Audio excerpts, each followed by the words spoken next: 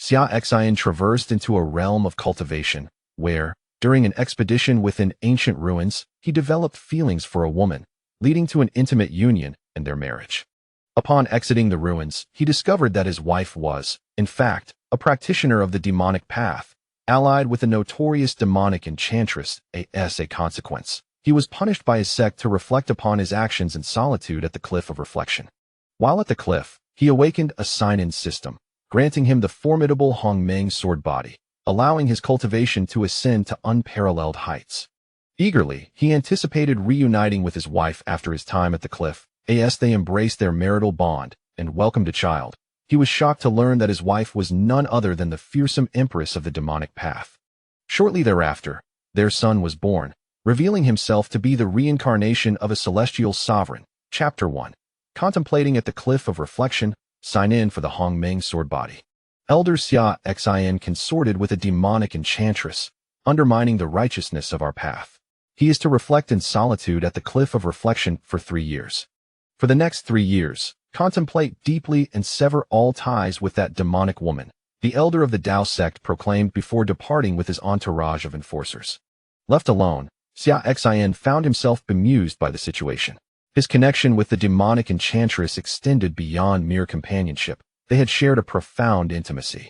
10 years prior, Xia Xin, a time traveler, found himself in this world of cultivation, becoming the second prince of the great Xia dynasty in the Divine Land. He subsequently joined the Demon Sect, the foremost righteous sect in the realm. Utilizing the advantages of his past life and extraordinary cultivation aptitude, he ascended through 6 major realms within a decade, becoming the youngest elder in the sects.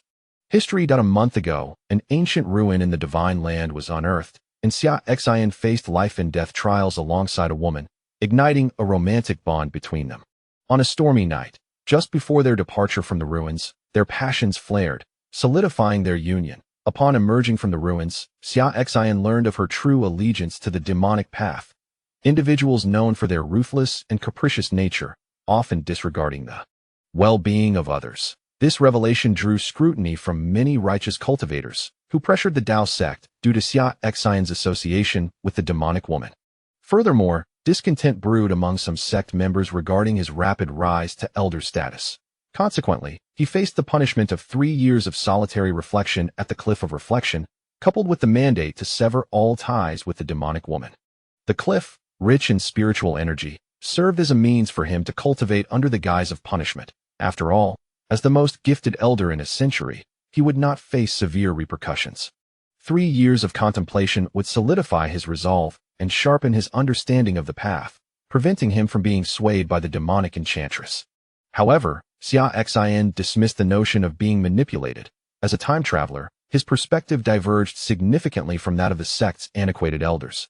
To him, the distinctions between the righteous and demonic paths were minimal. The demonic path's audacity and love and decisive nature were refreshing, albeit some practitioners acted too extreme, earning public disdain.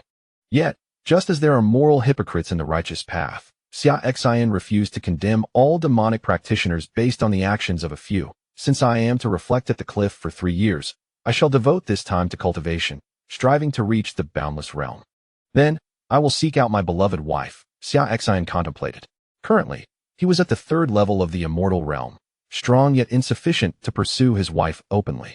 In this world, cultivation realms were categorized as body refinement, chi gathering, divine power, opening the mansion, sea transformation, immortal, and boundless.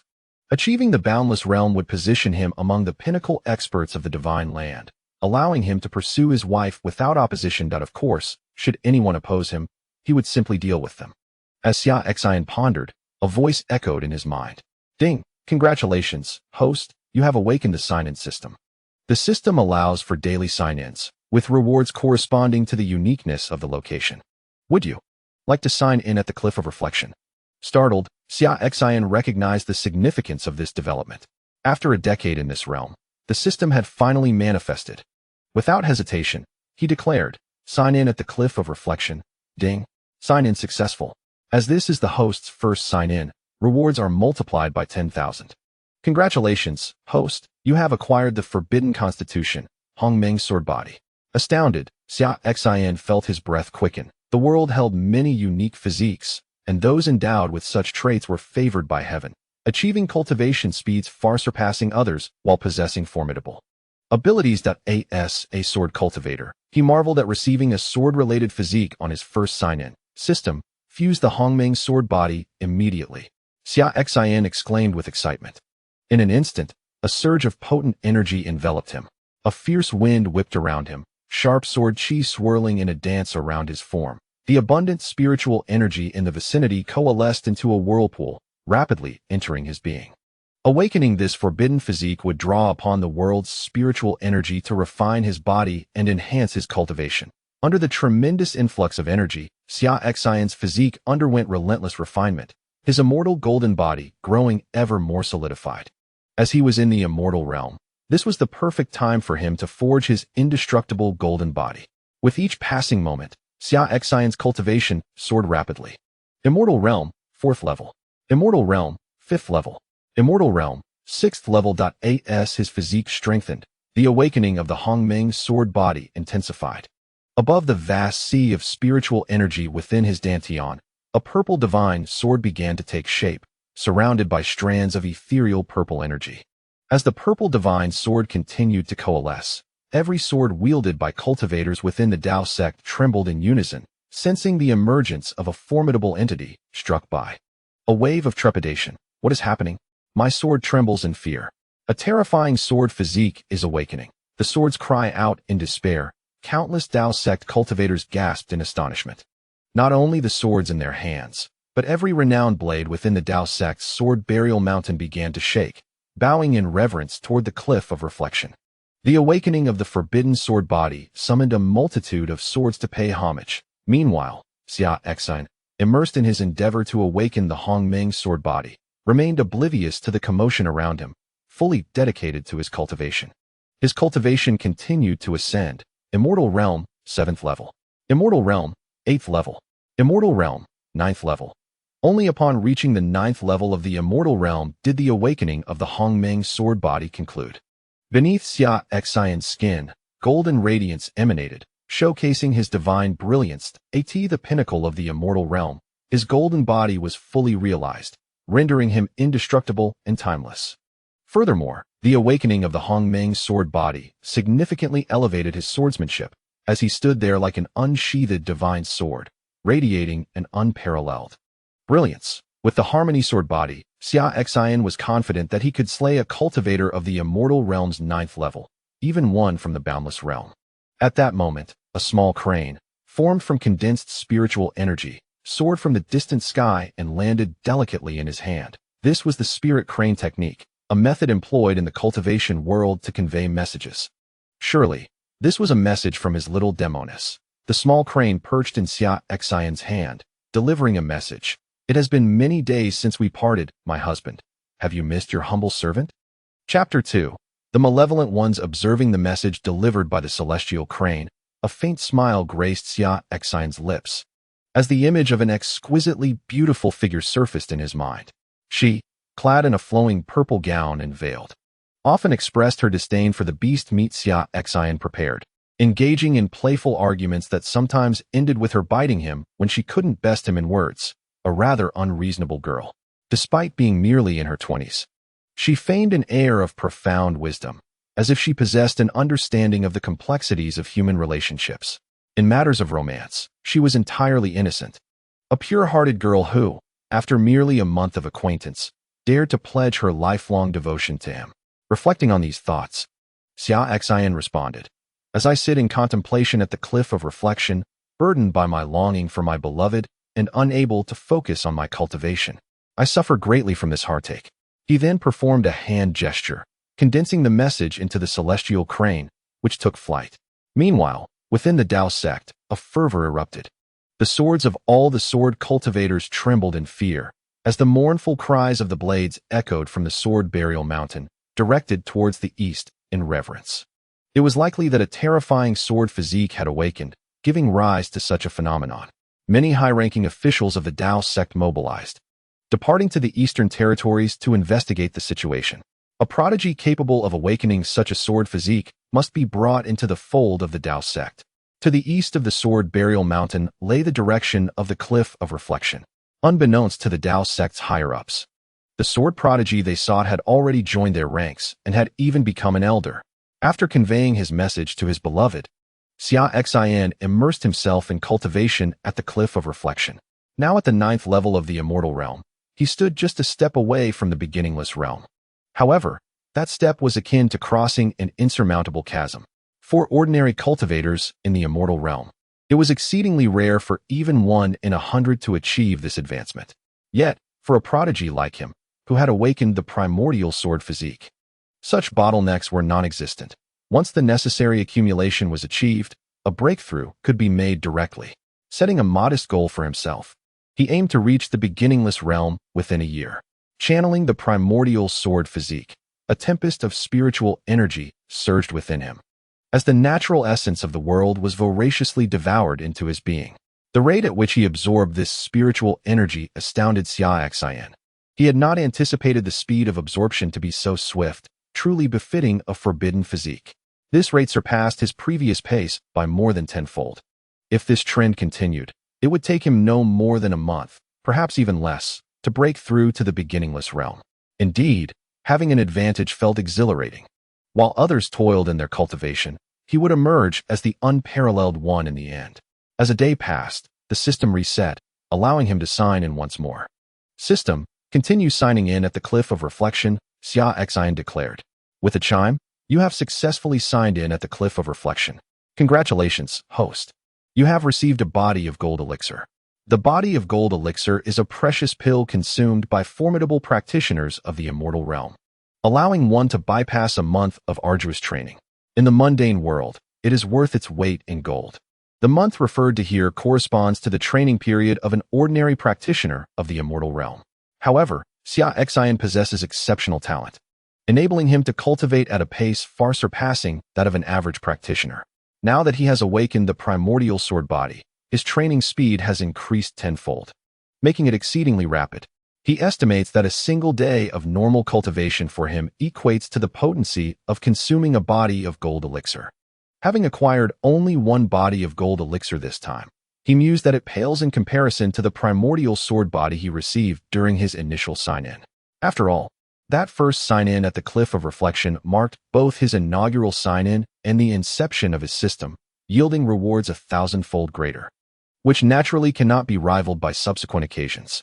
He anticipates that future sign-ins, unless at a new location, will likely yield rewards akin to the level of the body of gold elixir, while Xia Xin diligently refines the elixir to enhance his cultivation.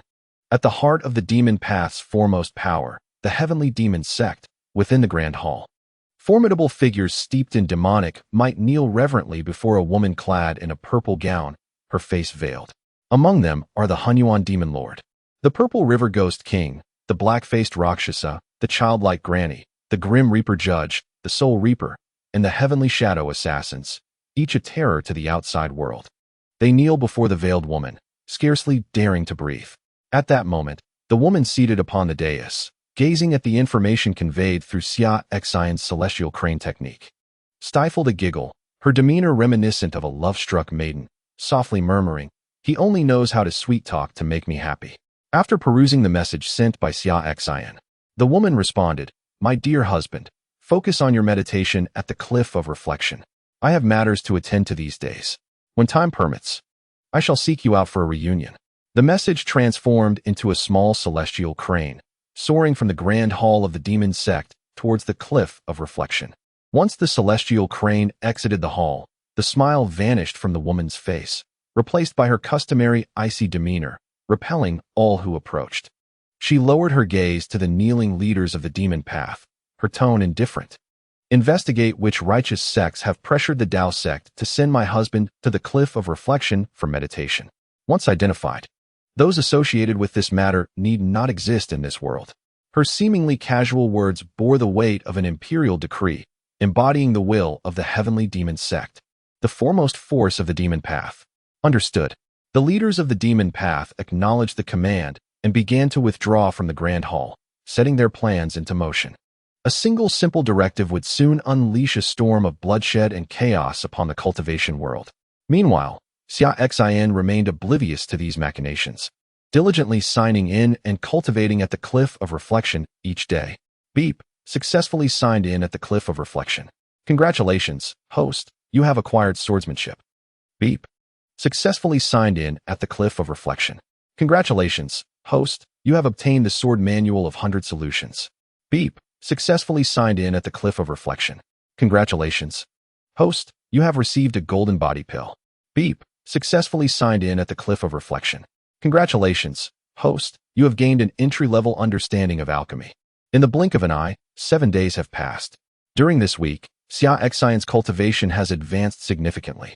In the course of his sign-ins, he received another golden body pill, which he has already consumed, while the remaining rewards comprised various other items, including sword techniques and insights into sword and alchemy pathways. In his spare time devoted to cultivation, Xia Xin diligently seeks to comprehend and assimilate these gifts. After all, they are bestowed by the system, allowing for immediate understanding without the need for gradual study. Why squander such an opportunity? A multitude of skills is never a burden. Throughout these 7 days, significant events unfolded in the outside world. Within the righteous sects, several elders and disciples of the Howran sect, who had previously accused Xia Xin of colluding with the demoness of the demonic sect, were eradicated by the Purple River Ghost King of the Heavenly Demon Sect. Additionally, the elders of the Tianji sect, who had publicly named Xia Xin as a traitor to the righteous path and threatened to expel him from their sect, met with a mysterious and gruesome demise, their bodies unrecognizable. Investigations revealed that this was the work of the infamous Hunyuan demon lord. In the Buddhist realm, the abbot of the Vajra temple, who had openly demanded an explanation for Xia Xin's supposed alliance with the demoness within the ruins, was brutally blinded and his corpse displayed in the main hall of the temple. Consequently, the righteous sects, whose elders and abbots had been slain, found themselves in a precarious standoff with the Heavenly Demon Sect. Yet, unbeknownst to Xia Xin, his days were consumed by his daily routines of sign-ins and cultivation, alongside tender exchanges with his beloved wife through a small celestial crane, nurturing their marital bond. He perceived the world as a tranquil haven. The righteous sects, embroiled in the murders of their elders and abbots, did not associate these heinous acts with Xia Xin's punishment of solitary reflection at the Cliff of Reflection. After all, the perpetrators were figures of the demonic realm, whose motives for murder were as capricious as their whims, striking down righteous cultivators simply for their own amusement. In the realm of the demonic, reasons for death are irrelevant. It is a matter of brute force, and engaging in discourse with such beings is futile. Many have attempted to reason with them in the past, but those individuals now likely rest beneath gravestones where the grass has grown tall. Ultimately, the righteous sects whose elders and abbots were slain by the Heavenly Demon Sect chose to unite in pursuit of retribution. However, they soon found themselves facing further losses as additional elders and abbots were killed, leading them to adopt a more subdued stance. What recourse did they have? As a second-tier force within the righteous path, they were no match for the Heavenly Demon Sect, the foremost power within the demonic realm, especially with the leading sects of the righteous path remaining passive. In the realm of righteousness, the foremost Taoist sect recently faced accusations of harboring elders associated with demonic forces, causing a significant loss of face. Now, they seek to approach the Taoist sect for assistance against the celestial demon cult, but do they expect a warm reception? The Taoist sect, unwilling to engage, naturally dissuades the other top 10 sects from intervening as well. It is simply not worth offending the Taoist sect for the sake of a few second-rate factions. Thus, after enduring 2 successive assaults on their elders by the celestial demon cult, the allied sects, upon returning to their own domains, grumbled for a while before falling into a profound silence. They found themselves in a predicament. Unable to retaliate and lacking the means for rational discourse, they felt quite stifled. It would be prudent to maintain a safe distance from the celestial demon cult, for they are not to be trifled with. Chapter 3. The Arrival of the Imperial Envoy. One sword, one ocean transformation. The next day marked the 8th since Xia Xin's arrival at the Penitence Cliff. Early in the morning, as he prepared to engage in his daily ritual of system sign-in and commence his cultivation, a disciple approached him, seemingly with urgent news. Elder Xia, emissaries from the great Xia dynasty have arrived and await you at the foot of the mountain, the disciple reported respectfully. Within the ranks of the Taoist sect's elders, Xia Xin held a distinguished status, being both young and possessing limitless potential for future accomplishments. Although he had been penalized to contemplate in solitude at the penitence cliff, discerning minds recognized this as an opportunity orchestrated by the sect's higher-ups to refine his character and nurture his abilities. The disciples, naturally, dared not offend him. Emissaries from the great Xia dynasty? Xia Xin pondered briefly before inquiring, "Is the sect leader aware of this?" The sect leader is informed. He stated that if Elder Xia wishes to meet, you may descend the mountain and return to the penitence cliff afterward, the disciple replied. Very well, I understand. Xia Xin nodded, gathered his belongings, and departed the penitence cliff with the disciple. The arrival of the great Xia dynasty's envoys likely indicated the presence of royal family members. As the second prince of the great Xia dynasty, no, he should now be referred to as a royal lord, for his elder brother, the crown prince, had ascended to the throne as the new emperor 9 years prior. Xia Xin and his brother, Xia Xin, were full-blooded siblings, sharing the same father and mother. And despite their imperial lineage, they maintained a strong bond. While their ambitions diverged, Xia Xin devoted himself to the Tao, showing little interest in the temporal throne, whereas Xia Xin embraced their father's legacy. Striving to govern the great Xia dynasty and ensure the well-being of its citizens, Xia Xin had wholeheartedly supported Xia Xin's cultivation during the decade of his brother's training in the Taoist sect. The cultivation path emphasized resources and relationships, and without the unwavering support of the great Xia dynasty in terms of cultivation resources, Xia Xin would not have achieved 6 significant breakthroughs. Thus, Xia Xin held immense respect for his elder brother. Upon exiting the penitence cliff, Xia Xin and the disciple descended the mountain, where they encountered the royal entourage from the great Xia dynasty. The land of Xinzhou is vast and teeming with dynasties, with the great Xia dynasty being but one among many, while the Taoist sect stands as the preeminent force of righteousness in Xinzhou, enjoying an exalted status. Consequently, even royal envoys must meet at the mountain's base, being prohibited from entering the Taoist sect. Ahead, dozens of dragon horse beasts, their scales fierce and imposing, were drawing a dragon carriage, appearing before the two men. Flanking the dragon carriage were 2 rows of the Imperial Guard, standing in perfect formation, exuding an air of solemnity and order. At the forefront stood 2 commanders clad in golden armor, their presence radiating a formidable aura, with their cultivation evidently having reached the realm of divine power, capable of wielding immense strength with a mere gesture. As they beheld the prince, upon the arrival of Xia Xin, the entire Imperial Guard knelt in reverence, paying their respects. Xia Xin raised his hand to signal them to rise, saying, "There is no need for such formalities among family." As a practitioner, he held little regard for worldly customs. "Little brother," a voice resonated from within the dragon carriage. A young man adorned in a robe embroidered with 9 dragons descended, approaching Xia Xin and embracing him directly. "Big brother," Xia Xin responded, returning the embrace with his elder brother, Xia Xin. After ascending the throne, Xia Xin had been preoccupied with state affairs, typically visiting the Tao sect only once every 3 years, making this encounter even more precious as Xia Xin's sole kin in this world. Xia Xin, surprised by his brother's visit, inquired, "It has only been a year since your last visit to the Tao sect. Why have you come so soon? Has something transpired? I heard that you were punished to contemplate at the cliff of reflection for associating with those of the demonic path, so I came to check on you." Xia Xin replied, "Ah, I see. Fear not, brother, I am quite well. My standing within the Tao sect is quite significant, and they will not hold this against me. Being sent to the cliff of reflection for 3 years is merely akin to being given a different place for secluded cultivation," Xia Xin reassured him with a smile. "That is good to hear." Relieved by his brother's words, Xia Xin continued, "Time has flown. It has been 10 years since you left home, and I have been on the throne for 9 years. Indeed, Xia Xin reflected. By the way, brother, I heard you have taken a consort and have a daughter now. Why did you not bring her along to meet me? I wish to see my little niece." "Ha ha ha," Xia Xin laughed. "I had originally intended to bring her to meet you, but alas, she is quite wild and bears no semblance of a princess. At only 8 years old, she revels in mingling with practitioners throughout the capital, dreaming of adventures and vanquishing demons. Recently, she sneaked out while her mother was distracted, which is why she did not accompany me. Is that so?" "Ha ha ha," Xia Xin chuckled, noting the resemblance to his own childhood, as he too had shunned royal life, yearning for exploration and the pursuit of knowledge. After a brief exchange, Xia Xin sensed a lingering hesitation in his elder brother, who seemed burdened by unspoken concerns. Brother, aside from visiting me, you must have other matters at hand. There is no need for concealment between us as brothers. Please, speak freely. Upon hearing this, Xia Xin seemed to have made a firm decision and spoke. Indeed, I have another matter for which I seek your assistance, dear brother.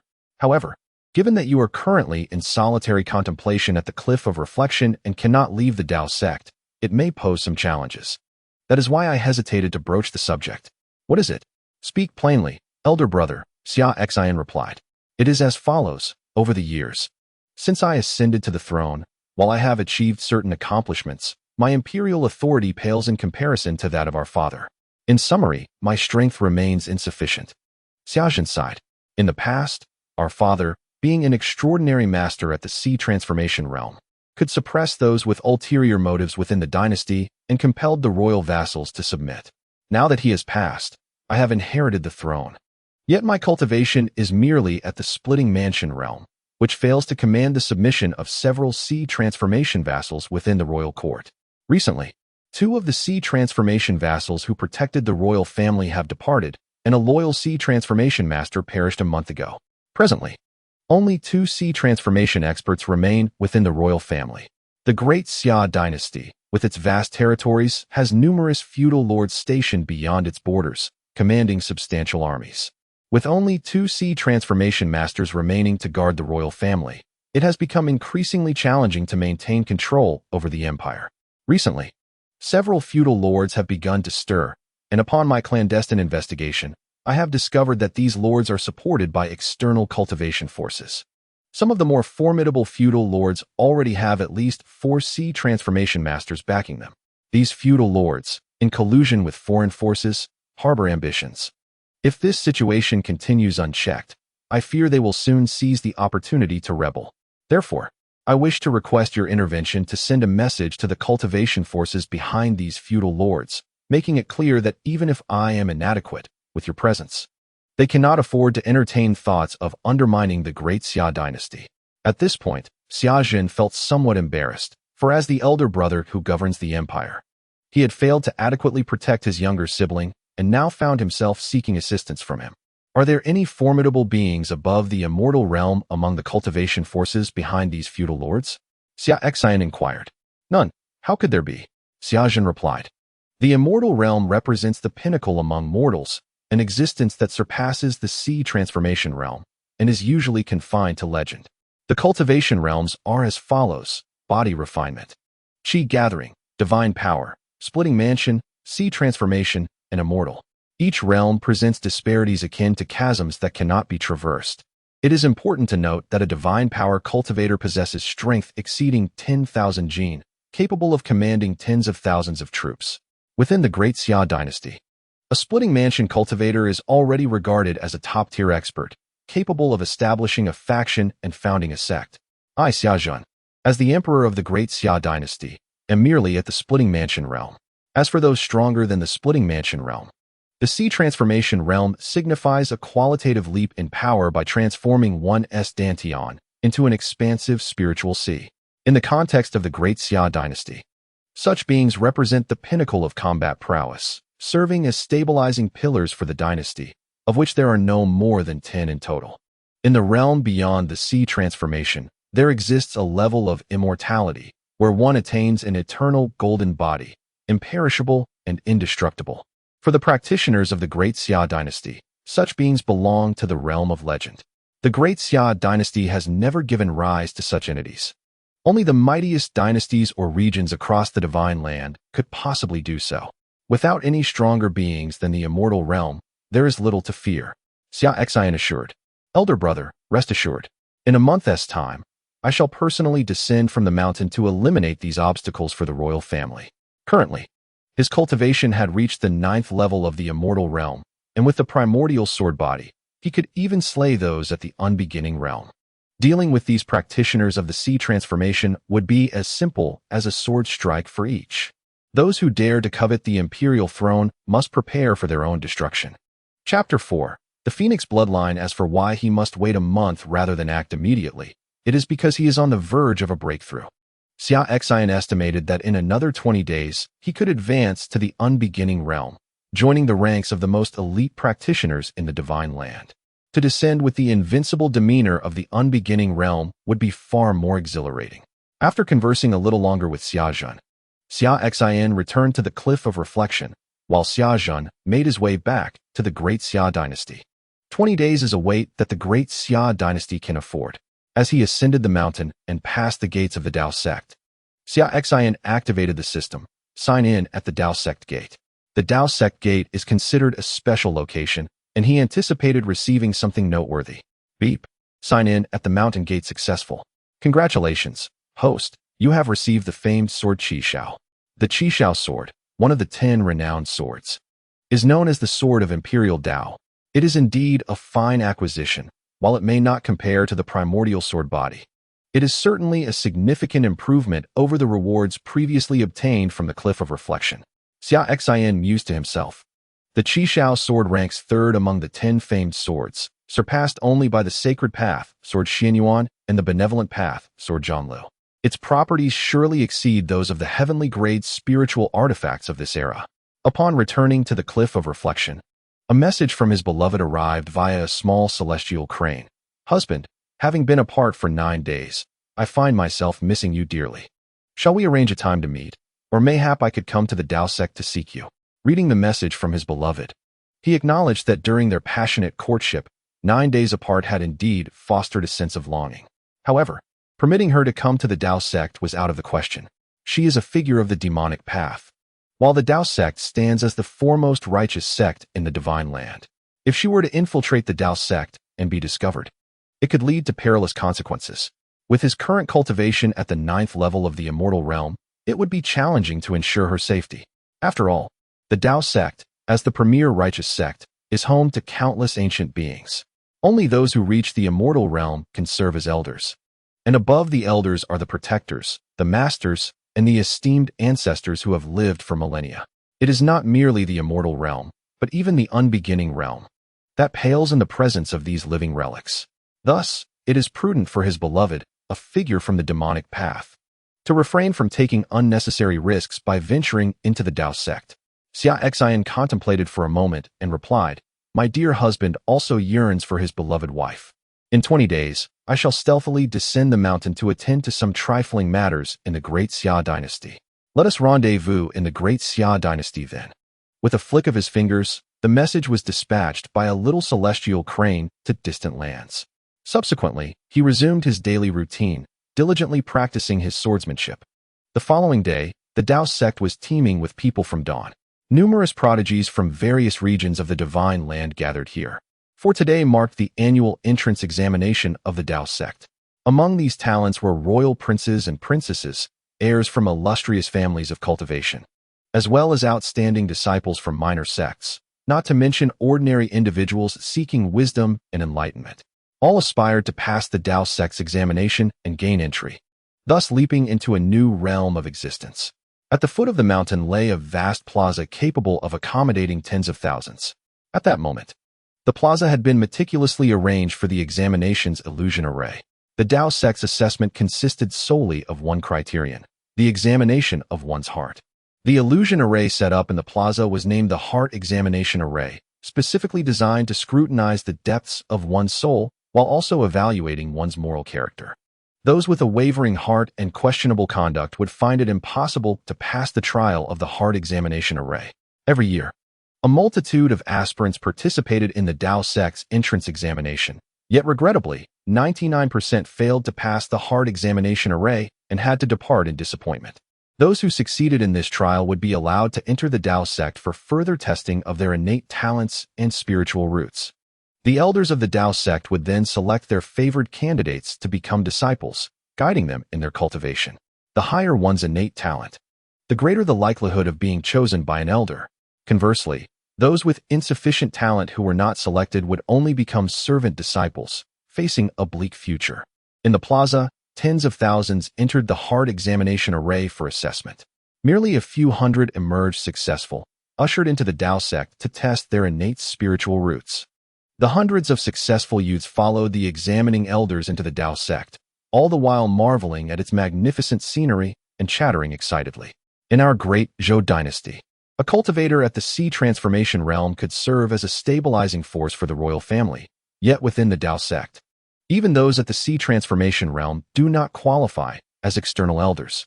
Only those who attain the immortal realm may become elders. How I wish to be taken under the wing of a Tao sect elder. Indeed, within my family, the strongest patriarch barely reaches the divine power realm, while the two disciples guarding the mountain gate in the Tao sect possess the strength of the earth-splitting realm. I do not seek to be chosen as a disciple by an elder. I merely desire to serve as a servant disciple within the Tao sect, focusing on my cultivation. Once I break through to the earth-splitting realm, I shall return to my family and elevate the reputation of the Wang clan. Born with a natural affinity for the sword, I harbor a deep passion for the way of the sword. I aspire to study under a formidable sword cultivator in the Tao sect and ultimately become an unparalleled sword immortal. The youths and maidens, filled with anticipation, stepped forward towards the Tao sect. Among them, a solitary girl lingered behind, her visage resolute and her gaze unwavering, fixed upon the direction of the grand hall of the Tao sect. The girl's name was Lin Hor, hailing from a small region of the divine land known as the chaotic domain. She is the daughter of the patriarch of a second-rate family in the chaotic realm, which is currently facing a life-and-death crisis. Only by passing the examination to enter the Tao sect and becoming a disciple of an elder can she resolve her family's predicament. Otherwise, in a month, her family will face utter destruction. At this moment, Xia Xin rises from the cliff of reflection, stealthily departing to find a special location for her attendants. Having signed in at the mountain gate yesterday, she obtained the renowned sword Qi Xiao, realizing the advantages of checking in at unique locations. There is no necessity to sign in daily at the cliff of reflection. Although she has been punished to contemplate there for 3 years, she merely intends to check in and return promptly. This should not be considered a violation. Regardless, even if it were, the head of the Tao sect holds high expectations for her and would not impose severe consequences.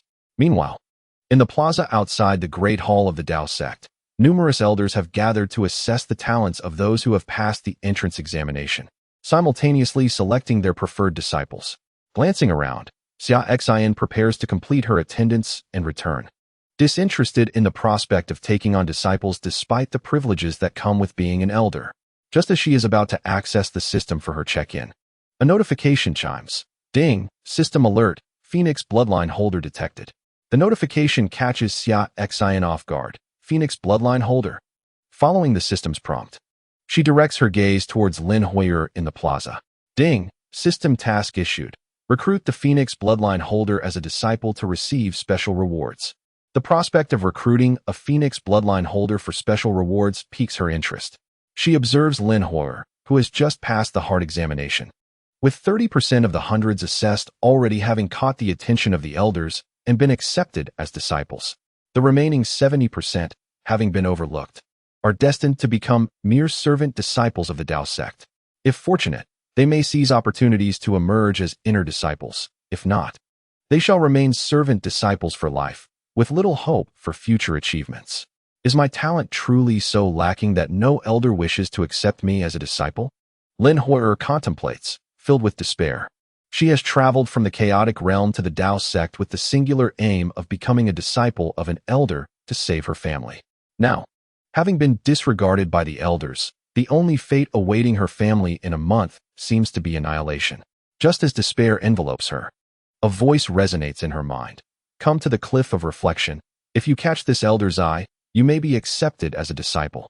Chapter 5. Recruiting disciples. Lin Hoyer receives special reward. A century of cultivation. After concluding the telepathic communication with Lin Hoyer, Xia Xin stealthily enters the great hall of the Tao sect, signs in, and then returns to the cliff of reflection. Ding. Successful sign-in at the great hall of the Tao sect.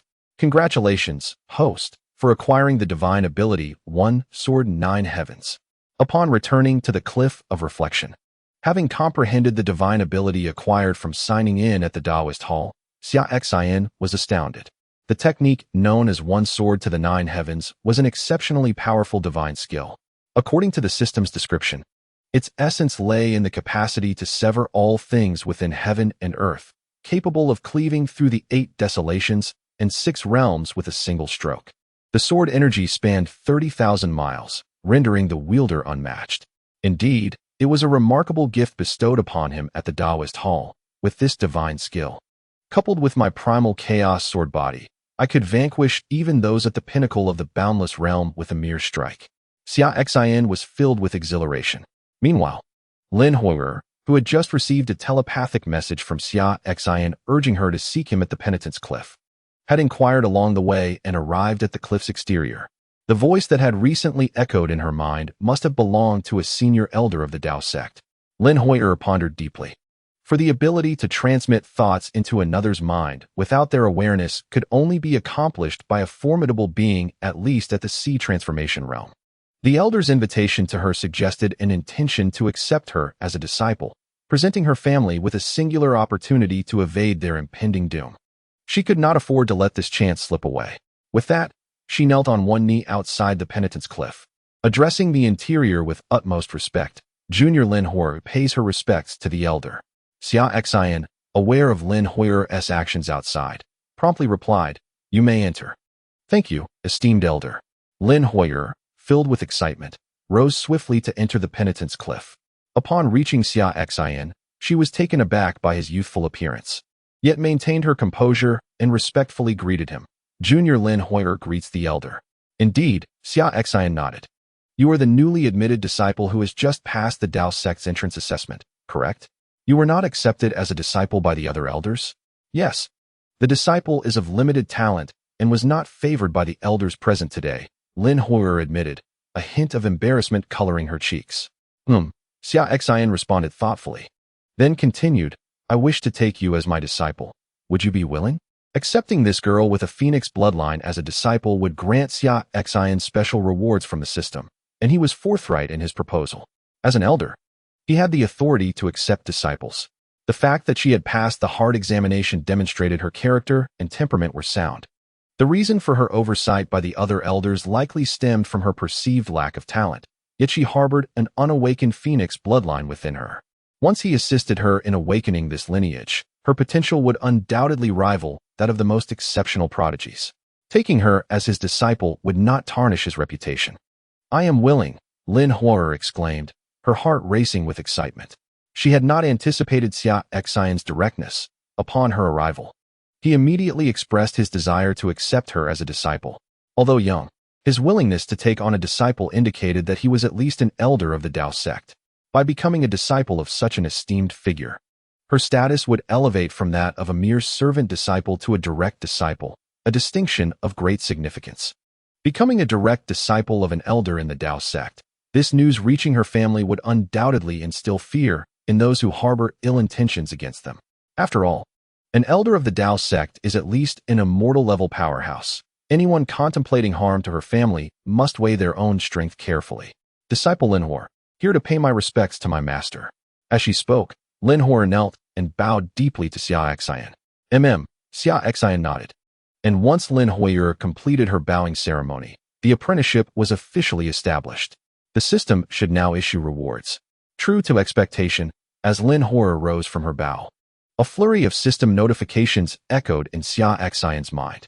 Ding! Congratulations to the host for completing the disciple recruitment task. Reward: 100 years of pure cultivation. Ding! Congratulations to the host for completing the disciple recruitment task. Reward: grass sword technique. Ding! Congratulations to the host for completing the disciple recruitment task. Reward: cultivation technique Phoenix Nirvana method.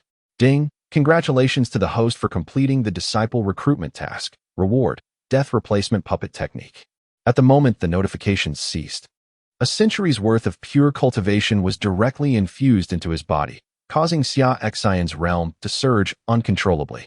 The bottlenecks that many immortal-level powerhouses struggle to breach throughout their lifetimes were instantly surpassed by him, elevating his realm to the first stage of the primordial realm. Yet, the journey was far from over. 100 years of pure cultivation could achieve far more than a mere single realm increase. Primordial realm, second stage. Primordial realm, third stage. Primordial realm, fourth stage. Primordial realm, fifth stage. The ascent ceased only upon reaching the 5th stage of the primordial realm, stabilizing his newfound realm. Xia Xin was overwhelmed with excitement. He had not anticipated that the special reward for accepting a disciple would directly grant him cultivation. The 100 years of cultivation he received equated to 3 arduous years of his own efforts. Given his current pace with the Hongmeng Sword Body, he cultivated at approximately 30 times the speed of an ordinary practitioner. Thus, a century of cultivation mirrored 3 years of his own training. It seems he must undertake more special tasks issued by the system in the future, as this would significantly save training time while swiftly enhancing his cultivation. Now that he had reached the primordial realm, he was, on the surface, considered one of the top powerhouses in the vast land of Shenzhou. However, being within the Demon Sect, Xia Xin was acutely aware that the peak of the primordial realm was merely superficial. The vastness of Shenzhou, with its countless legacies and traditions, is home to many antiquated relics and living fossils entrenched in sects that have existed for millennia. For instance, within the Demon Sect, numerous existences transcend the primordial realm. The next realm beyond the primordial realm is the Hidden Palace realm.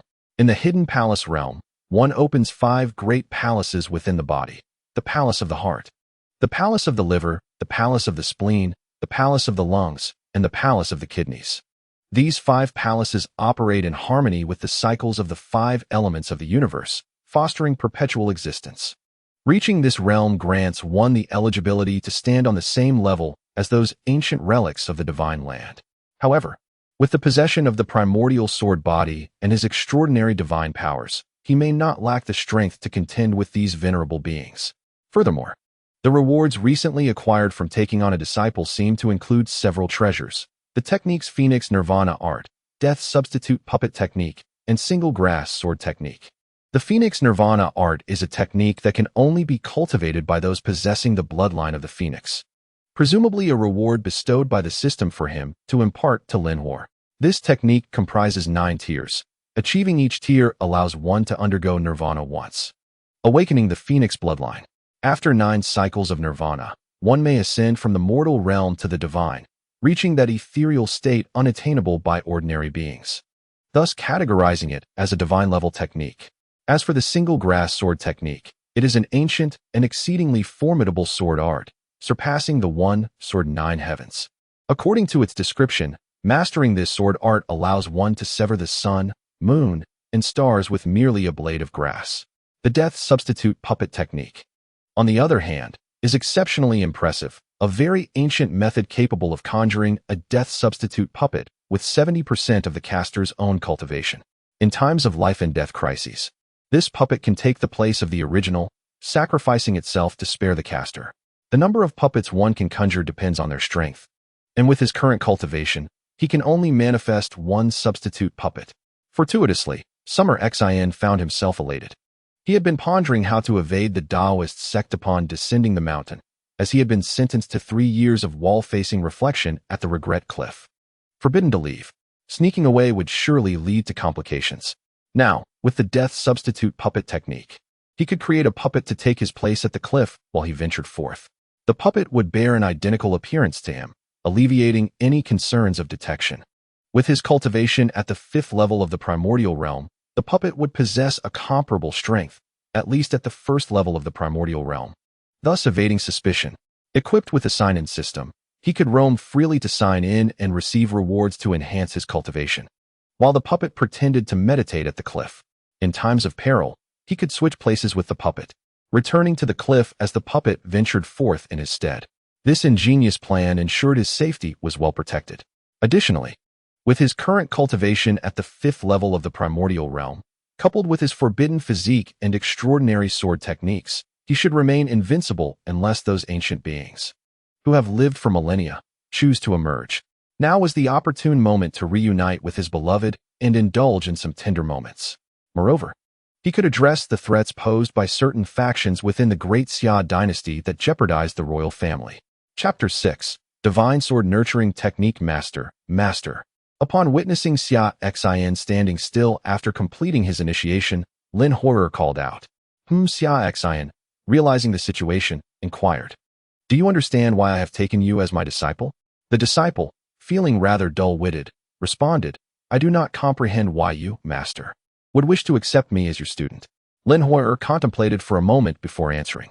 Indeed, her innate talents were rather modest, and her spiritual roots were commonplace. Despite being the daughter of the clan leader and benefiting from the family's resources, her cultivation level had only reached the 7th stage of body refinement. Xia Xin nodded thoughtfully and remarked, in this world, many potent bloodlines exist. Before these bloodlines awaken, they often appear quite ordinary, indistinguishable from those of common folk.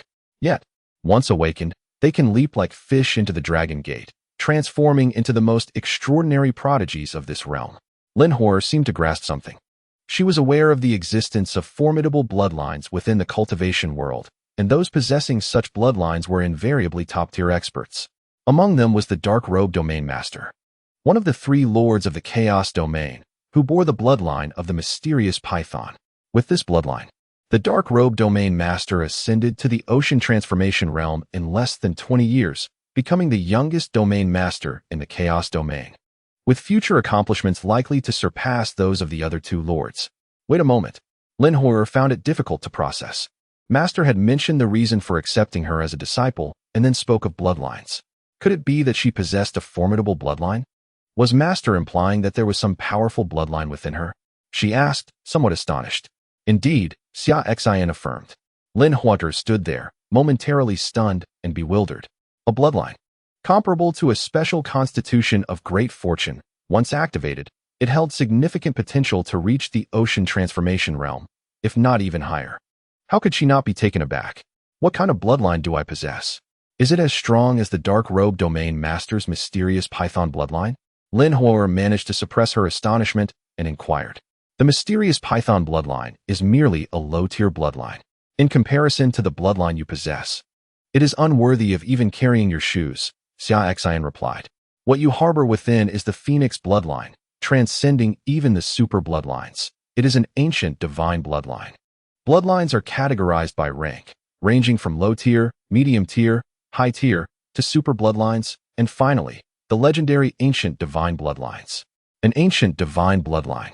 Lin Hui'er was momentarily overwhelmed by Xia Xin's revelation. What she possessed was not a low-tier or medium-tier bloodline, but an ancient divine bloodline that far surpassed them. After a brief period of shock, Lin Hui'er composed herself and remarked, "It seems the ancient legend of the Chaos Domain is indeed true. Now I understand why the Blood Fiend sect is determined to annihilate our Lin family. It is because of the special bloodline within us. What does the ancient legend of the Chaos Domain signify?" Xia Xin inquired with curiosity. Returning to the master, there exists an ancient legend within the realm of chaos. It is said that countless millennia ago, a divine phoenix descended from the heavens, landing upon the land of Xinzhou, specifically within our chaotic domain. It is rumored that at that time, a human cultivator from this realm consumed the blood of the phoenix, thereby acquiring the bloodline of the phoenix. I surmise that my ancestors from the Lin family were among those human cultivators who obtained this bloodline. I see. Xia Xin nodded and remarked, although your family has a lineage that once possessed the phoenix bloodline, due to the passage of time, it has become exceedingly diluted, failing to meet the requirements for awakening. However, you appear to have experienced a phenomenon of ancestral return, resulting in a higher concentration of bloodline than your kin, which is why you exhibit signs of awakening. Indeed.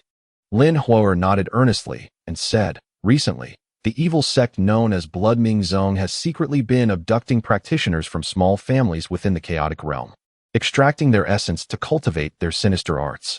I suspect that our Lin family has been targeted due to our unique bloodline. However, they are likely unaware that the bloodline within us is of an ancient divine caliber, far surpassing mere super bloodlines. Otherwise, even with the protection of Tianhui City, they would likely have annihilated our family. The ancient divine bloodline is no trivial matter. The allure it holds for cultivators is immense. Even though it has been passed down through countless generations and has become exceedingly thin, perhaps even inferior to low-tier bloodlines, its foundational essence remains. With the nefarious methods of the Blood Ming Zong's practitioners, they might indeed wipe out our entire family, extracting our bloodlines and refining them collectively, potentially yielding a commendable bloodline. Evil practitioners are far more detestable than demonic cultivators. The latter, while ruthless and unyielding, still adhere to some semblance of reason. In contrast, the former are a group of madmen, willing to commit any atrocity for their own gain. Yes, Xia Xin nodded and said, I shall now impart to you a cultivation method. Although your bloodline exhibits signs of ancestral return, it remains too diluted. You must seek out a special practitioner to enhance the concentration of your bloodline before it can awaken. As she spoke, Xia Xin placed a finger on Lin Horror's forehead. The divine technique, Phoenix Nirvana art, which she had recently acquired, was transmitted into Lin Horror's mind. Momentarily taken aback by the sudden impartation of the technique, Lin Horror, upon grasping the profound nature of the art within her mind, displayed a look of astonishment. She hurriedly knelt and bowed 3 times to Xia Xin, sincerely expressing, Thank you, Master, for bestowing this knowledge upon me. It is no wonder she lost her composure. The technique Xia Xin provided not only enables the gradual awakening of her phoenix bloodline, but also promises the potential to reach the fabled realm of the celestial god after 9 cycles of nirvana. Indeed, Xia Xin nodded and instructed, for the time being, you shall accompany me at the Cliff of Reflection to cultivate, striving to swiftly advance the Phoenix Nirvana art to its first level and awaken your Phoenix bloodline. Yes, Master. Lin Horror acknowledged the command. Xia Xin nodded, finding a suitable place to sit cross-legged and assimilate the rewards he had acquired that day. The process of condensing a death substitute puppet using the substitute death puppet technique would require approximately half a month. Before descending the mountain, he needed to manifest the puppet to replace himself at the thought reflection cliff. This half-month period also afforded Xia Xin the opportunity to familiarize himself with the rapid enhancement of his cultivation, thoroughly mastering the sword techniques obtained through signing in and accepting disciples. Lin Horror, inspired by Xia Xin, also found a spot to sit down and began practicing the Phoenix Nirvana technique, striving to cultivate it to the first level before returning to resolve her family's crisis. Time swiftly passed, and half a month elapsed. During this period, Xia Xin successfully condensed a clone, firmly stabilizing his own realm while adeptly comprehending the sword techniques bestowed by the system. Since they were gifts from the system, they did not require extensive study. He could grasp them through his own insight. Moreover, being endowed with the forbidden body of the Primordial Sword Body and possessing extraordinary swordsmanship talent, he needed little time to master these techniques. Throughout these days, Xia Xin stealthily ventured out of the thought reflection cliff each day to sign in at various locations within the Demon Sect, acquiring numerous valuable items. Among the most beneficial were 2 secret techniques and a renowned sword. The secret techniques included the God-level sword nurturing technique and the God-level breath concealment technique, while the famous sword was the Pure June sword, one of the 10 renowned swords. The God-level sword nurturing technique, as its name suggests, is a secret art focused on nurturing a sword through one's own essence. The longer the sword is nurtured, the greater its power when drawn. The God-level breath concealment technique is a spell that conceals one's own aura. Unless someone possesses a realm 3 levels higher, they cannot discern his cultivation level. Of course, Xia Xin had no intention of using this concealment technique to engage in any deceptive tactics. He found such antics beneath his dignity. Should he encounter someone weaker who dared to offend him, he would simply resolve the matter with a single sword strike. As for the Pure June sword, it is regarded as the most esteemed among the 10 renowned swords. Legend has it that this sword was forged by both celestial and earthly beings. During its crafting, the Thunder Lord forged the metal, the Rain Lady provided the water, a dragon cradled the furnace, and the Heavenly Emperor supplied the charcoal. The master swordsmith Oyezi dedicated 10 arduous years to its creation under divine command. After the sword's completion, the gods returned to the heavens, and the Qijin mountain sealed itself, as before. Oyezi, having exhausted his strength and spirit, met his demise. The illustrious origin of this sword is evident. Currently, Xia Xin possessed 2 renowned swords, typically wielding the Qi Shao sword. As for the Pure June sword, it was perfect for nurturing with the God-level sword nurturing technique. After nurturing it for a year and a half, he would likely be able to slay 1 or 2 old relics with ease, given his current cultivation level. Chapter 7. The Master accompanies you down the mountain during these past half months. Lin Horror also made significant progress. Having cultivated the Phoenix Nirvana technique taught by Xia Xin to its first level, successfully awakening her bloodline, and undergoing a nirvana of her own. Through the process of nirvana, Her cultivation level surged from the body refinement stage directly to the 9th level of the Qi gathering stage, just a step away from the divine power stage. At the tender age of 15, achieving the 9th level of the Qi gathering stage places her among the most exceptional prodigies on the vast land of Xinzhou.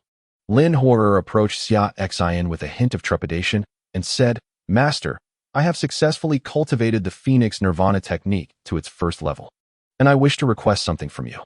"Indeed, what is it?" Xia Xin inquired, observing her apprentice with a discerning eye. After half a month of discreet observation, he found her character commendable, displaying respect for her master and possessing integrity worthy of his investment in her education. "I wish to bid farewell to you for a time, to descend the mountain and return to the chaotic domain to resolve a family crisis." Lin Hoyer explained, "I am the daughter of the head of the Lin family, a prominent clan in the chaotic domain. Due to our unique bloodline, we have attracted the attention of the malevolent Blood Ming sect. Recently, several of our kin have been abducted by the nefarious cultivators of the sect, their blood siphoned for sinister cultivation practices. Fortunately, an ancestor of the Lin family had ties with Tianhua City, which has granted us 6 months of protection, allowing us time to seek alternate avenues. The Blood Ming sect is formidable, and Tianhua City is reluctant to sever ties with them on our behalf. Thus, the Lin family has sent the younger generation to various renowned powers to participate in assessments, hoping to be recognized and secure a new patron. Otherwise, when the 6-month deadline arrives, the Lin family may face a fate of utter destruction. Considering the timeline, the 6-month protection granted by the Lord of Tianhua City is drawing to a close. Having successfully entered the Dao sect and become your disciple, it is imperative for me to descend the mountain and convey this news back to my family, while simultaneously warning the Blood Ming sect that if they wish to target the Lin family, they must weigh their own strength carefully." "Ah, I see," Xia Xin nodded. "What kind of force is the Blood Ming sect, and what is the level of their strongest member?" As a malevolent sect primarily focused on sinister cultivation, it seems fortuitous, for I too need to descend the mountain and can assist in resolving the crisis facing your family. Just as Xia Xin finished speaking, a notification chimed. Ding. System task issued. Proceed to the Blood Ming sect to sign in. The system had issued a task, indicating that a visit to the Blood Ming sect was inevitable, and such tasks often came with rewards that could enhance one's cultivation, precisely what he currently desired. "Master, are you planning to descend the mountain alongside me?" Lin Horror exclaimed, somewhat taken aback. She had merely intended to request permission for her own descent, never daring to hope for her esteemed master to personally intervene on behalf of her family. Given her family's humble standing, "Indeed, I have matters to attend to down the mountain, and I shall also resolve this crisis for your family," Xia Xin affirmed. "Thank you, Master." Lin Hoyer hurriedly knelt, expressing her profound gratitude. The significance of her master personally descending the mountain was monumental. Having an immortal-level powerhouse intervene on behalf of the Lin family would be a vastly different prospect than her going alone, leveraging her master's reputation to intimidate the Blood Ming sect.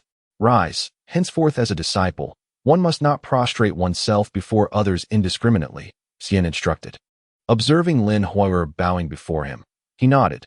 This disciple was commendable, albeit somewhat rigid, yet she possessed a profound reverence for her mentor. "Indeed," Lin Hoyer replied, rising with a smile, "I understand. I shall kneel only before my master." The Blood Demon Sect is a force from beyond the chaotic domain. Ostensibly, the strongest sect leader is at the 9th level of the cutting realm. However, it remains uncertain if there are experts beyond this realm lurking in the shadows. Lin Hoyer elaborated.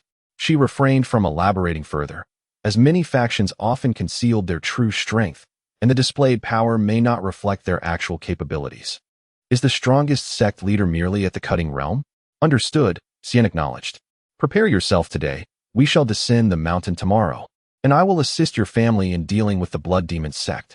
The publicly acknowledged strongest leader is only at the 9th level of the cutting realm, and I suspect the hidden strengths do not exceed the sea transformation realm. With my current cultivation, I could easily dispatch a multitude of sea transformation experts without concern." With 5 days remaining until the appointed meeting with his beloved, he resolved to first address the Blood Demon Sect in the chaotic domain before returning to the Great Xia dynasty to reunite with her. "Yes, Master." Lin Huo responded obediently before descending the mountain to prepare with the members of her family who had accompanied her. Their journey from the chaotic domain to the Dao sect spanned thousands of miles, taking a fortnight to complete. Lin Huo was not the sole representative of the Lin family. Several other young members had also come, but regrettably, only she had passed the Dao sect's hard examination, while the others had failed.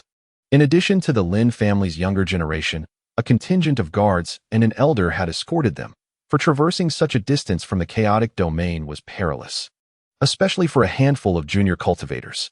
Without the protection of experienced guardians, they might have fallen victim to bandits or powerful beasts before even exiting the chaotic domain.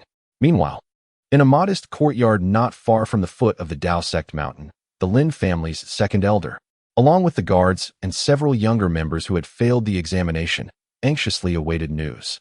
The young lady has been within the Dao sect for over half a month. We wonder if she has caught the eye of any elders and been accepted as a personal disciple. If not, our Lin family may face dire consequences. Merely passing the Dao sect's examination without being chosen as a personal disciple means we cannot intimidate the Blood Demon sect with the status of a mere servant disciple. At that moment, a guard rushed in to report, "The young lady has returned. The young lady has returned." The group immediately sprang to their feet, hurrying to the courtyard. Lin Huo burst through the gate, her face alight with excitement. "Second elder, I have successfully been accepted as a disciple by a venerable master of the Dao sect. The Lin family is saved." "What? Young lady, you truly succeeded in being accepted as a disciple by an esteemed elder of the Dao sect?" The second elder's eyes sparkled with exhilaration as he repeated her words. "Indeed," Lin Huo said. "Moreover, I am the sole disciple of my master. At present, I am the only one under his tutelage. He has also mentioned that tomorrow he will descend the mountain with me to the chaotic domain to address the threat posed by the Blood Underworld sect on behalf of our family." "What? This esteemed elder has not only accepted you as his disciple, but is also accompanying you down the mountain to resolve the crisis for the Lin family." If Lin Huo's previous revelation had left them astounded, this subsequent announcement utterly overwhelmed them. After all, the significance of Lin Huo descending the mountain alone to relay news contrasted starkly with the gravity of her master personally coming down to tackle the matter. Indeed, observing the astonished expressions of the crowd, Lin Huo felt a surge of joy within her heart. She was increasingly grateful to her master, who had not only bestowed upon her an extraordinary cultivation technique, but was also willing to assist her family in overcoming their predicament. In the future, once she had achieved her own mastery, she would undoubtedly repay her master for his kindness. "Huo, what is the realm of your master?" the second elder inquired, a question that resonated with the curiosity of those around them. The members of the Lin family were unfamiliar with the Taoist sect and thus uncertain of the typical realm a Taoist elder might possess. "I am not entirely certain." Lin Huo pondered for a moment before responding. "However, I overheard during my ascent that to become an elder of the Taoist sect, one must possess at least the cultivation of the immortal realm. Therefore, my master should be at least an existence of the immortal realm." "What? An entity of the immortal realm?" "Your master is a being of the immortal realm." Upon hearing Lin Huo's words, the second elder's voice trembled with excitement. An existence of the immortal realm had already surpassed the boundaries of the sea transformation realm, and in the chaotic domain, such figures were akin to legends, capable of effortlessly vanquishing the domain lords who had ruled for centuries with a mere gesture. To think that Our Lady has taken such an extraordinary figure as her master, and as a closed-door disciple no less. Truly, it is a blessing for our Lin family. As he spoke, tears streamed from the corners of the second elder's eyes. After enduring weeks of trepidation at the foot of the Taoist mountain, this revelation made it all worthwhile. Chapter 8. The Sea Transformation Great Demon is but a mount the following day, after preparing everything. He arranged for a death substitute to take his place at the Wall of Reflection, and Xia Xin stealthily descended the mountain. Upon reaching a nearby city at the mountain's foot, he changed out of his usual white attire into a black robe and donned a mask. After all, his true identity must remain that of a contemplative at the Taoist sect's Wall of Reflection. If he were to appear brazenly in his original guise, it would be rather unwise. To act recklessly would be to disrespect the Taoist sect, and he feared that the elders might indeed come forth to retrieve him personally for contemplation. Remaining discreet was prudent. Moreover, as he ventured out, He did not intend to return anytime soon. Possessing a sign-in system allowed him to travel and strengthen himself. When he arrived at certain special locations to sign in, he might inadvertently engage in combat. At that point, the identity of a Taoist elder could become a liability. He must carefully consider the repercussions of any violent actions he might contemplate. Now clad in a black robe and donning a mask, he should be unrecognizable. Moreover, this black attire paired with the mask bears a certain resemblance to the purple garments and veil often worn by his beloved, evoking the notion of a couple's ensemble. From this day forth, I shall be known as Xia Xin, and I shall declare myself the sword god of the 9 heavens. Haha. Xia Xin mused with delight. Lin Huaer had already provided him with the location of the Lin family's refuge within the city. Upon arriving at that designated spot and reuniting with his companions, Xia Xin opted to leave the city immediately, hastening back to the chaotic domain. After passing through the city gates and walking a short distance, Xia Xin halted upon noticing the absence of others. This unexpected pause left the Lin family members puzzled. Lin Huaer inquired, "Master, is something amiss?" To traverse the chaotic domain entails a journey of thousands of miles. How long will it take to reach our destination? Xia Xin responded, then snapped his fingers. "Let us wait here for a moment. I shall summon a means to transport us." Summon a means to transport us? Lin Huaer found his master's words somewhat perplexing, yet he signaled for the Lin family members to come to a stop. Although they were eager to return to the Lin family, as only half a month remained of the 6-month protection period promised by Tianhua City, they understood that the journey must be undertaken with care. A journey of half a month would suffice, provided they did not encounter delays along the way. However, trusting in his master's judgment was paramount, for his words were undoubtedly wise. Meanwhile, several dozen miles outside the city, amidst a primordial mountain range, a colossal thunderbird soared suddenly from a cliff, its wings unfurling majestically as it directed its flight towards Xia Xin and his companions. This thunderbird, possessing the strength of the sea transformation realm, boasted wings spanning several dozen meters. It was the sovereign of this mountainous terrain, and as it glided above the forest, its terrifying presence compelled countless beasts below to cower in fear, trembling uncontrollably. Before long, the thunderbird had traversed the forest and landed before Xia Xin and his companions. The sudden arrival of this formidable creature, radiating an aura of dread and crackling with menacing lightning, instilled a sense of peril among the Lin family members. Save for Lin Huaer, the younger members of the Lin family collapsed in terror, unable to steady themselves. This reaction was not unfounded.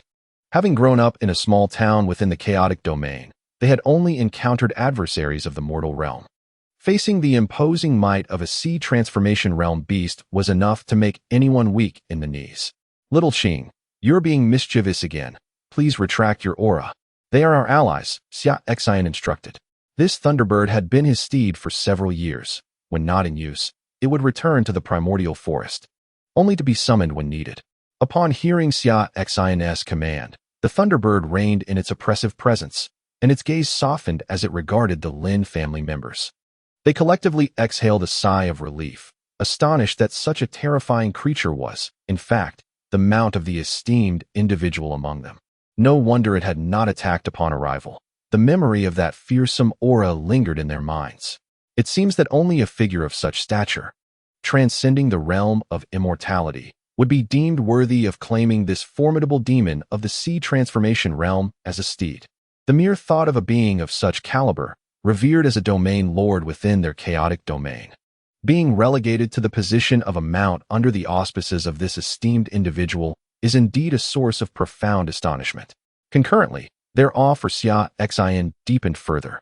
"Very well, let us all ascend upon Shaoqing's back. We shall travel directly with her.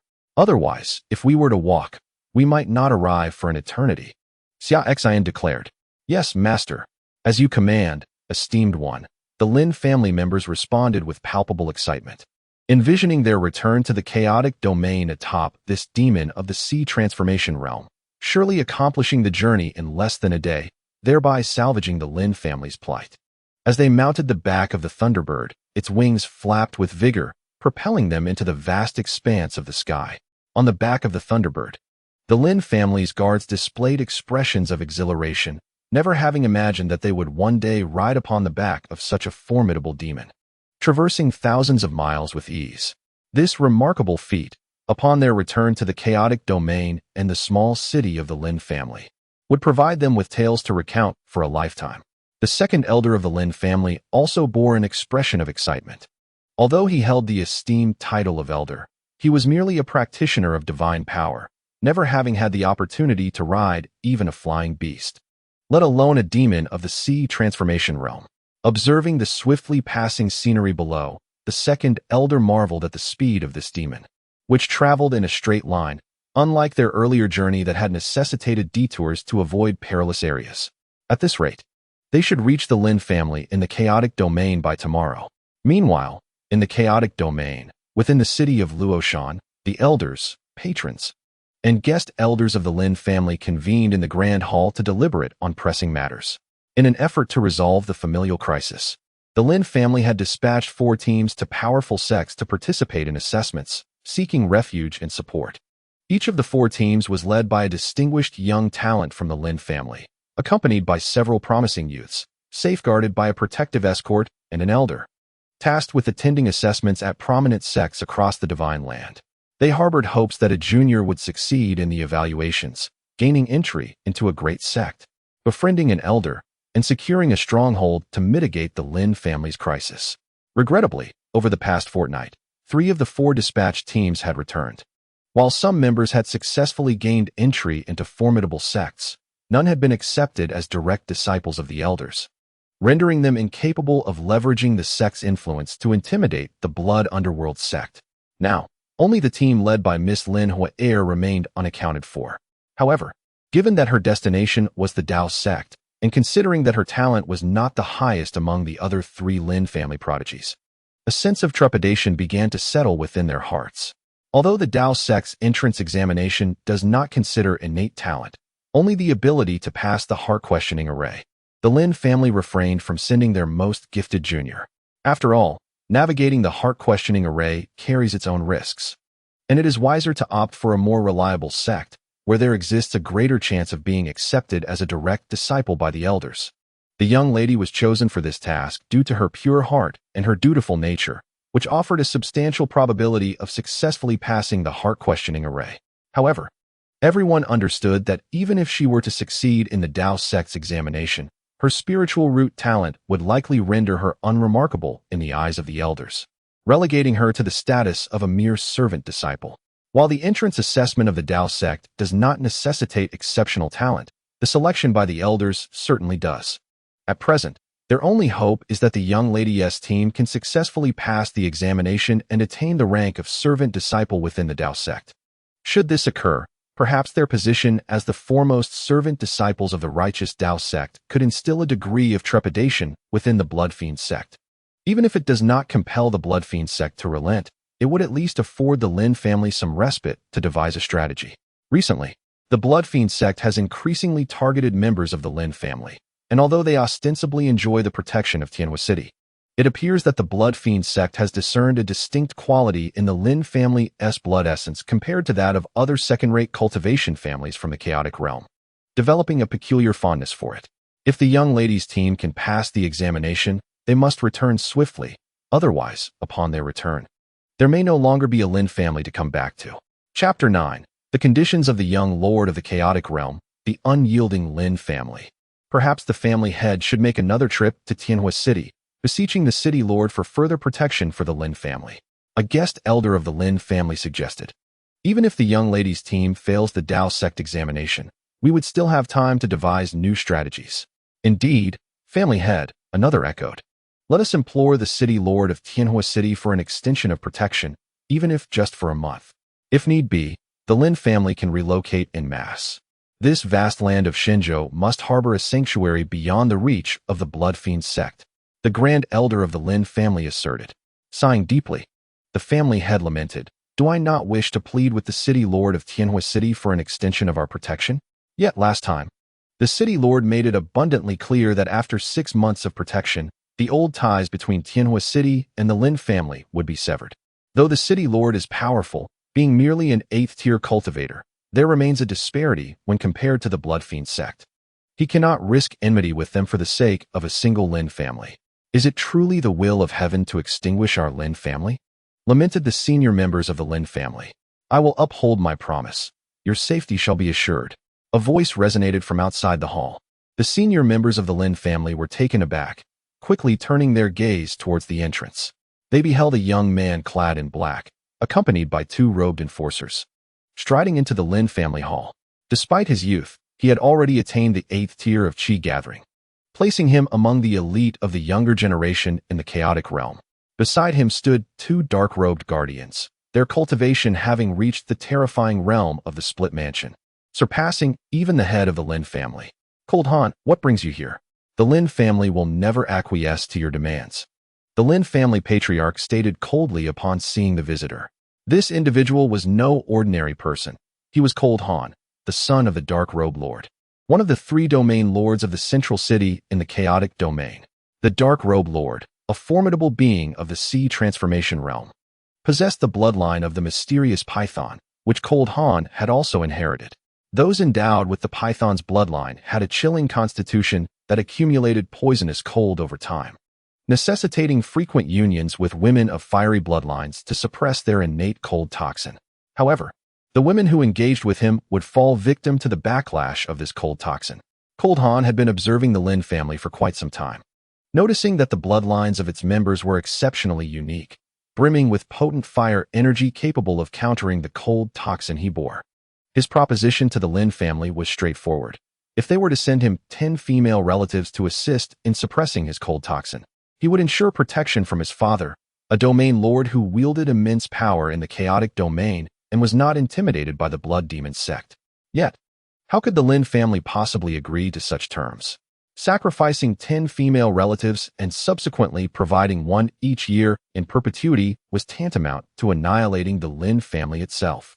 A family that could not protect its own women and resorted to such humiliating sacrifices to survive would be better off confronting the Blood Demon Sect head-on. Are you certain? Cold Han inquired, casting a glance at the Lin family patriarch. I have received intel that the Blood Demon Sect will strike against your family tomorrow. You must still be counting on that young lady you dispatched to participate in the Dao Sect assessment. Am I right? Let me inform you, do not hold your breath. The Blood Demon Sect has resolved to act against the Lin family ahead of schedule, disregarding their pact with the Lord of Tianhua City. They are determined to extract the blood essence from every member of your family, and by then, even if your young lady becomes a servant disciple of the Dao Sect, it will be of no consequence. There are tens of thousands of servant disciples in the Dao Sect, with hundreds being inducted each year. The Dao Sect would never send someone across great distances merely to deal with a servant disciple. Thus, the Lin family must contemplate their predicament. Only I can save you. It is now a matter of choosing to accept my terms or facing annihilation tomorrow. The expressions of all the high-ranking members of the Lin family turned ashen upon hearing this revelation. They had not anticipated that their bloodline would be such a tantalizing target for the Blood Demon Sect, willing to risk a fallout with Tianhua City and the repercussions of attacking a family of servant disciples. Yet, must the Lin family truly acquiesce to Cold Han's demands? Should they rely on the sacrifice of their own female relatives to secure their continued, albeit humiliating, existence? The senior members of the Lin family turned their gazes toward the family patriarch and spoke. Patriarch, make your decision. Whatever choice you make, we shall stand by you through thick and thin. The implication was clear. Even if the patriarch rejected Long Han's demands and chose to confront the Blood Fiend sect alone, they would face life and death together with the Lin family. Observing the united front of his kin, tears welled in the patriarch's eyes as he gritted his teeth and declared, "Very well, let us confront this calamity together." He then turned to Lung Han and said, "You may leave. The Lin family shall never acquiesce to your terms." Upon hearing this, Lung Han scoffed, retorting, "Ignorant of your own demise, prepare yourselves to be annihilated by the Blood Fiend sect." With that, he departed, accompanied by 2 cloaked protectors, while the senior members of the Lin family watched coldly as the 3 figures vanished from sight. Once outside the Lin family estate, one of the black cloaked protectors remarked to Lung Han, "Young master, shall we truly abandon the Lin family so easily? The fiery bloodline within them could effectively suppress your cold poison." Abandon? Lung Han sneered. The Lin family has proven themselves unappreciative. If they refuse openly, they must not blame me for taking matters into my own hands.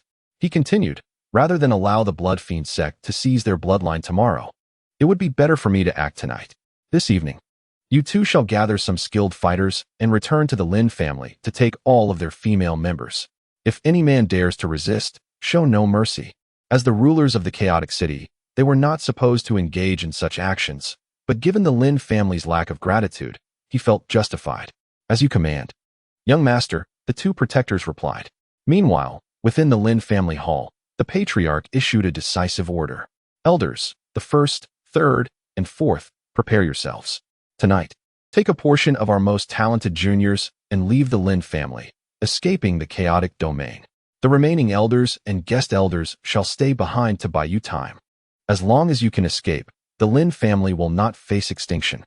The patriarch understood that in such dire circumstances, only a few elders could lead a small group of exceptional juniors to safety, ensuring the continuation of their lineage. A mass exodus was unfeasible. Too many individuals would risk exposure, and their escape would inevitably slow, making them easy targets for pursuit. By sending a small elite group away under the cover of night, they could confound the Blood Fiend sect and buy precious time. "Elder," the first elder exclaimed, tears glistening in his aged eyes. The fate of those who remained was all too clear. "Let us not speak further. Sacrifices must be made. If we fall, let it be for the future of the Lin family. It will be worth it," the patriarch asserted. "As night falls, you shall take your people and depart. Should the younger generation fail to reach the sea transformation realm, they must never return, nor should they harbor thoughts of revenge. The preservation of our lineage is paramount." "Understood," the selected elders proclaimed. "We shall risk our very lives to carry forth the legacy of the Lin family." Soon, night descended. Above the chaotic realm, a colossal thunderbird soared through the darkened sky, entering the tumultuous domain. Below, countless beasts trembled, prostrating themselves upon sensing the presence of this thunderbird. This elicited gasps of astonishment from several practitioners situated at the fringes of the beast mountains within the chaotic realm. What manner of beast is this, capable of instilling such fear and subservience in all the creatures of the beast mountains? The overwhelming aura it emitted suggested it was at least a formidable beast of the Split Realm. Split Realm? You have clearly never encountered one before. This is a thunderbird, a descendant of ancient thunderous beasts and avians, possessing the bloodline of thunder. Upon reaching maturity, it wields the power of the sea transformation realm, and some particularly gifted ones can even transcend to the immortal realm. An older adventurer remarked, "A sea transformation realm beast? Look, there are even a group of people atop this magnificent creature," exclaimed another. "Heavens, what sort of being must it be to command such a grand beast as a mount?" Hearing the astonished voices from below, the Lin family members felt a surge of excitement. Basking in the glory of being associated with such a distinguished entity and relishing the sensation of being revered. Chapter 10. Arriving at the Lin family. An oppressive aura that strikes fear. The individuals atop the Thunderbird were none other than Xia Xin and his companions, who had hastened from the Dao sect. To save time and ensure their arrival this night, Xia Xin urged the Thunderbird to accelerate its pace, and finally, as night fell, they reached the chaotic realm. Entering the chaotic domain, they were but a short distance from Luoshan City, where the Lin family was located, merely a few hundred miles away. A journey of no more than 15 minutes. "We have finally returned to the Lin family," the second elder of the Lin family exclaimed. "Miss, do you suppose the family members will be utterly astonished to see us not only return successfully from our mission, but also riding upon such a magnificent beast of the sea transformation realm?"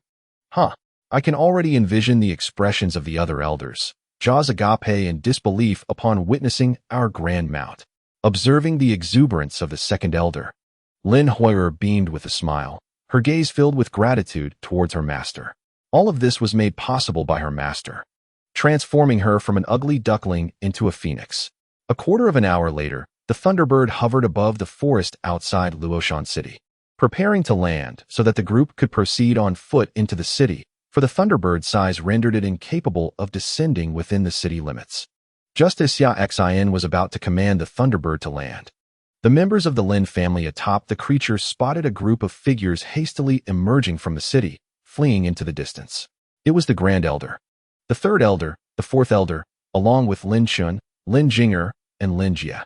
They rushed out of the city. Where could they be headed in such haste?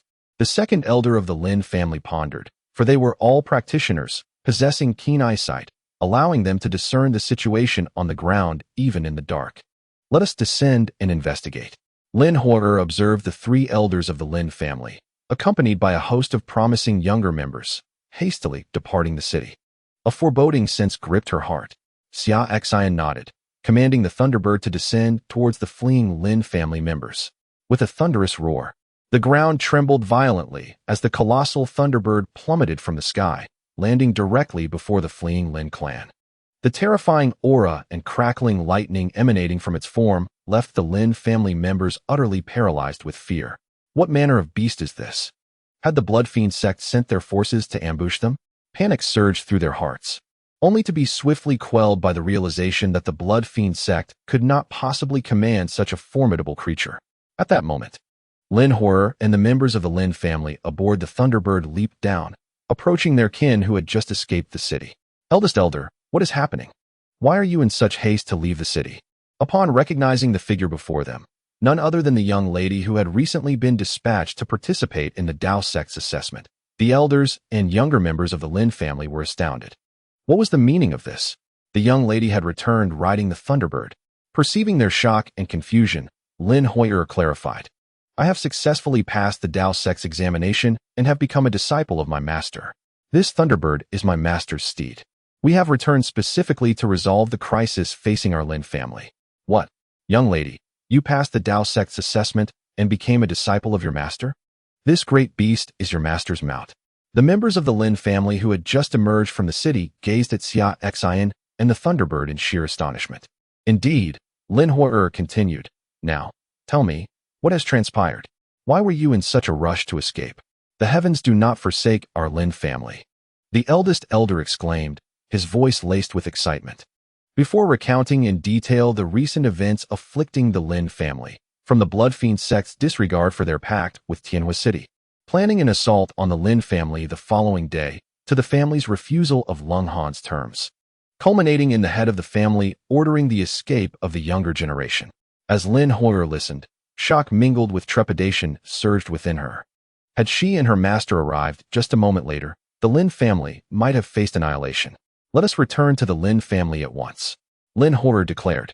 With her master by her side, the eldest elder and the others need not flee any longer. The Bloodfiend sect would surely pay a price for daring to threaten the Lin family. Yes, young lady, the eldest elder and the others complied, following Lin Horror and her master back. Since her master was aware of the current situation yet remained composed, it was evident that he possessed sufficient strength to handle the matter. They would simply accompany him back. In the Lin family's living room, the head of the family sat in the main seat, addressing the remaining high-ranking members. Have they all been sent off? Yes, head of the family. The eldest elder and the others have been safely escorted out of the city, and we encountered no signs of pursuit along the way, one elder replied. Good, good. The head of the Lin family declared, as long as they escape safely, our sacrifice will not be in vain. Meanwhile, outside the Lin residence, two black-robed guardians, accompanied by a dozen cloaked figures, had silently gathered, all donning masks, their sights firmly set on the Lin family. These were the very individuals who had departed alongside Lung Han earlier that day. The two black-robed guardians possessed strength at the level of division, while the followers behind them were all at the divine force level. This formidable force was more than sufficient to deal with the Lin family, for even their most powerful patriarch was merely at the 9th level of divine force, with no one in the family at the division level. Engage. Capture all direct female descendants of the Lin family, and show no mercy to any men who dare resist, commanded one of the black-robed guardians.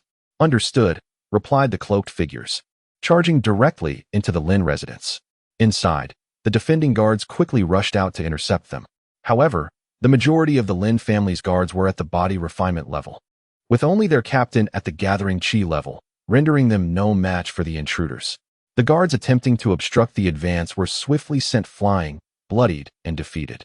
Who are you, and why do you dare invade the Lin family at this hour? Bellowed the captain of the guards. The intruders, however, were disinclined to offer explanations. One of the cloaked figures unleashed his divine force, a tremendous strength exceeding 10,000 pounds, and struck with his sword. In a gruesome display, he cleaved the captain in two. At that moment, the The senior members of the Lin family, hearing the commotion, rushed out from the hall, only to witness the brutal murder of their captain. "Bold intruders," shouted the head of the Lin family, channeling his 9th-level divine force to launch a devastating palm strike. A terrifying gust of power aimed at the sword-wielding intruder. "Humph," scoffed the leading black-robed guardian, effortlessly countering with an overwhelming wave of chilling energy, negating the patriarch's attack and sending him crashing to the ground, blood spurting from his mouth as his vitality surged chaotically. "Division level. You are a formidable division-level expert," gasped the Lin family elders, realizing that the Blood Fiend sect had indeed chosen to strike against them prematurely. Yet, something was amiss. The techniques employed were not of the Blood Fiend sect style, but bore a more sinister coldness. "Who are you, and why do you seek to harm my family?" The patriarch gritted his teeth. "You are not worthy to know," replied the black-robed guardian, then commanded the remaining cloaked figures, "Proceed." With that, they surged toward the remaining senior members of the Lin family.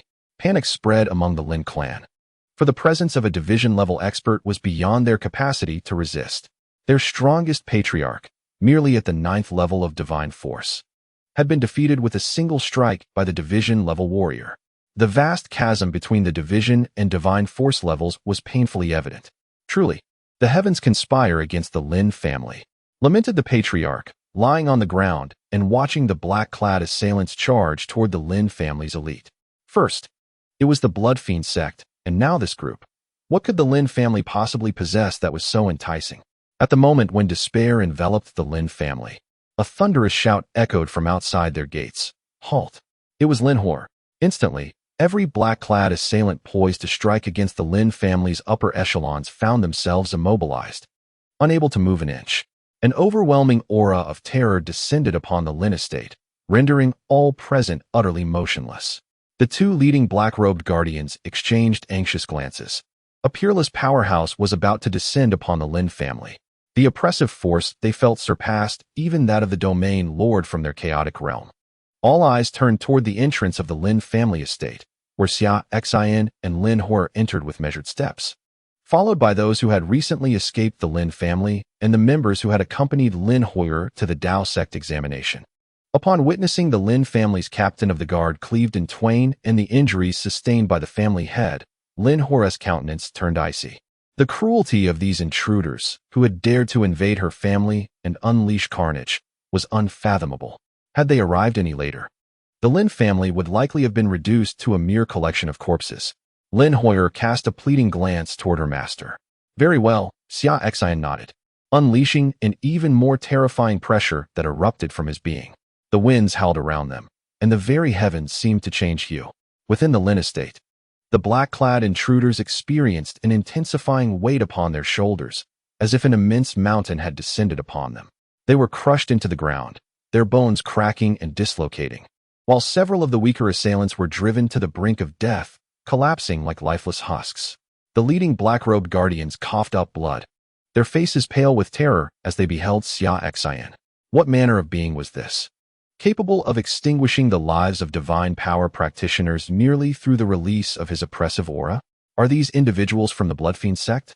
Xia Xin inquired, turning to Lin Hor. "I am uncertain, master," she replied, having just arrived and unsure of their affiliations. "Remove their masks and ascertain their identities," Xia Xin commanded. With a nod, Lin Hor stepped forward to unveil the faces of the two leading black-robed guardians. As their true identities were revealed, the Lin family head and the senior members of the family could not help but exclaim, "It is them." "Father, do you recognize them?" Lin Hor asked, looking to the family head. "Indeed, they are the very guardians who accompanied Lung Han, the young master of the chaotic domain, to our home today," the family head affirmed.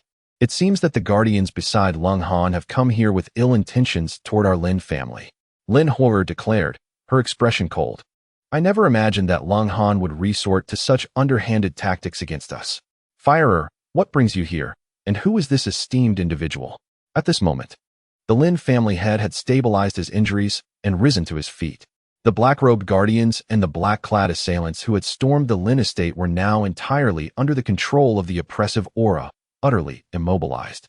In comparison to the identities of these men clad in black, He was far more concerned about the identity of the esteemed figure who had accompanied Lin Huo to the Lin family. This individual had effortlessly subdued the men dispatched by Lung Han merely through an aura of authority.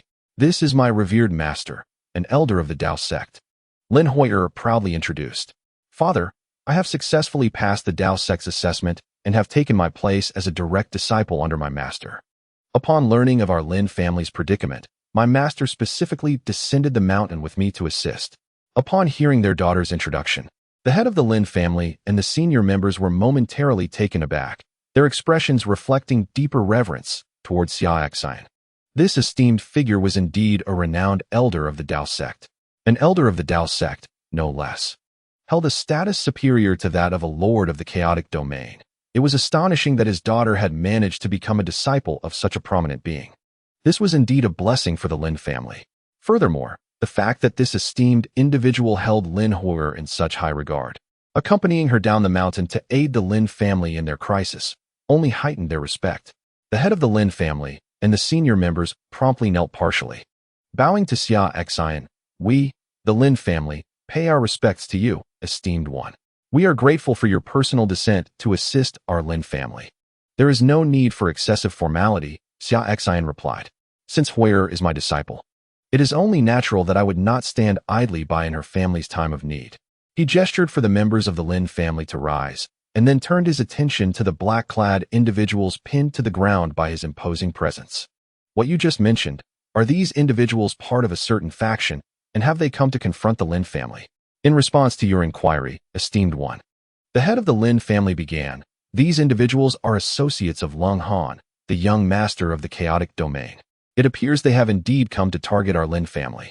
Earlier today, we rejected Lung Han's proposition to exchange our female family members for protection, and these individuals are likely sent by him to forcibly abduct our female kin.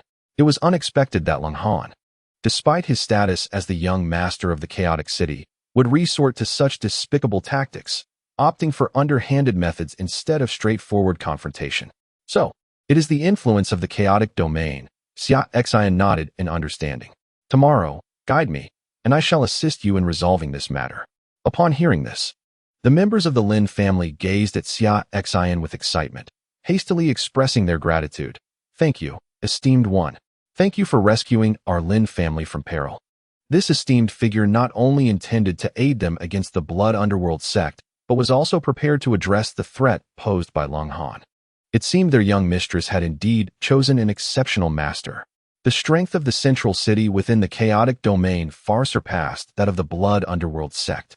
The most powerful sect master of the Blood Underworld sect was merely at the 9th level of the Split Realm, while the 3 domain lords of the central chaotic city were all formidable beings of the Transformation Sea realm. Such strength was beyond what the Blood Underworld sect could contend with. Furthermore, for this esteemed individual, it was merely a casual remark to resolve the situation. It was evident how powerful this individual was.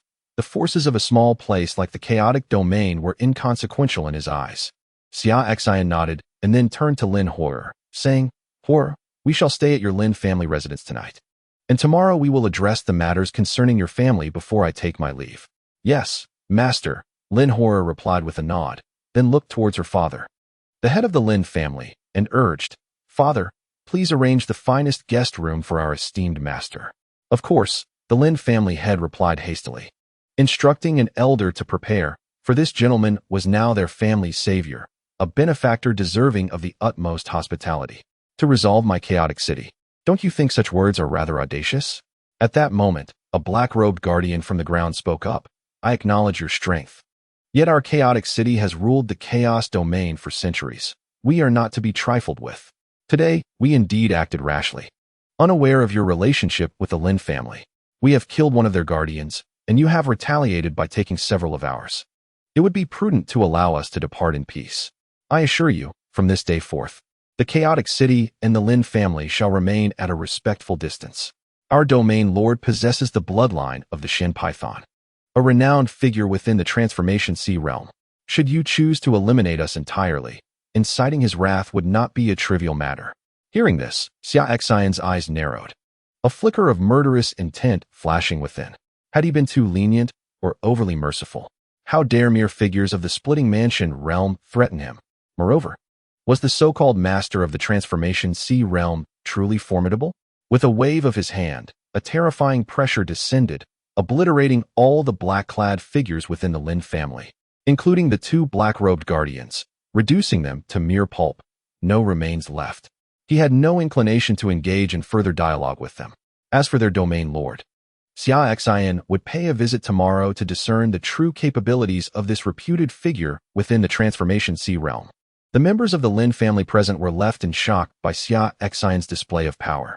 Dozens of those at the divine strength realm and 2 of the splitting mansion realm were effortlessly crushed to a bloody paste, showcasing the terrifying extent of this gentleman's prowess. It appeared they had greatly underestimated Xia Xin's capabilities. That night, Xia Xin took residence in the Lin family. Having yet to utilize that day's sign-in opportunity, it was the perfect occasion to do so. System, sign in at the Lin family, Xia Xin instructed. Ding. Sign in at the Lin family successful. Congratulations, host. You have received a transformation sea pill. The description of the transformation sea pill piqued Xia Xin's interest. This pill, when consumed, could elevate a practitioner's cultivation directly to the transformation sea realm. Although it held no use for him personally, he would soon be heading to the Great Xia dynasty, and it could be beneficial for his elder brother, Xia Xin. The turmoil within the imperial authority of the Great Xia dynasty stemmed from his elder brother's insufficient cultivation level.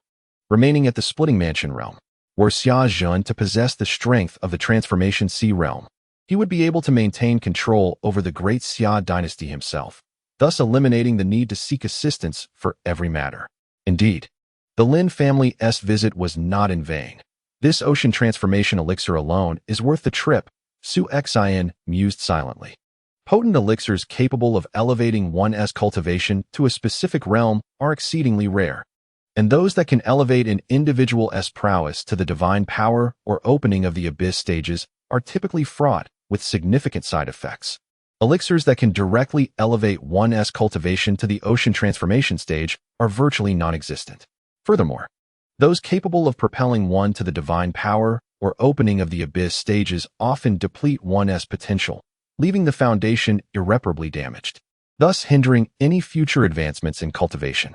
However, the elixir acquired through the system's sign-in not only allows for an immediate ascent to the ocean transformation stage, but also bears no adverse effects, permitting continued normal cultivation thereafter. It is evident that only products of the system can be deemed reliable. The following day, after breakfast at the Lin family residence, Xia Xin and Lin Hoyer prepared to embark toward the Blood Demon Sect headquarters. Xia Xin intended to eradicate the Blood Demon Sect entirely, eliminating any future threats. After all, this nefarious sect regularly engaged in heinous deeds, and their obliteration would serve to cleanse the cultivation world of a malevolent influence. Simultaneously, Xia Xin aimed to sign in at the Blood Demon Sect to fulfill a system task, pondering whether this sign-in would yield a cultivation reward akin to the last task of accepting disciples. If so, that would be immensely gratifying. Chapter 12. Arrival at the Blood Demon Sect. Just as Xia Xin and the others were about to depart from the Lin family estate, a group of nefarious cultivators descended upon them, surrounding the Lin family. Clad in blood-red robes, these malevolent figures exuded an almost imperceptible yet sinister aura of bloodlust. They were indeed the agents of the Blood Demon Sect. Leading the contingent was an elder of the Abyssal Sea stage, accompanied by several experts of the Divine Power stage, slightly weaker than those dispatched by the Cold Sect the previous night. However, without Xia Xin's presence, this assembly would have been more than sufficient to handle the Lin family. The Blood Demon Sect members, known for their bloodthirsty nature, had one singular objective: to extract the essence of the Lin family members, leaving no survivors. Thus, upon entering the Lin residence, they unsheathed their swords, ready to unleash a massacre. At that moment, a terrifying pressure suddenly enveloped all the intruders, immobilizing them. This is not good. There are experts within the Lin family. Retreat. The leading elder of the Blood Demon Sect shouted urgently. However, as soon as he uttered those words, the oppressive force surrounding him intensified, rendering him incapable of movement. A fate shared by his compatriots. At this juncture, Xia Xin and Lin Hoyer emerged from the depths of the Lin residence. followed closely by a cadre of Lin family elders. Upon seeing Xia Xin at the forefront, the Blood Demon Sect elder was certain that the overwhelming pressure emanated from this figure, cloaked in black and masked. Despite his ability to perceive the cultivation levels of all present, the elder found himself unable to discern the prowess of this enigmatic black-robed individual. Your Excellency, we are members of the Blood Demon Sect. Are you truly willing to oppose us for the sake of the Lin family? The elder of the Blood Demon Sect spoke with great difficulty. No, Xia Xin replied. You are mistaken. I do not seek to contend with your Blood Demon Sect. Upon hearing this, the hearts of all members of the Blood Demon Sect eased. It appeared that their elder's declaration of identity had instilled a degree of caution in this dark-clad figure. What do you mean, then? The elder of the Blood Demon Sect, sensing the oppressive aura still surrounding him, questioned with a hint of confusion, as the pressure had yet to be retracted. I merely wish to annihilate you, Xia Xin stated calmly. At this proclamation, the elder of the Blood Demon Sect nearly spat out a mouthful of blood. So, it was not a matter of contention, but outright extermination. Was this some kind of jest? Have you truly considered this? Although my Blood Demon Sect may not possess a presence of the sea transformation realm on the surface, extinguishing us will not be an easy task.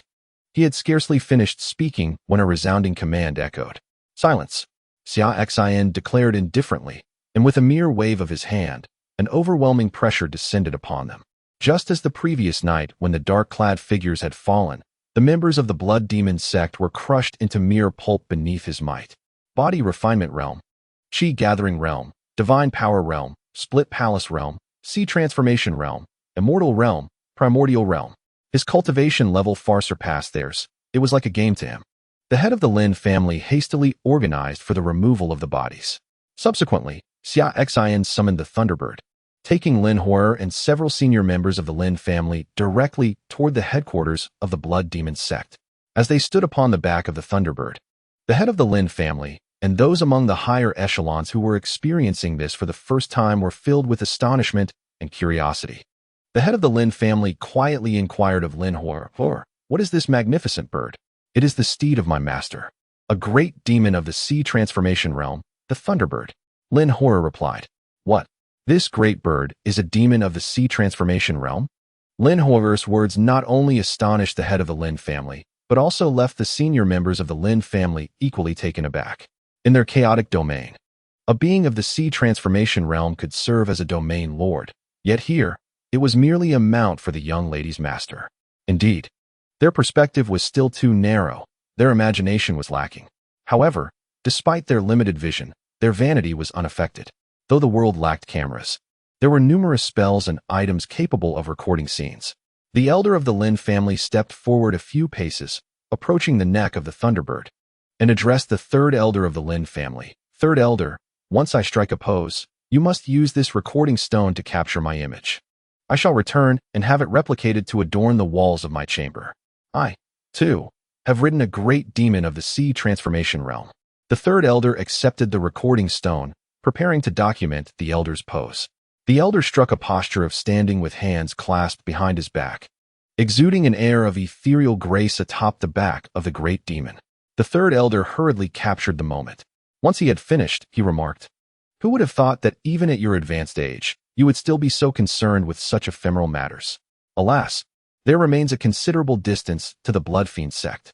Since we have some time to spare, do record a piece for me as well, so that upon our return, I may hang it up and reminisce." The third elder remarked to the grand elder, "You claim to disregard such trivialities, yet here you are, no different." The grand elder retorted. Observing the two elders capturing this moment with a recording stone, the remaining senior members of the Lin family followed suit. After all, this is a rare experience, given their cultivation levels. It is unlikely they would ever have the opportunity to ride the formidable sea-transforming great demon were it not for the favor of the young lady's master.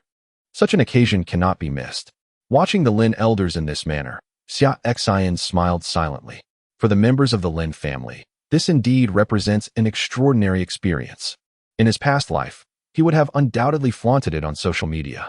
Departing from the falling mountain city, the journey to the headquarters of the Bloodfiend sect, located within the Blood Moon mountain range, would take approximately an hour. The Thunderbird possesses remarkable speed, traversing the entire chaotic domain in no time. Soon enough, the hour passed, and the Thunderbird, bearing the group, had exited the chaotic city, arriving at the Blood Moon Mountain Range, home to the Blood Fiend Sect. Deep within the mountains, in a complex of sect buildings, the main hall stood at the center. The sect master, Blood Fienzi, wore a somber expression. Just an hour prior, the team of experts dispatched to the chaotic city to deal with the Lin family, including the leading elder, had all their soul jade seals shattered. This signifies the demise of their owners. Who dares to strike at the people of the Blood Fiend Sect? Blood Fienzi's voice was icy. Is it possible that Tianhua City intervened to protect the Lin family? That should not be the case. The Lord of Tianhua City possesses merely an 8th level of the Cleaving Mansion realm. For the sake of the Lin family, he should not dare to confront my Blood Fiend Sect. Even if they attempted to intervene, it would only be to delay. They could never have killed a member of my sect.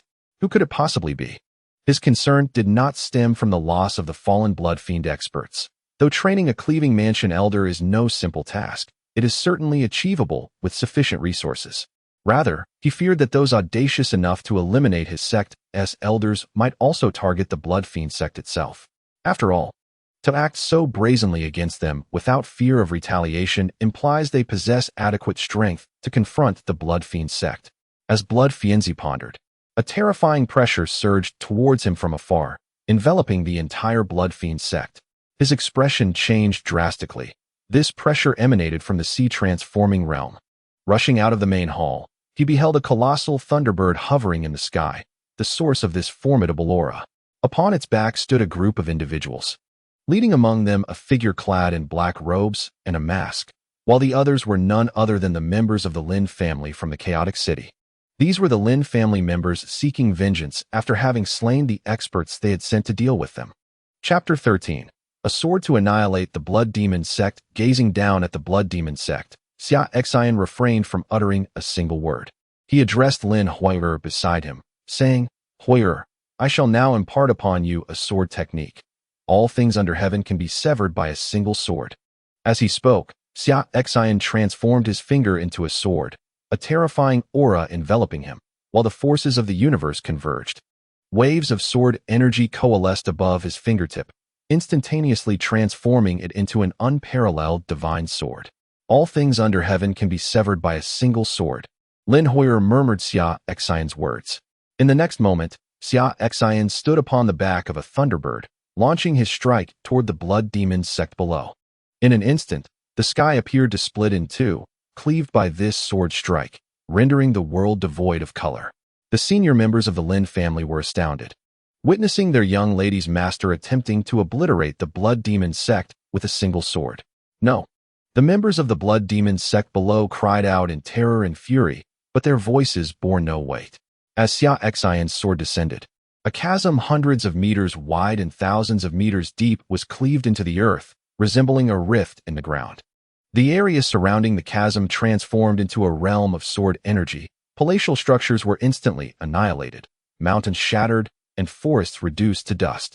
Countless masters of the Blood Demon Sect, whether at the Divine Power or Split Realm, were obliterated in an instant by the relentless sword energy. After the sword strike, the sword aura surged through the vicinity for tens of thousands of meters, lingering and forbidding any approach to that area. The Blood Demon Sect was utterly vanquished, with none surviving. Both Lin Hui'er and the senior members of the Lin family atop the Thunderbird were rendered speechless by the sheer magnitude of this sword strike. Powerful and shocking were their evaluations of Xia Xin. In his previous two displays of power, he had merely exerted pressure to eliminate foes, leaving them incapable of grasping the extent of his strength. Now, they began to comprehend.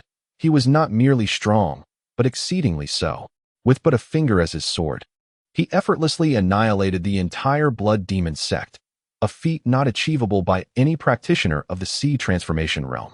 The young lady's master was undoubtedly a being far beyond that realm. Such an existence rendered any hidden cards of the Blood Demon Sect utterly irrelevant before absolute strength. All flamboyance lost its significance. Lin Hui'er stared in disbelief at the scene. Was this the sword technique her master sought to impart? All things under heaven can be severed by a single sword. What a terrifying sword technique. Witnessing Xia Xin's prowess for the first time, her astonishment matched that of the Lin family's elite. This was her master, who had instilled fear in their family for half a year. A nightmarish presence that was vanquished with a single sword. Xia Xin raised his hand and gently touched Lin Huo's forehead, transmitting a volume of the 100 Solutions sword manual into her mind. For now, immerse yourself in the comprehension of this manual. I shall impart to you more formidable sword techniques later, but without a solid foundation, it will be difficult for you to grasp other powerful sword arts, Xia Xin instructed. Yes, master, she replied. Lin Huo nodded. Indeed, her mastery of the sword had yet to be initiated, rendering her incapable of cultivating other formidable sword techniques. Xia Xin acknowledged, then accessed the system, silently reciting, "Sign in at the Blood Demon Sect." Although the Blood Demon Sect below had been obliterated by his sword, along with its treasury, which was somewhat regrettable, it was fortunate that he remained above the sect, and thus the system still recognized it for sign-in purposes. Ding! Congratulations to the host for successfully signing in at the Blood Demon Sect, completing the system task. Ding! Congratulations to the host. You have received a reward of 40 years of refined cultivation.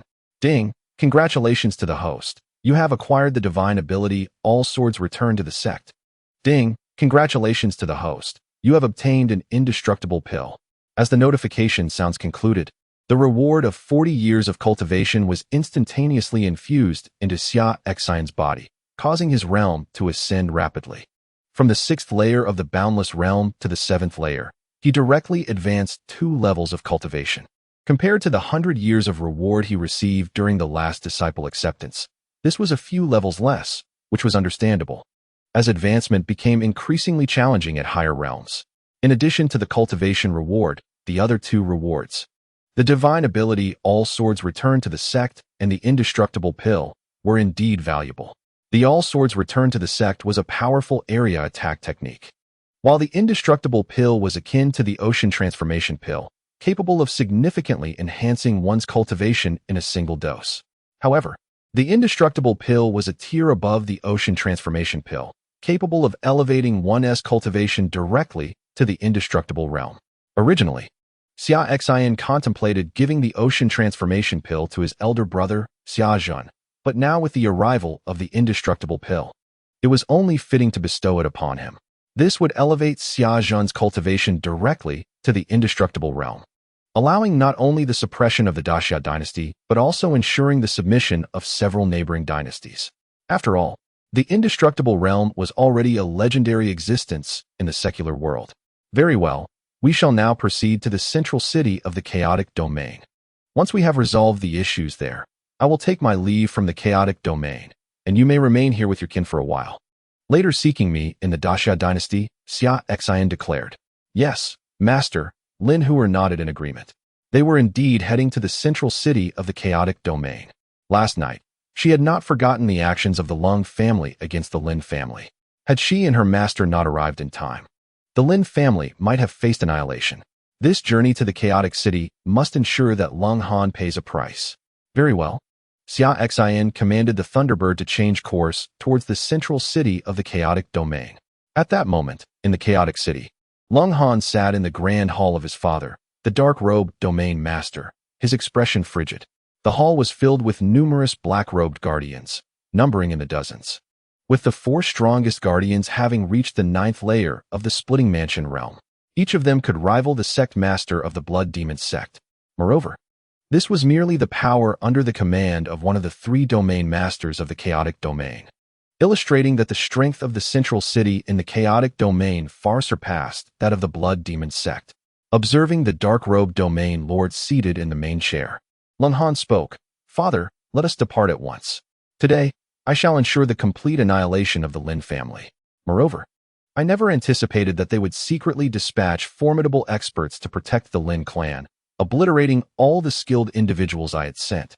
Recalling the events of the previous night, when the 2 black-robed guardians and a dozen experts he had dispatched to the Lin family had not returned, a surge of anger welled within him.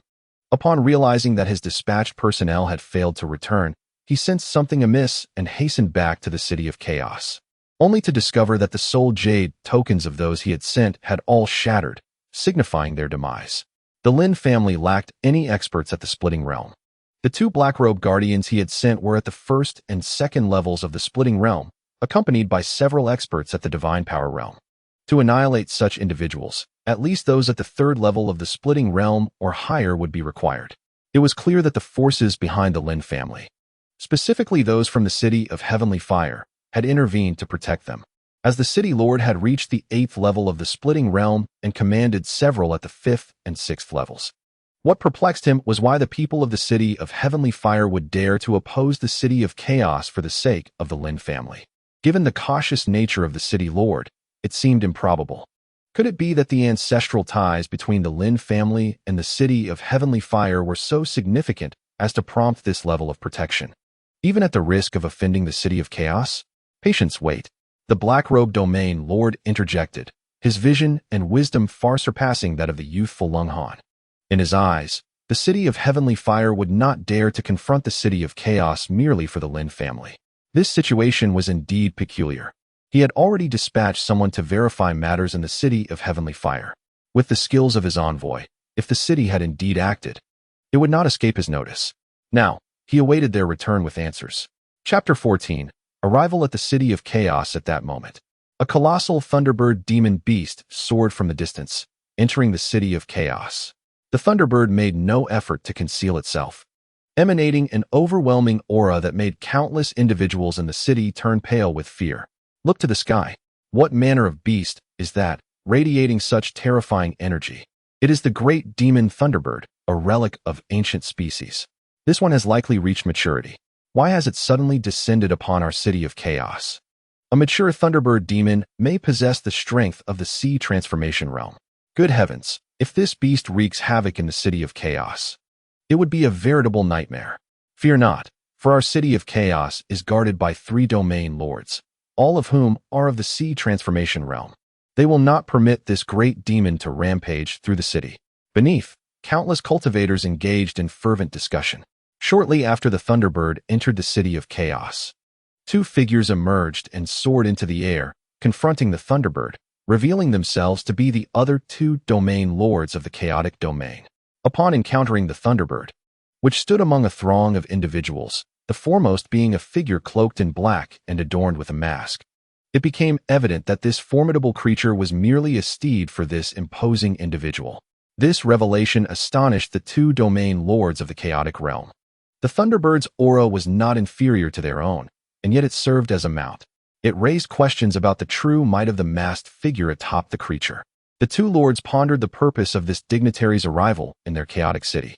Addressing the figure on the Thunderbird, they spoke with utmost respect, aware that his power far surpassed their own, and thus they dared not act rashly. The cloaked figure, known as Xia Xin, cast a glance at the 2 and declared, "Summon your cold Han to face his demise." The mere utterance of this command left the domain lords in shock. Initially, they had assumed that someone of such stature, capable of commanding a Thunderbird, would have no ties to their city. However, they now realized that this individual was indeed the son of the black-robed domain lord, brought here by Cold Han. Though the chaotic realm boasted 3 domain lords, the 2 present had a strained relationship with the third, the black-robed domain lord. This lord, burdened with the bloodline of a mystical serpent, was afflicted by a chilling poison that necessitated the sacrifice of innocent women with fire-based bloodlines to alleviate his condition. Over the years, he had clandestinely caused the deaths of many innocent female cultivators, and now, with his son inheriting the same cursed lineage, their tyranny had escalated, wreaking havoc upon countless lives. It was not uncommon for families of female cultivators to seek vengeance upon the chaotic city. Now, it appeared that Cold Han had offended a figure of such magnitude. The tone of Xia Xin suggested that he would not relent until Cold Han was obliterated. "My lord, Cold Han is the son of our black-robed domain lord in the chaotic city. His palace lies in the western region at the city's heart. We shall escort you there immediately," the 2 domain lords offered. "If Cold Han has wronged you, we shall not show him leniency." Xia Xin nodded in agreement. "Then let you 2 be my guides." With the command given, they turned and led the Thunderbird towards the western sector of the city center. Meanwhile, the inhabitants of the chaotic city, having overheard the exchange, realized that this imposing figure had come seeking vengeance against the black-robed domain lord's son. Whispers spread like wildfire. Cold Han had once again stirred trouble, and this time he had seemingly encountered his match. Relying on his father's formidable reputation, he had brazenly abducted innocent female cultivators. But today, retribution was at hand. Moments later, in the western region of the city center, within the palace of the black-robed domain lord, the arrival of the Thunderbird's terrifying presence was palpable. The black-robed domain lord and Cold Han, accompanied by a retinue of formidable warriors, approached the Grand Hall's entrance and beheld Xia Xin and the other two domain lords hovering above the palace on the back of the Thunderbird. With an icy demeanor, the black-robed domain lord addressed the other two lords. What is the meaning of this? He was perplexed by their alliance with such a formidable entity, whose overwhelming pressure was palpable. Were they conspiring together against him? Father, the individual upon the back of this formidable demon is from the Lin family of Luoshanqing, a second-rate clan. Upon recognizing the people on the Thunderbird, Lung Han, the son of the black-robed domain master, addressed his father. Upon hearing this, the black-robed domain master felt a jolt in his heart, recalling the news of his son's men sent to the Lin family, all of whom had perished. He had already suspected that the incident was not the doing of those from Tianhua City, and now, witnessing the Lin family riding such a mighty demon, an ominous premonition gripped him. What does this mean? The other two domain masters scoffed, stating, "Black-robed, is it not the mischief of your son? Now that this esteemed individual has arrived, it would be wise to surrender your son to him for judgment. Otherwise, do not blame him for also taking you down." The two domain masters understood well that Xia Xin, having tamed this Thunderbird as his steed, possessed power far surpassing that of the beast itself. They might not even stand a chance against the Thunderbird, let alone contend with Xia Xin. If the Black-Robe Master were wise enough to hand over Lung Han to this esteemed individual, perhaps the remaining members of the Black-Robe clan could preserve their lives. However, should he stubbornly resist, the wrath of this esteemed individual could very well lead to the annihilation of the entire Black-Robed lineage. Realizing the implications of their words, the Black-Robe Domain Master understood that indeed, the Lin family's representatives had come seeking vengeance, accompanied by formidable experts. Yet, he could not fathom how a seemingly insignificant second-rate family in the chaotic domain could associate with such a being capable of subduing a Thunderbird. After a moment of contemplation, the Black-Robe Domain Master addressed Xia Xin, saying, "Esteemed sir, regarding last night's incident, my son was in the wrong. I have failed in my guidance. I humbly request your forgiveness. In compensation for the losses inflicted upon the Lin family by my son's actions, I am willing to offer tenfold reparations. I beseech you to spare my son's life." Master, hearing the Black-Robe Domain Master's words, Lin Huiger glanced at Xia Xin, her heart unwilling to let Lung Han go. For he had already attempted to harm the Lin family. Leaving him alive could spell disaster.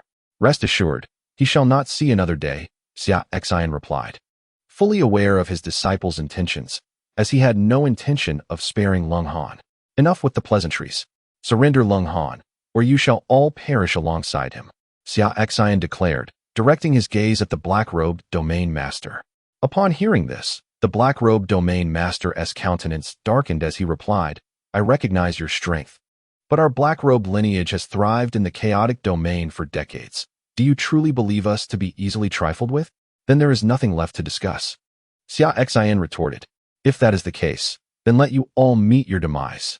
As he spoke, Xia Xin raised his hand, wielding it as though it were a sword. The sky darkened, the world transformed, and a terrifying sword aura surged around them. Suddenly, he unleashed a mighty strike. This blow seemed as though it could cleave the very heavens and earth, rending the ground asunder. "Then allow me to experience your prowess."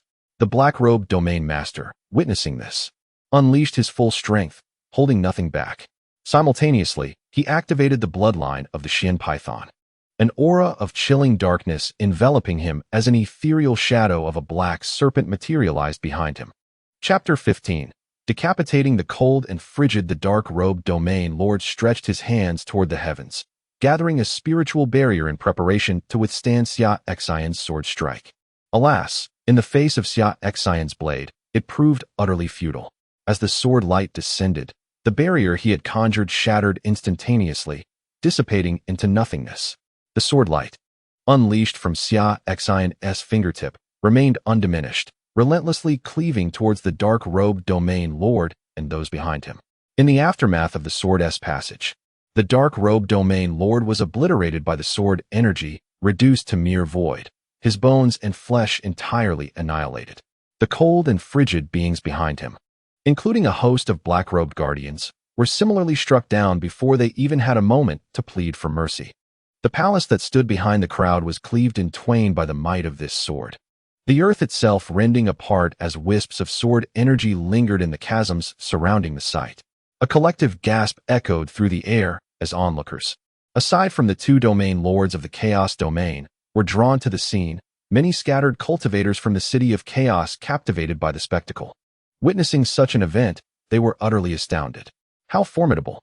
With but a single sword, indeed, a mere fingertip wielded as a blade, Xia Xin had vanquished a domain lord of the Chaos Domain along with his formidable subordinates. It is worth noting that the dark-robed domain lord was a figure of the oceanic realm, a being of great power, one they, as wandering cultivators, could only dream of rivaling. Now, to see him felled by a single sword stroke was beyond comprehension. What level of strength must this individual possess to accomplish such a feat? Truly, he is a personage worthy of having subdued the Thunderbird Great Demon. Having dealt with the dark-robed domain lord and his lineage, Xia Xin turned his gaze towards the remaining two domain lords of the Chaos Domain, stating, "Now that the elite of this lineage has been dispatched, the Lin family, being the backing of my beloved disciple, must receive your protection henceforth in the Chaos Domain." With the dark-robed domain lord's faction eliminated, there was no longer a reason for him to linger in the Chaos Domain. It was time to journey to the Great Xia dynasty. The two, being the domain lords of the Chaos Domain, were compelled by his formidable presence. Should he request their aid in safeguarding the Lin family, they would surely exert their utmost efforts to appease him. Consequently, the Lin family's future endeavors within the Chaos Domain would surely progress smoothly, relieving him of concern. By your esteemed command, we shall wholeheartedly support the Lin family henceforth in the Chaos Domain. The two domain lords, having witnessed Xia Xin's terrifying prowess, could hardly dare to dissent. Moreover, the opportunity to cultivate a rapport with this eminent figure through the act of aiding the Lin family was one they would be foolish to pass up. Indeed, Xia Xin nodded, then turned to Lin Hui'er beside him, inquiring, "Hui'er, do you take a liking to this Thunderbird of mine?" "Do I like this Thunderbird?" "Indeed." Lin Hui'er, somewhat perplexed by her master's intent, acknowledged her admiration for the powerful and beautiful creature. "Then, if you cherish it, I shall bestow it upon you as your steed," Xia Xin declared with a smile. "Though I do like it, master, such a magnificent mount is far beyond my worth." Lin Hui'er quickly declined, her voice filled with urgency. However, before she could finish her protest, Xia Xin pointed a finger to her brow, leaving an imprint of a master-servant bond etched into her consciousness. This is the master-servant mark he signed with the Thunderbird demon. He is now bestowing this mark upon Lin Hui'er. Thus she shall become the master of this Thunderbird from this moment forth. You are my disciple. How could you possibly be unworthy? If I say you are worthy, then you are, said Xia Xin. Master. Lin Hui'er felt an overwhelming wave of emotion, her eyes glistening with tears. Moments later, she burst into tears, deeply moved by her master's kindness. The onlookers, including the members of the Lin family, the two domain lords from the chaotic domain, and many nearby wandering cultivators, gazed at Lin Hui'er with immense envy. To have such a master is an unparalleled blessing, a mount of the great demon of the transformation sea realm, simply given away. How could they not wish for such fortune to have this being as their master? All right, you are no longer a child. Crying in public is unbecoming. Xia Xin chuckled. Yes, Hui'er will not cry. She is simply overwhelmed with emotion. No one has ever treated Hui'er so well, Lin Hui'er replied, stifling her tears. Indeed. Xia Xin continued, from now on, focus on your cultivation and repay your master in due time. Hui'er will certainly strive diligently in her training to repay master in the future, Lin Hui'er declared with determination in her eyes. Well, this matter is settled. Let the Thunderbird take you and the members of the Lin family back to Luoshan City, Xia Xin instructed. I shall prepare to leave the chaotic domain and visit the Great Xia dynasty. After you return and settle your family, you may seek me in the Great Xia dynasty. Yes, master, Lin Hui'er nodded. After clarifying everything, Xia Xin bid farewell to everyone and set forth towards the Great Xia dynasty, while Lin Hui'er rode the Thunderbird back to Luoshan City with her family. With the promise of the two domain lords to look after the Lin family and the gift of the Thunderbird mount to Lin He, the Lin family would undoubtedly rise swiftly in the chaotic domain, leaving him free from worry. As for gifting the Thunderbird to Lin He, Xia Xin had his own intentions. Having now attained the 7th level of the primordial realm, he was already among the top-tier powerhouses of the land. A mount from the Transformation Sea realm was no longer sufficient for him. Moreover, the flying speed of a Transformation Sea demon beast was limited and did not match his own speed. He needed to subdue a greater demon as a mount. At his current level, he ought to tame an immortal realm demon beast to match his stature. Contemplating this, Xia Xin had already departed from the chaotic city area. The vastness of the land was truly immense, with countless regions of all sizes. The distance from the chaotic domain to the area of the Great Xia dynasty, the Xian domain, was considerable, further than the distance from the Dao sect to the chaotic domain. As the positions of the chaotic domain and the Great Xia dynasty were in opposite directions from the Dao sect, with his primordial realm cultivation, flying several times faster than the Thunderbird, it would still take him at least a day to arrive. While in flight, Xia Xin was also calculating the time until his meeting with his beloved. Only 4 days remained until their promised rendezvous, and he could hardly contain his excitement. Meanwhile, beyond the domain of chaos lies the Blood Moon mountain range. At the ruins of the Blood Demon Sect, a multitude of cultivators has gathered, representing various formidable factions, including both righteous and demonic forces, with several being powerful beings at the Sea Transformation realm. The sight of the Blood Demon Sect headquarters leaves countless cultivators astounded. What immense strength must one possess to obliterate the Blood Demon Sect with a single stroke, leaving behind a chasm spanning thousands of meters? It is surmised by powerful cultivators that this devastation must have been wrought by an entity surpassing the boundless realm. It appears that the Blood Demon Sect has provoked an ancient power, and an unparalleled expert from that ancient force emerged to erase the Blood Demon Sect with a mere sword strike. After all, the Blood Demon Sect has long been notorious for its nefarious deeds, engaging in unscrupulous activities, and thus its annihilation by another seems entirely justified. Some sword cultivators sit in meditation by the chasm left by Xia Xin, absorbing the essence of sword intent that permeates the area, infused with the formidable aura of the transcendent expert. This sword intent, left behind by such a mighty being, proves to be immensely beneficial to them. Within just a few hours, many cultivators have managed to break through their limitations by harnessing the sword intent left by Xia Xin. This matter must be reported to our superiors. Some disciples from the foremost demonic sect, the Heavenly Demon Cult, are also present. The sword intent lingering in this region radiates a righteous energy, unlike that typically associated with demonic practitioners. The emergence of such a powerful figure from the righteous path poses an uncertain dilemma for the demonic factions. Chapter 16. An unexpected encounter with fellow Taoist Xia. As for Xia Xin, after several hours of flight, he finally distances himself from the chaotic domain.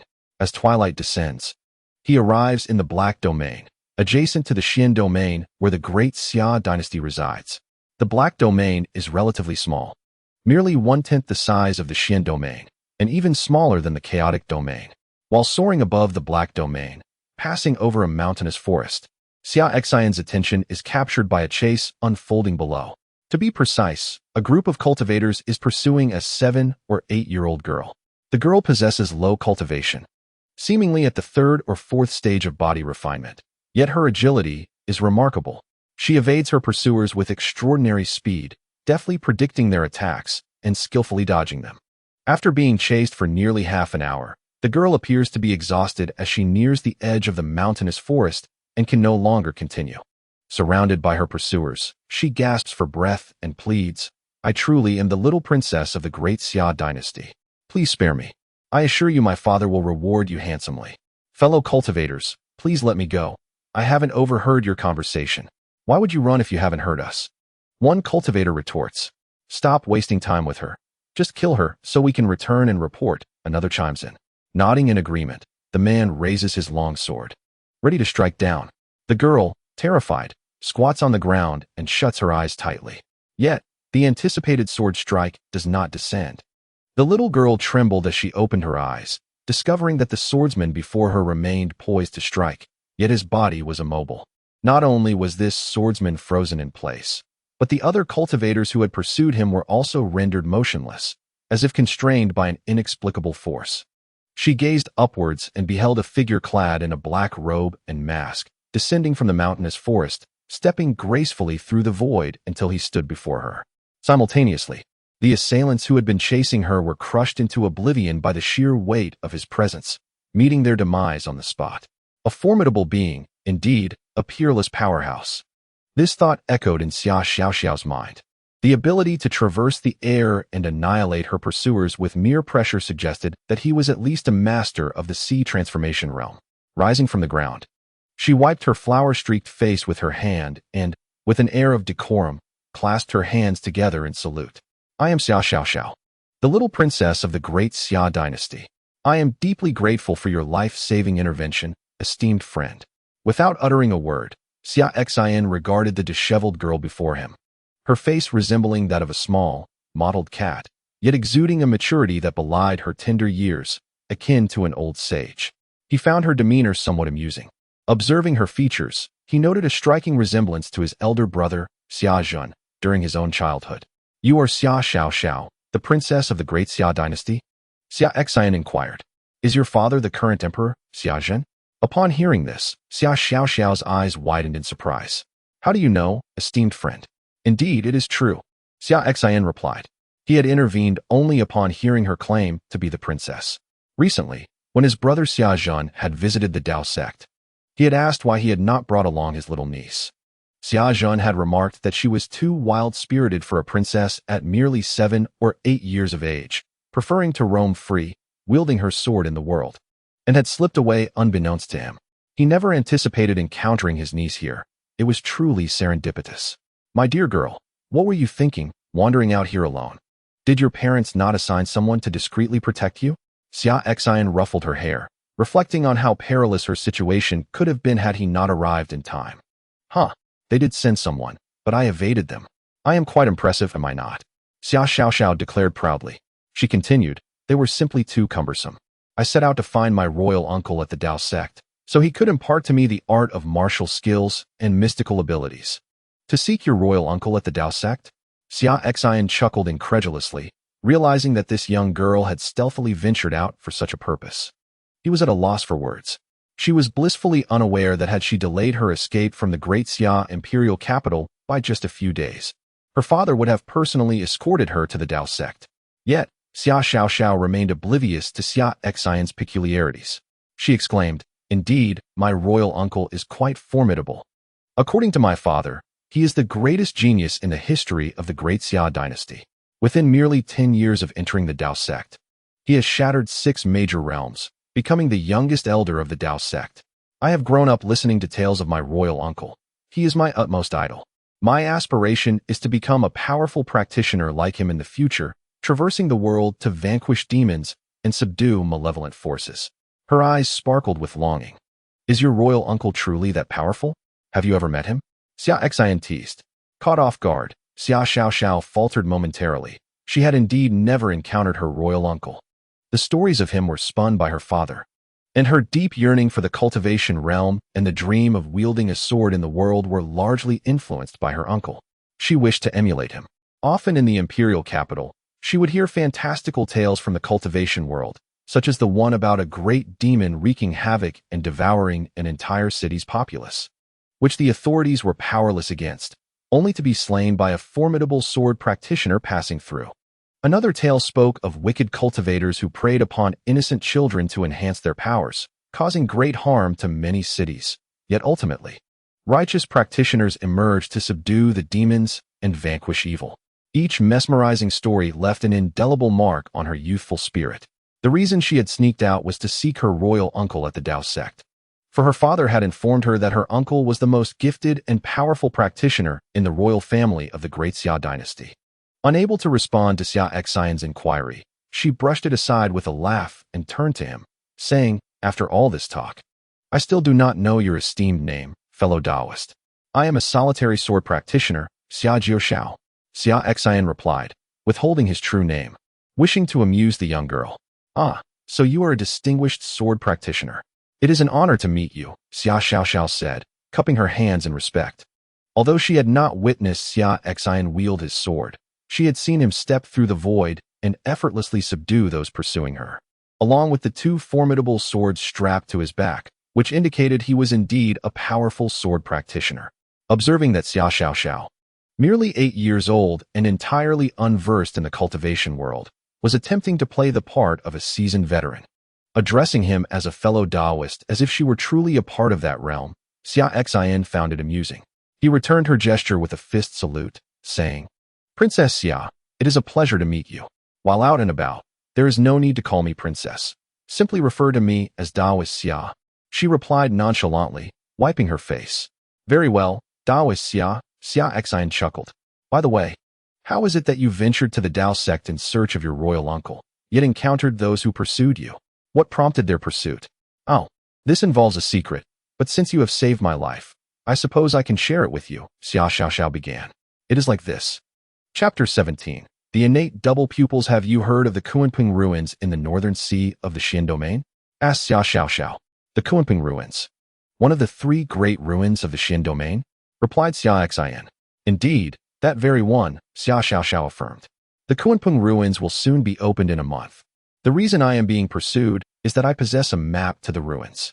You have a map to the Kunping ruins? Xia Xin exclaimed in astonishment. The Kunping ruins, one of the 3 great ruins of the Xin domain, is said to be the lair of an ancient Kunping, containing a precious bone. Whoever acquires this bone can comprehend the unparalleled Kunping technique of attack. Over the years, it has attracted countless cultivators. Unfortunately, the vastness of the Kunping ruins, coupled with its myriad of illusory formations and powerful beasts, makes it exceedingly difficult to enter without a map. Thus, a map to the ruins is a coveted treasure that many cultivators aspire to possess. I never imagined this young lady would have obtained one. From where did you acquire this map, and how did they discover you possess it, leading them to chase you? Xia Xin inquired. Ah, do not speak of it. I, a princess, have been unfortunate in my encounters, unaware of the treachery of the world. Sighed Xia Xiao. This tale begins 7 days prior, she continued. In truth, those who pursued me yesterday were merely a portion of my adversaries, stemming from an inadvertent offense. The true pursuers are those ungrateful wretches from the Yuan Hall. 7 days ago, I successfully evaded the individuals my father sent to protect me in secret. By chance, I stumbled into the meditation site of a practitioner, which was a minor ruin. This practitioner must have been a top-tier expert in the Transformation Sea realm, well-versed in formations. His minor ruin contained many formidable illusory formations. Within the ruins, I encountered individuals from the Yuan Hall, who were specifically searching for a map to the Kunping ruins. The owner of that minor ruin was a formation master who had previously entered the Kunping ruins, and, through his profound knowledge of formations, had traversed its many illusions, crafting a map of the Kunping ruins. Together with the Yuan Hall members, I successfully navigated through the minor ruins' illusions and obtained the map. However, at that moment, the Yuan Hall members turned against me, intending to silence me for the sake of the Kunping map. Had it not been for my exceptional agility and my tendency to evade to areas rich in illusions, I might have already met my demise at their hands.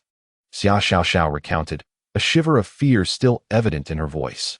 As for the pursuit I faced yesterday, it arose from my inadvertent eavesdropping on their discussions about several righteous sects planning to conspire against certain cities and frame the demonic sect, the Tiangmo cult.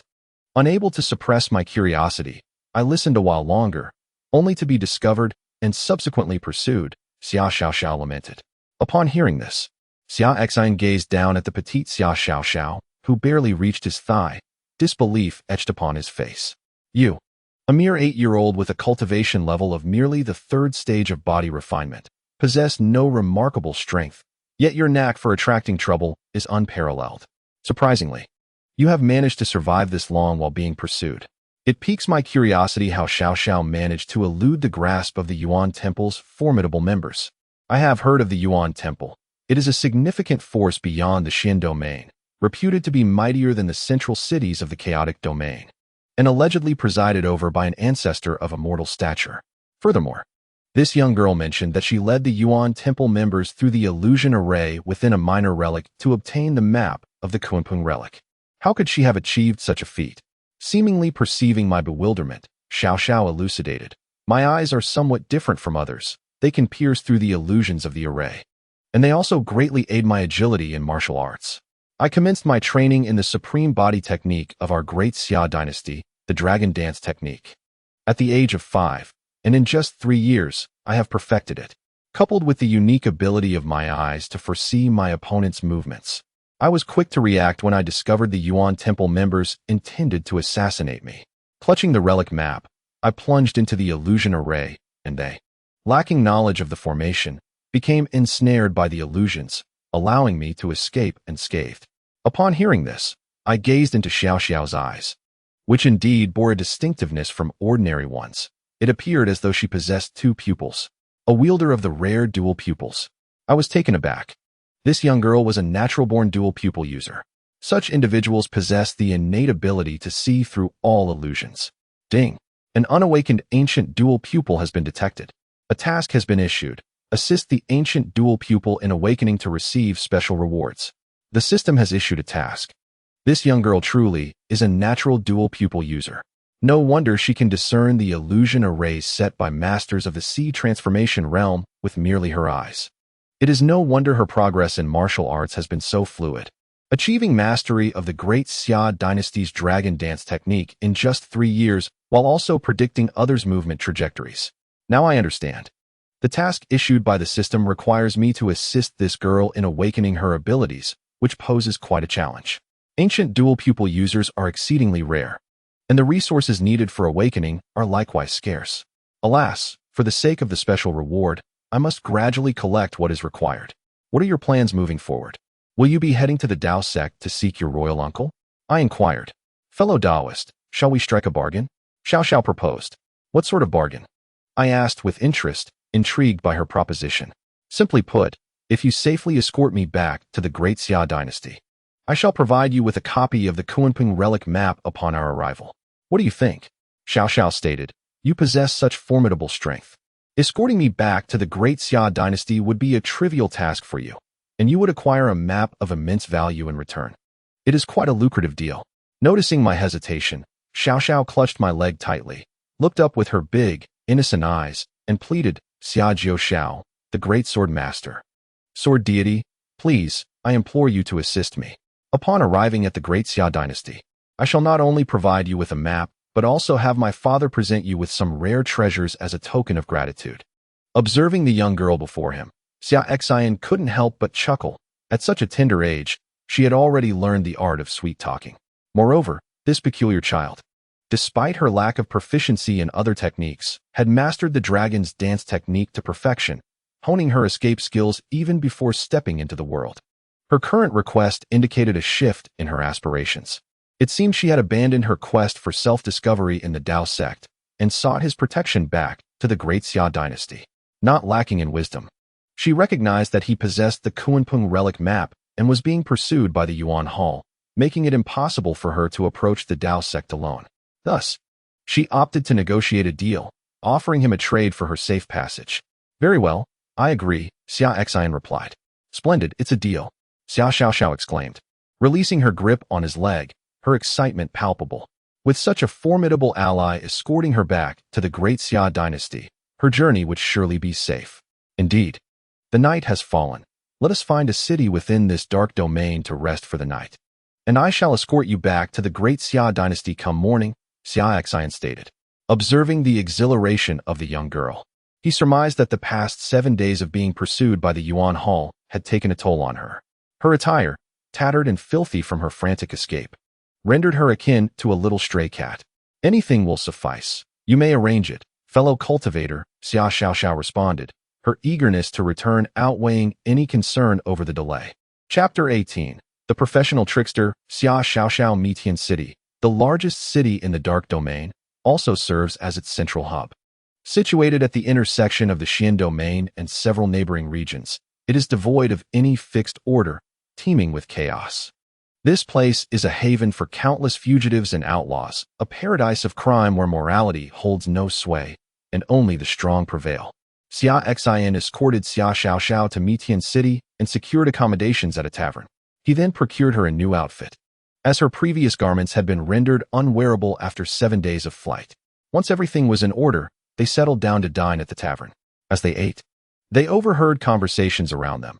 I heard that tonight, the largest auction house in Mitian City will host an event featuring numerous rare treasures, including some extraordinary materials.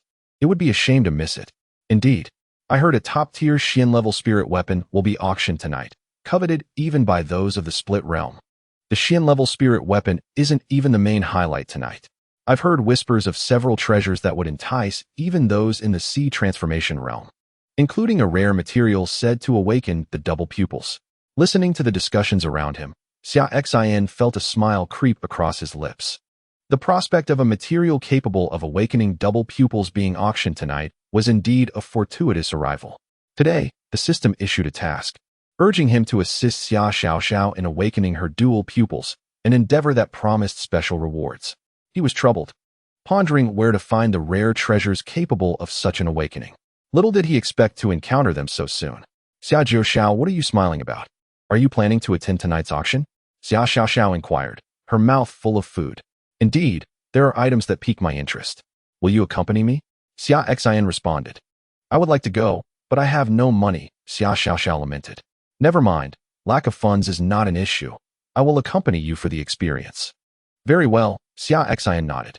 After finishing their meal, the two departed the tavern and made their way towards the auction house in Mitian City. The auction house, situated in the bustling heart of the city, sprawled across several thousand square meters, a truly colossal establishment. Rumor has it that the owner behind the auction house is a formidable figure at the 9th level of the cutting realm, commanding numerous powerful beings of the same caliber. Otherwise, they would not dare to operate an auction house in such a place. At the 9th level of the cutting realm, he stands on par with the leader of the Blood Demon Sect, a top-tier powerhouse in this relatively small region known as the Black Domain. The Black Domain occupies merely 1/10 the area of the neighboring Xian Domain and is even smaller than the Chaotic Domain, where the mightiest domain lord barely reaches half a step into the Sea Transformation realm. As they exited the tavern and strolled down the street towards the auction house, Xia Xiaoxiao followed closely behind. Although Xia Xin wore a mask, he did not draw attention from others. It is common for individuals in the Black Domain to either be nefarious characters or those seeking refuge from enemies, wishing to conceal their true identities. Upon entering the auction house, the event commenced shortly thereafter. The first item up for bid was the Ice Blade, a profound-grade spiritual sword, with a starting price of 100,000 spirit stones, and each increment could not be less than 10,000 spirit stones. The auctioneer announced. The initial item is indeed the Ice Blade. The auction tonight truly features some remarkable goods. Gasps of astonishment echoed from the audience.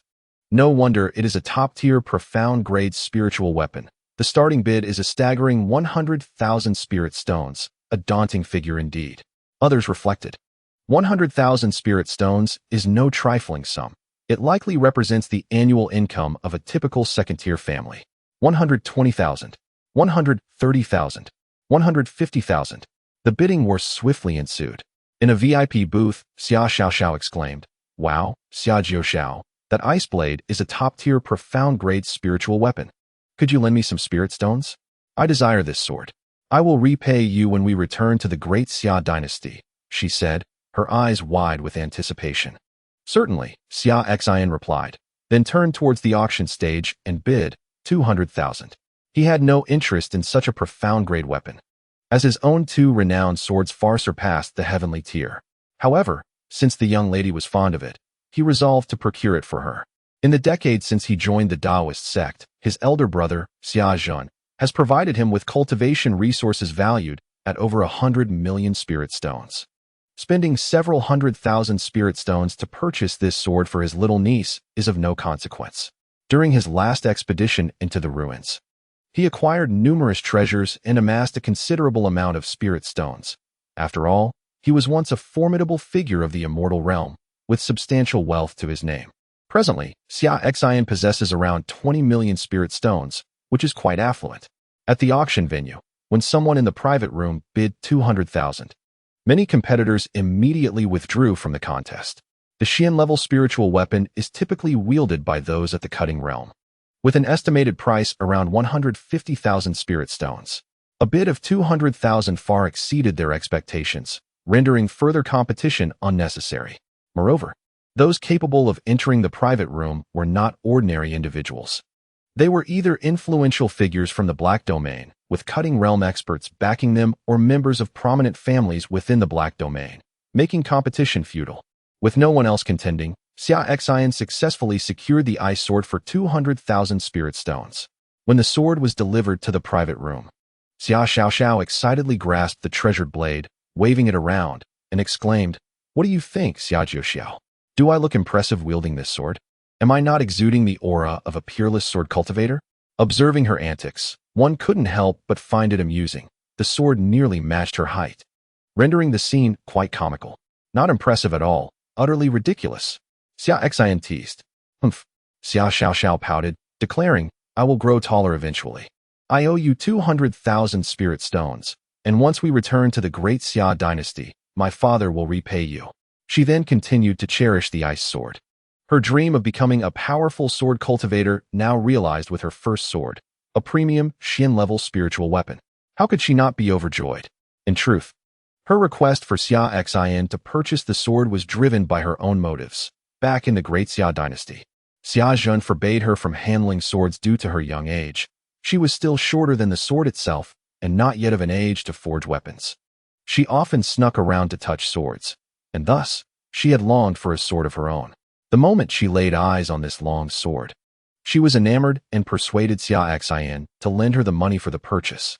After all, it was merely a loan, and when they returned to the great Xia dynasty, her father would surely repay it.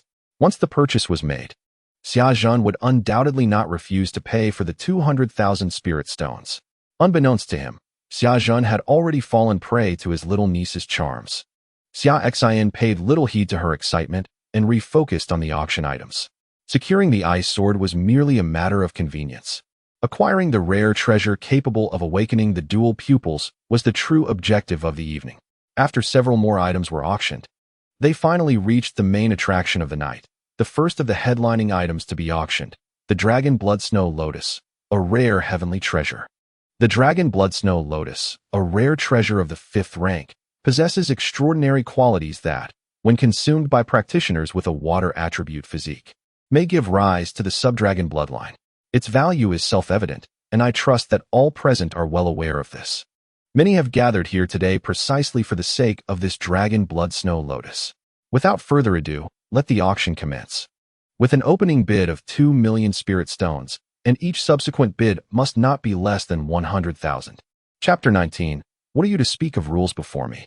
Upon hearing the opening bid for the Dragon Blood Snow Lotus, a chorus of exclamations arose from the crowd. A starting price of 2 million spirit stones is far beyond the means of these wandering cultivators. Only the formidable powers of the Black Domain, those bolstered by the presence of formidable figures at the Division Realm, or the elite families may compete for it. I, the young master of the Qin family, am a proud possessor of the water attribute physique. At merely 18 years of age, I have already ascended to the first level of the Gathering Qi realm. Should I consume this Dragon Blood Snow Lotus and awaken the Subdragon bloodline, I would certainly qualify to aspire to the Sea Transformation realm in the future. I implore all present to extend the Qin family some grace. From a private chamber, the voice of the Qin family's elder echoed. The Qin family, the foremost family in the Black Domain, boasts a patriarch who is a formidable figure at the 8th level of the Division realm, a force to be reckoned with. The Qin family has made their move. It is surprising that their young master possesses a water attribute physique.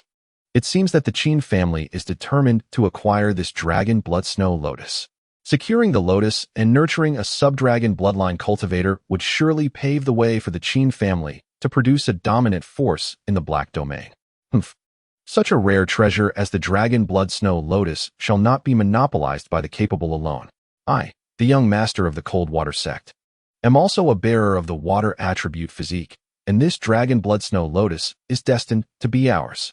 From a nearby private chamber came the voice of the elder of the Coldwater Sect, the young master of the Coldwater Sect, also a possessor of the water attribute physique, is equally determined to claim this Dragon Blood Snow Lotus.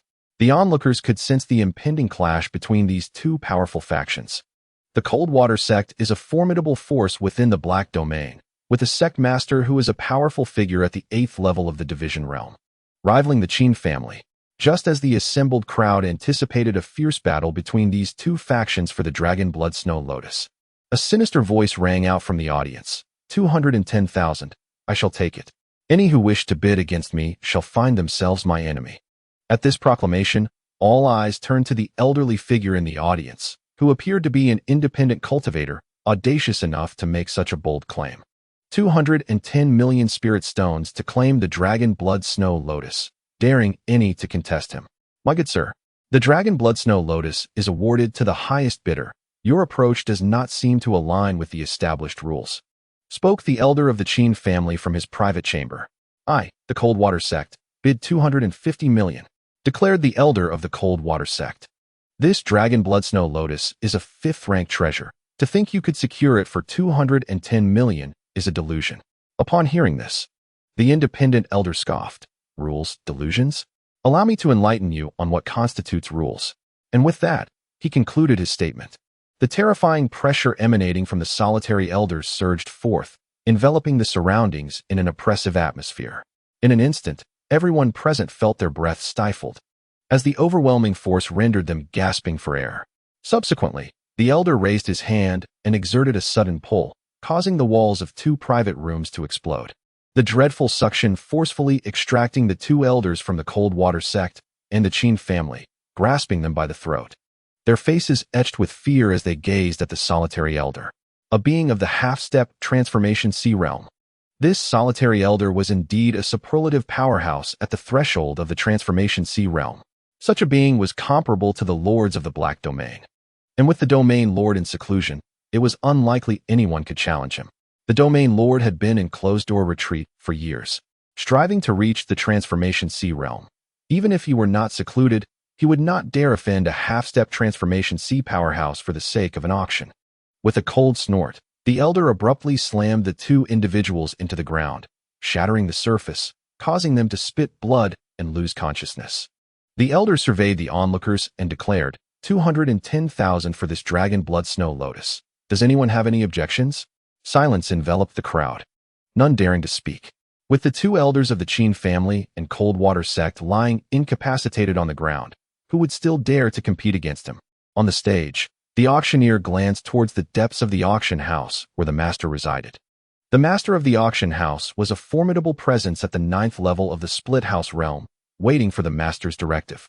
She believed the master was already aware of the situation, but had yet to intervene against the solitary elder, indicating a reluctance to offend such a mysterious powerhouse over a mere Dragon Blood Snow Lotus. Noting the master's lack of intervention, the auctioneer announced, the Dragon Blood Snow Lotus is sold for 210,000. The crowd murmured in quiet astonishment. This was the Black Domain, where order and rules were mere illusions. Might made right, and strength dictated the law. The Dragon Blood Snow Lotus, under normal circumstances, could fetch a price nearing 500,000. Now, it had been forcibly acquired for a mere 210,000. The elders from the Coldwater Sect and Qin family were removed, and the auction proceeded. The auctioneer continued, the next item for auction is also a 5th-grade celestial treasure, known as Spirit Pearl Grass, whose rarity rivals that of the Dragon Blood Snow Lotus.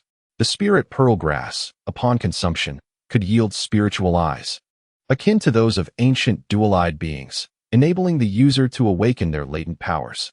The starting bid is 250,000 spirit stones, with each subsequent bid not to be less than 100,000 spirit stones. Upon hearing the auctioneer's introduction, the crowd's breaths quickened. The Spirit Pearl Grass was indeed a treasure even more rare than the Dragon Blood Snow Lotus. While the latter was precious, it required a specific water affinity constitution to awaken the dragon bloodline. The Spirit Pearl Grass, however, could be consumed by any cultivator to manifest spiritual eyes, an invaluable asset for practitioners, capable of piercing through lower-level illusions and enhancing their innate talents. As the conflict unfolded, the activation of the spiritual eye allowed for the foresight of the opponent's attack positions, proving to be exceedingly advantageous. Thus, the spiritual pearl grass was far more enticing than the recently auctioned Dragon Blood Snow Lotus. Xia Xin gazed upon the spiritual pearl grass on the auction platform, a smile gracing his lips. He had not anticipated that this evening's auction would indeed feature a treasure capable of awakening the dual pupil.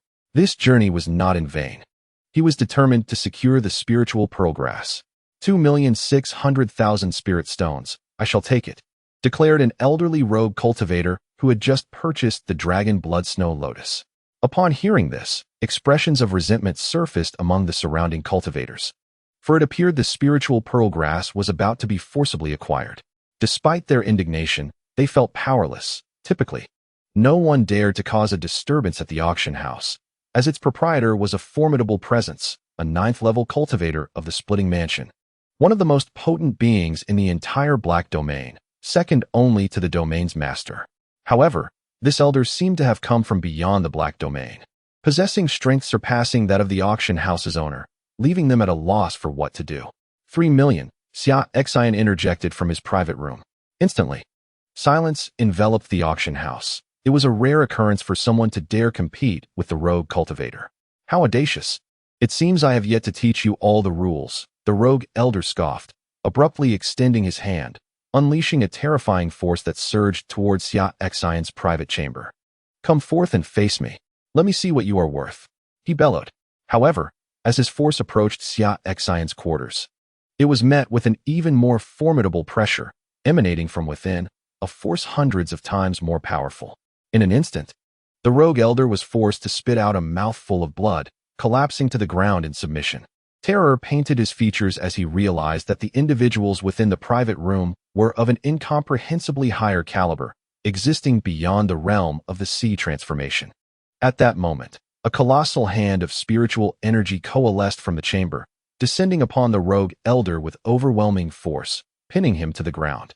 Blood flowing from his mouth, Xia Xin and Xia Xiaoxiao emerged from their room, standing before the rogue elder. What are you in the presence of my authority? Speaking of rules, Xia Xin intoned.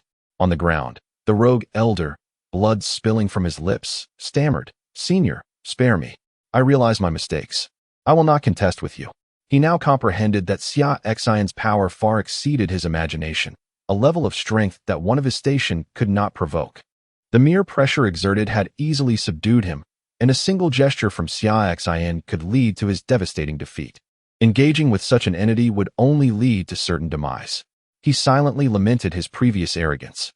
Having thought himself invincible after subduing 2 elders from the Qin family and the Coldwater sect, little did he know, there existed a terrifying presence like Xia Xin, who had merely observed the proceedings without intervening. His audacity was truly misplaced as he brazenly provoked this esteemed individual, rendering himself a fool. Observing the disheveled and pitiful state of the rogue elder pleading for mercy, the cultivators in the auction hall felt a secret thrill. Particularly, those from the Coldwater sect and the Qin family could hardly contain their laughter, applauding the turn of events. Now you face the consequences of your actions. Where is that haughty demeanor you once flaunted? Some individuals believe that strength allows them to bully the weak, but now you have encountered an immovable obstacle. With a cold snort, Xia Xin raised his hand, summoning a terrifying giant palm of spiritual energy that descended with ferocity, obliterating the rogue elder into a mere pulp. There was no possibility of mercy. One must be resolute when dealing with such individuals. Had Xia Xin been inferior in strength, it could have been him lying lifeless on the ground. Thus, sparing the elder was not an option. After dispatching the rogue elder, Xia Xin turned his gaze towards the auctioneer, signaling her to proceed with the auction. The auctioneer swallowed hard and announced, "This esteemed gentleman bids 3 million spirit stones for the spirit pearl grass. Is there anyone willing to bid higher?" Upon hearing this, silence enveloped the room. No cultivator dared to voice an objection, and within the private boxes, no one placed a bid. It would be absurd to compete for the spirit pearl grass when the body of the rogue elder still lay on the ground. Although Xia Xin had not explicitly forbade others from bidding against him, anyone capable of defeating the elder was undoubtedly beyond their means. Competing against Xia Xin was a futile endeavor for them. Choosing to offend such a formidable individual over a single herb was not wise.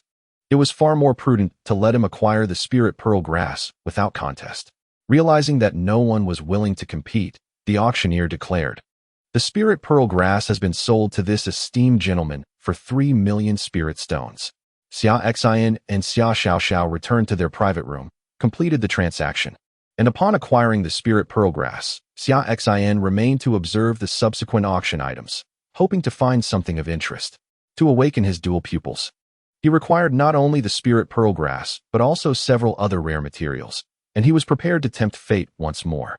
Wow, Xia Xiao, you are truly impressive, Xia Xiao exclaimed, gazing at Xia Xin with admiration.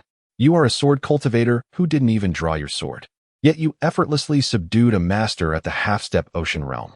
Will you guide me in my training in the future? I'll have my father hire you as my teacher, and you can name your price. She looked at him with eager anticipation. Haha, are you sure your father can afford me? Xia Xin teased. Isn't your idol your royal uncle? Aren't you planning to seek him out at the Demon Sect for instruction in martial arts? What is this? You no longer want to pursue him and wish to follow me instead? Oh, I absolutely intend to seek my royal uncle, Xia Xiao responded.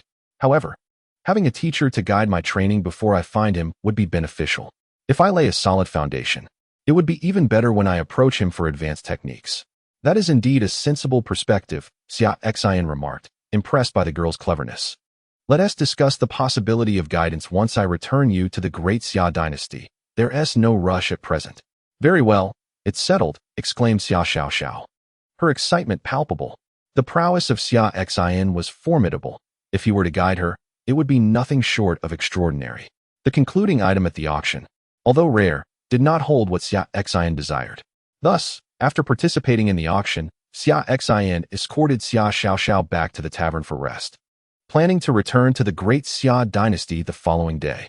Shortly after their departure, a group arrived at the auction venue, those from the Yuan Hall, who had been relentlessly pursuing Xia Xiao for the past week. The news of her appearance at the auction had just reached their ears. The Yuan Hall members swiftly approached, led by an elder of the first realm of the sea transformation stage. The Yuan Hall, a powerful force from the outer black domain, boasted the presence of an immortal ancestor. This elder, sent to investigate the ruins of a renowned formation master, had initially anticipated obtaining the map to the Kunpeng relic, but was thwarted when Xia Xiao managed to escape with it. Word has it that there is a suspected sea transformation expert by the little imp's side. Should we proceed with our plans? Inquired a disciple of the Yuan Hall. Many had witnessed Xia Xin's intervention in the auction, where he subdued a rogue elder with ease, compelling them to consider the mysterious powerhouse that had suddenly appeared alongside Xia Xiao. Do not act hastily. We shall wait for the Grand Elder to arrive. For now, we will observe these two and discern their destination. Once the Grand Elder is here, we will deal with them, the leading elder instructed. Xia Xin's capability to effortlessly suppress a half-step sea transformation expert indicated that he was a formidable presence within the sea transformation realm. The elder, modestly positioned at the first realm, acknowledged that he could not so easily overpower someone like Xia Xin, the Grand Elder of the Yuan Hall. A superlative force at the 9th realm of sea transformation would surely be able to subdue the mysterious expert alongside the little imp and reclaim the Kunpeng relic map. Their strategy was to monitor Xia Xin and his companion for the next few days. The following day, after a hearty breakfast at the tavern, Xia Xin departed with Xia Xiao for Mitian City, heading back to the Great Xia Dynasty. Leaving the Great Xia Dynasty to cultivate at the Demon Sect after a decade away, Xia Xin finally returned to the place where he had spent his formative years. He and Xia Xiao took to the skies, and with his swiftness, they would reach the boundary of the Great Xia Dynasty from the Black Domain in a matter of hours. 3 hours later, they arrived at the border between the Great Xia Dynasty and the Great Yin and Great Wu dynasties within the Xian Domain. Hundreds of masked figures gathered, all of them formidable beings, uniformly at the peak of the Cutting Mansion stage. Leading them were 3 experts of the sea transformation stage, seemingly plotting something sinister. Moments later, the masked figures divided into 3 teams, each consisting of 120 members, each team led by a sea transformation expert, and they surged towards the border cities of the Great Xia Dynasty, the Great Wu Dynasty, and the Great Yin Dynasty. Wangtian City, a small settlement at the frontier of the Great Xia Dynasty, boasted a modest population of merely several hundred thousand, typically bereft of formidable guardians. The most powerful practitioner within its confines was merely an adept at the divine power stage.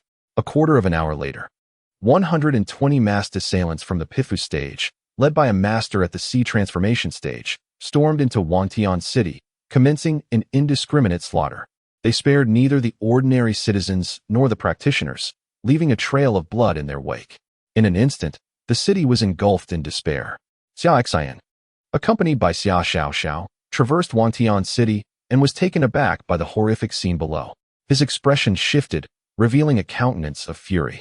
How could heretical practitioners dare to perpetrate such heinous acts against innocents within the territory of the Great Xia dynasty?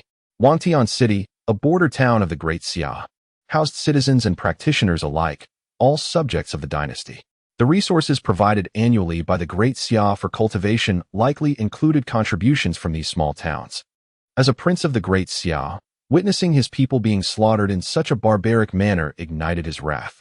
To dare commit such inhumane acts within the realm of the Great Xia is tantamount to seeking death.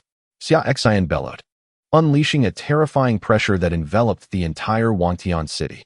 In that moment, whether the masked assailants still engaged in their rampage or the fleeing civilians, all were rendered motionless, ensnared by an overwhelming force. Even the leader among the masked assailants was no exception. The masked leader's expression shifted dramatically as he sensed the arrival of a power surpassing the sea transformation stage, and it appeared to be one of the Great Xia's own. How could this be?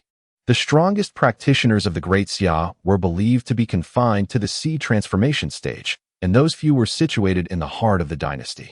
They had gambled on the assumption that their actions in this peripheral town would go unnoticed. Even if detected, they believed they could withstand the onslaught of the Great Xia's sea transformation masters long enough for their subordinates to escape. Yet, the sudden emergence of this unparalleled powerhouse had completely disrupted their plans, exerting an aura capable of immobilizing the entire population of the city. This level of power was certainly beyond what a sea transformation master could achieve. As far as he knew, even the elders of their Haoran sect, existing in the undying stage, could not accomplish such a feat. This meant that the entity intervening to thwart their massacre was a being of transcendent might. Above the undying stage. How was this possible? Those above the undying stage were typically the superlative masters belonging to the 10 most formidable sects in the realm of righteousness and malevolence. How could a humble dynasty like the Great Xia possess such a figure? At that moment, Xia Xin descended from the heavens, landing before the leader of the masked assailants, and inquired, "Who are you, and who sent you?" Initially, he believed this group of individuals to be practitioners of the demonic path or the sinister path. However, upon closer inspection, he sensed something amiss. Despite their masked appearances, the techniques they employed were neither demonic nor sinister. Rather, they emanated faint traces of righteous energy. This was indeed peculiar. Only a select few sects of the righteous path could manifest such noble aura through their techniques. Thus, he refrained from annihilating the masked figures in midair and instead sought to uncover their true identity, daring to unleash carnage within the Great Xia dynasty. "Elder, we are not practitioners of the demonic path. This matter is extensive, involving the conflict between the righteous and the demonic. We implore you not to intervene, and we shall offer you ample rewards," spoke the leader of the masked figures, who was at the Transformation Sea realm. Upon hearing this, Xia Xin's expression darkened considerably, and the temperature around him plummeted. The assertion of not being from the demonic path, coupled with the mention of the righteous demonic conflict, along with the noble aura permeating their techniques, conveyed a wealth of information. Xia Jiuxiao, the number of ordinary citizens slain in the city has already exceeded tens of thousands. Xia Xiao exclaimed, her eyes reddening with fury. As the little princess of the Great Xia dynasty, she had been taught by her mother to cherish her people. Witnessing the unwarranted slaughter of these innocent civilians ignited her righteous anger.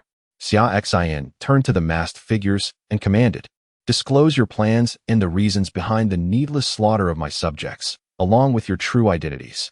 Otherwise, you shall face death." "Elder, knowing this matter brings you no benefit, I beseech you." Before he could finish his plea, a colossal hand of spiritual energy appeared, crushing one of his arms. Bound by Xia Xin's formidable pressure, he was rendered immobile, and the excruciating pain of his shattered limb nearly caused him to faint. "Utter one more word of nonsense, and I shall crush your other arm, followed by your legs," Xia Xin stated coldly. "No, please," the masked practitioner from the Transformation Sea realm exclaimed in terror. "Elder, I will speak. I shall reveal everything. We are part of a second-tier righteous sect, disciples of the Haoran sect. This plot was initiated by 3 second-tier righteous forces, the Haoran sect, the Vajra Temple, and the Tianji sect.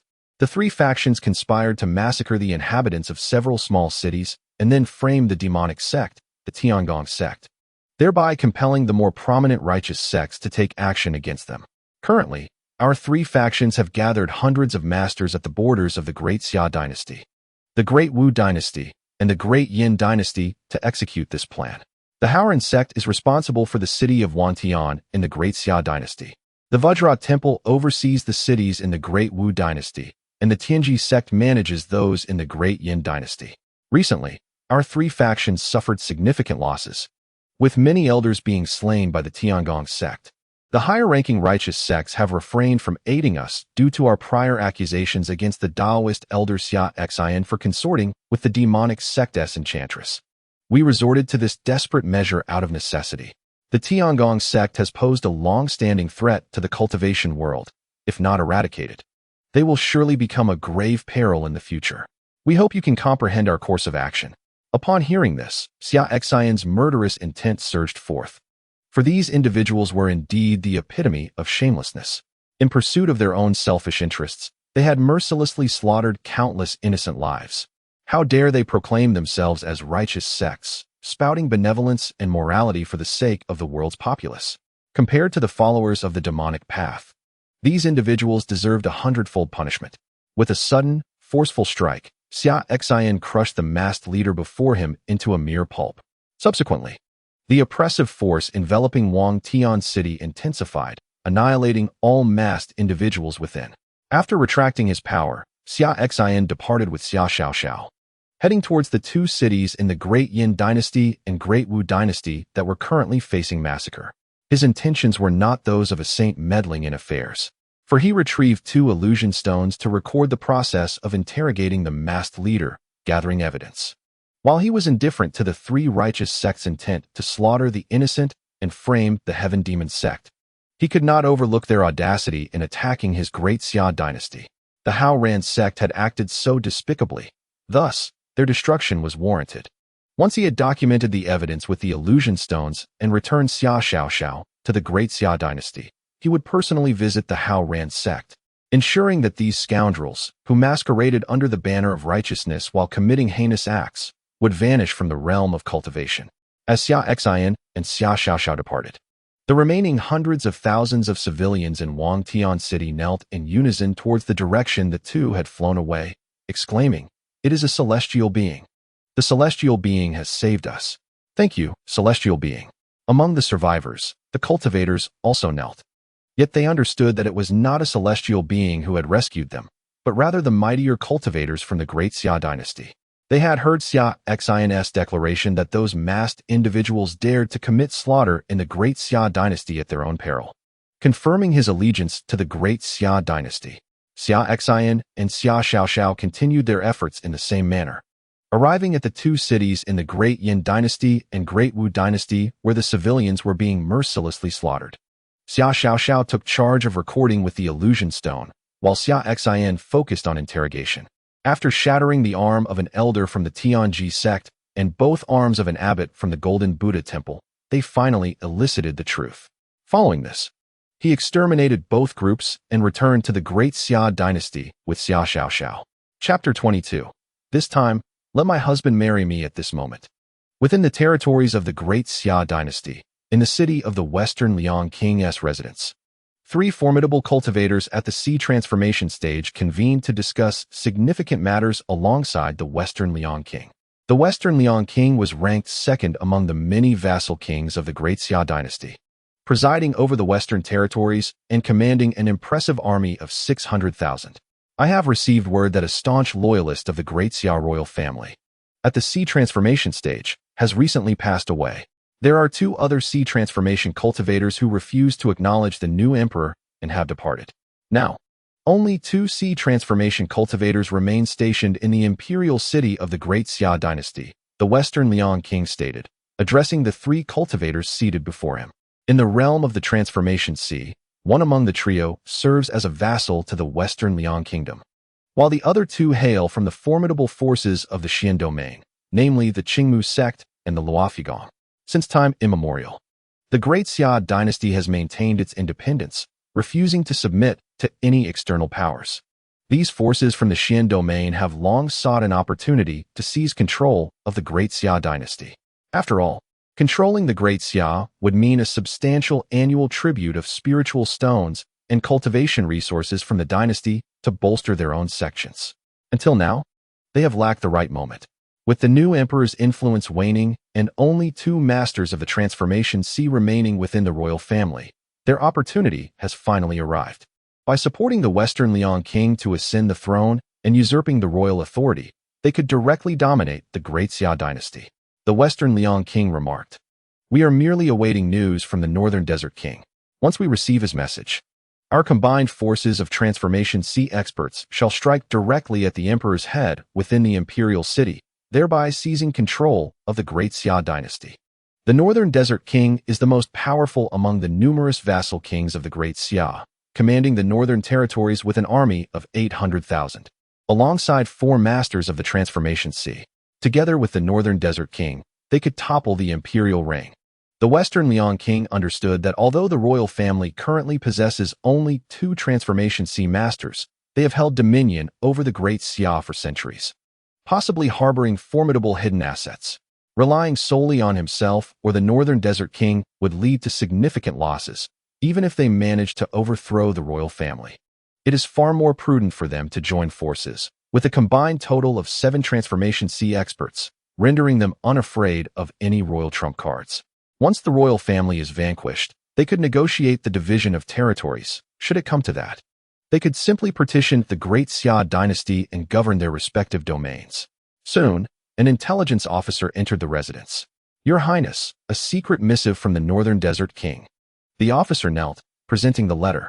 The Western Liang King took the missive and opened it. "In 7 days, all our Transformation C experts shall unite and strike directly at the emperor's head within the imperial city." Upon reading the contents of the letter, the Western Liang King was overjoyed and turned to the 3 Transformation C masters in his residence, exclaiming, "The Northern Desert King has sent word. In 7 days, our forces shall converge to claim the emperor's head." The 3 masters responded, "In 7 days, we shall undoubtedly assist your highness in seizing the royal authority." "Excellent." The Western Liang King rejoiced.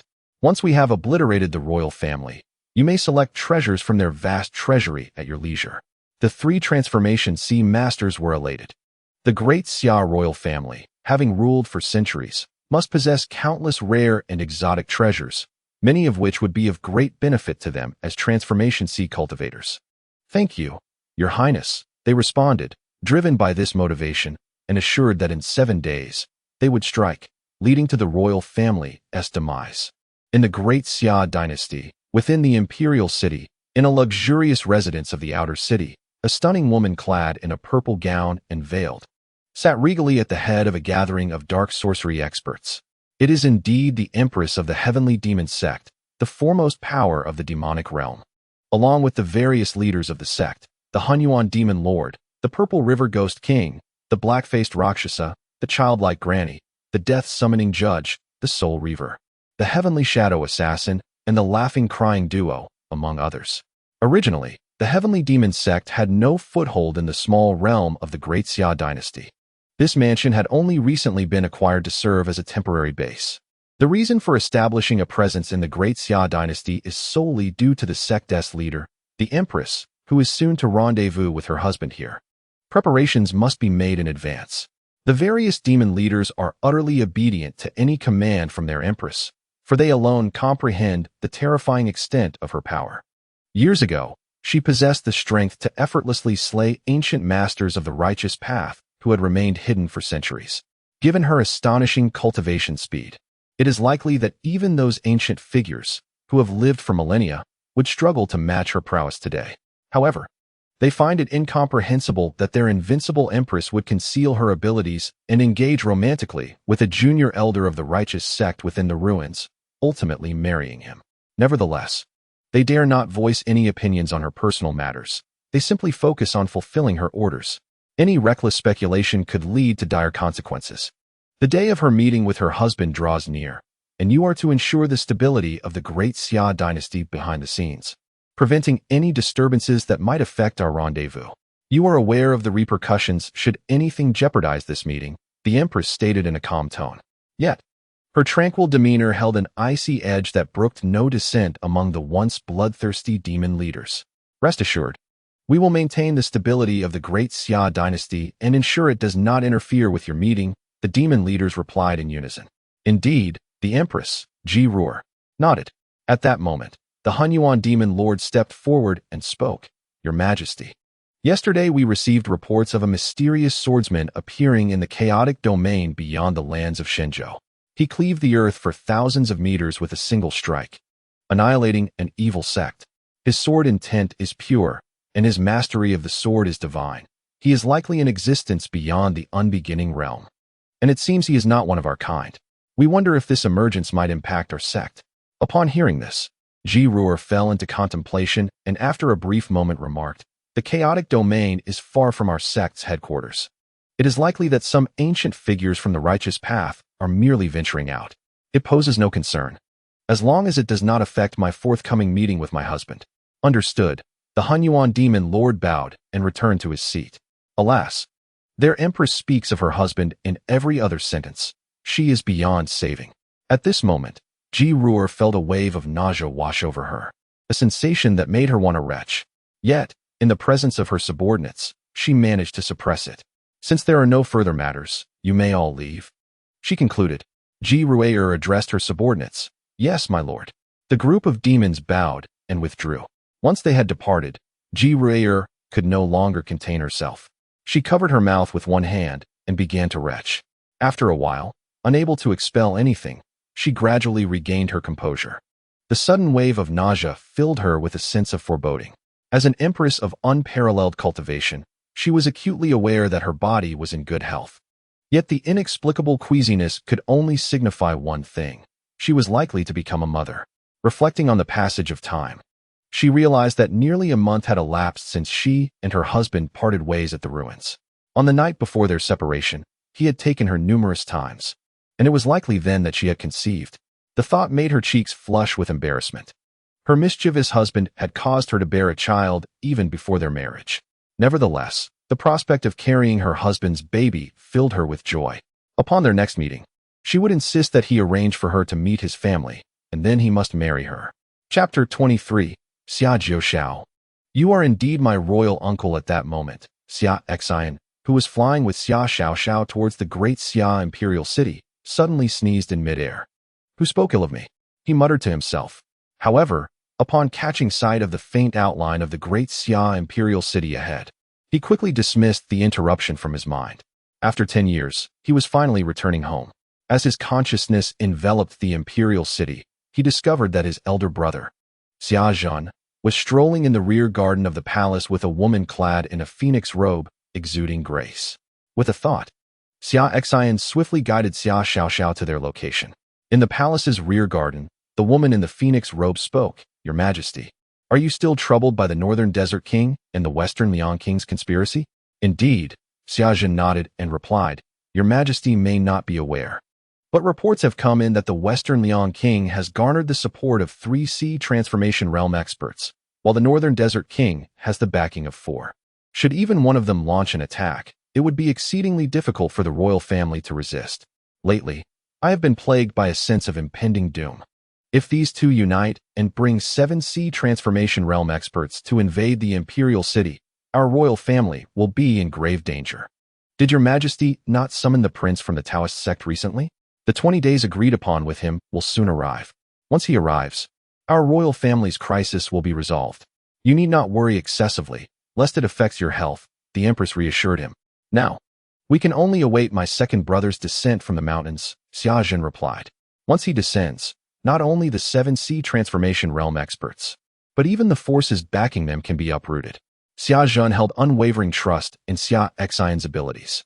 As an elder of the Taoist sect with an immortal realm cultivation, he regarded many sea transformation realm experts as inconsequential. His concern lay in the possibility that before Xia Xin could descend, the experts behind the Western Liang and Northern Desert Kings might strike against the royal family, presenting a troublesome predicament. Just as Xia Xin contemplated this, 2 figures, one large and one small, descended from the heavens, landing directly before the 2 individuals. It was none other than Xia Xin and Xia Xiaoxiao. who had just flown in from outside the palace. Father, mother. Upon seeing the couple, Xia Xiao rushed forward and leaped into her mother's embrace. Xiao Xiao. The queen was momentarily taken aback by the sudden appearance of Xia Xiao, who had plunged into her arms. Xia Xin was equally bewildered. Xia Xiao lifted her head, tears welling in her eyes, and said, Father, mother, you have no idea what I went through during my time outside. I almost didn't make it back. With that, she began to sob uncontrollably. Xiao, please don't cry. What exactly happened? Why did you return alone? Take your time, the queen urged gently. Xia Xin glanced at his daughter weeping in her mother's arms, and then at Xia Xin. Feeling a sense of familiarity, yet unable to recognize him due to the black robe and mask he wore. However, he understood that Xia Xin had flown here with Xia Xiao, indicating that he was at least a formidable practitioner of the Transformation Sea realm. This revelation astonished Xia Xin greatly. Xia Xiao had ventured outside the great Xia dynasty and had been escorted back by a practitioner of such caliber. How had she come to know someone of such standing? A powerful figure of the Transformation Sea realm was one who would be treated with utmost respect, even by royalty. Xiao, please stop crying and explain what truly transpired, Xia Xin insisted. Wiping her tears with her small hands, Xia Xiao began. It all started when I sneaked out of the royal city, intending to seek my uncle at the Demon Sect to learn divine arts and martial skills. However, I encountered some unforeseen circumstances along the way. Xia Xiao recounted in detail her escape from the royal city, evading the expert sent by Xia Xin to protect her, accidentally discovering the Kunpeng relic map, being pursued by the Yuan Hall, and overhearing the plans of several prominent righteous sects, nearly being silenced, only to be saved by Xia Xin. She then followed Xia Xin back to the great Xia dynasty, mentioning that she had borrowed 200,000 spirit stones from him to purchase a mysterious grade spiritual weapon, which she needed Xia Xin's assistance to repay. Father, mother, you have no idea how fiercely those people pursued me. If I hadn't run quickly, you might never have seen me again, Xia Xiao said through tear-filled eyes. Fortunately, I was saved by Xia Xiao. All you need to do is pay him a reward and repay the 200,000 spirit stones he lent me for the ice sword. Upon hearing this, both Xia Xin and his wife shot Xia Xiao a knowing glance. They understood why she had returned, crying and playing the victim, saying she missed them. It turned out she had charmed a powerful expert into escorting her home, with the cost to be borne by them. Moreover, she had borrowed 200,000 spirit stones from a practitioner of the Transformation Sea realm to acquire a spiritual weapon for herself. Quite impressive. A trip outside has certainly emboldened you. You've brought quite the trouble back home, they thought. However, both Xia Xin and the queen were too weary to scold her. Hearing her recount such perilous experiences, it was evident that this young girl had indeed endured considerable hardships on her journey. Perhaps it was for the best, as it would prevent her from incessantly pestering them to seek her royal uncle in the Taoist sect. Xia Xin turned to Xia Xin and remarked, Your Excellency, your efforts in escorting Xiao back have not gone unnoticed. The promise she made to you, we as a couple shall wholeheartedly honor. Please have a copy of the Kunpeng relic map prepared, and I shall present it to you. Furthermore, I am willing to open the royal treasury, allowing you to select a treasure of your choice as a reward. As for the 200,000 spirit stones borrowed by Xiao, I will arrange for them to be delivered to you forthwith. The couple found themselves rather impressed by the young girl's negotiation skills, capable of persuading a powerful being from the sea transformation realm to escort her home. At that moment, Xia Xin, having witnessed the comical scene of Xia Xiao's antics, chuckled heartily, pleased that Xia Xin seemed to overlook her earlier mischief of bringing trouble to their doorstep, as well as the current state of his elder brother. With a grin, Xia Xin removed his mask, revealing his countenance to Xia Xin, and said, Brother, it is I. Xia Xin was momentarily taken aback upon seeing Xia Xin's true face, and after a brief pause, he exclaimed in disbelief, Second brother. Xia Xin stepped forward and embraced his elder brother, stating, I returned early and encountered this young girl on the road. She claimed to be a princess of the great Xia dynasty, and recalling your words about her sneaking out of the palace, I decided to rescue her and brought her back. Xia Xin released Xia Xin, patting his shoulder with excitement. Excellent. I wondered how a master of the sea transformation realm could be so easily persuaded by this young girl not to seize the Kunpeng relic map from her, but to safely escort her home. It seems he encountered family. Ha ha ha. With Xia Xin back from his journey, not only had he saved Xia Xiao, but his early arrival at the royal city meant that the royal family's crisis could now be resolved. Qing'er, come quickly to meet my second brother. Xia Xin called to the queen. Queen Murongqing approached with a smile, saying, Thank you, Prince, for safely escorting Xiao home. Sister-in-law, you are too kind. Xia Xin replied, recognizing the queen as the daughter of the current prime minister, who was both talented and beautiful, deserving of her title as the Empress of the Great Xia dynasty. The most astonished by this grand family reunion was Xia Xiao, who was still processing the situation. She gazed at Xia Xin in silence for a while, before finally exclaiming, Xia Jiuxiao, you are my royal uncle, the Prince of Great Xia. Indeed. Why else would I be here? Xia Xin chuckled at her bewildered expression. Chapter 24. The Prince of Great Xia. Ah, you clever Xia Jiuxiao. All this time, you kept this from me. Xia Xiao proclaimed as she leaped towards him and clung to his leg like a small, fierce tiger, roaring in excitement. You never asked me, Xia Xin laughed. Xia Xiao pondered for a moment, continuing to cling to Xia Xin's leg, and declared, I don't care. Since you are my royal uncle, you shall be responsible for teaching me the ways of cultivation from now on. I aspire to become a powerful sword cultivator like you. Very well, Xia Xin replied with a chuckle, shaking his head. The little girl seemed to blame him for concealing the truth about his identity, perhaps hoping that this would compel him to guide her in her training. Upon hearing Xia Xin's consent, Xia Xiao was overjoyed, exclaiming, Wonderful, it's a promise. Throughout the journey back with Xia Xin, she was utterly awed by his strength. Whether it was when he effortlessly dispatched a bullying rogue elder at the auction house with a mere slap, or when he exerted such overwhelming pressure in Wangtian City that it rendered everyone in the main hall motionless. His ability to dominate an entire city aligned perfectly with her vision of a true powerhouse. She was determined to become an unparalleled force like Xia Xin in the future. Such a spirited girl, Xia Xin chuckled, then turned to Xia Zhan and said, You must be tired from your travels. Come, let us head to your princely residence. Although you departed the royal city before my ascension, I have arranged for a princely estate for you since my coronation. It is conveniently located near the palace and is in no way inferior to the palace in grandeur. The staff has already been organized during my last visit, so you may move in directly. Furthermore, when the time comes for you to marry and start a family, you can do so there. How thoughtful of you, elder brother. Xia Xin replied.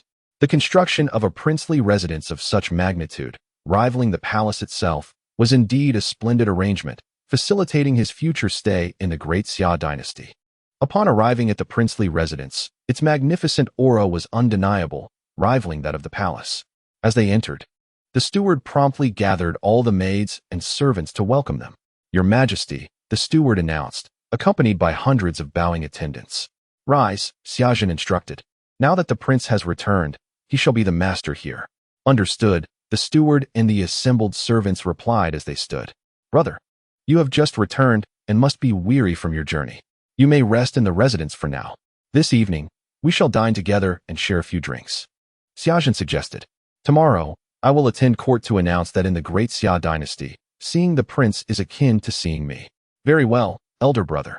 Xia Xin nodded, not feeling the need to stand on ceremony with his sibling. Perfectly timed, he had returned with matters to attend to, such as contacting his beloved and arranging their meeting. Then, royal uncle, I shall take my leave for now and return later to seek you, Xia Xiao said. All right, Xia Xin replied, watching as Xia Zhan, the Empress Murongqing, and Xia Xiao departed. He then returned to the princely residence, where the steward and the servants hurriedly bowed, saying, We greet the prince. From now on, in the princely residence, there is no need for excessive formality. I do not mind such things, Xia Xin said. Yes, Your Highness, they all responded. When Xia Xin left the Great Xia dynasty, Xia Zhan was not yet the emperor, and Xia Xin had always been relatively low-key, shunning court affairs. It was Xia Zhan who managed the kingdom, so very few were aware of the existence of such a second prince in the Great Xia dynasty. In the present day, Xia Zhan has ascended to the throne as the emperor of the Great Xia dynasty, while Xia Xin has been granted the title of prince.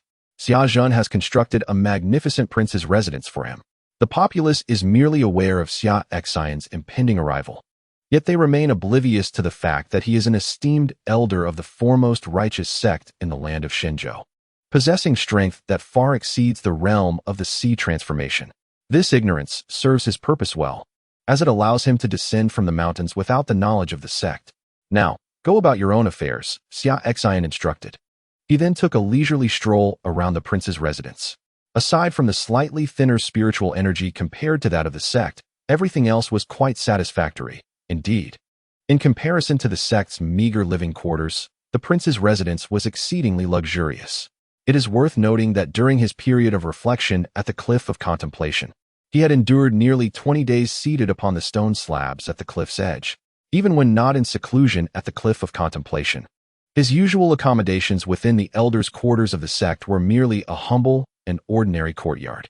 The sect, adhering to the principles of tranquility and non-action, maintained a simple lifestyle, eschewing opulence, a pursuit more befitting of the Buddhist sect, known for its extravagant golden statues and grand halls. Although the spiritual energy here is somewhat scarce, I can arrange a gathering formation to draw in some energy, which will not impede my cultivation, Xia Xin contemplated. Recently, he had secretly ventured out daily to the Cliff of Contemplation, acquiring numerous valuable items, including knowledge of formations. Given his current capabilities, establishing a simple gathering formation to envelop the entire prince's residence would pose no challenge. He intended to make the great Xia dynasty his permanent abode, facilitating rendezvous with his beloved wife while enjoying a greater degree of personal freedom to travel as he pleased. Speaking of his wife, it was time to inform her of his arrival in the great Xia dynasty and invite her to seek him in the imperial city. Employing the crane technique, Xia Xin declared, "My dear wife, I have arrived in the imperial city of the great Xia dynasty. I wonder where you are at this moment and when we shall meet again." Subsequently, a small celestial crane, carrying his message, transformed into a beam of light and flew forth from the prince's residence. Meanwhile, outside the great Xia dynasty, the three major righteous sects, the Diamond Monastery, the Celestial Mechanism Sect, and the Vastness Sect, had dispatched several elders, all formidable sea transformation experts, to the border between the great Xia dynasty, the great Yin dynasty, and the great Wu dynasty to assess the situation. Earlier that day, these three sects had launched a plan to annihilate a city, intending to frame the demon cult. However, an unforeseen complication arose, resulting in the obliteration of the souls of three sea transformation elders and hundreds of formidable experts participating in the operation. This meant that all of them had perished. They were compelled to investigate who had slain their dispatched members and whether their plan had been exposed, potentially discovered by the demon cult. The Vastness Sect was tasked with investigating the area of Wantian City, while the Celestial Mechanism Sect and the Diamond Monastery were responsible for the cities within the Great Yin and Great Wu dynasties. Upon their arrival at Wantian City, they began their inquiries. After a thorough inquiry and investigation, the Haoran sect came to realize that their plan had not been exposed. Rather, the individuals dispatched to execute it had merely fallen victim to a powerful cultivator from the Great Xia dynasty, who happened to be passing by. What audacity the Great Xia dynasty possesses, daring to strike against the disciples of our righteous sect, undoubtedly colluding with the forces of darkness. An elder of the Haoran sect spoke. Summon the elders of the 7th level or above from the sea transformation realm to convene. This cultivator from the Great Xia dynasty has slain our people and likely knows of our plans. He must be eliminated. Furthermore, the Great Xia dynasty, in collusion with the dark forces, need not continue to exist. Indeed, another elder from the Haoran sect added, "Let us act tonight. The elders of the 7th level or above from our sect will require some time to arrive, likely reaching us by dusk, and it would be best to strike after they have had a chance to rest." The others nodded in agreement. Meanwhile, within the opulent residence in the outer city of the royal capital, the newly established base of the heavenly demon sect, Ji Ruer received news through a small crane sent by Xia Xin, her expression lighting up with joy. "My husband has arrived in the royal capital of the great Xia dynasty." In the next moment, her figure vanished from the residence. Chapter 25. Congratulations, husband. You are to be a father in the prince's residence. Xia Xin had changed his dark robes for a splendid golden robe, signifying his royal status. He had just sent a message using the crane technique. If his wife was nearby, she would surely be able to trace his location. Xia Xin was not inclined to disclose that his cultivation had surged to the 7th level of the primordial realm, as it typically took practitioners a century of dedicated effort to ascend from the immortal realm to the primordial realm. Even prodigious cultivators would require decades to achieve this. Having been apart from his wife for merely a month, he had reached the 7th level of the primordial realm, an explanation for which was difficult to construct, especially as he could not reveal the existence of the system that aided him. Furthermore, since his wife was still at the immortal realm, he feared that if she learned of his substantial advancement, it might foster feelings of inferiority within her, as women often possess strong self-esteem. Such a revelation could create distance between them and adversely affect their relationship. It was best to keep this secret for now and reveal it when the time was right. After all, with his divine breath-concealing technique, only those whose cultivation surpassed his by 3 major realms could discern his true level. For the time being, he would present himself as being at the 3rd level of the immortal realm in front of his wife. Meanwhile, following the flight path of the small crane, Ji felt Xia Xin's presence in the prince's residence. She too changed her attire, discarding her usual purple robe and veil for a flowing blue dress that showcased her stunning beauty, akin to a celestial being descended from the heavens. Her identity as the Empress of the heavenly Demon Sect, the foremost power of the dark forces, was something her husband must remain unaware of. Although he did not seem to mind her association with the dark path, it did not reflect her position as the leader of such a formidable faction. If her husband were to discover that she is the Empress of the heavenly Demon Sect, the formidable fiend feared by countless practitioners, would he be startled? Would he still shower her with affection as he does now? She dared not wager nor wish to gamble. It was quite delightful to interact with him under the guise of an ordinary demoness, maintaining a cultivation level akin to his, preserving the purity of their love. After all, with her protective presence, no one could harm him. She discarded her usual purple attire and mask, adorning herself like a celestial maiden of the righteous path, not wanting her previous appearance to lead to misunderstandings during their time together.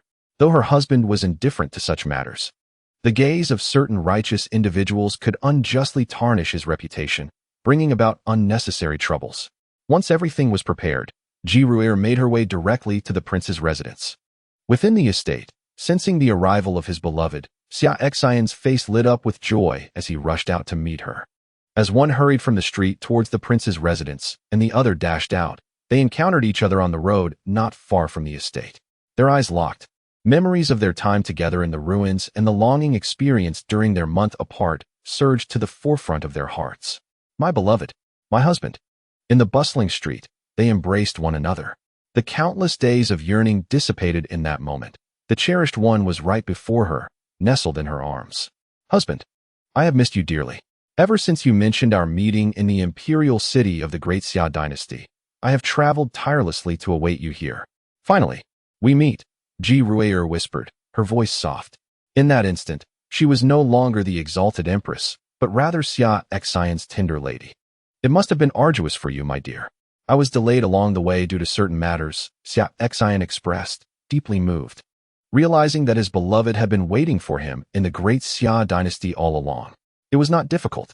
Now that I have reunited with you, everything has been worthwhile, Ji replied, snuggling closer into Xia Xin's embrace.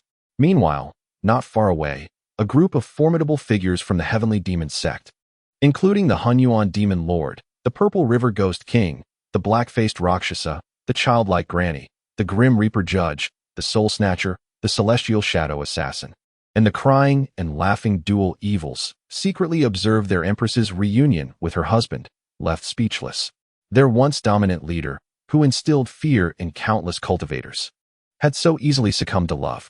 I can't bear to watch. It's too painful to the eyes. My leader is not like this, the Hunyuan demon lord lamented. I have lived for centuries, and this is the first time I have seen practitioners engage in such romantic exchanges. So, this is how it is, the soul snatcher mused. You simply do not understand love, the childlike granny remarked. It is wonderful that our leader has found someone she cherishes. Blessings to them. Bah.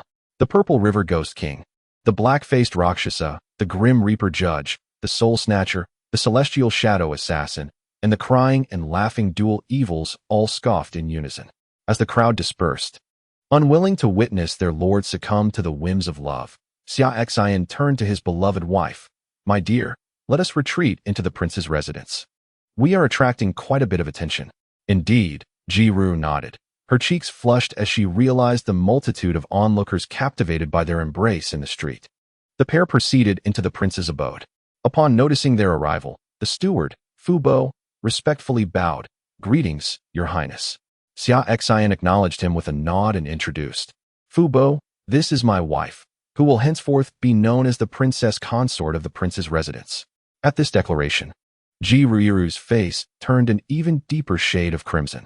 Greetings, princess consort. Fu Bo hastily bowed again, taken aback that the prince had already brought home a consort so soon after his arrival. There is no need for excessive formalities, Jiru replied. They entered the estate, where tranquility enveloped them, free from interruptions. Xia Xin settled upon the throne, and they once again embraced. Jiru, perched on his lap, inquired, But dear husband, were you not meditating at the cliff of reflection? How is it that you descended so suddenly? It is merely that I missed my dear wife too intensely, compelling me to disregard the doctrines of the sect to reunite with you, Xia Xin responded. My husband has a way with words that delights me, Jiru pouted playfully. Xia Xin continued, I employed a divine technique to manifest a doppelganger to meditate in my stead at the cliff of reflection, thus allowing my true self to descend and seek you, coinciding with some matters concerning the Xia dynasty. I see, Jiru said. Will you return? No. With my doppelganger maintaining the vigil at the cliff of reflection, I shall remain by your side, cherishing our time together, Xia Xin declared. Upon hearing this, Jiru gazed at him with admiration. You are truly wonderful. Then I shall not wander elsewhere, but reside with you in the Xia dynasty. Indeed, Xia Xin replied. To have you by my side is a blessing in this life. You flatter me, Jiru teased. What matters are you attending to in the Xia dynasty? Have they been resolved? Not yet, Xia Xin replied. I am the second prince of the Xia dynasty, but lacking interest in the throne. I entered the sect a decade ago to pursue enlightenment. Over the years, the resources necessary for my cultivation have been provided by the Xia dynasty. 9 years ago, my elder brother ascended to the throne, yet his authority is insufficient to suppress several powerful feudal lords within the dynasty, who are bolstered by external sects from the foreign realms, sending formidable cultivators to assist in their rebellion. My descent this time is to assist my brother in resolving this crisis. I understand, Jiru remarked. The forces from the foreign realms are not overly strong. It should not be too difficult to address them. Indeed, Xia Xin nodded. My brother is my only kin in this world, and he has treated me exceedingly well. In terms of cultivation resources, he has provided unwavering support from the strength of the Xia dynasty, and I cannot let him down. Then let us not disappoint him. Do you require my assistance in dealing with these feudal lords? She pondered, considering that as a force of righteousness, her husband might find it difficult to undertake extreme measures against those who oppose them. She can act on your behalf. It is her specialty. No worries. My husband can handle everything alone, Xia Xin remarked. By the way, my husband, I have something important to discuss with you, Jiru suddenly said with seriousness. Noticing his wife's sudden gravity, Xia Xin also adopted a solemn expression and inquired, What is it? My husband, congratulations, you are going to be a father. Jiru gazed at him and continued, I discovered today that I am with child. What? My wife, you are pregnant. Xia Xin felt his mind go blank in an instant. Could it be that he was about to become a father? Chapter 26, Meeting the Parents. Sister-in-law bestows gifts, my lady. Are you truly serious? Xia Xin asked. Suddenly learning that he was to become a father, anyone would feel somewhat bewildered. However, recalling the fervent night they shared together a month prior, Xia Xin quickly came to terms with it. It must have been then that the seed was sown. Indeed, it is true, Jiru affirmed. This time, you must marry me. Very well, Xia Xin replied. I have no relatives left. Tonight I shall take you to meet my elder brother and sister-in-law, and we shall choose an auspicious day for our wedding. Sounds good, Jiru shyly nodded. How wonderful. I am about to become a father. Xia Xin felt a surge of excitement and looked at Jiru, saying, My dear, from now on, refrain from engaging in any altercations. Leave such matters to your husband. You should focus on nurturing our child in the mansion. Yes, I shall listen to you. Jiru responded. By the way, my dear, is there anything you wish to eat? Whatever rare delicacies you desire, Your husband will procure for you, Xia Xin offered. No, not at the moment. I will let you know when I crave something, Ji Ruier replied. That is fine, Xia Xin nodded. Ji Ruier gazed at him affectionately and then suddenly kissed him, saying, My husband, it is truly wonderful to have you. My dear, it is only with you that it feels right. Xia Xin kissed her back. Then, as if struck by a thought, Xia Xin asked, By the way, my dear, which faction do you belong to in the demonic path? He suddenly recalled encountering several second-tier righteous sects in Wangtian City earlier that day, plotting to slaughter a few cities and frame the heavenly demon sect. He was curious about which sect Ji Ruier hailed from, given her age, which was similar to his own, and her cultivation at the immortal realm. She must hold some status within the demonic sections. After all, he, at the immortal realm, could serve as an elder in the foremost righteous sect, Daozong. Thus, Ji Ruier, with the same level of cultivation, should have a respectable position within the demonic sect. If she happened to be from the heavenly demon sect, he could inform her of the situation to prevent the sect from being unjustly tarnished by the righteous sects. The heavenly demon sect, Ji Ruier hesitated. I am an ordinary elder there. What is it, my husband? Why do you suddenly ask? Ji Ruier felt a twinge of anxiety. Had she said something amiss that aroused her husband's suspicion? Or perhaps he had already uncovered her identity as the empress of the heavenly demon sect. Oh, the heavenly demon sect, how fortuitous. This gives me the perfect opportunity to share this matter with you. Xia Xin, filled with joy, remarked that it seemed to be fate that he had stumbled upon a conspiracy involving several righteous sects plotting to frame the heavenly demon sect, and coincidentally, his wife happened to be affiliated with the latter. Xia Xin explained, Today, as I entered the territory of the great Xia dynasty, I discovered a group of individuals ruthlessly slaughtering innocent civilians in a border town. Sensing something amiss, I subdued them and interrogated them, only to learn that they were members of several second-rate righteous forces, namely the Diamond Temple, the Haoran sect, and the Tianji sect. Their heinous act of murdering these innocent civilians was a ploy to implicate your heavenly demon sect. As he spoke, Xia Xin produced 2 crystal stones, presenting the recorded evidence of the day's events to Ji Ruier. Upon viewing the footage, her delicate features hardened, and she remarked, These despicable hypocrites, who present one face in public and another behind closed doors, are truly repugnant. She was well aware of the motivations behind the 3 sects' actions. They were the very forces that had slandered her husband previously, leading to his punishment of wall-facing at the Cliff of Reflection. Resolute, she instructed her subordinates to eliminate those involved in the defamation against her husband from these 3 sects. These sects, fearing retribution from the heavenly demon sect, sought to employ such vile tactics to tarnish its reputation and incite the more prestigious righteous sects into action against them. It appeared that merely exterminating those who had participated in the slander was insufficient. Their continued audacity signaled that they must be eradicated entirely. My husband, I shall relay this information back to the headquarters of the demon sect, and they will dispatch individuals to take action, Ji Ruier asserted. That would indeed be ideal. Xia Xin replied. Thank you for providing me with such crucial intelligence and for documenting the evidence. Otherwise, the heavenly demon sect might have been unjustly accused, Ji Ruier continued. Such incidents, once they occur, are challenging to clarify. Although the heavenly demon sect does not fear such accusations, being wrongfully blamed for actions one did not commit is uncomfortable for anyone. It was merely a fortunate coincidence between us as husband and wife. There is no need for thanks, Xia Xin replied. Indeed, Ji Ruier said, as she nestled into Xia Xin's embrace, savoring the warmth of the moment. At that instant, she was not the feared empress of the heavenly demon sect, nor a malevolent figure that instilled dread in the populace, but simply a devoted wife. That evening, the Xia family gathered at the prince's residence for dinner. Xia Xin seized the opportunity to inform his elder brother about his intention to marry Ji Ruier, especially since she was now with child. Whether as a princess or simply as Xia Xin's wife, she required an identity. At the dining table within the royal estate, Xia Xin gestured for Ji Ruier to rise. Dear brother, come tonight, for our family shall dine together. I have an important announcement to make. In a few days, I shall take Ruier as my bride, bringing her into the princely residence of the great Xia dynasty to be my princely consort. I hope to receive the blessings of you and sister-in-law, as well as little Xiao Xiao, Xia Xin declared. Upon entering, Xia Xin had already introduced Jireer's identity to his elder brother and sister-in-law, who were now aware that she was his wife. In the eyes of Xia Xin, the secular authority held little distinction between the righteous and the demonic. To him, as long as his brother was fond of her, that was all that mattered.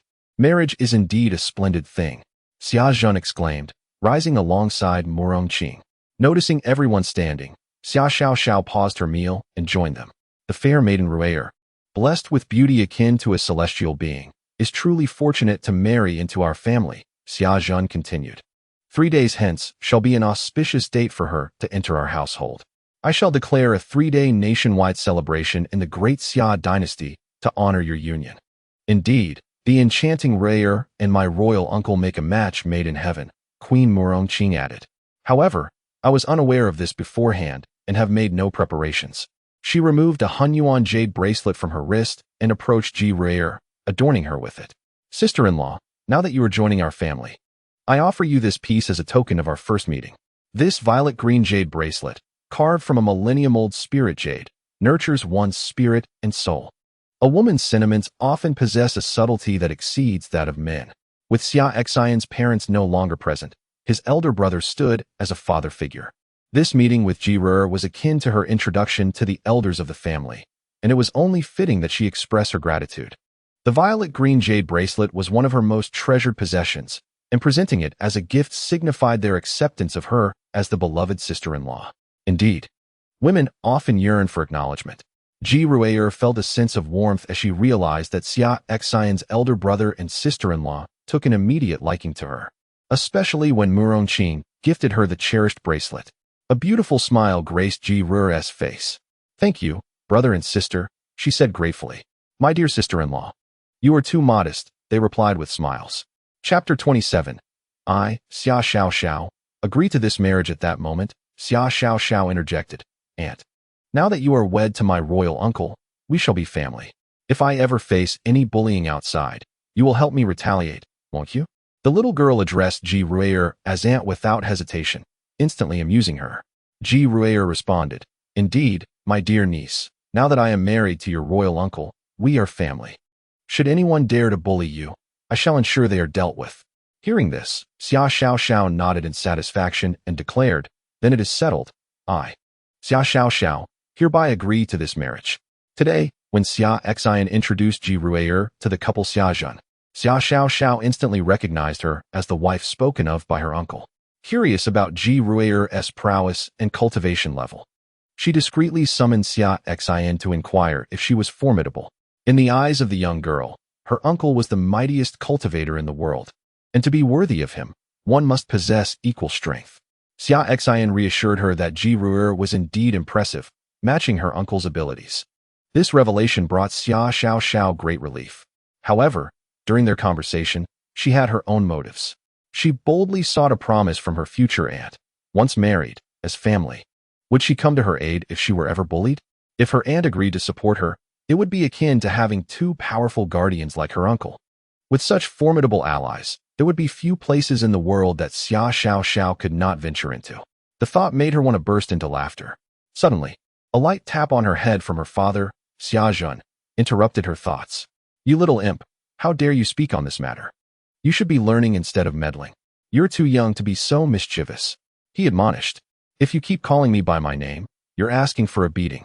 Xia Xiao retorted. Xia Xin raised his hand, ready to scold her further, but Xia Xin interjected with a chuckle. It's fine, brother.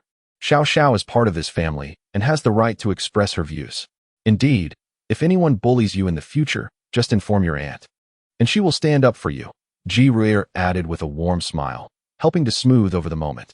The family enjoyed a harmonious dinner together. Ultimately, the wedding of Xia Xin and Ji Rueer was set for an auspicious day 3 days hence. On that occasion, Xia Xin would decree a nationwide celebration across the great Xia dynasty to bless the newlyweds. That evening, after dinner, the Xia family returned to the palace, leaving Xia Xin and Ji Rueer at the prince's residence. Ji Rueer decided against returning to the Demon Sect's base in the imperial city, having finally reunited with her husband. She wished to remain by his side, rather than return to the solitary sect headquarters. As the night fell and they prepared to rest, Xia Xin suddenly sensed several formidable auras approaching from outside the imperial city. He recognized these presences all too well. They belonged to the members of the Haoran sect whom he had slain earlier that day in Wantian City.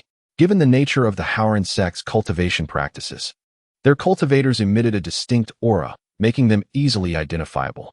Indeed, they have come, Xia Xin thought to himself. The events of that day, witnessed by countless cultivators and civilians, would inevitably prompt the Haoran sect to dispatch powerful beings for retribution.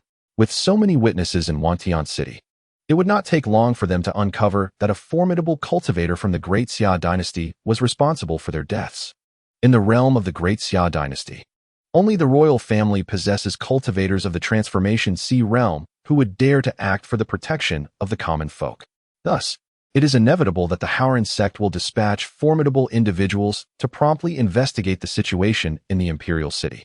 The powerful cultivator of the Transformation Sea realm responsible for the recent demise of Haoran sect members. Could they be a member of the royal family? And are they still present within the imperial city? Upon returning today, Xia Xin has been employing his divine sense to monitor the circumstances outside the imperial city. With his current strength at the 7th level of the primordial realm, he can perceive any presence of those above the Transformation Sea realm drawing near. Indeed, they have arrived. 1 cultivator at the 7th level of the Transformation Sea and 3 at the 4th level. Does the Haoran sect truly regard him with such disdain? My dear, remain in the prince's residence. I must step out for a moment, Xia Xin declared. Is there something amiss? Ji Ruier responded, unaware of the powerful individuals from the Haoran sect that had already come knocking, as she had not extended her divine sense to observe the situation outside the imperial city. Do you recall what I mentioned earlier today? Upon entering the borders of the Great Xia dynasty, I encountered several second-rate righteous sects in Wantian City, plotting to massacre a few cities to slander your heavenly demon sect, Xia Xin explained. I eliminated all those sent to execute this plan, and now it seems that the forces behind them have traced their way to the imperial city. They have sent 4 Transformation Sea cultivators. The royal family of the Great Xia dynasty is not particularly strong, with only 2 Transformation Sea guardians, making them no match for these intruders. Thus, I must venture out to resolve this issue before they pose a threat to the royal family. How outrageous! These individuals dare to come here, Ji Ruier exclaimed, her face aflame with indignation. Husband, allow me to accompany you. I shall make these culprits pay dearly for their audacity. Hearing this, Xia Xin gazed at his beloved with tenderness, offering words of comfort. Do not be upset, my dear. Your current condition requires your tranquility. Anger could harm our little one. Allow me to handle this matter. I assure you they shall not see the light of another day. Very well. Since my anger could affect our baby, I shall refrain from it. You resolve this, and I will await your return at the residence, Jirur replied, obediently. That's more like it, Xia Xin said, placing a gentle kiss on her forehead. Be a good girl and wait for my return.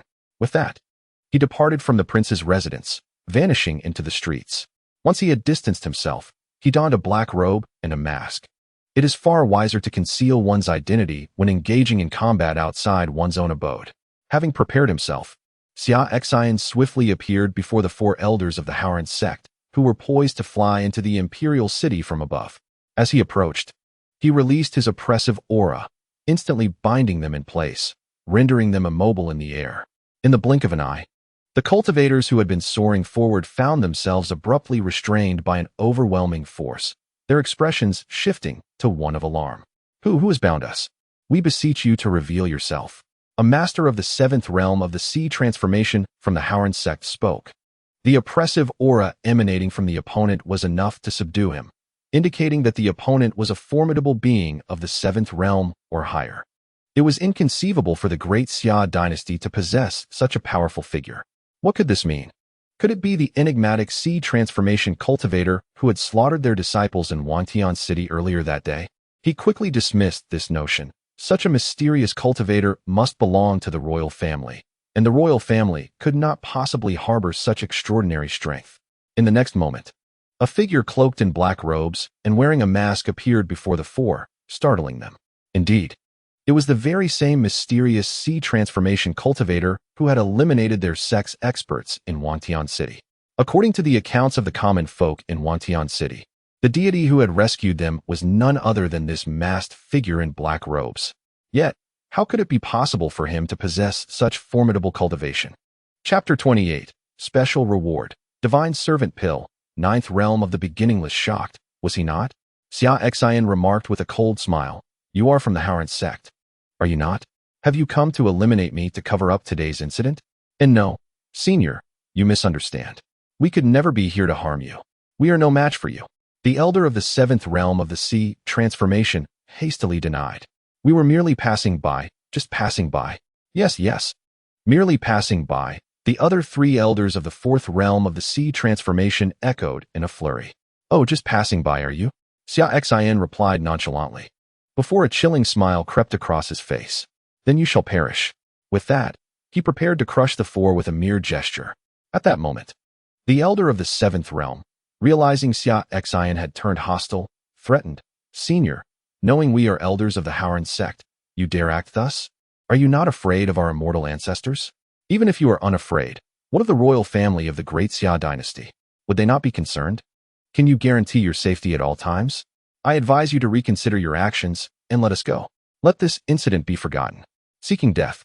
As soon as he finished his words, Xia Xin grasped the air, conjuring a massive hand of spiritual energy that tightened violently, obliterating the four into a mist of flesh. To threaten him with the royal family of the great Xia dynasty was a fool's errand.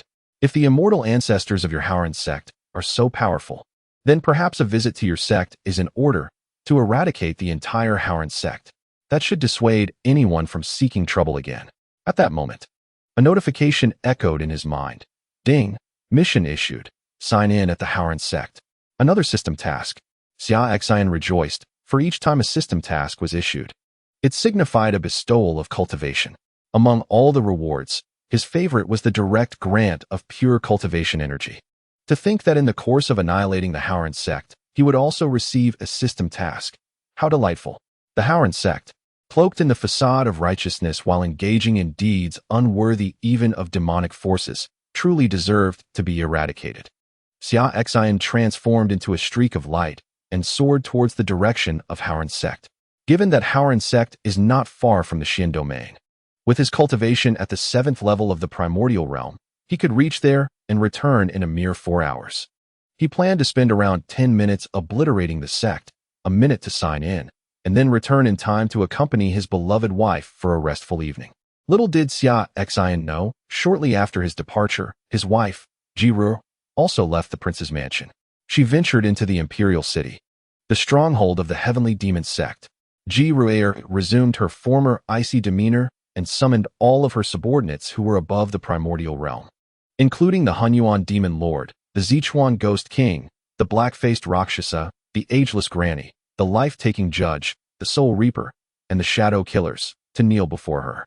Jiru disclosed the plot to frame the heavenly demon sect for the massacre orchestrated by several second-rate righteous sections. She then declared, after tonight, I wish to see no remnants of Haran sect, Tianji sect, or Jingang temple left in this world. Do you understand? Understood. The assembled demons replied as they bowed in acknowledgement. They could sense that their leader was genuinely enraged this time. The members of these three sects truly deserved their fate. Not only had they conspired against the heavenly demon sect, but they were also now targeting the Lord's husband. Unbeknownst to them, the Lord's husband was a forbidden topic, and their doom was imminent. The Sichuan ghost king, Hunyuan demon lord, and black-faced Rakshasa, upon receiving their orders, departed the residence without delay. This night, the three second-rate sects were destined to become mere echoes of history. 2 hours later, Xia Xin arrived outside the Xin domain, in the vast expanse of the Tianyu. Tianyu is an immensely large region, hundreds of times that of the Xin domain, teeming with complex power dynamics and numerous formidable forces, including several that rank among the top 10 righteous sections. Situated on the fringes of the Tianyu, Haran sect was merely a second-rate sect. Hovering above Haran sect, Xia Xin did not rush into action but instead accessed his system. System, sign in at Haran sect, Xia Xin mentally commanded, as he realized he had not yet used today as sign-in opportunity and wished to avoid wasting it after midnight. Ding. Congratulations to the host for successfully signing in at Haran sect, completing the system task. Ding. Congratulations to the host. You have received 70 years of pure cultivation rewards. Ding! Congratulations to the host. You have obtained the divine ability Xinxing technique. Ding! Congratulations to the host. You have acquired the cultivation method servant of the gods technique. Ding! Congratulations to the host. You have received a medicinal pill, the servant of the gods pill. As the notification sounds concluded, the reward of 70 years of cultivation was instantly infused into Xia Xin's body, causing his realm to ascend rapidly. He surged to the 8th level of the primordial realm, then to the 9th level. This advancement surpassed the last reward he obtained from signing in at the Blood Underworld sect, which had granted him 40 years of pure cultivation. This time, it was an additional 30 years. However, the previous reward of 40 years of cultivation allowed him to elevate his prowess by 2 levels, and this time, the 70 years granted him the same advancement. It appears that as one progresses further in the boundless realm, the requirements for enhancement become increasingly demanding. Fortunately, the system occasionally issues sign-in tasks, making advancement manageable. At the very least, it is significantly more expedient than the methodical cultivation practiced by others in the boundless realm, which leaves Xia Xin marveling at the exhilaration of having an advantage. Continuous elevation brings relentless joy. Now having reached the 9th level of the boundless realm, he is merely one step away from entering the fabled hidden palace realm. There, he can establish 5 grand palaces within himself, nurturing the quintessence of the 5 elements, perpetually thriving. Once he enters the hidden palace realm, he will stand on par with ancient relics that have not emerged for millennia. In addition to the 70 years of cultivation reward, he received 3 other valuable rewards: the divine movement technique, the god's servant technique, and the god's servant pill. The divine movement technique is a remarkable ability that enhances his travel speed tenfold, while also allowing him to bypass certain formations, an undeniably practical skill. The god's servant technique and the god's servant pill are meant to be used in tandem. He can select a servant to consume the god's servant pill, which will enable that servant to rapidly grow to a level just below his own, transforming into a loyal servant fully devoted to him, with their cultivation advancing in tandem with his own. The god's servant technique serves as the cultivation method for this servant. Both the god's servant pill and the god's servant technique are unique creations of the system, unparalleled in the external cultivation world. Xia Xin felt an overwhelming excitement. The god's servant pill is precisely what he requires at this moment. With his wife pregnant and unable to take action, he cannot always remain by her side, as he may need to venture out to sign in or complete various tasks, much like he is doing now. The emergence of the god's servant pill resolves this dilemma entirely. He can have the butler, Fu Bo, from the royal residence consume it. Once Fu Bo takes the pill, he will transform into Xia Xin's devoted servant, entirely loyal to him, albeit at a level slightly beneath his own. Currently, having reached the 9th level of the boundless realm, Fu Bo would be at the 8th level, and with training in the god's servant technique, his combat capabilities would far exceed those of an ordinary 8th level practitioner. Such a dedicated servant butler, guarding the royal residence in Xia Xin's absence, would ensure his wife's safety. Moreover, the servant's strength will rise in accordance with the host's cultivation, allowing them to keep pace with his advancement. Truly splendid. Reflecting on this, Xia Xin glanced at the expression of the Hao Ran sect below, feeling a surge of excitement.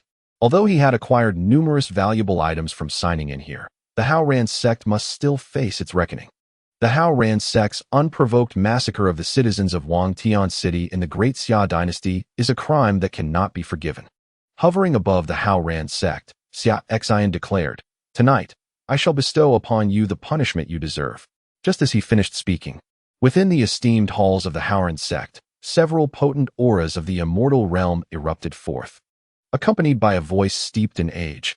"Which junior dares to wreak havoc within my Hao Ran sect? You seek your own demise." Chapter 29.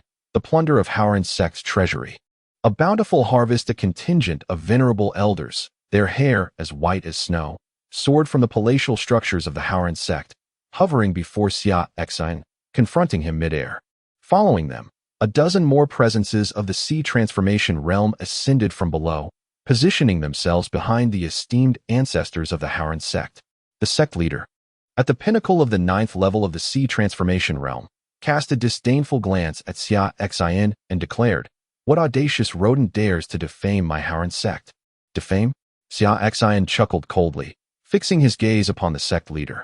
The elder you dispatched moments ago has surely seen his soul's jade seal shattered, has he not? Enough.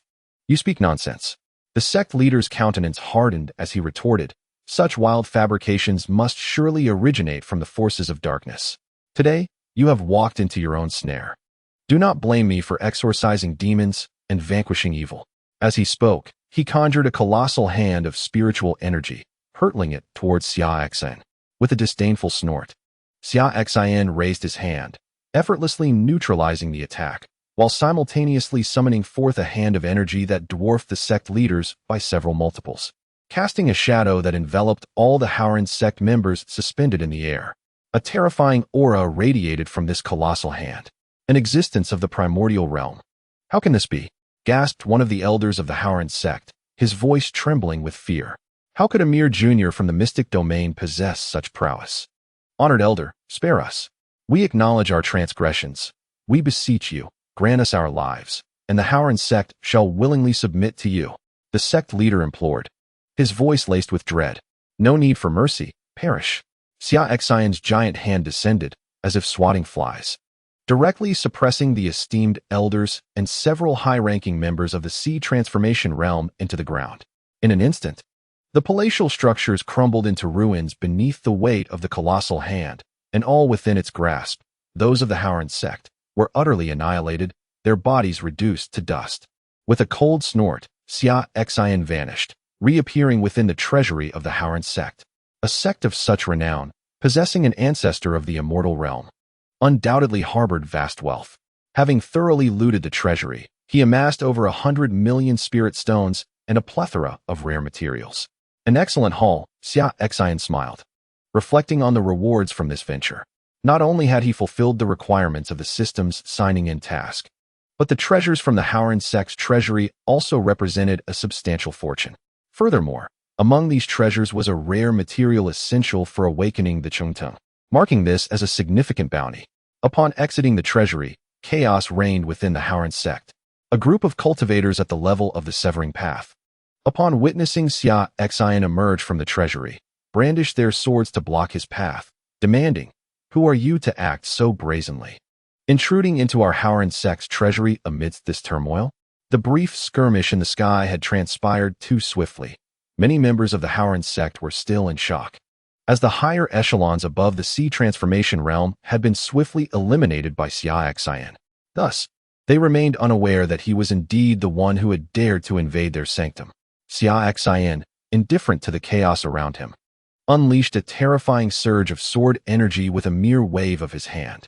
The onslaught resembled a tempest of blades, sweeping forward and annihilating the gathered disciples of the Howren sect into nothingness. Ascending into the air, he surveyed the tumult below, and wielding his hand as a sword, he struck down fiercely. The piercing sword intent transformed into a torrent of sword energy, cascading downward like a silver moon hanging in the sky, rendering the stars themselves colorless under the overwhelming force of his strike. It was as if only the frenzied sword energy remained in the realm. As the sword descended, the energy enveloped hundreds of thousands of meters, leveling the entire Howren sect area to ruins. The headquarters of the Howren sect was left with nothing but the terrifying sword aura and a ground littered with corpses. Everything else was obliterated by that singular blow. Utilizing his divine movement technique, Xia Xin vanished from sight, hastening towards the great Xia dynasty. What was initially a journey planned to take 4 hours was now reduced to a mere quarter of an hour, thanks to the enhancement of his speed by tenfold. He would soon return to the great Xia dynasty. Surely, his beloved had not yet retired for the night, he mused. Meanwhile, 2 other second-tier righteous sects, the Vajra Temple and the Celestial Mechanism sect, were also facing a massacre. Within the Vajra Temple, several fiends from the Demon Sect, including the black-faced Rakshasa, the Purple River Ghost King, and the childlike Granny, were unleashing a brutal slaughter. No one within the temple could withstand their assault. Even the most formidable monks of the Vajra Temple, possessing merely immortal cultivation, stood no chance against the formless horrors of the Demon Sect. Is this how your Demon Sect chooses to extinguish lives without fear of retribution from the foremost temples of our Buddha sect? The abbot of the Vajra Temple exclaimed in fury. You should have anticipated this outcome when you accused my Demon Sect of planning to slaughter innocent townsfolk. retorted the black-faced Rakshasa coldly. Under the guise of righteousness, your actions are truly despicable, the childlike granny remarked. The lesson we imparted last time was far too lenient. Today, I shall ensure the complete annihilation of you bald donkeys. What is the sacrifice of a few innocents in the pursuit of eradicating the Demon Sect? Do not be so arrogant. Today we die for a greater cause, and though you extinguish the Vajra temple, the Buddha sect will surely avenge us in due time. The abbot clasped his hands together, radiating golden light, as he hurled a palm strike towards the childlike granny. Then let you all perish. She scoffed as she faced the abbot's assault, black energy swirling around her.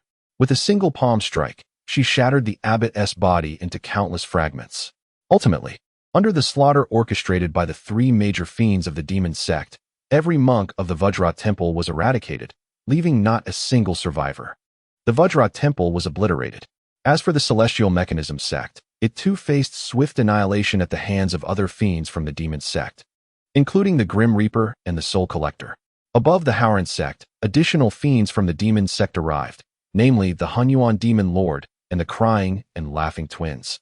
The individuals dispatched by Ji-Ru were divided into three groups, each heading towards the Tianji Gate, the King Kong Temple, and the Howran sect to carry out an extermination operation. The trio responsible for the Howran sect, the Hunyuan Demon Lord, and the Crying and Laughing duo, were taken aback upon witnessing the devastation that had befallen the Howran sect. To their astonishment, the sect had been annihilated prior to their arrival, and the assailants seemed to possess strength that rivaled, if not exceeded, their own. Observing the remnants of a sword strike below, they noted the lingering sword energy that extended for tens of thousands of meters, as well as the deep crater left by a colossal palm. It appeared that their adversary was indeed more formidable than themselves. A few days prior, a subordinate had reported the emergence of a mysterious sword cultivator in the chaotic regions of Shinjo, who had effortlessly vanquished a second-rate evil sect with a single stroke.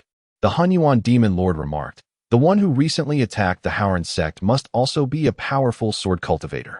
Crying duo nodded in agreement, stating, "This person's swordsmanship likely transcends the mundane, with sword energy extending for tens of thousands of meters. Even the ancient sword cultivators of our sect, who have not emerged for millennia, would hardly match such prowess." Laughing duo added, "Judging by the residual force of that palm strike, this individual's cultivation has likely reached the pinnacle of the Wuxia realm, and they practice the most fearsome killing sword arts.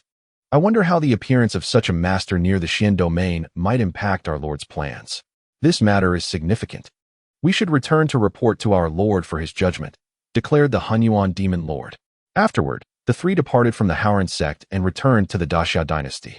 Due to Xia Xin's expedited journey, he arrived at the Howran sect ahead of the Hunyuan Demon Lord and his companions, exterminated the sect, and then swiftly returned using his divine movement technique, thus avoiding any encounter with them.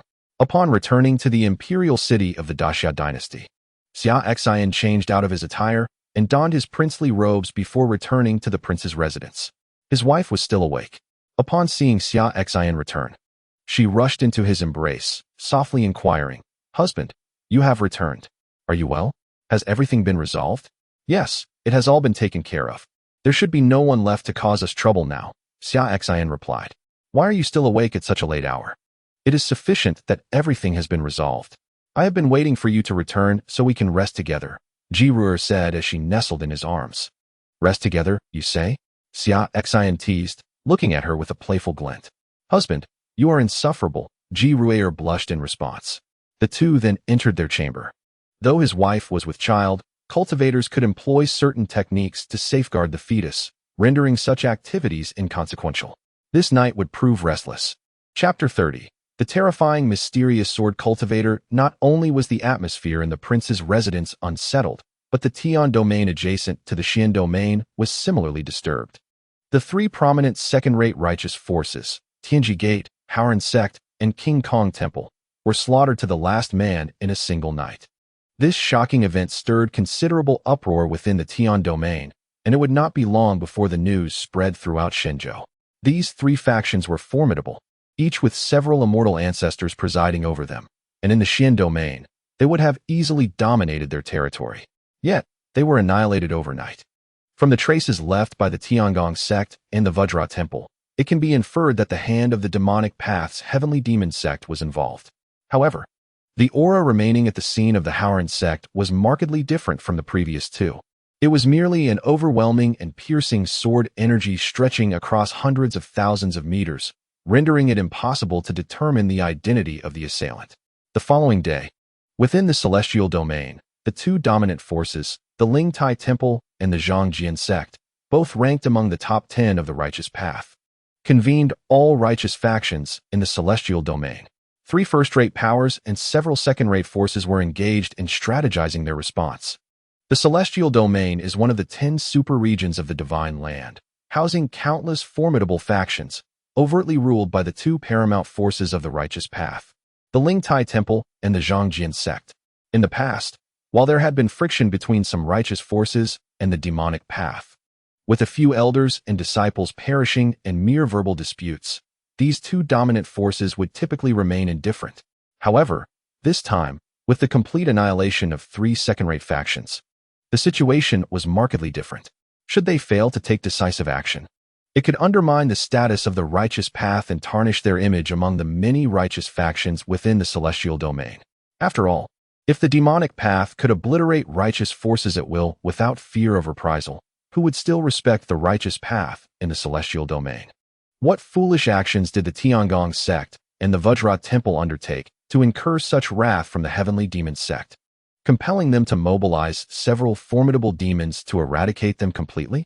Inquired the leader of a first-rate righteous faction. Previously, although there had been conflicts between the righteous and demonic paths, engagements were not particularly intense, as the demonic path was not inherently evil. It merely adhered to different cultivation philosophies. Yet this time, it was unexpected that the heavenly demon sect would strike with such ferocity. The demonic path has always acted with unrestrained audacity, and recently, both the Tiangong sect and the Vajra temple had encountered skirmishes with the heavenly demon sect, resulting in the deaths of several elders. Although their destruction was sudden, it was not entirely surprising. However, the complete annihilation of the Howren sect by a mysterious sword cultivator in a single night is indeed peculiar, remarked an elder from a second-rate faction. How did the Howren sect defend this enigmatic swordsman, and why did he seek to eradicate them entirely? Based on the sword intent lingering at the scene, it was evident that this individual possessed pure sword intent, indicating he was not a practitioner of the demonic path. The motives behind his drastic actions, however, remained a mystery, as he relentlessly exterminated the Howren sect. The high-ranking officials of the various factions nodded in agreement, engaging in discussion. Indeed, while the abrupt destruction of the Tiangong sect and the Vajra temple by the heavenly demon sect could be rationalized, as they might have provoked the demonic sect in some manner, the case of the Howren sect left them perplexed. Just how did the Howren sect defend this formidable swordsman? From the remnants left at the scene, it is evident that the enigmatic sword cultivator who struck against the Howren sect has reached an extraordinarily formidable level of cultivation. Even the abbot of Lingtai Temple and the leader of the Zhajiang sect, the two dominant forces within the celestial domain, ranked among the top 10 righteous factions, might not be capable of rivaling him. It is feared that only those ancient relics who have remained in seclusion for centuries within these two great powers could possess the strength to contend with him. Such beings, typically ancient monsters who have lived for over a millennium, would hardly choose to confront the Howren sect. The senior figures of various factions are at a loss. At this moment, the leader of the Zhajiang sect spoke. Let us not concern ourselves with the affairs of the Howren sect for now. Regarding the annihilation of the Vajra temple and the celestial mechanism sect by the heavenly demon sect, we must take action. Otherwise, the various factions within the divine land will genuinely believe that our righteous forces within the celestial domain fear the heavenly demon sect. It is indeed time to demand an explanation from the heavenly demon sect, the abbot of Lingtai Temple concurred. If we remain passive this time, we will only embolden the heavenly demon sect.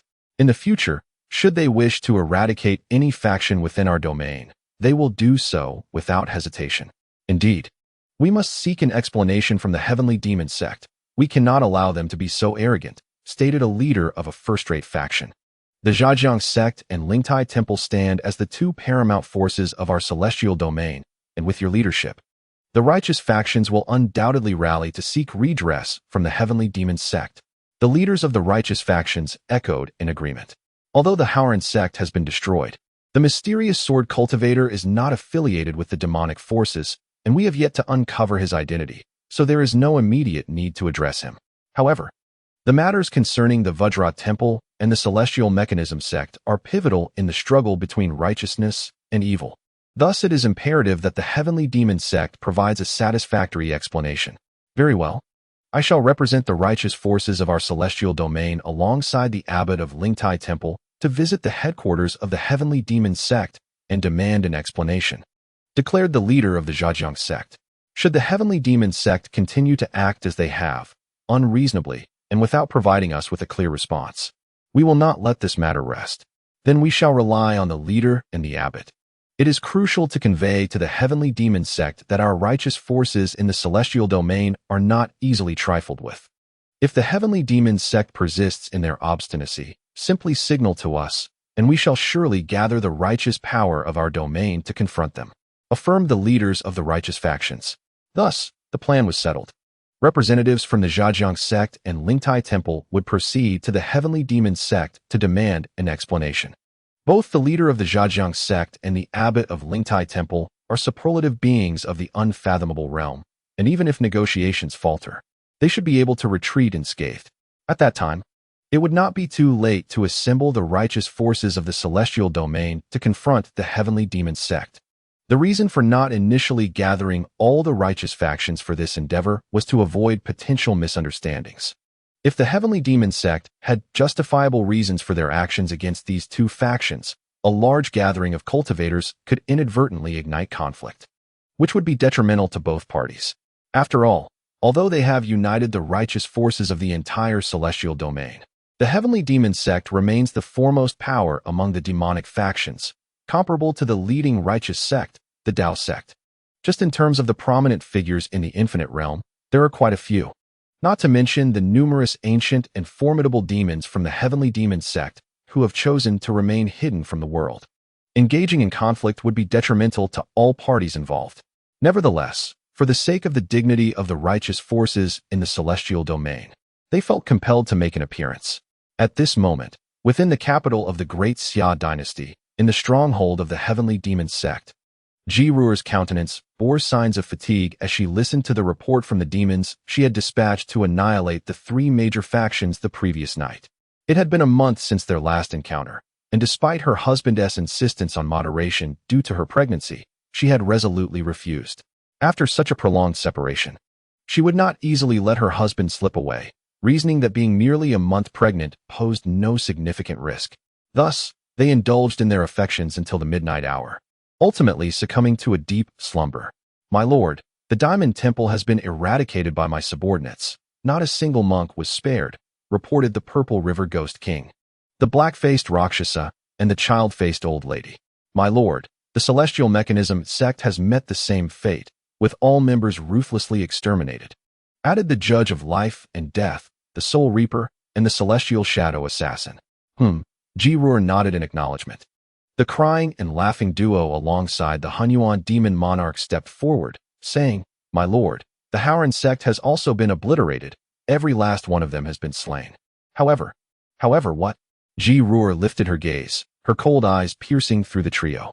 It was not our doing, they hastily clarified, sensing her chilling demeanor. When we arrived at the Haoran sect last night, it had already been destroyed by another party. Everyone had been killed, and nothing remained at the scene except for the lingering, vast sword energy spanning tens of thousands of meters. Chapter 31. The first divine servant of the infinite realm. This person possesses exceptional swordsmanship, likely surpassing our abilities, the Hunyuan demon monarch remarked. When we reached the Haoran sect, he must have departed not long before. He is likely an ancient adversary of the Haoran sect, possibly a reclusive monster from a millennium past. One wonders how his presence in the celestial domain might impact the Great Xia dynasty, he pondered. Is that so? Ji Ruer mused thoughtfully. After a moment, she stated, Let the matter of the Haoran sect be. There is no need for further concern. That individual is probably someone whom the Haoran sect has offended in other respects. Focus on maintaining order within the Great Xia dynasty. Ensure that neither righteous nor demonic cultivators create chaos here. My husband and I are to be wed in 2 days, and we must not allow any complications to arise. As for the affairs concerning the Celestial Mechanism Sect and the Diamond Temple, if the righteous forces in the celestial domain demand an explanation, simply present them with the 2 recordings made by my husband, which document the massacre of innocent civilians orchestrated by the Diamond Temple and the Celestial Mechanism Sect, intended to malign our heavenly demon sect. If they insist on entangling themselves in this matter, then tell them that if they wish to battle, we shall engage. Even if all the righteous forces of their celestial realm unite, my demon sect shall not cower. Siguoyan declared. As you command, my lord, replied the multitude of demons in unison. Go forth, and remember to covertly safeguard the peace of the great Xia dynasty. Do not allow anyone to disrupt the union between me and my husband in 2 days' time, lest I hold you accountable, Siguoyan commanded. Yes, my lord. We shall certainly protect the great Xia dynasty from chaos, the demons affirmed before departing. Wait, Tong Lao, you shall remain, Siguoyan instructed. You will accompany me back to the prince's residence and publicly declare yourself as my caretaker since childhood. Your future task will be to ensure the safety of the residence. Yes, my lord, Tong Yen Lao replied with a bow. As one of the 9 demons under Siguoyan, she had been taught powerful secret arts of concealment, allowing her to obscure her demonic aura and presence, rendering her undetectable to any being below the reincarnation realm. There was no need to worry about exposing the sect leader's identity. Meanwhile, the other demons exited the Demon Sect stronghold, their faces etched with helplessness. Their master had truly been captivated by that young elder from the Tao sect. Everything seemed to revolve around her husband. And now they were tasked with safeguarding the great Xia dynasty. Each of them, if sent into the cultivation world, would be feared as formidable demon lords. Yet here they were, reduced to acting as security for such a small dynasty. What a fate! At this moment, within the prince's residence, Xia Xin summoned the steward, Fu Bo. He intended to administer the divine servant pill obtained the previous night to Fu Bo, transforming him into a loyal servant who would obey him absolutely, and elevate his cultivation to just 1 minor realm below his own, thereby reaching the 8th level of the beginningless realm. Looking at Fu Bo before him, Xia Xin spoke. Fu Bo, do you wish to become a powerful cultivator? Fu Bo, whose talent was modest, had spent a lifetime in cultivation yet had only attained the divine power realm. His adept management skills had earned him the position of steward in the prince's residence. Upon hearing Xia Xin's question, he was momentarily taken aback, then hastily knelt, respectfully saying, I yearn for it, even in my dreams. When Xia Xin had handed over the prince's residence to Xia Xin, he had instructed Fu Bo to serve him well. For Xia Xin was an elder of the foremost righteous power, the Tao sect, a cultivator even mightier than those of the ocean transformation realm. Now, with Xia Xin offering him such words, could it be that he deemed Fu Bo's cultivation too inadequate and wished to bestow upon him an opportunity to better manage the prince's residence and serve his master? Very well, Xia Xin continued. I possess an opportunity that will allow you to rapidly ascend beyond the ocean transformation realm. The price for this boon is your servitude as my slave, bound to obey me for all eternity. Do you accept? Upon hearing this, Fu Bo, filled with excitement, prostrated himself, exclaiming, I accept, I accept. The prince bestows upon me this opportunity. I shall surely serve at your side for a lifetime. Fu Bo understood clearly that in this world, everything is ephemeral, wealth and status are but illusions. Only personal strength is fundamental. With his limited talent, he might reach the level of the split mansion through his own cultivation, but the more formidable realm of the sea transformation seemed forever out of reach. The prince's promise of an opportunity that could expedite his growth into a being surpassing the sea transformation was akin to a chance for him to soar to great heights. How could he possibly refuse? As for becoming the prince's servant, spending a lifetime in his service was hardly a concern, especially since he was already a servant within the prince's estate.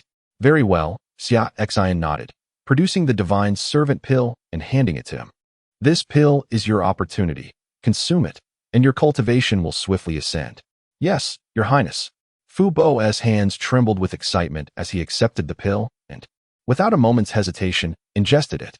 Once the pill settled within him, an immense divine power erupted forth, causing Fu Bo's cultivation to rise rapidly, soon reaching the 8th level of the primordial realm.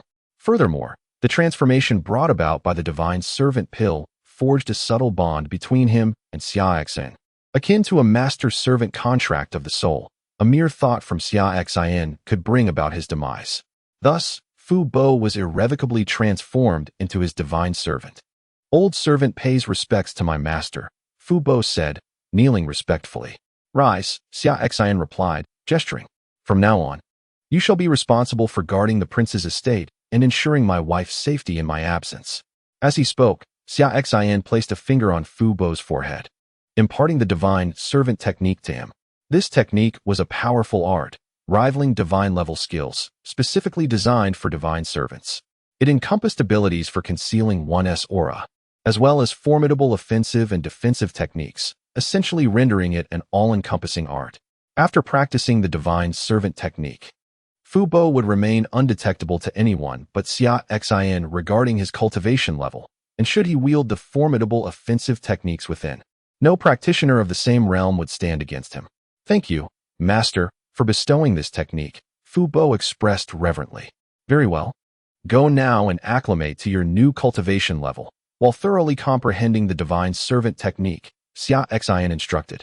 Yes, Master, Fu Bo acknowledged, departing. Once Fu Bo had left, Xia Xin began to ponder.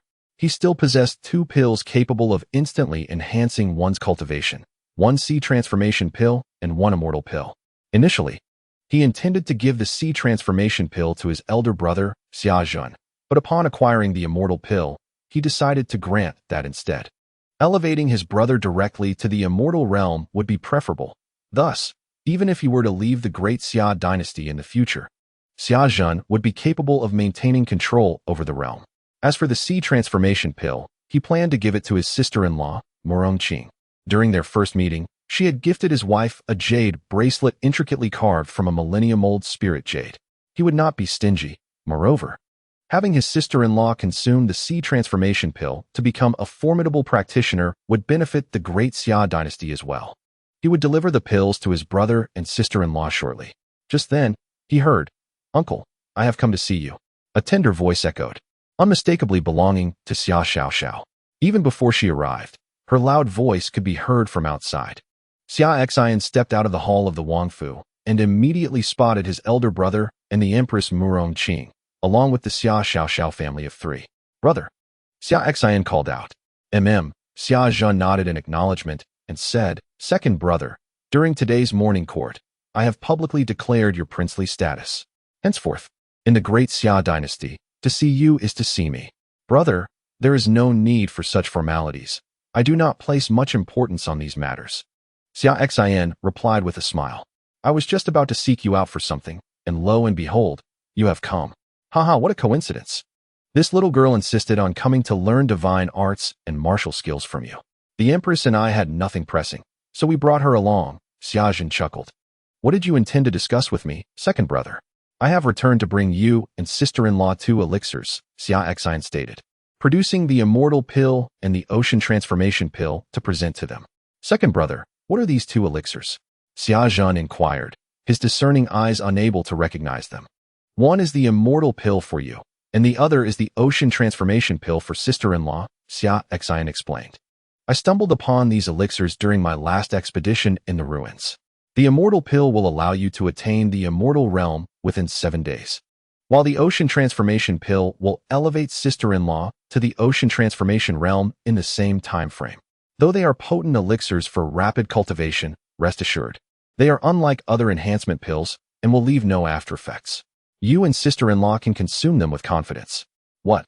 These 2 elixirs can instantly elevate one's cultivation to the immortal realm and the ocean transformation realm," Xia Zhen exclaimed, his hands trembling as he grasped the elixirs. Chapter 32. War is upon us. The heavenly demon sect will accompany. Not only was Xia Zhen taken aback, but Empress Murong Qing was equally astonished by Xia Xin's words.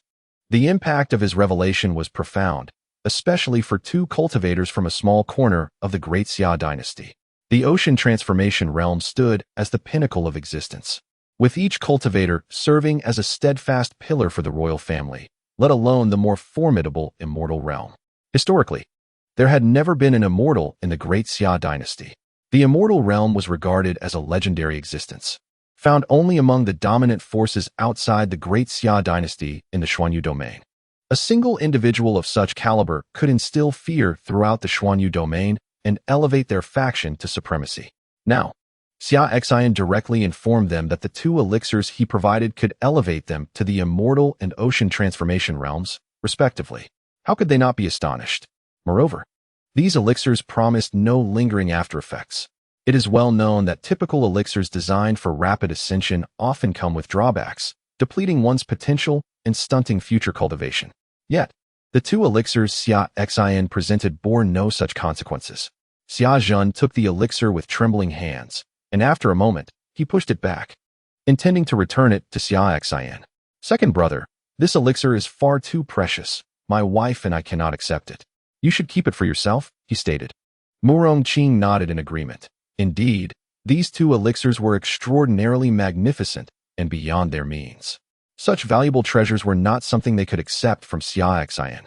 Upon hearing this, Xia Xin smiled and replied, Elder brother, sister-in-law, please accept it without hesitation.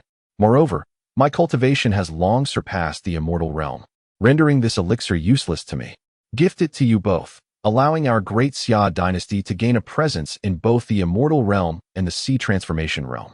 Should I depart from the great Xia dynasty or find myself in peril, you will be able to handle any crises on your own. Xia Xin and Murong Qing exchanged hesitant glances before finally nodding in agreement. Xia Xin's words made it clear that his cultivation had indeed reached above the immortal realm, and the elixirs would be of great benefit to them. Their consumption would undoubtedly summon 2 formidable experts to bolster the great Xia dynasty. The reason Xia Xin had been targeted was due to his cultivation being merely at the split realm, not yet attaining the sea transformation realm. Had Xia Xin reached a level above the sea transformation realm, none of the vassal kings would dare to rebel. He alone could stabilize the great Xia dynasty situation without Xia Xin's intervention. Thus, accepting these 2 elixirs was indeed the wisest course of action to maximize their effects. Then, second brother, we shall accept these 2 elixirs. This favor is something my wife and I owe you, Xia Xin declared. Elder brother, we are family. Such words are unnecessary. Xia Xin feigned annoyance. Yes, family indeed. I was being overly sentimental, Xia Xin chuckled. Now that's my good elder brother, Xia Xin remarked. Now, elder brother, you and sister-in-law should hurry and refine those elixirs. We wouldn't want to prolong this any further. I will begin guiding Xiao Xiao in her cultivation today. Very well. We shall take our leave to refine the elixirs. Please take care of Xiao Xiao for us. They nodded, though outwardly calm. Their hearts were filled with urgency, eager to return and consume the elixirs that would elevate their cultivation to the immortal and sea transformation realms. Who wouldn't desire such an enticing prospect? Go on then. Xia Xin laughed, observing the eagerness of his elder brother and sister-in-law to hasten back to refine the elixirs. Xia Xin and Murong Qing, unable to contain their excitement, rushed back, leaving Xiao Xiao alone at the princess residence.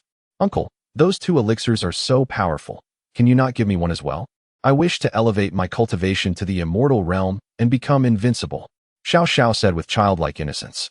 In her understanding, the sea transformation realm represented the pinnacle of strength within the great Xia dynasty, while surpassing it into the immortal realm meant commanding the mysterious domain and being unbeatable in all the world.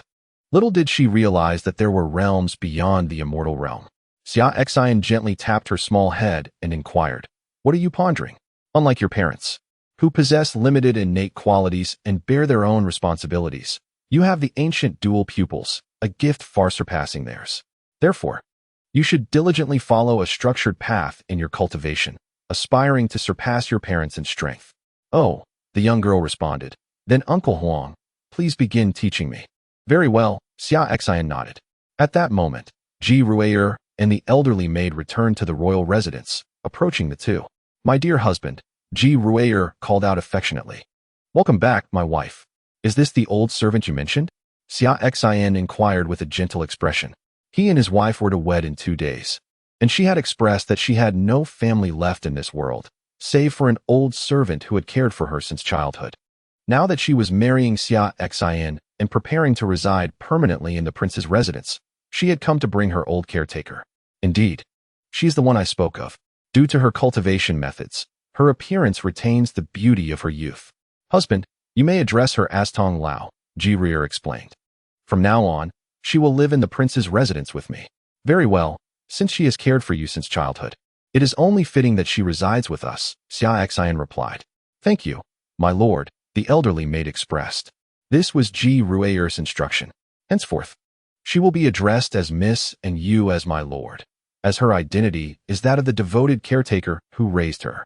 Xia Xin nodded and then took Ji Rue's hand, saying, My dear, your return is timely, for you can assist in guiding this young girl in her cultivation.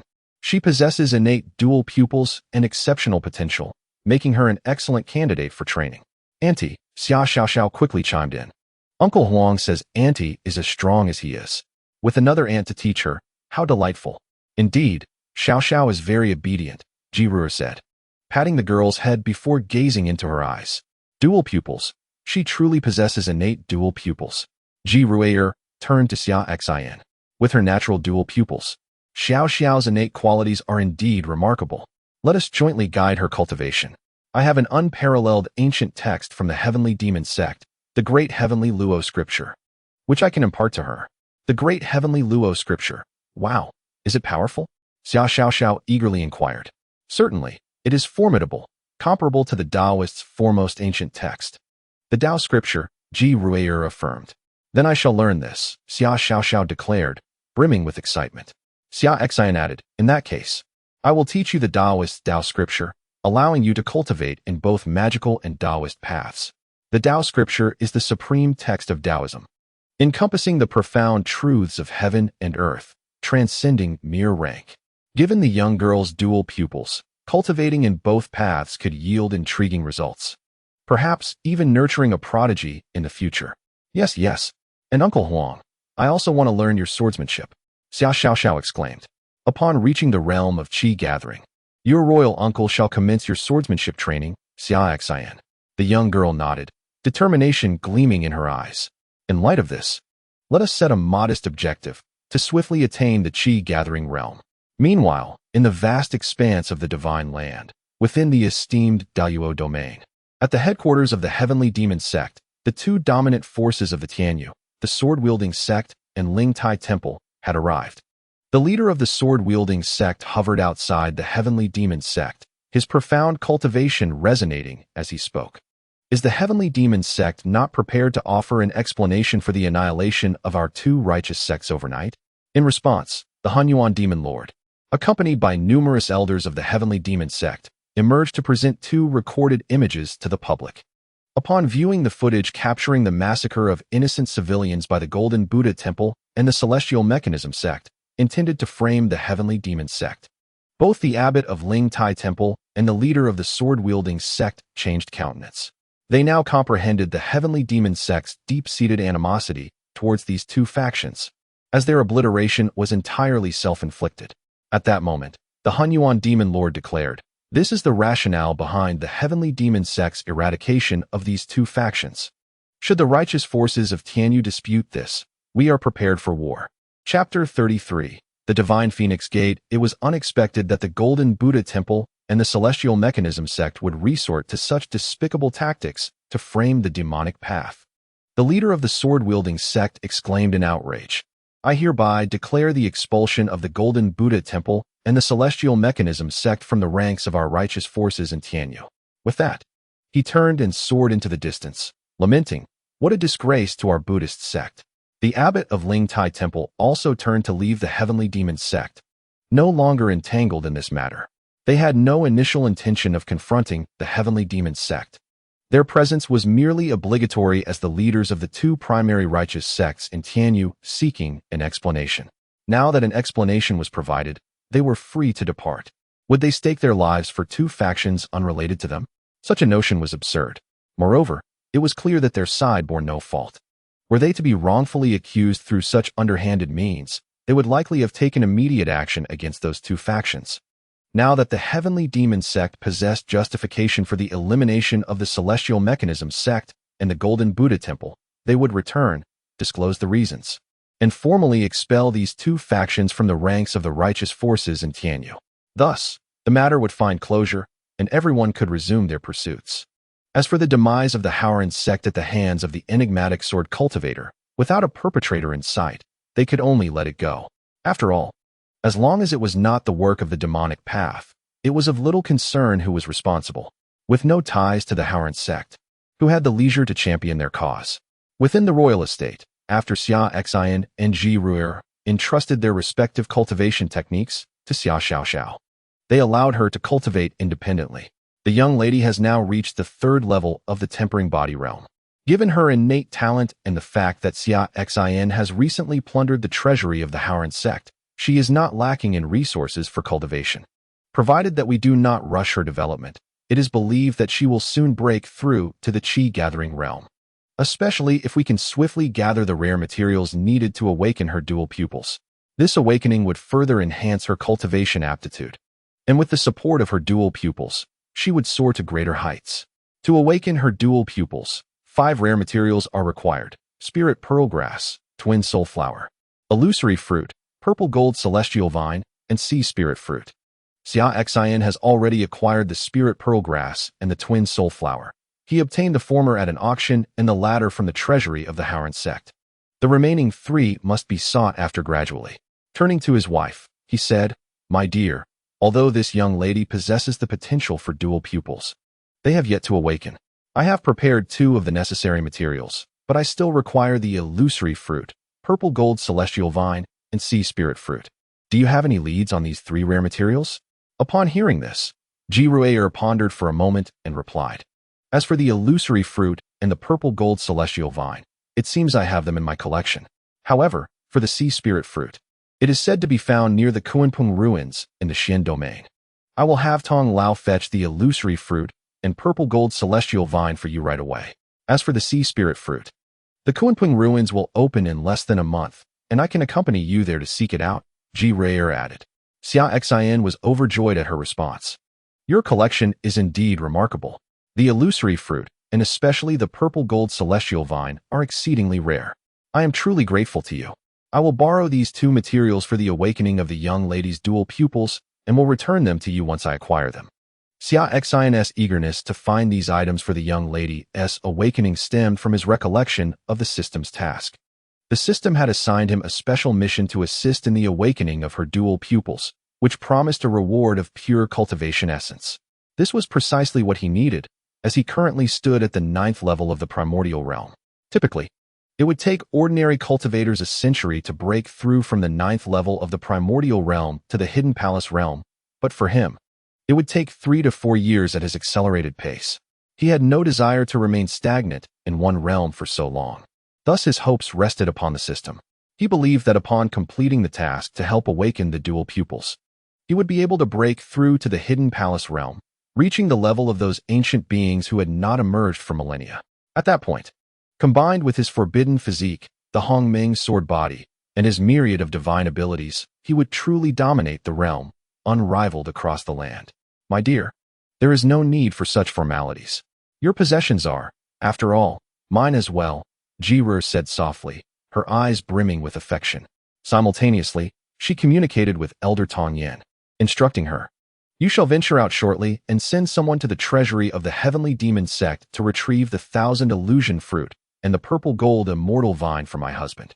"Yes, my lord," Elder Tong Yan responded with a sigh, reflecting on the fact that her master had completely succumbed to love, already beginning to bestow treasures from the Heavenly Demon Sect as gifts. Was she preparing for marriage, treating even the Heavenly Demon Sect as part of her dowry? Meanwhile, Summer Xian, listening to his wife's words, tenderly remarked, "My dear, you are truly wonderful." He then leaned down to place a gentle kiss upon her forehead. "And you are equally wonderful, my husband," Ji Ruer replied, snuggling into Summer Xian's embrace as they shared a kiss. Observing this intimate moment, both Uncle Fu and Elder Tong Yan found themselves at a loss for words, turning their heads away in modesty. At that moment, in the domain of chaos, within the city of Luoshan, several unexpected guests arrived above the Lin family estate, clad in dark red robes adorned with the emblem of a phoenix wreathed in flames. These individuals exuded a formidable aura, with none possessing a cultivation level below the immortal realm. Among them, 3 were formidable figures of the immortal realm, the strongest being a 7th-tier immortal cultivator. As they sensed the pure phoenix bloodline emanating from the Lin family below, astonishment washed over their faces. They had not anticipated that their inaugural visit to this land would lead them to encounter a prodigious talent with an authentic phoenix bloodline in such a remote locale. Moreover, she had emerged from a humble family. It seemed like divine providence. The divine phoenix sect, dedicated to the cultivation of phoenix bloodlines, thrived on ancient phoenix lore and techniques. A prodigy possessing pure phoenix blood, born in such a modest setting, could be welcomed into the divine phoenix sect. Should she wish to affiliate with them, she could be accepted as a disciple. If she proved obstinate, her bloodline could be extracted and transferred to another. Instantaneously, the three descended from the sky, making their way toward the Lin family estate.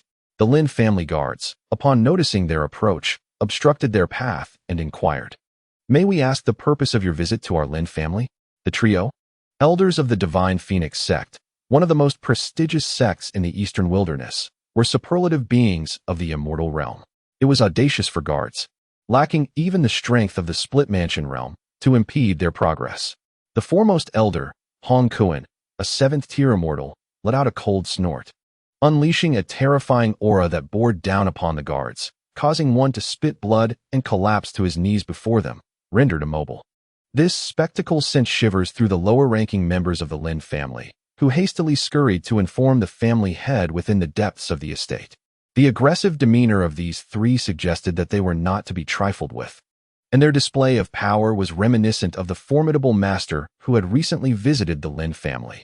At this moment, within a courtyard of the Lin estate, as Lin Huo'er was immersed in her meditative state, she suddenly opened her eyes and hurried towards the Lin family hall. Due to the unique nature of her phoenix bloodline, she sensed the presence of the three elders from the divine phoenix sect. Unbeknownst to her, it was precisely because she had just invoked the phoenix nirvana technique, awakening her bloodline and inadvertently releasing her aura, that the passing elders had taken notice of her. In the Lin family hall, the head of the Lin family and several high-ranking members had already gathered, their expressions a mix of shock and trepidation as they beheld the slow, deliberate approach of the three elders. With each step they took, the Lin family's guards and servants were overwhelmed by the pressure emanating from the elders, causing them to vomit blood and kneel before them. The Lin family leaders were at a loss, unable to comprehend when their family had offended such formidable beings, who had come to assert their power so brazenly. Ever since Huo'er's master had recently descended into the chaotic domain, forcefully slaying the dark-robed domain lord and gifting her amount of the sea transformation realm, the forces within the chaotic domain had been desperately trying to curry favor with the Lin family, hoping to forge a connection. How could it be that such formidable figures had suddenly come knocking at their door? "Father," Lin Huo'er called out as she entered the hall. "Huo'er, what is going on? Do you have any idea why these individuals have intruded upon our Lin family?" inquired the family head. Lin Huo'er looked at the three elders, feeling her phoenix bloodline stir restlessly at their presence. Narrowing her eyes, she replied, "This has nothing to do with the Lin family. They are likely here for me." "Little girl, it seems you possess some discerning insight," remarked the elder leading the trio, Hong Kuan, as they stepped into the hall. The moment they entered, an overwhelming aura descended upon the gathering, forcing everyone in the hall except Lin Huo'er to kneel and bleed before the three elders. Glaring at the trio, Lin Huo'er's expression turned furious. "There is no need for such a look. Those of the mundane world are expected to pay their respects upon encountering us," declared Hong Kuan. "You must be the one possessing the phoenix bloodline in this small family. We are here to take you with us." "Take me with you? By what right?" Lin Huo'er retorted icily. "By what right, you ask?" The three elders from the divine phoenix sect scoffed dismissively. "The people of this small place truly have never seen the broader world. By virtue of your phoenix bloodline, you are obliged to accompany us. The divine phoenix sect, whether in the divine continent, northern realm, western region, southern neighbors, or eastern wilderness, is the most qualified to nurture disciples with phoenix bloodlines. That alone suffices." Upon hearing this, Lin Huo'er realized their intent. They were likely from an ancient and powerful force dedicated to cultivating those with phoenix bloodlines. It seemed that in passing by the Lin family, they had sensed her bloodline and had come to forcibly take her away. "I already have a master, so please take your leave." Although the three individuals came to recruit a disciple, Lin Huo'er found their demeanor and behavior quite displeasing. Setting aside the fact that she is fortunate to have such a remarkable master as Xia Xin, even if she did not have a master. She would still be disinclined to associate with these three, given their condescending attitude towards the Lin family cultivators. Indeed, esteemed sirs, this young lady has already taken on a master, so I kindly ask you to depart, the head of the Lin family interjected. At this juncture, they understood the origins of the three individuals before them, likely drawn by the Phoenix bloodline possessed by their young lady, intending to forcibly take her back to the Divine Phoenix Sect as one of their disciples. Humph! Hong Kuan let out a cold snort, intensifying the pressure weighing upon the Lin family members, causing several servants to faint under its burden. What if you have a master? Born in this small region, how formidable could your master truly be? Merely a frog at the bottom of a well, you cannot possibly comprehend what the name Divine Phoenix Sect represents. Hong Kuan declared. That is an existence you may never hope to reach. Enough. My master is 1,000 times more powerful than your Divine Phoenix Sect, a concept beyond your understanding. Upon hearing the disparagement towards her master, Lin Hor was incensed. It was acceptable to belittle her own vision, but insulting her master was intolerable. Her master had shown her immense favor, not only accepting her as a personal disciple, but also imparting powerful divine techniques and aiding the Lin family through perilous times, even gifting her a formidable mount of the Transformation Sea realm. How could she permit anyone to speak ill of her master? 1,000 times more powerful than my Divine Phoenix Sect? Huh. The three elders of the Divine Phoenix Sect could only find amusement in Lin Hor's ignorance. Ignorance. Enough of this banter. Today, whether you consent or not, you must return with us to the Divine Phoenix Sect, Hong Kuan asserted. The backwardness of your region will limit your perspective. Once you arrive at our Divine Phoenix Sect and witness its grandeur, you will understand how laughable your proud master is in comparison. My master is an elder of the Dao Sect. Are you certain you wish to proceed with this? Lin Huoder spoke icily. Elder of the Dao Sect? Why not claim your master is the head of the Dao Sect? Hong Kuan scoffed, unimpressed by her claims. The Dao Sect, the foremost righteous sect across the land of Shenzhou, was a more formidable entity than their Divine Phoenix Sect. The idea that they would come to this desolate place to recruit disciples was utterly ludicrous. Lin Hor, fearing she might be taken away, struggled to concoct a more convincing excuse. As he spoke, Hong Kuan extended his hand, summoning a colossal spiritual hand that materialized from the air, seizing Lin Hor and attempting to take her away by force. Stop! Let me go! Lin Hor fought desperately, her eyes reddening as she shouted, You will regret this. The three elders of the Divine Phoenix Sect, indifferent to her protests, proceeded to take her away from the Lin family, soaring eastward towards the desolate lands. The upper echelons of the Lin family, witnessing Lin Hor being taken away, were immediately engulfed in anxiety, preparing to send someone to contact her master in the Great Xia dynasty. Only the master of Hor could come to his rescue. And these three individuals even dared to forcibly take away the disciple of such a master. One must bear in mind that this master is an elder of the Dao Sect, backed by its formidable influence, and Hor is his cherished disciple. Akin to a direct heir of the sect, the abduction of a direct disciple would surely not go unnoticed by the Dao Sect, especially given that Hor possesses the rare bloodline of a phoenix. Should this matter reach the Dao Sect, they would undoubtedly intervene. After much contemplation, the head of the Lin family resolved to personally journey to the Great Xia dynasty to seek out Hor's master and request his assistance. The chaotic realm is far removed from the mystical domain of the Great Xia dynasty, and as the most powerful individual in the Lin family, he deemed it necessary to undertake this journey himself. Sending someone else would result in an uncertain delay. Meanwhile, Lin Hor, forcibly taken by the three elders of the Divine Phoenix Sect as they prepared to leave the central continent for the eastern wilderness, summoned her Thunderbird. Due to its immense size, she typically kept the Thunderbird in the forests outside Luoshan City, calling upon it only when necessary. Sensing the danger Hor was in and her urgent summons, the Thunderbird soared into the sky, charging towards the three members of the Divine Phoenix Sect. Upon witnessing the formidable sea-transforming beast, charged with terrifying lightning, barreling towards them from the forest below, the elder beside Hong Kuan let out a disdainful snort. With a mere gesture, he enveloped the area in a dreadfully dark red flame, as if seeking to incinerate the very heavens. A colossal hand of dark red fire coalesced, and within it, the phantom of a phoenix emerged, emitting a resonant cry that echoed through the skies. This hand descended upon the oncoming Thunderbird, striking it down towards the forest floor. The impact created a massive crater in the forest, with the Thunderbird lying within, its lightning diminished to a faint flicker.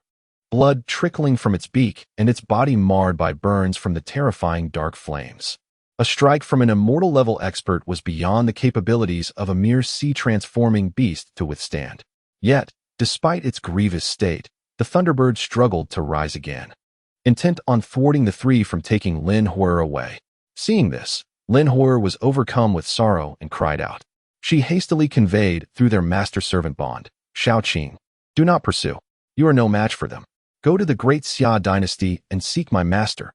Ask him to come save me." The Thunderbird let out a mournful cry, nodded, and turned to fly towards the great Xia dynasty. A mere sea-transforming creature dares to act fierce before us. Utterly oblivious to its impending doom, scoffed the elder of the divine Phoenix sect who had struck down the Thunderbird.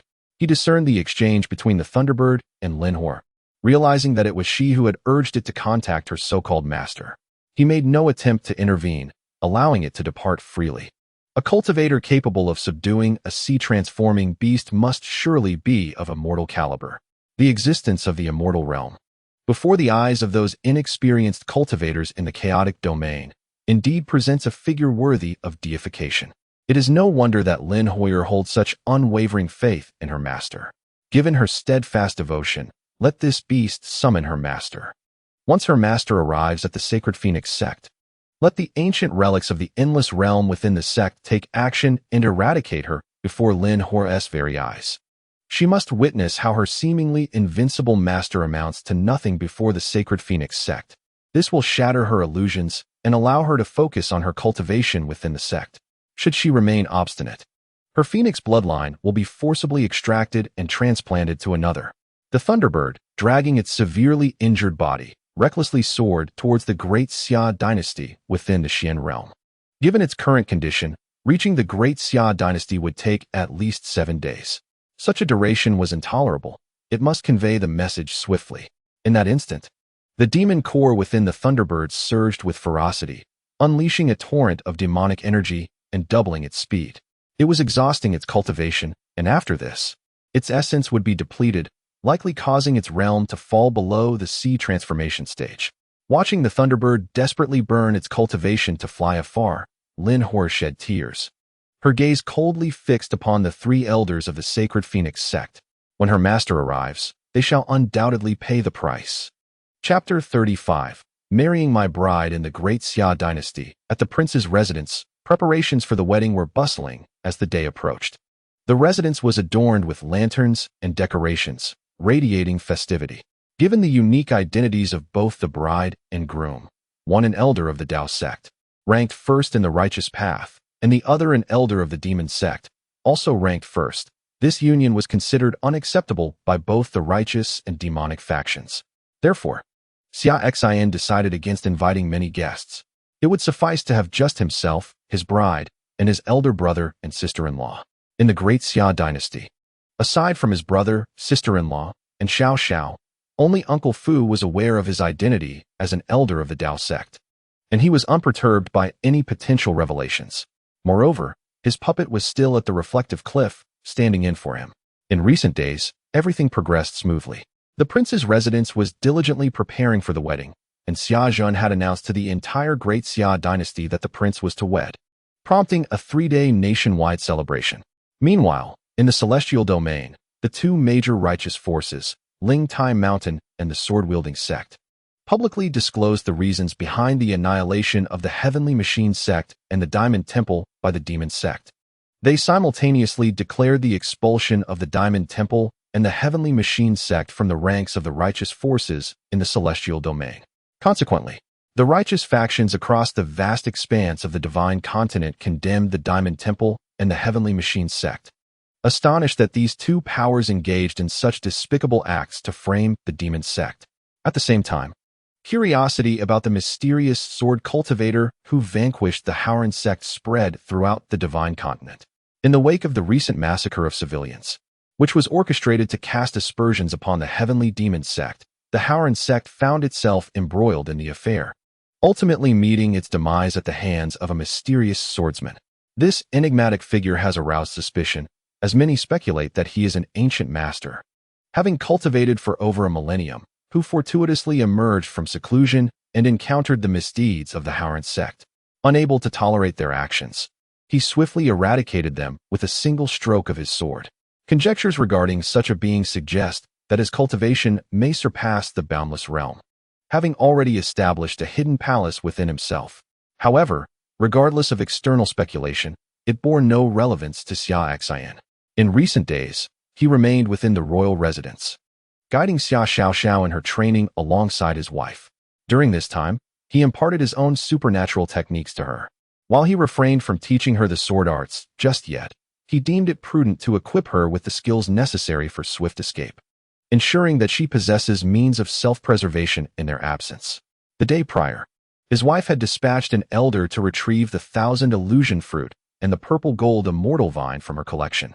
Now, only the sea spirit fruit remained among the 5 items required to awaken the dual pupils. It is rumored that the sea spirit fruit can be found within the Kunpeng ruins, which are set to open in approximately 20 days. He planned to enter the ruins directly to seek it out. Fortunately, they still possessed the map to the Kunpeng ruins that Xia Xiao had procured, which would enhance their chances of success. This very night marked the occasion of his wedding with his wife. Xia Xin and Murong Qing occupied the main seats, with the elder brothers standing in for their parents, facilitating a simple ceremony for Xia Xin and Ji Ruer. Following this, the family gathered for a meal together, thus solidifying the union. At the dining table, Xia Xin spoke, "Second brother, sister-in-law, now that your marriage is formalized, it is time to consider having a plump little boy, ensuring there will be an heir to your legacy." Upon hearing this, Ji Ruer shyly cast a glance at Xia Xin, already aware that they were expecting. Xia Xin chuckled softly, replying, "I shall endeavor to do so." He naturally could not disclose to his elder brother that his wife was already with child. At that moment, Xia Xiao chimed in, "Yes, uncle, aunt, you should hurry and have a little brother or sister for me, so I have a companion." "Very well. Aunt will give you a little brother or sister next year. How does that sound?" Ji Ruer smiled at Xia Xiao. "That sounds splendid.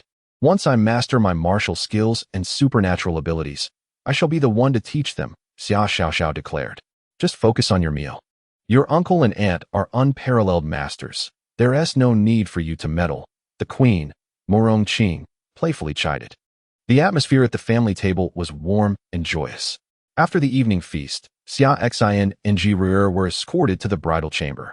This night was destined to be anything but tranquil. Meanwhile, outside the imperial city of the Great Xia dynasty, a group of unexpected guests had arrived. The individuals from the Yuan Hall. A few days prior, in the vast city of Mitian, situated within the Black Domain, Xia Xin and Xia Xiao had been tracked down by their pursuers. However, on that day, Xia Xin effortlessly subdued an elder rogue, leading them to believe he was a formidable expert at the advanced stage of the Transformation Sea realm. Consequently, they hesitated to act rashly, opting instead to dispatch individuals to monitor Xia Xin and Xia Xiao, waiting for the arrival of stronger reinforcements from the Yuan Hall before taking action. Little did they know, the following day, Xia Xin and Xia Xiao swiftly departed from Mitian City, moving at such a speed that their observers could not keep up. Following the trail of clues and information gathered in Wangtian City, they ultimately reached the imperial city of the Great Xia dynasty. Furthermore, feedback from the cultivators in Wangtian City solidified their conviction that Xia Xin was indeed an advanced expert of the Transformation Sea realm. Thus, they altered their original plan, sending a semi-immortal elder from Yuan Hall, accompanied by formidable allies, to ensure the flawless retrieval of the Kunpeng relic map. After 3 days of delay, they finally arrived at the imperial city of the Great Xia dynasty that very night. However, just as the powerful figures from Yuan Hall, brimming with intent to seize the Kunpeng relic map, were preparing to soar into the city, a dark figure suddenly obstructed their path. The black-faced Rakshasa, one of the numerous fiends of the heavenly Demon Sect, was secretly tasked by the sect leader to uphold the peace of the Great Xia dynasty, especially on this day, which marked the joyous union of their leader and her consort. He could scarcely imagine the fury of their leader should this occasion be disrupted. Observing the menacing Yuan Hall experts approaching the imperial city, The black-faced Rakshasa declared, "Begone. Leave the territory of the great Xia dynasty, or face death." The audacious words of the mysterious figure caused the elder of Yuan Hall to snort disdainfully. Despite being an external force from the Xin domain, Yuan Hall was a powerful entity with an immortal ancestor presiding over it, capable of asserting dominance even within the Xin domain. It was utterly audacious for someone from a mere great Xia dynasty to speak to them in such a manner and to block their path. The elder turned to the Grand Elder of Yuan Hall, who was at the 9th level of the Transformation Sea realm, and commanded, "Eliminate him." Upon receiving the order, the Grand Elder advanced to strike at the black-faced Rakshasa. However, upon witnessing their obstinacy and refusal to heed his warning, the black-faced Rakshasa let out a cold snort and, with a mere wave of his hand, summoned a crescent-shaped blade of darkness from the air, aimed directly at the Grand Elder of Yuan Hall. The blade, formed from condensed spiritual energy, emanated an unsettling aura, its terrifying power far beyond that of a mere transformation sea expert, even surpassing what an immortal could manifest. The figure before them was a formidable existence at the beginningless realm, just as the thought crossed the elder's mind. The crescent blade cleaved him in two from head to toe, his lifeless body plummeting downward. The remaining experts of the Yuan Hall displayed expressions of horror as the sudden emergence of the black-faced figure obstructed their path, revealing an extraordinary strength. In a mere instant, with a simple wave of his hand, he dispatched their esteemed elder, a 9th-level expert of the sea transformation realm. As they beheld the black-faced figure and the demonic blade he had conjured moments before, the elder's countenance shifted dramatically, and in a voice tinged with terror, he exclaimed, "Black face, demonic blade, you are the black-faced Rakshasa of the heavenly Demon Sect." Upon hearing their venerable elder's words, the Yuan Hall cultivators present were struck with fear. The black-faced Rakshasa of the heavenly Demon Sect, a formidable entity of the primordial realm, how could he possibly be here? Though they had never encountered the Rakshasa, their elder's extensive experience lent credence to his identification. Yet, they could not fathom why the black-faced Rakshasa would venture from the sect's headquarters in the Deluo domain to this minor region of the Xin domain, particularly to impede their entry into the imperial city of the great Xia dynasty.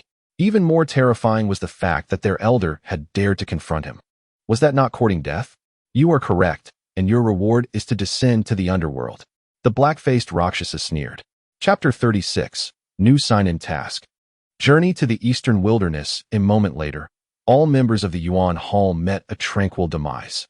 Before their end, they divulged their purpose for arriving at the imperial city of the great Xia dynasty to the black-faced Rakshasa.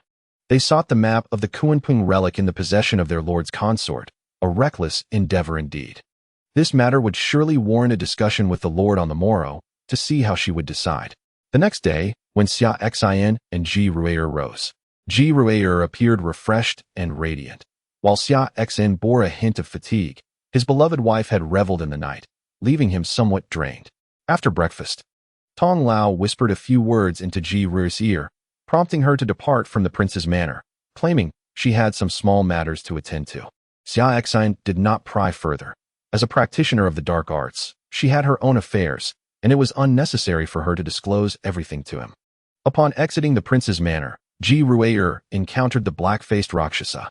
"My lord," the Rakshasa addressed her with respect. "Indeed," Ji Ruier nodded, her expression turning cold as she inquired. "You say that last night, on the eve of my wedding with my husband, there were preparations to intrude upon the imperial city?" "Yes, but all intruders have been eliminated by my subordinates," the black-faced Rakshasa replied. "Have you discovered who they were?" Ji Ruier's voice was icy, and those familiar with her could sense her rising fury. A woman with child is not to be trifled with. They belong to a second-rate force outside the Xin domain, known as the Yuan Hall, seeking to seize the Kuanping relic map from your husband, the Rakshasa responded cautiously. "Had we not taken precautions, they might have interrupted your wedding night." He wished to avoid inciting her wrath upon himself. "You are to pay a visit to the Yuan Hall," Ji Ruier commanded. "They dare to covet what belongs to my husband. Such a presence is no longer warranted." "Indeed, my lord, your subordinate shall proceed to annihilate the Yuan Hall," the dark-faced Rakshasa responded. Meanwhile, within the prince's residence, Xia Xin awaited Xia Xiaoxiao's arrival, intending to guide her in her cultivation as usual. At that moment, he suddenly sensed a familiar aura approaching from outside the great Xia dynasty. It was the presence of the Thunderbird. Although he had severed the master-servant contract with the Thunderbird, it had once been his cherished beast, and thus he was intimately acquainted with its essence, even from a considerable distance. As the creature merely entered the boundaries of the great Xia dynasty, he was able to perceive it. Moreover, he felt the Thunderbird anxiously calling out to him, as if it bore urgent news, and from the energy it transmitted, he could sense that it was gravely injured. What had transpired? How could it be so severely wounded after just a few days apart? Xia Xin was filled with unease and a sense of foreboding. Fu Bo, once my wife returns, please inform her that I shall venture to the imperial city. She must not worry, Xia Xin instructed, before vanishing from the prince's residence. Yes, master, Fu Bo replied, though he too felt a tinge of confusion regarding his master's urgency. Upon exiting the prince's residence and racing through the imperial city, Xia Xin employed his divine movement technique, making haste towards the direction from which the Thunderbird approached. It had been nearly 5 or 6 days since he had departed from the chaotic realm. While planning his wedding, he had even considered his disciple Lin Huer's circumstances. If Lin Huer took 2 days to arrange matters with the Lin family in the chaotic realm, she would be able to ride the Thunderbird and reach the great Xia dynasty in time for his marriage.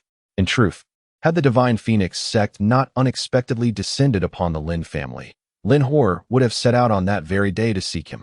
The Thunderbird could have traversed from the chaotic realm to the great Xia dynasty in merely 2 days, had it not been for the unforeseen attack by the Divine Phoenix sect, which had forcibly abducted Lin Huer and inflicted harm upon the Thunderbird.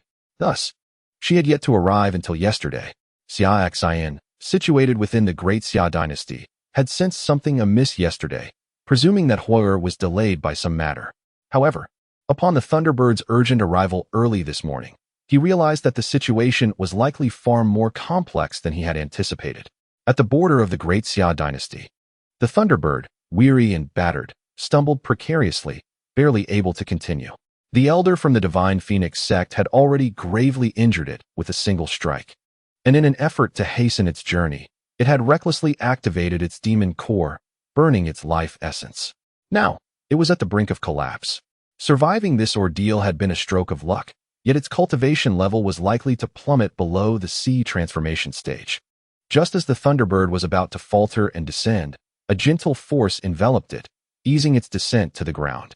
Xia Xin appeared before the Thunderbird. Little Qing, what transpired? Who has harmed you? Upon witnessing the grievous injuries inflicted upon the Thunderbird, its charred body bleeding profusely, a surge of fury welled up within Xia Xin. He promptly retrieved 2 elixirs, one for healing and the other for restoring vitality, and administered them to the Thunderbird. These precious potions, acquired during his recent sojourn at the Imperial Palace and the prince's residence of the great Xia dynasty, were of incalculable worth.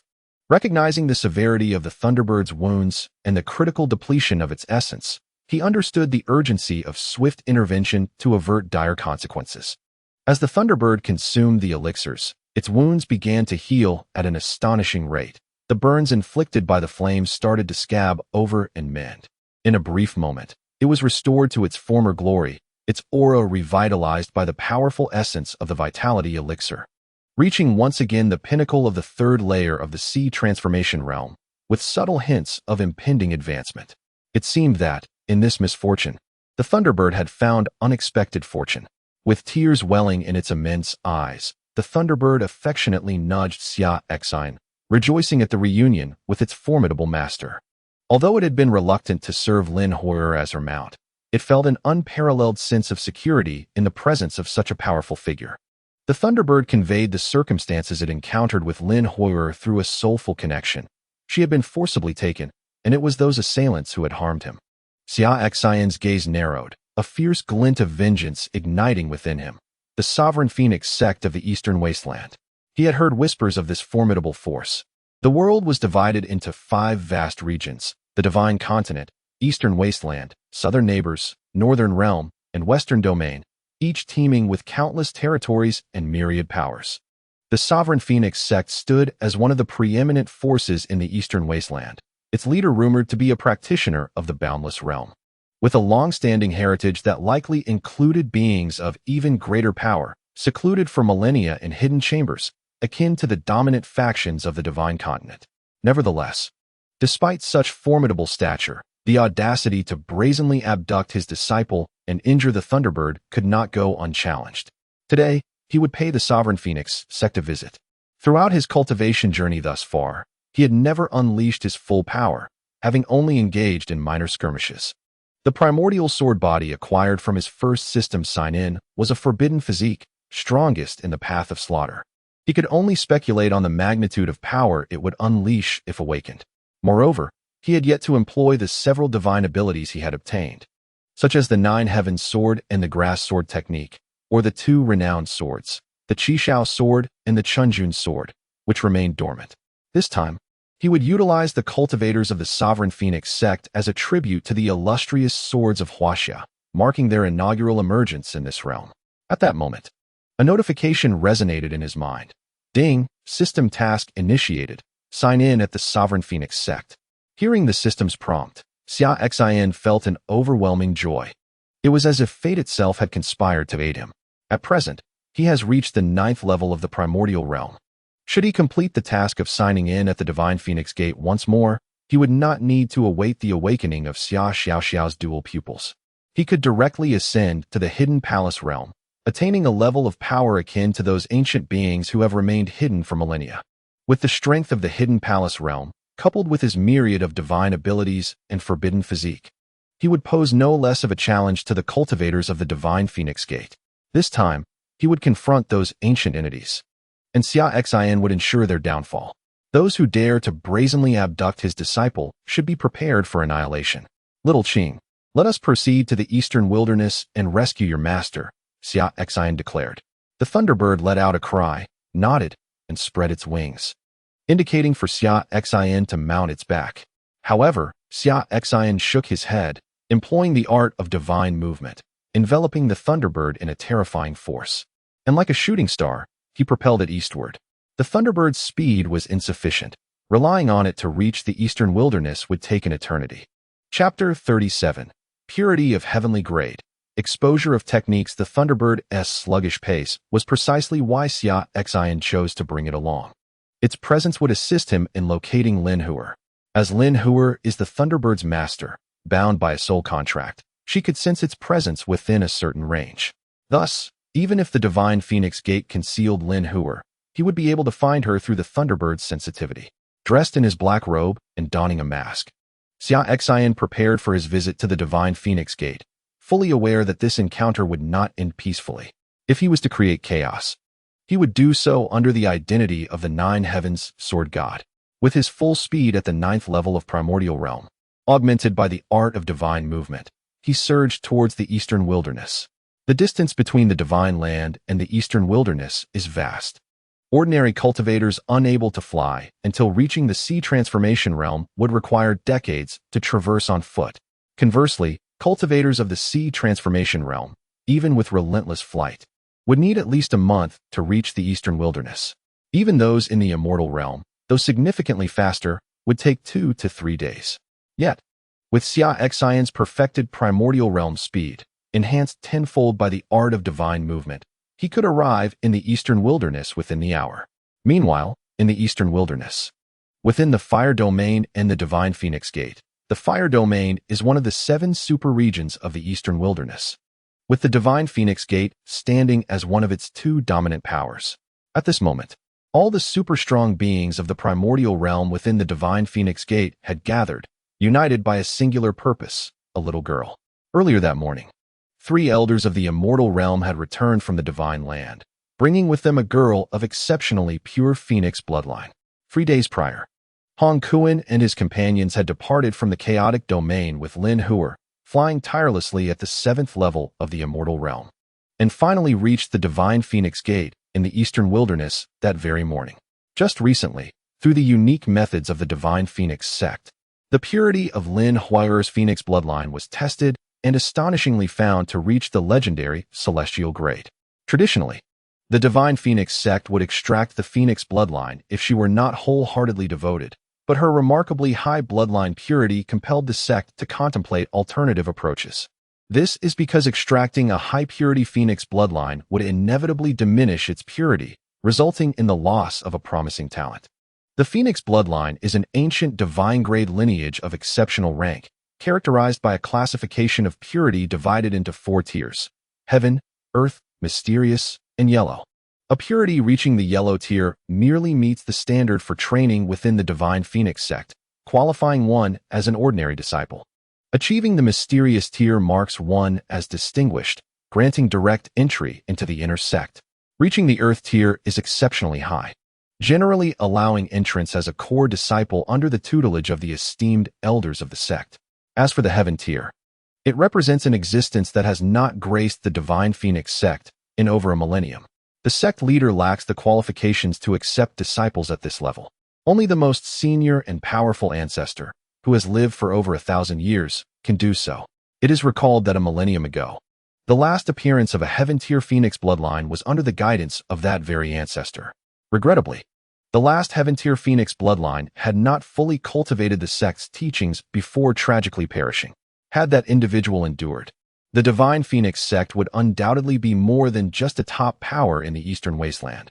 They could contend among the top 5 superpowers of the region.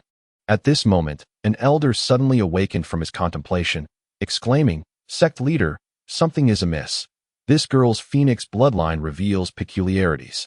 This elder, who had previously refrained from participating in discussions, had been meticulously examining the samples collected during Lin Hoyer's bloodline testing. He was the one who conducted the purity assessment. He discovered that while Lin Hoyer's bloodline concentration was exceedingly thin, its purity reached the rare heaven tier. Such a phenomenon is virtually impossible in typical Phoenix bloodline bearers. Usually, if the concentration is low, the purity must also be low, never achieving the heaven tier. Lin Hoyer's condition indicates one thing. Although she previously possessed a Phoenix bloodline, its concentration was thin, and the increase in purity suggesting a profound awakening was likely due to her training in an exceptionally advanced technique suited for the cultivation of the Phoenix bloodline. This allowed her to elevate her bloodline purity to the heaven tier after her initial awakening. Upon realizing this, the elder's eyes sparkled with excitement, and his breath quickened as he gazed greedily at Lin Hoyer. A technique that could elevate the purity of a Phoenix bloodline bearer with such a thin lineage to the heaven tier is something the Divine Phoenix Sect lacks. He was certain that the caliber of this martial art transcended the celestial level, reaching the legendary divine level. If they could extract this technique from the young girl, wouldn't it mean that anyone from the Phoenix Sect could elevate their Phoenix bloodline purity to the divine tier? The divine tier of the Phoenix bloodline, when paired with that divine technique, could cultivate a group of masters in the concealed palace realm, and even those beyond it, who are rumored to be the most formidable in the reincarnation realm, just below the divine realm. Not to mention the strongest Taoist and Buddhist sects, as well as the celestial demon sect in the vast land of Shinjo. They would dare to confront them. This esteemed elder shared his thoughts with the senior elders of the Phoenix Sect, along with the 2 deputy sect leaders and the sect leader. All present were formidable masters of the formless realm, having cultivated for centuries, and were well acquainted with the characteristics of the Phoenix bloodline. Upon the elder's reminder, they quickly understood. Instantly, their eyes glistened with greed as they gazed at Lin Hoyer, wishing to compel her to reveal the technique that could awaken the purity of her Phoenix bloodline. Aware that Lin Hoyer's bloodline purity was not inherently high, but rather achieved through an extraordinary technique, the elders of the Phoenix Sect had abandoned any thoughts of fully nurturing her as a disciple. They solely sought to obtain that divine technique from Lin Hoyer.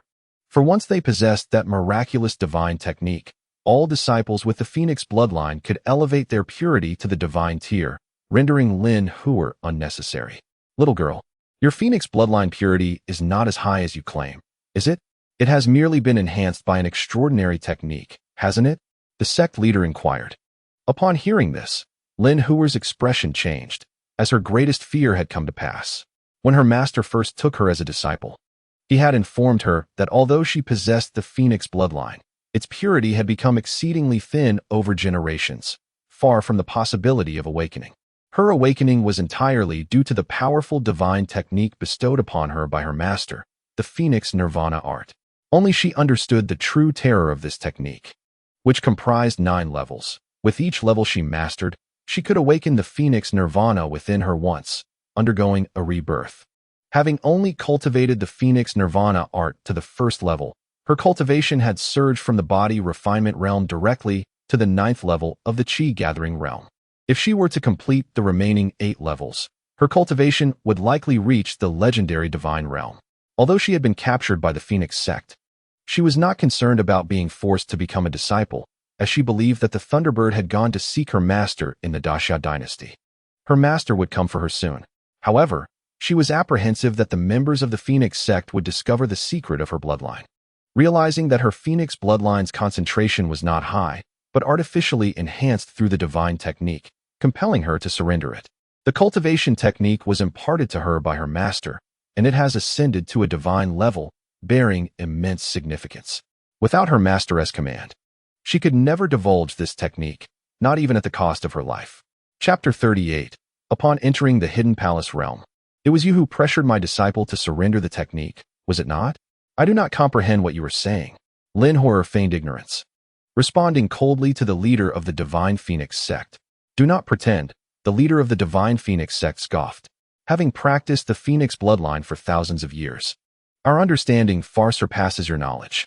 Without a powerful technique, it would be impossible for you to elevate the purity of your already thin Phoenix bloodline to divine quality. We shall not waste words with you. Surrender the divine technique that enhances the purity of your Phoenix bloodline, and we will refrain from causing you distress. In fact, I can make you a core disciple of the Divine Phoenix Sect, with our esteemed ancestor personally guiding you in the future.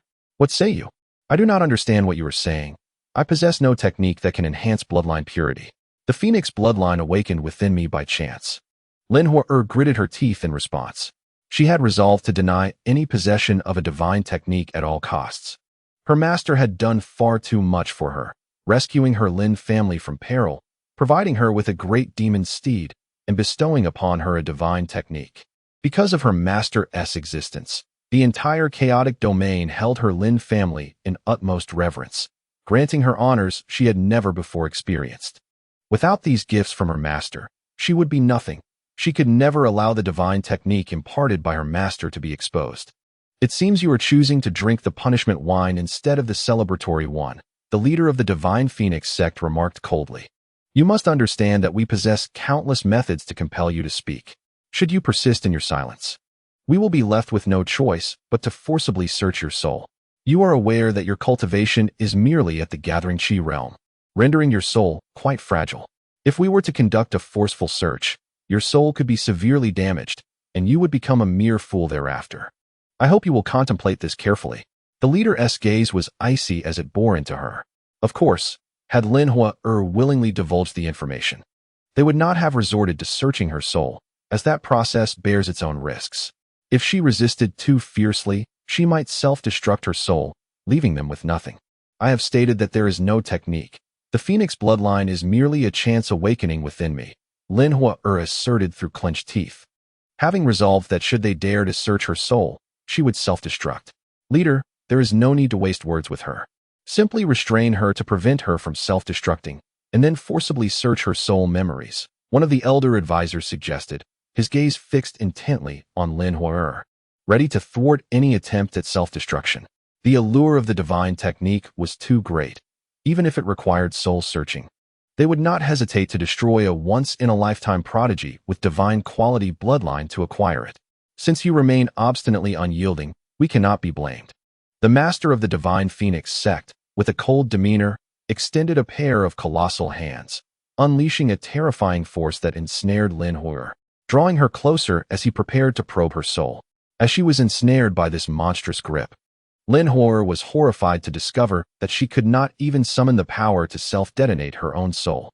Helplessly, she watched as her body began to levitate and was pulled inexorably towards the palm of the sect master. Memories of her time with her revered master flooded her mind, and tears streamed down her cheeks. Master, forgive me. Horror will fulfill her promise to train diligently and one day become a formidable practitioner to repay you. Lin Hua felt a profound despair. As the sect master drew her closer, the elders of the Divine Phoenix Sect and the two deputy masters gasped with anticipation.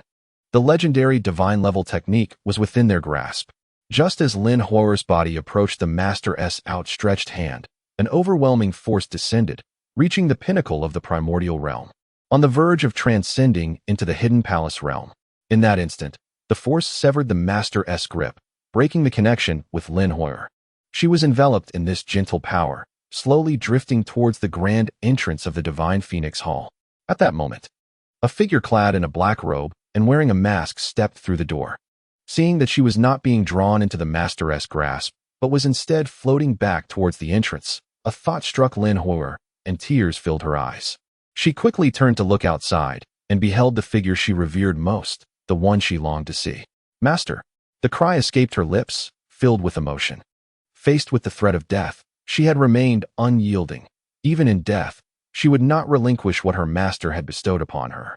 Yet, in the instant her master appeared, her fortitude crumbled, as if finding a refuge where she could finally voice all her grievances. With her master present, she felt assured that no one could harm her. Indeed, replied Xia Xin, as he drew Lin Hui'er beside him. You're crying again. Have I not come to rescue you? He gently wiped away her tears, acknowledging that she was merely a 15-year-old child, unaccustomed to hardship, and unable to contain her emotions in the face of someone caring for her and standing up for her. Humans are indeed peculiar creatures. In times of solitude, no matter how formidable the challenges or how great the injustices faced, one finds a way to persevere. However, the moment someone shows genuine concern, offering protection and a sense of security, all pent-up emotions and hidden vulnerabilities may suddenly erupt. After Summer Xin wiped away Lin Hui'er's tears, her sobs ceased, and she stood quietly behind him, fully aware that her master had more pressing matters to attend to. Summer Xin disregarded the bewildered higher-ups of the Divine Phoenix Sect and instead accessed the system's sign-in panel. System, sign in at the Divine Phoenix Sect, he instructed. Ding. Congratulations, host, for successfully signing in at the Divine Phoenix Sect. Task completed. Ding. Congratulations, host, for receiving a reward of 100 years of pure cultivation. Ding. Congratulations, host, for obtaining the divine ability transference of the universe. Ding. Congratulations, host, for gaining insights into a century of formation techniques. Ding. Congratulations, host, for acquiring a century's worth of alchemical wisdom. As the notifications concluded, the reward of 100 years of cultivation surged into Summer Xion's body like a tidal wave. Boom. Within him, it felt as if a miniature cosmic explosion had occurred. Insights flooded in, and his cultivation scriptures began to operate autonomously. The spiritual energy from his internal sea rushed towards his heart, where the immense cultivation power established a palace of the Tao, coalescing a divine spirit within it. His realm shattered the barriers, ascending from the 9th level of the primordial realm to the 2nd level of the concealed palace realm. Moreover, this was not merely a transition to the 1st level, but an elevation to the 2nd level, a remarkable 2-level advancement. At the 2nd level of the concealed palace realm, he formed one of the 5 palaces, the Heart Palace, nurturing the spirit of the heart within. This sudden surge of formidable power filled Summer Xin with unparalleled confidence. Compared to the 70 years of pure cultivation he had received for completing the sign-in task at the Howren Sect, this time he was granted 100 years, equaling the reward he received when he took Lin Hui'er as his disciple. Truly, it was a worthy reward for traversing the vast lands of the Divine Continent to sign in at the Eastern Wilderness. Now, having entered the concealed palace realm, he stood on par with ancient relics that rarely ventured out even after millennia. Coupled with the Hongmeng sword body and the sword techniques he possessed, who could possibly rival him?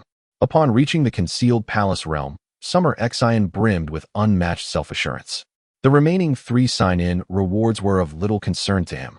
He would study them later. For now, he needed to address the pressing issue at hand. This group had brought his disciple over vast distances, not only to coerce her into surrendering her techniques, but also to forcefully search her soul. With that, Summer Xin cast a frigid glare at the assembly before him, unleashing the overwhelming aura of the 2nd level of the concealed palace realm. The terrifying pressure erupted forth, shattering the very apex of the Divine Phoenix Sect's Grand Hall, revealing the void beyond.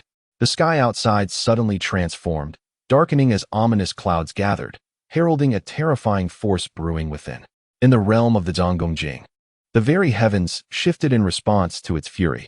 Upon witnessing the formidable aura emanating from Xia Xin and the ensuing celestial upheaval, the countenance of the Lord of the Shenhuang sect changed drastically. The esteemed elders of the sect, along with the two vice leaders, were equally taken aback. Their gazes towards Xia Xin filled with trepidation. This was the Donggong Jing, a level akin to that of their most venerable ancestor, who had lived for over a millennium and possessed unparalleled cultivation. Just moments ago, it was they who had pressured this esteemed disciple to relinquish her techniques, even attempting to invade her very soul. Xia Xin's gaze pierced through the gathering like that of a reaper, sweeping across the crowd. In an instant, all present felt as if they had plunged into the depths of a hellish abyss. Chapter 39. The emergence of the ancestor of the Shenhuang sect. The scene before them left the elders of the Shenhuang sect and the three leaders momentarily speechless. They were bewildered by the unfolding events. The terrifying figure, masked and claiming to be the mentor of the young girl, was evidently there to seek her out. At that moment, thoughts of eliminating the three elders who had brought Lin Horror surged within them. How could they have dared to seize the disciple of such a powerful mentor, one who resided in the Donggong Jing? Now, they comprehended why this young girl possessed such a miraculous technique capable of enhancing bloodline purity, likely bestowed upon her by this eminent figure. A murderous intent began to brew within them. They had nurtured three incompetent elders who dared to capture anyone for the Shenhuang sect. Moreover, they had just intended to invade the young girl's soul and seize her techniques, inevitably leading to an irreconcilable conflict.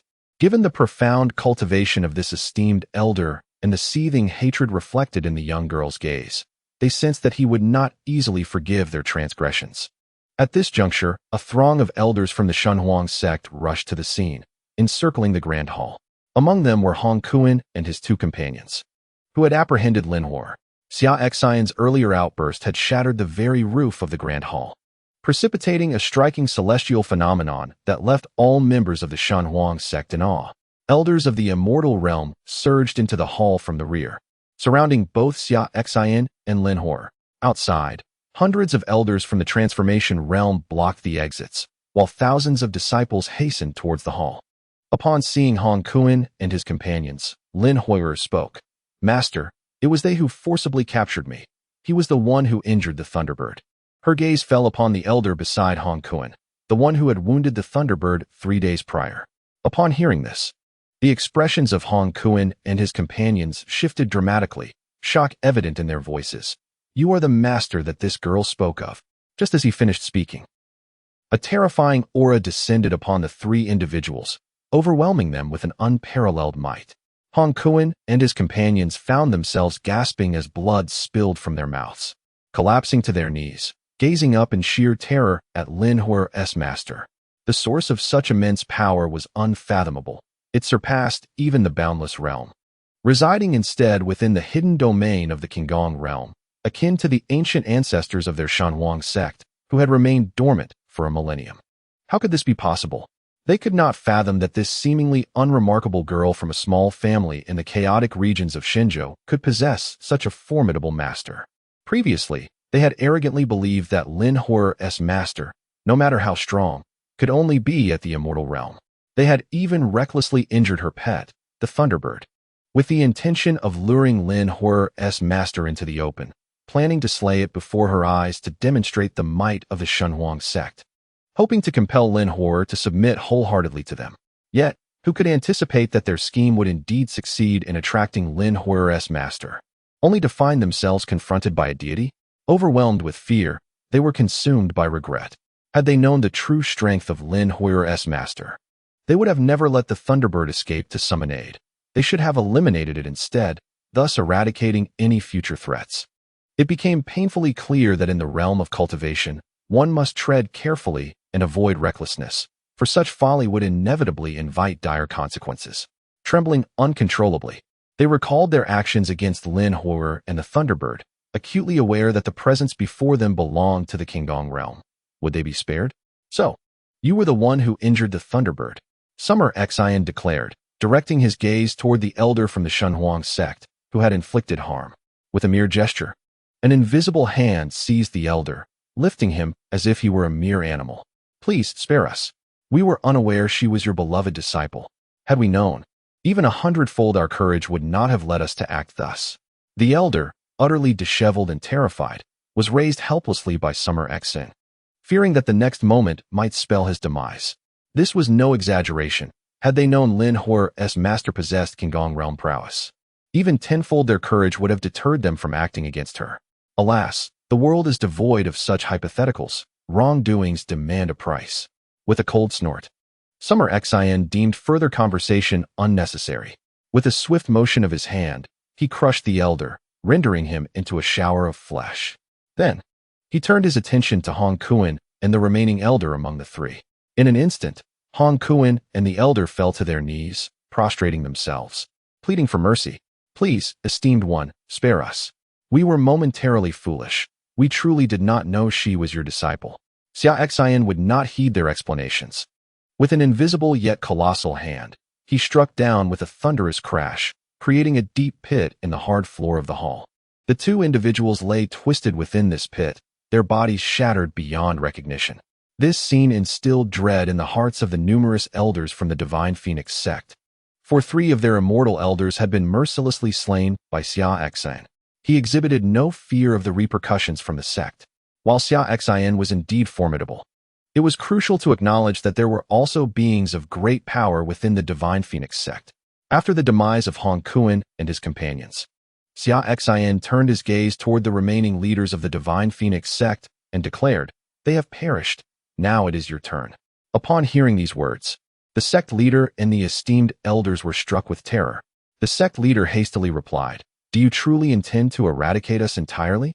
Hong Kuan and his companions brought your disciple to our sect without knowledge of the consequences, which is indeed a grave mistake. We shall not protest your actions against them. However, should you pursue further aggression and continue to slay us, it would be most unreasonable. Although your cultivation is unparalleled, having reached the realm of concealed palace, we too possess beings of that caliber within our sect. If you force our hand, summoning our ancestors, I fear you will not emerge unscathed.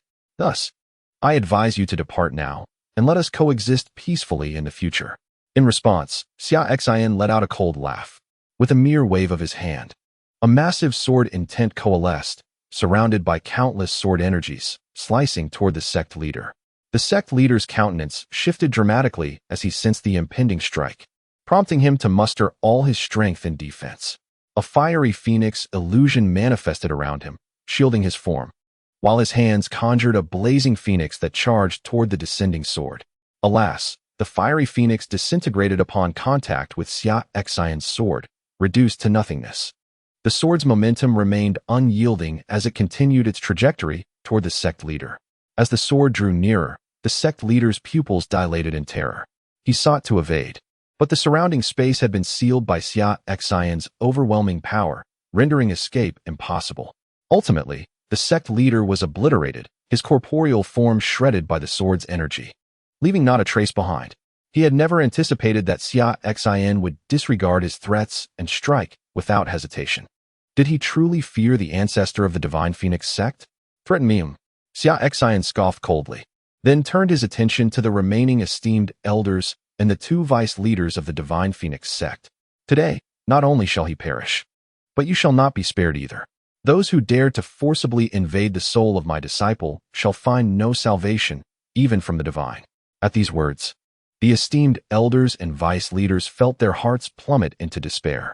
They had grown accustomed to their arrogance in the eastern wilderness fire domain, dismissing everyone around them, which had fostered an environment of hubris and disdain among the elders of their sect. Little did they realize that this very hubris had summoned catastrophic misfortune upon them, just as despair enveloped them.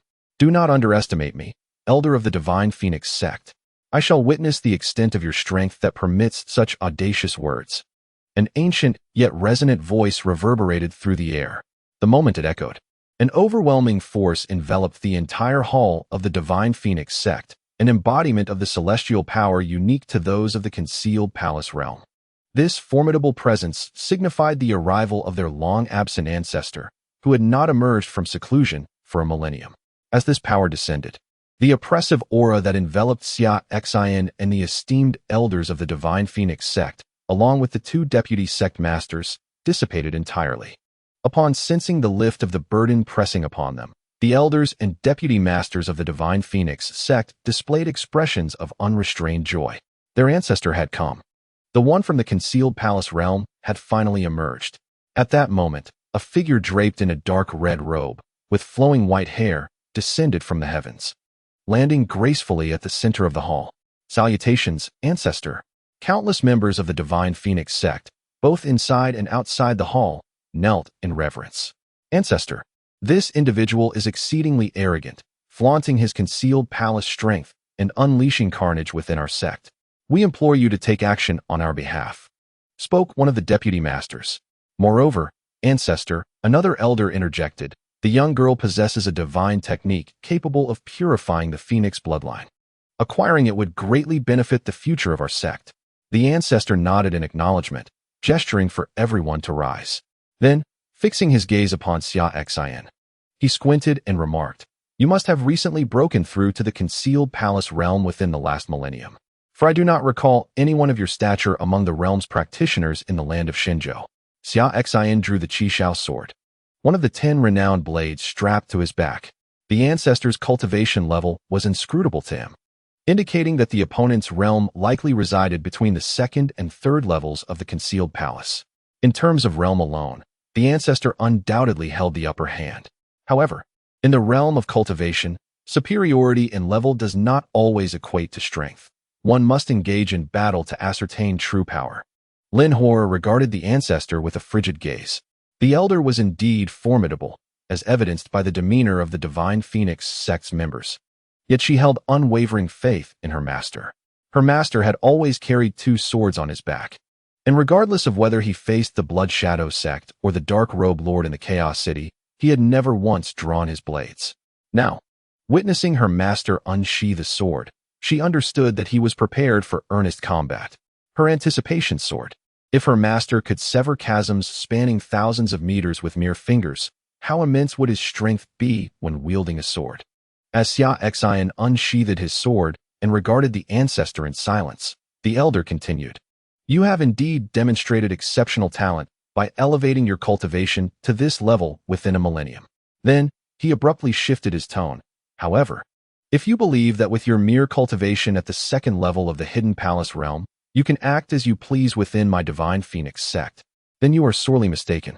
As he spoke, the ancestral master of the Divine Phoenix Sect unleashed the full force of his cultivation, emanating the formidable aura of the 4th level of the Hidden Palace realm. In an instant, the grand hall of the Divine Phoenix Sect erupted, shattering into countless fragments that scattered in all directions. The crowd found themselves in the open hall, witnessing the spectacle. Behind the sect master, 2 towering phantoms of the hidden deities materialized, each several dozen meters high, piercing the heavens. The very clouds above the Divine Phoenix Sect were stirred into turmoil, and the roar of thunder reverberated throughout the realm. Countless disciples and elders of the Divine Phoenix Sect were left in utter awe.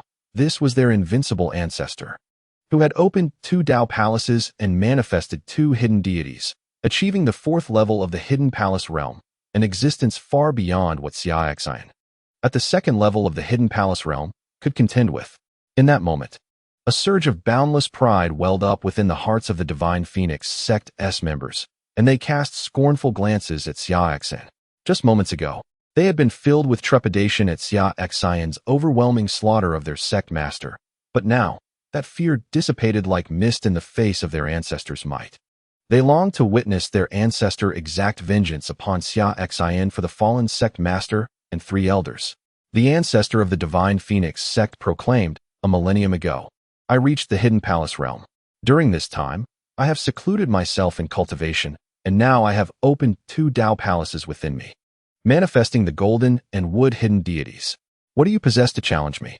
He continued, "Surrender the divine cultivation technique capable of altering the Phoenix bloodline that your disciple practices and simultaneously forfeit your own cultivation. I may allow you to leave here alive, otherwise, you shall find only death today." The ancestor's gaze remained indifferent as he regarded Xia Xin.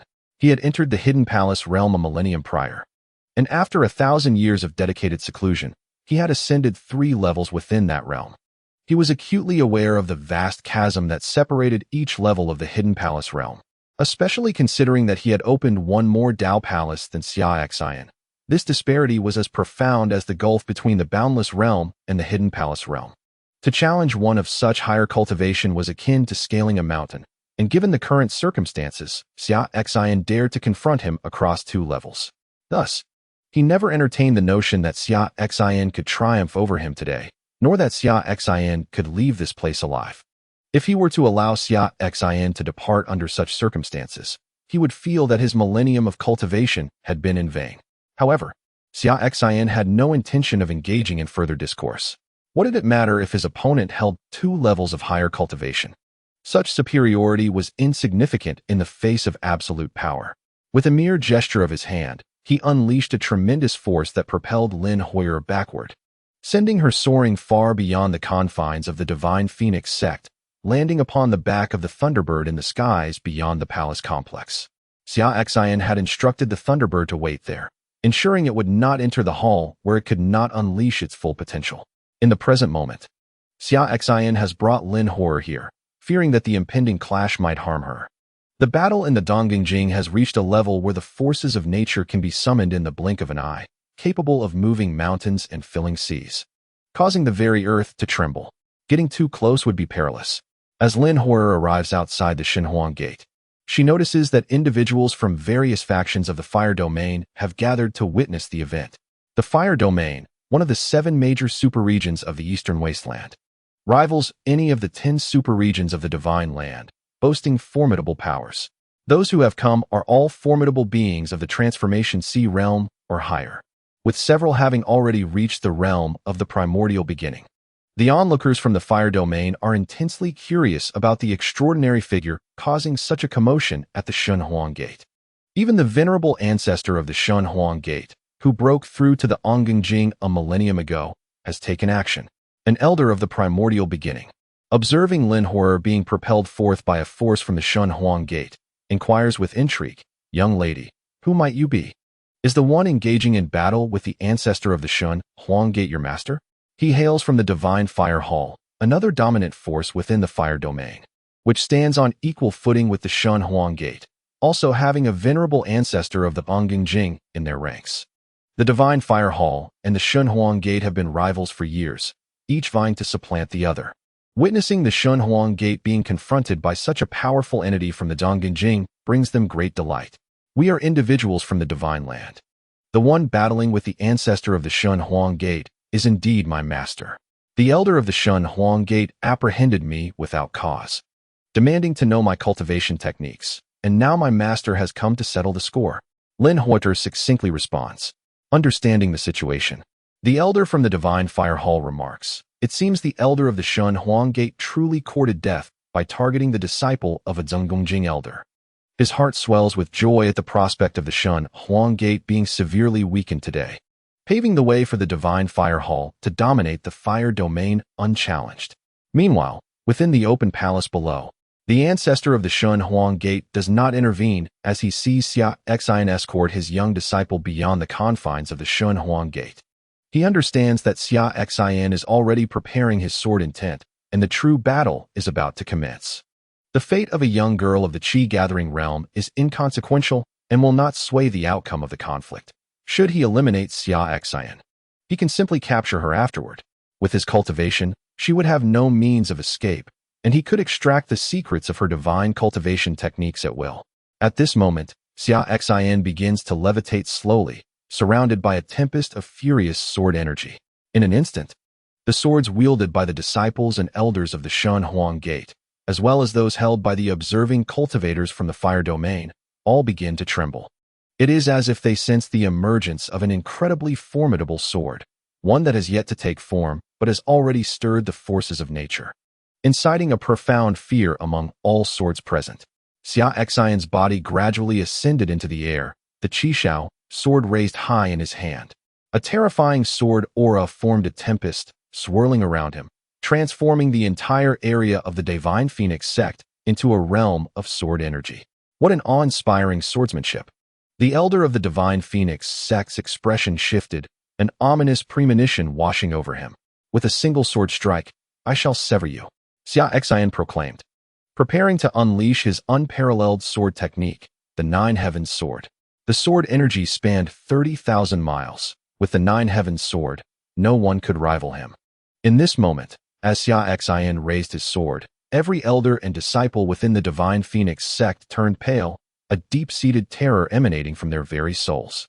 The sword energy tempest ignited by Xia Xin sent shivers through their spirits, its momentum far surpassing that of their patriarchs moments prior. Some among them even harbored the absurd notion that their patriarch might fall beneath this sword strike, and perhaps even meet his demise. This ludicrous thought drenched them in cold sweat. After all, their patriarch was at the fourth refinement of the concealed palace realm, while the girl's master was merely at the second refinement. How could she possibly contend with their esteemed elder? In the distance, the onlooking powerful beings from the Hall of Divine Fire were utterly astonished by the scene before them. "Little girl," one remarked, "your master's swordsmanship has surely transcended the divine. Such overwhelming might, commanding the heavens and earth, sends a chilling lament through countless swords. Only the legendary sword immortal who roamed the eastern wilderness a millennium ago could possibly compare." It should be noted that during that era, the sword immortal was a veritable nightmare for the cultivation world, single-handedly suppressing all sword cultivators of the eastern wilderness, rendering them unable to raise their heads.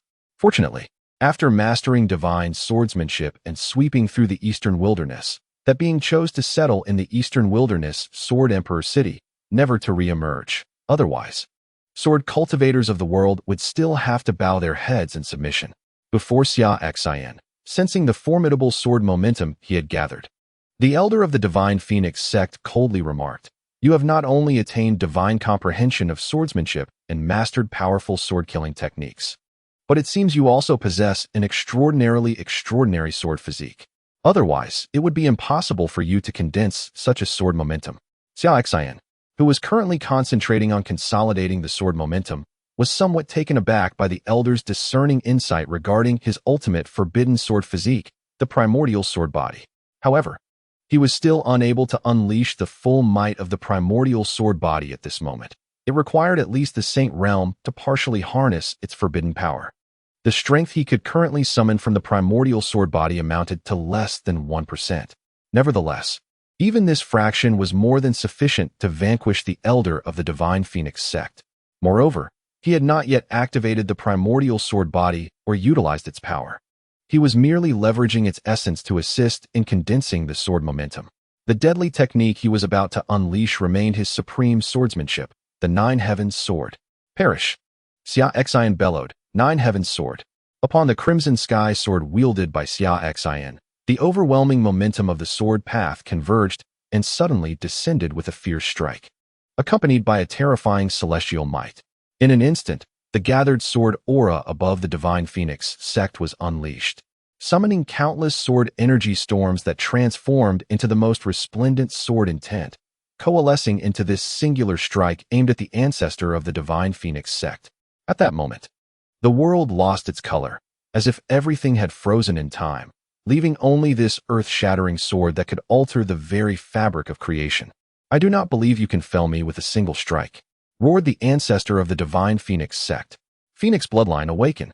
Open the palace of the heart! Open the palace of the liver!" In that fleeting moment, the ancestor spared no effort, revealing all his hidden cards to face this strike with full force. As he activated his Phoenix bloodline, dark red flames ignited within a 10,000-meter radius, engulfing the palace complex in a sea of fire, twisting the very space with its horrifying heat. Two divine guardians stood amidst the inferno, like celestial protectors safeguarding the ancestor of the Divine Phoenix sect. "Phoenix Burning Heaven Technique." The ancestor bellowed, unleashing the mightiest of his sect's divine abilities. This technique could only be performed by one of the Phoenix bloodline and was deemed of forbidden power. Its use would cost him years to recover, as it involved sacrificing his bloodline to unleash a devastating blow. Yet, in this critical moment, he knew he had no choice but to wield his most formidable divine ability. For failure could mean his demise. As the technique was invoked, the flames within the 10,000-meter sea of fire were drawn up and coalesced above his head into a phoenix wreathed in black flames, hurtling towards Xia Xin's sword strike. Observing the black fire phoenix soaring towards him, all present, be they disciples of the Divine Phoenix sect or spectators, held their breath in anticipation. The outcome hinged on this pivotal clash. With a thunderous roar, the black fire phoenix collided with Xia Xin's annihilating sword, unleashing a cataclysmic wave of fiery energy and sharp sword winds that swept outward, reducing the clouds to mere nothingness. The aftershock cascaded down, transforming the palace complex below into ruins. And the disciples of the Divine Phoenix Sect beneath the Transcendence realm were instantly sent reeling, some vomiting blood as they were hurled through the air for thousands of meters before crashing to the ground, barely clinging to life. Those in the Transcendence realm managed to withstand the residual force, though they too bore significant injuries, their vitality surging tumultuously. As the aftermath dissipated, the crowd hastily looked up to discern the outcome of this confrontation. When they finally beheld the scene above, a sense of dread washed over them. The Black Fire Phoenix, summoned at such a cost by the ancestor of the Divine Phoenix Sect, had now vanished into thin air. Yet the sword wielded by Xia Xin, a manifestation of the grand forces of heaven and earth, bore no diminishment in its might, descending with a cataclysmic splendor that threatened to annihilate all in its path. A resounding roar of defiance erupted from the elder of the Divine Phoenix Sect below. This singular strike engulfed the elder entirely, the obliterating radiance of the sword sweeping across the entirety of the Divine Phoenix Sect. Some disciples attempted to flee, but were utterly unprepared for the onslaught. In an ephemeral moment, the destructive brilliance of the sword enveloped the elder, tearing asunder the very fabric of the sect's domain, transforming it into a realm of sword energy. Within the bounds of the Divine Phoenix Sect, everything succumbed to the terrifying force of the annihilating sword aura, reduced to naught but void. As the dust settled, the expanse of several tens of thousands of meters within the Divine Phoenix Sect bore no sign of life. Only the pervasive aura of destruction lingered in the air. The elder of the Divine Phoenix Sect, along with all remaining members within the confines of the sect, had been utterly obliterated by this single strike. Xia Xin sheathed his sword, and with that, all was resolved. It is likely that the elder never fathomed he would meet his demise within his own sect, vanquished in such an overwhelmingly crushing manner. The disciples of the Divine Phoenix Sect were equally astonished, unable to comprehend that after thriving for thousands of years in the Fire region, their downfall had been precipitated by a single incident, instigated by a disciple brought from afar. Henceforth, the Divine Phoenix Sect, once a pinnacle of power in the eastern wilderness, was consigned to the annals of history. The onlookers from the various factions within the Fire region were left in utter shock at this spectacle. One of the two dominant forces in the Fire region, the Divine Phoenix Sect, had been eradicated by a single sword strike. Even the formidable elder, who had reached the fourth stage of the Hidden Palace realm a millennium ago, was slain by this blow. Their minds struggled to process the enormity of the event. The impact was staggering. They recognized Xia Xin's strength from the earlier display of his terrifying swordsmanship, but they had not anticipated that a single stroke could wield such unparalleled power. With one strike, the entire domain of the Divine Phoenix Sect was rendered into a hell's cape, obliterated to nothingness, leaving only an endless expanse of sword energy. A new sword immortal, unmatched in the world, was to emerge, or rather, judging by that previous strike, a sword deity, the sword god of the nine heavens. An expert from the Divine Fire Hall remarked, that previous sword strike exhibited a sword aura stretching 30,000 miles, unmatched by any, deserving only of a sword deity's majesty. The sword immortal of a millennium past had hailed from the eastern wilderness, whereas this newly arisen sword deity was born from the land of the divine continent. The sword immortal from 1,000 years ago had taken residence in the eastern wilderness Emperor Sword City upon entering the Hidden Palace realm, never to reappear. It remained uncertain what heights he had attained since. In comparison with the newly born sword deity of the divine continent, who was superior, who was inferior, the spectators could not help but juxtapose the two figures in their minds. Moreover, the swordsman from the eastern wilderness shares profound ties with the celestial phoenix, maiden who perished in the Divine Phoenix Sect a millennium ago. A maiden endowed with a supreme lineage of phoenix blood. Now, with the Divine Phoenix Sect obliterated by the sword of the legendary sword god from the central continent, it is likely that the swordsman from the eastern wilderness will venture forth from the Sword Emperor City, seeking retribution for the demise of the Divine Phoenix Sect on behalf of Xia Xin. One cannot help but wonder who would emerge victorious in a duel of swordsmanship between the sword god and the swordsman. Furthermore, it is lamentable that such a premier power as the Divine Phoenix Sect was utterly annihilated by a single strike, along with the treasures contained within their vault, rendering any hope of salvaging their riches futile, a tragic waste indeed. Standing atop the back of the Thunderbird, Lin Horror gazes dreamily at the figure standing aloof in the sky, arms crossed behind. This individual is none other than her revered master, who traversed from the central continent to the eastern wilderness, vanquishing the pinnacle force of the Divine Phoenix Sect to save her. In that moment, Lin Horror's eyes glisten with tears anew. She silently vows to repay her master's kindness and dedicate her existence solely to him. With the fall of the Divine Phoenix Sect, those who had gathered to spectate no longer saw fit to linger, each departing in haste to relay the events of the day. It is assured that before long, this incident will echo throughout the entire eastern wilderness and beyond. In the central continent, a peerless sword god has emerged, obliterating the Divine Phoenix Sect with a single stroke. As the crowd dissipates, Xia Xin turns and strides through the void to stand before Lin Horror, stating, "This matter is settled. Let us return." "Master, please wait a moment." Lin Horror interjects. "Is there something else?" Xia Xin inquires, puzzled. "Indeed," Lin Horror nods, explaining, "the individuals from the Divine Phoenix Sect are practitioners of the Phoenix bloodline, and their essence holds immense potential for me. The Phoenix Nirvana technique is rather unique, allowing me to absorb the bloodline of those with Phoenix lineage, integrating it into my own. By harnessing the blood from their corpses, I can elevate my own Phoenix bloodline, potentially advancing the Phoenix Nirvana technique to its third or even fourth level. Does the blood from these corpses truly possess such utility?" Xia Xin expresses surprise. While he imparted the Phoenix Nirvana technique to Lin Horror, he has never cultivated it himself, thus unaware of its hidden capabilities. Truly, it deserves its reputation as a divine technique. "Go ahead, I shall wait here with Xiao Qing," Xia Xin replies succinctly. "Indeed, not only for myself, but Xiao Qing, as my contracted beast, can also partake in this opportunity.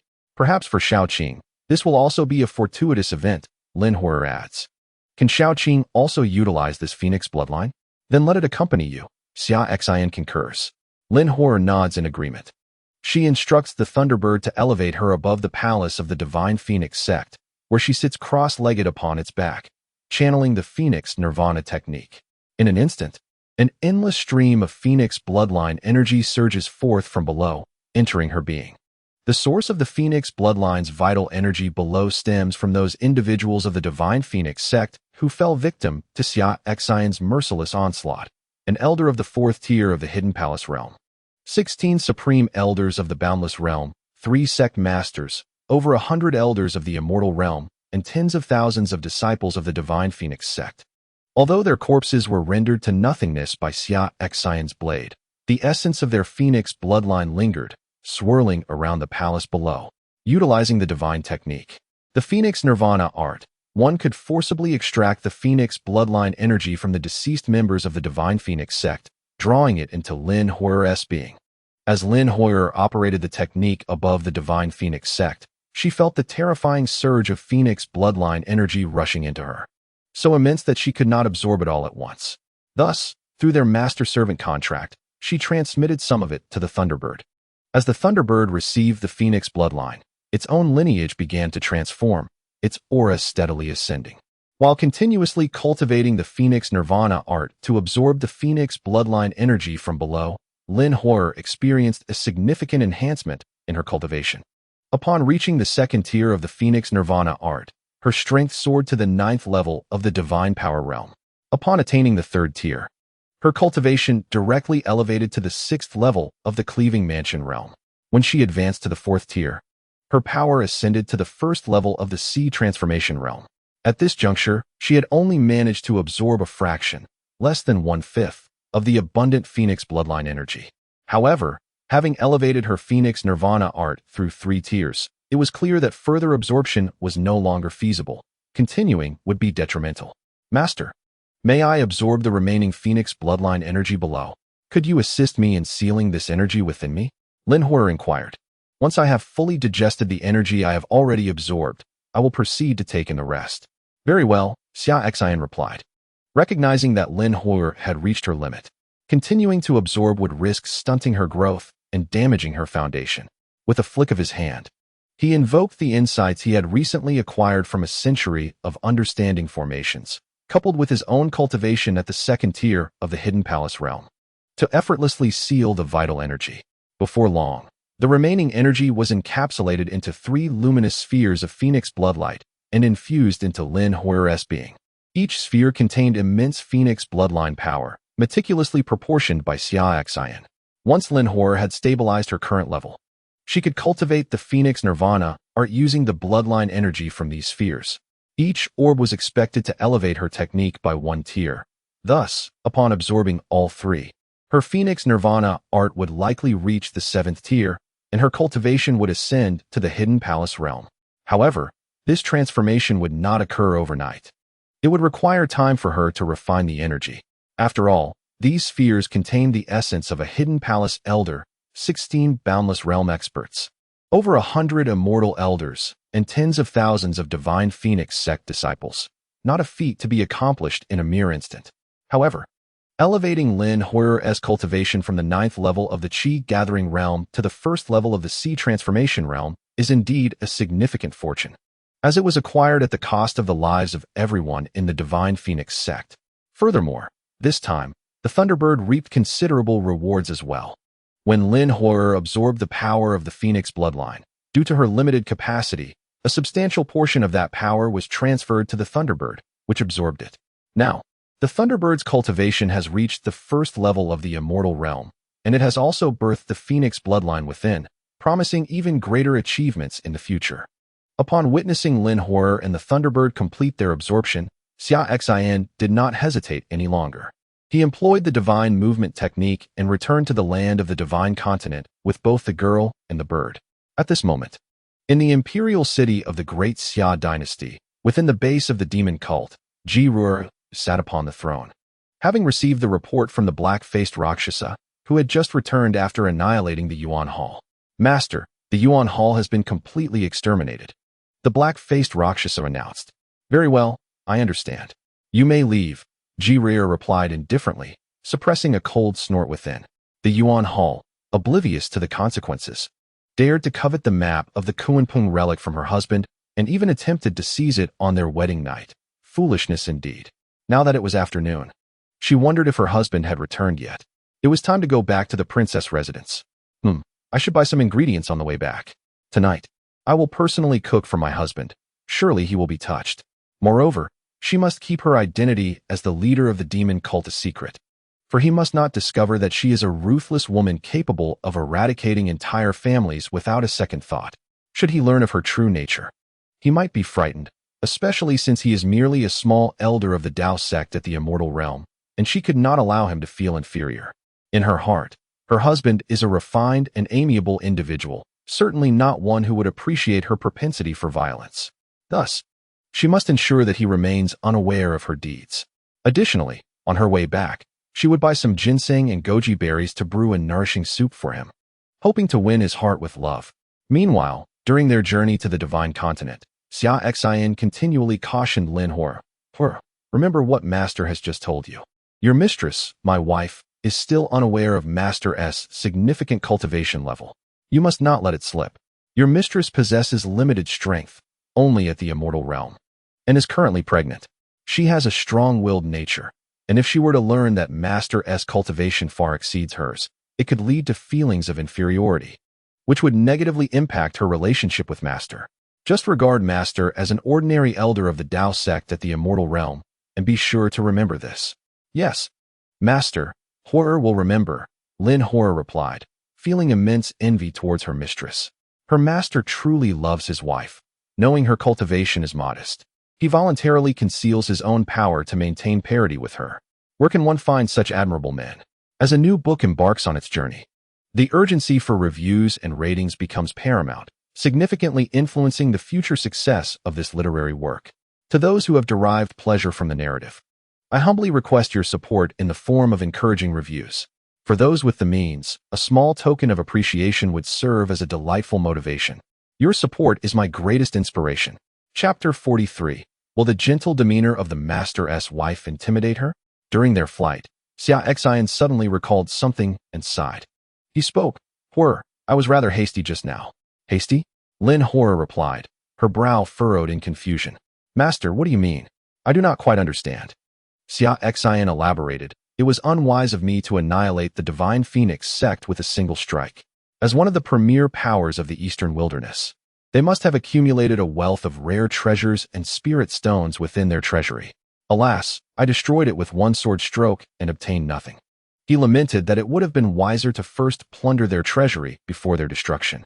However, upon reflection, Xia Xin thought it unjust to blame himself. After all, the sect's elder was exceedingly formidable, possessing a cultivation level 2 realms above his own, and yet he was dispatched in an instant. Ultimately, the entire Divine Phoenix sect was obliterated, leaving nothing behind. Sighing, he mused, to possess such strength can also be a burden. I missed the opportunity to seize their treasures while vanquishing their sect. Listening to Xia Xin's words, Lin Huo'er concurred, realizing that indeed, her master had acted precipitously. They ought to have first raided the treasury. Such a waste. Furthermore, she recalled the previous occasions when her master had led her to eliminate the Blood Fiend sect and the Dark Robe Lord of the Chaotic Domain, where he too had employed a single strike, resulting in the annihilation of the entire sect before they could plunder its riches. It is worth noting that even the treasury of a third-rate sect like the Blood Fiend sect would contain at least several million spirit stones. Master, do not worry.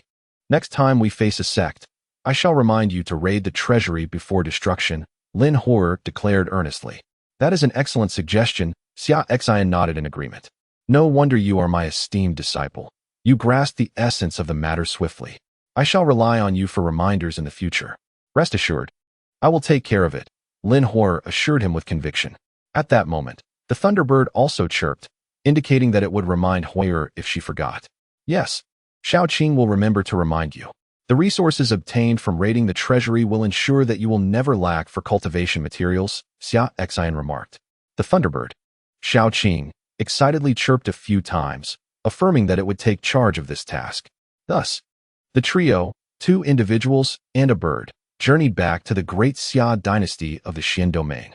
Upon arriving at the outskirts of the Great Xia dynasty, Xia Xin sought out a substantial mountain range inhabited by demonic beasts, leaving Shaoqing there. Having reached the immortal realm, there was no suitable place for it within the Great Xia dynasty. Moreover, having just ascended a significant level, it required time to consolidate and stabilize its newfound strength. In the formidable Beast Mountain range, the most powerful of the demon beasts barely attained the half-step sea transformation realm, rendering them insignificant in the presence of the young Qing. It would be delightful to leave such a creature here as a sovereign of the beasts. When needed, it can be summoned. Moreover, compared to the urban existence of human cultivators, the Thunderbird seems to prefer the natural surroundings of the Beast Mountain range. The two returned to the Great Xia dynasty. After a slight change in attire, Xia Xin proceeded directly to the prince's residence within the imperial city. Master, young master, Fubo, currently with Granny Tong, promptly bowed upon seeing Xia Xin's arrival. This is my disciple, Lin Huo'er, who has just arrived in the Great Xia dynasty. Fubo, please arrange accommodations for her in the prince's residence, Xia Xin instructed. Yes, master, Fubo nodded and led Lin Huo'er to her designated quarters. Xia Xin then turned to Granny Tong and inquired, "Where is my wife?" "Miss is in the kitchen. She went out today to buy some vegetables and said she would personally cook for you," Granny Tong replied. Upon hearing this, Xia Xin nodded, a gentle smile gracing his face. His wife was truly wonderful, graceful and virtuous, even opting to cook for him personally.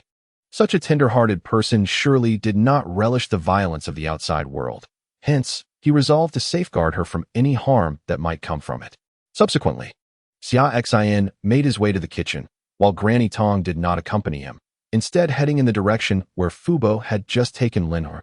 Puzzled, he wondered why a single arrangement was insufficient for Granny Tong, but he dismissed the thought and continued to the kitchen where his wife was. At that moment, in the kitchen, Ji Ru'er was simmering soup. Observing the 3 pots on the stove, she murmured to herself, "This soup needs some goji berries. And a bit of ginseng too. I must nourish my husband well with some meat and sistanch. Yes, this chicken soup also requires some ginseng and goji berries." Just then, a pair of arms encircled Ji Ru'er's waist from behind. "Husband," she exclaimed, turning around excitedly and bumping into Xia Xin's embrace. "You're back." "Yes," Xia Xin nodded, looking down affectionately at Ji Ru'er. "Is this meal specially prepared for me?" "Indeed," Ji Ru'er replied, I am preparing to study some recipes to cook for you. Xia Xin gazed at his wife's exquisite face, filled with love as he exclaimed, with a wife like you, what more could a man desire? You flatter me with such sweet words, Jiru said shyly, though her face lit up with a particularly sweet smile. Hearty words, indeed, Xia Xin remarked. By the way, I brought my disciple back to the prince's residence today. She will train alongside Xiao Xiao in the future. Is it Lin Hua? Ji Ruier nestled closer in Xia Xin's embrace, inquiring. Yes, she was originally meant to attend our wedding, but due to certain circumstances, she only arrived today, Xia Xin explained. Ji Ruier was already aware of Lin Hua, as Xia Xin had previously informed her of the matter through the Feiha messaging system. Very well, she responded. Ji Ruier exclaimed. The dishes will be ready shortly, my dear husband. These soups have been specially prepared for you. Specially for me? What kind of soup is it? Xia Xin inquired curiously. Stepping closer to take a look. To his surprise, he noticed that the soups were replete with ginseng, goji berries, and meat aphrodisiacs, instantly creating a peculiar atmosphere. Turning to Jiruayer, Xia Xin remarked, My dear, you are indeed a bit stubborn. Oh, don't look. Jiruayer's face flushed with embarrassment. Husband, please step outside. She shyly ushered Xia Xin out of the kitchen, saying, Wait in the hall. Dinner will be ready shortly. Xia Xin shook his head with a resigned smile, acquiescing to his wife's request as he returned to the hall. Lin Hua had already been settled by Uncle Fu and had returned to the hall, where Uncle Fu and Granny Tong were engaged in lighthearted banter. It seemed Uncle Fu was quite adept at telling jokes, as he had managed to elicit giggles from Granny Tong, who would then shyly distance herself from him, only for him to casually inch closer each time. Xia Xin felt he had stumbled upon something remarkable. Granny Tong had only been at the prince's residence for a few days, and Uncle Fu was already making advances. Master, Lin Hua greeted as she noticed Xia Xin's arrival. Xia Xin nodded in acknowledgement, saying, Your master's wife is preparing dinner. It will be ready soon. How lovely. Master's wife is truly virtuous, Lin Hua replied, surprised that her master's wife was not only powerful, but also gentle and nurturing, a truly wonderful spouse. She finally comprehended why her master preferred to keep his true capabilities hidden from his wife, as he often engaged in violent acts outside, effortlessly annihilating entire sects with a single strike. Such a gentle and kind-hearted woman would surely be alarmed by his deeds. Chapter 44. The Gathering of Two Great Princes and 7 Sea Transformation Realms Uncle. At that moment, Xia Xiaoxiao burst into the room. Upon her arrival, she had discovered that both her uncle and aunt were absent from the prince's residence, prompting her to return home. Now, she had bounced back in excitement. Approaching Xia Xin, Xia Xiaoxiao said, Uncle, since you and aunt were not here, I went back by myself. Yes, uncle went to fetch someone, Xia Xin replied. Introducing Lin Hua to Xia Xiaoxiao. This is your sister Hua, Lin Hua, a direct disciple of your uncle. Wow, you are so beautiful, sister. My name is Xia Xiaoxiao, she exclaimed, admiring Lin Hua. Xiaoxiao is my disciple's niece. You two can cultivate together in the future, Xia Xin added. Indeed, master. Lin Hua nodded, then turned to Xia Xiaoxiao, saying, Xiaoxiao, you are also quite lovely. Yes, we are both beautiful. As she said this, she pulled Lin Hua aside and whispered, Sister, you must possess exceptional talent to have been chosen as my uncle's direct disciple, right? Seeing Lin Hua, Xia Xiaoxiao instinctively felt that her uncle would not have selected her as a direct disciple unless her cultivation talent was extraordinary, a true prodigy. Such an individual was someone Xia Xiaoxiao needed to befriend, providing her with an additional layer of protection in the future. After all, she is currently rather weak and must rely heavily on others while traversing the world. Lin Hua, upon hearing Xia Xiaoxiao's words, shook her head and replied, Sister, my talent is rather average. However, I possess the bloodline of a phoenix, which is why my master accepted me. Wow, a phoenix bloodline sounds incredibly powerful. What realm have you attained now, dear sister? Xia Xiaoxiao instinctively inquired. Over the past 3 years, she had frequently overheard various cultivators in the imperial city discussing matters of the cultivation world, including the significance of special bloodlines. She was aware that those with unique bloodlines typically cultivated at a faster pace and possessed greater combat prowess. The mere mention of Lin Hua's phoenix bloodline suggested immense strength, and she was curious about the extent of her current capabilities. I have just recently broken through to the sea transformation realm. Though I am still unaccustomed to mastering its control, replied Lin Huor. What? The sea transformation realm? That surpasses even my father. This is astonishing, Xia Xiao exclaimed, clearly taken aback. The sea transformation realm is a formidable presence within our great Xia dynasty. To put it into perspective, my father, Xia Xin, was merely at the splitting mansion realm before receiving the elixir from my uncle. Today, she felt a sense of pride, as she had managed to elevate her cultivation to the 4th level of the body refinement realm within just 3 days, under the joint guidance of her uncle and aunt. Yet, standing before her uncle's disciple, she realized how far she still had to go. Do not feel disheartened, Xiao Xiao. My ascent to the sea transformation realm was due to a special opportunity. With your master's guidance, you will undoubtedly achieve great heights in the future. Lin Huor reassured her. Indeed, Xia Xiao nodded, adding, I shall rely on you to look after me as we navigate the world. Upon hearing this, Lin Huor chuckled, finding her master's little niece quite amusing. Despite being only 8 years old, she spoke with an air of maturity reminiscent of a seasoned traveler. Certainly, Lin Huor affirmed.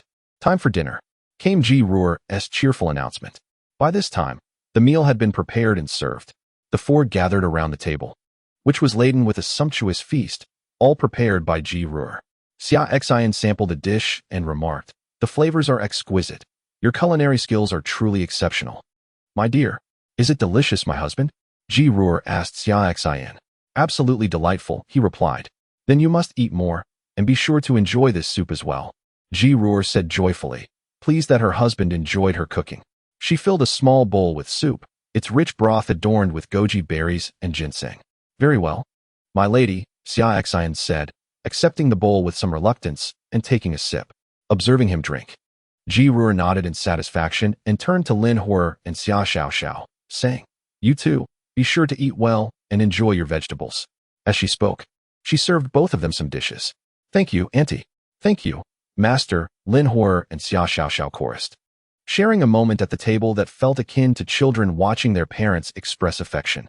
After all, both of them are still quite young. Lin Huor was slightly older at 15, while Xia Xiao was merely 8. In their eyes, Xia Xin and Ji Ruer were considered elders. Once the 4 had finished their meal, evening had fallen. Since there was no opportunity earlier to guide Xia Xiao in her training, it was time to do so now. Xia Xin also intended to assess Lin Huor's comprehension of the Banished sword manual. After Ji Ruer completed her instruction with Xia Xiao, she observed Xia Xin mentoring Lin Huor in the sword arts, noting that Lin Huor currently lacked a sword. Ji Ruer then produced a long sword, a spirit weapon of the earth grade, known as the Fire Cloud Sword, perfectly suited for Lin Huor's use due to its fire attributes. Huor, this sword is for you, Ji Ruer said to Lin Huor. Upon seeing the spirit weapon, with its distinctive aura of the earth grade, Lin Huor hurriedly declined. Mistress, this sword is far too precious. I cannot accept it. Take it. Do not be so polite with your mistress, Ji Ruer insisted. Since this is our first meeting, I did not prepare a gift for you, so let this long sword be my offering. As the leader of the heavenly demon sect, possessing earth-grade spirit weapons was commonplace for her, and giving one to Lin Huor posed no issue, as Lin Huor was the disciple of her husband, thus considered her own disciple as well. Please accept it, as it is your mistress's heartfelt intention, Xia Xin interjected. Although Lin Huor initially wished to refuse, the words of her master compelled her to accept. This earth-grade spirit weapon indeed felt overly extravagant for her. She felt indebted to her master and mistress, uncertain of how she might repay such kindness in the future. Yet, her heart warmed at the thought of her mistress's generosity. It was truly moving. Yes, that is the right attitude, Ji Ruer nodded in approval. Meanwhile, Xia Xiao, witnessing this exchange, let out a sigh. She reflected on her own treasured Xian Great Ice Sword, which she clutched while sleeping, and felt it paled in comparison to the sword gifted to her elder sister Huor by her mistress. The ice sword had been a gift from her royal uncle, who had initially claimed it was on loan, yet he never requested its return. Xia Xiao lamented inwardly, realizing her royal uncle was rather impoverished, with perhaps fewer spirit stones than her aunt, as evidenced by the meager spirit weapon given to his niece. Indeed, now that he had married, it seemed her aunt would take charge of their finances, making life more challenging for her uncle. With these thoughts, Xia Xiaoxiao sighed once more, resolving to be more understanding of her uncle in the future. At this moment, Xia Xin sensed something amiss with Xia Xiaoxiao, feeling somewhat perplexed by the situation. It seemed as though someone was underestimating him. Meanwhile, within the Daxia dynasty, the two most powerful vassal kings, the king of Siguoyan and the king of Baima, had their respective sea transformation experts prepared. On the side of the king of Siguoyan, external forces from the Qingmu sect and the Luofugang had each dispatched a sea transformation expert to support him, along with one from his own palace, totaling 3. In the northern desert, the Wang of Baima is supported by the formidable forces of the Guangdao sect and the Demon Sect, each dispatching a formidable expert from the Transformation Sea realm. Together with 2 of his own, they total 4 powerful beings. The agreed 7-day period between the Wang of Siguoyan and the Wang of Baima is swiftly approaching. Tomorrow, the combined might of 7 Transformation Sea experts will directly invade the imperial city of the Great Xia, ruthlessly slaying all members of the current royal family and facilitating a change in dynasty. Chapter 45. My husband, shall you go or shall I? In the royal residence of the Great Xia's imperial city, after imparting guidance to Xia Xiaoxiao, Xia Xin instructed her to return to the palace. However, the young lady expressed her desire to remain at the prince's residence henceforth, stating that with her father and mother fully engaged in refining pills, returning to the palace held little appeal. Xia Zhen and Murong Qing, having received the elixirs from Xia Xin, had been diligently refining them over the past few days. With the exception of a brief visit during Xia Xin's wedding the previous night, the elixirs provided by Xia Xin have the potential to elevate their realms to the Undying and Transformation Sea levels without any adverse effects. Yet, they must spend 7 days slowly refining the elixirs to ensure a stable foundation. As Xia Xiaoxiao wished to stay, Xia Xin made no objections and instructed Uncle Fu to arrange accommodations for her at the prince's residence, which was ample enough to accommodate her presence. Moreover, Xia Xiaoxiao found it more lively there. Lin Hoyer also arrived, providing companionship for Xia Xiaoxiao as they practiced together, both being of the younger generation. Recalling Xia Zhen's seclusion to refine his elixirs, Xia Xin suddenly remembered the recent turmoil instigated by the feudal lords of the Great Xia. He had descended the mountain to address this unrest, but with Xia Zhen's impending ascension to the Undying realm, he need no longer worry. The supporting forces behind these lords are primarily at the Transformation Sea level. Once Xia Zhen has fully refined his elixirs, he would be capable of handling matters independently. Previously, Xia Xin had planned to set aside time to resolve these issues after his marriage, but now such concerns were unnecessary. He could contentedly embrace his role as a carefree prince. A day filled with worries of conflict is exhausting. It is far more delightful to spend tomorrow in the warmth of love with his wife. As Xia Xin contemplated, he heard Ji Ruer say, "Husband, it is late. We should retire for the night." "Very well, my dear, I am coming," Xia Xin replied. Recalling the bowl of ginseng and goji berry soup he had served himself for dinner, feeling a surge of strength coursing through him. Meanwhile, in the sacred Buddhist domain among the top 10 regions of the Xinzhou, at the headquarters of the Buddhist sect, countless disciples kneel in reverence, fervently reciting sutras.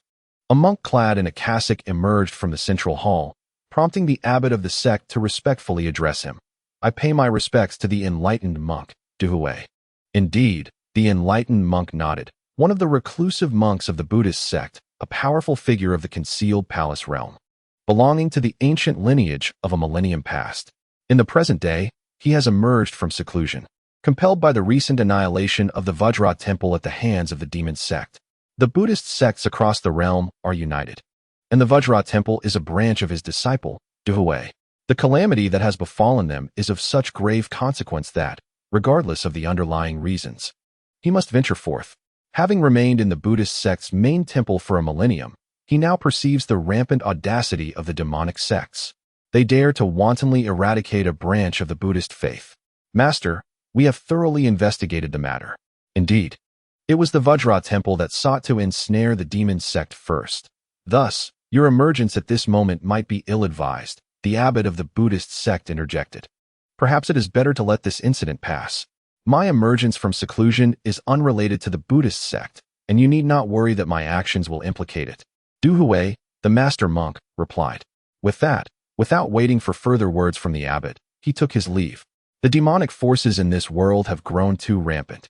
It is time for the monk to take action. The abbot, upon hearing this, could only shake his head in resignation. Though he held the esteemed position of abbot within the Buddhist sect, ranked second among the righteous powers of the Central Plains, he felt merely a junior in the presence of those ancient monks who had lived for over a millennium, with little authority to voice his concerns. The following day, in the Xian domain, within the Xia dynasty, a group of uninvited guests had silently arrived. 7 masters of the Transformation Sea realm directly infiltrated the imperial city. They were dispatched by the kings of Siguoyan and Baima, with the intent to exterminate the royal family. Once the imperial family of the Xia dynasty was eradicated, the kings of Siguoyan and Baima would seize control, allowing their own factions to infiltrate the Xia dynasty. This was mutually beneficial for both them and the 2 vassal kings. Thus, the royal family of the Xia dynasty must perish today. The 7 individuals strolled into the imperial city, traversing the outer city before arriving at the gates of the inner palace, where they were halted by the imperial guards. In an instant, the 7 ascended into the air, hovering above the city, their terrifying aura erupting forth, unleashing the oppressive might of the Transformation Sea realm, which swept across the surroundings. "Emperor, come forth to meet your demise," shouted one of the Transformation Sea masters under the command of the king of Siguoyan. This thunderous proclamation resonated throughout the imperial city, reaching the ears of countless citizens. The overwhelming pressure radiating from the 7 caused an oppressive atmosphere to envelop the entire city, instilling fear as the populace gazed skyward in terror. What manner of beings are these? Who sent them? Are they here to confront the royal family? Citizens whispered among themselves. They recalled the recent demise of a Transformation Sea master from the royal family and the departure of 2 others, leaving only 2 remaining masters capable of resistance. At that moment, as the 7 unleashed their formidable presence, the leaders of the Demon Sect hidden within the imperial city instantly sensed the shift, their expressions transforming in horror. This is disastrous. The strongholds of the Demon Sect within the imperial city are compromised. The faces of the chief demons revealed their trepidation, not from the 7 Transformation Sea masters who had infiltrated, but rather from their own overlord. They had failed in their duties. During her wedding, the mistress instructed them to discreetly maintain the peace of the great Xia dynasty and safeguard its capital, particularly the imperial city. Yet, they now found themselves in a predicament, as 7 insignificant intruders had stealthily infiltrated, brazenly flaunting their prowess above the imperial city. To the formidable leaders of the heavenly Demon Sect, these 7 were mere fledglings, easily crushed with a single blow. The thought that they might be held accountable by their mistress for the failure to uphold order due to these 7 intruders ignited their fury. "It's all your fault, Hunyuan Demon Lord," one of them lamented. "You claimed that the wedding period had passed, allowing us to relax. Now, we are faced with the consequences of these 7 bold intruders, and punishment from our mistress looms." The Hunyuan Demon Lord was equally speechless. He had not anticipated that these 7 would enter so quietly, only to reveal their strength once they reached the palace's outer precincts. In his view, a cultivator at the Transformation Sea level would typically arrive in a tempestuous manner, exuding their dominance long before making an entrance. How had they managed to slip in unnoticed? Had they remained outside, their arrogance would likely have led to their swift demise. Now that they were within, taking action was not an option. Their mistress had commanded them not to let the son-in-law discover their presence or identities. They could only leave the resolution of this matter to the mistress and her husband, knowing that once she dealt with these 7 fools, they would have to face her wrath as well. Meanwhile, at the prince's residence, Xia Xin, Fu Bo, Granny Tongyan, and Ji Rue Air had all sensed the oppressive aura emanating from the 7 above the imperial city. Xia Xin gazed skyward and remarked, "How audacious! Are these Transformation Sea cultivators sent by the vassal kings? 7 of them is quite a number." In the skies, the 7 Transformation Sea cultivators reveled in the panic they instilled among the countless citizens beneath their oppressive presence. They felt a sense of accomplishment, thinking to themselves that the capital of the great Xia dynasty was no grand fortress after all. The 2 remaining Transformation Sea cultivators within the palace were too terrified to emerge, caught up in a moment of bravado. Unbeknownst to them, a group of unfathomably powerful beings had already set their sights on them, awaiting the moment when one would strike them down. "Emperor, come forth and meet your demise." shouted one of the Transformation Sea cultivators under the command of the king of Siguoyan. Outside the prince's residence, Xia Xin, Ji Rui Air, Fu Bo, Granny Tong Yan, Lin Hua Air, and Xia Xiao had stepped out. "Husband, shall you go, or shall I?" Ji Rui Air inquired with a playful smile as she observed the 7 raucous figures above. "My dear, you are with child. Matters of violence should be left to your husband," Xia Xin replied. He then turned his gaze to the 7 intruders, sighed, and reflected that he had hoped not to intervene personally, yet here they were, practically delivering themselves to him. What can he do? He is equally troubled and can only strike them all down with a single slap. Chapter 46. My lord, you are truly remarkable. Xia Xin rose with determination, striding directly from the street towards the 7 formidable figures of the sea transformation realm suspended in the air. The reason for his personal intervention was that his elder brother, Xia Xin, and sister-in-law, Murong Qing, were still in seclusion, refining medicinal pills, and thus unable to assist.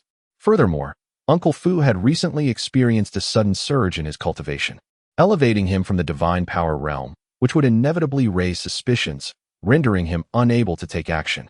Uncle Fu served as a hidden trump card, a safeguard for the prince's residence in Xia Xin's absence, especially now that his cultivation had reached the 2nd level of the hidden palace realm.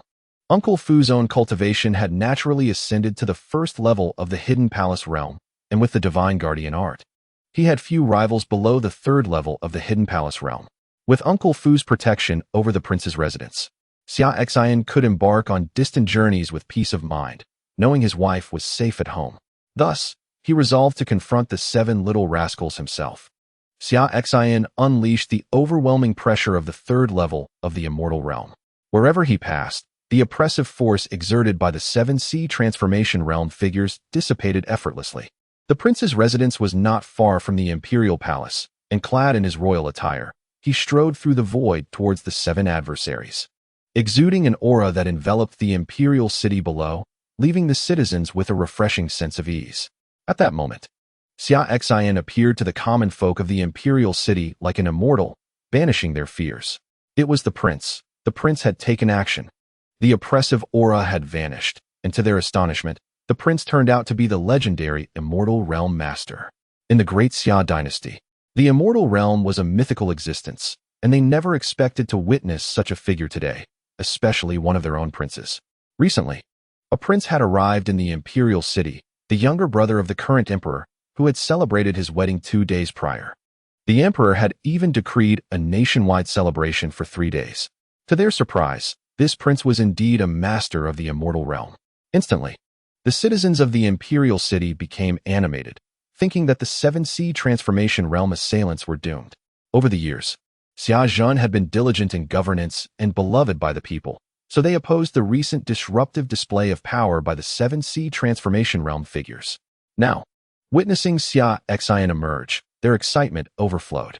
Moreover, with the prince being an Immortal Realm Master, the Great Xia Dynasty would have an Immortal Realm Protector, surely elevating its standing in the Xian domain. After all, the reigning powers in the Xian domain had their strongest figures at the Immortal Realm. The emergence of an Immortal Realm Master from the Great Xia Dynasty filled them with joy. However, the 7 sea transformation realm figures above were utterly bewildered. An Immortal Realm Master? How could such a being possibly exist in the Great Xia Dynasty? The 7 were filled with disbelief. An Immortal Realm Master was like an unwavering anchor in the Xian domain, the pinnacle of combat prowess. How could such a presence arise in the Great Xia Dynasty? They suddenly felt that they had been ensnared by the Western Liang King and the Northern Desert King. How could you allow them to come forth without prior investigation? Who wouldn't be bewildered in such a scenario? Sending 7 sea transformation realm cultivators to assault a royal family fortified by an Immortal Realm Guardian. What were you thinking? Xia Xin approached the 7 individuals, emanating a formidable pressure that enveloped them, rendering them immobile and bound. He merely employed the power of a triple immortal realm, for he could not reveal his true strength in front of his beloved. Yet this was sufficient to deal with the 7 sea transformation cultivators. Who dispatched you? What forces lie behind you? Xia Xin inquired, intending to ascertain their affiliations before taking action. Once he understood their backing, he could address it after his elder brother Xia Xin had refined the elixir. We were told you would spare us. One of the sea transformation cultivators under the Western Liang King said, his voice trembling. Upon hearing this, Xia Xian's hand reached out, conjuring an ethereal grasp that instantly crushed the speaker into a shower of flesh and blood. The remaining 6 trembled in sheer terror. It is now your turn. Xia Xian continued. Who sent you? You have 2 choices. Answer my questions, or endure a brutal beating before you speak. At his words, the flickering hope within the 6 was extinguished. This was no choice at all. They promptly opted to divulge everything. Among them, 2 were from the Qingmu sect and the Luofu Palace, supporting the Western Liang King. 2 others hailed from the Guangdao sect and the Northern Cold sect, backing the Northern Desert King. The remaining 2 were directly under the Northern Desert King himself. Western Liang King, Northern Desert King, Qingmu sect, Luofu Palace, Guangdao sect, Northern Cold sect. Understood, Xia Xian nodded. Besides the 2 vassal kings of the Great Xia dynasty, the other 4 factions were all forces surrounding the Great Xia dynasty, each possessing 4 to 5 sea transformation realm guardians. It appeared that they all sought to encroach upon the Great Xia dynasty. However, with merely sea transformation realm forces. Once his elder brother refined the elixir and attained the immortal realm, he would be capable of handling them himself. Well, you have completed your mission.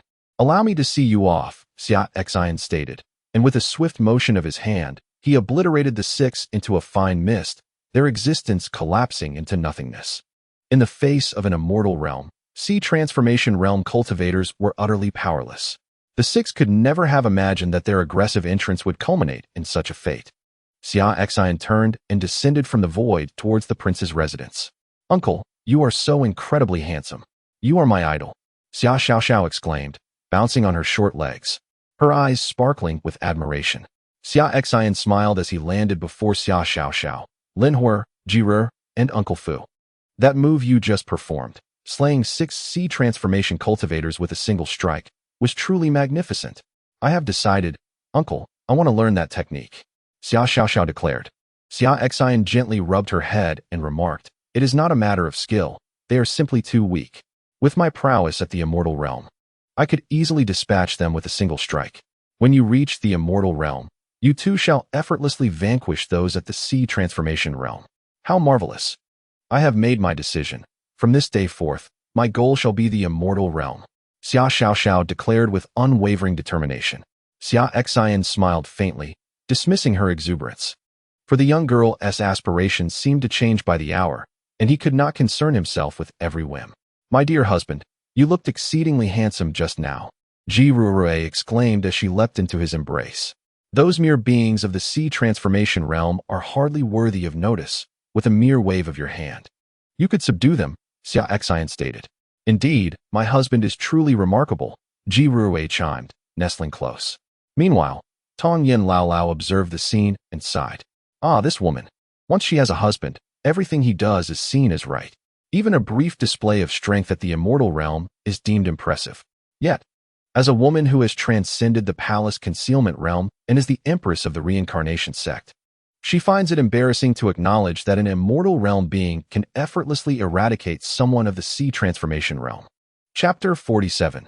The drink bestowed with extraordinary power while others may not grasp the full extent of their master's abilities, Tong Yin Lao Lao was acutely aware. Their master was rumored to be the reincarnation of an empress from the upper realm, having embarked on the path of cultivation from a young age, advancing at an extraordinary pace. The cultivation journey encompasses 10 realms: body refinement, qi gathering, divine power, palace opening, sea transformation, immortal, primordial, concealed palace, reincarnation, and divine. Their master had now reached the pinnacle below the divine realm, the reincarnation realm. For millennia, no one had emerged from the divine realm, and it was said that achieving such a state would allow one to ascend to the upper realms. It could be said that their master had attained the highest level just beneath the divine realm, standing on par with those ancient beings from the Dao sect who had lived for over 10,000 years. In this world, few could match their master in combat.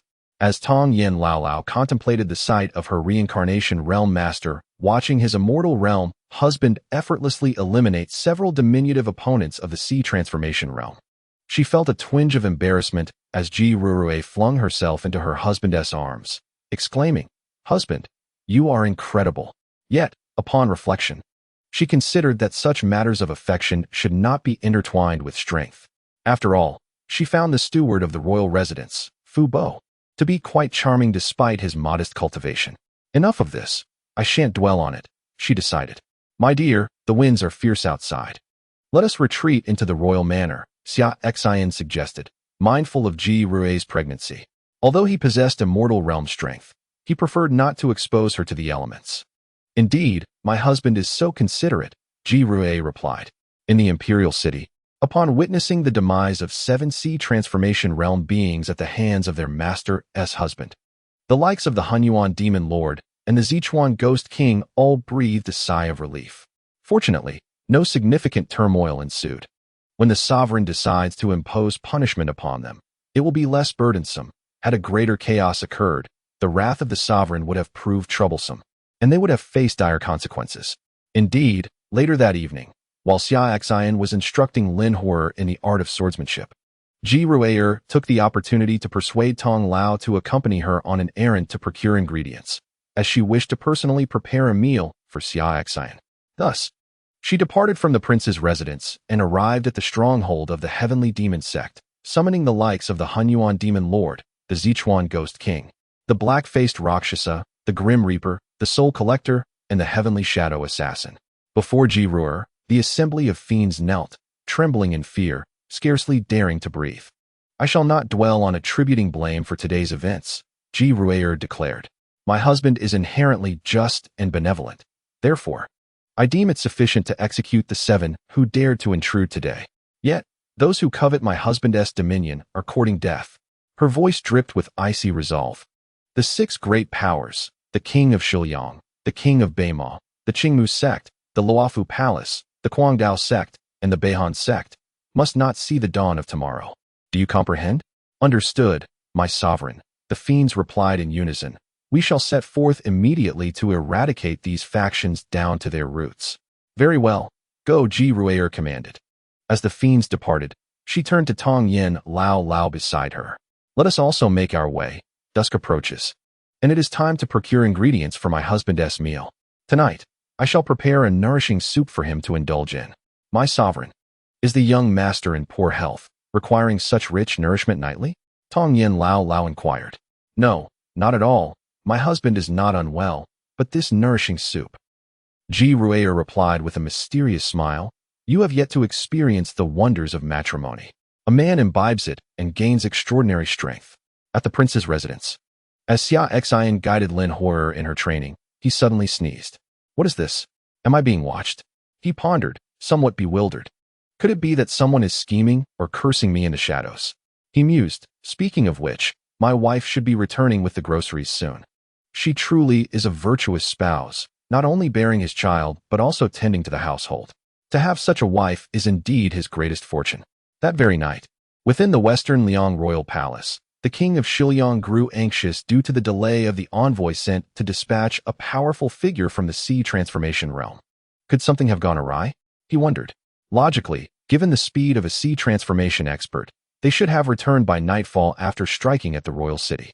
Just as the king of Shiliang pondered this, a chilling and furious voice echoed within the palace. Are you aware that your foolish actions almost incurred the wrath of our sovereign? Who speaks? The king of Shiliang exclaimed, rising in alarm and scanning his surroundings. Suddenly, the figure of the Sichuan Ghost King materialized within the royal palace, a terrifying black hand seizing the king of Shiliang, who found himself utterly unable to break free. Despite his formidable cultivation in the palace realm, fearfully gazing at the formidable figure that had suddenly appeared before him, he witnessed the crushing of bones with an effortless grip. Those who act thoughtlessly are destined for demise. The Ghost King of Sichuan obliterated the body of the king of Shiliang, then descended into a frenzy of slaughter within the Shiliang royal residence. Moments later, a shadow cloaked in darkness departed from the Shiliang palace, leaving behind a scene of carnage, rivers of blood, and a landscape strewn with corpses, with not a soul spared. This was not limited to the Shiliang royal residence. At that moment, similar horrors unfolded across the 5 great powers, the North Desert royal residence, the Qingmu Sect, the Luofu, the Madblade Sect, and the Beihan Sect, all experiencing the wrath of a powerful demon of the boundless realm, who executed a massacre without hesitation or mercy. Aside from the king of Xiliang and the king of North Desert, who suspected retaliation for a failed assault on the imperial family of the Daxia dynasty, the remaining 4 factions outside the Daxia dynasty were left bewildered, unaware of the reasons behind their annihilation. They could never have anticipated that their decision to send a powerful figure of the Sea Transformation realm to meddle in the affairs of the Daxia dynasty would unleash such terrifying consequences. Meanwhile, as the demon from the heavenly Demon Sect wreaked havoc on these factions, the Buddhist domain, led by the monk Du Bei, had gathered several disciples and began the reconstruction of the Vajra temple on the site of the original temple. The only difference was a change in leadership. The monk Du Hui now served as the elder presiding over the temple. However, Du Hui's intentions extended beyond merely restoring the Vajra temple. He harbored a relentless pursuit of the perpetrator responsible for its destruction. Within the Vajra temple, Du Hui addressed the newly assembled elders and disciples. In the days to come, I shall employ the teachings of Buddhism to eradicate the demonic forces plaguing the nearby regions. You are to extend invitations to all factions within these territories, instructing them to come to the Vajra temple within 2 days to pledge their allegiance. Those who refuse to submit shall face the consequences of the demonic path. Understood, esteemed monk, replied the assembly of disciples and elders, who promptly departed the Vajra temple under the cover of night to disseminate Du Hui's message. The regions surrounding the Vajra temple included Xin domain, Tian domain, Song domain, and Yuan domain. Among these, Tian domain was a super region governed by the Buddhist sect's branch, Lingtai temple, which required no intervention. The remaining 3 domains, Xin, Song, and Yuan, each had their strongest dominant power, at most at the Undying Realm, and notably, none possessed any Buddhist sect branches. Instead, they were infested with demonic factions. Thus, their primary focus was on these 3 territories. Chapter 48. None shall escape those who seek to harm my wife. The monk Du Hui's message was abundantly clear. He commanded that they proceed to these 3 domains to inform all factions of the impending summons to the Vajra temple, where they would be required to declare their submission to the temple and promote the teachings of Buddhism in their respective regions. Failure to comply would result in consequences dictated by the demonic path. As for the nature of these consequences, it would depend on how Du Hui chose to confront the demonic forces within these 3 domains that very night. The Celestial Demon Sect possesses an immense power, with branches established across these 3 realms, each overseen by formidable beings of immortal status. The pivotal question now lies in how the eminent monk Du Hui will address the sect's presence in these domains. The Buddhist order has remained dormant for far too long. In this tumultuous world where chaos reigns, it is high time to restore order, for the compassion of the Buddha is boundless. Chanting the sacred name of the Buddha, Du Hui departed from the Vajra temple on foot. The temple had been eradicated by the Celestial Demon Sect, and he would not question the motives behind this annihilation. No matter the justification offered by the sect, it should never have resulted in the destruction of a branch of the Buddhist order under his command. Even if some high-ranking members within the Vajra temple had strayed from the righteous path and committed transgressions, the remaining disciples were innocent. Yet, the demonic forces extinguished the lives of all the temple's practitioners based on a nebulous rationale. Were those individuals not innocent? However, he only contemplated the unjust slaughter of his disciples, failing to acknowledge the plight of the innocent civilians who were ruthlessly massacred due to the temple's misguided attempts to implicate the Celestial Demon Sect. In the eyes of Du Hui, his disciples were human, while the common folk of the great dynasties were deemed lesser. Only the disciples of the Vajra temple were granted the privilege to slay the innocent. Others were forbidden from retaliating against them. Du Hui hastened toward the branch of the Celestial Demon Sect in the Yuan realm. Though he appeared to be traversing flat ground, he moved with an astonishing swiftness, covering vast distances in a single stride, far surpassing the flight speed of even the most powerful beings. In less than 15 minutes, he arrived at the branch in the Yuan Hall. At that moment, the immortal branch leader, deep in meditation, sensed a terrifying surge of energy emanating from outside and rushed forth. Upon witnessing Du Hui's entrance into the Celestial Demon Sect's establishment, he saw countless disciples of the sect obliterated with a mere wave of Du Hui's hand. Amitabha, the compassion of the Buddha, Du Hui intoned, raising his palm once more in a devastating strike, radiating divine light, as if he were the Buddha incarnate, subduing demons and vanquishing evil.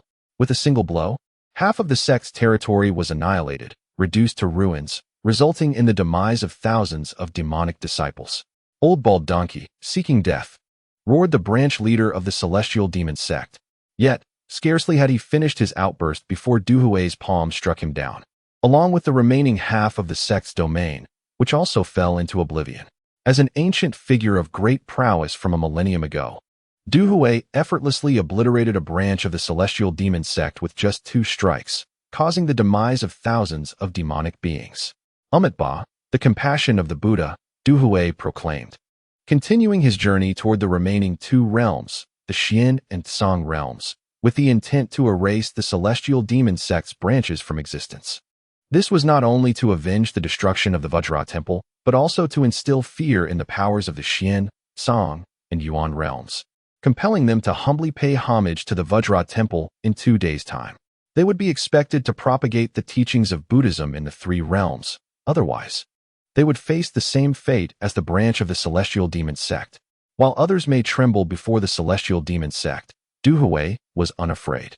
In the Buddhist sect's headquarters, having secluded himself from the world for a millennium, he attained the profound state of hidden palace and became a revered monk. Now, with the demonic path rampant, his emergence aims to propagate the teachings of Buddhism. The following day, Xia Xin and Murong Qing emerged from their seclusion. They had successfully refined their elixirs. Xia Xin's cultivation ascended to the 1st level of the immortal realm, while Murong Qing reached the 1st level of the sea transformation realm. Upon exiting, their foremost task was to seek out Xia Xin and inquire about the previous day's incursion of 7 sea transformation experts into the imperial city. Upon finding Xia Xin and stating their intentions, Xia Xin replied, "The 7 who came yesterday have already been eradicated. Their backing comes from the 6 major forces: the Western Liang Royal House, the Northern Desert Royal House, the Qingmu Sect, the Luofugang, the Madblade Sect, and the Northern Cold Sect. Brother, it is for you to handle." Xia Xin refrained from pursuing the forces behind the 7 yesterday, anticipating that his elder brother Xia Xin would address the matter upon his return from seclusion. After all, he could not attend to every issue alone. He had just married and was still in the honeymoon phase, reluctant to lose his wife to the demands of annihilating these factions. Very well, Xia Xin nodded. I shall pay a visit to these forces and make them face the consequences. Having just broken through to the immortal realm, he saw this as an opportunity to establish his authority and proclaim the presence of an immortal in the Xia dynasty throughout the Xian domain. Xia Xin and Murong Qing departed. Meanwhile, Jiruru also received news. The branches of the heavenly demon sect in the Xian domain, Song domain, and Yuan domain were annihilated overnight. Leaving the princely manor under the pretense of buying groceries, she arrived at the imperial city, summoning the 8 leaders of the sect's base there. The heavenly demon sect boasts a significant number of formidable beings at the primordial realm, though most are stationed at the headquarters or critical branches across the divine land. Only 9 remained at the imperial city base of the Xia dynasty: the Hunyuan demon lord, the purple river ghost king, the black-faced Rakshasa, the young-faced granny, the death judge, the soul reaper, the heavenly shadow assassin, and the dual faces of laughter and grief. Have we identified the force responsible for this annihilation? Jiruru inquired, her expression frigid. Reporting to the master, it was a monk named Du Hui from the Buddhist sect's headquarters in the Buddhist domain who struck. Following our previous attack on the Diamond Temple, he has rebuilt a new Diamond Temple at the former site and used the annihilation of 3 of our branches as a stepping stone to intimidate the nearby 3 minor domains, Xian, Song, and Yuan, compelling them to visit the Diamond Temple tomorrow to pledge their allegiance or face the consequences of demonic forces. The Hunyuan demon lord responded. Du Hui, is it? Very well. Jiruru's voice was icy. He dares to use my sect as a stepping stone to intimidate the nearby 3 domains and seeks their submission. You 8 shall visit the Diamond Temple tomorrow and, in front of all the forces from the 3 domains, eliminate him. Jiruru commanded. As you wish, master. The 8 leaders replied in unison. Xia Xin and Murong Qing, filled with excitement, hurried towards the Shiliang Wangfu. With Xia Xin's indomitable cultivation and the support of the Huahai realm Murong Qing, they soared through the skies, arriving at the Shiliang Wangfu in less than half an hour. However, Upon their arrival, they were utterly bewildered. Every inhabitant of the Shiliang Wangfu had been ruthlessly exterminated. What could have transpired? Struggling to comprehend the situation, they proceeded to the Beimal Wangfu, only to discover the same grim fate. The entirety of the Beimal Wangfu's populace had also been annihilated. Could it be that Xia Xin had taken action? That seemed unlikely. If he had, why would he have summoned Xia Xin back? Consequently, Xia Xin and Murong Qing ventured to the remaining 4 factions, yet their findings were uniformly bleak. The Qingshu Min, Luofugang, Guangdao Sect, and Beihan Sect had all been eradicated, leaving no survivors. Such a coincidence felt almost too improbable. In a state of confusion, the duo sought to gather information in the vicinity. But while they failed to uncover the identity of the powerful individual responsible for the destruction of these 4 factions, they stumbled upon another startling revelation that sent shockwaves throughout the 3 domains. A divine monk had arrived at the headquarters of the Buddhist sect, reconstructing the Vajra temple, and overnight, with a formidable might, had obliterated the nearby branches of the Demon Sect. Furthermore, a proclamation was issued. Any faction within the 3 domains that failed to submit to the Buddhist sect by the following day would be treated as a demonic force, facing merciless extermination. Panic gripped the 3 domains. On one hand, they were unwilling to submit to the Buddhist sect. On the other, they feared the divine monk from the Vajra temple might strike again, annihilating them. After all, even branches of the Demon Sect, fortified by indomitable cultivators, had been wiped out. How could these factions, many of which lacked even a single indomitable cultivator, hope to withstand the divine monk? Upon receiving this news, Xia Xin and Murong Qing promptly returned to the Great Xia dynasty to confer with Xia Xin on how to navigate this predicament. Should they submit or resist? To yield to the Vajra temple would entail providing substantial resources for cultivation and aiding in the propagation of Buddhist teachings. Who would willingly accept such a fate? Yet, what would happen if the divine monk came to their doorstep uninvited? They resolved to discuss the matter with Xia Xin, an elder of the Dao sect, hoping to leverage the sect's influence to intimidate the divine monk. As for the sudden destruction of the Qingshu Min and the other factions, they felt little inclination to investigate further. The damage had been done, and any inquiry seemed futile. Upon returning to the Great Xia dynasty, Xia Xin informed Xia Xin of the divine monk's arrival at the Vajra temple, the overnight obliteration of 3 branches of the Demon Sect, and the subsequent ultimatum demanding submission from all factions in the 3 domains. With narrowed eyes, Xia Xin pondered, has the Vajra temple become so arrogant? Could this divine monk be a formidable presence at the Zongong realm? Otherwise, how could one dare to so brazenly annihilate the branches of the Demon Sect without such strength? That would be akin to a calf ringing the doorbell, truly audacious.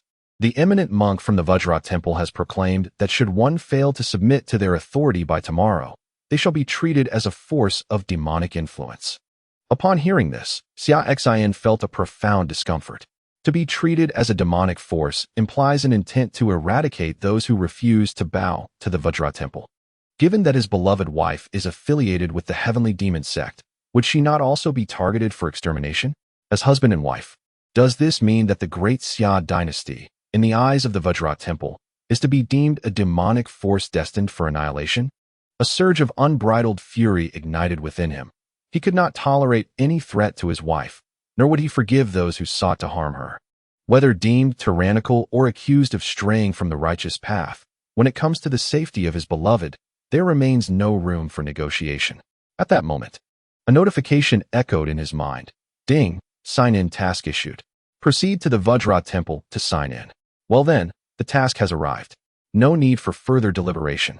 A visit to the Vajra temple is in order for tomorrow, sword in hand. Chapter 49. The battle with the enlightened monk tomorrow. I shall personally visit the Vajra temple to address this matter, Xia Xin declared, though he refrained from voicing the subsequent thought that he intended to deal with the Vajra temple itself. If the Vajra temple is indeed so formidable as to demand submission from the powers of the surrounding 3 domains, threatening annihilation for those who resist, they would certainly not spare his wife, who is part of a demonic sect. Furthermore, the child she carries is also of demonic lineage. Would they show mercy then? Very well, if that is the case, he shall not show mercy in return. You, my second brother, should personally attend to this matter, and it shall be resolved. Xia Zhendao suggested. His younger brother, a venerable elder of the Tao sect, would, even without choosing to submit at the Vajra temple, face no repercussions due to his esteemed position. Xia Xin believed that the eminent monk would not treat Xia Xin as a demonic entity simply for his refusal to submit. Given the profound significance of his title, as the foremost sect of the divine land, the Tao sect's power far surpasses that of the Buddhist sect, boasting numerous venerable masters who have made their names thousands of years ago. The emergence of even one such figure could send tremors throughout the land. What would be the consequence if the Vajra temple were to treat a Tao sect elder as a demonic entity? Would it not imply that the Tao sect, in their eyes, is also deemed demonic? Such audacity! Does the head of your Buddhist sect even know? You are but a fledgling. Summon your ancient monk who has lived for over 5 millennia to settle this matter. If it remains unclear, I shall not hesitate to strike you down. An eminent monk? Apologies, but during my travels across the divine land, your ancestor may not have even been born yet. Xia Xin nodded, choosing not to elaborate further. The system has issued a sign-in task. Tomorrow, he will not only eliminate potential threats to his wife, but will also sign in to obtain the special reward of pure cultivation, which will elevate his strength to new heights. Although he has reached the hidden palace realm, Xia Xin understands that within this realm, sects such as the Tao sect, Buddhist sect, and the heavenly demon cult are inhabited by ancient beings who may have lived for thousands, even tens of thousands of years. A being like the ancestor of the divine Phoenix sect, who has merely lived for over 1,000 years, is inconsequential. Therefore, he cannot afford to miss the opportunity to enhance his power. In stark contrast to the tranquility of the great Xia dynasty, the forces in the other 3 domains are engulfed in trepidation. They are reluctant to submit to the Vajra temple, as cultivation is fundamentally a pursuit of transcending fate and seeking freedom. Who wishes to engage in monotonous rituals and daily recitations of Amitabha? However, without submission, they have no means of escape, as the very foundation of their powers lies here. They can only wait until tomorrow to visit the Vajra temple and assess the situation. They harbor a glimmer of hope, believing that since the Vajra temple has annihilated 3 branches of the heavenly demon cult, the cult will certainly retaliate. Tomorrow, they anticipate trouble from the heavenly demon cult. They are merely spectating to see which side will emerge victorious.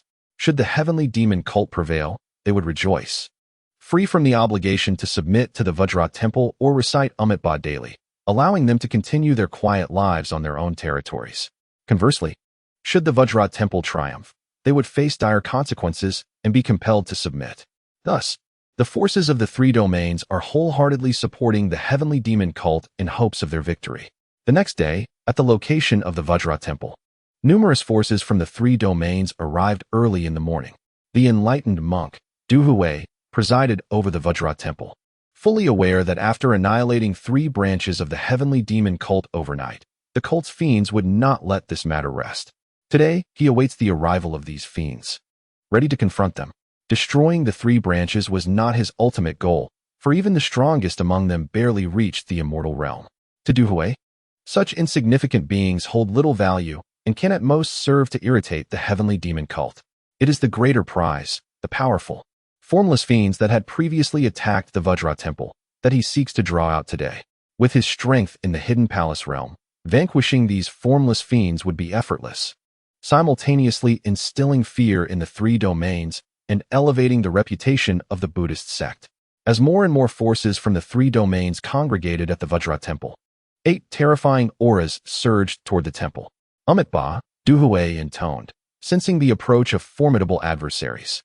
The gathered forces from the 3 domains turned pale, realizing that 8 superlative beings of the formless realm were approaching. It seems the heavenly demon cult is indeed furious, deploying 8 formidable fiends directly. In the realm of the 3 domains, the pinnacle of power is merely the immortal realm.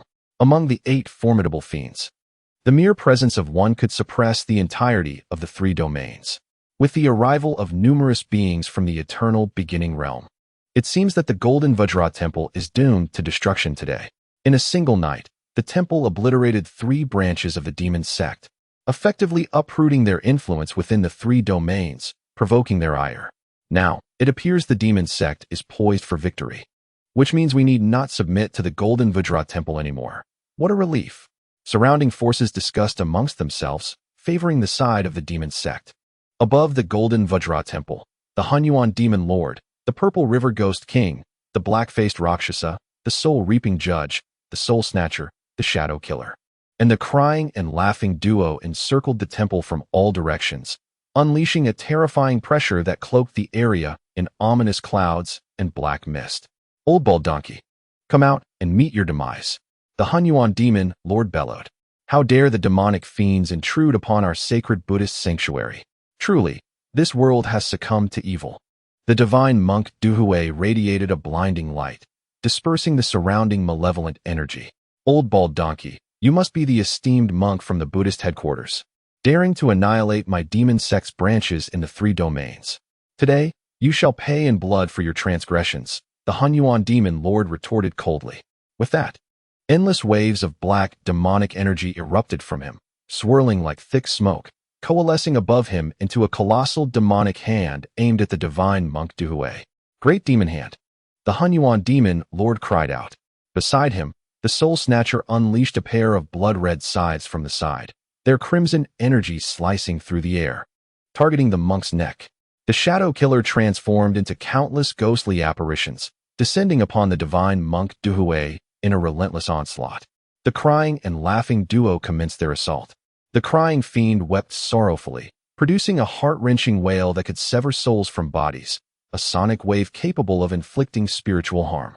Conversely, the laughing fiend erupted into maniacal laughter, sending chills down spines, causing minds to falter and responses to wane. The black-faced Rakshasa concentrated her energy to form a massive crescent-shaped black blade, slicing toward the divine monk Duhui. The purple river ghost king conjured a gigantic black skull, directing it towards the monk. The soul-reaping judge wielded a pen as dark as ink, enveloped in endless demonic light, thrusting it like a sword towards the divine monk Duhui. All 8 were acutely aware that for someone to be titled a divine monk, they must be a figure of considerable strength from a millennium ago.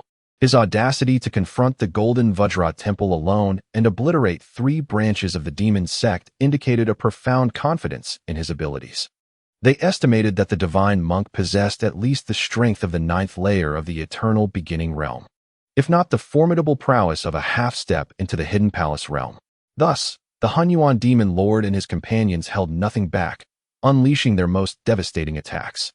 However, they gravely underestimated the monk's prowess. He was not merely at the 9th layer of the eternal beginning realm, nor was he a half-step into the hidden palace realm, but rather a bona fide powerhouse of the 2nd layer of the hidden palace realm. A millennium ago, he reached the 9th level of the primordial realm, and subsequently chose to seclude himself within the Buddhist order for 1,000 years in order to break through to the hidden palace realm. Now, not only has he successfully ascended to the hidden palace realm, but he has also attained its 2nd level, becoming a formidable powerhouse who has opened the path of the heart and condensed the heart of the hidden deity. As the attacks from the 8 demonic leaders of the heavenly demon sect descended upon him, a magnificent golden light enveloped Duhui, releasing an overwhelming pressure that unmistakably emanated from the 2nd level of the hidden palace realm. The assaults from the 8 demonic leaders, including the Hunyuan demon lord, encountered the golden light and melted away like snow meeting a red-hot iron, swiftly dissipated. The disparity in strength between the primordial realm and the hidden palace realm was immense. Their combined efforts were effortlessly neutralized. Behind Duhui, the heart of the hidden deity he had manifested radiated a powerful aura that spread across the surroundings, instantly altering the very fabric of the heavens and earth, while dispelling the surrounding demonic energy, flooding the area with radiant Buddhist light. The Hunyuan demon lord's expression changed dramatically. This old monk was indeed a powerhouse of the hidden palace realm. He hurriedly relayed information to the other 7 demonic leaders, urging them to prepare for flight. The hidden palace realm was beyond their capacity to resist. However, every movement they made did not escape Du Hui's keen perception. With a mere gesture, the grand forces of heaven and earth resonated, and a terrifying power descended upon the 8 demonic leaders, pinning them to the ground, rendering them immobile. They all simultaneously coughed up blood, gravely injured. The gap in strength was too vast. Before the hidden palace realm, they possessed no ability to counteract. Witnessing this scene, the onlookers from the 3 domains were left dumbfounded. How could this old monk be so powerful? The 8 primordial realm demonic leaders were directly subdued by him. The hidden palace realm, the pinnacle of strength beneath the cycle realm. It seemed there truly existed individuals who could attain such heights. Clearly, the 8 demonic leaders of the heavenly demon sect were in peril. This old monk was likely to take lethal action against them. And the spectators from the 3 domains could not help but feel a sense of sorrow for the impending doom of the 8 demonic leaders, knowing that they might be forced to submit to the Vajra temple. Today, this humble monk shall intervene, vanquishing demons and subduing evil. Amitba, Duhui proclaimed, as he gathered his hands to form a colossal golden palm, poised to crush the 8 demonic leaders below. As the immense golden palm descended, accompanied by an aura of terror, the 8 leaders of the heavenly demon sect were gripped by a sense of impending doom. They had not anticipated meeting their end here today. Just then, a terrifying sword light appeared from the horizon, carrying the power to obliterate all, striking directly against the descending golden hand. The golden palm was instantly severed, vanishing into the void. Du Hui, the monk, gazed quizzically towards the horizon, where he spotted a figure clad in black robes and wearing a mask, a sword cultivator stepping forth from the distant void. This individual possesses the ability to sever the golden palm imprint he has conjured with a single stroke of his sword, indicating that he, too, is a being of the Dongunjing. Has the ancient sorcerer of the Demon Sect emerged to offer assistance? The Wang Yuejin and others, saved by Xia Xin, find themselves perplexed by the unfolding events. They remain alive, having been rescued by a mysterious sword cultivator. As they gaze upon Xia Xin approaching through the air, it appears they are unfamiliar with him. Such a figure does not seem to exist within the ranks of the Demon Sect. The recent sword strike was indeed terrifying. The golden palm imprint of the old monk was effortlessly obliterated. Who are you, and why have you intervened in my quest to vanquish demons? The Du Huishan Sung inquires, observing Xia Xin's ethereal descent. The individuals from the 3 domains surrounding them also watch Xia Xin's gradual approach, bewildered by the sudden appearance of this enigmatic swordsman. How could he so easily annihilate Duhut's colossal golden palm and rescue the 8 demon lords of the Demon Sect? Did you issue the command to summon all nearby forces from the 3 domains? Xia Xin refrains from answering directly, instead countering with, if your forces do not come here today to pledge allegiance to your Buddhist order, will you then treat them as demons? Upon hearing this, Du Wei is taken aback. Among the strongest factions in the vicinity, the only beings capable are those of the Bushu Jing. How has a Zhanggongjing swordmaster suddenly emerged? Xia Xin's ability to obliterate his golden palm imprint leaves no doubt regarding his status. The Zhanggongjing is often inhabited by those who have cultivated for over a millennium. They are not commonplace, and in the foremost sects of the Xinzhou, they are invariably revered as ancestral figures, the very foundation of their power. How could such a master exist in these 3 minor domains? Du Hui now finds himself in a precarious situation. If this powerful Zhanggongjing swordsman hails from the nearby 3 domains, then today, he is indeed the one summoned.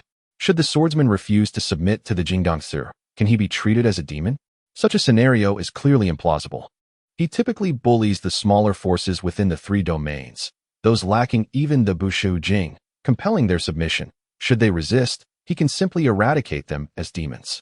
However, with the emergence of a formidable figure like Xia Xin, should he choose to stand against him, would he dare to take action? I've heard you intend to strike against all those of the demonic path within the 3 domains. Xia Xin continues, remaining evasive and speaking solely to his own narrative. What do you mean by that? Du Wei's eyes narrow, sensing that this mysterious swordsman harbors ill intentions. Nothing of consequence. It merely implies that my wife is also of the demonic path. Since you aim to eradicate all demonic beings in these 3 domains, does that mean you intend to eliminate her as well? Xia Xin states.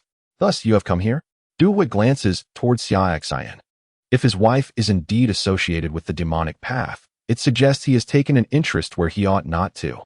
However, should Xia Xin reveal who his wife is, they may choose to overlook her demonic affiliations, for the act of vanquishing demons is, after all, permissible. If that individual of the demonic path were to possess a consort of the Dongongjing realm, the situation would be altogether different. At that moment, she would no longer be merely a practitioner of the demonic arts. She would be an ordinary wife, and their endeavors to vanquish demons would be of little consequence to her. The act of subduing demons pertains solely to those of lesser strength. Ah, I see. After contemplating for a moment, Xia Xin remarked, my intentions are rather trivial. I merely wish to either slay you or be slain by you. Upon uttering these words, the red sky sword was drawn from its sheath, and gripping it firmly, an overwhelming aura of power was suddenly unleashed from Xia Xin. In an instant, the atmosphere was charged with an unending torrent of sword energy, swirling above the clouds, transforming into a tempest of blades, a sight both awe-inspiring and terrifying. Since I have arrived, I might as well take the opportunity to deal with this monk who dares to threaten my wife. Below, upon witnessing Xia Xin prepare to strike at Du Hui, the 8 leaders of the Demon Sect revealed expressions of delight. This enigmatic sword cultivator's spouse was indeed one of their own, a practitioner of the demonic path. If he could triumph over Du Hui, then their lives would be spared today. Otherwise, they too would meet their demise should Du Hui remain unvanquished.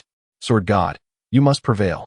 The 8 demonic leaders silently prayed, their gratitude towards Xia Xin immense, for he had just saved them from certain death by severing the golden giant hand with a single stroke.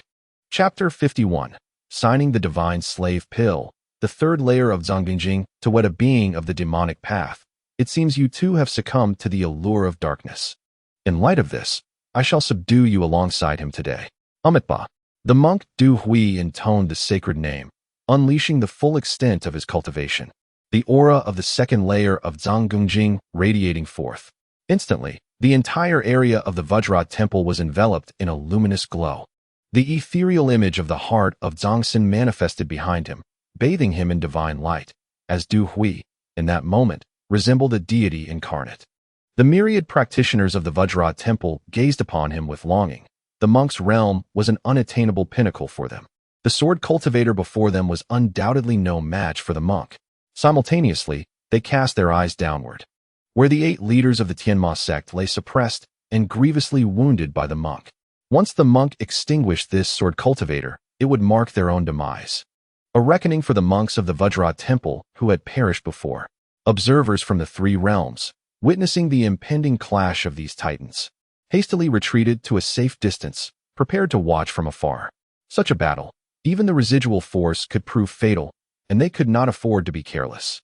To find themselves perishing due to the aftermath of a clash between unparalleled powers would be a most lamentable fate. In that moment, Xia Xin was enveloped by a tempest of violent sword energy. Instantly, every sword wielded by the disciples and elders of the Vajra temple, as well as those in the skies above observing from the 3 realms, began to tremble.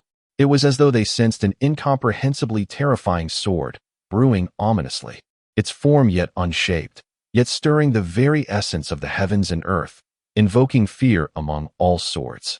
Xia Xin raised the Qishao sword, and a terrifying aura of sword energy erupted, forming a tempest that revolved around him, transforming the entire area of the Vajra temple into a realm dominated by sword energy.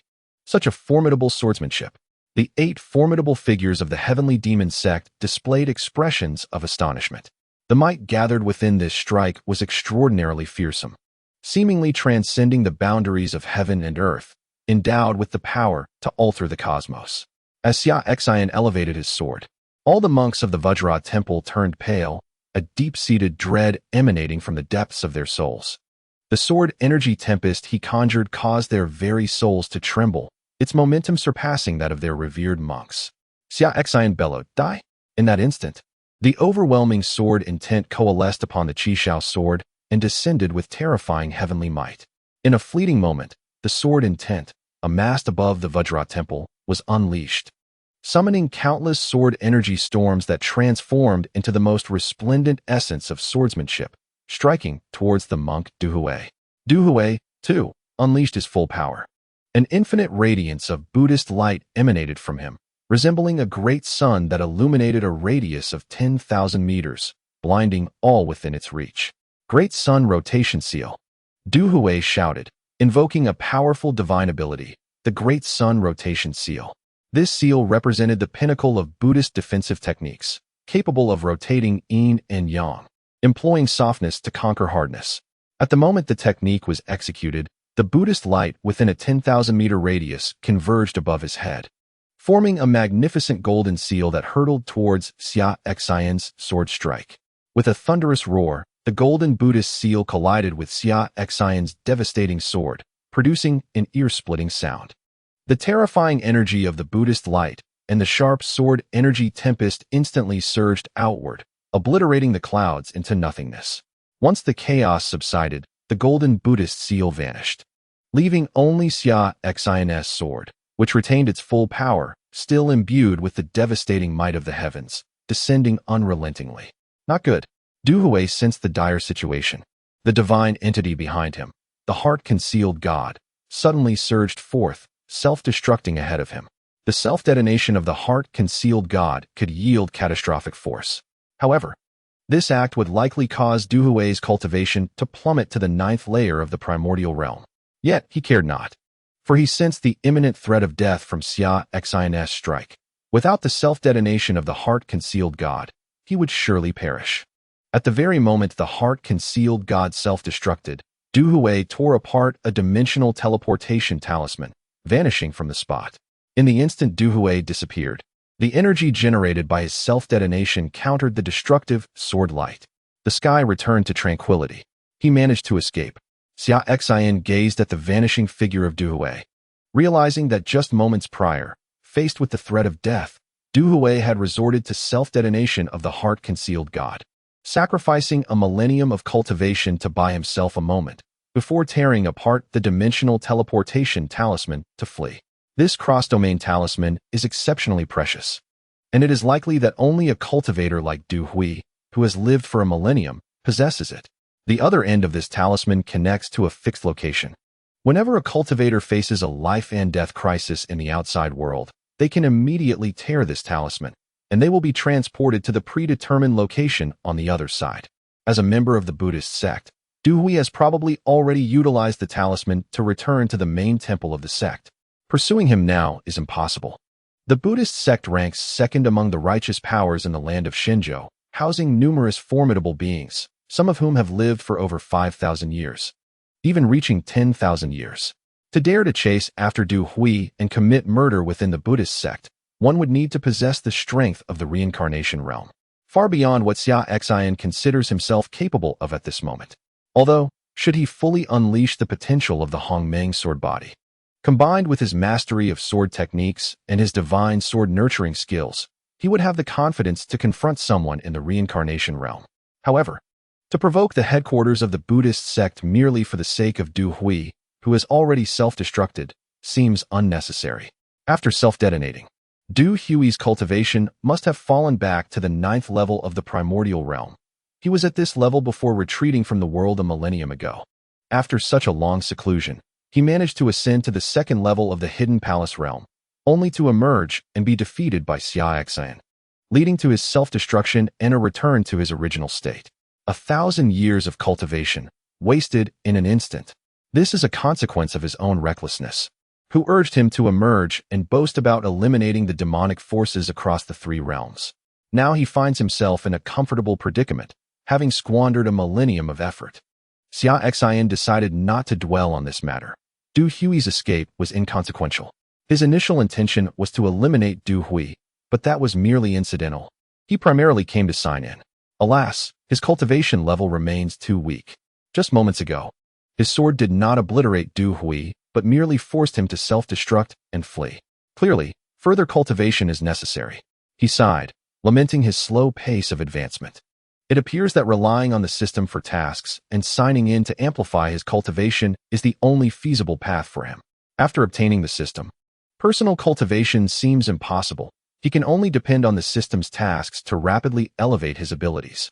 System, sign in at the Diamond Temple, Xia Xin silently commanded. Ding. Congratulations to the host for successfully signing in at the Diamond Temple, completing the system task. Ding. Congratulations to the host, receiving a reward of a century's worth of pure cultivation. Ding. Congratulations to the host, receiving a divine elixir, the God Servant Pill. Ding. Congratulations to the host, receiving the technique God Servant Art. Ding. Congratulations to the host, receiving 5 God Servant Pills. As the notification sounds concluded, the reward of a century's worth of cultivation surged into Xia Xin's body, causing his realm to ascend rapidly. He reached the 3rd level of the Hidden Palace realm. Having only elevated 1 level, the previous reward had already propelled him from the 9th level of the Primordial realm to the 2nd level of the Hidden Palace realm, achieving a 2-level increase. The later stages of the Hidden Palace realm are considerably more challenging than the Primordial realm. Having elevated his cultivation to the 3rd level of the Ongongjing, he has merely opened the 2nd palace, the Palace of the Liver, yet he has yet to condense the Liver's Zongsun. To condense the 2nd Zongsun, one must attain the 4th level of Zanggongjing. He must await the completion of the remaining minor task of awakening the Zhongtong or wait for the system to issue other tasks anew. Otherwise, relying solely on his own cultivation efforts, he cannot fathom how long it would take to progress. Chapter 52. If only this sword deity were the husband of our master. Xia Xin turned his attention to the other 3 rewards, the Gongfa Sunujua, as well as the Banyao Shu Sun Dan and Sinudan, which appeared to be extraordinary items. The Sri Shan'an, needless to say, would grant him a devoted servant whose cultivation is 1 minor realm below his own. Meanwhile, the new elixir, Shinudan, shares the same efficacy as Sri Sinban, albeit a rank lower. Upon consumption by the chosen individual, that person would rapidly ascend to a level of power just below the host's major realm, transforming into the host's devoted servant, wholly loyal and whose cultivation would progress in tandem with the host's ascension. One serves as a sure son, 1 level below the host, while the other is a Su, 2 levels beneath. For instance, if he is currently at the 3rd level of Zonggongjing, a person who ingests the Shudan would swiftly elevate to the 3rd level of Wu Shujing, 1 major realm below him. The Sunujue serves as the cultivation method for the Sunu. Both Sudan and Sunujue, along with Sru Sundan and Sru Sunjue, are exclusive creations of the system, unique items absent from the external cultivation world. Xia Xin was immensely thrilled. The arrival of Sinudan perfectly addressed his urgent needs, enabling him to execute a plan he had long desired to realize. In total, he had acquired 1 Sru Sundan and 5 Sinudan. This meant he could soon procure a Shushun of the 2nd level of Zonggongjing and 5 Sunu of the 3rd level of Wu Shujing. With such 6 formidable experts, alongside Fu Bo, he would possess 2 Zonggongjing and 5 Wu Shujing powerhouses. It was time to covertly establish a faction. His wife, being of the demonic path, meant that their union had yet to be disclosed to either the righteous or demonic sects, but Xia Xin understood that this secrecy would not endure for long. He must prepare in advance, secretly forming a faction so that should their marriage be revealed, the Baozong would not accept him, nor would the Tajiao embrace his wife. He envisioned leading his beloved into the faction he would create. With 2 Zhonggongjing and his 3, along with 5 Wu Shujing experts, they would pose a formidable presence. Surely, they could be counted among the elite factions of the Xinzhou territory, considering that even the venerable Donghuang Shen Huangman possesses but 1 Zhanggongjing ancestor. The faction he would establish, with 3 Zhanggongjing, would not be weak. Xia Xin contemplated this, secretly filled with anticipation. Once his faction is fully established and the news of his marriage to his beloved is revealed, both righteous and demonic paths will no longer tolerate his union. With nowhere else to turn, he will lead his wife into his own domain. At that moment, his wife will undoubtedly be astonished to discover the magnitude of his power. This thought fills Xia Xin with a peculiar excitement. When she realizes she is the enigmatic sword god of the land, what emotions will she experience? Surprise, shock, or perhaps profound gratitude that brings her to tears? Surely, all these feelings will intertwine. He can almost envision her emotional state at that time. Chuckling to himself, Xia Xin hums a little tune and departs from the Diamond Monastery, returning to the great Xia dynasty. As for whether to eliminate the remaining monks of the monastery, he decides against it. For there are still 8 formidable demon lords from the heavenly demon sect below. With Du Hui's escape, they find themselves without adversaries. Du Hui had nearly slain them moments ago. Given the ruthless nature of these lords, will the monks of the Diamond Monastery survive today? As for the monastery's resources, the rebuilt Diamond Monastery is as barren as a parched desert, having been thoroughly plundered after the heavenly demon sect's massacre. With no resources left and no one willing to intervene, he feels no inclination to concern himself with it. Instead, he chooses to return to the great Xia dynasty, selecting individuals to consume the divine servant pill and the god-slave pill, thus nurturing a cadre of experts. Meanwhile, as Xia Xin departs. The 8 demon lords of the heavenly demon sect gaze in awe at his retreating figure. He is extraordinarily powerful. The elder of the Buddhist sect was compelled to self-destruct after being threatened by this sword god, sacrificing a millennium of cultivation to escape with a broken domain talisman. The primordial demon lord remarked, "Indeed, in that strike, I sensed he did not exert his full strength. It was merely a casual blow."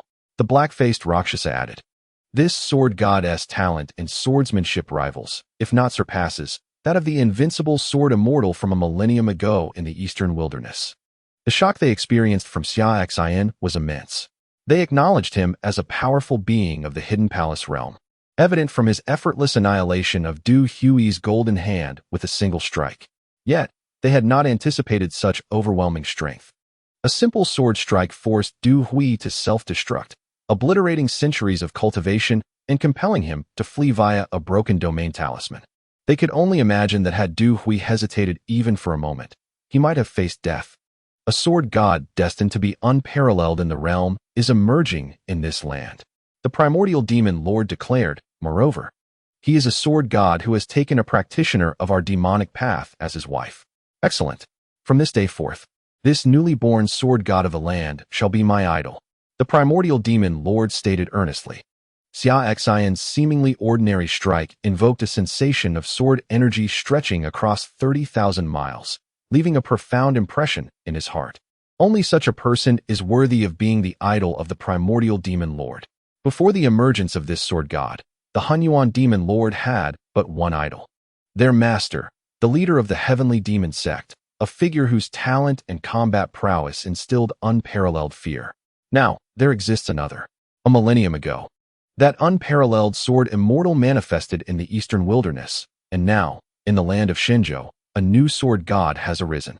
The eastern wilderness sword immortal, in the Kangong realm, could sweep away countless sword cultivators, rendering even the ancient beings who had lived for millennia powerless in his presence. He was invincible in his time. Now, he resides in the imperial sword city of the eastern wilderness. Similarly, the sword god of Shenzhou, in the Kangong realm, can effortlessly sever the self-destructing Zhangshun with a single stroke. He possesses the potential for invincibility. Henceforth, this individual shall also be an idol to me. The Purple River Ghost King. The Purple River Ghost King proclaimed, "This sword god shall now be the idol of the black-faced Rakshasa, aside from our master." The black-faced Rakshasa concurred. The remaining 5 demon lords expressed their admiration, declaring that Xia Xin could become their idol. The 8 demon lords owed their lives to Xia Xin today, filled with gratitude, and were further captivated by his formidable swordsmanship, naturally willing to regard him as an idol. Moreover, this idol, the sword god, has even taken a practitioner of their dark path as his wife. One can only wonder which demoness is fortunate enough to wed such a sword god. Alas, he is the perfect choice in their hearts as the husband of their master. What a pity! If only their master's husband were this sword god. The Hunyuan demon lord remarked, "Only a figure like this sword god is worthy of our master." Indeed, if our master were to wed this sword god, I, the Purple River Ghost King, would be the first to consent. Regrettably, it is too late. The Purple River Ghost King lamented. The other 6 demon lords expressed their confusion as to why their master did not seek such a figure in marriage, instead choosing an ordinary elder of the Dao sect. Alas, a beautiful flower placed in cow dung.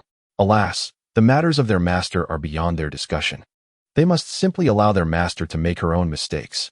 After all, the die is cast, and their regrets are of no consequence now. The 8 demon lords steadied their disheartened spirits and turned their gaze toward the remaining monks of the Diamond Temple. A murderous intent surged forth. In the newly rebuilt Diamond Temple, aside from Du Hui, the strongest among them was merely at the sea transformation realm, and none were capable of putting up a fight. Little ones, just moments ago, when Du Hui was present, you were so arrogant. Are you prepared now to face your extinction? Chapter 53. 2 Great Servants, 5 Divine Slaves. The disciples of the Diamond Temple, upon witnessing the scene, were filled with terror, eager to flee. Without the divine monk to protect them, they were nothing before these demon lords, utterly at their mercy. Humph! The Hunyuan demon lord scoffed, unleashing a torrent of demonic energy that enveloped all the monks within the confines of the Diamond Temple. Today, Not a single monk shall escape from the Diamond Temple. The dark-faced Rakshasa and the Purple River Ghost King, among other fiends, have all taken action, invading the Diamond Temple. The old bald monk has fled, leaving these little bald monks to descend into hell. The individuals from the three realms have finally regained their composure after the earlier shock. The sword god was truly terrifying. With a single stroke, he repelled the eminent monk of the Diamond Temple, turning the tide of battle. Now that the Buddhist monk has fled, the fiends of the heavenly Demon Sect are slaughtering the Diamond Temple. They no longer need to submit to the Diamond Temple. This farce has come to an end. The individuals from the three realms began to depart, confident that the events of today would soon echo throughout the land of Shenzhou. The sword god, who had repelled the Buddhist monk with a single strike, would soon draw the attention of the major powers across Shenzhou. As Xia Xin made his way back to the Great Xia dynasty, he changed his attire and summoned Uncle Fu upon entering the prince's residence.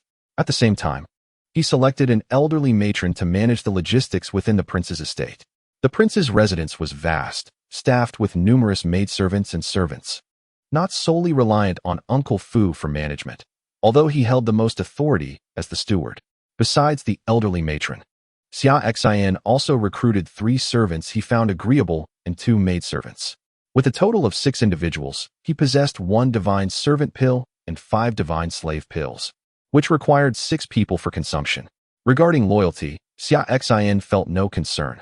For both the divine servant pill and the divine slave pill bore unique properties that would ensure absolute loyalty from the users, rendering them utterly devoted. Once consumed, their lives would be entirely in Xia Xin's hands, and with a mere thought, he could bring about their demise.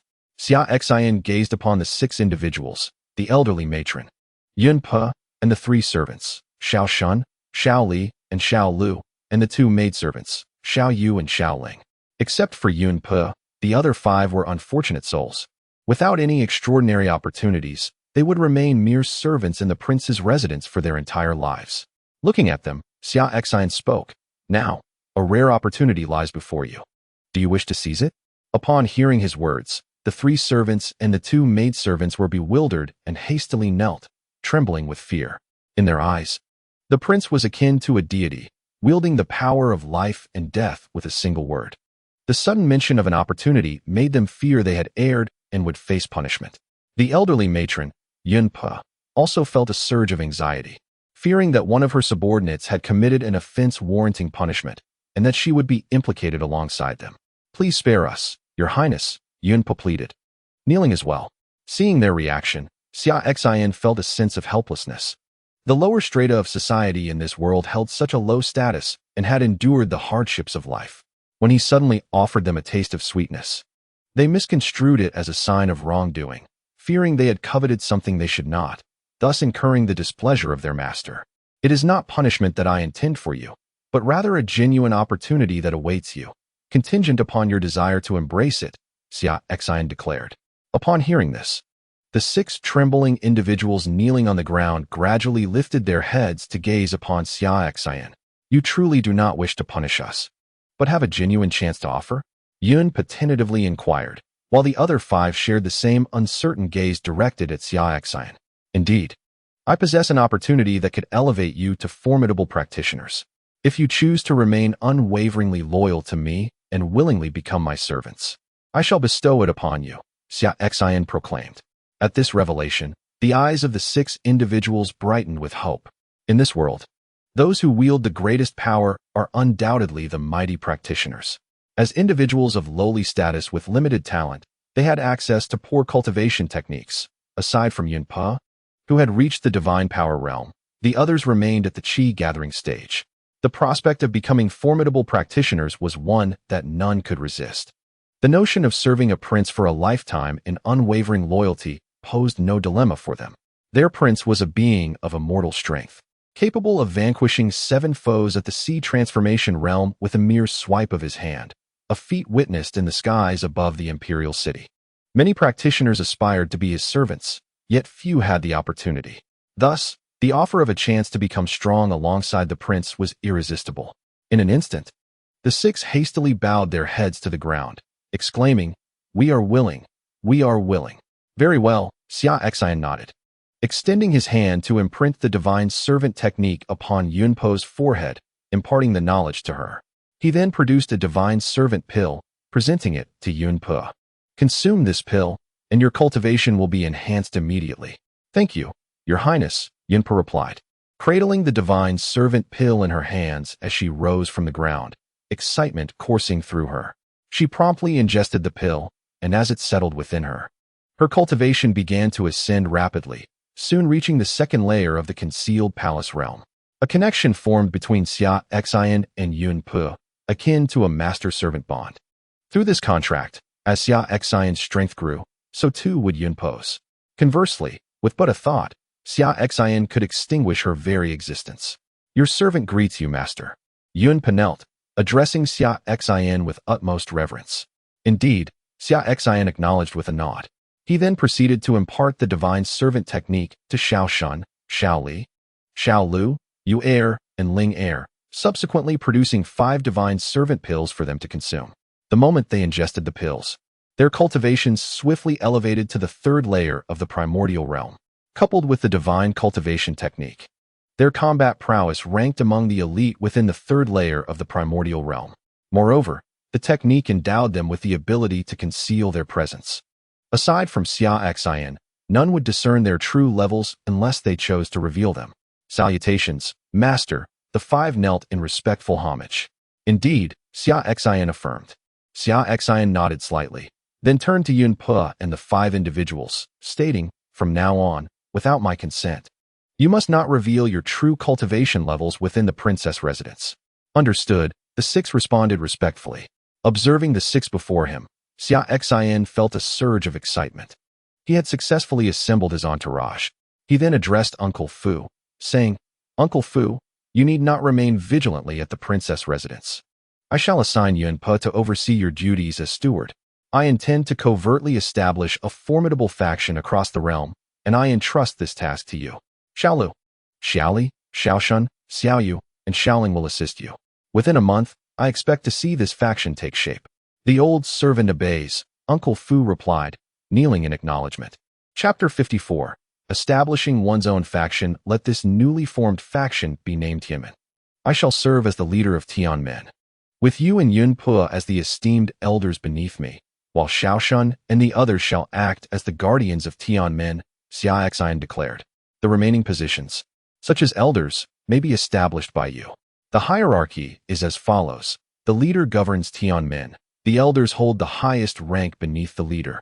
Guardians rank below the elders, and the elders and guardians can only be appointed personally by the leader, while the elders can be appointed by the elders and guardians themselves.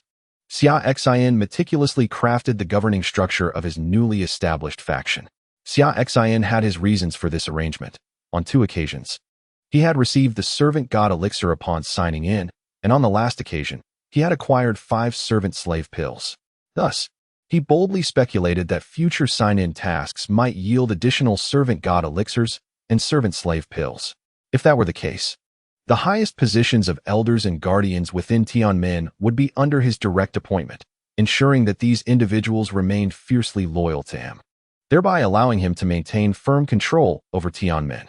As for appointing Uncle Fu to undertake the covert establishment of this faction rather than Yunpo, Xia Xin had his considerations. Uncle Fu, as the steward of the prince's residence, possessed managerial experience, and his ascent to the position of steward indicated exceptional capability. Thus, he was the ideal choice for the task. Yunpo would remain to discreetly protect the prince's residence. Her cultivation was on par with Uncle Fu. At the second level of the hidden palace realm, ensuring the safety of the mistress. Understood, Master, Uncle Fu nodded. Here are some resources, spirit stones, spiritual artifacts, and techniques. Take these for now. If you require more, I shall find a way. Xia Xin presented a spatial ring containing numerous techniques, elixirs, spirit stones, and artifacts, accumulated from his own resources and the recent plundering of the Demon Sect's treasury. He retained the rare materials needed for Xia Xiaoxiao's awakening and some daily cultivation resources, giving the rest to Uncle Fu, as he possessed a system and, with the formidable absorption speed of the Hongmeng sword body, did not require resources for his cultivation. Within Lin Horror, she harbors the ethereal energy spheres of the Phoenix bloodline, remnants left by the disciples of the Divine Phoenix Sect, which she had collected through her cultivation techniques. These spheres, sealed within her, will be gradually absorbed, allowing her to steadily elevate her cultivation. Once fully assimilated, they will empower her to reach the concealed palace realm, rendering her independent of external cultivation resources for the time being. Xia Xin suddenly felt a pang of frustration. Although he had amassed a considerable fortune from the treasures of the Howran sect, combined with previously accumulated resources, it was still insufficient to establish a top-tier power with a concealed palace realm expert at its helm and an unfathomable realm as the upper echelon. Had he known better, he would not have acted so arrogantly when annihilating the Divine Phoenix Sect, the Blood Fiend Sect, and the Dark Robe Lord of the Chaotic Domain. Now, he found himself lacking resources, spiritual stones, cultivation techniques, divine abilities, and spiritual artifacts necessary to forge a formidable influence. Xia Xin realized that to establish a premier sect, he required not only skilled practitioners but also an array of resources including spiritual stones, a treasure vault, cultivation materials, techniques, divine abilities, and spiritual artifacts. In hindsight, he lamented his previous ignorance regarding the value of resources. However, upon hearing Xia Xin's concerns, Fu Bo, instead of immediately accepting the spatial ring filled with resources that Xia Xin offered, regarded him thoughtfully and said, "Master, I have a strategy that could resolve the resource dilemma for the establishment of the Heavenly Gate, contingent upon your willingness to act." Intrigued, Xia Xin expressed his interest in Fu Bo's plan. "Pray, enlighten me. Master, if the Heavenly Gate aspires to become a premier sect across the land of Xinzhou, a mere handful of resources will undoubtedly fall short. The required resources will be astronomical. Thus, what is the most expedient channel to acquire such resources?" Fu Bo inquired with a mysterious smile. "To seize, to kill and plunder treasures, to annihilate certain factions and directly pillage their vaults?" Xia Xin responded. "Precisely." Fu Bo replied with a sly nod. "Yet, we are not mere common thieves. We shall target the nefarious sects within Xinzhou, those who engage in heinous acts, drenched in blood, and devoid of conscience. By dismantling these wicked factions, we can plunder their treasure vaults, thereby acquiring the resources we seek." Fu Bo chuckled. "These malevolent sects do not belong to the righteous path nor the demonic path. They are the vile aberrations that the cultivation community detests. Many practitioners harbor deep-seated animosity towards them, yet feel powerless to act. Moreover, such nefarious sects are plentiful. If they willingly surrender their vaults, well and good. If not, we shall eradicate them, for they are not virtuous beings. Once we gather the spoils from these wicked factions, the resources required to establish the Heavenly Gate will be more than sufficient. Moreover, by seizing these powers, we can establish a remarkably positive image across the vast expanse of Xinzhou. When the time comes to rally, countless scattered cultivators, who have previously suffered at the hands of malevolent forces, will surely choose to join the Heavenly Gate. This endeavor will yield a bountiful harvest of both strength and resources. Our actions, which involve appropriating the resources of these nefarious entities, align with the Taoist principle of acting on behalf of heaven and the Buddhist notion of subduing demons and aiding sentient beings. We are, in essence, performing a noble deed." Fu Bo cast a lecherous glance at Xia Xin and chuckled.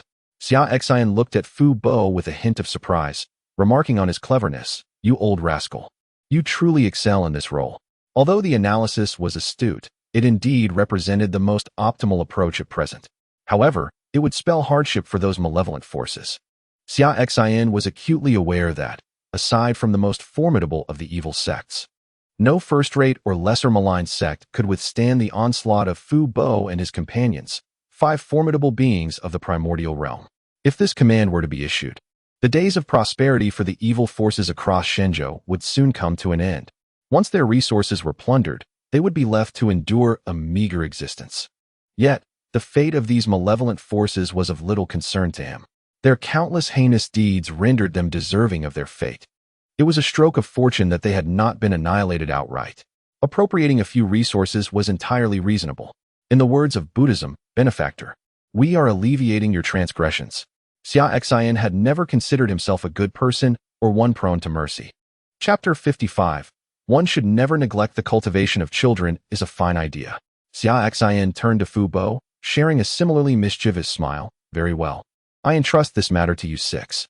Should you encounter any formidable evil forces that prove too challenging to handle, return and inform me, and I shall take action myself. At your command, Master. Fu Bo nodded in acknowledgement, stating, this old servant and little Liuzi will set off immediately to commence our mission. We shall not disappoint you. Indeed. Xia Xin replied with a nod. Fu Bo, this old man, possessed a certain savvy. His working style resonated with Xia Xin's preferences. Entrusting him with the establishment of the Heavenly Gate instilled Xia Xin with confidence. He watched as Fu Bo and the other 6 departed from the prince's residence.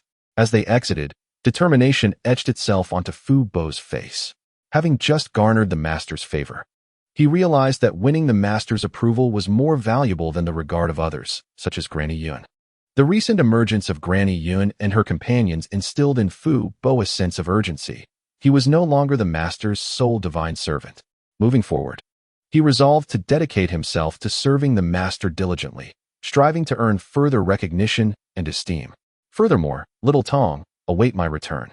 I shall assist the master in building our influence, and once I ascend to the esteemed ranks of the Heavenly Gate, when the master confronts your family, I shall also lay my intentions before you. I, Fu Bo, shall seek to wed you. The young child spoken of by Master Fu refers to Granny Tong. Indeed, he has fallen for her in his twilight years, basking in the warmth of his affection. However, at present, Granny Tong stands as a formidable practitioner by the side of his household's matriarch, and he cannot afford to reveal his true identity or strength. Thus, he dares not confess his feelings to her, opting instead to court her with endless jokes and tales each day, finding his own joy in her laughter.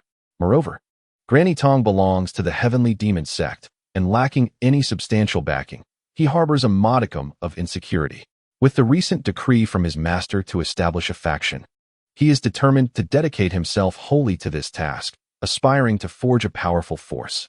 When the time comes for his master to confront Granny Tong's superior, he too shall seize the moment to reveal his affections. As a venerable elder of the Heavenly Gate, he envisions that by then, Master Fu will possess both status and respect, and Granny Tong will undoubtedly regard him with newfound admiration, leading her to accept his confession. With this thought, Master Fu feels invigorated. The endeavor to form a faction is not solely for his master, but also for his own happiness. He silently resolves to succeed.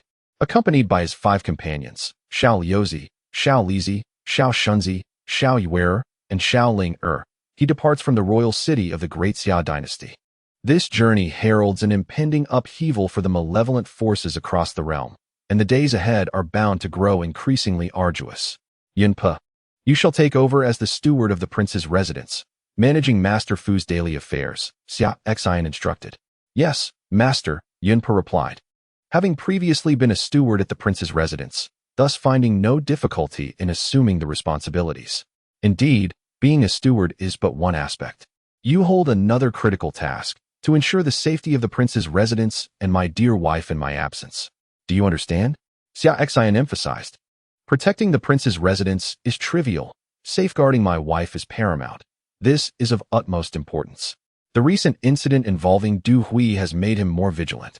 After all, his wife is of demonic origin and currently with child, yet her cultivation remains at the immortal realm.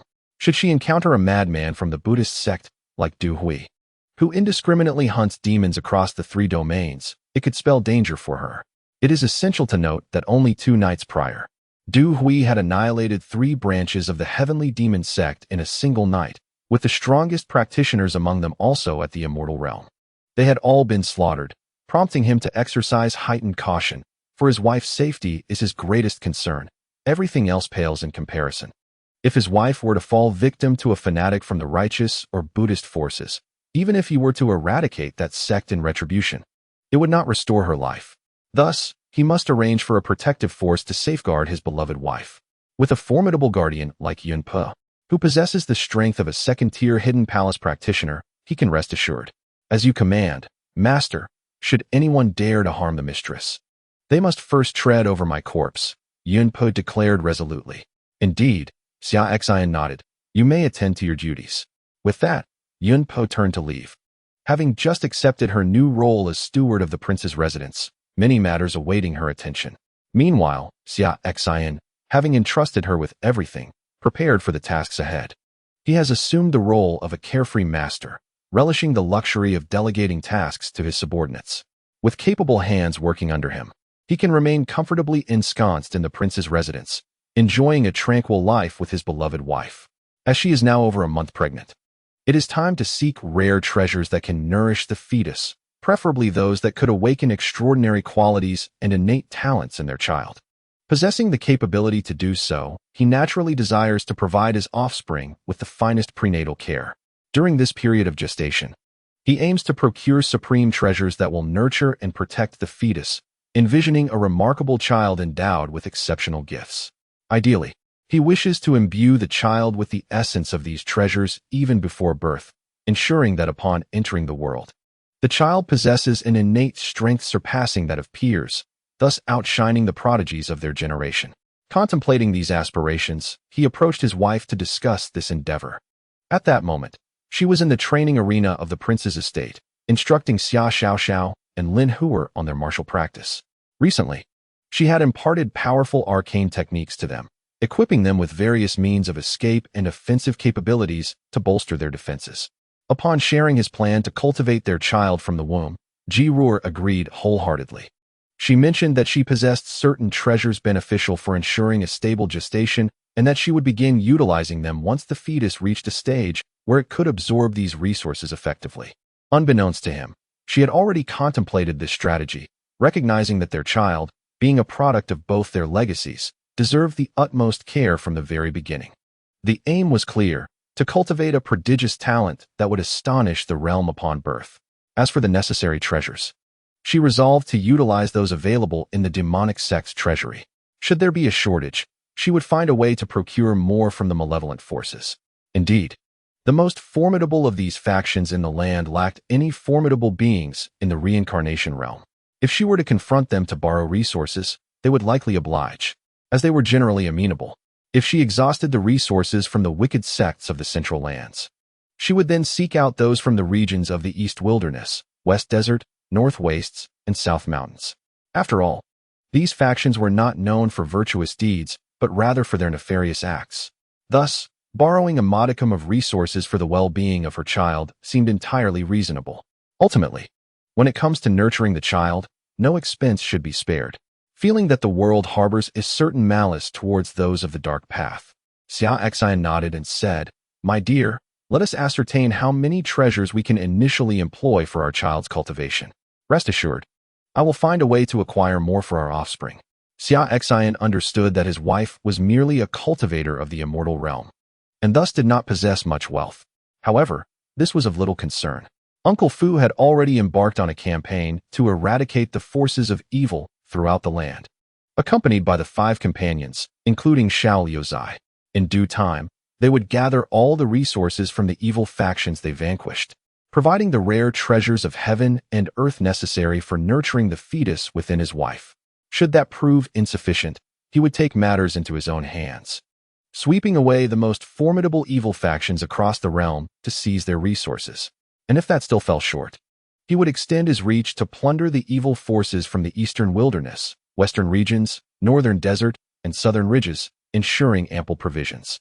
In the future, when their child was born, gifted and extraordinary, Xia Xin would undoubtedly express gratitude to his offspring, saying, "My dear child, your achievements today are thanks to your father and mother, as well as Uncle Fu, Aunt Yun, Xiao Liuzai, Xiao Shunzi, Xiao Lizi, Yuer, and Linger, your uncles and aunts.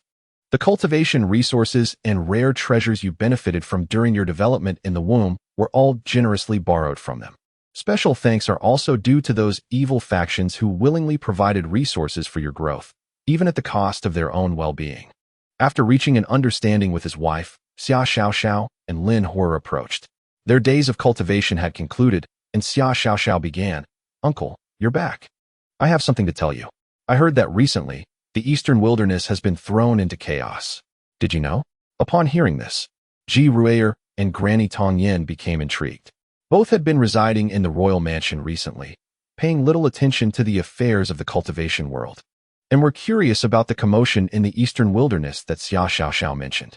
This young girl, despite her tender age, often frequented the bustling taverns and inns of the royal city, mingling with various cultivators. She relished the company of diverse individuals in the cultivation community, believing that forming friendships with fellow cultivators would pave the way for her journey. In the royal city, most cultivators recognized her identity as the little princess of the great Xia dynasty, and thus did not dare to underestimate her due to her youth and lower cultivation level. Instead, they became her friends, frequently sharing news from the cultivation world with her. Recently, the startling news of the Divine Phoenix sect being obliterated by the mysterious sword god of Shinjo had spread throughout the eastern wilderness, reaching even the northern desert, western regions, and southern ridges. The magnitude of this event had unsettled many top forces in the eastern wilderness, for the sword goddess' ability to annihilate a premier faction demanded their attention. After all, if he possessed the strength to destroy the Divine Phoenix sect, he could just as easily obliterate them. Unfortunately, despite their diligent inquiries, they could uncover no trace or information regarding this enigmatic sword god. They were only aware that the disciples of the Divine Phoenix sect had forcibly captured this sword deity's apprentice, who was subsequently avenged by the sword deity himself, annihilating them with a single strike. Furthermore, this apprentice possessed the bloodline of the Phoenix, and on the very day the sword deity obliterated the Divine Phoenix sect, he drained the life force of every member of the sect. Such a method is typically employed by nefarious factions, prompting many of the premier powers of the Eastern Wasteland to cast their gaze upon these sinister forces, speculating whether an ancient ancestor, long hidden from the world, had resurfaced among them. The targeted malevolent factions were left utterly bewildered, feeling as though calamity had befallen them without provocation. They sensed the world around them was rife with hostility towards those of their ilk. Should any misfortune arise, even the slightest hint of evidence would see them unjustly accused. Although they rarely engaged in virtuous deeds, resorting instead to underhanded and unscrupulous activities, it seemed implausible that all the world's malevolence could be attributed to them alone. Setting aside the facts, do those of the righteous and demonic paths never err? Could it not be possible that these sinister factions had been wrong this time? Meanwhile, in the imperial city of the great Xia dynasty, Xia Xiaoxiao was filled with admiration upon learning that a sword deity in the eastern wasteland had vanquished a top-tier faction with a single blow, causing even ancient beings who had lived for millennia to fall. This was a formidable sword deity capable of shaking the world, renowned for leaving an indelible sword aura at the ruins of the Divine Phoenix sect, transforming the vicinity into a realm suffused with sword energy for hundreds of thousands of meters. Currently, that location had been forcibly claimed by a prestigious sword cultivation sect in the eastern wasteland, serving as a sacred ground for their disciples. Xia Xiaoxiao yearned to experience such a place. The sword intent and energy left by this extraordinary sword deity proved immensely beneficial for sword cultivators seeking enlightenment on the sword path. Within a mere few days, many talented disciples from the Eastern Wasteland Sword Sect had achieved breakthroughs through their comprehension of the sword intent left behind by the deity. This unparalleled sword deity was the true idol Xia Xiaoxiao aspired to venerate. With a single sword strike, he could obliterate a top-tier faction and transform a region into a sanctuary for sword cultivation. Who would not admire such a figure? Xia Xiaoxiao's aspirations had shifted. No longer was her goal merely to break through to the immortal realm, but to become a being akin to that sword deity, capable of vanquishing formidable factions with a single stroke and creating realms of cultivation for sword practitioners. That sword deity had officially become Xia Xiaoxiao's new idol, her third idol in fact. As for her first idol, it was naturally her uncle, Xia Xin, and the second was her aunt, Ji Ruer. After all, both her uncle and aunt were formidable cultivators who guided her in her practice and imparted their techniques to her. The esteemed place that her uncle and aunt held in Xia Xiaoxiao's heart was unassailable, not even by the unparalleled sword god, who was begrudgingly relegated to the third position. Upon learning of this sword god, she was eager to inform her uncle and aunt immediately, as she harbored a desire to ascertain whether their prowess matched that of this legendary figure. Of course, Xia Xiaoxiao would not directly inquire about it, as such a question would reveal a lack of emotional intelligence. If her uncle and aunt were indeed inferior to this sword god, it would only serve to create an awkward situation for them. Thus, she resolved to gauge their reactions to deduce their standing. Should they display shock, it would likely indicate that they were not as strong as the sword god. Conversely, if they exhibited disdain or an air of indifference. It would suggest that they regarded this sword god as lesser and that their own strength surpassed his. What news? Xia Xin observed the excited demeanor of Xia Xiao, who was poised to share news that had set the eastern wilderness ablaze. He had already begun to speculate that it was related to the annihilation of the Divine Phoenix sect, given that the news of its destruction should have circulated by now. Having occurred several days prior, Ji Ruer, along with Tong Yin and Lin Hoyer, looked on with curiosity at the spirited girl, eager to hear what sensational tidings she would unveil. Indeed, the eastern wilderness had witnessed the emergence of an unparalleled sword god, who single-handedly obliterated a top-tier faction, transforming an expanse of tens of thousands of meters into a realm of sword energy, even slaying an ancestor who had lived for over 1,000 years. With enthusiasm sparkling in her eyes, Xia Xiao recounted the events. She fixed her gaze upon her uncle and aunt, asking, "Uncle, do you know this sword god? And what do you think of his strength?"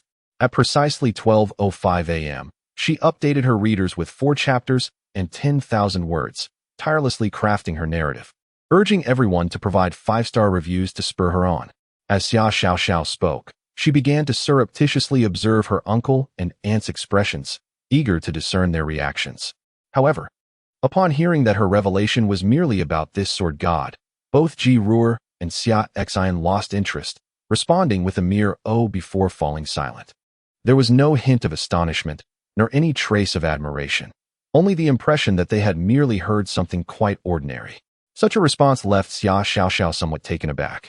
This was a momentous event, after all, as a single sword had obliterated a prominent faction. The upheaval it caused among the top powers in the eastern wilderness was monumental. Is this truly your reaction? It seems that the annihilation of a prominent faction is regarded as a mundane occurrence by your esteemed uncle and aunt, evoking not even a flicker of surprise from them. It is as if their indifference suggests they are accustomed to such catastrophic events. Upon hearing the news, they simply perceive it as an ordinary affair. "We are unfamiliar with this sword god. You ought not to dwell solely on such tidings," remarked Xia Xin, addressing only Xia Xiao's initial inquiry. There was no need to respond to the second question regarding the prowess of this sword god, for that very sword god is I. One must ponder whether I perceive myself as formidable. Now, focus on your own cultivation and refrain from letting trivial matters cause such commotion. The essence of true strength lies in your own progress, Xia Xin gently advised Xia Xiao. Indeed, Xia Xiao, refrain from letting such minor issues trouble you. Prioritize your training above all else, echoed Ji Ruer, who did not address her words further. To her, such occurrences seemed entirely ordinary. It was hardly unusual for a top-tier expert to obliterate a rival faction, as she often engaged in similar actions. Ji Ruer then turned to Xia Xin and said, "My husband, the day is drawing to a close. I shall accompany Tong Lao to procure some groceries and return to prepare a meal for you." "Very well, my dear. You are truly wonderful," Xia Xin responded tenderly. "Indeed, I shall take my leave," Ji Ruer replied softly, before departing with Tong Lao. Observing the response of her uncle and aunt, along with the apparent disinterest from her aunt after hearing the news, it seemed as though their indifference disrupted her plans to shop for her royal uncle. Xia Xiao stood frozen, her small frame rooted in place, her mind struggling to comprehend the situation. Beside her, Lin Hoyer displayed a similar lack of interest, not out of disdain, but because she had witnessed the event live. Now, hearing Xia Xiao recount it, the impact had diminished. It took Xia Xiao a moment to regain her composure. No, the reaction of her royal uncle and aunt could only imply one possibility. They were more powerful than the sword god himself. Otherwise, such a response would be unfathomable. In an instant, a revelation dawned upon Xia Xiao, as if she had uncovered something extraordinary. If this hypothesis held true, she was fortunate enough to have 2 formidable figures as her support. The sheer thought of having 2 individuals, mightier than the unparalleled sword god, as her relatives, a combination of her beloved uncle and aunt, along with half a master, made her feel as though she were floating in the vast realm of the divine land. Where could Xia Xiao not venture? In the future, should she face any adversities within the cultivation world, she could boldly proclaim, "Do you know who my royal uncle is? Do you know who my aunt is? They are far mightier than that unparalleled sword god." No. Such a hypothesis bore terrifying implications, causing her to feel lightheaded. She must seek verification from her royal uncle. Xia Xiaoxiao pondered for a moment and devised a plan. She scampered over to Xia Xin, exclaiming, "Uncle, let me tell you. That sword god is truly formidable. With a single strike, he can create a realm of enlightenment for sword cultivators, one that inspires profound understanding of the sword path.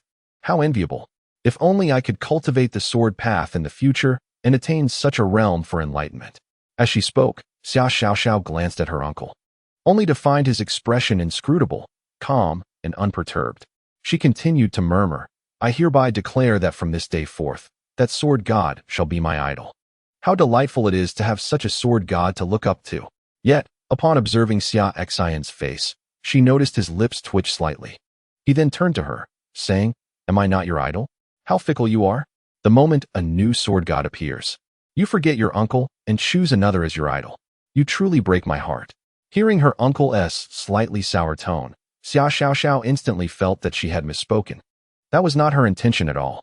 She merely wished to gauge her uncle's reaction and ascertain whether the legendary sword god truly possessed such strength. Regardless, in her heart, her uncle and aunt held the highest place, far beyond what that legendary sword god could ever attain. However, it seemed her uncle had misunderstood and was now turning to leave. In a panic, Xia Xiaoxiao rushed forward, clutching Xia Xion's leg, pleading, "Uncle, please don't go. That is not what I meant. The sword god is merely my third idol. My greatest idols will always be you and aunt. I swear it." Seeing the little girl in distress brought a chuckle to Xia Xion. He had been teasing her deliberately. Her naive attempts to test him were still far from adequate. He relished in her anxious demeanor. With a mock-serious expression, he remarked, "Indeed, some individuals are as ungrateful as a white-eyed wolf. The moment they hear of someone noteworthy, they forget their own uncle." Xia Xian continued to jest with her. As for Xia Xiaoxiao's earlier wish for a realm of enlightenment in the sword path, he couldn't help but scoff internally. "So, you desire a realm of enlightenment, do you? Very well. When you reach the Qi gathering stage and begin your sword cultivation, I shall create 100 such realms for you, tossing you in so that you may ponder to your heart's content." When Xia Xiaoxiao saw that her uncle was still ignoring her, she burst into tears. Her sobs were genuine, for she felt utterly wronged. This little girl had spent all this time training alongside Xia Xin, growing up listening to his tales, and had idolized him. The thought that she had inadvertently upset her uncle, causing him to believe she was an ungrateful wretch, filled her with a sense of injustice. She felt foolish for having cried out of her own silliness. Observing her distress, Xia Xian couldn't help but laugh, delighting in his own mischievousness. He comforted her, saying, "All right, Uncle understands now. You didn't mean it that way." "Yes." The young girl, her face streaked with tears, used her small hands to wipe the tears from the corners of her eyes. "Uncle, you've asked me to focus on my training, but my strength is still far too weak. If I were to venture into the cultivation world and encounter forces like the Eastern Wilderness Divine Phoenix Sect, who would seek to forcibly abduct me from my twin pupil talent, what would I do?" She clung tightly to Xia Xion's leg, her expression one of innocent vulnerability. "I don't wish to join any sect. I only want to stay by my uncle and aunt's side." It must be said that despite her tender age, Xia Xiaoxiao possessed a certain flair for drama. After being forgiven by Xia Xian, her earlier thoughts resurfaced, revealing her inner conflict. Her mind brimmed with whimsical ideas. She was not one to relinquish a question without resolution. Her continued inquiries were an attempt to validate her previous reasoning. Chapter 58. The Protective Demon Empress after all. The reactions of her uncle and aunt could also imply indifference towards such matters, hence their nonchalant demeanor. Yet, her current question diverged from the previous one posed in the plaza, as the earlier conclusions drawn from their responses were somewhat ambiguous. This time, however, should her uncle provide a definitive answer, she would uncover the truth. She inquired about a hypothetical scenario where a force, akin to that of the unparalleled sword god who annihilated a sect with a single strike, suddenly coveted her talents and sought to seize her away. If her uncle responded with uncertainty or equivocation, it would indicate his lack of strength. After all, the sword god directly confronted such threats with lethal force. Conversely, if her uncle claimed he would rescue her or obliterate the threatening force, it would imply he possessed strength rivaling that of the sword god. Rest assured, focus on your training. Should any force attempt to forcibly take you from my side, I shall eradicate them with a single strike, Xia Xin replied with a solemn tone. His demeanor unwavering. He spoke no falsehood. This was a reflection of his genuine thoughts. In this world, his family was sparse. His elder brother's family and his wife were his closest kin. Anyone who dared to provoke him would be courting death. Seeing the seriousness in her uncle's voice, Xia Xiaoxiao clung to his leg, overwhelmed with emotion, and tearfully exclaimed, "Uncle, you are truly wonderful." However, unbeknownst to anyone, as her face was buried against Xia Xin's leg, a radiant smile graced her features. From his response, she had already concluded the answer nestled within her heart. Her uncle and aunt were undoubtedly more formidable than the legendary sword god. In that moment, a tremor ran through Xia Xiaoxiao's body. The realization of her powerful background was exhilarating and left her feeling slightly giddy. What should she do with such newfound strength? Observing the sudden shiver of the girl clinging to his leg, Xia Xin assumed it was simply her overwhelming emotion. He reassured her, "Fear not. With your uncle and aunt by your side, no one can take you away from us." Xia Xiaoxiao forcibly calmed her excited heart. Determined not to reveal her emotions in front of the imperial uncle, for she had already uncovered a significant secret. "I went to play with Sister Hor," Xia Xiaoxiao remarked. Go ahead," Xia Xin replied, nodding as he observed the young girl release her grip on his thigh, moving away stiffly like a mummy, her body occasionally quivering as if suppressing some fervent emotion. A subtle smile graced Xia Xin's lips. He could easily discern the inquiries Xia Xiaoxiao posed and the answers she sought to uncover. This clever and whimsical girl could not escape his notice. After all, it was inconceivable that she had managed to slip away from the imperial city, evading those sent by Xia Xin to protect her, while also eluding pursuers. The moment she mentioned the Eastern Wilderness sword god vanquishing the divine Phoenix sect with a single strike and began scrutinizing his expression, he understood her intentions. He had intentionally allowed her to glean this information. By revealing it in such a manner, he enabled her to test him, leading her to draw her own conclusions. Though others may not believe her assertions, she would undoubtedly trust her own judgment. This knowledge of having a formidable imperial uncle would instill in her the confidence to assert herself in the face of adversity, preventing her from remaining passive. It would bolster her self-esteem and grant her a sense of authority as she navigated the realms of cultivation, a dual benefit indeed. Meanwhile, within the stronghold of the heavenly demon sect in the imperial city, the 8 formidable demons, including the Hunyuan demon lord, the black-faced Rakshasa, and the purple river ghost king, had all returned. Kneeling before Ji, they recounted the events that transpired at the Diamond Temple that day, detailing their defeat at the hands of Du Hui, their near annihilation, and the subsequent appearance of a mysterious masked sword god who had rescued them with a single strike, only to slice Du Hui as he attempted to escape in a self-destructive act. "All of you are gravely injured?" Ji Rueyer's expression turned frigid as she regarded the 8 wounded demons. "Indeed," they replied, their voices tinged with a sense of injustice, reminiscent of children returning home after losing a fight. In an instant, a terrifying aura emanated from Ji Rueyer, causing the temperature in the hall to drop several degrees. With a mere wave of her hand, she unleashed pure, demonic energy, channeling it into the Hunyuan demon lord and the other 7 demons. Their injuries healed almost instantaneously. As a powerful being in the reincarnation realm, it required little effort for her to utilize a fraction of her essence to heal her subordinates of the infinite realm. She could inflict harm upon her own followers, but no one else could injure or kill them, even if she had dispatched them to eliminate others. This was her unwavering principle, indifferent to reasoning or explanation. "The old monk who harmed you has fled back to the Buddhist sect's headquarters, correct? Tomorrow, I shall personally pay a visit to the Buddhist sect's main temple. He must die?" Ji Rueyer's voice was cold and resolute. "Thank you, master." The 8 demons expressed their heartfelt gratitude as they knelt before her. Their unwavering loyalty to their master stems from his domineering and protective nature. Despite his often irritable temperament and his propensity to impose severe punishments for failures, he invariably stands up for them when they are wronged. Ji Rueyer nodded and remarked, "Additionally, seek out that enigmatic sword god. He saved you, and the heavenly demon sect owes him a debt of gratitude that should be repaid when the opportunity arises."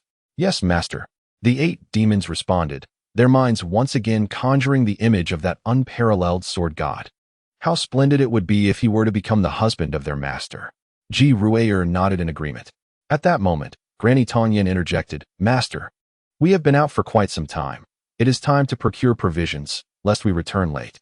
"Oh, indeed," Ji Ruier replied, a hint of embarrassment crossing her face as she realized how long they had been away. She hastily instructed the 8 demons. "You shall wait for me outside the great Xia dynasty tomorrow. I will personally escort you to the Buddhist sect's headquarters to deal with that old monk."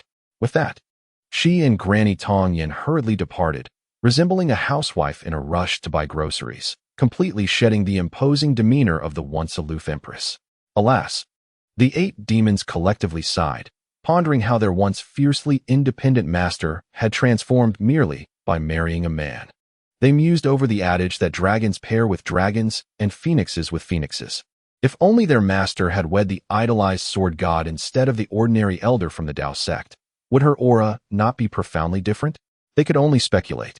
Yet the choice of a husband seemed to have become a lingering regret in their hearts.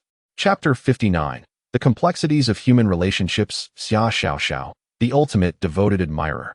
After purchasing vegetables, ginseng, goji berries, and meat from the royal pantry, returned to the prince's residence to prepare a meal for Xia Xin. Meanwhile, Granny Tongyin, after searching the residence for Fu Bo without success, inquired of Xia Xin, "Where is Fu Bo? I have not seen him." "Oh, he has gone out for an errand and may be gone for some time," Xia Xin replied. "Oh," Granny Tongyin's voice carried a hint of disappointment. "Then I shall assist the young lady with her cooking." "Very well, go ahead," Xia Xin nodded, perceptibly noting her growing fondness for Fu Bo. At that moment, in the training grounds of the prince's residence, Xia Xiaoxiao stealthily pulled Lin Horror into a corner and cautiously surveyed their surroundings. Noticing that no maid was in sight, she whispered, "Sister Horror, I have uncovered a great secret." Intrigued by her demeanor, Lin Horror asked with curiosity, "Oh, what secret is that?" "I believe my royal uncle is a figure even more formidable than the unparalleled sword deity who vanquished the Eastern Wilderness Divine Phoenix sect," Xia Xiaoxiao asserted earnestly. "Oh," Lin Horror exclaimed in surprise, her heart racing. Had her master's prowess been discerned by this young child? That should not be the case. With Xia Xiaoxiao's mere 4th stage of body refinement, it was improbable she could perceive any hints. "Why do you think so?" Lin Horror retorted. "It's merely intuition. Just now, I tried to gauge my royal uncle with my words, and his response led me to feel that he surpasses that extraordinary sword deity," Xia Xiaoxiao replied. "And as for my aunt, I have an inkling that she is no ordinary person. She seems to be on par with my royal uncle." After recounting her recent probing of Xia Xin, Xia Xiaoxiao noticed Lin Horror sigh in relief. It turned out that her master had not revealed anything. It was merely the child's conjecture based on her feelings. That's a relief. "I was worried that master had exposed himself," Lin Horror thought. When master had come, he had repeatedly instructed her not to let his wife know he was the unparalleled sword deity. Otherwise, such a kind and gentle person would surely be alarmed to learn that her husband had slain so many with a single strike. Regarding Xia Xiaoxiao's earlier remarks, her master's wife's reaction had been remarkably composed, as if she were listening to an ordinary tale. Lin Horror could comprehend this. After all, it was indeed master who had committed such deeds, rendering him calm about the matter. As for his wife, averse to conflict and bloodshed, she naturally held no interest in such violent affairs, hence her indifferent demeanor upon hearing the story. Everything made sense. Lin Horror turned to Xia Xiaoxiao and said, "Little one, you needn't overthink this. These are merely your speculations without any basis. Focus on your cultivation. That is what truly matters." "I truly believe so. Sister Horror, trust my intuition. My royal uncle is certainly more powerful than that unparalleled sword deity, and my aunt is undoubtedly extraordinary," Xia Xiaoxiao insisted with a serious expression. "Very well. If you believe so, then so be it," Lin Horror replied, exasperated, unwilling to engage in further debate with the child. Xia Xiaoxiao's deductions regarding her master's affairs were indeed astute. Her master's strength was undoubtedly greater than what he had displayed during his encounter at the Divine Phoenix sect. However, when Xia Xiaoxiao confidently asserted that her master's wife surpassed him, Lin Horror could only smile. "Do you truly understand how formidable master is, little one? He is a being capable of effortlessly eradicating top-tier forces like the Divine Phoenix sect. And you suggest our gentle and amiable mistress is stronger than him? Are you jesting? Indeed, the young girl had not witnessed much of the world. In her eyes, the immortal realm represented the pinnacle of power, leading her to misunderstand the extent of her master's might, resulting in her peculiar intuitions. In time, as she matures and gains wisdom, she will undoubtedly realize the naivety of her thoughts. You don't believe me. Xia Xiao pouted. If you don't believe me, then so be it. I don't need your belief. Xia Xiao sulked to the side, feeling a deep sense of indignation. Sister Hua actually doubted her words. Ever since childhood, her instincts had proven remarkably accurate, never leading her astray. She had always held unwavering faith in her intuition. All right, Xiao, don't be upset. I believe you. What you say is true. Master's wife surpasses Master, and Master is more formidable than that unparalleled sword god, Lin Hor said, softening her tone as she approached Xiao. Children have a penchant for being stubborn, and one must acquiesce to them. Humph, Xia Xiao retorted, rising with her hands behind her back and pouting, regardless. My royal uncle and aunt are the most powerful in my heart. That unparalleled sword god can only rank third. All right, let us place him third. With Master in first and Master's wife in second, shall we? Lin Hoyer coaxed her as if she were a child. Hearing the condescending tone, Xia Xiao turned away, displeased. Oh, you, Lin Hoyer, I regarded you as a sister and shared my secrets with you. If you doubt me, that's one thing. But treating me like a child is just childish. Lin Hoyer was taken aback, her expression one of confusion as she realized Xia Xiao was scrutinizing her as if she were simple-minded. You're only 8 years old. What have you been eating to grow up so wise? Your retorts sound like those of a seasoned veteran. Seeing Lin Hoyer's bewilderment, Xia Xiao smiled radiantly, reveling in the irony of being perceived as a child. Fine, I won't hold it against you, she said, turning her back to Lin Hoyer. Let us head to dinner. I suspect Aunt has already prepared the meal. As a sister, even though your intelligence may be lacking and you can be rather stubborn, I feel compelled to offer you some advice. My aunt is truly remarkable. If you wish to navigate the world of cultivation successfully, establishing a solid relationship with her is essential. If you're unsure how to win her favor, observe me tonight. Follow my lead. If this path broadens, your future will undoubtedly be bright. Xia Xiao spoke confidently, convinced of her beliefs. To ensure a smoother journey ahead, a strong backing is essential, and it is imperative to have numerous allies in the martial world. Xia Xiao was not boasting. When it came to making friends and forging connections with various cultivators, Lin Hoyer could not hold a candle to her. She pondered how her royal uncle could have chosen such a foolish disciple. Her intelligence was indeed concerning. Listening to Xia Xiao's musings ahead, Lin Hoyer felt utterly stunned. Here was a mere child, imparting lessons on worldly affairs. Was it truly necessary for her to be educated by this little brat? Nevertheless, Xia Xiao's words stirred a ripple of thought within her. Could it be possible that her master's wife truly surpassed her master? Surely not. How could that be? After all, Master was a being of the concealed palace realm, an unparalleled sword god. Master's wife could hardly be his match. Two individuals entered the grand hall of the Wang residence, one after the other. At this moment, Ji Ruer had prepared a sumptuous meal and was bringing dishes into the dining area. Xia Xiao, with her little legs in a hurried dash, exclaimed, Auntie, let me assist you. She rushed into the kitchen to help Ji Ruer carry the dishes. Upon seeing Xia Xiao, Ji Ruer chuckled. Ah, little Xiao has arrived. No need for that. Auntie can manage on her own. You should get ready for dinner. Of course. Xia Xiao replied eagerly, scurrying about and soon bringing the remaining dishes to the table. At this moment, Xia Xin also entered the hall and saw Xia Xiao had just finished serving the dishes. He hurried to help Ji Ruer, and Xia Xiao arranged the stools. Why is this little girl so diligent today? Upon Xia Xin's arrival, Xia Xiao spoke up, Uncle, Auntie, please sit down. I will serve you rice. She promptly filled bowls of rice for both Xia Xin and Ji Ruer, then began serving chicken soup, saying, Uncle and Auntie, please have some soup. With enthusiasm, she placed a bowl of soup in front of each of them. Xia Xin and Ji Ruer were momentarily taken aback, observing the flustered Xia Xiao as she busily helped them with the stools, rice, and soup. What has gotten into this little girl? Has she gotten into trouble outside and seeks our assistance? Or perhaps she has spotted some high-grade spiritual artifact at the auction house and lacking spirit stones. is hesitant to ask the Xia couple for help, thus attempting to curry favor with us? The sudden display of affection from this little girl left Xia Xin and Ji Ruo somewhat bewildered. However, Xia Xiaoxiao remained oblivious to these speculations. After her recent explorations convinced her that her royal uncle and aunt were far more formidable than the renowned sword deity, she had made up her mind. She was determined to cling to these two influential figures. Everything else was inconsequential. With the support of her royal uncle and aunt, there was no corner of this vast land she could not explore. What were those elite powers compared to her royal uncle and aunt? One swipe of their hands could likely obliterate them. She had already devised a plan for her future journey across the realm. She intended to maintain a small notebook, recording the names of those who wronged her or bullied her, along with their associated powers. Upon her return, she would report to her royal uncle and aunt, demonstrating their might. As Xia Xiaoxiao daydreamed beautifully, she looked up to find her uncle and aunt staring at her in a daze. Confused, she said, "What are you two looking at? Come on, eat. After you finish, I'll serve you again." Meanwhile, Lin Huider stood beside her, equally astonished by Xia Xiaoxiao's flurry of activity.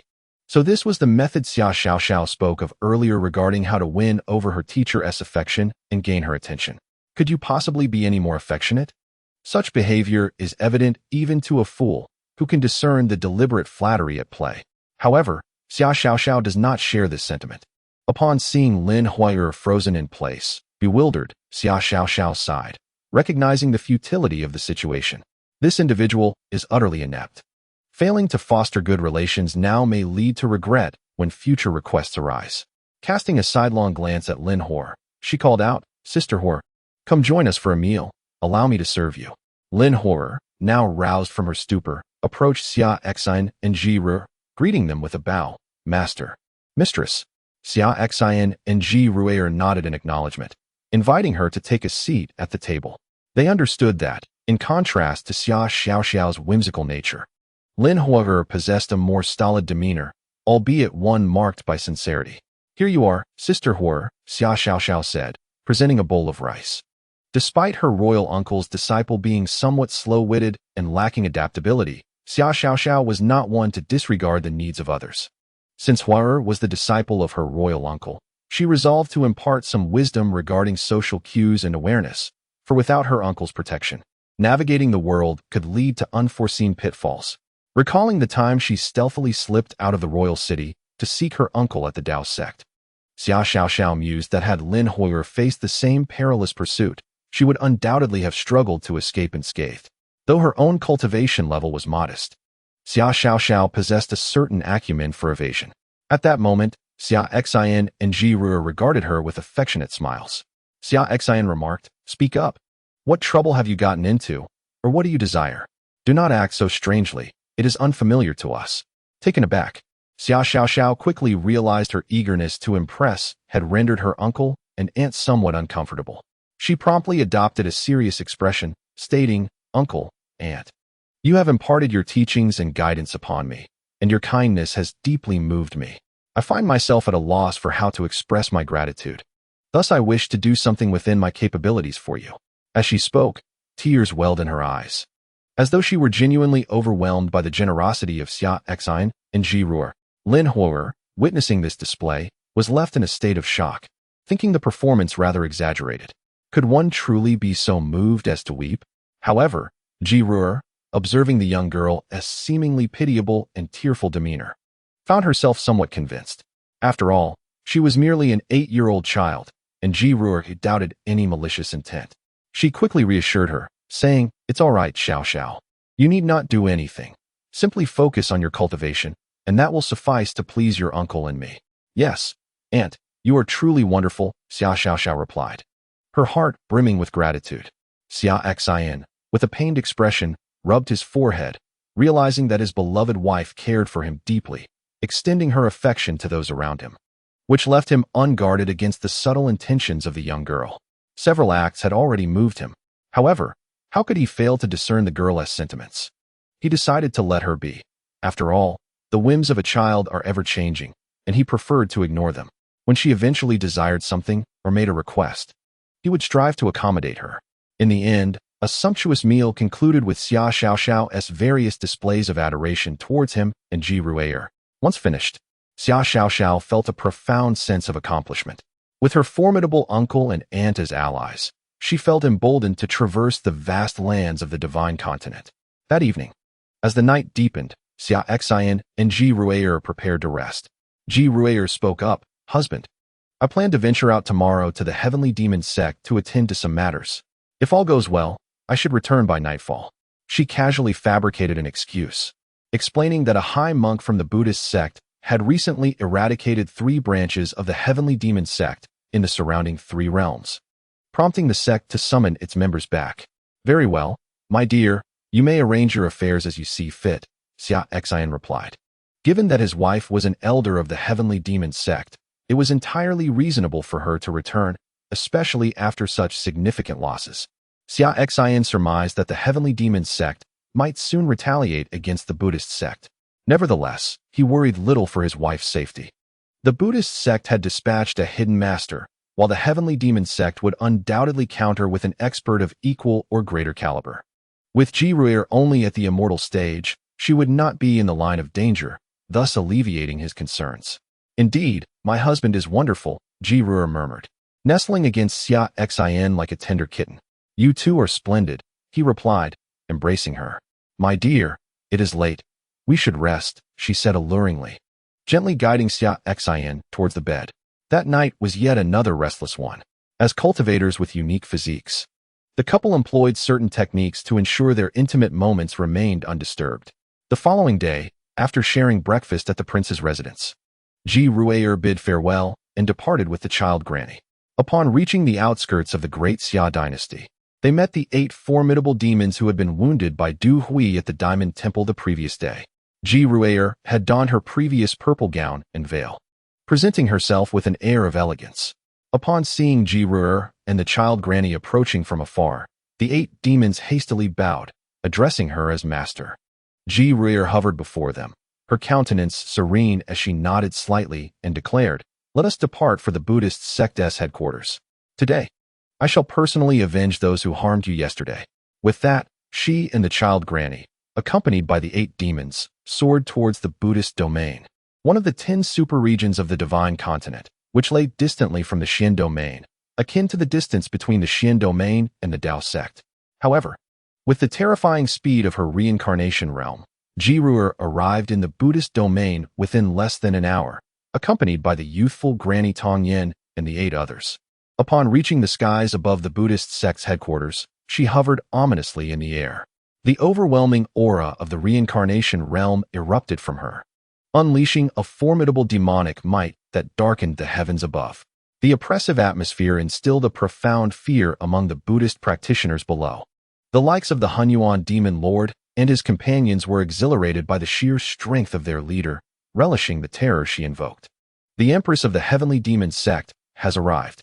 Master Duhui, come forth and meet your demise," the Hunyuan demon lord bellowed towards the Buddhist headquarters below. The multitude of Buddhist practitioners struggled against the weight of Ji Ruier's demonic presence, their hearts gripped by sheer terror upon hearing the Hunyuan demon lord's challenge. How could the Empress of the Heavenly Demon Sect have come to confront Master Duhui? Is this not akin to courting death? Chapter 61. A disagreement leads to murder. This female demon means business. The Buddhist domain stands as the sole stronghold entirely dominated by the Buddhist sect across the vast expanse of the divine continent. It boasts countless formidable figures of the Buddhist path, particularly within the holy sanctum of the Buddhist sect's headquarters, where numerous ancient masters preside. Upon sensing the terrifying demonic aura emanating from Ji Ruier, dozens of Buddhist Vajra Arhats of the Wuxia realm soared into the air from the depths of the headquarters. Among them was the abbot of the sect. Upon witnessing Ji Ruier and her entourage of 9 formidable demons approaching with fierce intent, openly demanding Master Duhui to emerge and face his end, the abbot realized that Duhui must have committed an act that had incited the wrath of the Heavenly Demon Sect. His expression turned somber. He had previously warned Duhui against further provocations after the destruction of the Diamond Temple. Alas, Duhui had not heeded his advice. Believing that after a millennium of seclusion and advancing his cultivation from the 9th layer of the Wuxia realm to the 2nd layer of the Qinggong realm, He had become invincible and could suppress the demonic forces. Regrettably, he failed to intimidate the demonic powers. Instead, he was struck down by an unnamed sword master, resulting in the self-destruction of his Xia and a hasty retreat filled with shame. Not only did he narrowly escape with his life, but he also lost the cultivation attained over a millennium of seclusion. Indeed, it is true that my master, Duhui, has offended the heavenly demon sect. However, he has already self-destructed his Xia and lost his millennium of cultivation. Might you consider showing mercy and sparing him?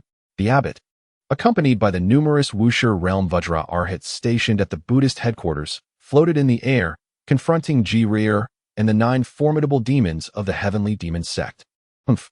Ji Ruier let out a cold snort and declared, Du Hui has slaughtered the branches of my demon sect across 3 domains and injured 8 of my subordinates. Now you ask me to be lenient? I shall repeat myself. Let Du Hui come forth to meet his demise, or I shall lay waste to this place today. The dozens of formless beings from the Buddhist sect before her held no fear in her eyes. Her 9 demons, including the likes of Tongyan Laolao, Hunyuan Majuan, and Zichuan Guiwang, were all formidable entities of the 9th level of the formless realm, accustomed to assisting her in various endeavors such as exterminating sects and obliterating rival powers. This cadre of 9 demons was well versed in their tasks and remained invincible as long as they did not venture into the hidden palace realm. The heavenly demon sect boasted over 100 strong entities in the formless realm, with more than half stationed at the sect's headquarters, while the remainder occupied significant branches across the land of Shenzhou.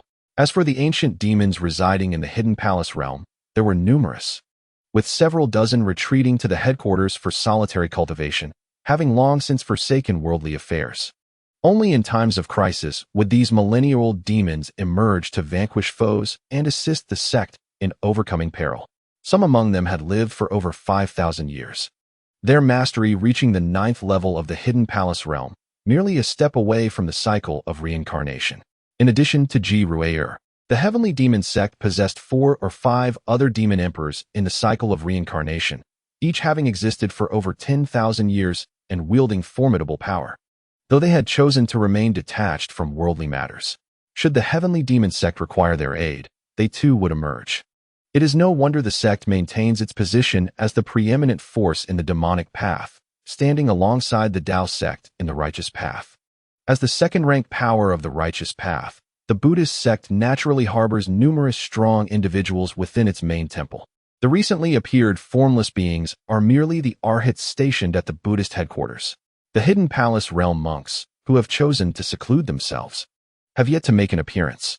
It is said that there are 2 ancient Buddhas within the sect who have lived for over 10,000 years, though it remains uncertain if they have attained nirvana. However, even if they have not, Ji Ruier is unafraid, confident that her full strength in the cycle of reincarnation would not pale in comparison to these 2 ancient Buddhas. Thus, she boldly led her 9 demon lords into battle, fearing only the venerable Taoist who has lived for tens of thousands of years and reached the pinnacle of the cycle of reincarnation, a demigod who has yet to ascend to divinity. Among the other reincarnation realm powers across Shenzhou, there are those who could contest her, but few possess the capability to defeat her. As for the lower-tier reincarnation beings, those who can only reach the first level of the cycle after a lifetime of effort, she finds them easily dispatched. In the forefront, the abbot of the Buddhist sect and the gathering of formless arhats, upon hearing Ji Ruier's words, displayed expressions of indignation. While your heavenly demon sect may be powerful, we Buddhists are not a minor force. We too have a heritage spanning hundreds of thousands of years, fortified by the strength of those in the cycle of reincarnation. In this present day, the abbot of the Buddhist sect has graciously and tactfully indicated that the sect wishes to avoid conflict with the demon cult. Why then? Must you persist in your aggressive demeanor? Do you truly believe our Buddhist sect to be without strength? The leader of the demon cult, our abbot, has articulated his stance clearly. We are unwilling to engage further with your sect. Why do you continue to press us with such hostility? Do you think we can be easily bullied? A Vajra Arhut of the unbeginning realm beside the abbot spoke up. Upon hearing this, Ji Ruier's gaze turned icy as she directed her attention towards him, causing the Vajra to feel as though he were under the gaze of a malevolent deity from the depths of the abyss, quaking from body to soul, a chill creeping into his heart. In the next moment, A colossal hand of pure darkness coalesced from demonic energy descended from the heavens, reaching directly for the Vajra who had just spoken. Seeing this, the Vajra's face contorted with shock and anger as he radiated Buddhist light, attempting to resist the grasp of the demonic hand. Alas, as the hand descended, his protective golden light offered no resistance, crumbling instantly. And he was seized by the demonic hand. Demon cult leader, this is the headquarters of the Buddhist sect. How dare you act in such a manner? The Vajra exclaimed in terror, glancing at the dozens of unbeginning realm Vajra arhats surrounding him. Everyone, join me in repelling this fiend. However, upon witnessing the Demon Empress's immediate aggression, the surrounding Vajra arhats, including the abbot, hastily distanced themselves from her, fearful of being embroiled in her wrath. Humph, Ji-Rur scoffed, tightening her grip until the Vajra was utterly crushed. This scene struck terror into the hearts of the nearby Vajra arhats and the countless disciples of the Buddhist sect below. In their minds, they silently cursed the Arhat who had dared to speak back to the female demon. Are you truly so foolish? Have you lost your wits from chanting scriptures day in and day out?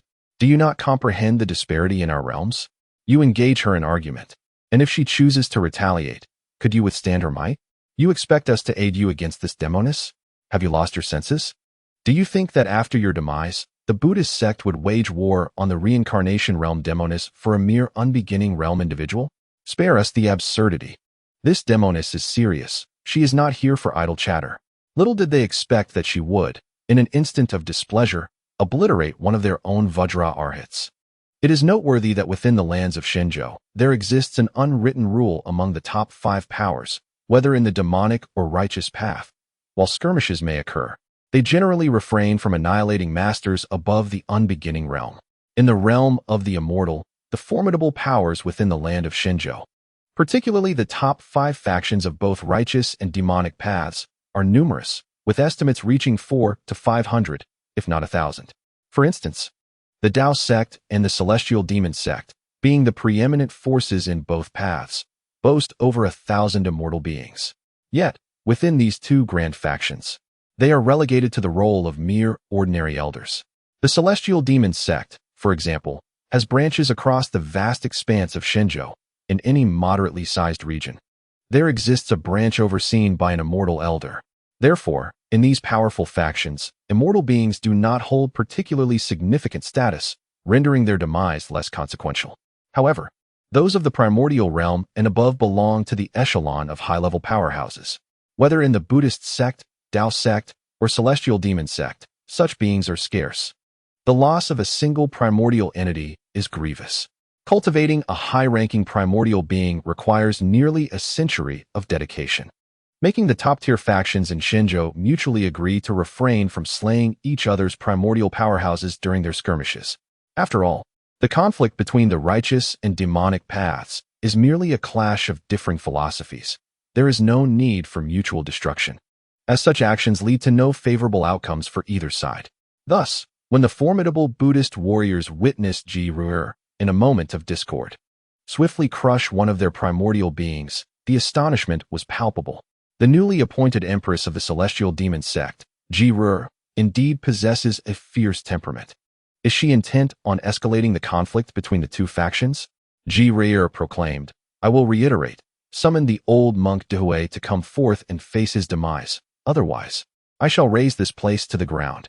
Behind her stood 8 loyal followers, including the Hunyuan Demon Lord and the Zichuan Ghost King, who felt a surge of exhilaration at their leader's commanding presence. In that moment, they all stood tall, brimming with pride. Their leader is truly formidable. Meanwhile, Ji-Rur cast a cold, indifferent gaze towards the Buddhist headquarters, pondering when the adept masters hidden within, including the 2 ancient Buddhas of the reincarnation realm, would make their appearance. As for her recent act of obliterating the speaking Buddhist warrior, she gave it little thought. To suggest she was escalating the conflict was absurd. Dehui, a master of the concealed realm, should ideally remain uninvolved in their ongoing strife. Yet he had nearly annihilated her 8 primordial demons within the Golden Buddha Temple. Were it not for the intervention of that mysterious sword deity, her followers might have already perished. Although the Celestial Demon Sect boasts over 100 primordial demons, the 8 who stood by her from the onset are her most trusted confidants. The near demise of these 8 stirred her wrath. How dare the Buddhists claim she was the one seeking to intensify the conflict? Is it not the case that the Buddhist sect lacks integrity? Furthermore, should she truly wish to escalate matters, she would not hesitate to return and summon the 5 ancient demon emperors of the celestial demon sect, who have lived for over 10,000 years, to join forces and obliterate the Buddhist sect entirely. To act in such a manner would undoubtedly stir a tempest, provoking the ire of the entire righteous path. At that juncture, one might fear that even the Tao sect would not remain passive observers. This would incite a cascade of repercussions. Thus, unless driven to utter desperation by actions that deeply angered her, she would refrain from outright annihilating the Buddhist sect. At this moment, within the depths of the Buddhist sect's headquarters, an eruption of 18 formidable energies resonated, signifying the presence of the concealed palace realm. In an instant, the depths of the Buddhist sect's headquarters were illuminated by radiant golden light, as beams of resplendent Buddhist radiance emerged to counteract the demonic aura released by Xia Xin in the surrounding skies. The disciples within the Buddhist sect headquarters, along with the terrified Vajra arhats soaring in the air, displayed expressions of elation upon witnessing the emergence of these 18 beams of Buddhist light. The 18 venerable monks of the concealed palace realm had manifested. Xia Xin and her 9 demonic minions, upon noticing this, lifted their gazes toward the source of the 18 golden beams in the depths of the Buddhist sect headquarters. 18 venerable monks, clad in cassocks with flowing white beards, stepped forth from the luminous radiance. Following them was a monk of the 9th tier of the primordial realm, the dewy monk, who had plummeted to this level after self-destructing his concealed deity. The 19 figures emerged from the depths of the Buddhist sect headquarters, confronting the members of the heavenly demon sect above. Benefactor, show mercy where mercy is due, spoke the eldest and most seasoned of the 18 monks, who had attained the 9th tier of the concealed palace realm, standing at the precipice of reincarnation. However, Xia Xin paid him no heed, instead directing her attention toward the dewy monk behind them. Xia Xin addressed the 8 members of the Hunyuan demon lord. Was it he who inflicted injuries upon you? They nodded in reluctant affirmation. Excellent, Xia Xin declared, unleashing a terrifying aura that stirred the black clouds for hundreds of thousands of meters, plunging the surroundings into darkness. The golden Buddhist radiance previously emitted by the 18 monks was swiftly engulfed by her demonic energy. Die, Xia Xin declared with a cold snort, as she extended her hand, summoning a colossal demonic hand that mirrored her own but was vastly larger, emerging from the depths of the black clouds above. Reaching for the dewy monk, sensing the dread power emanating from the vast black hand descending from the sky, the leading monk of the half-step reincarnation realm commanded, everyone, form the Buddhist sect's boundary formation. Instantly, the 17 monks behind him dispersed into 17 positions, encircling the dewy monk in a circular formation, ready to unite their strength to form a boundary array. This was a test of the capabilities of the newly appointed empress of the heavenly demon sect. This intention also reflected the wishes of the 2 ancient Buddhas and the current living Buddha, who had remained hidden in the headquarters. In the present Buddhist realm, there existed 3 formidable beings of the reincarnation realm, 2 ancient Buddhas who had lived for over 10,000 years, and 1 contemporary reincarnated living Buddha. The current leader of the Buddhist realm, the empress of the heavenly demon sect, has recently ascended to her position, and while rumors abound that she has attained the reincarnation realm, the specifics of her level within this realm and her formidable strength remain shrouded in mystery. It is said that this empress is the reincarnation of a powerful being from the upper realms, endowed with extraordinary talents and an astonishing pace of cultivation. Allegedly, at the tender age of 30, she has already reached the heights of the reincarnation realm, her ascent so rapid that it instills a sense of dread in those who hear of it. Thus, there is much speculation as to whether her current prowess is a result of accumulated wisdom from her past life or the remarkable gifts of her present incarnation, as she has achieved such a significant level in less than 30 years. Furthermore, the true extent of her combat capabilities within this realm remains uncertain. In response to these uncertainties, 2 venerable Buddhas from the Buddhist order, along with the contemporary reincarnated living Buddha, summoned 18 divine monks to form a protective array, intending to gauge her strength. Chapter 63. One person suppresses 18 divine monks of the Buddhist order, these 18 monks, all at the level of the Donggong realm, combined with a seasoned monk who was a half-step into the reincarnation realm, formed an array that embodied the might of a first-level reincarnation expert, which proved challenging to dismantle. To break through this formation with a single strike would require an existence of at least the second-level reincarnation realm, and one of considerable combat prowess at that. Their aim was to ascertain the specific strength of this Empress of the Heavenly Demon Sect and weigh their options on whether to intervene directly, hence allowing Du Hui to accompany the 18 monks. Should the Empress's strength prove overwhelmingly superior, they would willingly relinquish Du Hui into her hands, for the consequences of his own transgressions must be borne by him. Conversely, if her might were merely that of a typical first-level reincarnation expert, incapable of breaching the array formed by the 18 monks, then they would consider intervening to safeguard Du Hui within their capabilities. Naturally, even if the Empress were to be found lacking in strength, they would not resort to harming her. This is due to the presence of 5 ancient demon emperors within the Heavenly Demon Sect, each having lived for over 10,000 years. The 30-year-old Demon Empress, having broken into the reincarnation realm, holds an exceptionally elevated status within the sect, comparable to that of the reincarnated living Buddha in the Buddhist order. These 5 ancient demon emperors have all played a role in her training, regarded as figures of mentorship in her life. Should they inflict harm upon this demon empress, the 5 ancient emperors would undoubtedly retaliate, threatening to raze the entire Buddhist headquarters to the ground. As Ji observed the 18 divine monks of the Buddhist order uniting to form a protective array against her, she snorted disdainfully.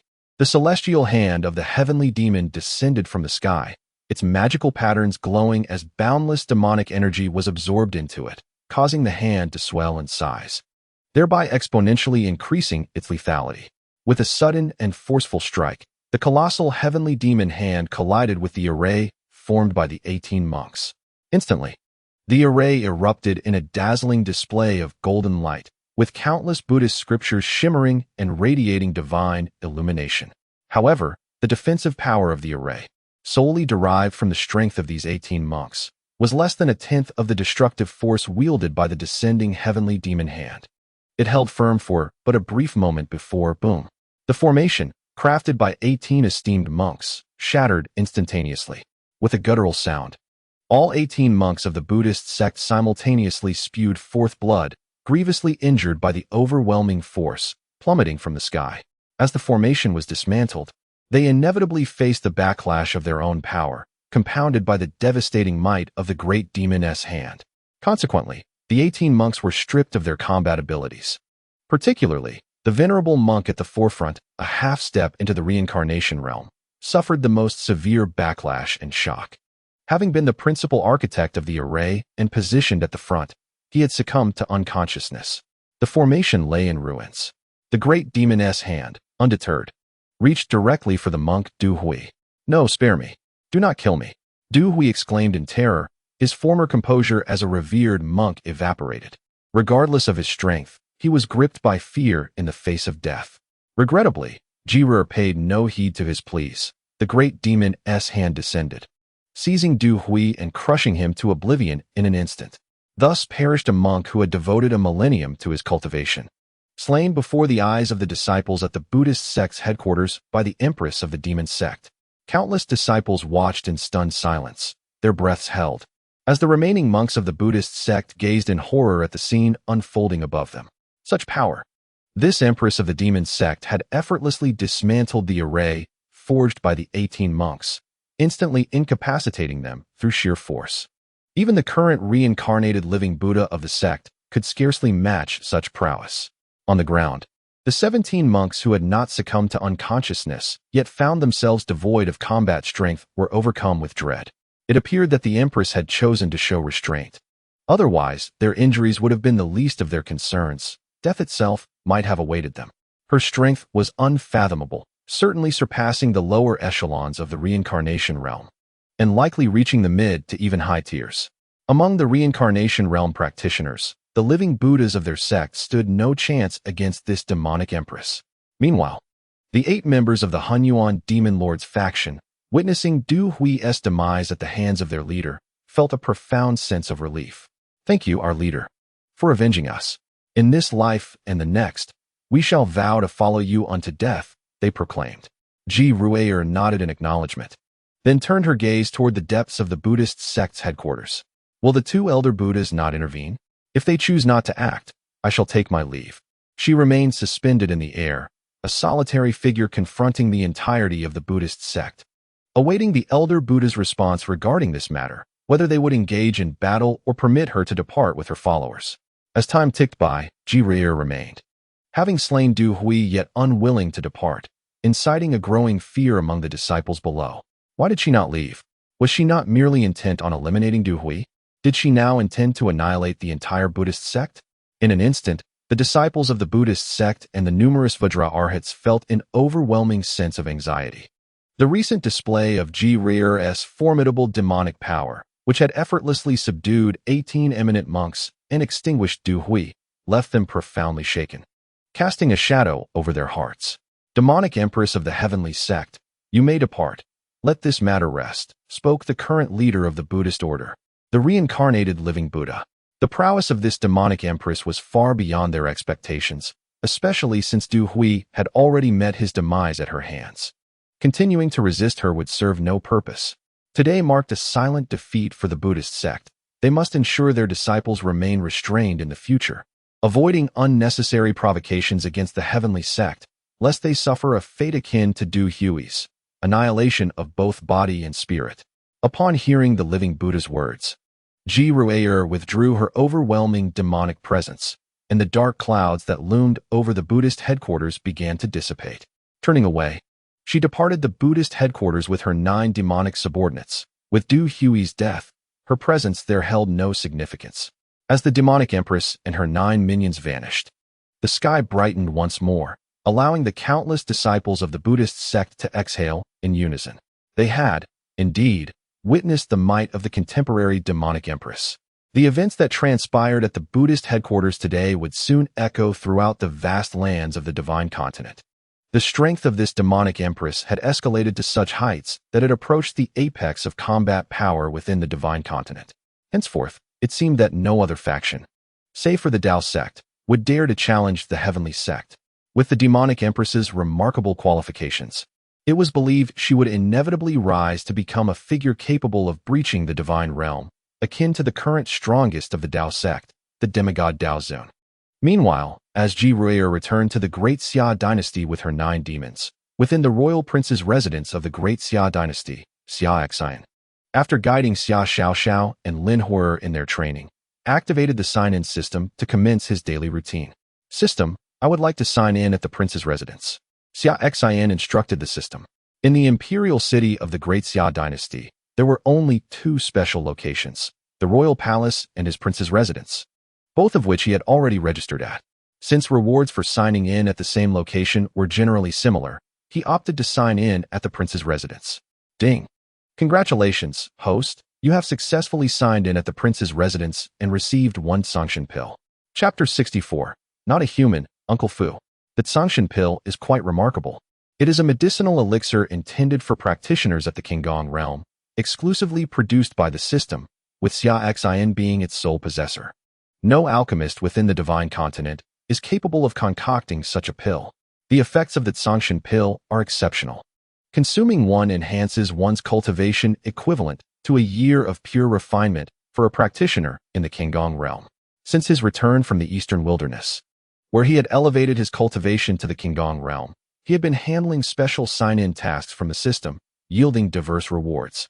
Every day, he diligently signs in at the prince's mansion, receiving rewards in the form of the coveted Zong Shindan.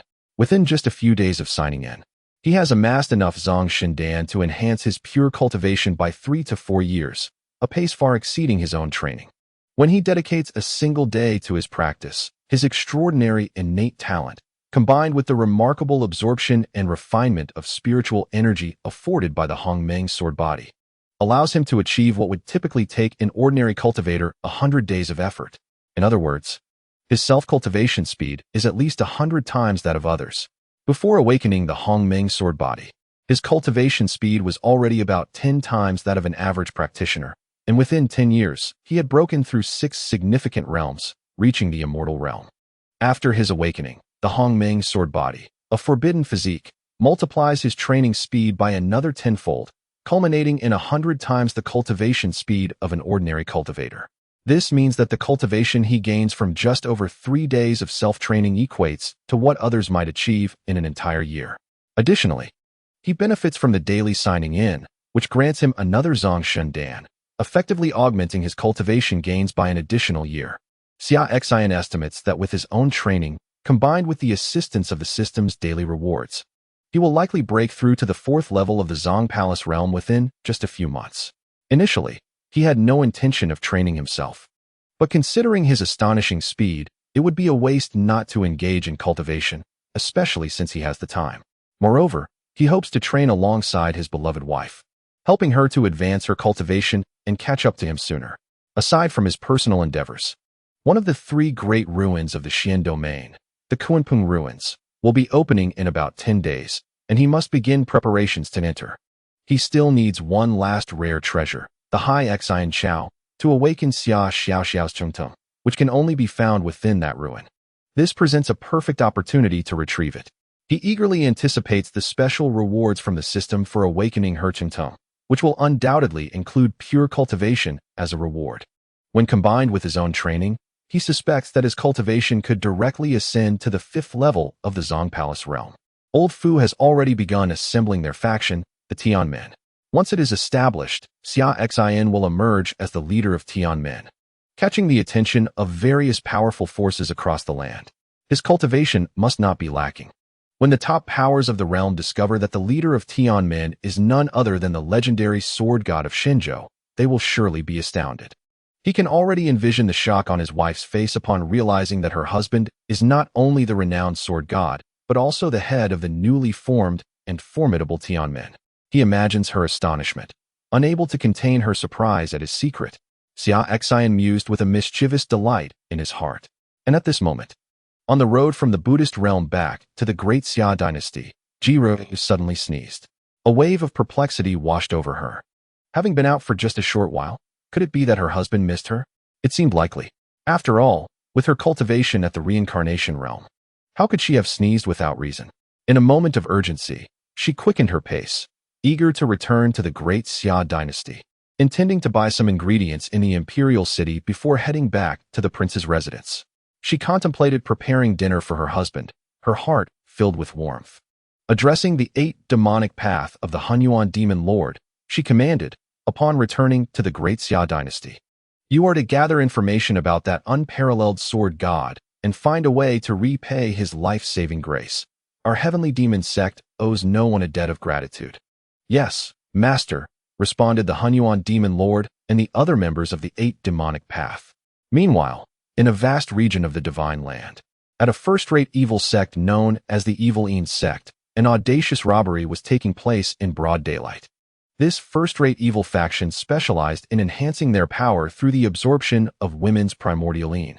With a formidable presence in the realm of evil, they were bolstered by an ancestral figure at the half-step concealed palace level, alongside 7 or 8 formidable beings at the boundless realm. Their cultivation method involved seizing women's primordial yin through carnal union, leading to the untimely demise of many women who were subjected to their relentless exploitation over the years. This nefarious sect operated with cunning, choosing to prey upon weaker factions that posed no threat to them, demanding a yearly tribute of women from these lesser powers, or else facing the annihilation of their entire clan. Countless lower-tier factions and innocent female cultivators across the divine land had suffered at their hands, which solidified the Evil Sect's notorious reputation among the evil forces. Today, however, it seemed that the Evil Sect's misdeeds had finally drawn retribution. A superlative powerhouse at the 2nd level of the concealed palace realm stormed into their headquarters, slaying the half-step concealed palace ancestral figure. The 8 venerable elders of the boundless realm and dozens of immortal realm elders were rendered powerless. The sect's treasury and all cultivation resources were utterly pillaged. Even the resources and precious materials possessed by the Evil Sect's cultivators were thoroughly scavenged.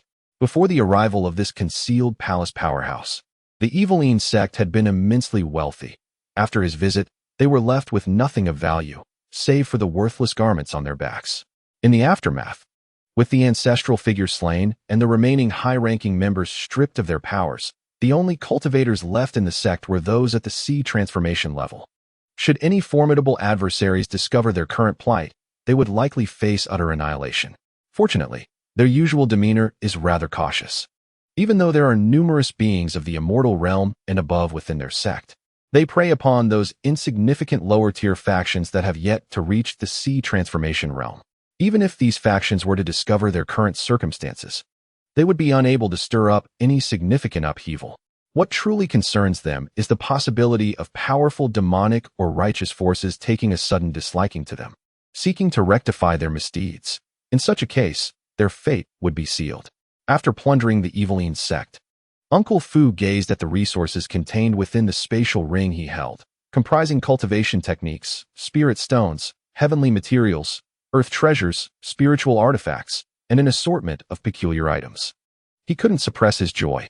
Uncle Fu was astonished to find that a mere first-rate evil sect could possess such wealth. The spirit stones alone amounted to over 100 billion. The heavenly materials and spiritual artifacts further confirmed his belief that raiding factions was indeed a swift means of acquiring wealth.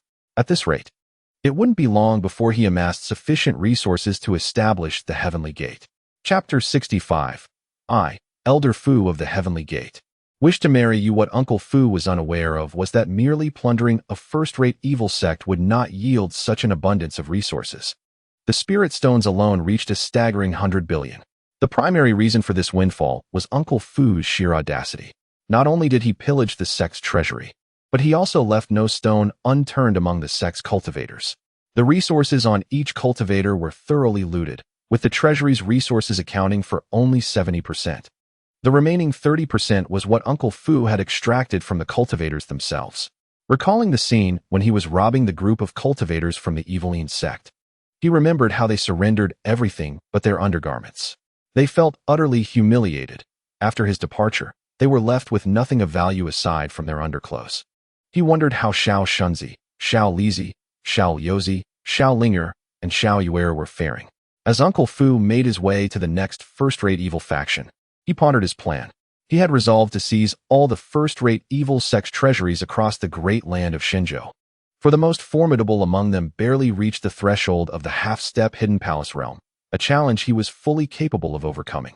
Meanwhile, Xiao Shunzi, Xiao Lizi, Xiao Yozi, Xiao Linger, and Xiao Yuer were tasked with raiding all the second-rate evil sect's treasuries. The most powerful among these second-rate factions were merely at the immortal realm, with perhaps one or two possessing the strength of the half-step primordial realm. Yet, they were still no match for the 5 of them. All 5 of them had cultivation levels at the 3rd layer of the primordial realm, easily able to handle these second-rate evil factions. Moreover, the distribution of evil factions followed a pyramid structure, with first-rate sects being scarce and second-rate sects more abundant. Uncle Fu's responsibility for the first-rate evil sects, combined with the 5 of them managing the second-rate ones, ensured that their endeavors would be sufficiently demanding. In the end, once they have seized all the resources from the first and second-tier forces of the evil sects, they will gather together, allowing the master to lead them in eliminating the top forces of evil within the land of Xinzhou. By consolidating all the resources, they shall amass what is needed to establish the Heavenly Gate. However, what Uncle Fu does not realize is that Xiao Shunzi, Xiao Lizi, and their 5 companions are not as capable as he is. They not only plundered the treasures of others, but also stripped the resources from the cultivators themselves. The 5 of them merely raided the vaults of those second-tier evil sects and eliminated some of the most nefarious individuals before departing. Nevertheless, their gains were still considerable, albeit not as extravagant as Uncle Fu's. Uncle Fu's fervent dedication to the development of the Heavenly Gate is not without its own ulterior motives. He seeks to showcase his abilities before the master, aspiring to become the foremost attendant, the most favored among them. He envisions that, regardless of how many attendants surround the master in the future, he will be the first thought of in times of need, earning the master's utmost respect. As a pivotal contributor to the establishment of the Heavenly Gate, his status will surely be second only to the master. In due time, he will hold significant power and honorably approach Tong Lao, declaring, "I, Elder Fu of the Heavenly Gate, wish to marry you. Will you accept?" Surely, such a declaration would touch Tong Lao's heart, and she would not refuse his proposal. The mere thought brings him joy. In the evening, within the imperial city of the Great Xia dynasty, Ji had finished her shopping and returned to the prince's residence with Tong Lao. Upon seeing his wife return early, Xia Xin remarked, "My dear, you are back so soon?" He had anticipated that she would spend a day or two at the Heavenly Demon Sect, especially considering that a formidable monk from the Buddhist sect had been dispatched to eliminate 3 of the Heavenly Demon Sect's branches.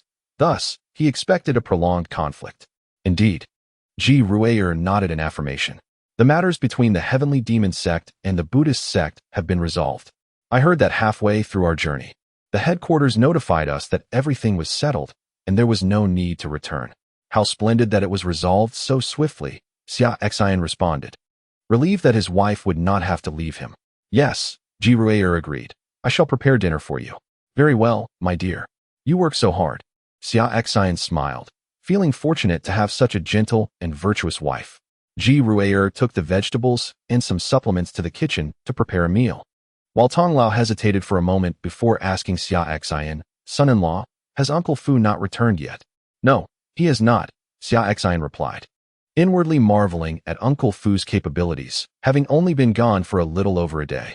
Tong Lao inquired about his whereabouts twice, indicating her persistent concern and lingering thoughts.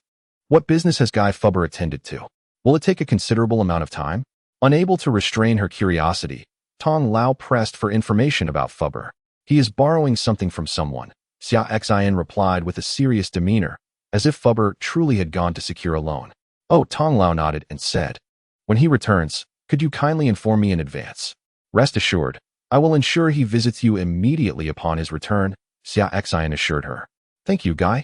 Tong Lao expressed her gratitude before contentedly departing to assist Ji in the kitchen. At that moment, "Uncle Huang, I have completed my training," Xia Xiao exclaimed as she bounced into the hall, approaching Xia Xin. "Is my aunt preparing a meal in the kitchen? I wish to assist her." "Yes, she is indeed in the kitchen. If you wish to go, then by all means," Xia Xin replied. "All right, I shall head there," Xia Xiao responded, energetically bounding toward the kitchen. Shortly thereafter, Lin Hor entered the hall, approached Xia Xin, and greeted him respectfully, "Master." "Yes," Xia Xin nodded and inquired. "Have you finished your training?" "Yes," Lin Hor affirmed, then hesitated for a moment before adding, "I too wish to help Master S' wife with the cooking." "Fine. If it makes you happy, then go ahead," Xia Xin nodded. He was perplexed by Lin Hoyer's sudden desire to join Xia Xiao in aiding his wife. He wondered if the prolonged companionship with the spirited girl had influenced her thinking.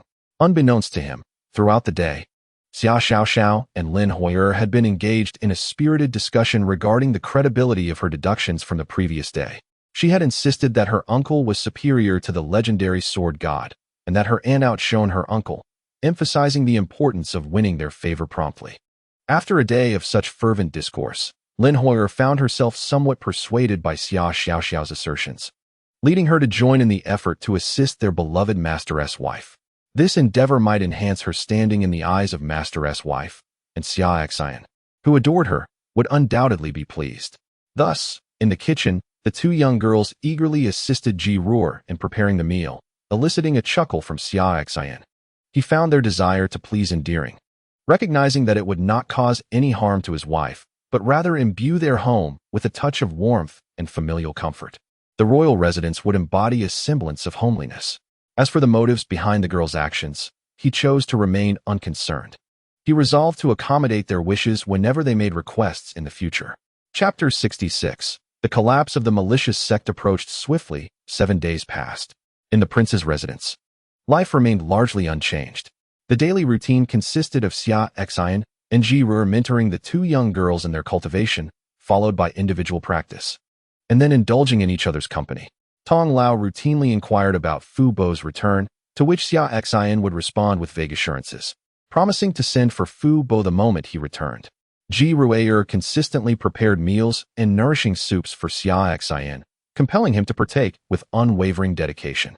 Lin Hor and Xia Xiao, the 2 young girls, diligently assisted Ji during her cooking sessions, resulting in a deepening camaraderie among the 3. Xia Xin diligently maintained his daily check-ins to acquire the Zhangxingan for his cultivation, steadily advancing his prowess. Over the course of these 7 days, Events in the outside world ignited fervent discussions throughout the cultivation community of the Divine Land.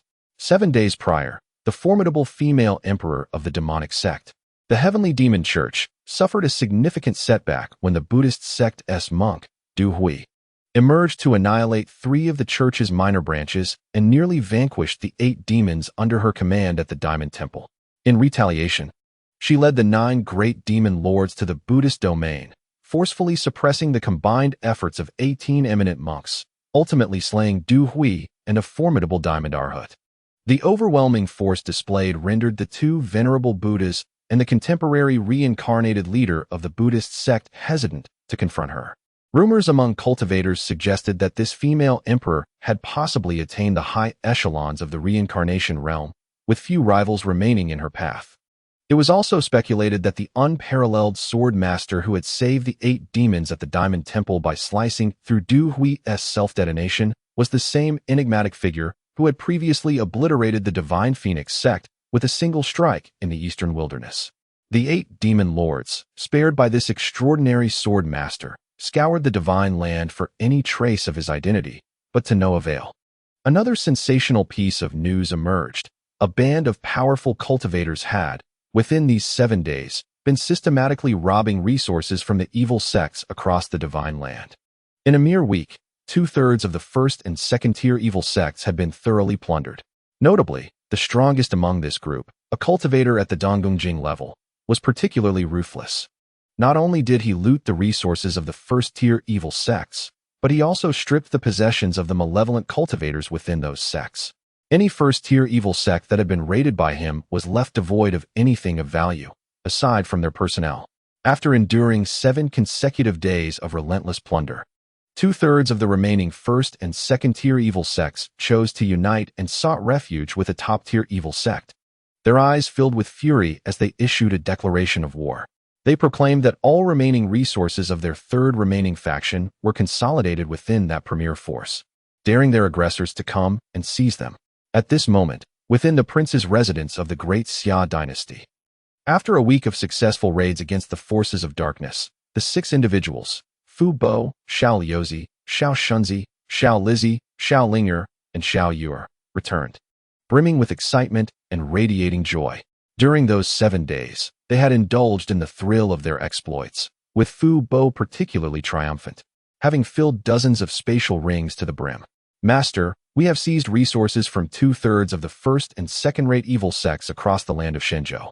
And they are all here, Fu Bo proudly declared, displaying nearly 70 fully stocked spatial rings. This bounty was the result of their collective efforts, with half attributed to Fu Bo alone. As Xia Xin cast a cursory glance over the abundance of spatial rings, he was immediately astounded. Each ring contained tens of billions of spiritual stones, an astonishing array of rare materials, spiritual artifacts, and various esoteric resources. In total, there were 79 spatial rings. Xia Xin looked up at Fu Bo and the others, his expression one of disbelief. Just how many sects and dark practitioners did you all rob in these 7 days to amass such a fortune? Seeing Xia Xin's astonished demeanor, Fu Bo chuckled. Half of these resources were taken by this old servant alone. Impressive. Xia Xin praised Fu Bo, acknowledging his efforts. Well done, I shall remember this accomplishment. It is merely my duty, master, Fu Bo humbly replied, kneeling in gratitude, though internally he was elated. With such recognition from his master, all the toil of the past week felt worthwhile. He sensed that he was now held in higher regard than Yun Po, one of the 2 attendants besides Xia Xin. Indeed, Xia Xin nodded, suddenly recalling something. During your absence, Tong Lao has inquired about your whereabouts daily, showing great concern for your return. You should pay her a visit soon. Really? Fu Bo was pleasantly surprised to learn that Tong Lao had been seeking news of him while he was away from the prince's residence. It seems she cares for me, he thought, a smile spreading across his face. All right, master, I shall find her shortly. Moreover, I must report another matter to you, Fu Bo continued. What is it? Xia Xin asked. 2/3 of the resources from the first and second-rate evil sects have been completely raided. The remaining 1/3 of those sects have united, gathering within a formidable dark force known as the Soul-Devouring Palace, and they have issued a challenge to our 6. Fu Bo said, a hint of embarrassment in his tone.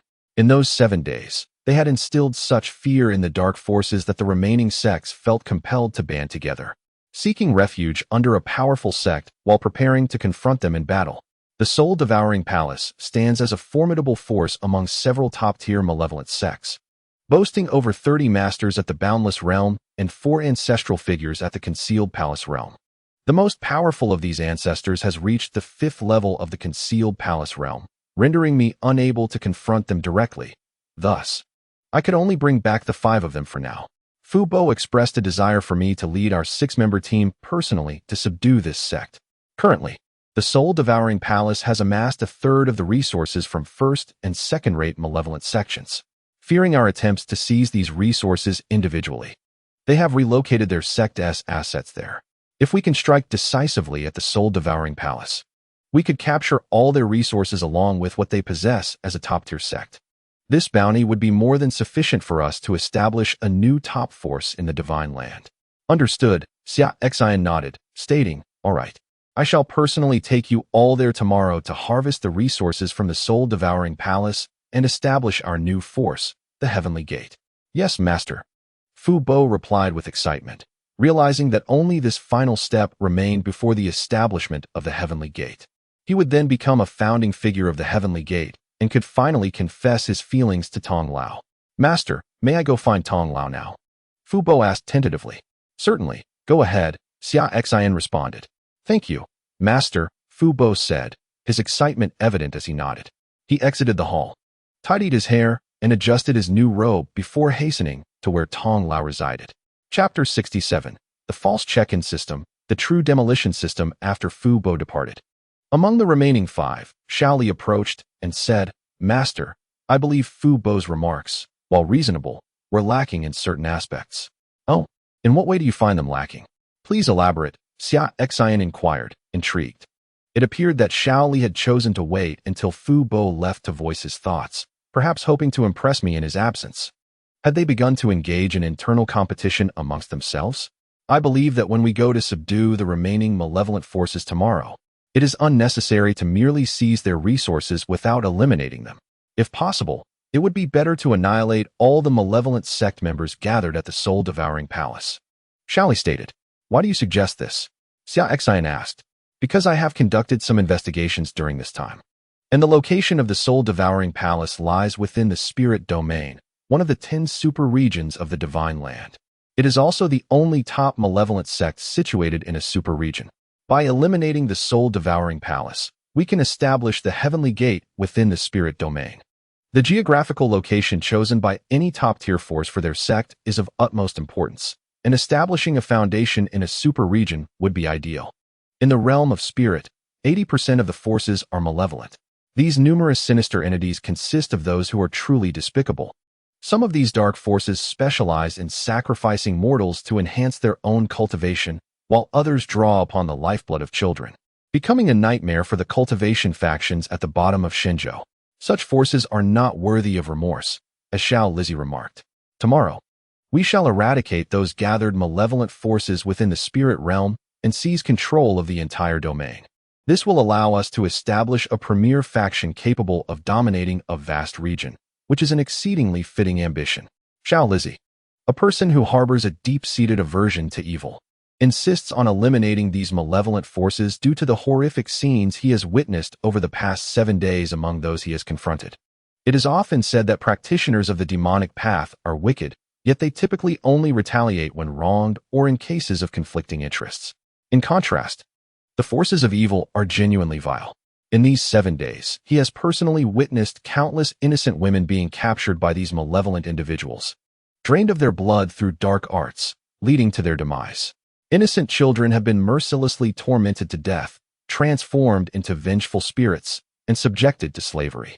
Furthermore, there exists the soul-devouring palace, a sect that consumes the souls of mortals to enhance their own power, claiming countless weak cultivators with each practice. While practitioners of the demonic path are not necessarily evil, and those of the righteous path are not invariably benevolent, the forces of evil are undoubtedly malicious. Hence, Xiao Lizzie hopes that Xia Xin and his companions will swiftly eradicate all malevolent forces within the spirit realm tomorrow. restoring peace to the surrounding regions and simultaneously elevating the reputation of the Heavenly Gate. Once the Heavenly Gate is established, it will wield great influence across countless territories, emerging prominently within the lands of Xinzhou. Indeed, Xia Xin replied, acknowledging Xiao Lizie's proposal.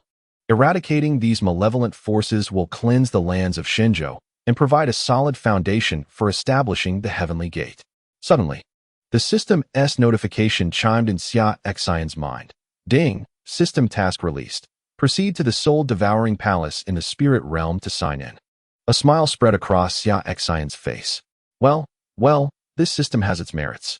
It doesn't issue tasks unless it's time to obliterate a sect. Only upon mentioning the soul-devouring palace does it present a sign-in task.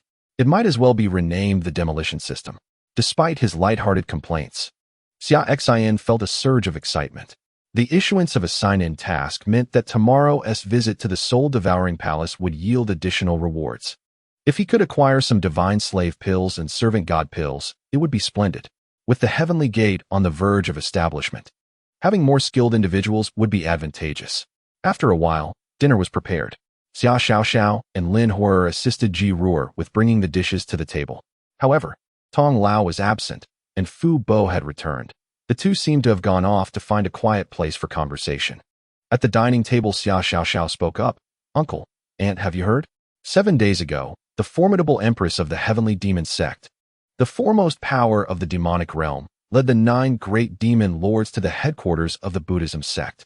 With her singular strength, she pressured the 18 revered monks, decisively slaying Du Hui, which terrified the current living Buddha of the Buddhism sect, who dared not confront her and could only allow her to depart unchallenged. Xia Xiao was brimming with excitement.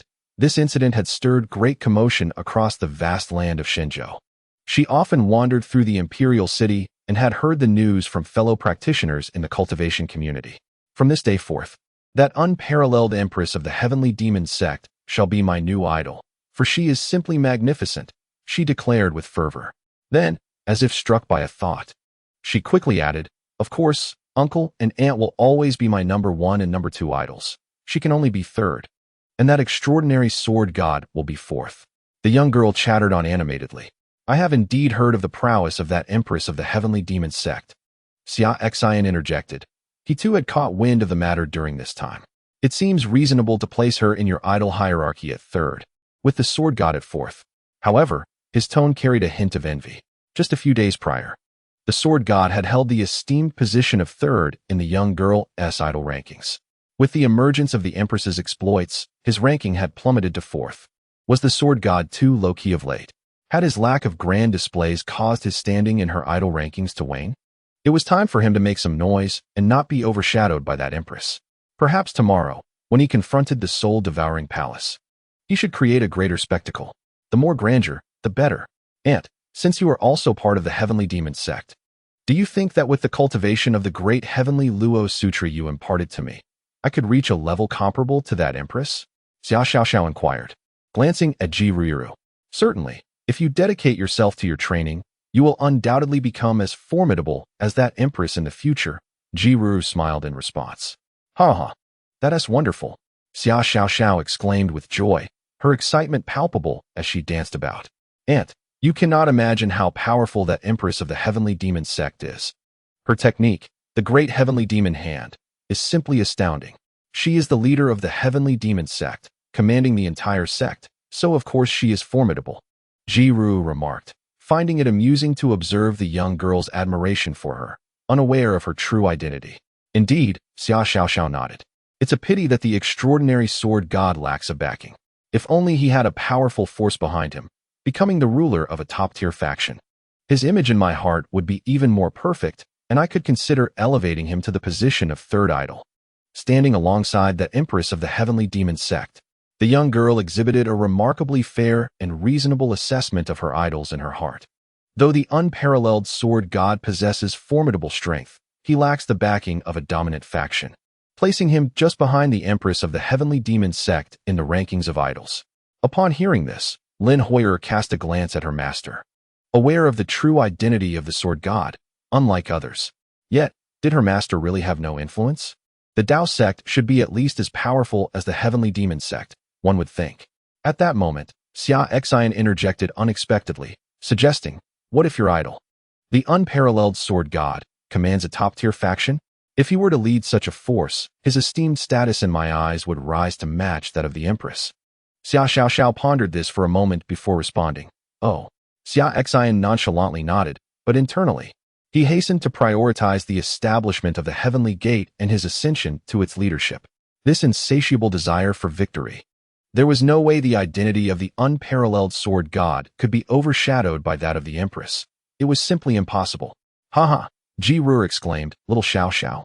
If that unparalleled sword god does indeed command a top-tier faction, and thus shares equal standing with the Empress in your esteem, what must the Empress do to reclaim her superiority? Though Ji Ruer's inquiry seemed casual, it ignited her own competitive spirit. In her heart, it was acceptable for herself and her husband to occupy the top 2 spots, with the Empress ranked 3rd. Yet, why should the sword god be allowed to stand on equal footing with her? Ji Ruer would never be outshone. Ah, that's quite a conundrum, Xia Xiao admitted, perplexed by her aunt's question. She couldn't fathom why her uncle and aunt were entertaining such hypotheticals about the sword god leading a top-tier faction. These questions seemed far too advanced. Moreover, why were they so concerned with the rankings of her personal idols? It was merely a whimsical thought she had expressed. Haha, let us not dwell on that any longer. It's time to eat, Ji Ruer declared. Yes, let us eat and refrain from discussing matters that are irrelevant to us, Xia Xin added, shifting the topic. However, while the two adults changed the subject, Xia Xiao found herself unable to shake off her confusion. Throughout the meal, she pondered why her uncle and aunt posed such peculiar questions. The sword god and the Empress were completely unacquainted and unaware of any rankings she assigned them. Why then did they feel the need to compete for such standings? It baffled her. The next day, Fu Bo and Xiao Li, along with 3 others, were ready early in the morning. Xia Xin, accompanied by the 6, set forth directly towards the soul-devouring palace. Today, he intended to annihilate the soul-devouring palace in his capacity as the leader of the Heavenly Gate, aiming to establish its presence within the realm of Shenzhou. Chapter 68. The Sign-In at the Soul-Devouring Palace. The supreme method for cultivating the innate Dao body saint fetus within the soul-devouring palace. A confluence of 3 major first-rate evil factions and 9 second-rate evil factions has taken place in the entirety of the Divine Land. All remaining first- and second-rate evil factions have gathered here. As for those factions that do not even qualify as second-rate, being mere third-rate or even lower, they have been disregarded. Initially, the 6 individuals led by Uncle Fu did not intend to rob these lower-tier evil factions, as their numbers are overwhelming, reaching into the tens of thousands. The resources they possess are meager, rendering any endeavor to seize them futile, as the effort would not equate to the meager returns. Consequently, their primary objective was to thoroughly plunder all second-rate and above evil factions. The Divine Land is comprised of over 1,000 domains, with the 10 superregions being the most expansive. Thus, countless factions exist within the Divine Land, ranked from strongest to weakest. Top-tier factions, first-rate factions, second-rate factions, third-rate factions, and those that do not even qualify.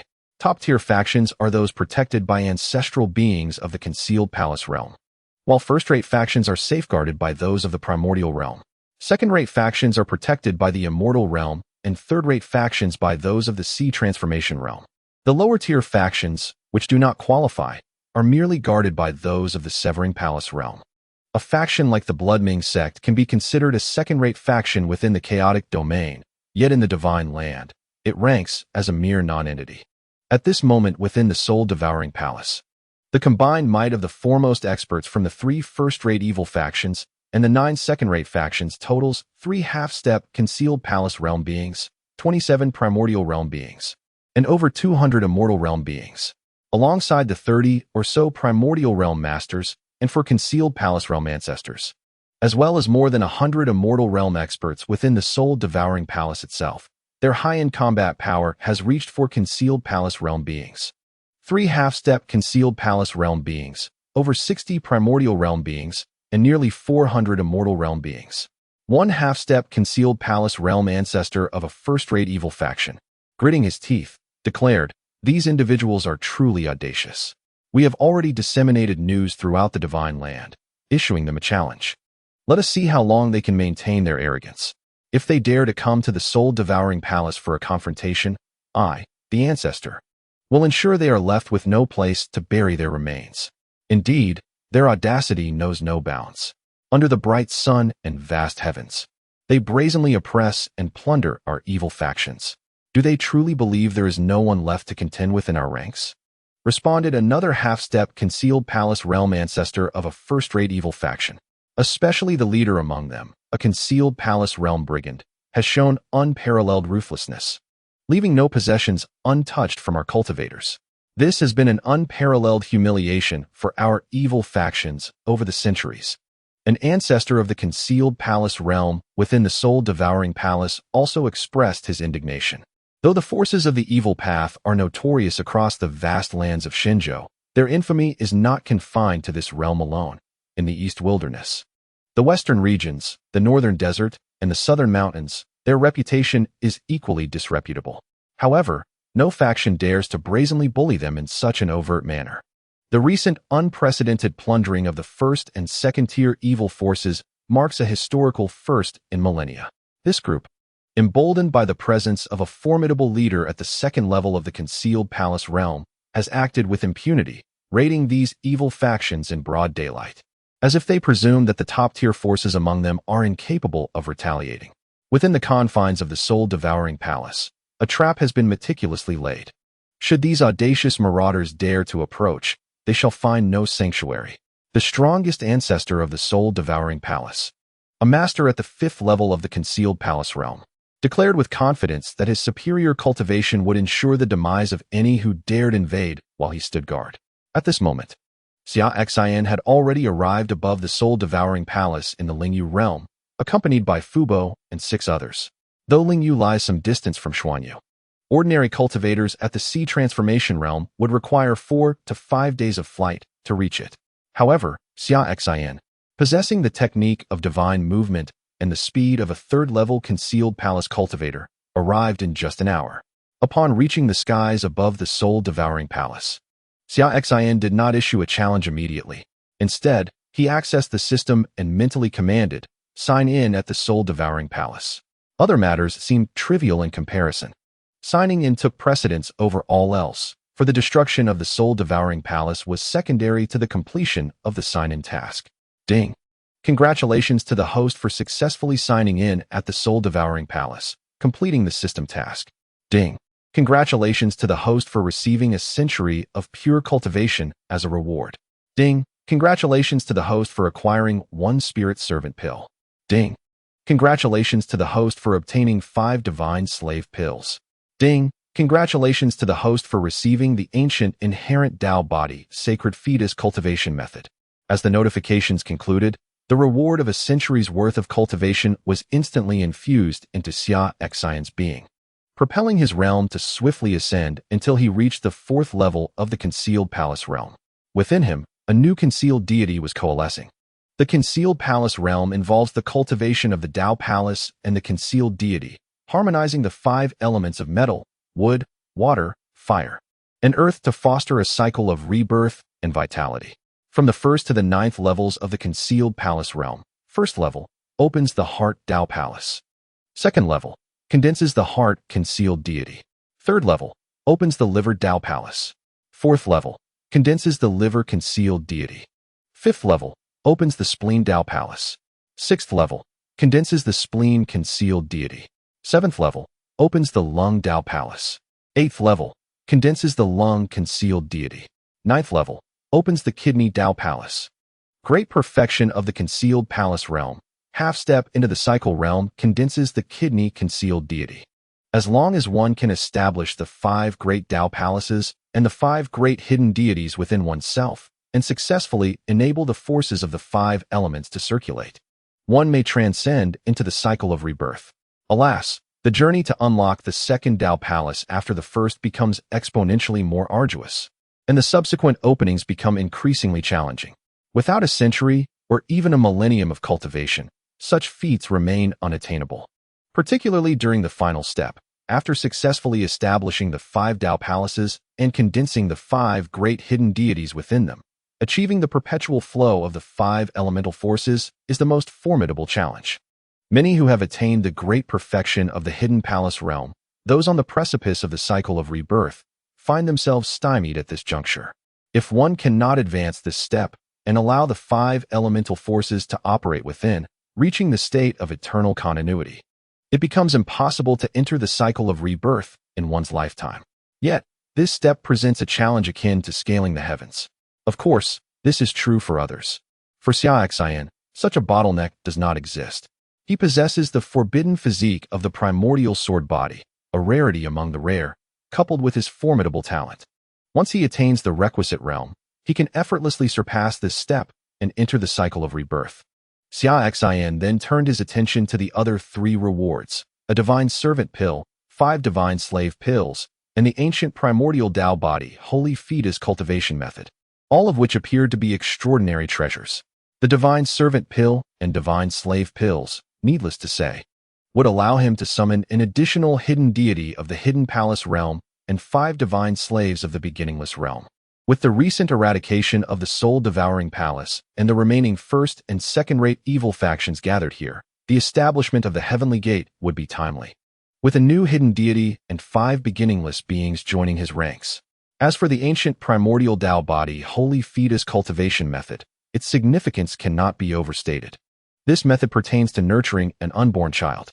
According to the records within this technique, utilizing rare heavenly materials and earthly treasures to concoct a specific primordial divine liquid for expectant mothers can transform the fetus into a primordial Tao body holy fetus.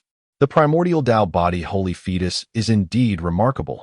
As described in the method, it is one of the 10 most potent physiques in existence. Comparable to the great perfection saint body, void body, divine monarch body, and the celestial overlord body. Xia Xin was immensely excited. This method arrived just in time, as he had been pondering how to nourish the fetus within his beloved wife using rare heavenly materials and earthly treasures. If he were to follow the technique's guidance to concoct the primordial divine liquid and nurture their unborn child into a primordial Tao body holy fetus, it would be extraordinary. At that point, the talents of contemporaries might find themselves overshadowed even before birth. With such innate gifts, coupled with the status of being born as a primordial Tao body holy fetus and having an unparalleled sword god as a father, the prodigies of the lower realms would likely stand no chance against his child. Even those transcendent talents from the upper realms would probably pale in comparison to his offspring. Xia Xin contemplated the situation, fully aware that according to the records in the inherent Tao body saint fetus cultivation method, the resources required to nurture a child into an inherent Tao body saint fetus were astronomical. Nevertheless, he decided to set aside these concerns for the moment. He resolved to utilize the resources at his disposal for cultivation. Should they prove inadequate, he could always seek assistance from the malevolent forces. After all, their resources lay dormant in their treasury, and it would be far more beneficial to contribute them, thereby alleviating some of their burdens. Master, at that moment, Uncle Fu called out, "Shall we proceed?" Xia Xin, upon arriving, found himself momentarily lost in thought. Uncle Fu and the 5 others were already eager to take action. "Very well, let us begin." Xia Xin nodded in agreement. With that, he unsheathed the Qishao sword and, raising it high, delivered a swift and decisive strike. Instantly, the heavens and earth resonated with his blade, and an endless torrent of sword intent surged downward. Boom! The ground trembled violently, reminiscent of an earthquake. As dust filled the air, Xia Xin's strike cleaved the soul-devouring palace in two, creating a chasm that extended for thousands of meters and spanned several meters wide, resembling a canyon that split the palace apart. This time, Xia Xin had learned from past experiences. He had deftly controlled the power of his strike, delivering a blow that would instill fear in the hearts of the malevolent forces within the soul-devouring palace, without annihilating them entirely or inadvertently harming the treasures contained within. Having learned from his previous encounter at the Divine Phoenix Sect, Xia Xin was now acutely aware that he could no longer afford to be reckless and disregard resources. Now that he was married, managing a household, and expecting a child, one that would demand a considerable amount of resources, he could not continue living in ignorance of their worth as he had in the past. Xia Xin's sword strike indeed served to intimidate. It roused all experts above the sea transformation realm within the soul-devouring palace, prompting thousands to emerge and hover in the air, confronting Xia Xin and his companions. Observing the vast fissure carved into the soul-devouring palace by Xia Xin's sword, many practitioners of the malevolent forces were left in astonishment. This individual possessed formidable strength, likely surpassing the boundless realm, a being of the concealed palace realm. Among those suspended in the air, some high-ranking members of the malevolent forces recognized the identities of Uncle Fu and the others, and their anger surged. "Oh, you have finally arrived, you band of robbers." In an instant, it became clear to everyone that it was Uncle Fu and his companions who had delivered that devastating strike. Outside the soul-devouring palace, various forces near the spiritual domain, which had been keeping watch, also detected the commotion and swiftly flew over to observe from a distance.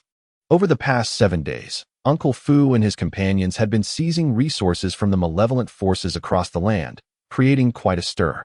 Word had spread far and wide, leading to the remaining third of the second and first-tier malevolent forces converging upon the soul-devouring palace to confront Uncle Fu and his group, drawing the attention of many factions. These factions, which have often been bullied by nefarious forces, have long awaited near the soul-devouring palace. They were eager to see whether the 6 members, led by Uncle Fu, would accept the challenge from the remaining dark forces and engage in a decisive battle at the soul-devouring palace. To their astonishment, their anticipation was met. The 6 had indeed arrived, accompanied by the recently emerged, unparalleled sword god of the Central Plains. In recent times, no 2 figures have garnered greater renown than the Empress of the Heavenly Demon Sect, who single-handedly subdued 18 eminent monks of the Buddhist sect 7 days prior, decisively slaying the revered monk Du Hui, and this extraordinary sword god who annihilated a formidable faction, the Phoenix sect, in the eastern wilderness, and thwarted Du Hui's desperate escape with a single stroke within the Diamond Temple. Observing the similar attire of Xia Xin and the 6 members of Uncle Fu, the onlookers began to connect the dots. Indeed, it should have been apparent to them. This group, which has been relentlessly seizing resources from the dark factions of the Central Plains, is composed of the sword god's subordinates. The 6 donned black robes and masks, obscuring their identities, much like the illustrious sword god. Uncle Fu and his companions had maintained this guise throughout their resource raids, as Uncle Fu believed that a touch of mystery would render them inscrutable to their adversaries. In truth, Uncle Fu and the 5 others were somewhat bashful about their antics, engaging in robbery under the bright sun and open sky while concealing their faces seemed more prudent. Although their targets were evildoers, a semblance of dignity remained necessary. By wearing masks and cloaking their identities in black robes, they alleviated some of the burdens on their conscience. Consequently, for the past week, the factions across the Central Plains were aware only of their misdeeds against the dark forces, oblivious to their true identities and affiliations. Now, witnessing the sword god adorned in the same black robe and mask, reminiscent of Uncle Fu's 6 companions, and observing their respectful levitation behind the sword god, the onlookers grasped the truth. The 6 who had been plundering the dark forces were indeed the subordinates of this unparalleled sword god. Given the current circumstances, it was highly likely that their extensive robberies were conducted under the orders of this extraordinary sword god. Instantaneously, the surrounding factions, eager to witness the unfolding conflict, erupted in excitement. They had long endured oppression from the dark forces in the spiritual domain, and now they were keen to see if these malevolent factions, united, would become the subjects of ridicule once more at the hands of these enigmatic cultivators. Initially, they believed that within the soul-devouring palace, they faced formidable adversaries, the 3 leading malevolent factions, 9 second-tier evil sects, for experts at the Hidden Palace realm, 3 half-step Hidden Palace practitioners, and an assembly of 60 to 70 beings of the boundless realm, alongside 300 to 400 formidable immortals. The mysterious cultivators, who had been usurping from these dark forces, seemed unlikely to prevail.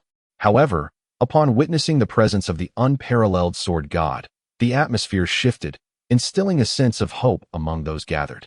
This sword god had once obliterated the esteemed Divine Phoenix sect with a single stroke, which was led by an ancestor of the 4th tier in the Hidden Palace realm, a figure who posed no challenge to the sword god. With him among them, It was conceivable that the seven could indeed triumph over the amassed elite of the soul-devouring palace.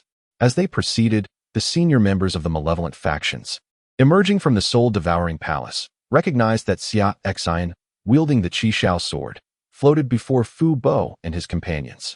It dawned upon them that Xia Xin was the mastermind behind the recent raids on their dark forces. To their astonishment, the leader of these brigands was none other than the recently ascendant sword god of the central continent, a truly remarkable revelation. One elder from a malevolent faction remarked on the unexpected prowess of their adversaries, realizing that Fu Bo and his 6 companions were not alone. They were backed by this extraordinary sword god. This revelation complicated matters significantly. Had it been only Fu Bo and his companions, they would have been confident in their ability to vanquish the multitude of evil experts gathered at the soul-devouring palace. Yet, the addition of the unparalleled sword god rendered their victory uncertain, particularly given his record of annihilating the Divine Phoenix sect. The Elder of the Divine Phoenix, a powerful figure in the 4th tier of the Hidden Palace realm, had been easily dispatched by this sword god, indicating an overwhelming strength. Now, their final hope rested upon the mightiest ancestor of the soul-devouring palace, who occupied the 5th tier of the Hidden Palace realm. Only he could potentially stand against the sword god. Should he fall, the coalition of malevolent forces gathered there would surely face defeat. After all, the clash of such high-level warriors could dictate the entire outcome of the conflict. Inside the soul-devouring palace, the most powerful ancestor sensed the collective gaze of the malevolent leaders upon him. The implication was clear. They were reliant on him.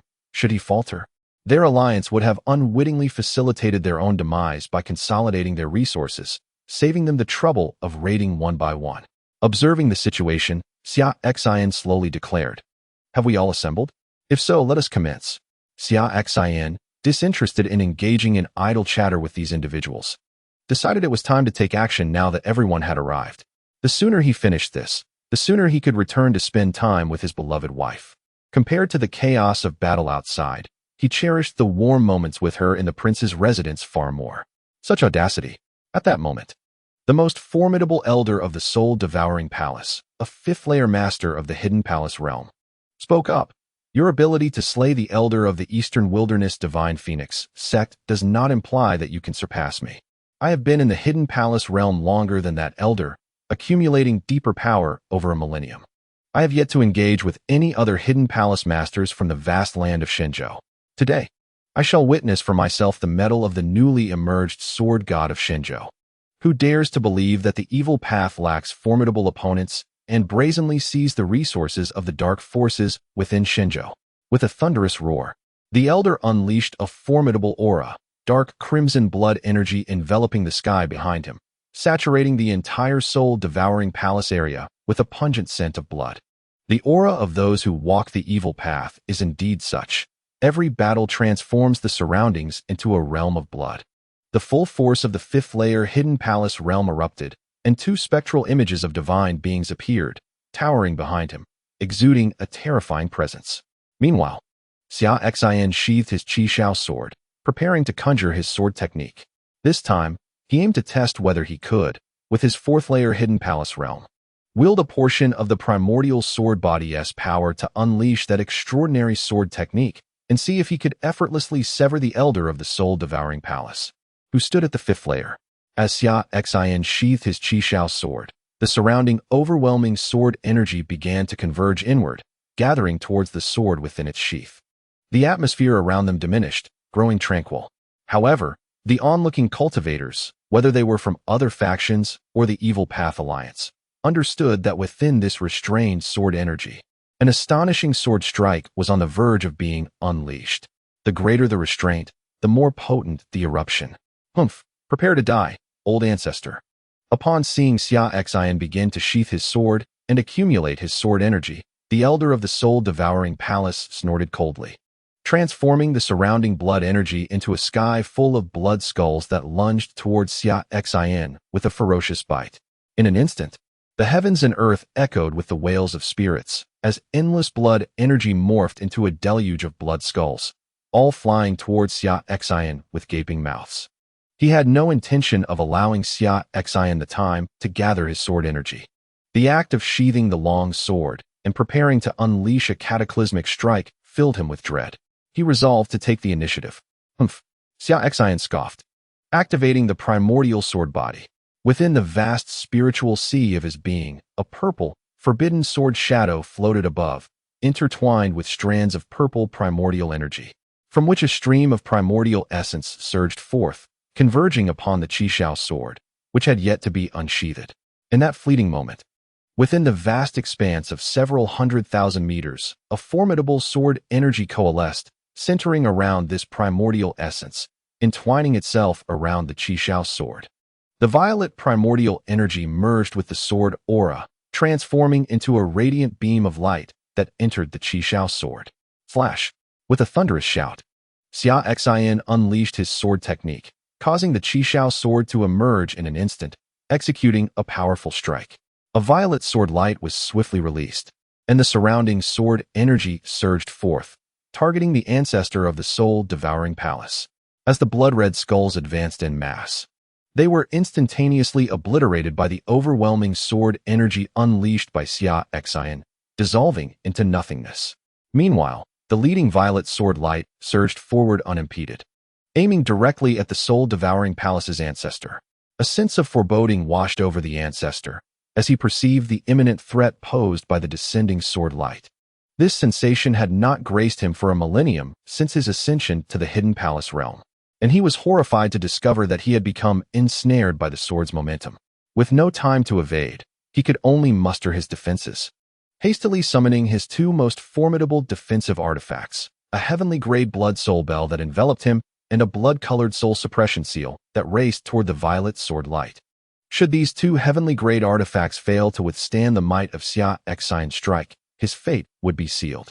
All the cultivators surrounding them fixed their gazes intently upon this scene, eager to witness if the two heavenly-grade artifacts could withstand the terrifying assault of the unparalleled sword god.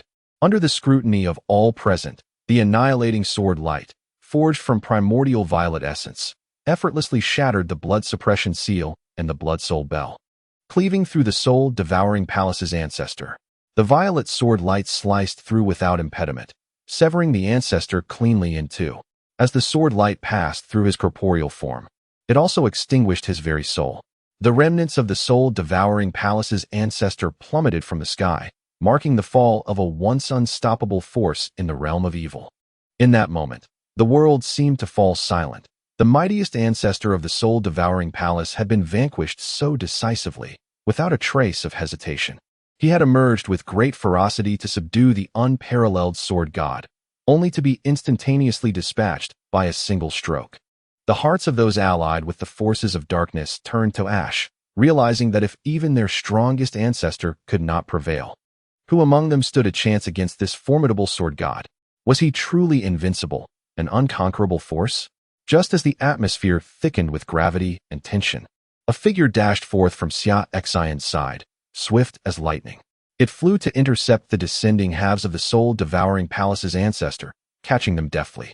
With a cunning maneuver, it plucked the space ring from the ancestor's remains before carelessly discarding the body further down. Then, a figure swiftly returned and flew before Xia Xin, ingratiatingly stating, "Master, the spatial ring belonging to that old man likely contains all the resources he has amassed throughout his life." Observing the scene, one could see the figure darting forward in an instant to seize the spatial ring from the hands of the soul-devouring palace's ancestor, promptly presenting it to his steward. Xia Xin felt a mix of amusement and exasperation, unsure whether to accept it or not.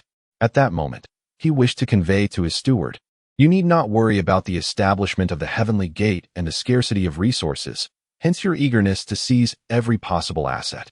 However, it is somewhat inappropriate to snatch the spatial ring from a freshly slain adversary while the body remains warm and the blood has yet to dry, especially with so many witnesses present. This behavior could tarnish the imposing image I have just established after vanquishing an adversary with my sword technique." Indeed, in the aftermath of his steward's audacious maneuver, the atmosphere became decidedly tense. The members of the Evil Dao Alliance, visibly intimidated, dared not make a move, knowing that their strongest ancestor had fallen and that any attempt to act would likely lead to their demise. They also feared that the steward might suddenly approach them to claim their own spatial rings. Meanwhile, the onlookers from neighboring factions were increasingly intrigued by Xia Xin.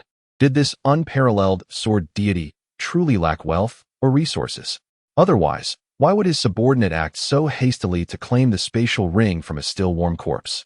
Xia Xin, noticing the curious and bewildered gazes from the surrounding factions, feigned calmness as he accepted the spatial ring, stating, "I am not particularly concerned about such trivial matters. Let us first address the imminent threat."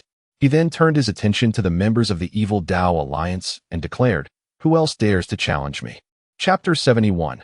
A single straw sword technique slays 6 ancestors. Xia Xin's words were exceptionally domineering, igniting a fervor among the onlookers who had long suffered under the oppression of the evil Dao forces in the spirit domain. They had often been compelled to harbor their anger in silence, but witnessing the suppression of these malevolent factions was exhilarating and immensely satisfying. Conversely, the members of the Evil Dao Alliance displayed palpable fear. With their strongest ancestor defeated, they realized they had met their match in this extraordinary sword deity.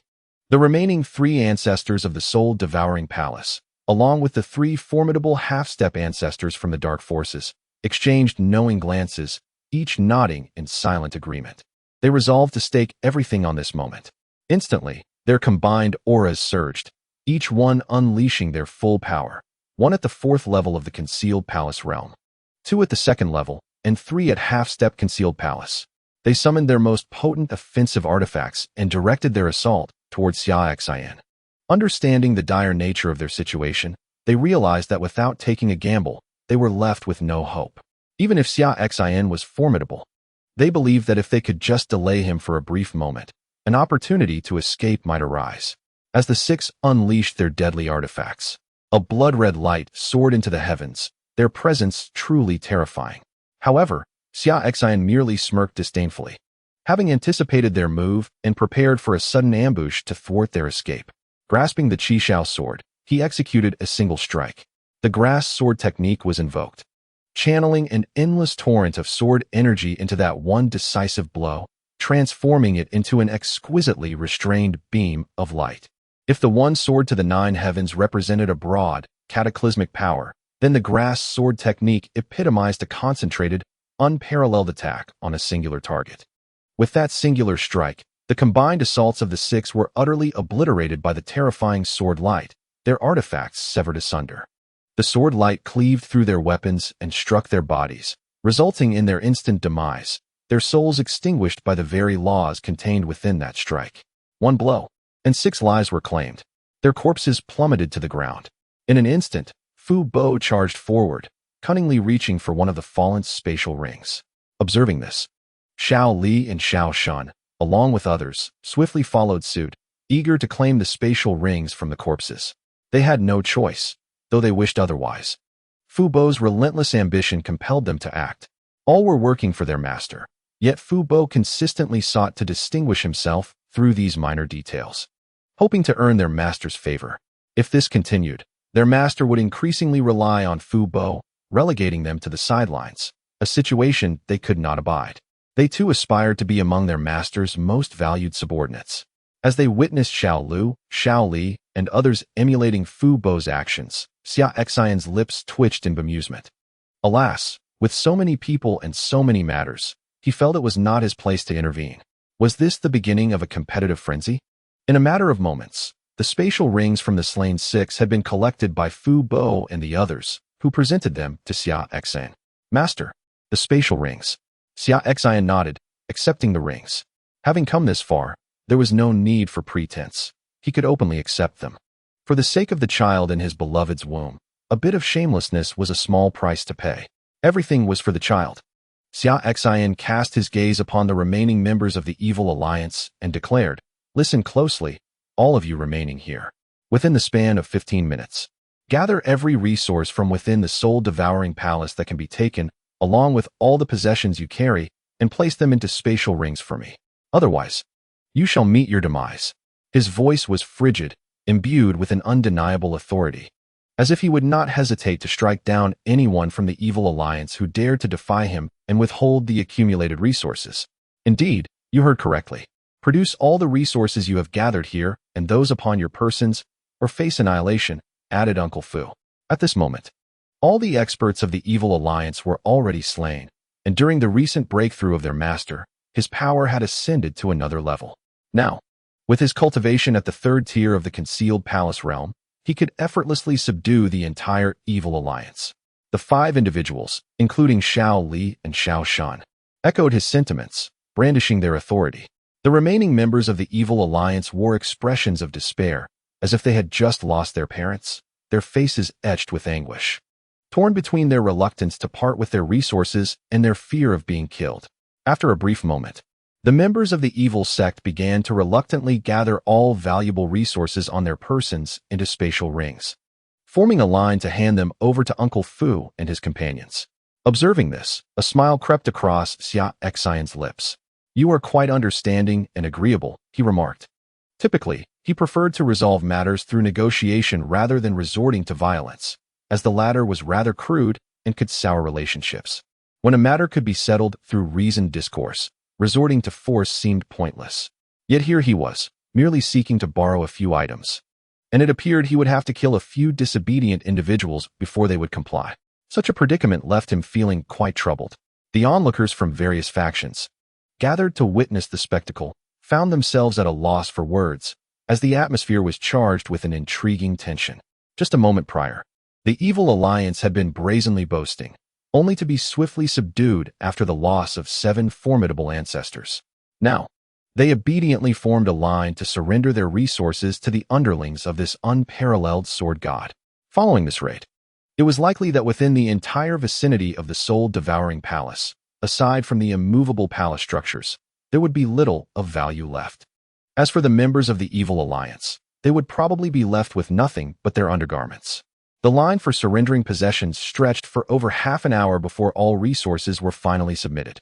By this time, Uncle Fu and his companions had amassed tens of thousands of spatial rings, not only from the higher-ups of the Evil Alliance, but also from the practitioners within the soul-devouring palace area. All malevolent cultivators possessing spatial rings have surrendered their rings, while those of lower status who lack such rings have also relinquished their valuable treasures, which have been transferred into the spatial rings of others and subsequently submitted. The resources amassed in the treasury of the soul-devouring palace, along with those gathered from the 3 foremost evil factions and the 9 secondary evil forces, were meticulously stored into 15 spatial rings by Uncle Fu and presented to Xia Xin.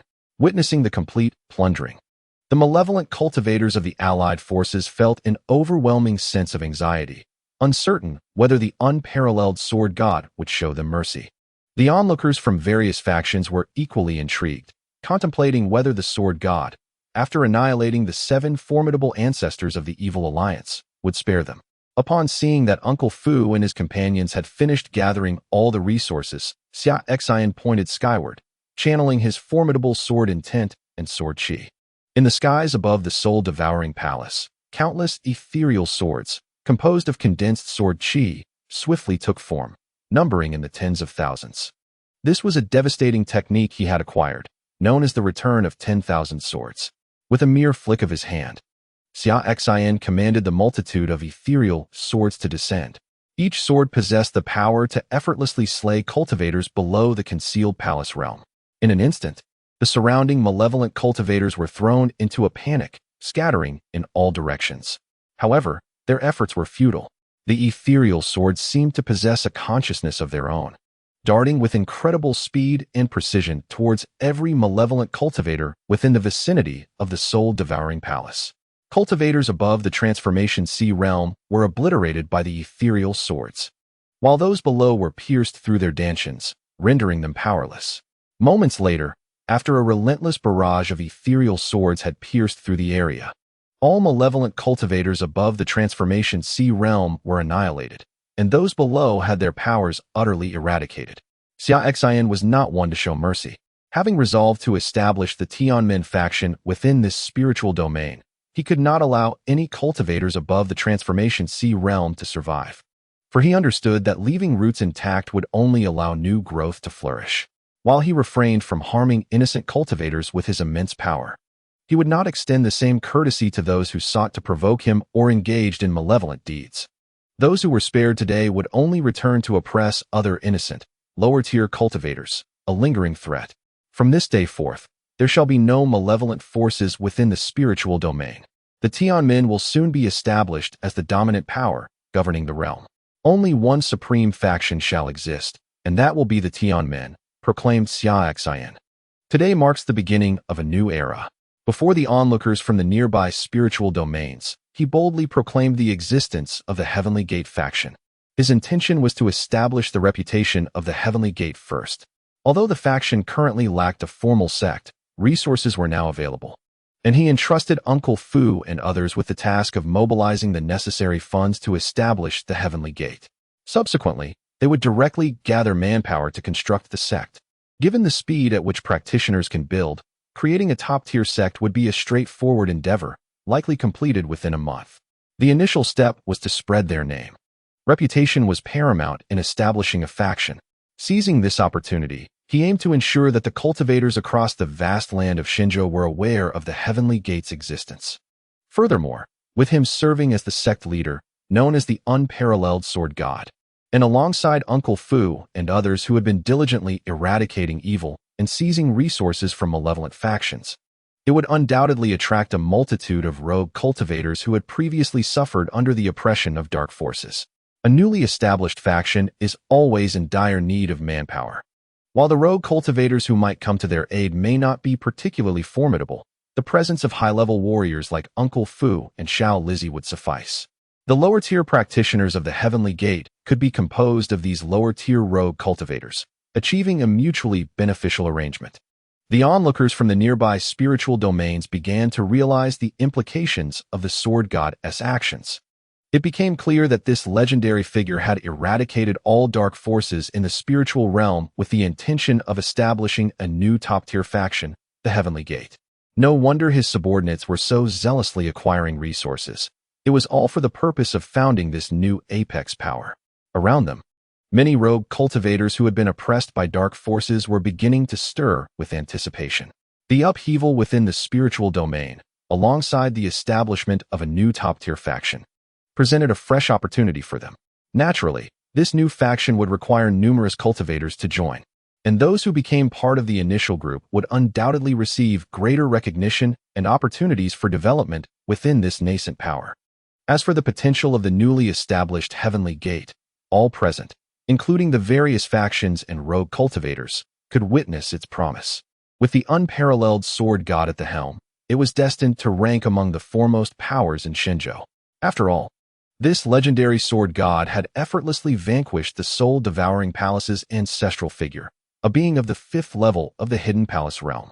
Moreover, this Sword God's origins were shrouded in mystery, and those who had been seizing resources from dark forces were indeed his subordinates. On the surface, he already possessed 1 entity at the Hidden Palace level and 5 at the Primordial level, but who could fathom how many more powerful beings he commanded in secret? The top-tier faction he and his formidable followers were establishing was certain to evolve into one of the superpowers of this realm.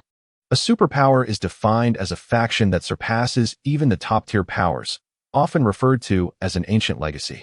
Each superpower boasts a lineage of at least 100,000 years and is characterized by the presence of a reincarnation realm powerhouse within its ranks, thus earning the title of superpower. For instance, the 5 foremost factions within the righteous path include the Tao sect, the Buddhist sect, the Sword Deity sect, the 4 holy academies, and the Heavenly Cult. Conversely, the 5 leading factions of the demonic path comprise the Celestial Demon Cult, the 10,000 Demons Palace, the Fearless Demon Sect, the Unfettered Demon Palace, and the Carefree Sect. These 10 factions represent the apex of power within the realm of Xinzhou, steeped in ancient heritage. The Heavenly Gate was established by an unparalleled sword deity who eradicated the malevolent forces within a vast superregion. Should this extraordinary sword deity ascend to the pinnacle of the reincarnation realm, the Heavenly Gate could potentially rise to become yet another superpower on the continent, rivaling both the righteous and demonic paths. Numerous wandering cultivators are stirred with ambition, contemplating their entry into the Heavenly Gate. Should they succeed in joining this esteemed faction, it may present them with an opportunity to soar to new heights, transforming from solitary wanderers into disciples backed by a formidable power. Some have even prepared themselves to seize the moment when the Heavenly Gate announces its recruitment, eager to test their fortunes for inclusion. Upon concluding his announcement, Xia Xin departed with Uncle Fu and the 6 others, having accomplished their objective for the day. They awaited Uncle Fu and the others to utilize the resources and wealth seized today within the spirit domain to construct the Heavenly Gate and commence recruitment. Accompanied by Uncle Fu and the 6, they traversed from the soul-devouring palace area to the boundary of the spirit domain. Observing the multitude of spatial rings they had amassed, Xia Xin instructed, classify and organize all the resources from these spatial rings. For instance, store the heavenly materials and earthly treasures in one ring, the spiritual artifacts in another, the techniques and divine abilities in yet another, and the spirit stones in a separate one. The remaining oddities can be placed in another ring. Xia Xin distributed all the spatial rings to Uncle Fu and the others. He then retrieved the 79 fully packed spatial rings acquired within the last 7 days and handed them to Uncle Fu, saying, "These resources must also be categorized and organized. Please provide me with all the spatial rings containing heavenly materials and earthly treasures. The rest may be taken to begin the construction of the Heavenly Gate and to finalize its establishment. In 1 month's time, I expect to see the Heavenly Gate." This top-tier faction manifested on the land of Xinzhou, Xia Xin declared. "Understood, Master.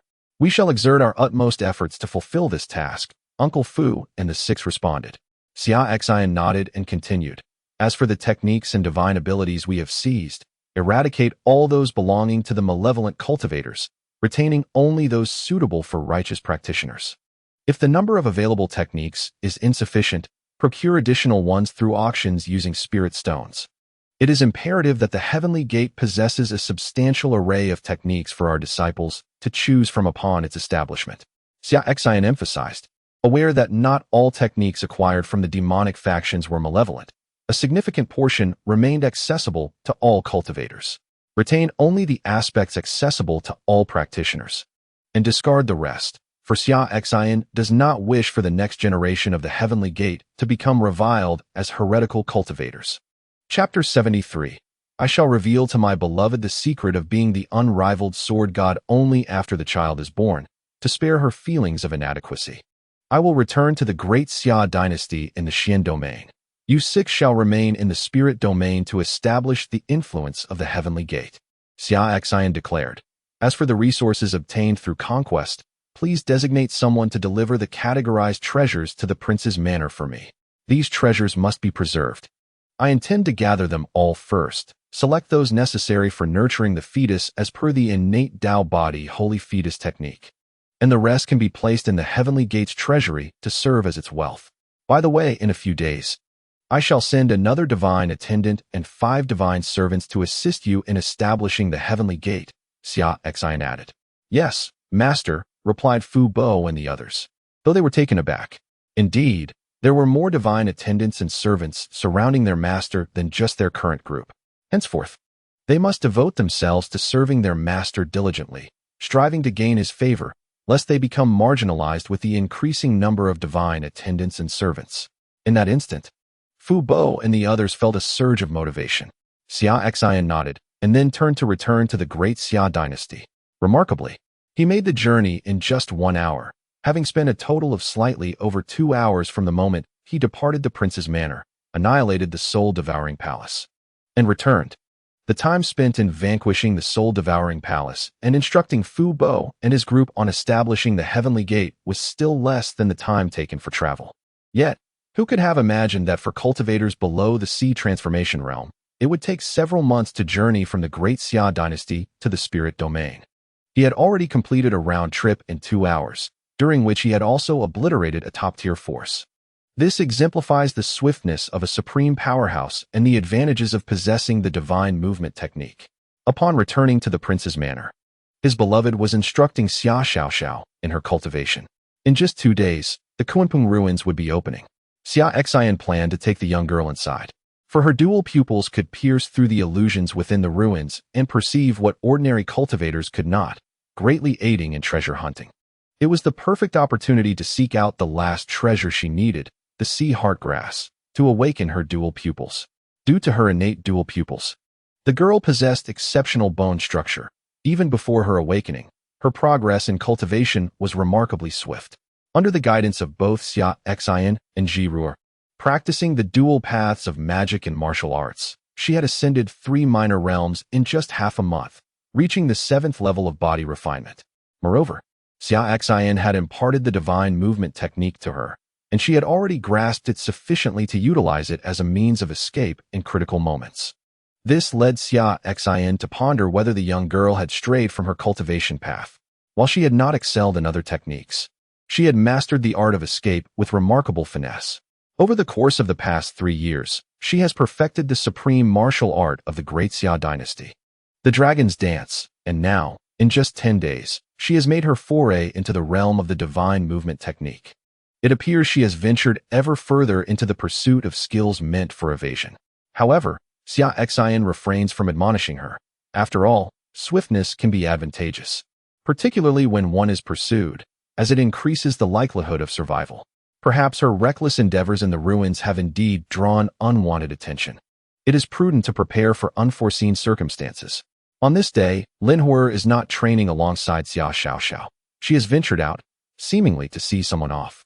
According to Old Lady Yun, it appears that a member of the Lin family has traveled a great distance from the chaotic domain to the Great Xia dynasty in search of her. Upon hearing this, Xia Xin quickly comprehends the situation.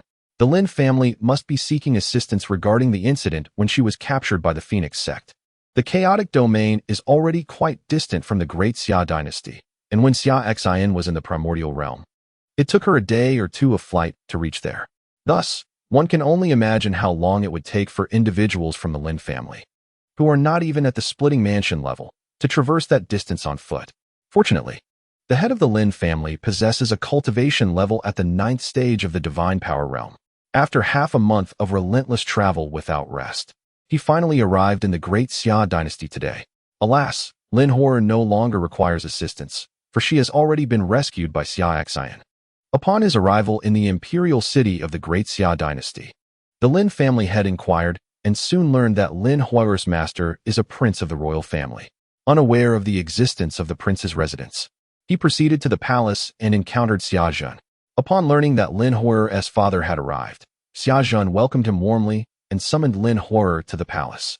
Given that Lin Huo shares a close bond with his daughter, Xia Xiaoxiao, who trains daily under the guidance of Xia Xin and his wife, he would not neglect the arrival of her family. When Lin Huo appeared before the Lin family head in the palace, he was utterly bewildered. After traveling for thousands of miles and enduring a half-month of day and night haste, he had come to seek Lin Huo's master for her rescue, only to find her safe and sound in the Great Xia dynasty. Lin Huo took him aside to discuss the matter in private, explaining the entire sequence of events. Upon learning that her master had rescued her just days after her abduction, the Lin family head finally felt at ease. The heavy burden on his heart was lifted. Now assured of his daughter's safety, the Lin family head no longer wished to linger in the Great Xia dynasty. The Lin family in the chaotic domain was still anxious about the incident, and he yearned to return and inform them that Lin Huo was safe. After all, she holds significant importance for the entire Lin family, and he needed to convey this joyous news to the rest of the clan. Lin Huo escorted him to the outskirts of the Great Xia dynasty, summoned a thunderbird, and had it take him back. When Lin Huo unleashed her cultivation at the sea transformation realm and soared through the skies with him, he was overwhelmed with excitement and emotion. He never anticipated that after his daughter was taken away and returned, she would become a formidable practitioner at the transformation sea realm.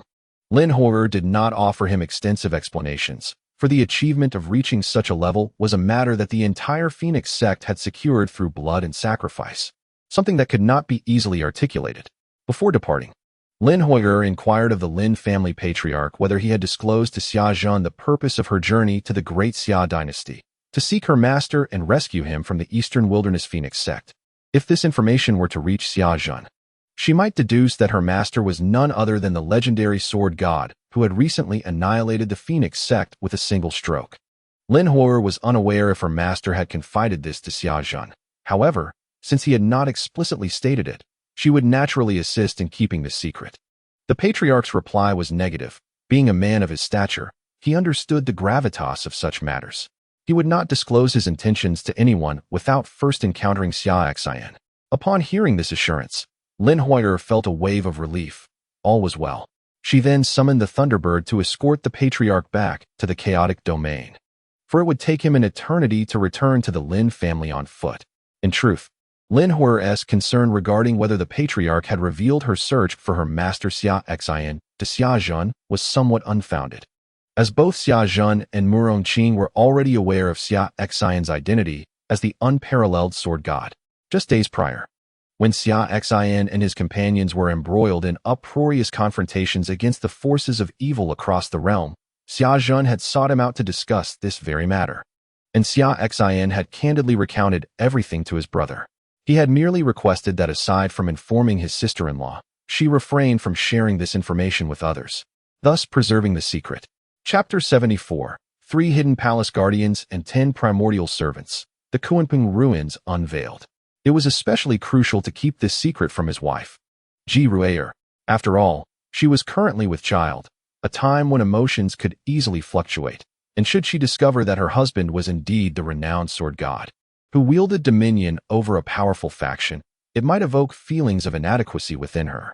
If she were to realize the vast chasm that lay between them, it could breed insecurities that might adversely affect their marital bond. Furthermore, any distress she experienced could potentially impact the unborn child, which would be an incalculable loss. Therefore, until their child was born, Xia Xin resolved not to reveal his identity as the legendary sword god to his wife. His love for her was pure and untainted by ulterior motives. He would never disdain her for her lower cultivation level, because he understands that his beloved shares a love as pure as his own. Were his cultivation inferior to hers, he is certain she would not disdain him. Within the prince's residence, Xia Xin summoned the captain of the guard and 5 other protectors, in a manner reminiscent of his previous communication with Granny Yun and the others. He conveyed to the 6 that he could offer them a rare opportunity, with the caveat that their futures would be devoted to servitude under Xia Xin. The reaction of the 6 mirrored that of Granny Yun and her companions. They wept with joy and subsequently knelt, bowing their heads in willingness to become Xia Xin's servants, pledging their lives to him. Ultimately, Xia Xin bestowed upon the captain a divine servant pill and handed out 5 divine slave pills to the other 5 members. He also imparted the divine servant technique and the divine slave technique to the 6, the captain being named Xia. Upon consuming the divine servant pill, Xia's cultivation ascended to the 3rd level of the Hidden Palace realm, while the other 5 reached the 4th level of the Primordial realm. Xia Xin appointed him as an elder of the Heavenly Gate, and the 5 others as guardians, dispatching all 6 to the spiritual domain to assist Fu Bo and his companions in establishing the Heavenly Gate. Thus, the Heavenly Gate was fortified with 4 powerful cultivators in the Hidden Palace realm: himself, Fu Bo, Granny Yun, and Xia, along with 10 adept practitioners at the 4th level of the Primordial realm, including Xiao Liuzi, Xiao Lizi, and Xiao Linger, in prominent positions. After respectfully accepting their orders, the 6 departed from the prince's residence. At this moment, Lin Huer had returned and relayed to Xia Xin that the head of the Lin family had sought her out, to which Xia Xin nodded, acknowledging his awareness. He then summoned Lin Huer and Xia Xiaoxiao to the martial arts arena of the prince's residence to instruct them in the art of divine movement.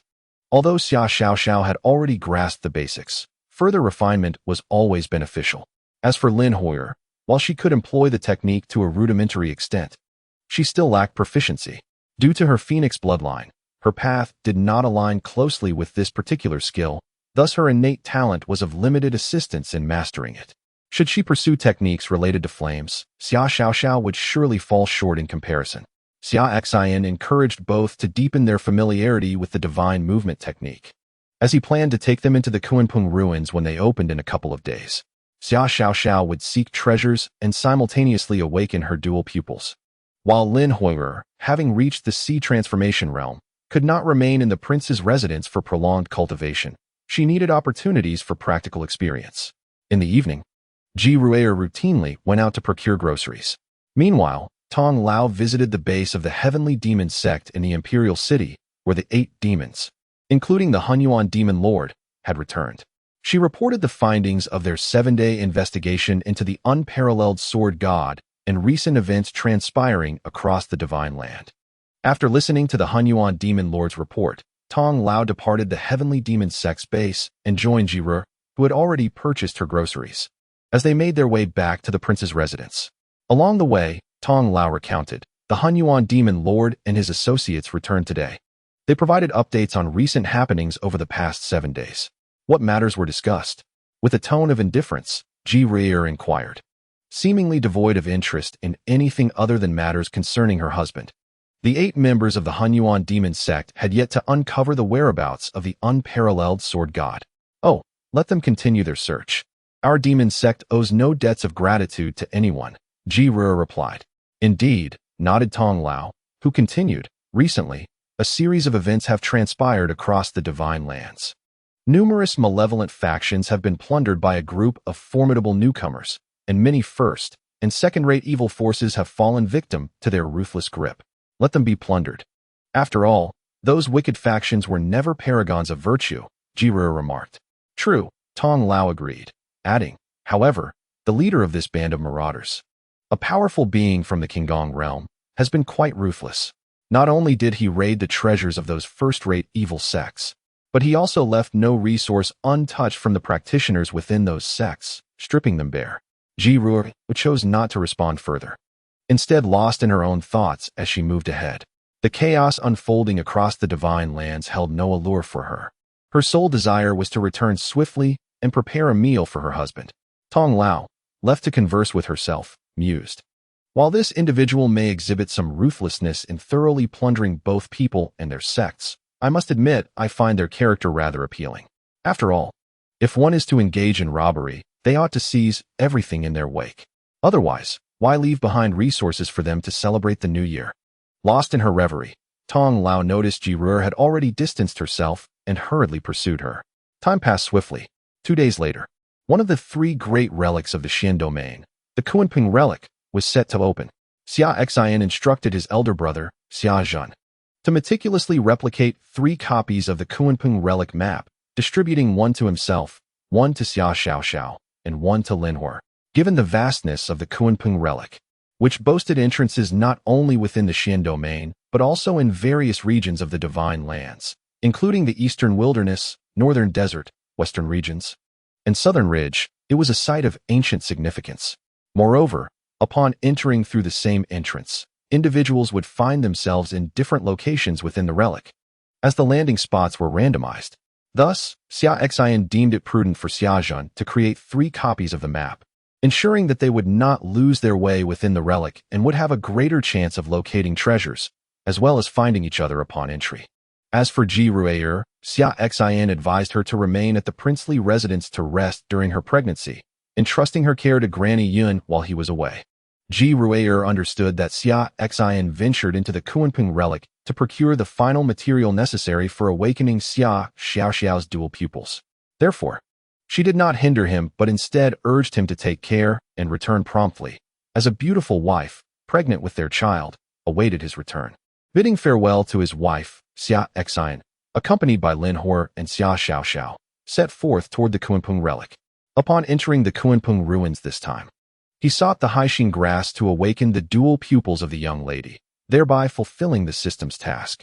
This endeavor would undoubtedly yield a bountiful reward. The pure cultivation reward was assured. Thus, he would once again elevate his realm, potentially reaching the 5th or even 6th level of the Zongong realm. Having consecutively received 200-year pure cultivation rewards, along with the enhancements from the Zongshan Dan acquired through signing in, and his own dedicated practice, his current realm, although at the 4th level of Zongong, was nearing perfection. With another 100-year pure cultivation reward, he could potentially elevate his rank by 2 levels, achieving the 6th level of Zongong.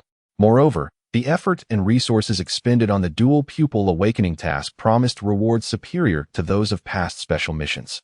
Yet, he remained uncertain about what other exceptional rewards might await him. A sense of anticipation blossomed within Xia Xin. Chapter 75. The Fall of the Great Sword Cultivator in the Zongong Realm, the 8th rank heavenly material. The sword heart fruit after Xia Xin departed from the royal palace towards the Kunping ruins. Ji Ruier instructed Tong Lao to notify the 8 demons, including the Hunyuan Demon Lord, to accompany her into the Kunping ruins. Should she encounter her husband, she would protect him from the shadows. If not, she would assist in the search for the Haixin grass and personally deliver it to him. After all, Her husband's journey to the Kunpeng ruins was solely to procure the Haixin grass for awakening Xia Xiaoxiao's dual pupils. She felt compelled to contribute in some manner. Since her husband, understanding her delicate condition and the challenges of travel, had chosen not to allow her to enter the ruins, she resolved to send her subordinates in her stead. At that moment, at the entrance of the Kunpeng ruins, amidst the northern sea of the Xian domain, numerous cultivators from both the Xian domain and beyond had gathered on the surface of the water. Many were disciples from the formidable factions in the vicinity of the Xian domain, undertaking trials within the Kunpeng ruins, while others were independent cultivators seeking treasures within. Most of these disciples were at the Qi gathering stage, with a select few exceptionally talented individuals having attained the divine power stage, and a handful of prodigies from first-rate factions reaching the split mansion stage. Each disciple was accompanied by an elder from their sect, who would ensure their safety and help them gather together once they entered the ruins. Most of these elders were at the split mansion stage, with some possessing strength at the sea transformation stage. As for those at the immortal stage, their presence was rare. After all, the Xian domain was a relatively small territory, and the immortal powerhouses, serving as stabilizing forces within their dominant factions, would not easily venture into the ruins. The few immortal beings hovering in the skies above the northern sea hailed from larger domains beyond the Xian domain. However, this did not imply that immortal powerhouses within the Kunpeng ruins were scarce, or that there were no existences above the immortal stage. The Kunpeng ruins, being an ancient site, possessed entrances scattered across many other locations within the vast expanse of the Divine Land. Even in the vast expanses of the eastern wilderness, the western regions, the northern desert, and the southern mountains, there exist entrances. Although the number of elite warriors entering through the portal of the mysterious domain is scarce, it is certain that many formidable figures will emerge from the other entrances. Xia Xin and his companions hovered above the entrance to the northern sea ruins, awaiting the initiation of the relic. Xia Xiaoxiao placed a blank notebook capable of recording notes and a pen into her spatial ring. Observing this, Xia Xin, filled with curiosity, inquired, "What are you doing?" With a mysterious smile, Xia Xiaoxiao replied, "Oh, dear uncle, you wouldn't understand. This is for keeping track of grudges. After all, once we enter the relic, our landing spots will be random, and we will likely be separated. If I encounter danger or am bullied, I plan to endure for a while, then record the names of my enemies and the forces behind them, so that you or Auntie can come to my aid once we exit the relic. Given that my cultivation is still weak, at merely the body refinement stage, I must remain discreet." Xia Xiaoxiao chuckled awkwardly. "Very well, do as you please." Xia Xin shook his head, unable to deny the cleverness of this young girl. Subsequently, he waved his hand, infusing his aura into both Xia Xiaoxiao and Lin Hua. This would allow him to locate them even if they became separated after entering the ruins. "Master, the relic is opening," Lin Hua announced at that moment. Instantly, Xia Xin turned his gaze towards the entrance, where a massive whirlpool had formed on the surface of the sea. Cultivators rushed in eagerly, disappearing into the vortex. "The entrance to the relic has been activated," he remarked. The Kunpeng ruins contained a small world filled with various enchanting formations and opportunities. Entering through this whirlpool would result in random teleportation to different locations within this realm. "Let us proceed. Hold on to your maps, and once we enter the relic, do not wander off. Wait for me to find you," Xia Xin instructed, particularly eyeing Xia Xiaoxiao. Lin Hua had reached the sea transformation stage, and as long as she did not provoke any formidable beings, her safety was largely assured. However, Xia Xiaoxiao, with only a 7-tier body refinement cultivation, needed to be cautious. Otherwise, she risked encountering a Qi gathering cultivator who might attempt to seize her belongings, and if she failed to escape promptly, it could lead to dire consequences. "All right, uncle. You need not worry. I promise to keep a low profile until you come to find me," Xia Xiaoxiao confidently declared, assuring Xia Xin of her prudence. Nodding, Xia Xin led the three of them directly towards the whirlpool in the northern sea. In a flash of light, they entered the relic. As they crossed the threshold into the relic, Xia Xin was enveloped in darkness, feeling as though the world was spinning around him. When he opened his eyes again, he found himself in a vast expanse, akin to the outside world, complete with land, rivers, mountains, and forests. In the distant forest, the occasional roars of mythical beasts echoed, and the companions, Xia Xiaoxiao and Lin Hua, had already been scattered to different locations. He had successfully entered the small world of the Kunpeng relics. Xia Xin donned a black robe and mask. Within this relic, practitioners from all walks of life converged, and if fortune were to frown upon him, he might encounter disciples or elders of the Dao sect. It was prudent to alter his appearance to avoid any unfortunate encounters. After all, he couldn't admit to having ventured into a relic simply to alleviate the monotony of his seclusion at the thought-reflecting cliff. His substitute was still at the cliff, bearing the wall for him. Once his disguise was complete, Xia Xin sensed the lingering auras of Xia Xiaoxiao and Lin Hor, positioned to the southeast. Consulting the relic map, he noted that he was at the edge of the relic, with the two women also situated along the same periphery, aligned with him. Following the trail of their lingering essence, he set forth to locate them, while keeping an eye out for any rare treasures along the way. Particularly, he hoped to find the coveted Haixin grass, which would enable him to awaken Xia Xiaoxiao's dual pupils upon reuniting with her. As he flew in the direction of their essence, the map guided him deftly, allowing him to evade various illusionary formations. After a while, he arrived at a valley, where he felt an overwhelming surge of sword aura, enveloping the entire area in a dense mist of sword intent. Intrigued by the richness of the sword energy, Xia Xin descended into the valley. There, beside a small stream at the center of the valley, he discovered a rare treasure, a plant with leaves as sharp as sword tips, bearing 6 translucent fruits above its dense foliage. This was the Jinshin fruit. Xia Xin was taken aback. An 8th grade treasure, the Jinshin fruit was indeed a remarkable find. Such fruit only grew at the sites of fallen experts of the concealed palace realm, specifically those who were sword cultivators possessing a true sword heart. The essence of their sword heart would nurture the soil, giving rise to this precious treasure. Consuming the Jinshin fruit would grant a sword cultivator the ability to manifest their sword heart and comprehend their own sword intent. It was a coveted gem in the eyes of sword practitioners. A smile crept across Xia Xin's face. The allure of this 8th grade treasure was immense. If he consumed it, he could awaken his sword heart and further integrate it with his primordial sword body, advancing his prowess in the sword path. The existence of the Jinshin fruit indicated that a powerful sword cultivator from the concealed palace realm, who possessed a true sword heart, had perished in this valley over a century ago.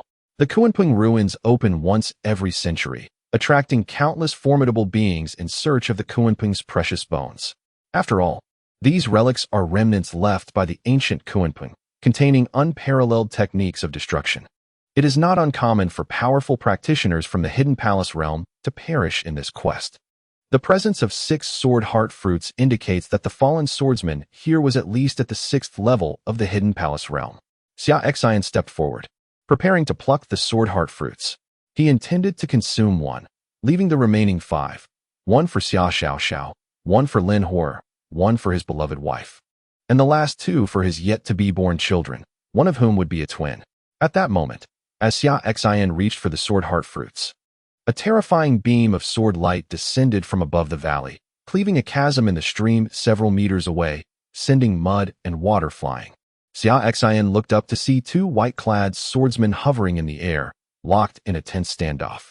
Both were 9th-level practitioners of the immortal realm, one wielding a colossal sword, and the other a slender green blade. The previous strike had evidently been executed by the swordsman with the green sword. They seemed to be familiar with each other, on guard against any sudden moves.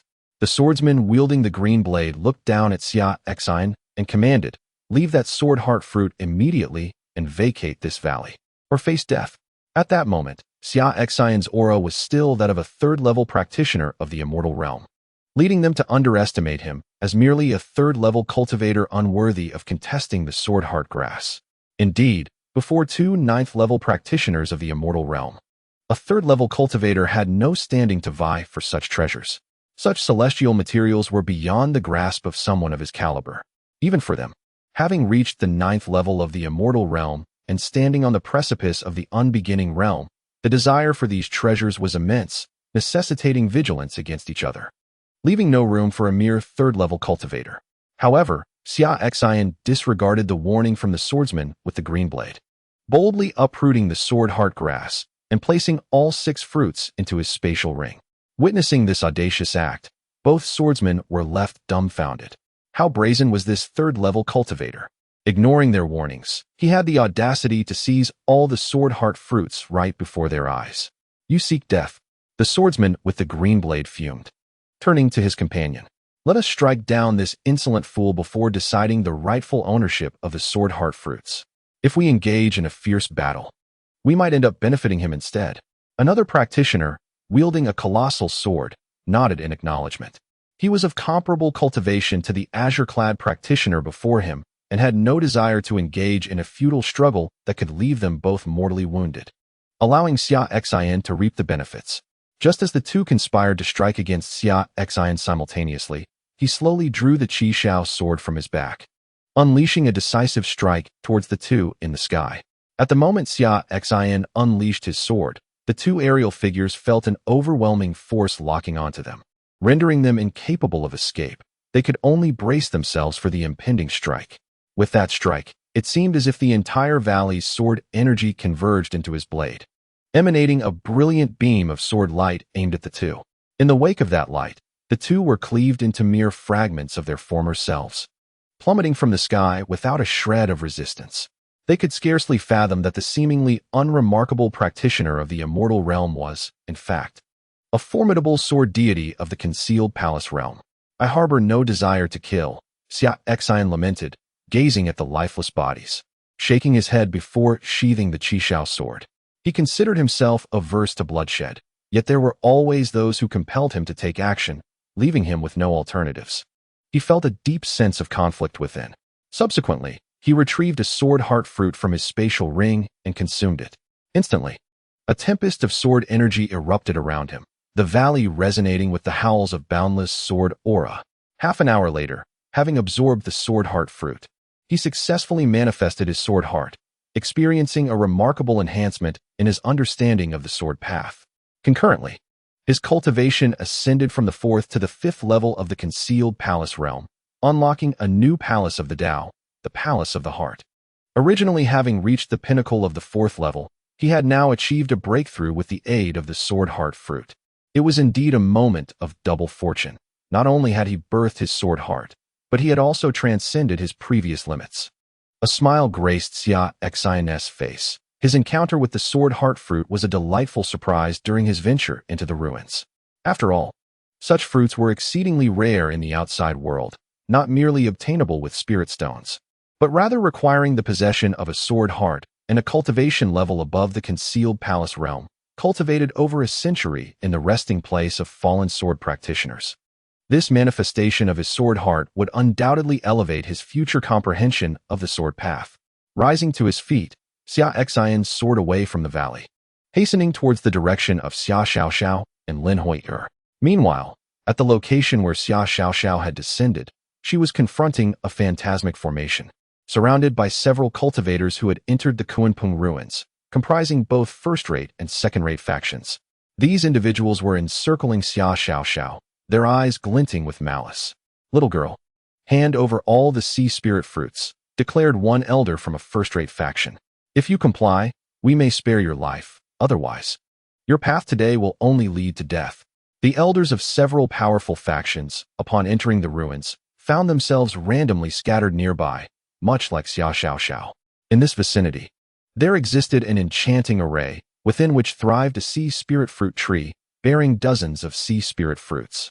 These fruits, classified as 5th-tier celestial treasures, possessed the extraordinary ability to aid cultivators at the 9th level of the heaven-severing realm in transforming their essence from that of a residence into that of the sea, thereby breaking through to the sea transformation realm.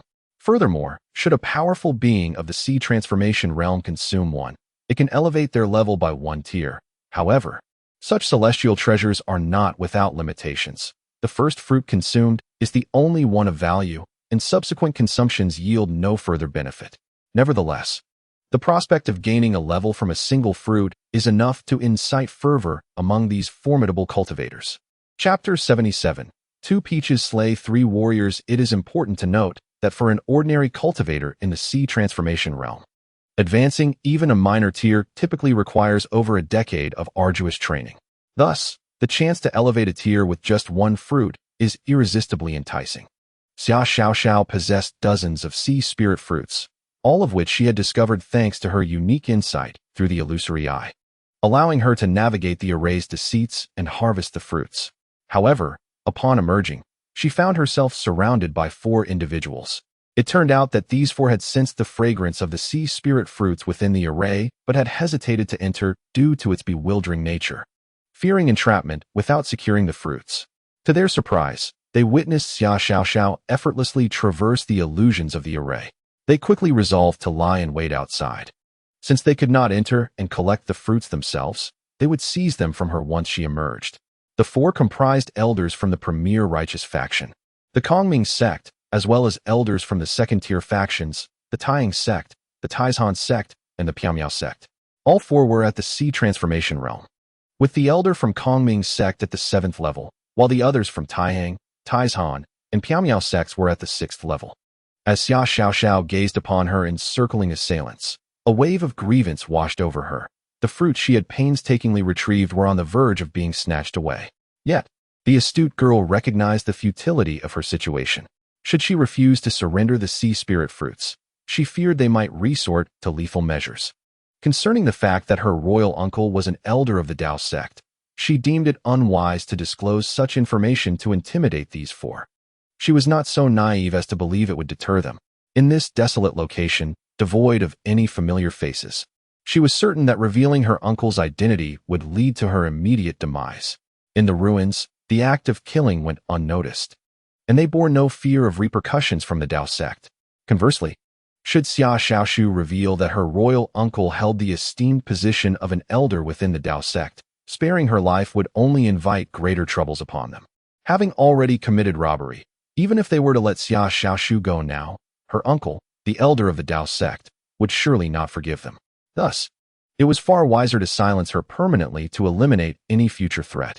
Xia Xiaoshu was not the type to naively brandish her connections in a moment of peril, nor was she one to foolishly expose her uncle's status to intimidate her assailants. Such a revelation would only compel them to eliminate her to cover their tracks. Instead, had she relinquished all her sea spirit fruits and feigned vulnerability, she might have found a glimmer of hope. She was no mindless scion. On the contrary, she possessed considerable acumen. Though young, she had already developed a keen understanding of human nature and the intricacies of social interaction. In an instant, she transformed into a master of drama, tears streaming down her face as she feigned terror before the 4 assailants, struggling to maintain her composure. One by one, she retrieved the sea spirit fruits from her spatial ring, placing them on the ground and pleading, "I will give you all the sea spirit fruits. Please, do not kill me." As the 11 fruits were laid bare before them, the 4 men found their breaths quickening. Initially, they had assumed Xia Xiaoshu possessed only a handful of the coveted fruits, fearing that a lack of quantity might incite conflict among themselves. After all, they lacked the ability to discern the illusory from the real within the mirage, relying solely on their formidable cultivation to sense the presence of the fruits. However, the exact number remained unknown to them. Now, witnessing the bounty of 11 fruits, they were utterly astounded. With such an abundance, they need no longer worry about equitable distribution. Each would receive a substantial share. Although only the first fruit yielded effects, any remaining could be traded for equivalent treasures with other cultivators of the same realm. Sea spirit fruits were in high demand in the outside world, often fetching exorbitant prices at auctions. Upon seeing Xia Xiaoshu present all the fruits, a murderous glint ignited in their eyes. As esteemed elders of reputable sects, they were well respected in their domain. Should news of their collusion to rob a young girl surface, they would undoubtedly become the subjects of ridicule. Now that Xia Xiaoshu had laid bare her fruits, it was time to send her on her final journey. The 4 of them, possessing the strength of the transformation sea realm, could effortlessly crush a mere cultivator of the body refinement realm. This matter must remain shrouded in secrecy. Sensing the murderous intent emanating from the 4, Xia Xiaoxiao's heart tightened. Indeed, these so-called righteous elders were nothing but hypocrites. They had promised her that if she surrendered all her sea spirit fruits, they would grant her a chance at survival. Yet, upon presenting the fruits, they appeared intent on silencing her permanently. Noticing their dark intentions, Xia Xiaoxiao hastily spoke, "Esteemed elders, I assure you, these are all the sea spirit fruits I possess, 11 in total. It seems they are insufficient to share among you. The four were momentarily taken aback as they gazed at the 11 fruits scattered on the ground. Although each could take 2, the remaining 3 would be insufficient for division, leading to an awkward predicament among them. None wished to relinquish the last 3. Despite one elder from the esteemed Demon Sect possessing a higher cultivation at the 7th level of the Transformation Sea realm, he hesitated to claim the surplus fruits alone. He knew that the other 3, though slightly less powerful, could easily overpower him if he were to act selfishly. Witnessing their dilemma, Xia Xiao could not help but smirk internally, momentarily forgetting their murderous intentions. In truth, she had more sea spirit fruits concealed within her spatial ring. She had merely chosen not to reveal them all. Her mind was set on utilizing the principle of 2 peaches for 3 warriors to orchestrate her escape. If she could deceive the 4 into inspecting her spatial ring, she could swiftly employ her movement technique and the advanced dragon swimming formula, plunging into the illusion formation. Once inside, the formation would act as a barrier, allowing her to evade their clutches. All she needed to do was remain hidden within the formation until her royal uncle arrived. After all, she retained his aura, and she was confident he would come for her soon. When he arrived, it would mark the end for these hypocritical elders. As the 4 continued to deliberate over how to divide the remaining 3 sea spirit fruits, Xia Xiao pressed on. However, esteemed elders, fret not. Within the illusion formation, there exists a sea spirit fruit tree that bears many fruits. I only harvested the ripe ones earlier, leaving some unripe fruits behind. Should the current fruits prove inadequate for all 4 of you, I am more than willing to venture back inside and gather the unripe ones. While they may not possess the full potency of their mature counterparts, a few unripe fruits can be equivalent to a single mature fruit. Thus, there will be ample for you all, and you need not find yourselves in such a quandary. I humbly request that you spare my life. Xia Xiao implored with a tone of innocent desperation. The 4 individuals were taken aback. Within the illusory formation lay the elusive sea spirit fruit. Why had this not been mentioned sooner, leaving them in a predicament for so long? Among the 4, 3 were suddenly filled with excitement and urged Xia Xiao to hasten and retrieve the fruit. Filled with joy, Xia Xiao rose, preparing to re-enter the illusory realm. However, at that moment, one of the elders from the mysterious sect raised his head, casting a dubious glance at Xia Xiao, and said, "Hold on. First present your spatial ring for inspection, to ascertain whether there are any sea spirit fruits left within. If not, then you may proceed to gather more."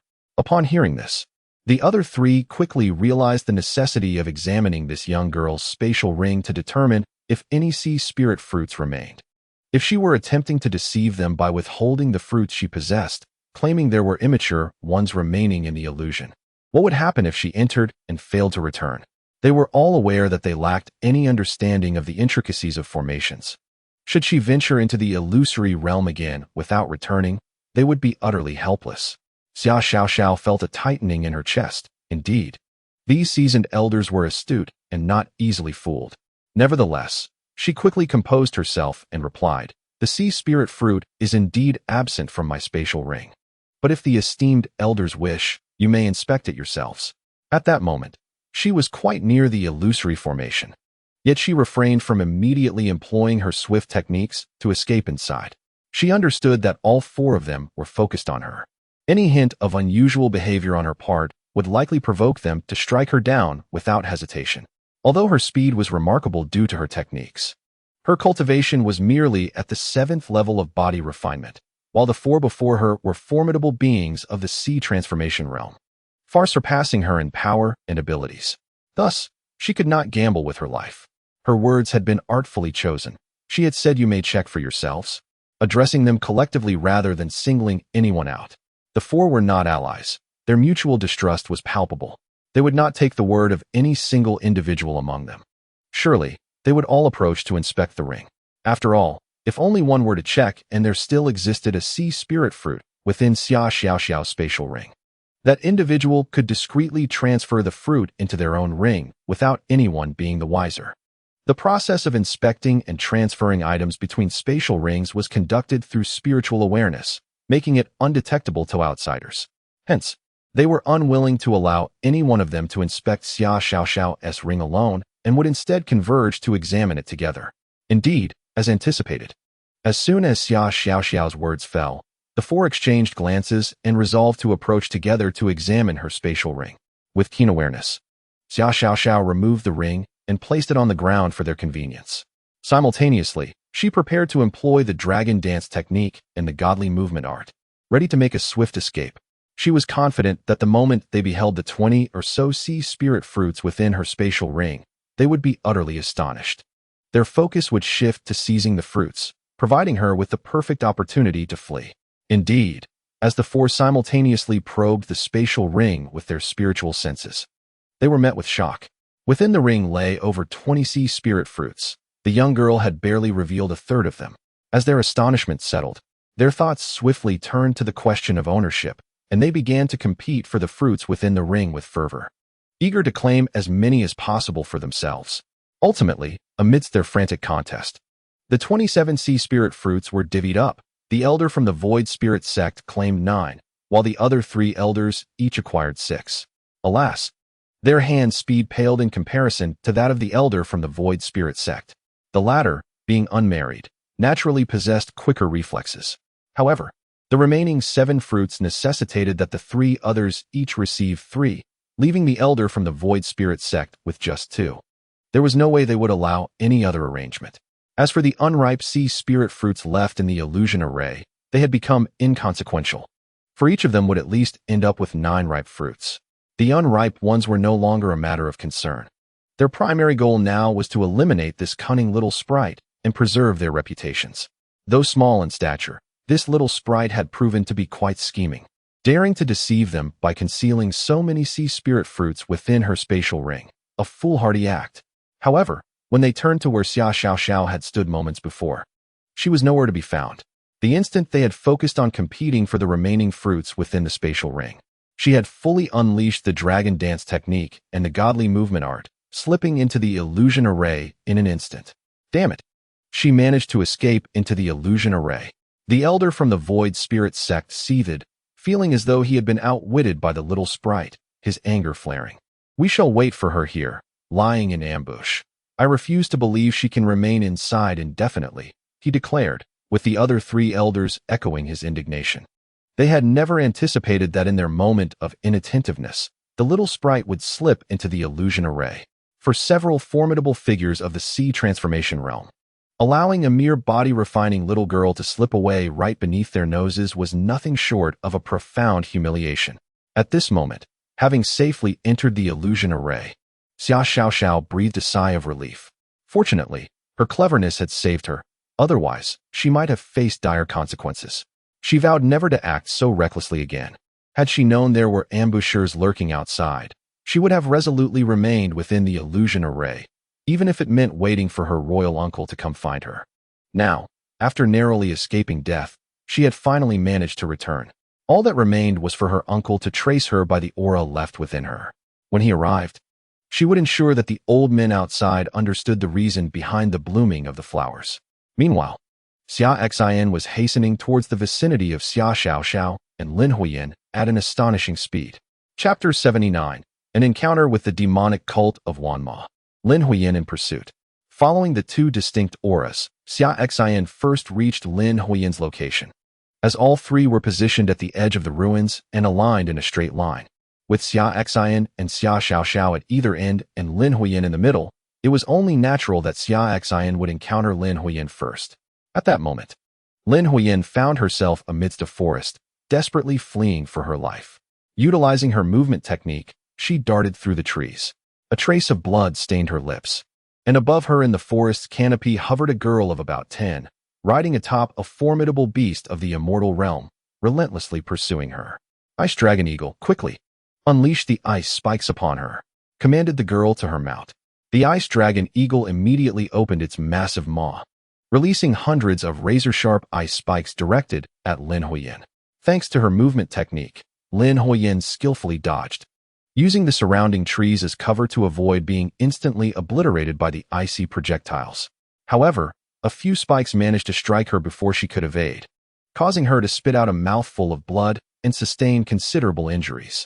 Ha ha ha, see where you can run, cackled the girl atop the Ice Dragon Eagle upon witnessing Lin Huiyin being hit. Once I catch you, I will ensure your hands and feet are severed. and your eyes plucked out, so you will never dare to steal from me again." Lin Huiyan remained silent, gritting her teeth and desperately fleeing forward. The girl was a practitioner of the demonic path. Upon entering the ruins, she had discovered a 5th-grade heavenly treasure, the Xuanhua fruit tree, in the vicinity. This fruit was of immense value to fire attribute cultivators, especially for someone like her, who possessed phoenix blood and specialized in fire techniques. She promptly harvested all the Xuanhua fruits from the tree, preparing to depart.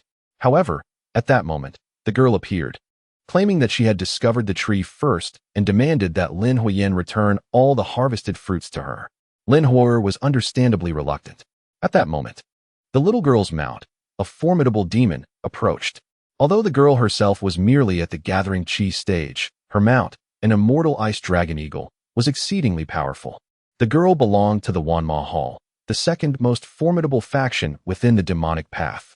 The top 5 forces of the demonic realm include the Demon Sect, Wanma Hall, Wuwei Demon Sect, Zizai Demon Palace, and Xiaoyao Sect. In contrast, the foremost 5 factions of the righteous path are the Dao Sect, Buddha Sect, Sword God Sect, for Holy Academies, and the Fengtian Sect. The position of Wanma Hall in the demonic realm is akin to that of the Buddha Sect in the righteous path, ranking second and belonging to an ancient lineage of immense power. Within Wanma Hall, there are 3 demon emperors at the reincarnation stage, whose status is unassailable. The girl claimed to be the granddaughter of an elder demon from the Wanma Hall, and with an audacious intent, sought to seize the Xuanhua fruit from Lin Huiyan. Thus, Lin Huiyan had no choice but to flee. During the pursuit, she was injured by the great demon under the girl's command. "When I catch you, not only will I kill you, but I will also extract the identity of your backing and annihilate them all," the girl declared. She was quite charming and playful in appearance, yet harbored a heart as venomous as a viper. Despite her tender age, she displayed a tyrannical disposition, quick to threaten annihilation.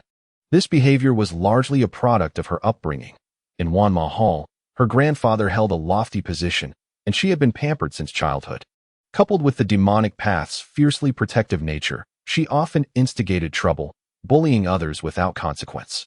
Should anyone dare to resist her, the demons from Wanma Hall would swiftly eradicate anyone opposing her, cultivating her current character, one that regarded others as mere trifles, seeing human life as inconsequential. Anyone who dared to deny her what she desired faced certain death. Lin Huiyan disregarded her words and continued her desperate flight, confident that her master would soon come to her aid. The immortal ice dragon eagle possessed formidable strength, and given her own cultivation at the first level of the transformation C stage, she was no match. Currently, she relied on the cover of the forest and the tenfold speed enhancement of her movement technique to evade the great demon's pursuit. However, as her injuries worsened, it became apparent that her endurance would not last much longer. Surely, her master would arrive soon.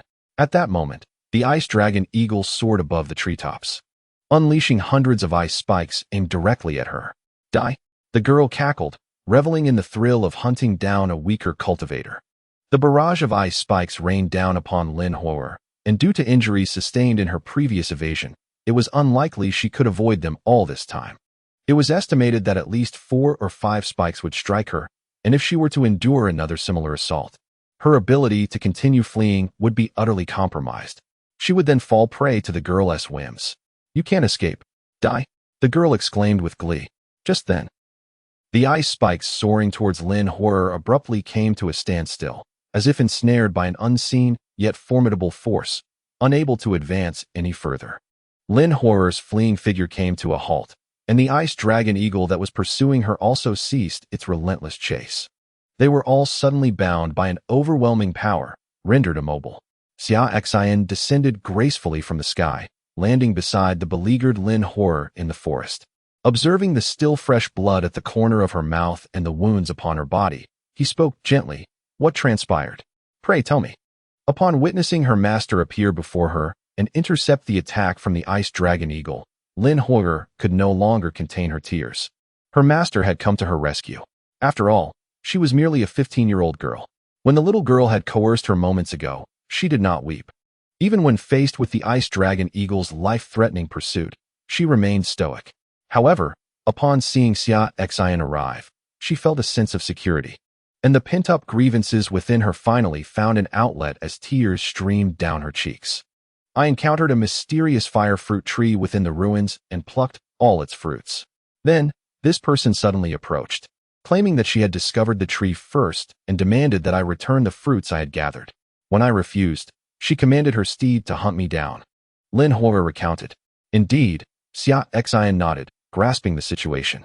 He produced a sword heart fruit and extended it to Lin Hora, saying, "Consume this to mend your injuries."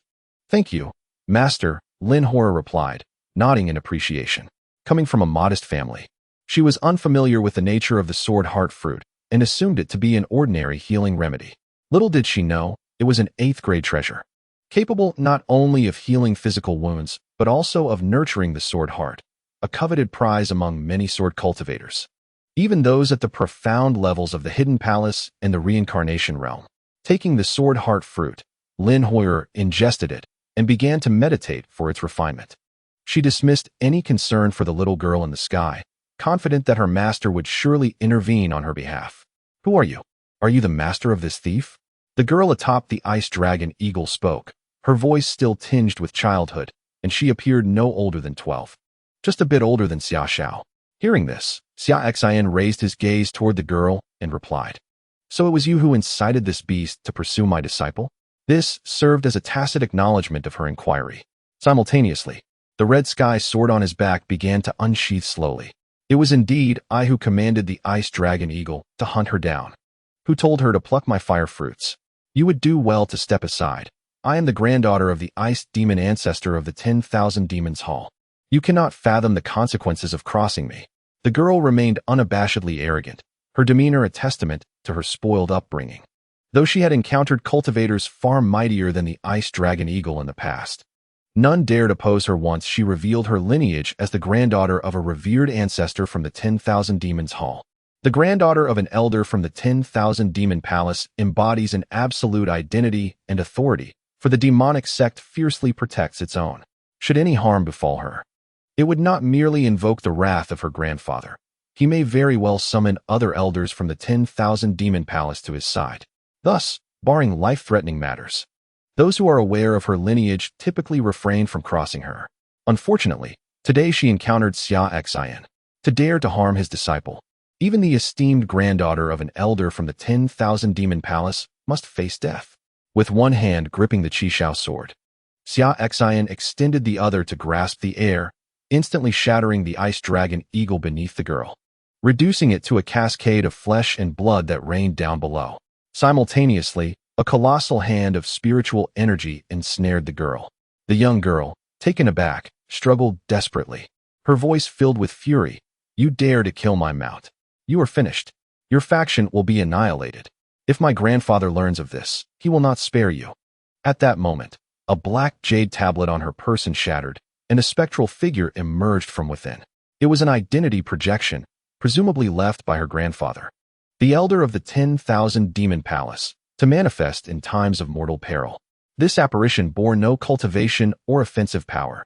It was merely the ethereal visage of an old man clad in black robes, with a white beard. The ice demon elder, witnessing his granddaughter captured in midair, addressed Xia Xin. "Friend, might I inquire how my granddaughter has offended you? Would you consider sparing her this time? The 10,000 Demon Palace would owe you a favor. Should you need anything, please do not hesitate to ask." The ice demon elder was currently in the ruins, hastily making his way toward his granddaughter's location. By triggering the aura left on the girl, he sought to delay Xia Xin just long enough for him to reach her. Regardless of who Xia Xin was, anyone who dared to act against his granddaughter today would meet their end. "I require nothing but her demise," Xia Xin replied coolly. "You." The ice demon elder was immediately enraged, yet he quickly suppressed his emotions, speaking urgently. "Please, friend, whatever conditions you have, I will strive to fulfill them. I implore you, spare my granddaughter." Meanwhile, not far from the forest where Xia Xin and his companions were located, a figure was hastily approaching, none other than the ice demon elder. In the forest, Xia Xin sneered. "Having harmed my disciple, know this, no matter your offerings today, she must perish." Hearing this, the girl in the air panicked, her voice trembling with fear as she defiantly declared, "If you dare to kill me, my grandfather will ensure you suffer a fate worse than death, along with your family and your entire faction. The allure of temptation proves futile as the ethereal figure of the ice demon ancestor speaks. Should you dare to slay my granddaughter today, even if you flee to the ends of the earth, I shall not let you escape. At this moment, he is perilously close to where his granddaughter resides. Merely a fleeting moment more, and he shall reach her. Is that so? Then I shall take her life now, Xia Xin retorts with a cold smirk. And I shall wait here for you to see how you intend to pursue me today. With that, Xia Xin seizes the little girl and crushes her, reducing her to mere fragments, obliterating her existence. You seek death. The ice demon ancestor roars in fury. Due to the cultivation of a rare demonic art, it is exceedingly difficult for him to bear offspring. He spent nearly 5 centuries to sire a son, who, inheriting his dark arts, faced similar challenges in producing heirs. After hundreds of years, his son finally had this granddaughter, the object of their family's indulgence. Thus, the loss of this precious child is unimaginable to him, and he is engulfed in rage. Today, I shall pursue you to the ends of the earth and will not relent. The ice demon ancestor bellows, rushing towards Xia Xin with unyielding determination. He dismisses Xia Xin's words, convinced that the young man would not wait for him. Among the 20 revered ancestors of the 10,000 Demon Sect, he is not the strongest, but ranks above average, possessing the cultivation of the 6th level of the concealed palace realm. Given Xia Xin's earlier aura, he perceives him to be merely at the 5th level, leading him to believe that Xia Xin would not dare to confront him here. Were he to pay heed to the happenings within the realm, he would discern from Xia Xin's attire that he is none other than the renowned sword god of the Central Lands, possessing prowess far beyond his own. Had he recognized this, he would not have spoken so arrogantly. With a mere flick of his wrist, Xia Xin shatters the ice demon ancestor's projection. He then stands guard beside Lin Horror, awaiting the ancestor's arrival. Lin Horror, in the midst of refining the sword heart fruit, requires a moment longer. She has already completed half of the process, elevating her cultivation by 2 realms to the 3rd level of the Sea Transformation realm, surrounded by strands of sword chi. The emergence of sword chi from one's body signifies a significant advancement in the sword path. A swordsman first practices techniques to comprehend the power of the sword, then cultivates sword chi, eventually allowing it to leave the body, leading to the realization of sword intent and achieving unity between man and sword. This culminates in the manifestation of a personal sword domain, where one perceives the grand momentum of the cosmos, understanding the sword's might, thus enhancing the lethality of each strike manifold. For a novice swordsman, mastering the sword manual and practicing techniques typically requires 3 to 5 years, while those with lesser talent may take a decade or even 2. Those who have comprehended the power of the sword, transitioning from the gathering chi realm to the divine power realm, possess an exceptional offensive capability that ranks among the elite of their level. The transformation of sword power into sword energy requires a span of 5 to 10 years, while those with lesser talents may need decades. This conversion corresponds to the splitting government and transforming sea realms, where sword cultivators who have cultivated sword energy wield greater lethality than their peers. Subsequently, to separate the sword energy from oneself necessitates an additional 10 to 20 years. At this juncture, even within the immortal realm, one stands out as a formidable figure. The next phase involves the comprehension of sword intent, a process that may take several decades, or even centuries, contingent upon one's innate talent. Once one grasps their unique sword intent, they become an extraordinarily powerful presence among peers in the beginningless realm. The subsequent fusion of man and sword is an achievement reserved for the grand sword cultivators of the concealed palace realm, often requiring centuries or even millennia. Upon reaching this pinnacle, the cultivator embodies a sword, capable of wielding the essence of all things as their blade. Grand sword cultivators who achieve this state are typically avoided by others of the concealed palace realm who do not practice swordsmanship, for they are exceedingly difficult to defeat. As for the next step in the path of the sword, advancing from the unity of man and sword to the sword domain, only the superlative sword masters of the cycle realm can attain this. Once the sword domain is established, it can transform an expanse of 10,000 to millions of meters into a realm of swords, brimming with boundless killing sword energy, capable of both offense and defense, rendering it invincible. This level is only accessible to those with extraordinary talent in the sword arts. Even those with significant aptitude must invest thousands to tens of thousands of years to reach it. The final step involves condensing the sword force of heaven and earth within one's sword domain, ensuring that each strike resonates with the grand momentum of the universe, making the foe feel as though they are not merely contending with a sword, but with the very forces of nature itself. This is an exceedingly arduous task. It is said that even those divine sword masters who have lived for tens of thousands of years have yet to achieve this mastery. In Chapter 81, Uncle, you have finally arrived. You cannot imagine what I have endured during this time. We see Xia Xin, who, endowed with the forbidden body of the Primordial Sword Body, possesses an extraordinary comprehension of the sword path, coupled with the legacy of sword techniques bestowed upon him by the system, such as the Nine Heavens Sword, the Grass Sword Technique, the return of 10,000 swords, and the divine level sword cultivation art, all of which are techniques utilized by those above the divine realm. Each technique carries its unique grand momentum of the sword path, enabling Xia Xin to perceive the grand momentum of the sword path ahead of time. These techniques, directly inherited through the system, allow him to reach a state of completeness as if he had cultivated them for tens of thousands of years. With the assistance of the Primordial Sword Body, Xia Xin has ascended to a level akin to that of a divine sword cultivator, capable of condensing the grand momentum of the sword path and resonating with the forces of heaven and earth. Thus, Xia Xin's formidable offensive power enables him to confidently strike down cultivators of the cycle realm, even while in the concealed palace realm. With his current cultivation at the Zongong realm, he finds it difficult to fully unleash these divine abilities, as well as the formidable power of the Hongming sword body and the swordsmanship of the divine realm. However, as his cultivation gradually ascends, coupled with the acquisition of the sword heart, his mastery over the sword arts has reached a new zenith.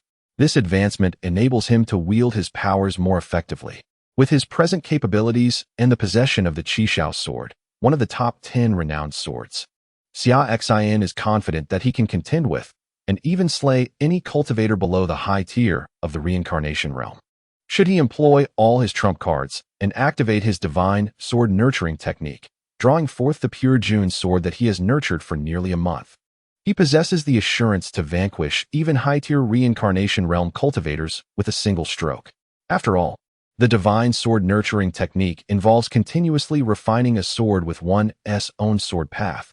The longer the nurturing period, the greater the lethality when the sword is drawn.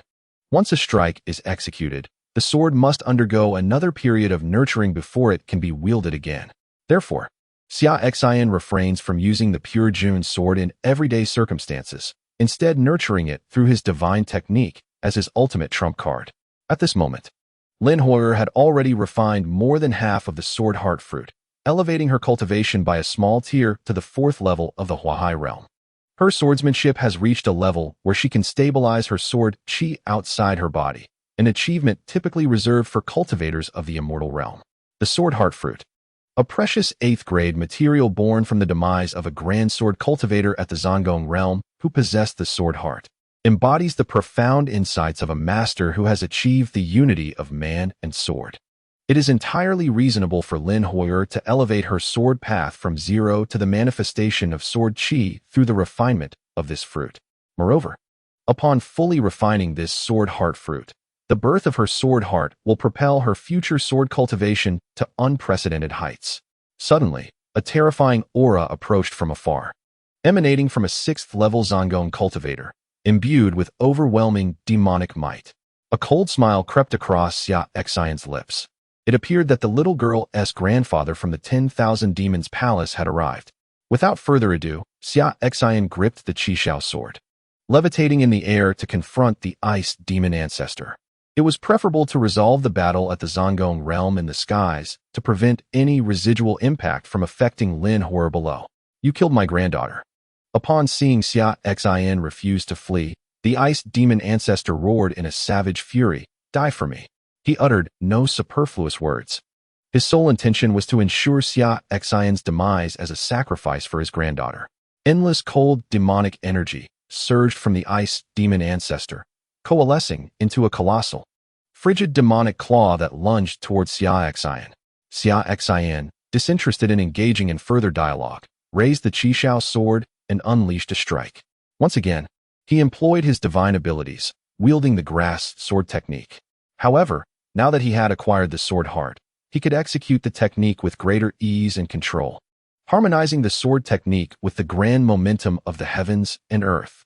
Thus, it seemed as though he was not merely striking at the ice demon ancestor with a sword, but rather cleaving through the very fabric of the cosmos itself.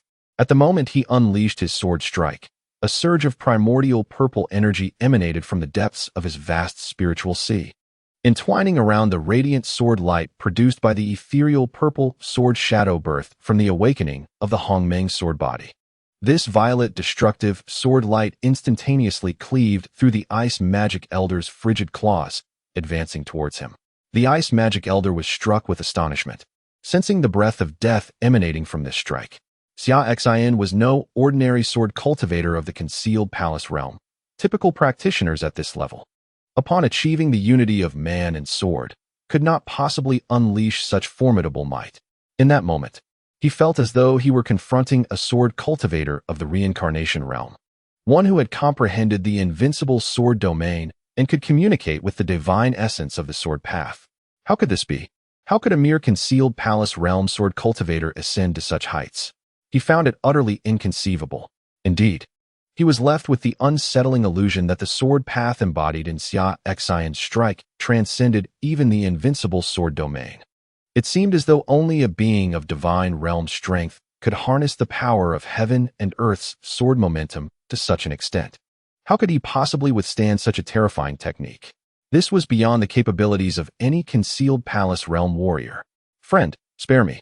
I am the elder of the 10,000 demon palace.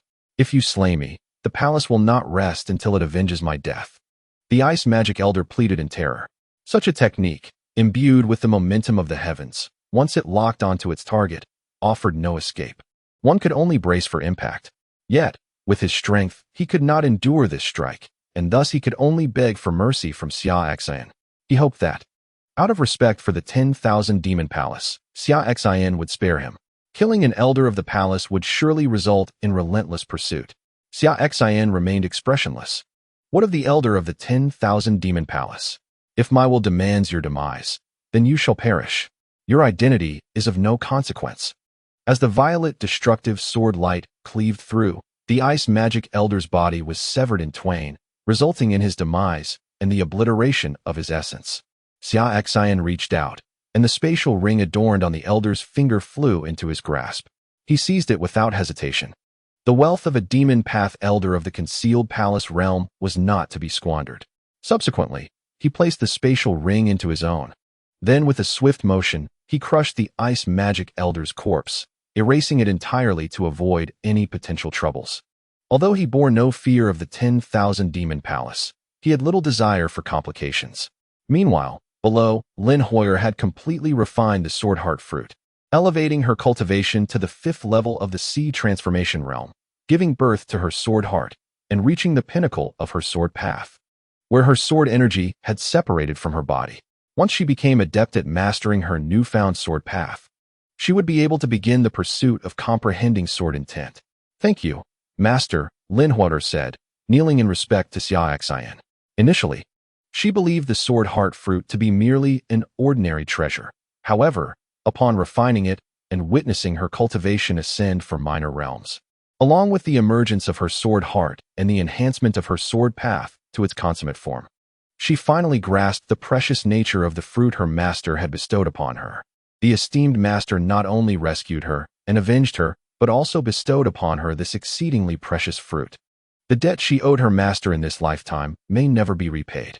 However, with such a considerable obligation, there seems little necessity to repay it. Her very life belongs to her master, and she would unhesitatingly comply with any request he might have of her. Even if he were to command her to lay down her life, she would do so without a moment's hesitation. Now that I have absorbed it all, let us proceed to find that little girl, said Xia Xin. We have yet to seek her out, and I wonder how she is faring now, whether she is in any danger. Yes, master, Lin Hoyer replied as she rose. Xia Xin led her swiftly out of the forest, following the trace of energy that lingered on Xia Xiao, hastening towards her location. Xia Xin changed out of his attire, removed his mask, and donned the royal robes of a prince of the great Xia dynasty to prevent Xia Xiaoxiao from recognizing his unparalleled identity as the sword god. Outside the illusory array where Xia Xiaoxiao was trapped, an elder from the Demon Sect shouted, "Come out! If you possess any ability, I shall flay your skin. Old fool! If you dare, come in and capture me," came Xia Xiaoxiao's triumphant voice from within the illusion. At this moment, the terror she had felt during her near escape had begun to dissipate. With the four old men outside the array unable to enter, she had no reason to fear them. As long as she remained hidden within the array, she would be safe, waiting for her royal uncle to rescue her. Surely, he would be arriving soon. You dare stay in there for a lifetime without coming out? When the ruins close, you will remain trapped. Otherwise, we four shall not let you escape, declared an elder from the Demon Sect with a chilling tone. Just then, two figures descended from the sky, landing before the four elders outside the illusory array. It was none other than Xia Xin and Lin Hor. "Come out," Xia Xin called towards the concealed Xia Xiaoxiao.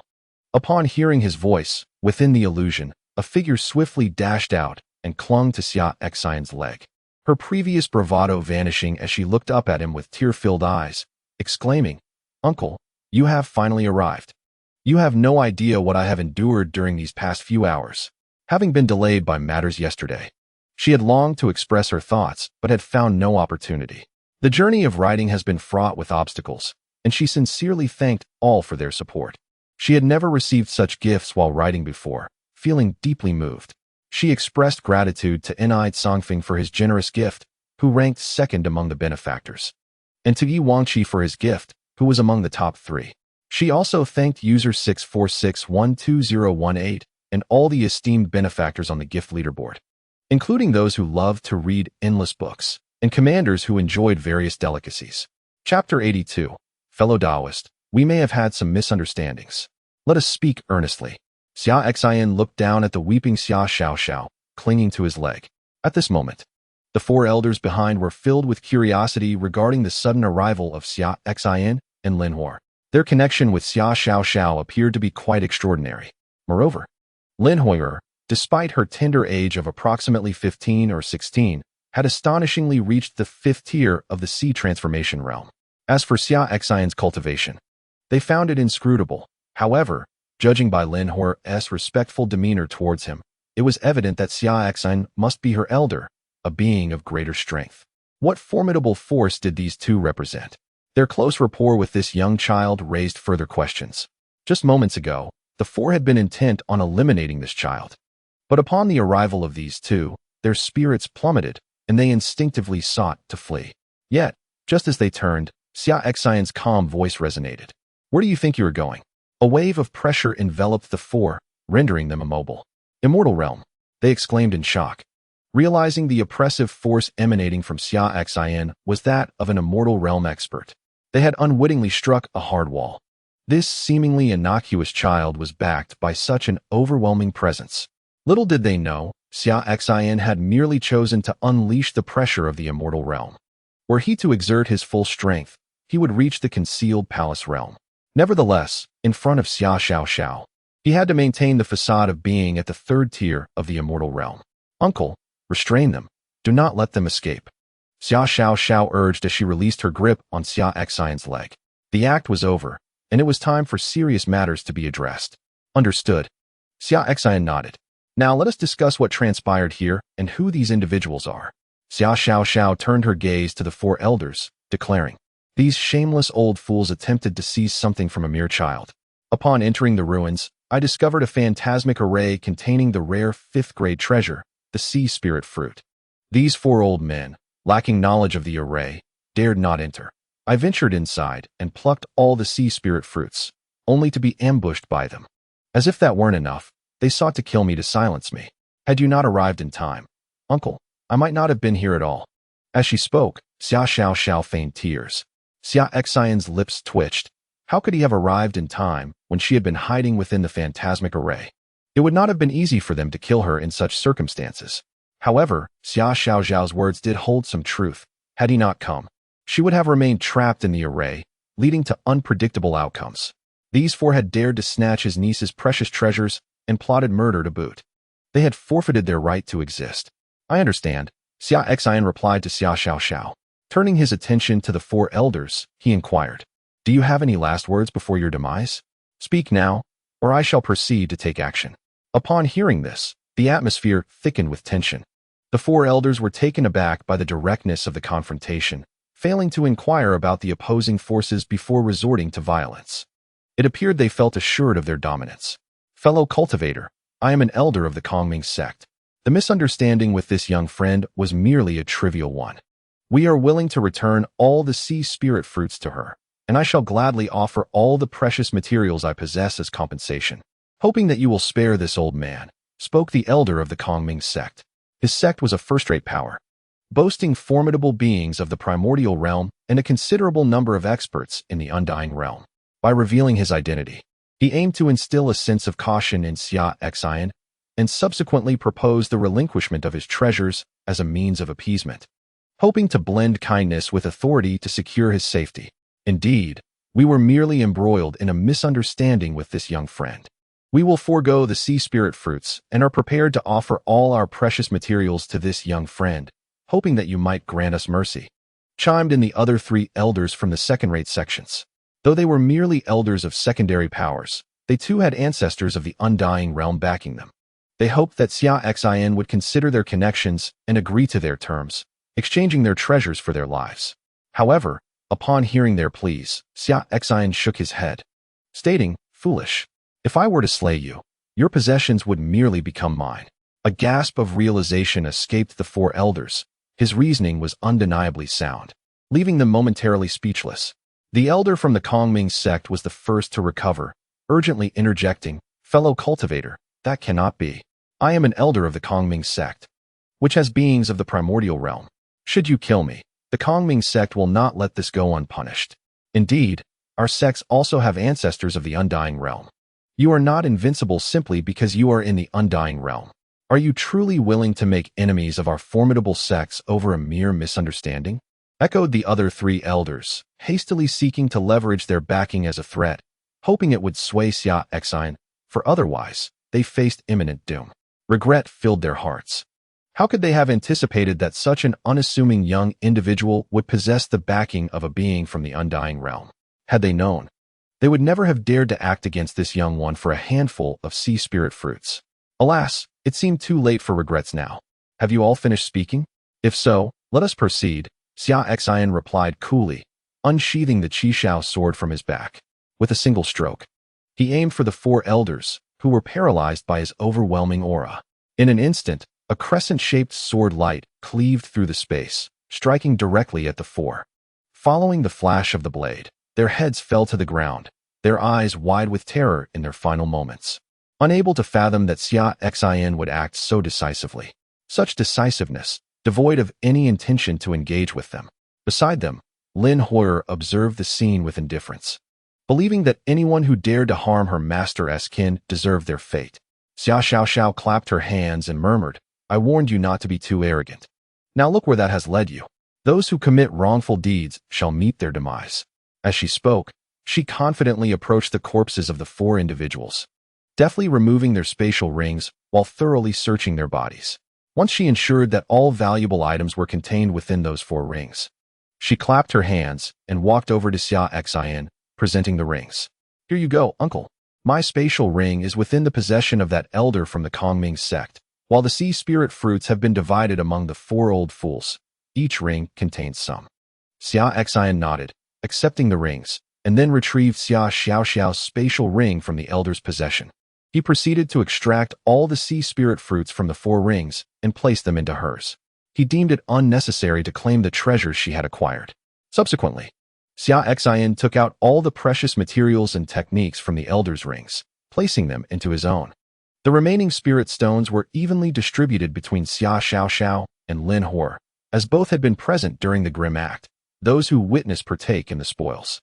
As Xia Xiao gazed at the tens of millions of spirit stones unearthed from the rings, she swallowed hard and wiped the drool from the corner of her mouth, exclaiming with excitement, "Uncle, will we truly split all these spirit stones between us?" Though she was a small princess of the great Xia dynasty, she had never carried more than 50,000 spirit stones at any one time. Her youth and her parents' concerns over her potentially squandering them on frivolous purchases had kept her from amassing wealth. Now, Xia Xin was prepared to share nearly 20 million spirit stones between her and Lin Hor, and her excitement was palpable. Yes, you two may divide them as you see fit, Xia Xin replied nonchalantly. He had extracted the precious materials to prepare the innate divine liquid for his children, ensuring he would seize every opportunity to gather such resources. The techniques he collected would enrich the future library of the Tian men, facilitating the disciples' cultivation. As for the spirit stones, with the vast amounts accumulated by Fu Bo and the recent haul from the soul-devouring palace, he possessed trillions, rendering him indifferent to the few stones now being distributed. After all, Xia Xiaoxiao had eagerly approached to examine the corpses and presented their spatial rings to him with palpable enthusiasm right after he had dispatched the 4 elders. The young girl's intentions were simply to acquire a share of the spoils. She could not possibly let the young man down. Your Highness, you are truly magnificent. Far more grand than I ever imagined. I must admit, I misjudged you in the past, Summer Xiaoxiao exclaimed, embracing Summer Xion's leg with heartfelt gratitude. Misjudged me? Summer Xion pondered, bewildered by her words. Just as he was about to inquire further, he noticed that Summer Xiaoxiao had already scampered off with Lin Hor, exuberantly dividing the spiritual stones. He decided against pursuing the matter. The girl's thoughts seemed to shift like the wind, leaving him baffled by her nonsensical remarks. What he remained unaware of was that Summer Xiaoxiao's comment stemmed from a prior incident.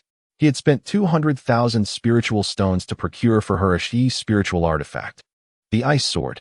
Yet, shortly thereafter, his aunt gifted Lin Hor a DG spiritual artifact, the Fire Cloud Sword, worth several times more than her Ice Sword.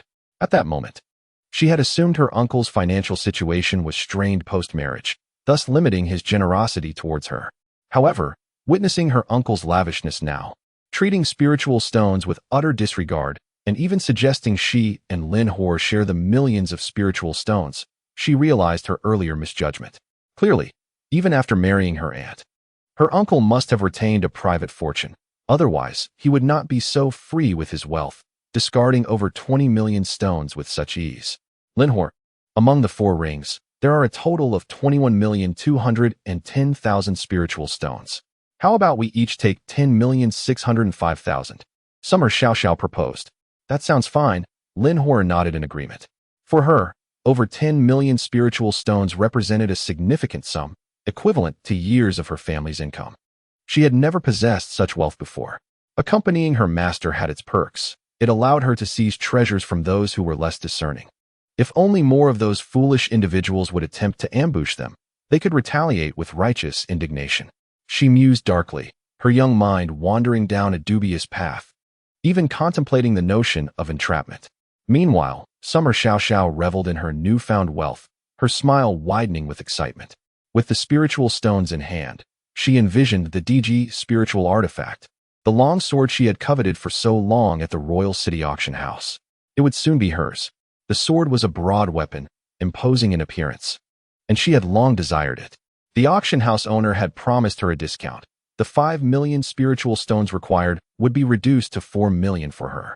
Now, with a surplus of over 10 million stones, she no longer needed to plead with her father, Summer Jun, who had always met her requests with disdain. This time, I shall purchase it myself, she thought triumphantly. The broad sword would enhance her grandeur, embodying the spirit of a true heroine. She is a rather contradictory child. Unlike other girls who favor delicate swords, she finds them unappealing. To her, it is the broad sword, the kind that can cleave a person in two with a single strike, that embodies true might and grandeur.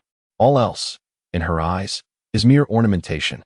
Aesthetically pleasing yet devoid of utility, she is a pragmatist at heart. Enough of the laughter, the drool is pooling all around. Summer Xion, upon receiving the spirit stones, began to indulge in fantasies of the silly, grinning Xiaoxiao. Oh, very well. Ha ha ha ha. Xiaoxiao waved her hand, regaining her composure, and then inquired, Royal Uncle, where shall we venture next? We are to seek the sea heart fruit, to awaken your dual pupils, Summer Xion replied. Indeed, Xiaoxiao nodded.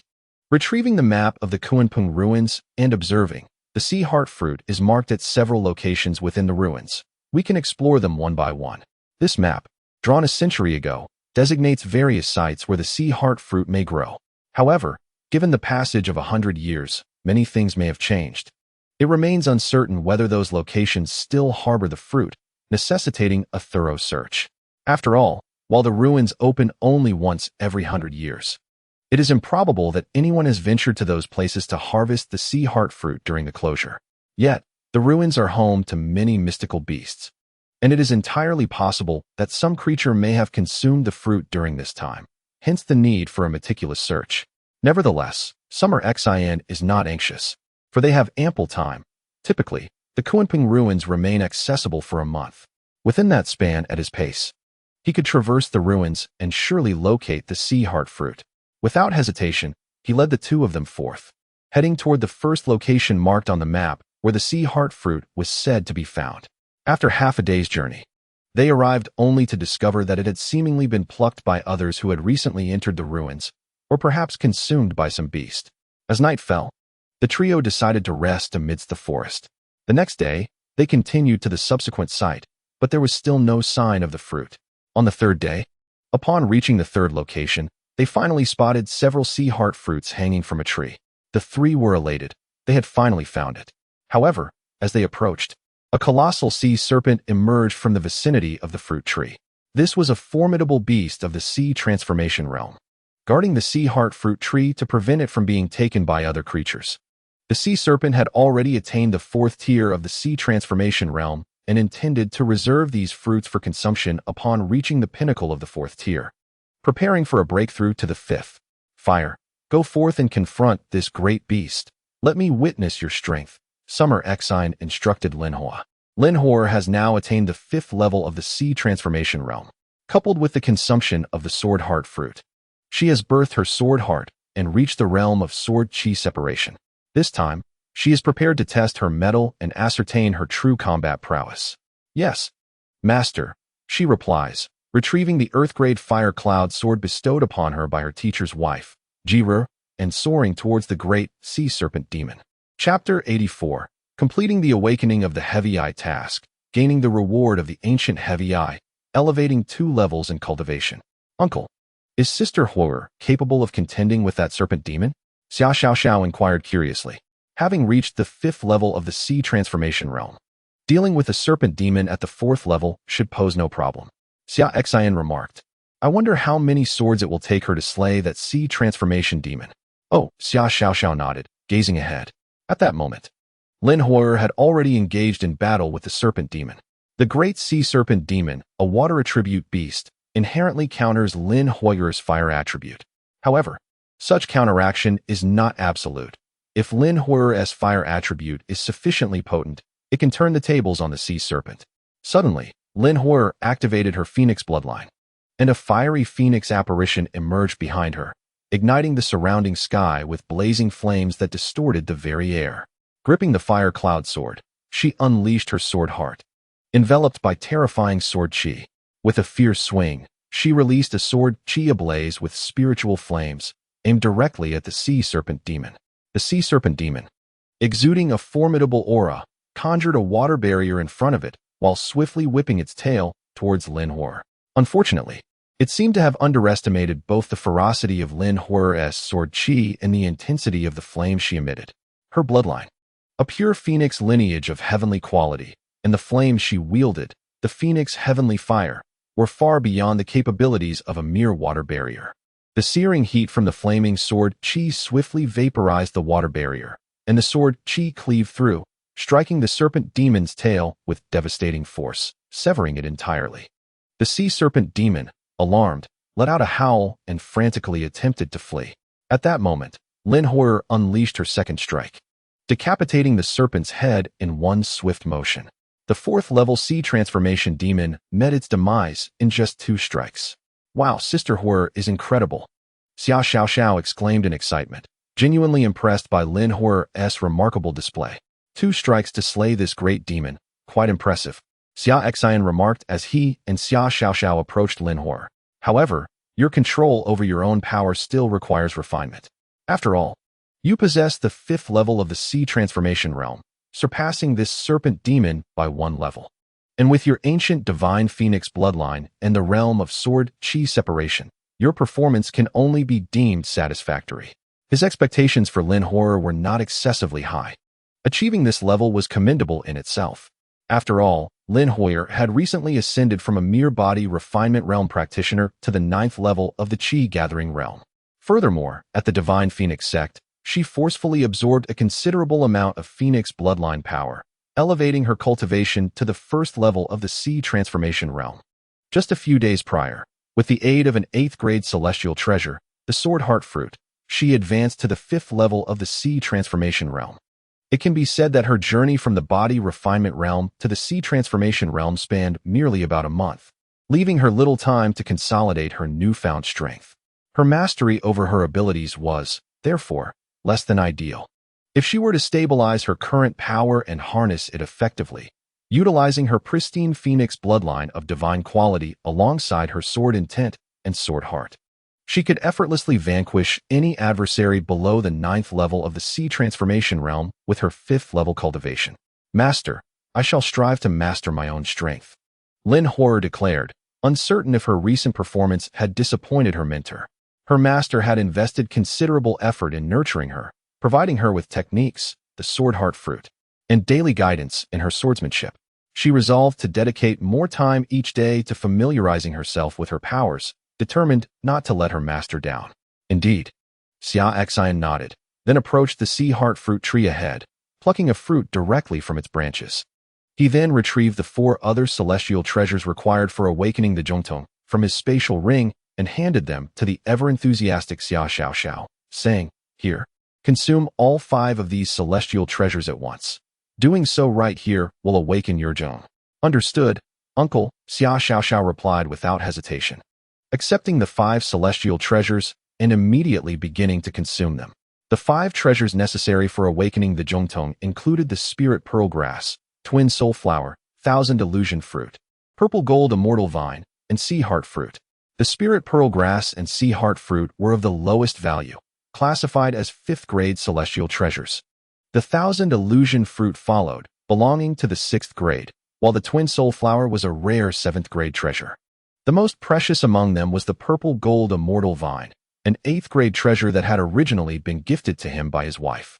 Xia Xin had been quite astonished at the time, realizing that his wife had such an affluent collection of 8th grade celestial treasures. He couldn't help but feel as though he had found a wealthy benefactor. Without a hint of modesty, he accepted the gift, fully aware that Xia Xiaoxiao required it for her awakening. He resolved to procure even better celestial treasures in the future to repay his wife.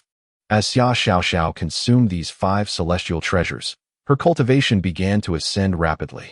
After all, she had only just reached the body refinement realm.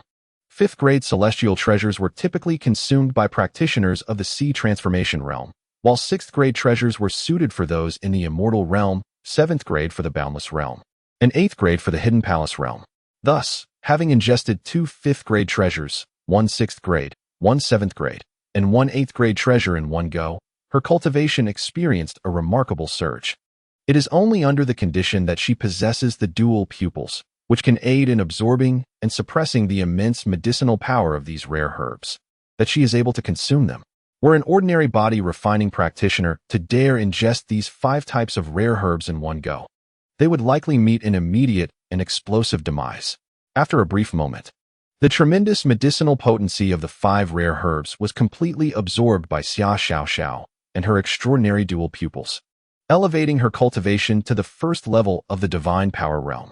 She ascended directly from the body refinement realm to the divine power realm, achieving a leap of 2 major levels.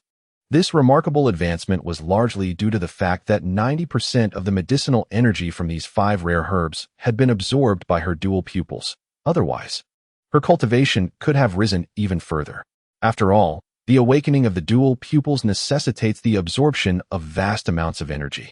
At that moment, a primordial radiance flickered from her eyes, a gaze that seemed capable of piercing through all things, as if it were derived from the ancient past, transcending time and seeing through all illusions.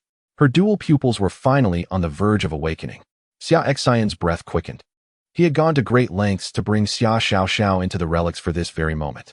Once Xia Xiaoxiao completed the awakening of her dual pupils, he would receive the system's task rewards.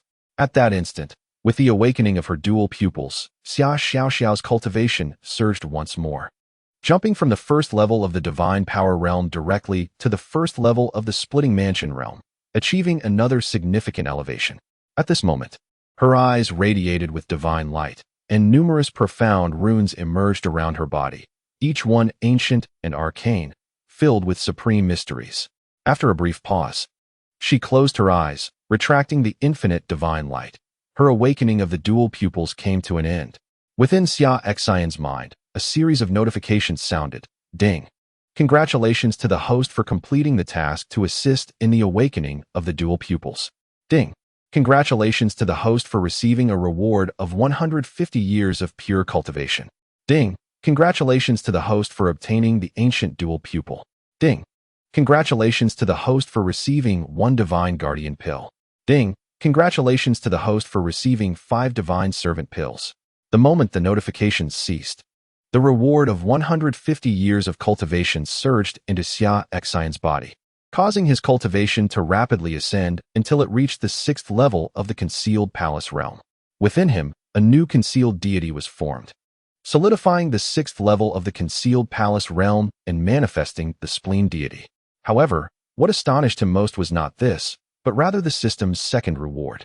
By aiding Xia Xiaoxiao in awakening her dual pupils, the system had granted him a dual pupil reward. Though the dual pupils may not rival the Primordial Sword Body, they are nonetheless a remarkable treasure. The system immediately prompted the awakening of the dual pupils, and Xia Xian could not help but internally converse with the system. Instantly, a powerful force surged into his eyes, and 2 new pupils emerged within his gaze, the dual pupils. An ancient and profound divine light appeared in his eyes, and his cultivation once again ascended, reaching the 7th level of the concealed palace realm. Xia Xian hurriedly closed his eyes, ensuring that neither Lin Huo nor Xia Xiaoxiao noticed his unusual transformation. After all, Xia Xiaoxiao had just awakened her dual pupils, and he had followed suit, which was utterly inexplicable. This time, his efforts in assisting with the awakening of the dual pupils were not in vain. The rewards he received, a century and a half of pure cultivation, along with the ancient dual pupils, directly elevated his prowess by 2 levels, reaching the 7th stage of the Dongongjing, now merely 3 stages away from the Linhuijing. Furthermore, he acquired a Shixin Dan and 5 Shinu Dan, which would soon augment the ranks of 1 Zhengongjing and 5 Wushijing within the Tianmen.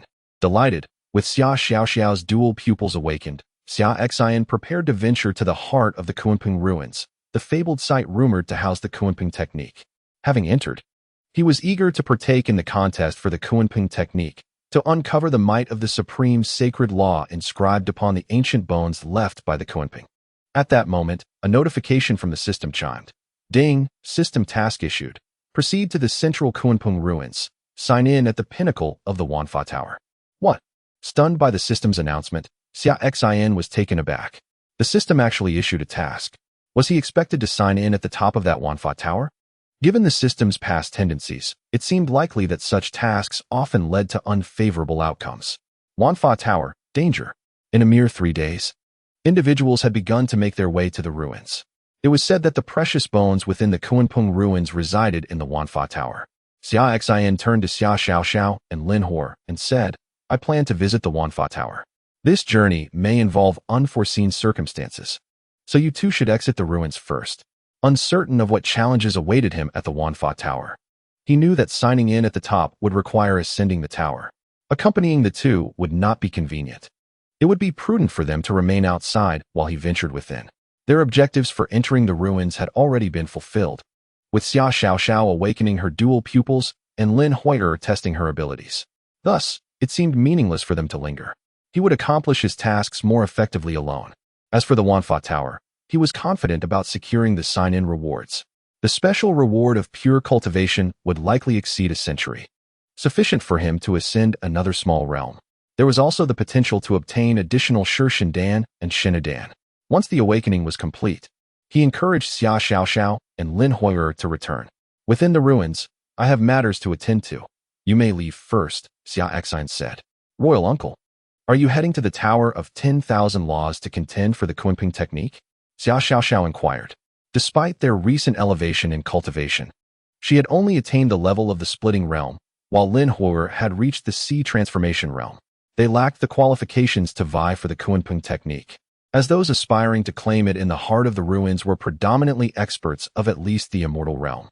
Numerous ancient beings of the boundless realm, and even those of the hidden palace realm, would be drawn to participate.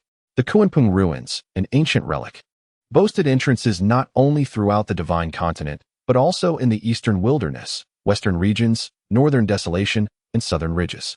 Each entry was frequented not only by lower-tier cultivators, but also by those of the boundless realm, hidden palace realm, and potentially even formidable beings of the reincarnation realm.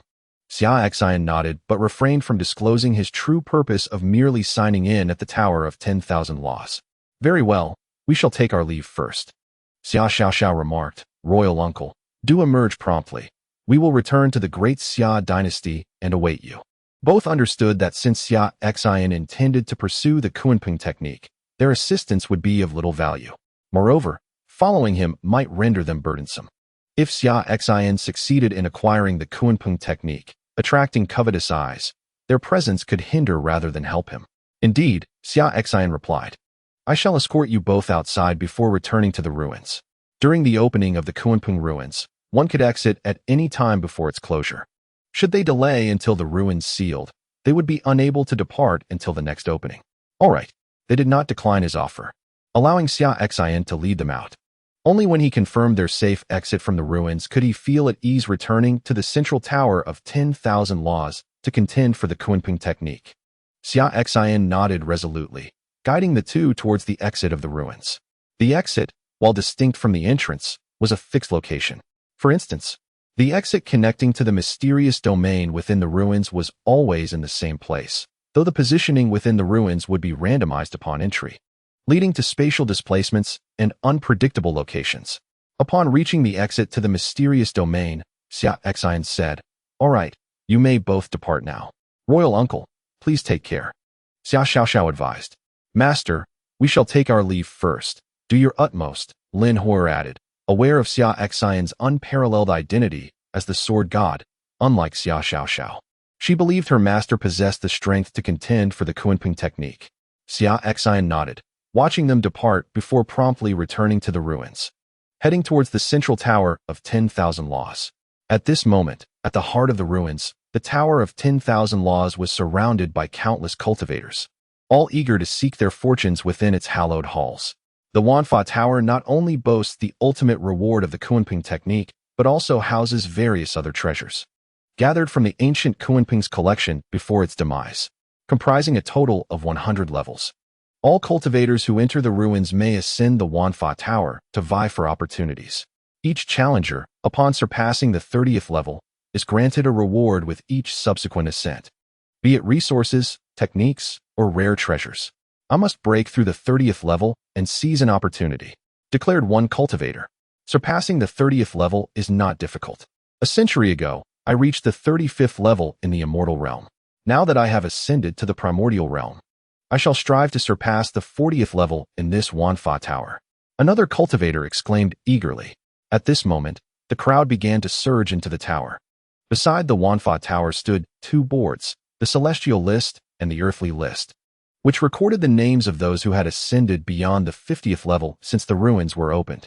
To enter the earthly list, one must reach the 50th level, while ascending beyond the 70th level grants entry to the celestial list. At the base of the Wanfa Tower, a man with flowing black hair donned in a golden dragon robe commenced his ascent. As he began to climb, gasps of astonishment rippled through the crowd. It is the esteemed Prince Zhou Yuan of the ancient Great Zhou dynasty from the eastern wilderness. It is said that he possesses the supreme dragon emperor physique. I wonder how many levels he can reach and whether he can finally enter the celestial list, a feat no one has achieved in a millennium. Indeed, the supreme dragon emperor physique is among the finest of constitutions. Perhaps he may indeed enter the celestial list. The celestial list is exceedingly difficult to attain. Since the ruins were opened, only a handful have ever reached the celestial list. These individuals are all unparalleled geniuses, likely destined for the reincarnation realm. Not to mention the celestial list. Even reaching the earthly list is a rare accomplishment, as ascending beyond the 50th level of the Wanfa Tower is incredibly challenging. My lord, what do you think Siguoyan will achieve in the Wanfa Tower? Inquired an elderly woman beside a breathtakingly beautiful lady clad in white and veiled.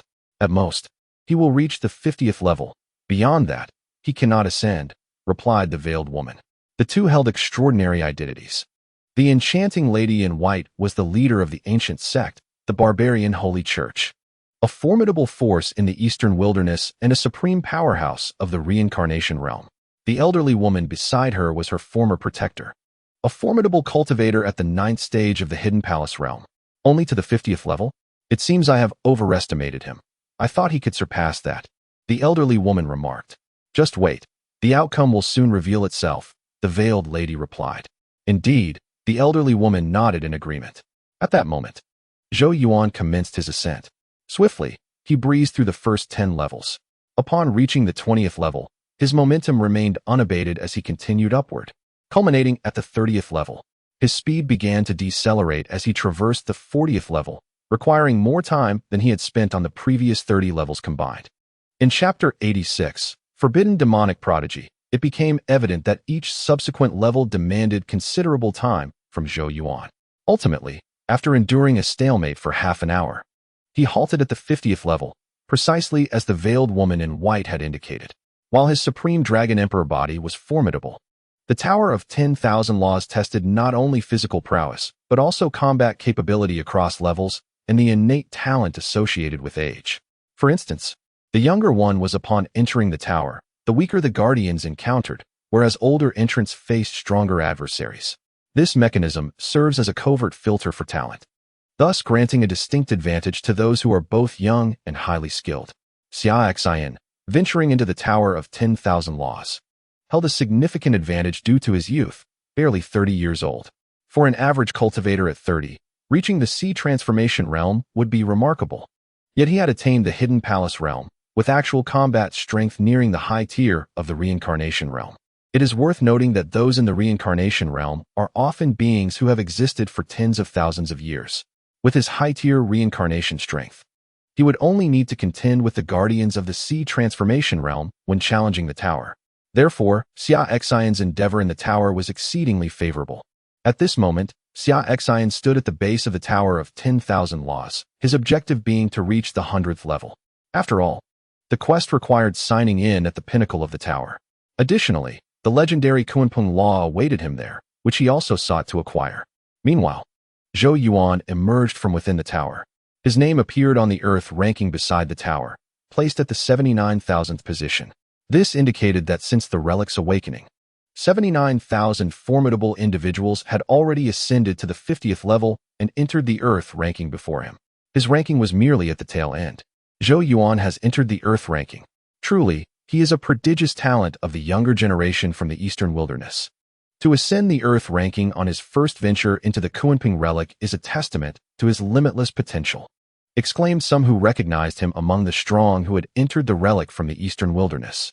Indeed, to achieve the earth ranking on his inaugural ascent to the tower suggests that, barring any misfortunes, within a millennium, the great Zhou dynasty shall witness the emergence of another figure from the Hidden Palace realm, mused another, noting that a cultivator of the Hidden Palace realm is akin to a stabilizing force for elite powers, with Siguoyan possessing the Supreme Dragon Emperor body. As long as he does not fall, he is destined to enter the Hidden Palace realm, marking a significant talent for the great Zhou dynasty. I do not aspire to reach the earth ranking like Siguoyan. I only wish to ascend to the 40th level of the Tower of 10,000 Laws and obtain 10 rewards, and that would suffice, remarked a cultivator, aware of his own limitations. To ascend the Tower of 10,000 Laws is indeed a formidable challenge. It is not solely reserved for the prodigies of the world. He is acutely aware of his own capabilities. His aspiration is merely to reach the 40th level of the tower, which would be a commendable achievement. After all, upon surpassing the 30th level, each additional ascent grants a mysterious reward. A breakthrough of 10 levels yields 10 such rewards. The thought of reaching the 40th level seems ambitious. My own goal is modest, merely to reach the 35th level, which would still secure 5 mysterious rewards. Some individuals have set their sights even lower, for the difficulty of ascending beyond the 30th level is substantial. Each level presents the challenge of confronting the Guardian's enhanced strength, which escalates exponentially. Listening to the discussions among the surrounding cultivators, the elderly woman beside the veiled lady in white spoke, "Master, I can no longer endure this. These frogs at the bottom of the well believe reaching the 50th level is an extraordinary feat. I shall go and temper their overconfidence." The veiled lady in white remained silent, tacitly granting her consent. Without hesitation, the elderly woman charged into the Tower of 10,000 Laws, commencing her ascent. Before long, her rapid progress became evident. 10 levels, 20 levels, 30 levels, 40 levels. It was only upon reaching the 40th level that her speed began to wane. Nevertheless, her ascent was several times swifter than that of Siguoyan. The elderly woman's strength far surpassed his. Although she approached the tower with the cultivation of a 9th-level hidden palace realm, her advanced age meant she faced adversaries of her own caliber. Her extraordinary combat prowess alone facilitated her remarkable speed. The astonishing velocity of her ascent drew the attention of numerous cultivators outside the tower. What a terrifying rate of progression!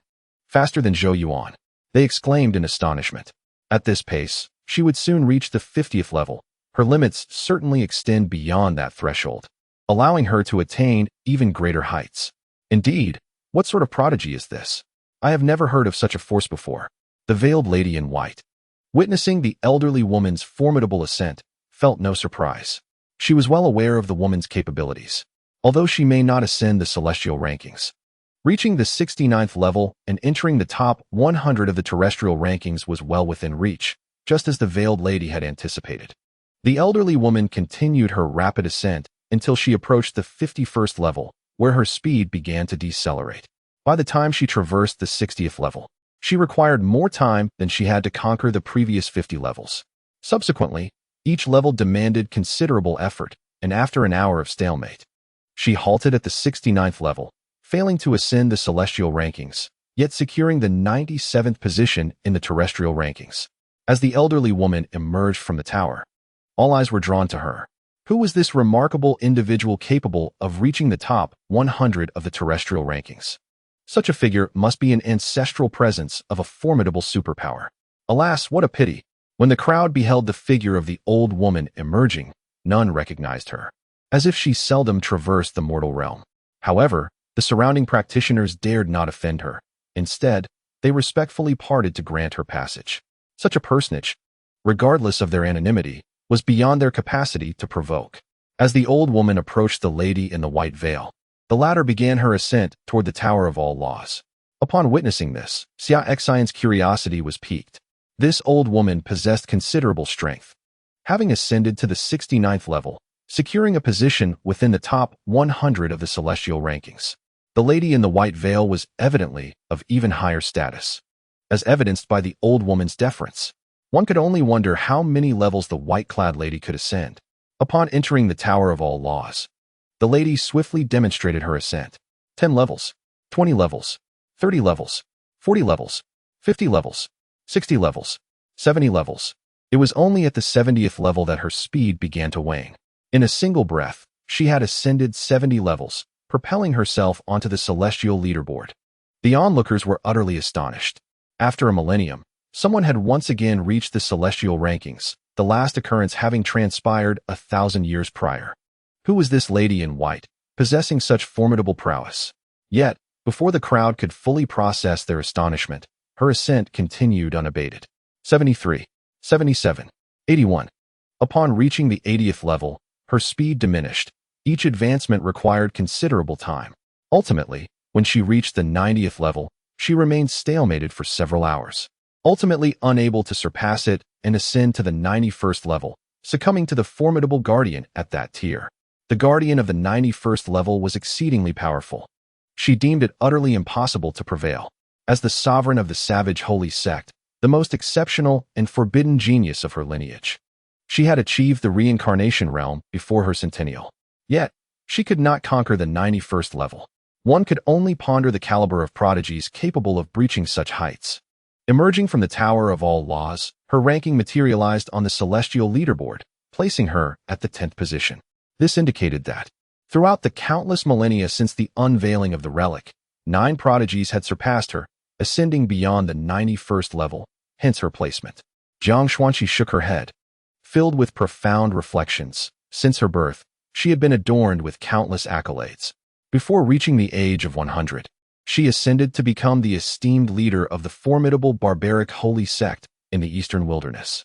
Today, within the grand expanse of the 10,000 Laws Tower, she finally encountered an existence more prodigious than herself. The individuals appearing in the top 9 of the celestial rankings must surely be akin to her. Contemporaneous beings of extraordinary talent, verging on the realm of the forbidden. One might wonder if the renowned empress of the demon cult from the divine land could breach the tower and ascend beyond the 90th level. Jiang Xuanqi murmured to herself. At that moment, all the cultivators surrounding her were captivated by her presence. They had not anticipated that this foray into the ruins would afford them the privilege of witnessing such a spectacle. A figure of taboo from the current era had emerged, forcefully ascending to the 90th level of the 10,000 Laws Tower, securing the 10th position on the celestial leaderboard. Such an individual, a harbinger of dread for all contemporaneous powerhouses, had the capacity to dominate an entire era. It was indeed a privilege for them to witness this. No one dared to approach Jiang Xuanqi. Such a figure could only be revered, never trifled with. Observing this, Xia Xin's lips curled into a smile. Reaching the 90th level was indeed intriguing. If this individual was already regarded as a taboo figure capable of subduing an era, what could be said of him should he reach the 100th level? Would he be classified as an anomaly? Or perhaps as one who could overwhelm all the might of an entire epic? Xia Xin boldly entered the 10,000 Laws Tower to commence his ascent. Upon entering, he was required to input his name for ranking purposes. He promptly entered 9 Heaven's Sword God and began his challenge. 10 levels, 20 levels, 30 levels, 40 levels, 50 levels, 60 levels, 70 levels. Up to the 70th level, Xia Xin's momentum showed no signs of waning. He continued to ascend with remarkable speed, astonishing all those around him. Who was this 9 Heaven's Sword God, who so swiftly reached the 70th level and climbed the celestial leaderboard? Was I imagining things? It had been a millennium since anyone had graced the leaderboard. Today, 2 had appeared in quick succession. Countless onlookers were filled with astonishment. They did not recognize this 9 Heaven's Sword God, nor did they comprehend his true potential. Moreover, it seemed that his speed of ascent surpassed that of the previously veiled woman. While others faced monumental challenges in their climb, for him, it appeared as effortless as dining or drinking. He ascended in mere moments. Jiang Xuanqi was equally astounded by Xia Xin's terrifying velocity. How could he be so swift? As the crowd around the 10,000 Laws Tower marveled, Xia Xin's ascent continued unabated. 80 levels, 90 levels. He persisted without hesitation. The adversary Jiang Xuanqi faced at the 91st level, seemingly insurmountable, was swiftly dispatched by Xia Xin. He pressed on upward. 92 levels, 93 levels, without so much as a moment's pause. In truth, Xia Xin's challenge was greatly facilitated by fortuitous circumstances. He had effectively exploited a flaw in the Wanfa Tower's design. The premise of the Wanfa Tower dictates that the strength of the guardians encountered by cultivators increases with age. Older cultivators face stronger guardians, while their younger counterparts encounter weaker foes. At approximately 30 years of age, he faced guardians calibrated to the strength of cultivators at the Transformation Sea realm. As most prodigious cultivators of that age typically reach such levels, confronting guardians of the Transformation Sea realm with the combat prowess of the Reincarnation realm was as effortless as slicing through a watermelon for him. He dispatched the guardians of that level with a single strike. Even when he ascended beyond the 90th floor, where he encountered adversaries formidable enough to rival those of the Hidden Palace realm, they too fell before him in an instant. Outside the Wanfa Tower, Jiang Xuanqi, veiled in white, wore an expression of astonishment upon her exquisitely beautiful face. The prowess of this sword god of the 9 heavens was astonishingly formidable. To ascend beyond the 90th floor with such swiftness was disheartening for her. It became evident that there were indeed individuals beyond her comprehension. She had been overly conceited, believing that attaining the reincarnation realm within a century made her the preeminent talent in the world.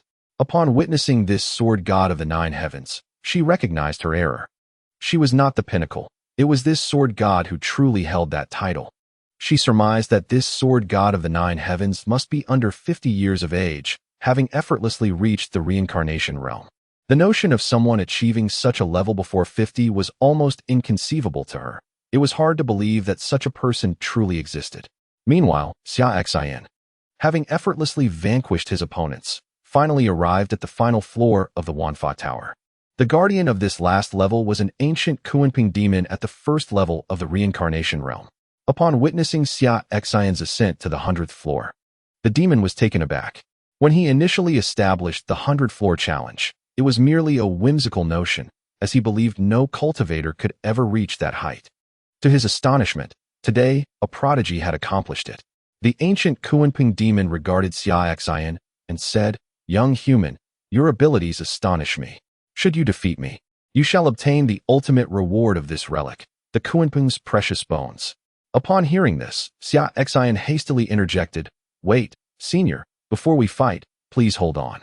What he meant was, "Allow me a moment to check in first." He intended to sign in and enhance his strength before dealing with this ancient demon. The demon, somewhat bewildered by Xia Xin's sudden pause, replied, "Very well, it is the final level after all. Please proceed." "Thank you, senior," Xia Xin responded courteously. He then communicated with the system in his mind. "System, please check me in at the top of the Wanfa Tower." Xia Xin had devised a plan to check in and claim his reward. Knowing the system's tendencies, he understood that once he checked in at a location, that location would no longer be available. He feared that after battling the ancient Kunping, should the Kunping be defeated, the tower would cease to exist. He found himself unable to sign in, filled with regret at the thought. Thus, it was wiser to sign in first. In Xia Xin's mind, a notification chimed. Ding. Successful sign-in at the peak of the 10,000 Laws Tower. Congratulations, host, for completing the system task. Ding. Congratulations, host. You have received a reward of 200 years of pure cultivation. Ding. Congratulations, host. You have obtained a drop of Kunping's essence blood. Ding. Congratulations, host. You have received 1 God Servant pill. Ding. Congratulations, host. You have received 5 Divine Slave pills.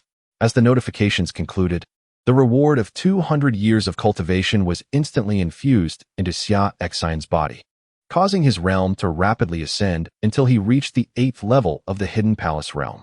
Within him, a new divine entity emerged, the Lung God.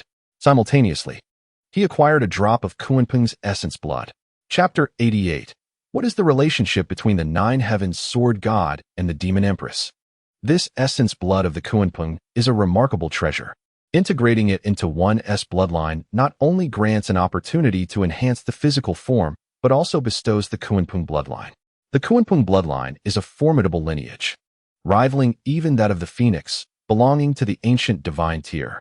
Moreover, the ancient Kunping is renowned for its speed and boasts commendable physical defenses. Once he merges with the Kunping bloodline, his speed will surely escalate to an alarming degree, and his physical defenses will also be fortified. As he practices the sword path, which excels in offense, his physical defense has been a weakness. Now, with this Kunping essence blood, he will gain the Kunping bloodline, thereby enhancing his physical defenses to a certain extent. At that point, whether in attack or defense, he would be unparalleled, complemented by the bloodline's enhancement of his speed.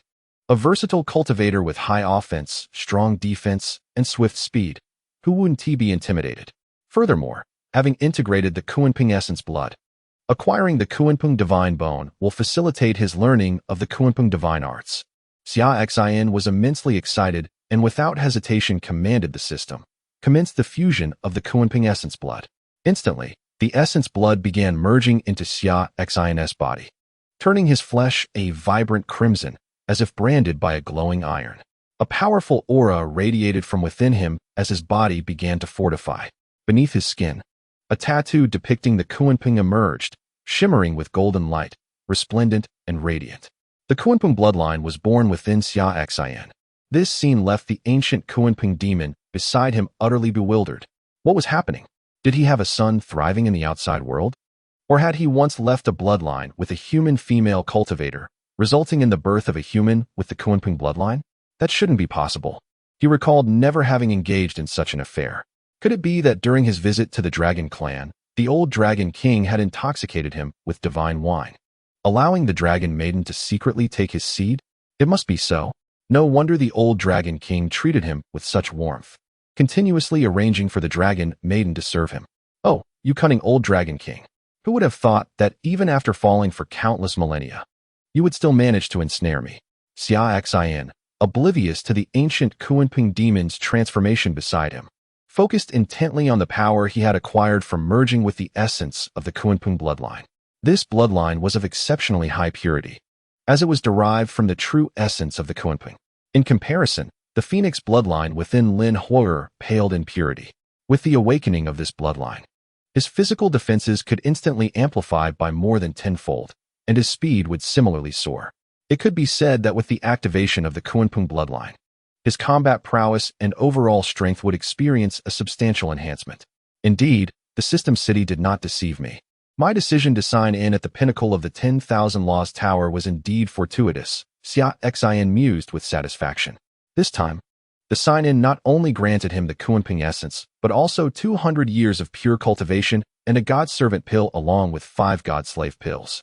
As he approached the later stages of the Hidden Palace realm, ascending another level had become increasingly difficult. Thus, the 200 years of pure cultivation allowed him to leap forward a level, solidifying his realm, and he was now not far from the 9th level of the Hidden Palace realm. As for the God-servant pill and the 5 God-slave pills, their value was self-evident. The Heavenly Gate would now boast another expert at the Hidden Palace realm and 5 at the Primordial realm, elevating the overall strength of the Heavenly Gate to a new tier. This sign-in was undoubtedly worthwhile. Having completed the fusion, Xia Xin raised his gaze towards the ancient Kunpeng demon ahead. He noticed that the ancient Kunpeng was regarding him with a peculiar expression. Before Xia Xin could speak, the ancient Kunpeng broke the silence, asking, "Young one, may I inquire who your mother is?" Xia Xin. What is happening? Xia Xin felt somewhat bewildered by the abrupt question about his mother. Observing Xia Xin's confusion, the ancient Kunpeng explained with a haughty demeanor. I merely wish to ask, because I suspect you carry my bloodline. I might very well be your ancestor. Is your mother of the dragon clan? Upon hearing the ancient Kunpeng's words, Xia Xin began to grasp the misunderstanding regarding the origin of his Kunpeng bloodline. No, esteemed elder, you are mistaken. The Kunpeng bloodline within me is a result of a chance acquisition of a drop of Kunpeng essence. The process of merging the bloodline was directly facilitated by the system within him, making it imperceptible from the outside.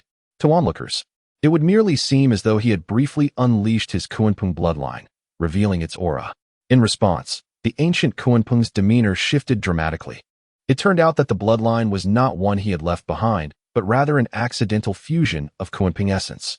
Oh, you crafty old dragon king.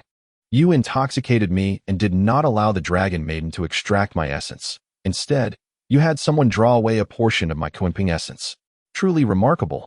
Just moments ago, I thought my bloodline still lingered in the world, and I was secretly reveling in it. Now, however, it seems otherwise. It turned out that he had merely been overthinking. Well then, let the challenge commence. The ancient Kunpeng, with a stern expression, declared, "Defeat me, and I shall grant you the Kunpeng's precious bones. Lose, and you must depart from the Tower of All Laws." Very well, Xia Xin replied, shouldering the Chi sword and drawing it forth. A foreboding sensation enveloped him, as it seemed that the ancient Kunpeng's favor towards him had significantly waned. Danger, young one, unleash your full power. I shall only engage you using my cultivation at the reincarnation realm, the ancient Kunpeng stated. Understood, esteemed elder. Xia Xin grasped his sword, and an intimidating aura of sword chi surrounded him, transforming the entire uppermost layer of the Tower of All Laws into a realm of sword energy. The Sword Dao domain was activated. He would not underestimate the ancient Kunpeng, who wielded the power of the reincarnation realm. A confrontation between man and Kunpeng was imminent atop the Tower of All Laws. Meanwhile, outside, all the cultivators were keenly observing the situation on the final layer of the tower, unaware of the events unfolding within. They only knew that a fierce battle had erupted there, accompanied by a pressure of reincarnation realm caliber. A terrifying Sword Dao domain was emanating from the pinnacle of the tower, transforming the surrounding area into a world of sword energy. The cultivators outside were utterly astonished. That renowned sword god of the 9 heavens was indeed a practitioner of the reincarnation realm, for only those of the reincarnation realm could manifest a sword domain. capable of enveloping the surroundings in a realm of sword chi. Furthermore, it appeared that the guardian of the final layer was also at the reincarnation realm, exuding an overwhelming might that shook the heavens. The terrifying fluctuations in aura could be felt even from outside the tower. Outside, Jiang Xuanqi's beautiful eyes brimmed with astonishment. The sword god of the nine heavens was indeed a practitioner of the reincarnation realm. Had he truly broken through within the past 50 years? How could that be? How could he have ascended to such heights so swiftly? The reincarnation realm represented the pinnacle of combat prowess in this lower realm. It had taken her a century to reach that level. As she marveled, disbelief filled her heart. Simultaneously, her curiosity about the sword god of the nine heavens deepened. Who was this extraordinary figure? Why had she never heard of him in this world before? He bore a striking resemblance to the enigmatic empress of the Demon Sect from the Divine Continent, both possessing tremendous talents, yet shrouded in mystery. She pondered whether there was any connection between the two. Chapter 89. This sword can slay all below the divine realm at this moment. The Hunyuan Demon Lord and the other 8 demons from the Demon Sect, who had entered the ruins, were also struck with astonishment by the battle occurring at the pinnacle of the Tower of All Laws. They had been searching for their master's consort and others within the ruins for 3 days without success, and were now preparing to venture to the center of the ruins, hoping to encounter their master's consort attempting to breach the Tower of All Laws. The 8 individuals ventured into the ruins with 2 distinct objectives: to secretly protect their master's husband if they were able to locate him, or, should they fail, to assist in the search for the elusive sea heartgrass and deliver it to their master for her husband. After several days of searching, despite their efforts to connect through the lingering essence they left on one another, they had yet to find their master's husband among the 3 missing. Arriving at the Tower of 10,000 Laws, they sought a stroke of fortune but were met with disappointment once again. However, they were astounded by the fierce battle emanating from the tower's pinnacle as they recognized that familiar aura. It was the presence of their idol. The Hunyuan Demon Lord exclaimed in delight, having sensed Xia Xin's sword aura, which they had encountered before, thus prompting an immediate realization.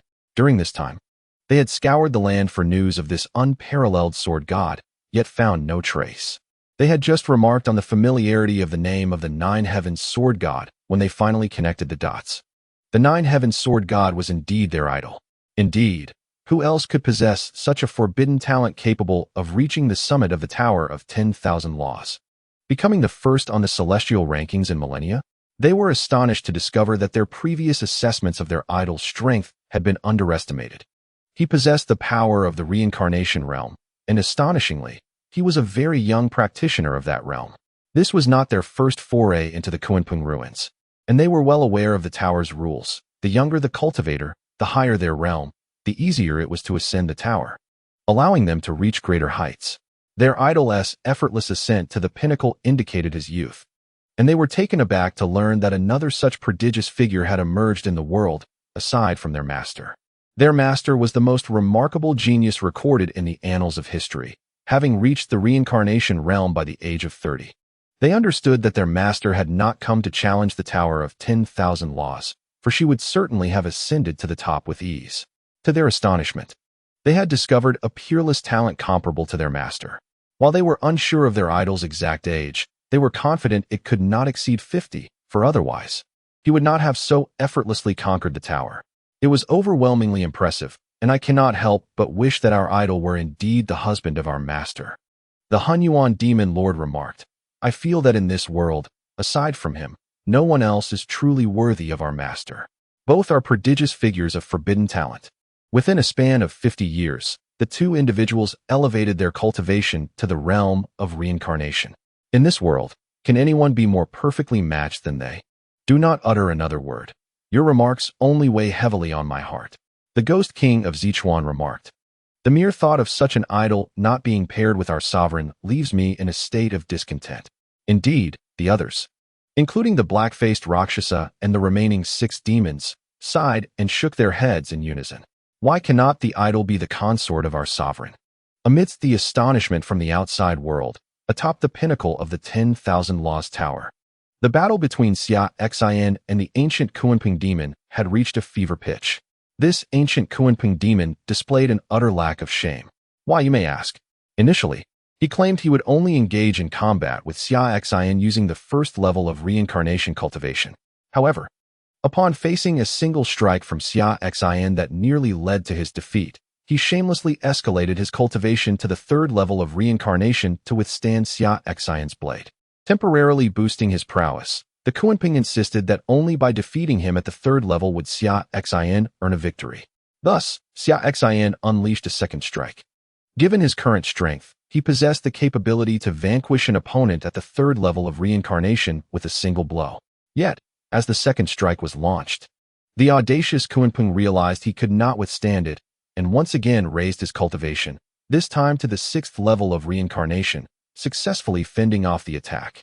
He vowed that this would be the final occasion. Should Xia Xin triumph over him at this level, he would bestow upon him the precious bones of the Kunping. Suppressing his impatience, Xia Xin prepared a third strike. For this final assault, he held nothing back. The full extent of his sword domain was unleashed. The bloodline of the Kunping was activated, and he harnessed the power of the Primordial Sword Body to execute a grass sword technique. By employing these formidable abilities, he could defeat any adversary below the seventh level of reincarnation with a single strike. However, upon witnessing Xia Xin's third strike, even the Kunping at the sixth level could not withstand it. In a brazen display of audacity, he once again elevated his cultivation, this time directly to the ninth level of reincarnation, the pinnacle of the realm. He justified his actions by asserting that when he previously mentioned engaging Xia Xin at the level of reincarnation, he was referring to the ninth level. After all, both the first and ninth levels belong to the same realm, and his use of the ninth level to resist Xia Xin was neither a violation nor unreasonable. Realizing this, Xia Xin understood that the shameless Kunping was likely displeased due to the recent fusion of Kunping blood. It seemed that today, he would go to great lengths to withhold the Kunping's precious bones from him. In light of this, he would have no choice but to resort to special methods to deal with such a rogue.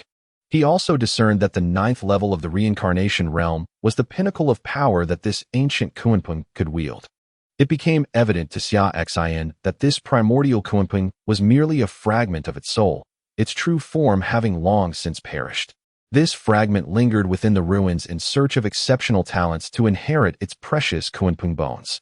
Had Xia Xin not revealed his possession of the Kunping bloodline, given his displayed prowess, the Kunping would have certainly spared him such tribulations, allowing him to easily obtain the precious bones.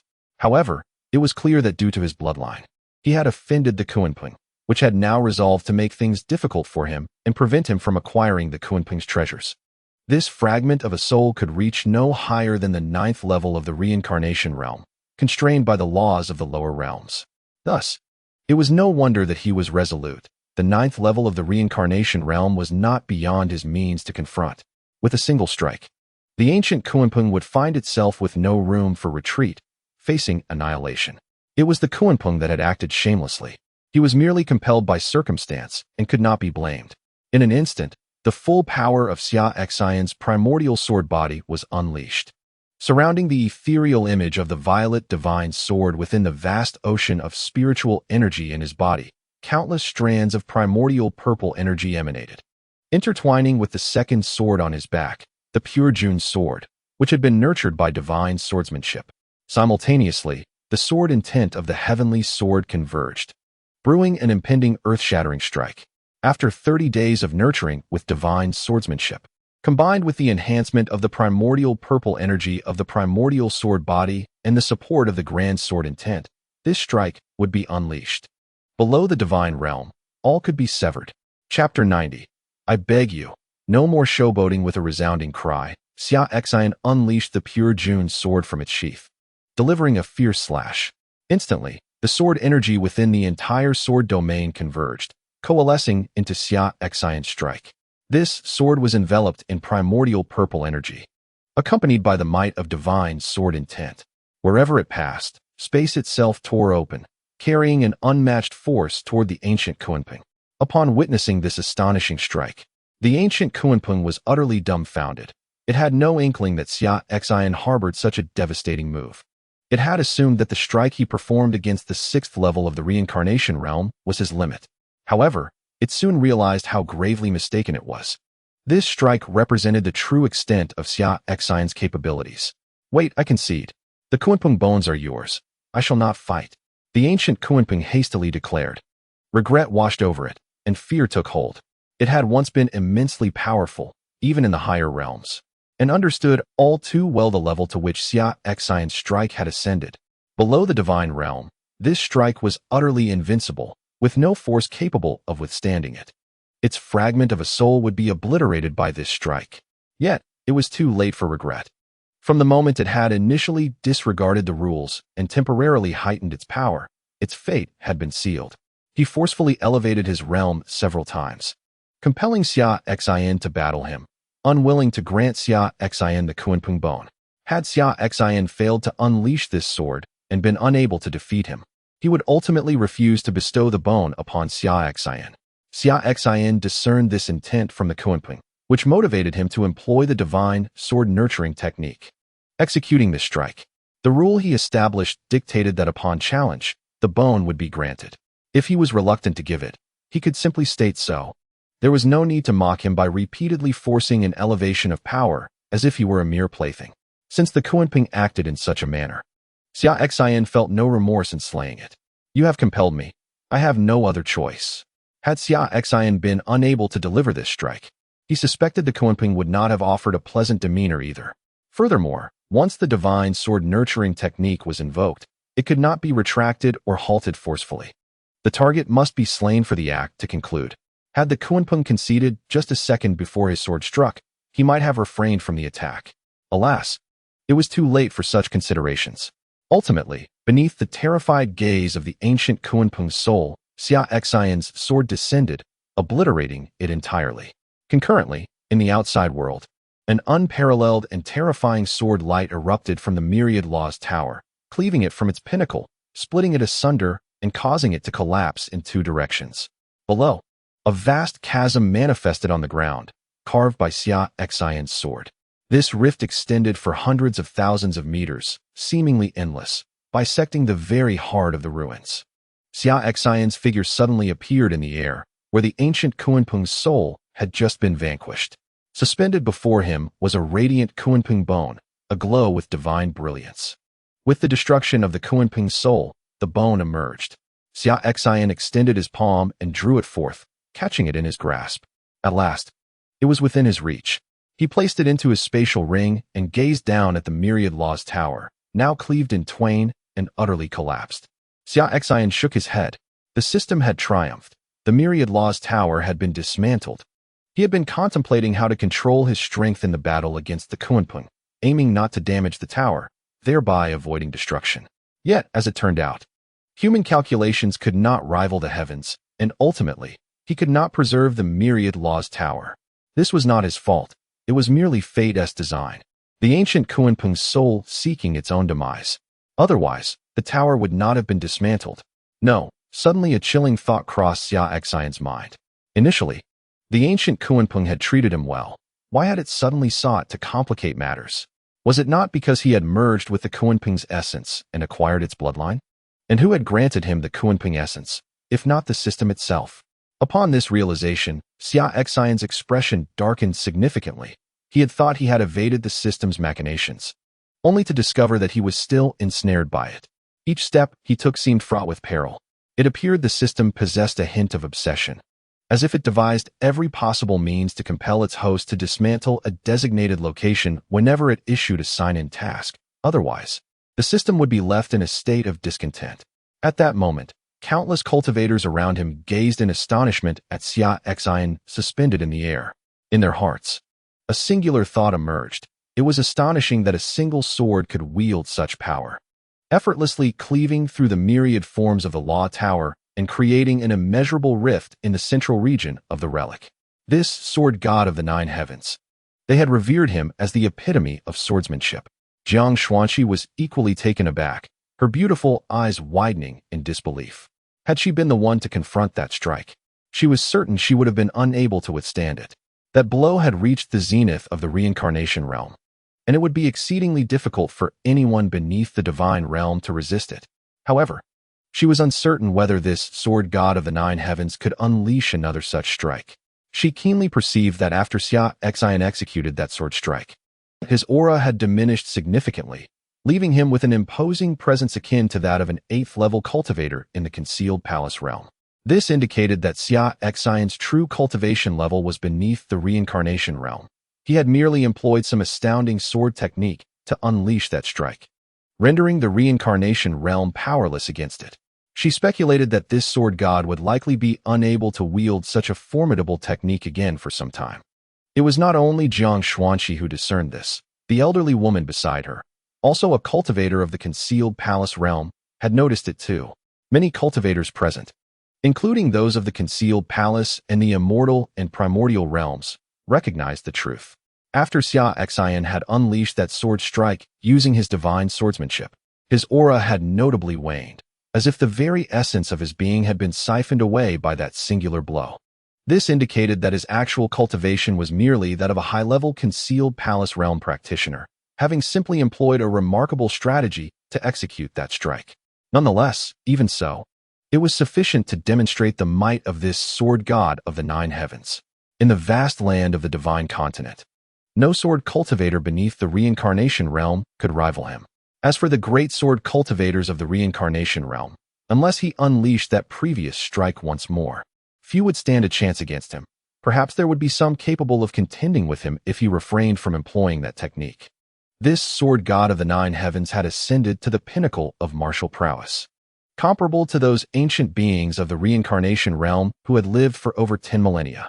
As Xia Xin surveyed the multitude of cultivators surrounding him, a wicked thought crept into his mind.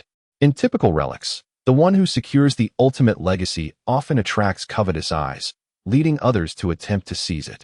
With so many cultivators present, including several from the concealed palace realm, the veiled woman in white and the elderly lady were both formidable beings of the 8th level and beyond. Would these individuals unite to claim his Kunpeng divine bone? Xia Xin harbored a rather immature notion. If they were to make the first move to seize him, could he not then retaliate and reclaim what was taken? He envisioned snatching their spatial rings in the process. After all, it was they who sought to plunder him first. He was left with no choice and could not be blamed for his actions. In an instant, Xia Xin produced the Kunpeng bone and commenced his audacious display. He tossed the bone into the air and caught it, only to repeat the act, seemingly reveling in the spectacle. It was as if he were flaunting the Kunpeng bone to the surrounding crowd, taunting them with, "Look, this treasure is in my possession. Come and take it. I appear weak, so you should be able to seize it with ease." However, the onlookers, particularly the cultivators nearby, were utterly perplexed by his behavior. What was he attempting to accomplish? Was he merely showing off? Such triviality seemed beneath him. Although it was evident that he had acquired the Kunpeng bone, there seemed to be no need for such ostentation. He had already tossed it back and forth several times. Enough was enough. They were well aware of his possession of the treasure and wished he would cease his showboating. Chapter 91. These 8 demons are quite impressive. Worth associating with. Jiang Xuanqi gazed at Xia Xin with confusion. As the sovereign of a formidable faction in the eastern wilderness and a powerful figure in the reincarnation realm, she found herself unable to decipher the meaning behind Xia Xin's actions. What was he doing? She inquired of the elderly woman beside her, a woman of keen intellect who could easily discern the depths of others, yet found herself baffled by Xia Xin's behavior. If Xia Xin were privy to her thoughts, he would surely reflect, "My dear lady, how could you possibly understand the value of resources if you have yet to experience the trials of marriage? How could you fathom the struggles of a father gathering resources to nurture his unborn child into a congenital Dao body saint? Were it not for those sinister friends who generously provided resources, he would have been at a loss as to where to procure them." In his heart, he felt the weight of his burdens. Was there a possibility that he was merely showcasing his treasure?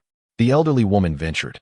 At that moment, Xia Xin, having tossed the Kunpeng bone several times without a challenger daring to approach, began to soar and perform aerial maneuvers while flaunting the bone. He circled around the 10,000 Laws Tower, displaying the treasure as if to proclaim, "Look, I have retrieved the bone from my spatial ring. Oh, and now I shall return it. Come, seize it from me." After several laps of this exhibition, it was evident he was reveling in his display. Jiang Xuanqi seemed to grasp Xia Xin's intent. It was indeed an act of showing off. For a moment, she found herself at a loss for words. unable to reconcile the previously graceful demeanor of the Nine Heavens sword god with this peculiar display. The thoughts of the surrounding cultivators mirrored her own. They too perceived this Nine Heavens sword god as a braggart. After all, the concept of fishing for law enforcement was something they would never associate with such ostentation. What a jest! A sword deity who has attained the realm of reincarnation would truly covet such trifling resources? Their collection, I dare say, must surpass ours by 100-fold, if not more. Moreover, with their formidable prowess, who would dare to seize the possessions of this Nine Heavens sword deity? That would be akin to an old immortal committing suicide, an act of sheer folly. As Xia Xin proudly showcased his treasures, he observed that none among the onlookers dared to make a move against him. A tinge of regret welled within him. Have people become so cowardly these days? This starkly contrasts with the narratives he was familiar with in his past life as novels. In those tales, treasures unearthed from ruins would invariably attract a horde of reckless pursuers, oblivious to their own capabilities, relentlessly chasing after the protagonist to further the plot. Why then does such a phenomenon elude him? Could not the villains display a modicum of foolishness, allowing him the chance to strike back at them? With a sigh, Xia Xin pondered. At that moment, a voice resonated, sword deity. It was the voice of the Hunyuan demon lord. Upon raising his gaze, he beheld the 8 demons of the heavenly demon sect soaring toward him, their expressions a blend of excitement and reverence. Xia Xin recognized these 8 individuals. He had saved their lives at the Vajra temple. Witnessing their fervent approach, devoid of any malicious intent, they resembled starry-eyed students in the presence of their idol, which left him bemused. Were the leaders of the heavenly demon sect truly so approachable? Is there something you require? Xia Xin inquired, observing their demeanor, which suggested they were not there to trouble him or seize his treasures. After all, the eagerness painted across their faces was hardly that of thieves. My lord, the Hunyuan demon lord began, the last time at the Vajra temple, you saved our lives. In our haste, we failed to express our gratitude. For these past days, we have traversed the expanse of the divine land seeking your whereabouts, yearning to repay your life-saving grace. Alas, we have been unable to locate you until this fortuitous encounter in the heart of this ruin. Thus, we have come to pay our respects and to express our gratitude. If there is any task you require us to undertake, we are at your service, prepared to brave fire and water for you. Alternatively, should you desire anything we possess, please feel free to take it, provided it piques your interest. The Hunyuan demon lord asserted, with the other 7 demons nodding in agreement. They understood that given their idol's extraordinary strength, it would be a challenge for them to assist him in any meaningful capacity. Nevertheless, they were willing to part with any resources or treasures, be they rare materials or spiritual stones, should their idol find them appealing. The meager resources at hand, when compared to the life-saving grace of their idol, are but a drop in the ocean, utterly insignificant. Their earnest desire to repay the debt of gratitude to their savior is palpable. After all, had their idol not intervened that fateful day, all 8 of them would have perished, their possessions plundered by those ruthless marauders. They are acutely aware of the gravity of their situation. When Xia Xin initially learned that the 8 had come to express their gratitude, he realized they sought to repay him for saving their lives. This was wholly understandable.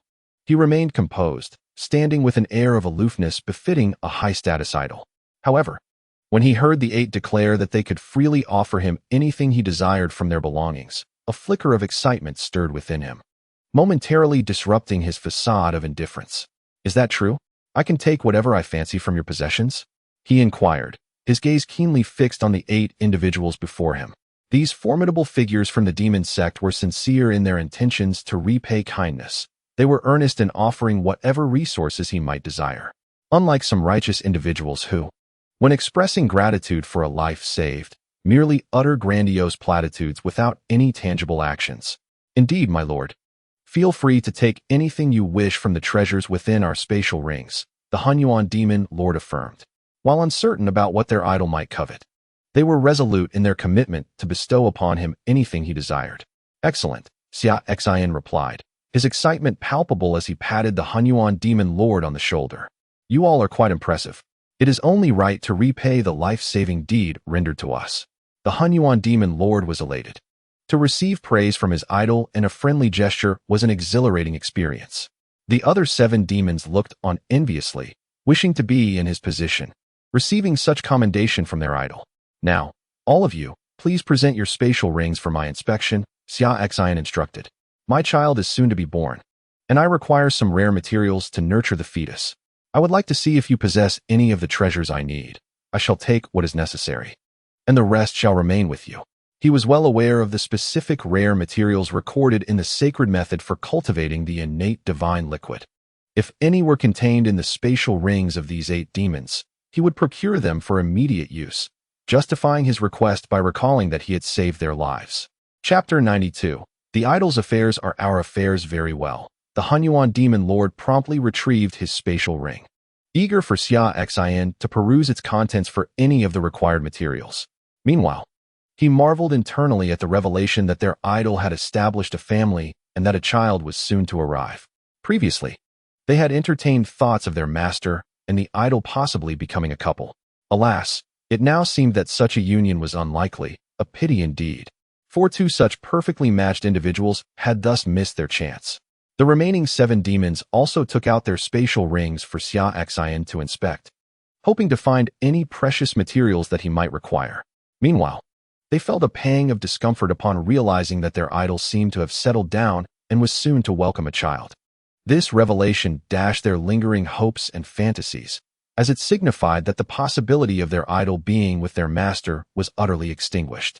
Yet, they were not unreasonable beings. Although their idol had chosen a different path, they wholeheartedly offered their blessings.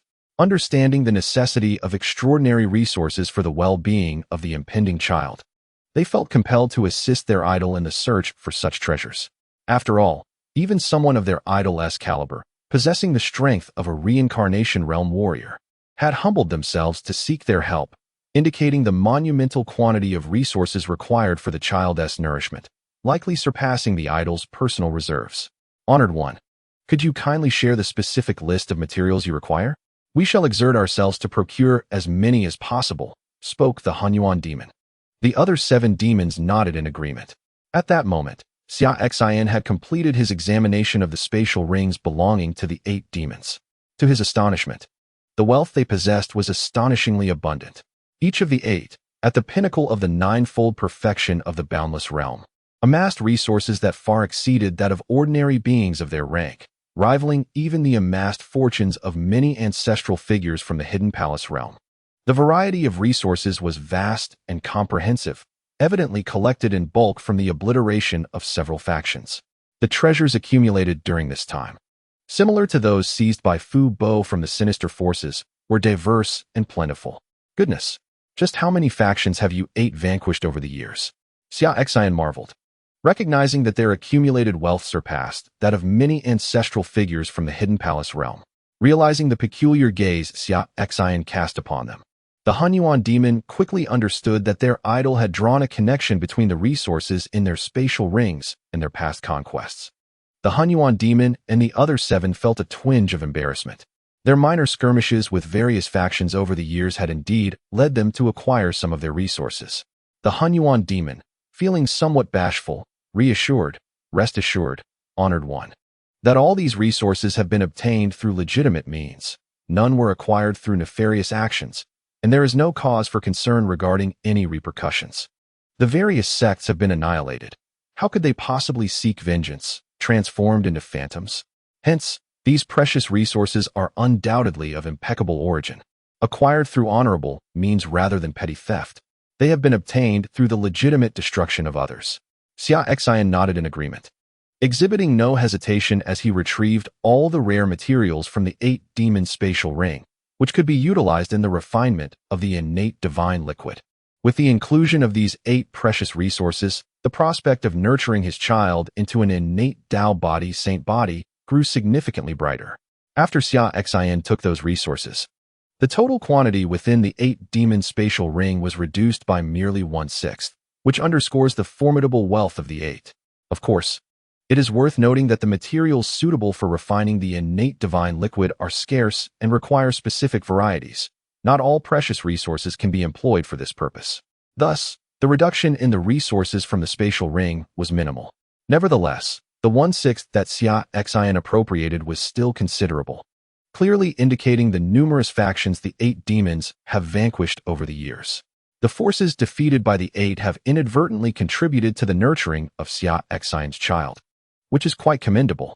Meanwhile, the likes of the Hunyuan Demon Lord and the other 8 demons observed that Xia Xin had only taken 1/6 of their resources, prompting them to feel that their idol had been rather modest in his acquisition. These resources were gathered at no cost every time their master commanded them to obliterate an opposing faction. Surely, their idol should take more.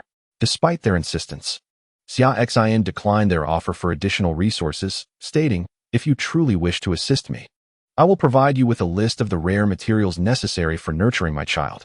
You may exchange your own surplus resources with others or help me procure them, and thus I shall not require the remaining resources." Upon hearing this, the 8 recognized the wisdom in Xia Xin's words. The resources they had left were already those deemed surplus by their idol. Anything unnecessary for his child held no value for him. They genuinely wished to aid their idol and were unafraid of the inconvenience. After all, the Heavenly Demon Sect boasts an abundance of formidable adversaries. Which demon lord lacks a substantial treasury? Over the years, following the Master's directives, they have frequently engaged in the plundering of treasures after vanquishing opposing forces. Within the Heavenly Demon Sect, there has never been a concern regarding the amount of resources obtained by the subordinate demon lords during their campaigns against rival factions.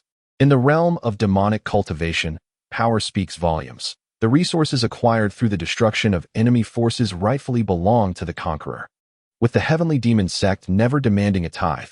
In the realm of the Heavenly Demon Sect, it is only natural that many formidable beings possess the resources required by idols.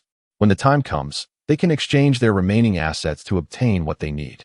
They are compelled to contribute something to their idols, for it is only in doing so that they can reconcile their hearts and feel worthy of the life-saving grace bestowed upon them by their idols. The Lord requested that we provide a list of the heavenly materials and earthly treasures necessary for nurturing your child. We shall endeavor to procure them. The Hunyuan Demon Lord said, "Very well." Xia Xin nodded and subsequently provided the list of heavenly materials and earthly treasures required for the refining of the innate divine liquid to the 8 demons. The 8 demons assured him they would do everything in their power to gather as many resources as possible for him. Before parting ways, the 8 demons made a modest request of Xia Xin. They inquired if he could engrave the pattern of the divine sword he frequently wielded onto their wrists. This request was akin to a fan seeking an autograph from a celebrity in a past life. The divine sword they referred to was the Qishao sword. The 8 demons wished for Xia Xin to personally etch the design of the Qishao sword onto their wrists, resembling a tattoo, signifying that they had received a personal signature from the sword god. This achievement would grant them much to boast about upon returning to the Heavenly Demon Sect. They could approach any formidable being and say, "Ah, are you aware of the renowned sword god of the divine continent? Indeed, how fortuitous. The design of this divine sword on my wrist was personally etched by the sword god himself. Isn't that impressive?" Ultimately, Xia Xin acquiesced to their request, etching the image of the Qishao sword onto each of their wrists, bringing it to life with exquisite detail. The 8 demons departed in high spirits, expressing their firm commitment to gather as many of the required heavenly materials and earthly treasures as possible for Xia Xin. Observing the 8 demons with a childlike demeanor, Xia Xin suddenly found them to be rather intriguing. Their sense of gratitude compelled them to repay kindness, and their ethos of vengeance ensured that they would not forget a slight. They acted solely according to their own whims, unencumbered by societal conventions, reveling in their freedom. He began to contemplate that being a demon lord might not be such a bad existence after all. Chapter 93. Who offended the demolition system? The consecutive release of 3 tasks. Xia Xin shook his head and turned to depart from the heart of the ruins. He had completed all tasks within the ruins and felt that remaining would serve no purpose. As he made his exit, Jiang Xuanqi gazed in the direction of his departure, feeling an urge to follow him, only to reconsider the appropriateness of such an action. She was not acquainted with this renowned sword god of the 9 heavens. What would it mean to pursue him now? It was merely a sudden curiosity towards this individual who had outshone her. As the leader of the Supremes of the East Wilderness, a figure of taboo, she found herself intrigued for the first time by someone who had eclipsed her. "Master, the person has departed. Do not gaze any longer," the elderly woman beside Jiang Xinshi advised, as she observed her fixated gaze trailing the retreating figure of Xia Xin. "Oh, I did not intend to watch him. I am merely curious about the nature of such a person," Jiang Xinshi replied, a hint of embarrassment coloring her tone. "Why have I never heard any rumors about him before?" She attempted to shift the conversation. "Indeed," the elderly woman remarked, eyeing the flustered Jiang Xinshi. "Although your master is a transcendent talent, a formidable being who has reached the reincarnation realm within a century, he remains inexperienced in matters of the heart. It is only natural to feel admiration and curiosity upon encountering someone stronger than oneself." She reflected on Xia Xin. Perhaps he is an extraordinary figure who conceals his true abilities and prefers to remain unassuming. "Yes, let us depart. I sense that I will cross paths with this sword god of the 9 heavens again," Jiang Xinshi declared. The elderly woman nodded in agreement, and the two turned to make their way towards the eastern exit of the ruins. Since Xia Xin's entry into the ruins, 4 or 5 days had elapsed in the outside world, during which significant events transpired. The first revelation was the unveiling of the identity of the recently enigmatic sword god, who was, in fact, the leader of a mysterious faction known as the Heavenly Gate. This faction possesses formidable strength, with numerous beings at the Hidden Palace and Primordial Realms. Just 5 days prior, the sword god, accompanied by high-ranking members of the Heavenly Gate, had decisively eradicated all malevolent forces congregated within the soul-devouring palace in the spirit domain. These revelations emerged from the accounts of wandering cultivators and nearby factions present at the scene. It became clear that the individuals who had been seizing power from those malevolent sects across Shenzhou were, in fact, subordinates of this sword god, operating under the auspices of the Heavenly Gate. The Heavenly Gate has proclaimed its intent to establish a headquarters within the spirit domain, aspiring to become a new pinnacle power within Shenzhou. This announcement ignited fervor across various regions of Shenzhou, with daily discussions surrounding the impending establishment of the Heavenly Gate. Furthermore, the remaining 3 top malevolent factions released statements demanding explanations from Xia Xin regarding the annihilation of the soul-devouring palace's coalition of dark forces. They perceived the actions of the sword god as excessive, believing he had shattered the delicate balance. Was he preparing to ascend to the ranks of leading powers by stepping over their malevolent factions? Such actions could not be allowed to set a precedent. If they did, any lack of response would invite further encroachments upon their already dwindling existence.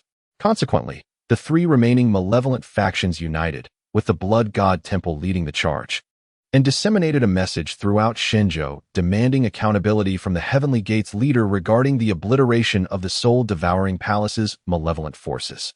If their demands were not met, they threatened to take direct action against the Heavenly Gate, aiming for its destruction. After all, there are numerous formidable experts among the remaining 3 top evil sections.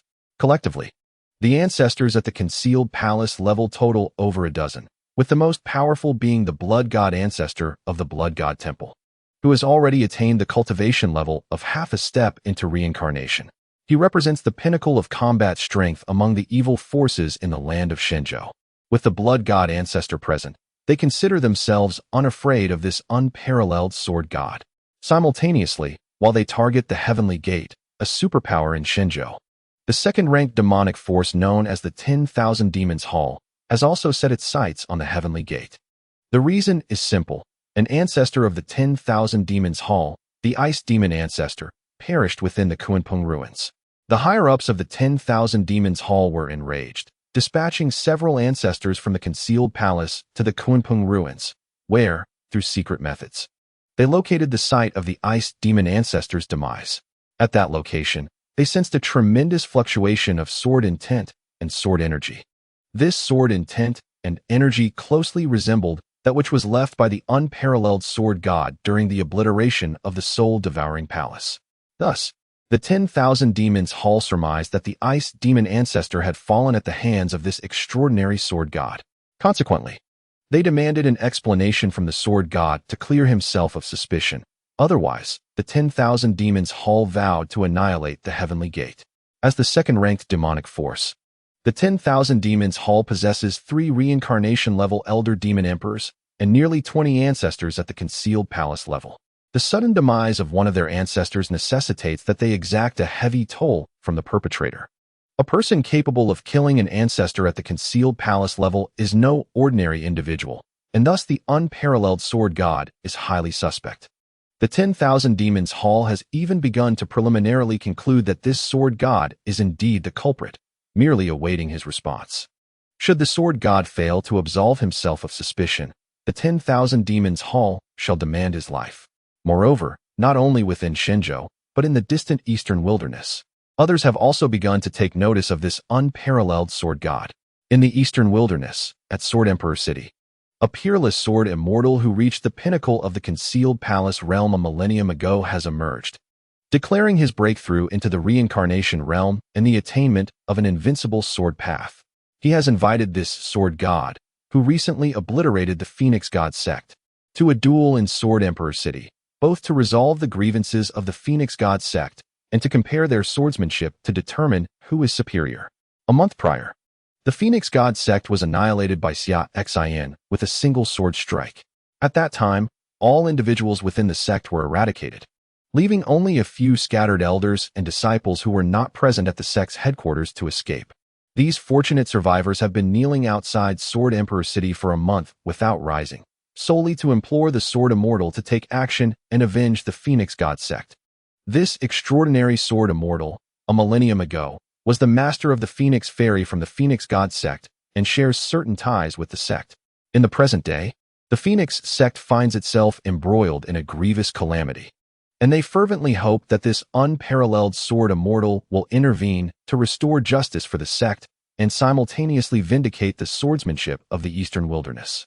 During this period, after the emergence of this extraordinary sword deity in the realm of Shenzhou, subtle comparisons have begun to arise between him and the Sword Immortal of the eastern wilderness, with many eager to discern whose swordsmanship reigns supreme.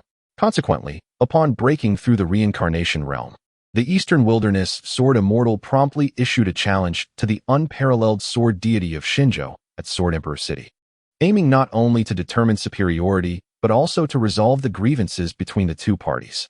Meanwhile, on the side of Xia Xin, having just emerged from the ruins, he made his way directly back to the prince's residence of the great Xia dynasty. After several days apart from his beloved wife, he found himself yearning for her presence. Upon his arrival at the prince's residence, a series of system notification sounds echoed in his mind. Ding, system task issued. Check in at the Blood God Palace. Ding, system task issued. Check in at the 10,000 Demons Palace. Ding, system task issued. Check in at Sword Emperor City. The unexpected emergence of these three special tasks left Xia Xin thoroughly bewildered. What was the situation? How had these three factions provoked the demolition system to such an extent that it issued three tasks simultaneously? He expressed gratitude for the generous recognition gift from the esteemed CU of the Explosive Heaven Gang, and for the delightful surprise of 26 love letters from the illustrious Siguoyan. The author, during their school days, had never received such affection and was deeply moved. Chapter 94. The reasons behind the three tasks. The consecutive tasks presented geographical names. Xia Xin recognized the 10,000 Demons Palace, the second most prominent power within the demonic path. Within the ruins, he had vanquished the ice demon ancestor of the 10,000 Demons Palace along with his granddaughter. It was conceivable that the palace had uncovered some clue that led them to suspect him. Xia Xin surmised that the system typically issues tasks targeting individuals associated with him. It would not dispense tasks without cause. As for the Blood God Palace, it stood as the foremost sinister faction in Shenzhou, commanded by the Blood God ancestor, who was on the brink of the reincarnation realm. Could it be that his annihilation of the soul-devouring palace and the assembly of sinister factions present that day had incited discontent within the Blood God Palace, prompting them to take action against him? After contemplation, Xia Xin deemed this possibility plausible. There were only 4 top-tier sinister factions, and with the soul-devouring palace destroyed, he had also eliminated a significant portion of the upper echelons of the remaining first- and second-tier sinister powers. It was inevitable that the remaining top-tier sinister factions would seek to assert their presence, lest the other forces in Shenzhou perceive them as easy prey. The living conditions for the sinister factions would undoubtedly become increasingly arduous. However, Xia Xin cared little for the plight of these sinister factions. The more top-tier sinister powers that came to bestow resources upon him, the more delighted he would be. After all, The resources to cultivate their child into an innate Tao body saint fetus are, of course, better in abundance. However, he found the third task, which involved signing in at Sword Emperor City, somewhat perplexing. It seemed that Sword Emperor City was the domain of that unparalleled sword immortal from the eastern wilderness. Could it be that this individual wished to oppose him? Otherwise, the system would not assign him tasks unrelated to his interests. At that moment, Ji Ruer joyfully returned from the training grounds in the back courtyard and embraced him tightly. "Husband, you're back," she exclaimed. "Yes," Xia Xin nodded, holding Ji Ruer closely. "I found the Haixin fruit in advance and visited the center of the ruins, but I couldn't acquire the Kuanping's precious bones, so I returned. However, my dear, although I did not obtain the Kuanping's bones, I did acquire a secret method for nurturing the fetus. With this method, we can cultivate our child to possess a constitution stronger than others at birth." Xia Xin elaborated. He intended to leverage this opportunity to reveal the formula for the innate Tao body saint fetus method. After all, after breaking through the 30th level of the 10,000 Laws Tower, he could obtain a unique reward at each level, which included secret techniques. He planned to disclose only the recipe for the innate divine liquid, without mentioning that consuming this liquid could cultivate the fetus into an innate Tao body saint fetus. This way, his wife would remain unaware of the true potency of the innate divine liquid, lest he arouse her suspicions when he suddenly presented this secret technique. This secret method can be utilized about a month into pregnancy. During these days, I have gathered some resources in the ruins, which can be used to refine the divine liquid as per the secret method for you. If it turns out to be insufficient later on, I will find another way." Xia Xin stated. "All right, my husband, I will follow your arrangements." Jiru replied obediently, nodding. Since her husband had discovered a method to cultivate their child, she would first try using his technique. If it proved ineffective, she would seek out her own method for nurturing the fetus. "By the way, husband, what types of rare materials are needed for this technique? I have some collections that can help you gather some," Jiru mentioned. At the same time, she contemplated the treasure trove of the heavenly demon sect. For the sake of their child, she would have to temporarily utilize the resources of the heavenly demon sect. As for any inquiries from the higher-ups in the sect later on, she would simply say she was borrowing them. Although she was the leader of the heavenly demon sect, the treasury belonged to the entire sect, and she could only state that she was borrowing it, not that it was entirely her own. After all, the treasury was the result of contributions from countless generations of sect members over the years. Let us first use the resources I have collected. We can discuss it further if it's insufficient, Xia Xin replied, believing it wise to rely on his resources for the time being. How much could a mere immortal realm cultivator like my dear have in her collection? "All right, husband," Jiru said, burying her head in Xia Xin's embrace, playfully adding, "Being apart from you for a few days has made me suffer from longing. Tonight, you must compensate me fully." Upon hearing this, Xia Xin displayed a bittersweet smile. In matters concerning the tribute, his wife truly was exceptionally diligent. "A good wife indeed," Xia Xin responded. "Well, it is getting late. I shall first procure some ingredients for dinner and also gather some medicinal herbs for a nourishing soup," Ji Ruer said with enthusiasm. "My husband has returned, and tonight we can." Ji Ruer cheerfully exclaimed as she left the prince's residence with Tong Lao to buy groceries. Meanwhile, Xia Xin summoned Yun Pe, preparing to inquire about the events that had transpired in the outside world during his brief sojourn in the ruins. He pondered why the system had issued 3 consecutive tasks. Upon Yun Pe's arrival, she respectfully bowed and greeted Master. Xia Xin nodded, requesting, "Please report on the developments that have occurred in the 4 to 5 days since I entered the ruins, particularly regarding the establishment of the Heavenly Gate." The cultivation level of Yun Pe and the other attendants had risen in tandem with his own. Now, she had reached the 8th level of the Hidden Palace realm, while they had attained the 7th. Aside from safeguarding his wife's safety within the prince's residence, Yun Pe was responsible for liaising with Fu Bo and others to stay informed about external developments and relay the information back to him.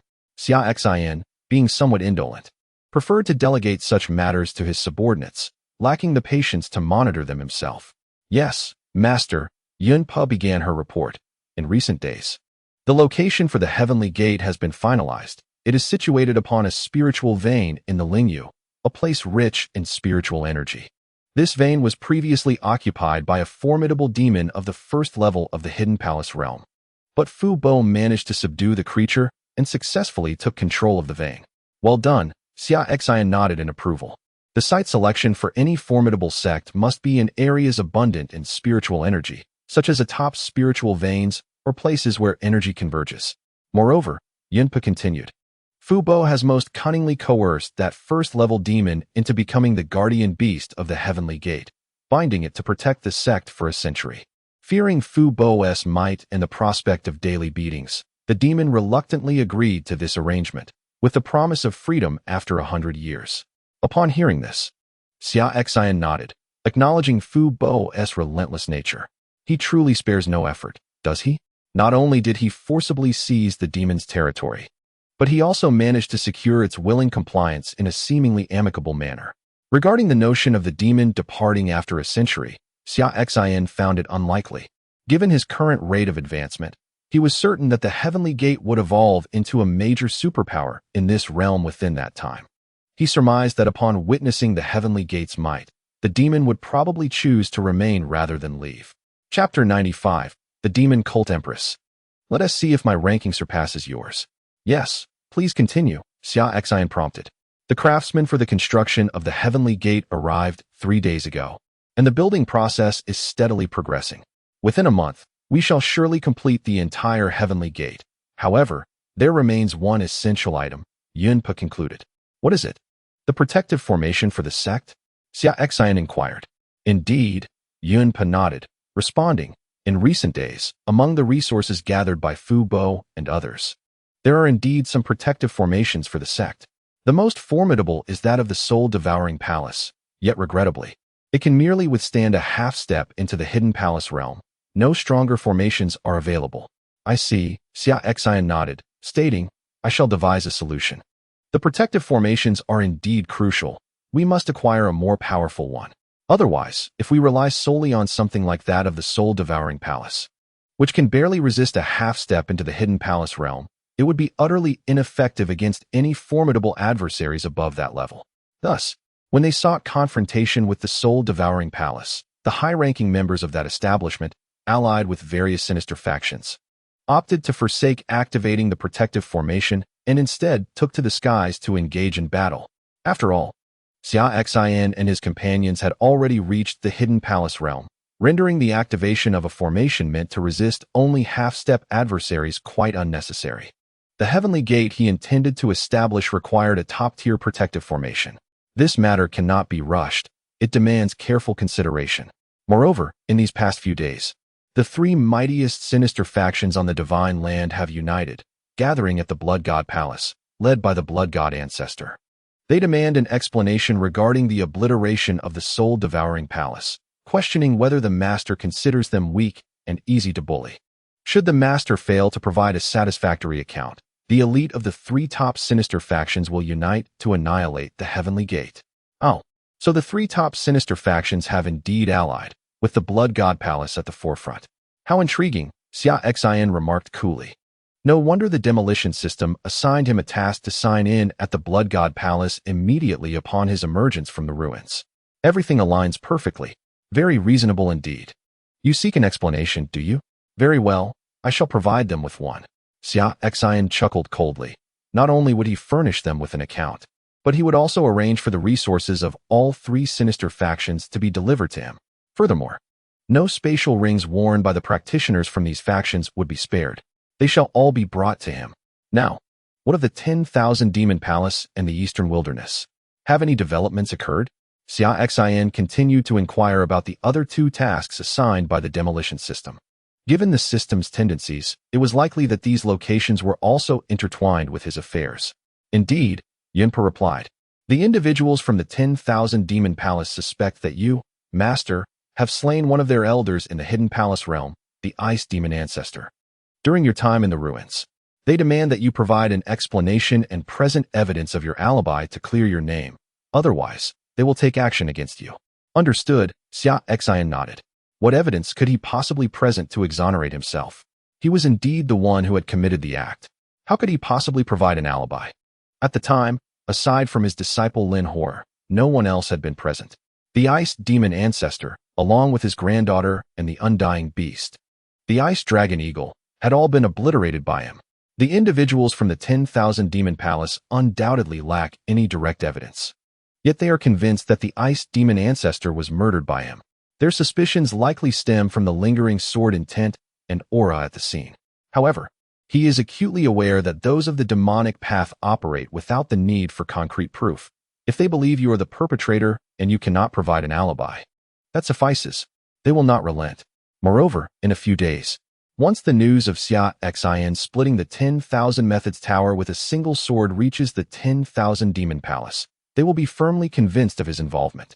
At that point, it will matter little whether he can furnish evidence of his absence. The 10,000 Demon Palace will act against him directly. Continuing, Xia Xin inquired about the Sword Emperor city in the eastern wilderness. There is no rush regarding the matters of the 10,000 Demon Palace. He shall address them one by one. As the second largest superpower of the demonic path, the 10,000 Demon Palace is fortified by 3 ancient demon emperors, each having existed for over 10 millennia, rendering their strength formidable. He intends to first visit the initial 2 locations to solidify his power, ideally elevating himself to the reincarnation realm before confronting the 10,000 Demon Palace to resolve this issue. As for the Sword Emperor city, the unparalleled Sword Immortal of the Eastern Wilderness has extended an invitation for a duel. Granny Yun elaborated. This extraordinary Sword Immortal is the master of the Phoenix Fairy from the Divine Phoenix Sect, which was annihilated a millennium ago. The remnants that survived the assault knelt outside the Sword Emperor city for a month, imploring him to emerge.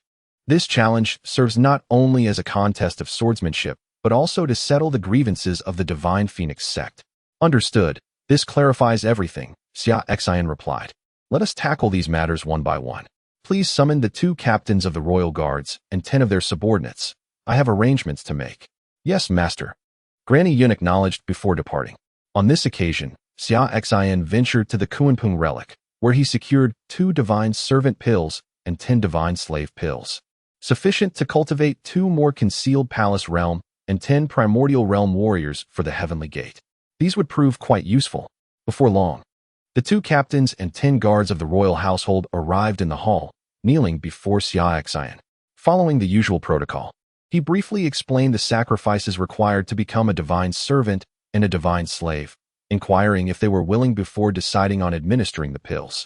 As anticipated, all 12 chose to accept. Such an opportunity to soar to great heights was not to be missed.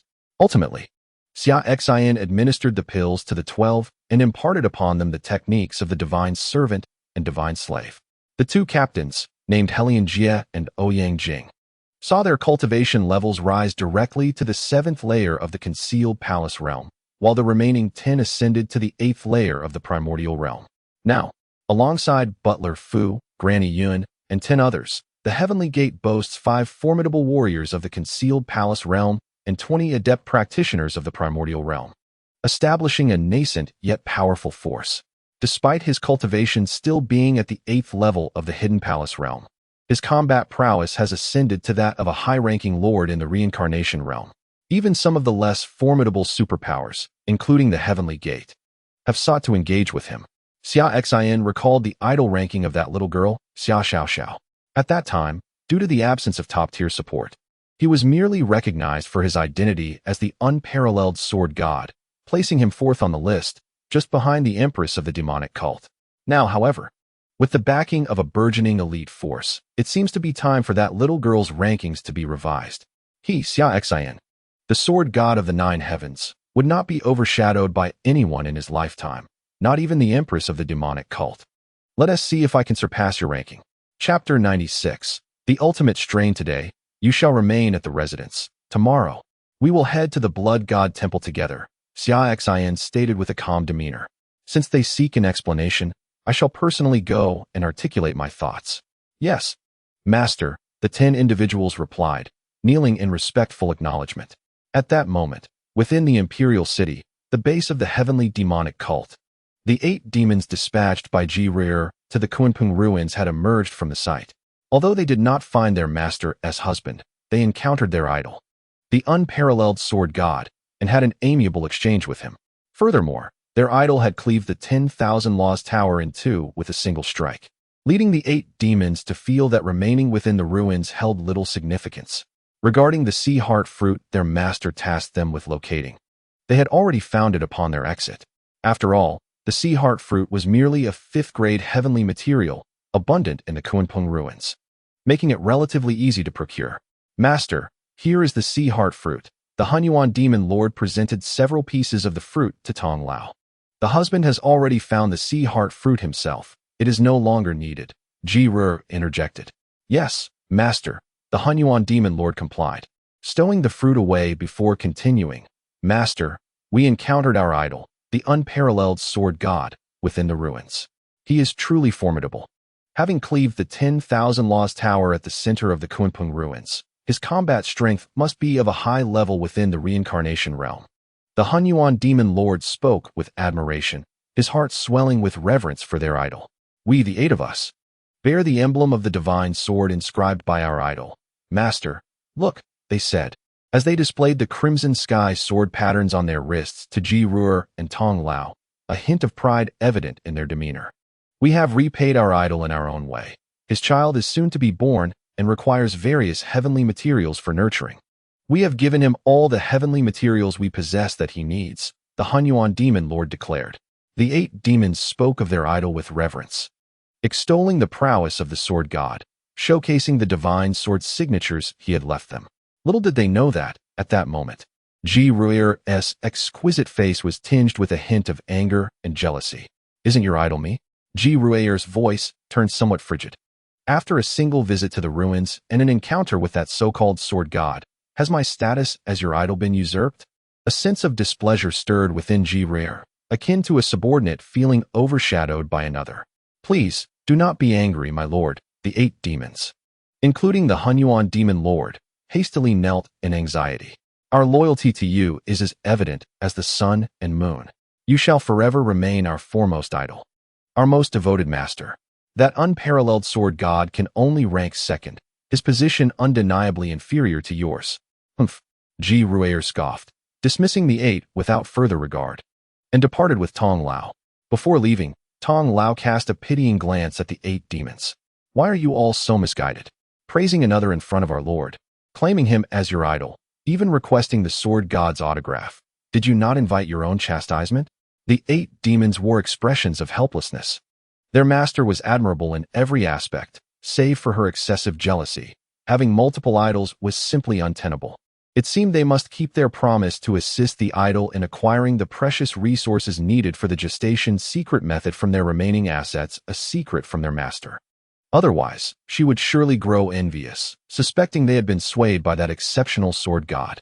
Ji Ru and Tong Lao roamed the city, procuring various items and healing potions before returning to the prince's residence. The 8 demons' adulation for the sword god had left her quite displeased. Fortunately, her husband would be returning home today, lifting her spirits, so she chose not to confront the 8 demons for the moment. Should they dare exhibit such attitudes before her again, she would relish the opportunity to rectify their insolence. What? Do you think I am incapable of wielding a blade? You visit the ruins once and are swayed by that sword god, attempting to undermine me.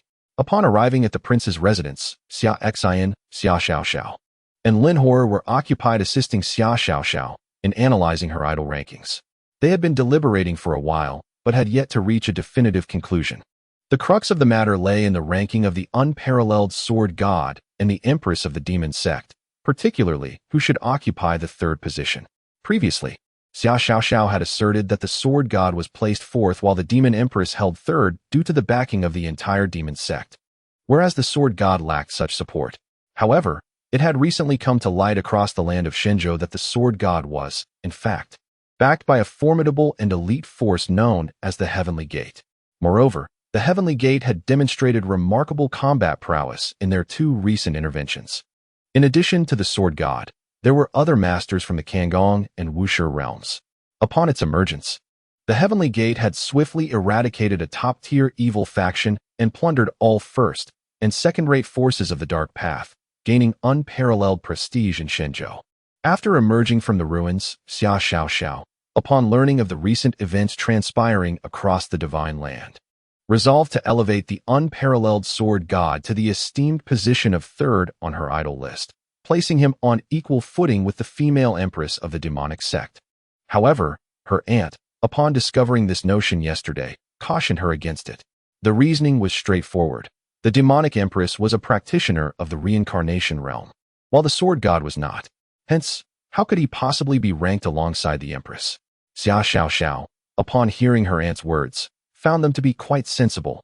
Indeed, the sword god had yet to attain the cultivation of the reincarnation realm. Furthermore, the heavenly gate force backing him, though formidable, was merely a top-tier power and not a superpower, especially when compared to the demonic sect, which had a legacy spanning countless millennia. Thus, she decided to place the sword god in the 4th position, allowing the empress to reign supreme at 3rd.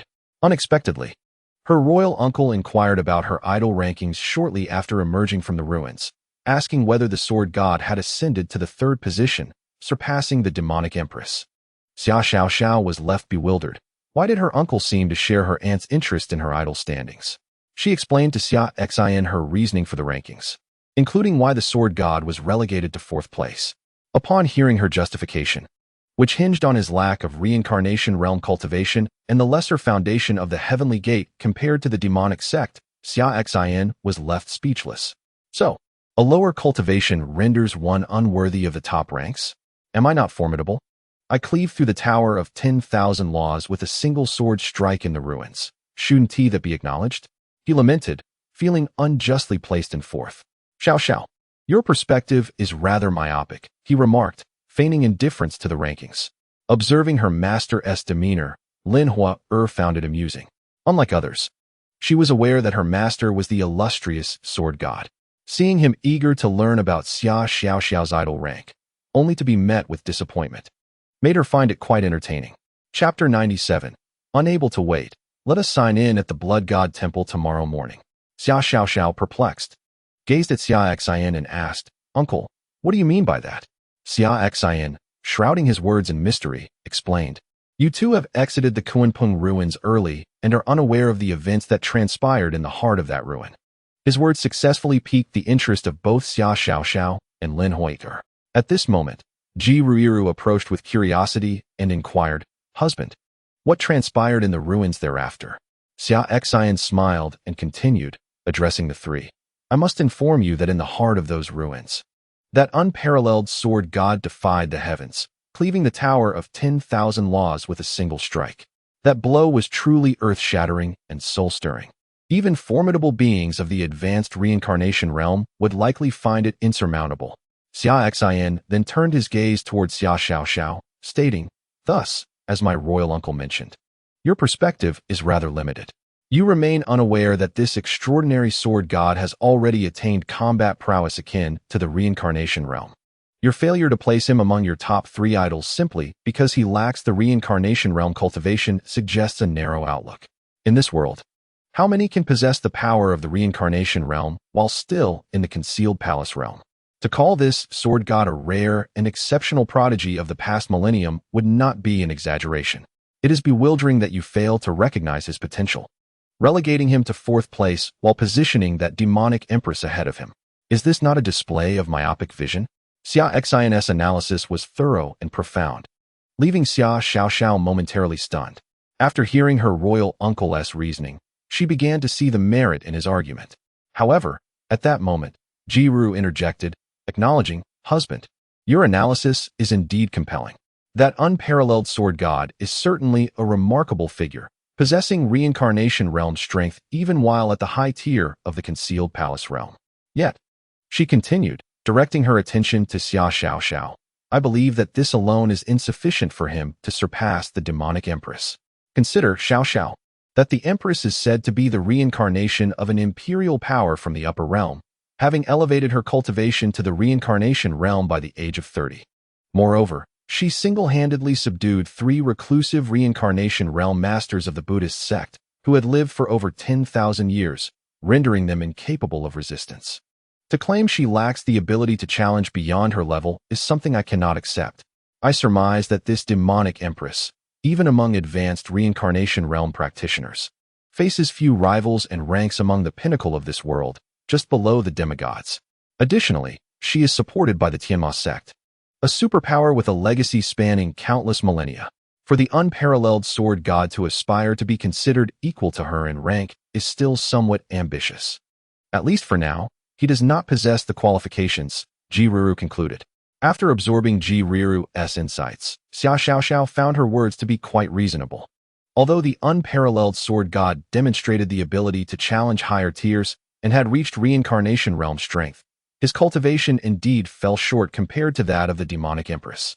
After all, who could truly ascertain whether such a formidable individual, who ascended to the reincarnation realm in merely 30 years, lacked the capacity for higher-level challenges?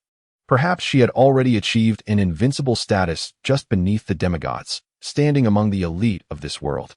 Therefore, to place the unparalleled sword god alongside the demonic empress in a shared third position seemed, at present, a bit presumptuous.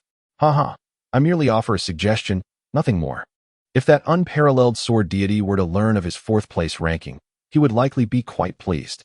Xia Xin feigned indifference with a smile and chose not to elaborate further. Ultimately, it is simply a lamentation of his own limited cultivation, falling short of the reincarnation realm, and a dissatisfaction with the influence of his faction, Heavenly Gate, being inferior to that of the Heavenly Demon Cult. Very well, 30 years in the East, 30 years in the West. Do not underestimate the sword deity in poverty, nor belittle the Heavenly Gate for its lack of wealth. Just wait. Let the bullets fly a little longer, allowing him to check in at the remaining 3 systems to receive tasks. He shall acquire 3 servant god pills and 15 divine slave pills, while elevating his cultivation to the 2nd level of the reincarnation realm or higher. By that time, with Fu Bo and the other 5, along with Shao Li Zi and 20 others, the Heavenly Gate, including himself, will boast 9 masters of the reincarnation realm and 35 of the concealed palace realm. One must ask, who would dare say that the Heavenly Gate's foundation is weaker than that of the Heavenly Demon Cult? Who would still assert that he, the unparalleled sword deity, is not a practitioner of the reincarnation realm? Xia Xin is determined to vindicate himself. His fervor demands that his ranking surpass that of the Demon Cult's Empress. The leaderboard has been preliminarily established, with her rank continuing to overshadow that of the unparalleled sword deity. Jiruru felt quite satisfied. Just moments ago, she had been incensed by the 8 demons, who regarded that unparalleled sword deity as their idol. Upon arriving at Xiao's side, it was imperative that this list placed her above that sword deity to release her pent-up frustration. Otherwise, she would remain unsatisfied. A pregnant woman is not to be trifled with. She must emerge as the victor in all matters. Jiruru remarked, Xiao, I too have a suggestion. Surely, the Empress of the Demon Cult would not concern herself with such ethereal rankings. She offered her polite words. While my husband and I strive for pragmatism, do not let our suggestions mislead you. Instead, rank based on the facts at hand. Xia Xin shook his head in exasperation, uncertain as to why his wife felt compelled to advocate for the Empress of the Demon Cult, offering no support for him. Was her loyalty to her sect eclipsing her affection for her husband? It seemed that tonight he would need to properly educate his wife to temper her arrogance. Xiao stated, Uncle and Aunt's words are quite reasonable. After considering the current situation, it is indeed the Empress of the Demon Cult who should overshadow the unparalleled sword deity. Let us place her 3rd and the sword deity 4th for now. Should any changes arise, we can adjust accordingly. Very well, that arrangement is quite sensible, Jiruru praised. This is how it should be ranked for now. As for the future, she continued without worry. Given her own pace of cultivation, it will not be long before she breaks through to the divine realm. She is confident that the unparalleled sword deity's rate of progress cannot possibly match hers. In her previous life in the upper realm, she achieved a level far surpassing the divine realm. After transcending the divine realm, she merely resumed her cultivation without encountering any bottlenecks. She could effortlessly accumulate her power and break through as needed, remaining unconcerned about being caught up by that unparalleled sword god.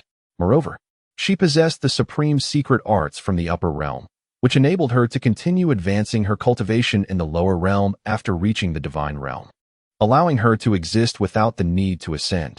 Generally, in the lower realm, without such secret arts that can conceal one's essence, reaching the divine realm would lead to expulsion by the laws of this world, necessitating ascension to the upper realm. Relying on this supreme secret art, she could elevate her cultivation to several levels beyond the divine realm, such as the saint realm, ensuring that upon her return to the upper realm, she could still stand at the pinnacle. This would allow her to better protect her husband and their children. Today, she felt immense joy in surpassing that unmatched sword god in the idol rankings at Xiao Zhao's place. She decided to reward herself later that night, perhaps indulging in an extra half hour with her husband. Excitedly, Jirure thought of asking her husband to labor a bit longer as a means of treating herself well. Speaking of treating herself, she needed to prepare a meal for him, including a nourishing soup. To persuade her husband to exert himself, that nourishing soup was essential. "Husband, I am off to prepare your meal," Jirue cheerfully announced. "All right, my dear, go ahead," Xia Xin replied with a smile, though he couldn't shake the feeling that something was amiss given her exuberant demeanor. After Jirue went to cook, Xia Xiao and Lin Huaer assisted her in the kitchen as usual. Meanwhile, Xia Xin summoned the two newly appointed servants, who had just been elevated to the realms of Zhonggong and Wushi, along with 10 divine slaves.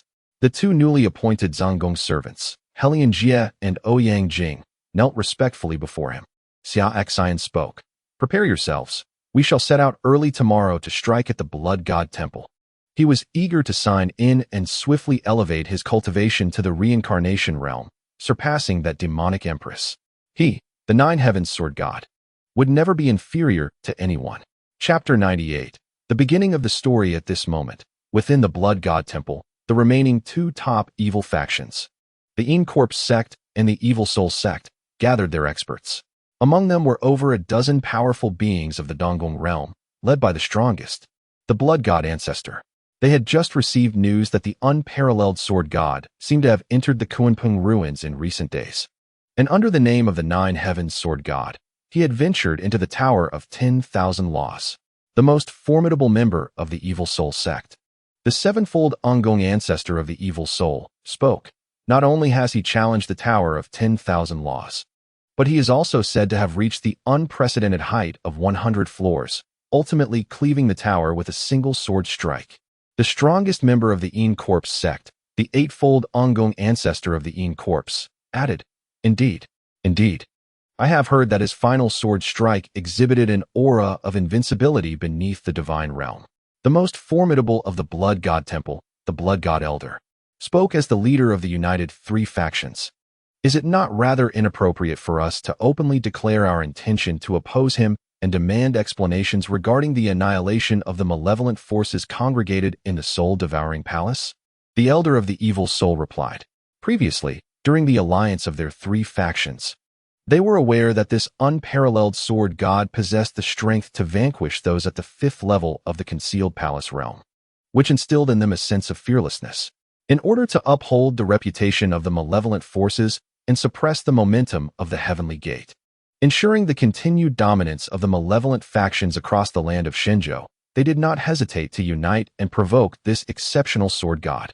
Now, having learned of his capability to ascend to the 100th level of the 10,000 Methods Tower and cleave it with a single strike, one must question whether such power is within their capacity to combat.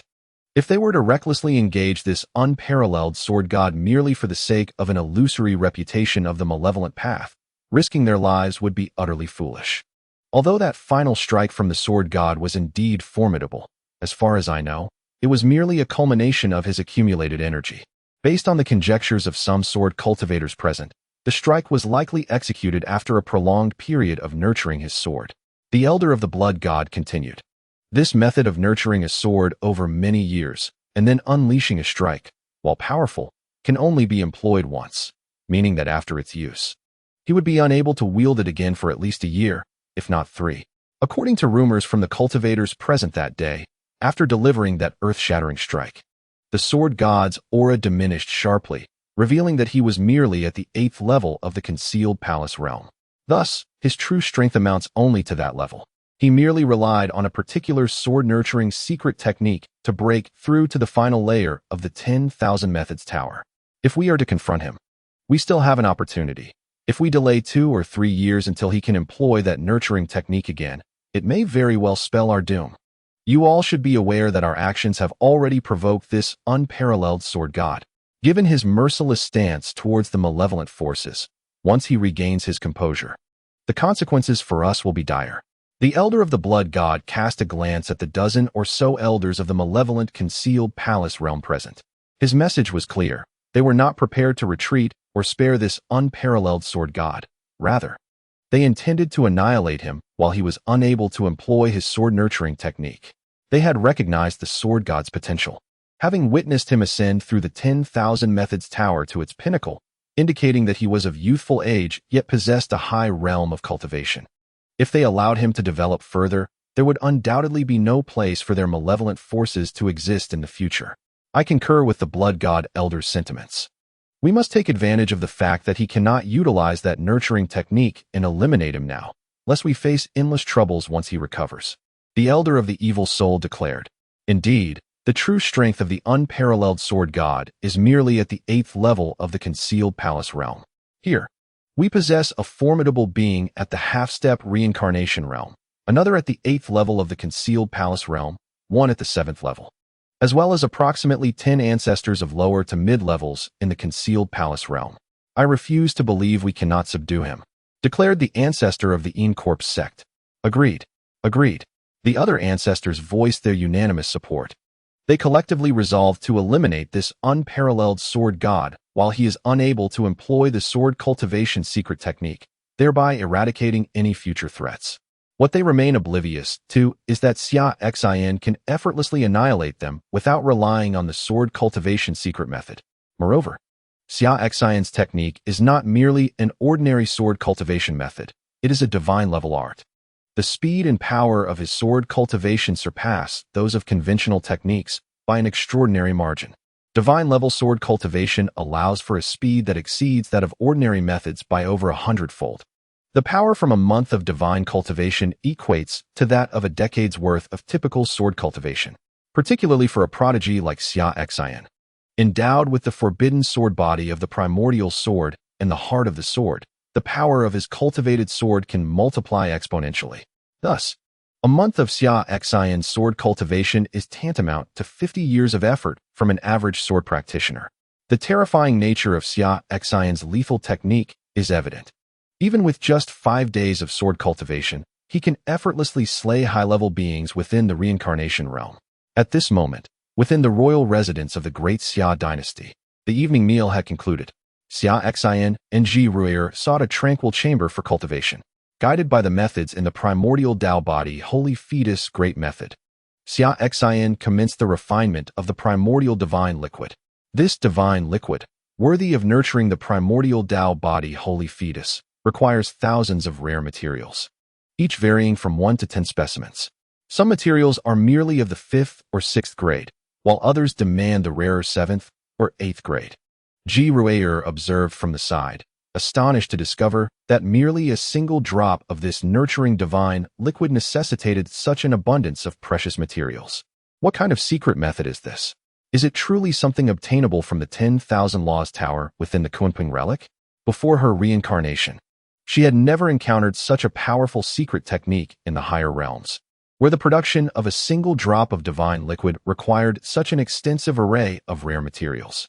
For a moment, she couldn't help but question whether her husband's secret technique was genuinely acquired from the Kunping relic.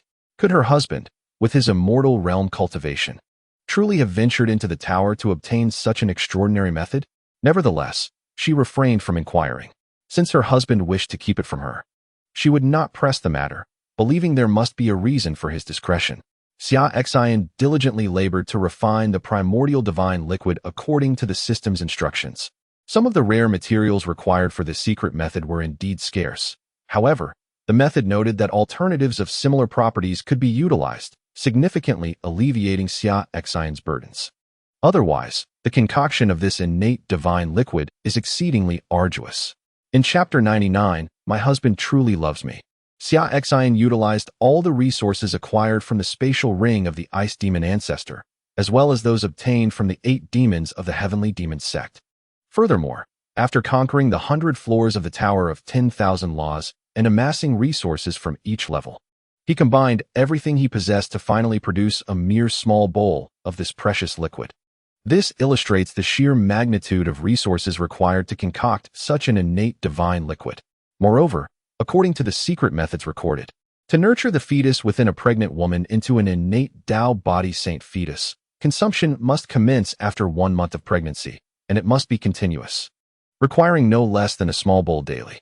In the later stages, particularly during the final months before the fetus is to be born, a minimum of 3 bowls must be consumed each day to ensure the fetus develops into an innate Tao body saint fetus. Holding the small bowl of divine liquid in his trembling hands, Xia Xin felt the weight of the resources expended. Despite the resources that Fu Bo and others had recently seized still being categorized at Fu Bo's location, Xia Xin estimated that even with those resources, he could only produce about 10 bowls of the divine liquid at most. This implies that his entire accumulated wealth could sustain his wife for merely 10 days. After that, he would need to devise new strategies to cultivate the child in his wife's womb into an innate Tao body saint fetus. A continuous consumption of approximately 3 years is necessary. Unlike ordinary fetuses, the innate Tao body saint fetus cannot be born after the typical 10 months of gestation. Once the cultivation begins with the innate divine liquid, a 3-year gestation period is mandated before birth. Additionally, in the final months, daily consumption of at least 3 bowls is crucial for the fetus's absorption. Where can he procure such vast resources? Oh, child, your father may have to become a villain in his quest to nurture you. He must seek out the uncle and elder forces of the evil paths in the eastern wilderness, western regions, northern desert, and southern ridges for assistance. In the future, once you achieve the innate Tao body saint fetus, do not forget their kindness. Xia Xin sighed in melancholy. He understood that even if he were to borrow all the resources from the malevolent forces in this world, it would likely still be insufficient. He would have to devise means from elsewhere. Indeed, marriage often signifies a man's grave, as the impending 3 years would require him to toil relentlessly for his wife and child.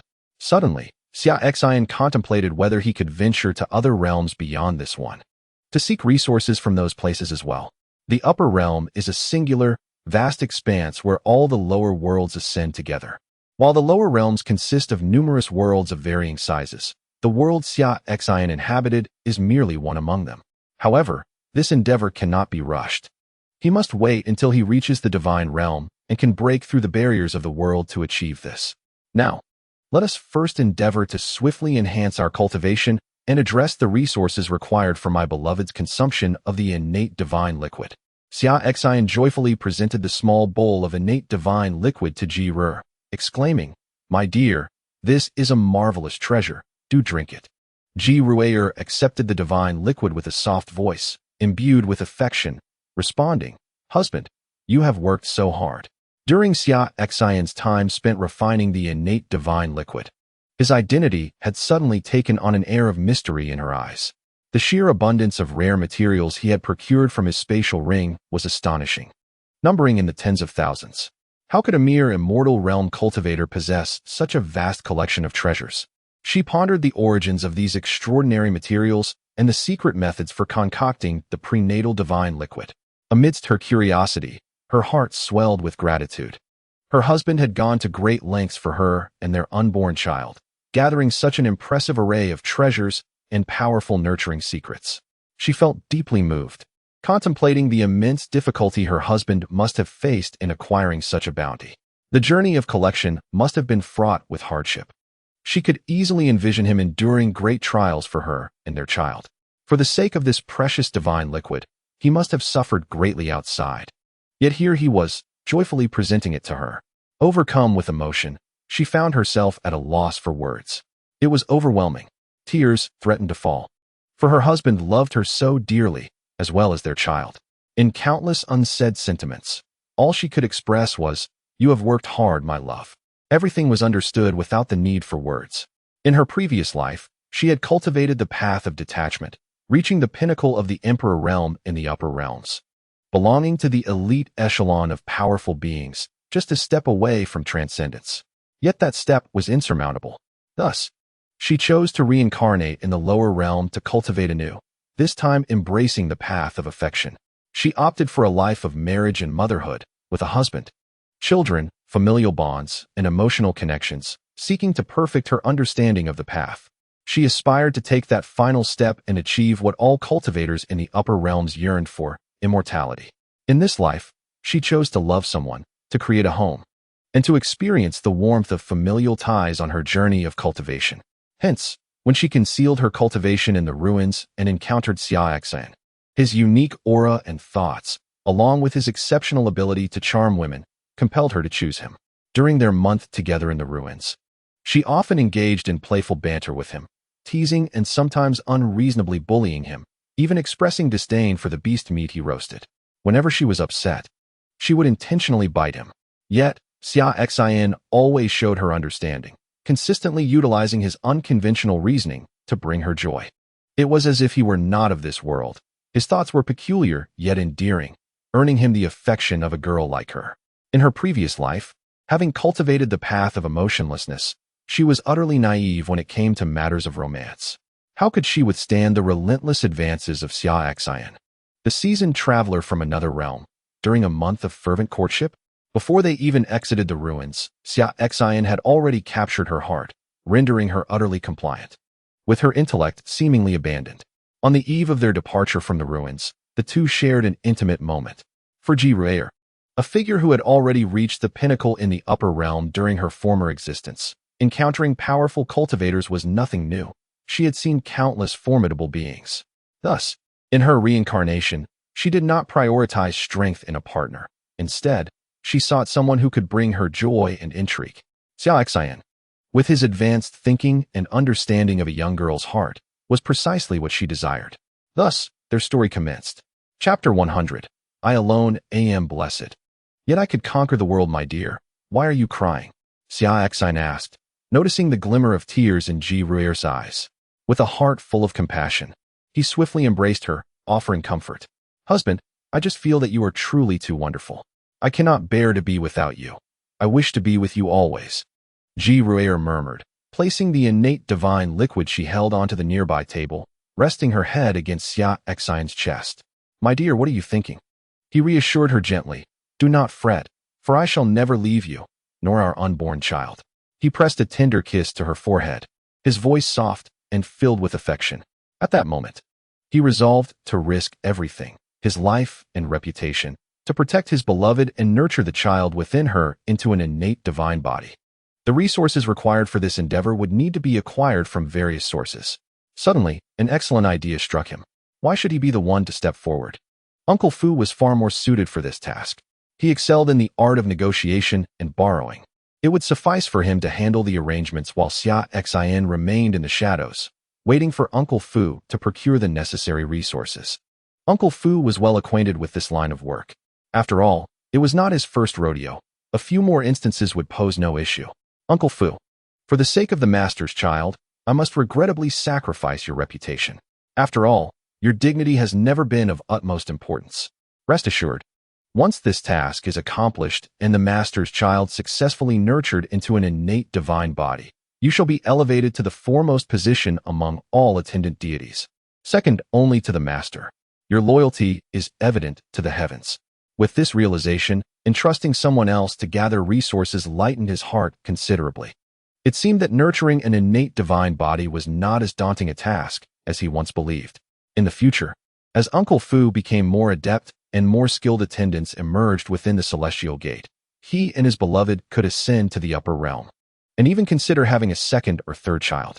The responsibility of acquiring the necessary resources for their offspring would rest upon Uncle Fu's capable shoulders. With such thoughts, a faint smile gradually emerged on Xia Xin's previously troubled face. It is indeed a blessing to have a loyal subordinate like Fu Bo, allowing him to pursue his endeavors without worry. When the establishment of Tianmen faced resource shortages, Fu Bo immediately offered his wise counsel, and with his strategy, the resource dilemma was swiftly resolved.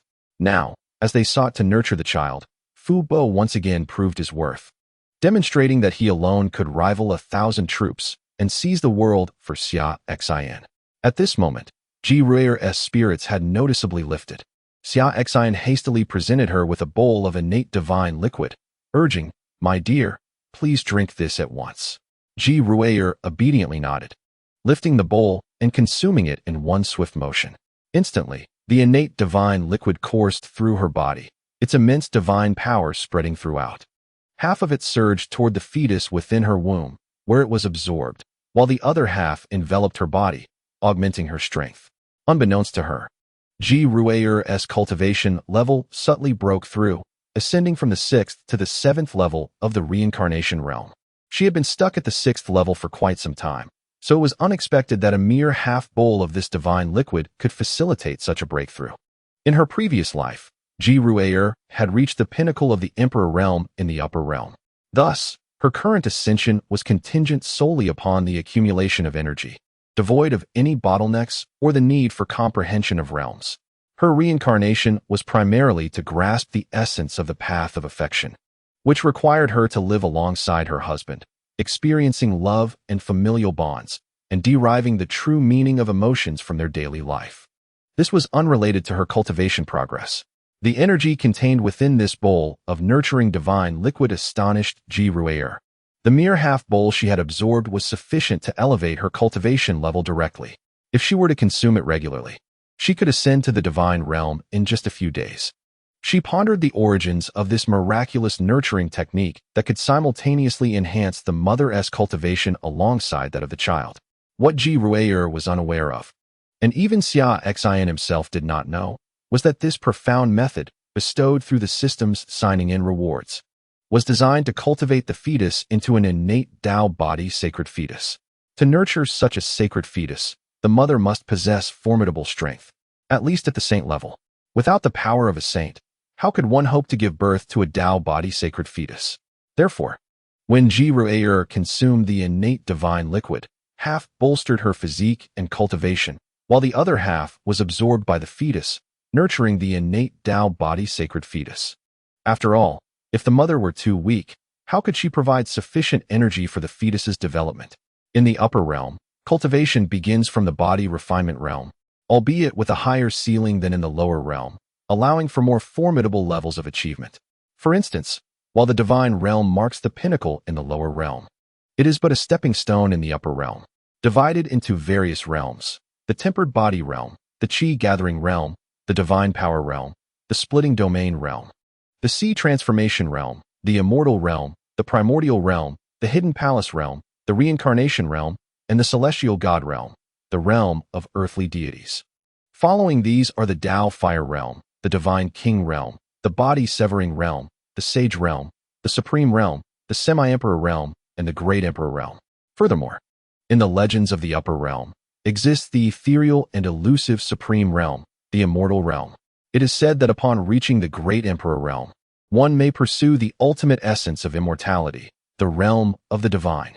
In the celestial god realm, one cultivates the divine body, transforming from flesh to soul, transcending the mortal to become divine, as steadfast as rock, birthing divine power within.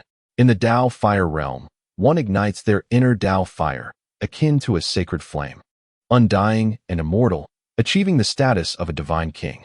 The divine king realm allows for the fusion with the Tao, enabling one to perceive the profound truths of the universe, experiencing a profound connection with the Tao that may even create an illusion of becoming one with the cosmic laws. In the body-severing realm, one severs their own existence, cutting away the three corpses, attaining enlightenment of their path and laws. The sage realm transcends the mortal, capable of planting the seeds of Tao within themselves, where a single thought becomes law, and spoken words manifest reality. The supreme realm embodies the Tao, refining the spirit into authenticity, and the primordial spirit into substance, akin to the spirits of gods and demons, enduring through the ages without fading away. In the semi-emperor realm, one seizes the essence of heaven and earth, continuously absorbing external divine essence to replenish themselves, reaching the pinnacle of supremacy, transcending the mundane, with the potential to become an emperor. The great emperor realm allows a single drop of blood to collapse mountains. Rebirth through bloodshed exerts overwhelming pressure, standing atop the pinnacle of humanity, radiating such might that those of lower realms cannot even raise their heads, relying on the essence of longevity to exist for millions of years or longer. The immortal realm enables a single drop of blood to endure for several epochs, with the true spirit and corporeal form remaining undying and immortal. If Ruayer continuously consumes the innate divine liquid and possesses sufficient energy, she will soon break through to the divine realm, having consumed it for 3 consecutive years. Reaching the sage realm, and even higher is well within her grasp, after all. In her previous life, she had already attained the pinnacle of the Great Emperor realm, being a female emperor of the upper realm. Summer Xin remains unaware that Ji-Ryu has elevated her cultivation by a small realm after finishing the innate divine liquid. His realm is lower than hers. And the secretive aura technique she possesses is remarkably powerful. Even those nearby cannot discern her presence unless she reveals it herself. Chapter 101. Friends of the Blood God Hall. Quickly activate the protective formation. The unparalleled sword god has come bearing warmth. Upon witnessing his beloved wife finishing the innate divine liquid, Summer Xin felt a wave of relief wash over him. At the same time, he resolved to quickly gather resources, for he could hardly endure the daily consumption of one bowl. "My dear, how do you feel?" Summer Xin inquired. "Very well, warm," Ji-Ryu replied. "That's good." Summer Xin nodded. Suddenly, he noticed Ji-Ryu gazing at him with deep affection. "Husband, it's late. We should rest," Ji-Ryu said, her lips glistening with desire as she contemplated how to reward him for aiding her breakthrough with his divine liquid. "All right," Summer Xin said with a wry smile, observing her excitement as they left the training room and made their way to their chambers. Tonight is destined to be tumultuous. Early the next morning, Xia Xin, accompanied by two newly appointed divine guardians from the Qinggong realm, Helian Jie and Ouyang Jing, along with 10 divine slaves of the Wuxia realm, soared swiftly through the skies. In less than an hour, they arrived above the Blood God Temple. Although the Xin domain is somewhat distant from the Blood God Temple, Xia Xin, utilizing his divine movement technique in his 8th tier of the Qinggong realm, swiftly led the 12 without delay. With his resources depleted and no supplies sent from Uncle Fu, he had no choice but to retrieve resources from the Blood God Temple.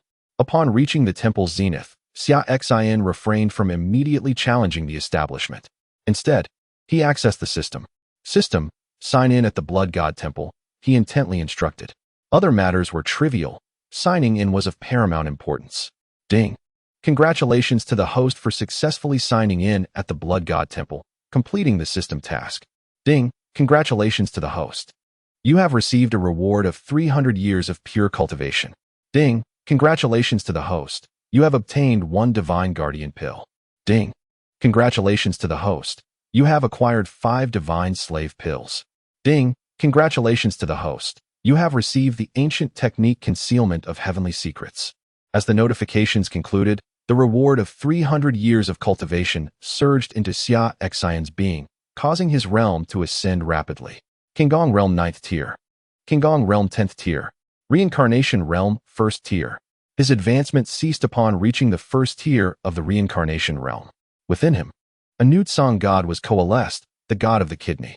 The Qinggong realm involves the cultivation of the Tao Palace and Tsang god, facilitating the harmonious operation of the 5 elements: metal, wood, water, fire, and earth, enabling perpetual vitality and the transition into the reincarnation realm.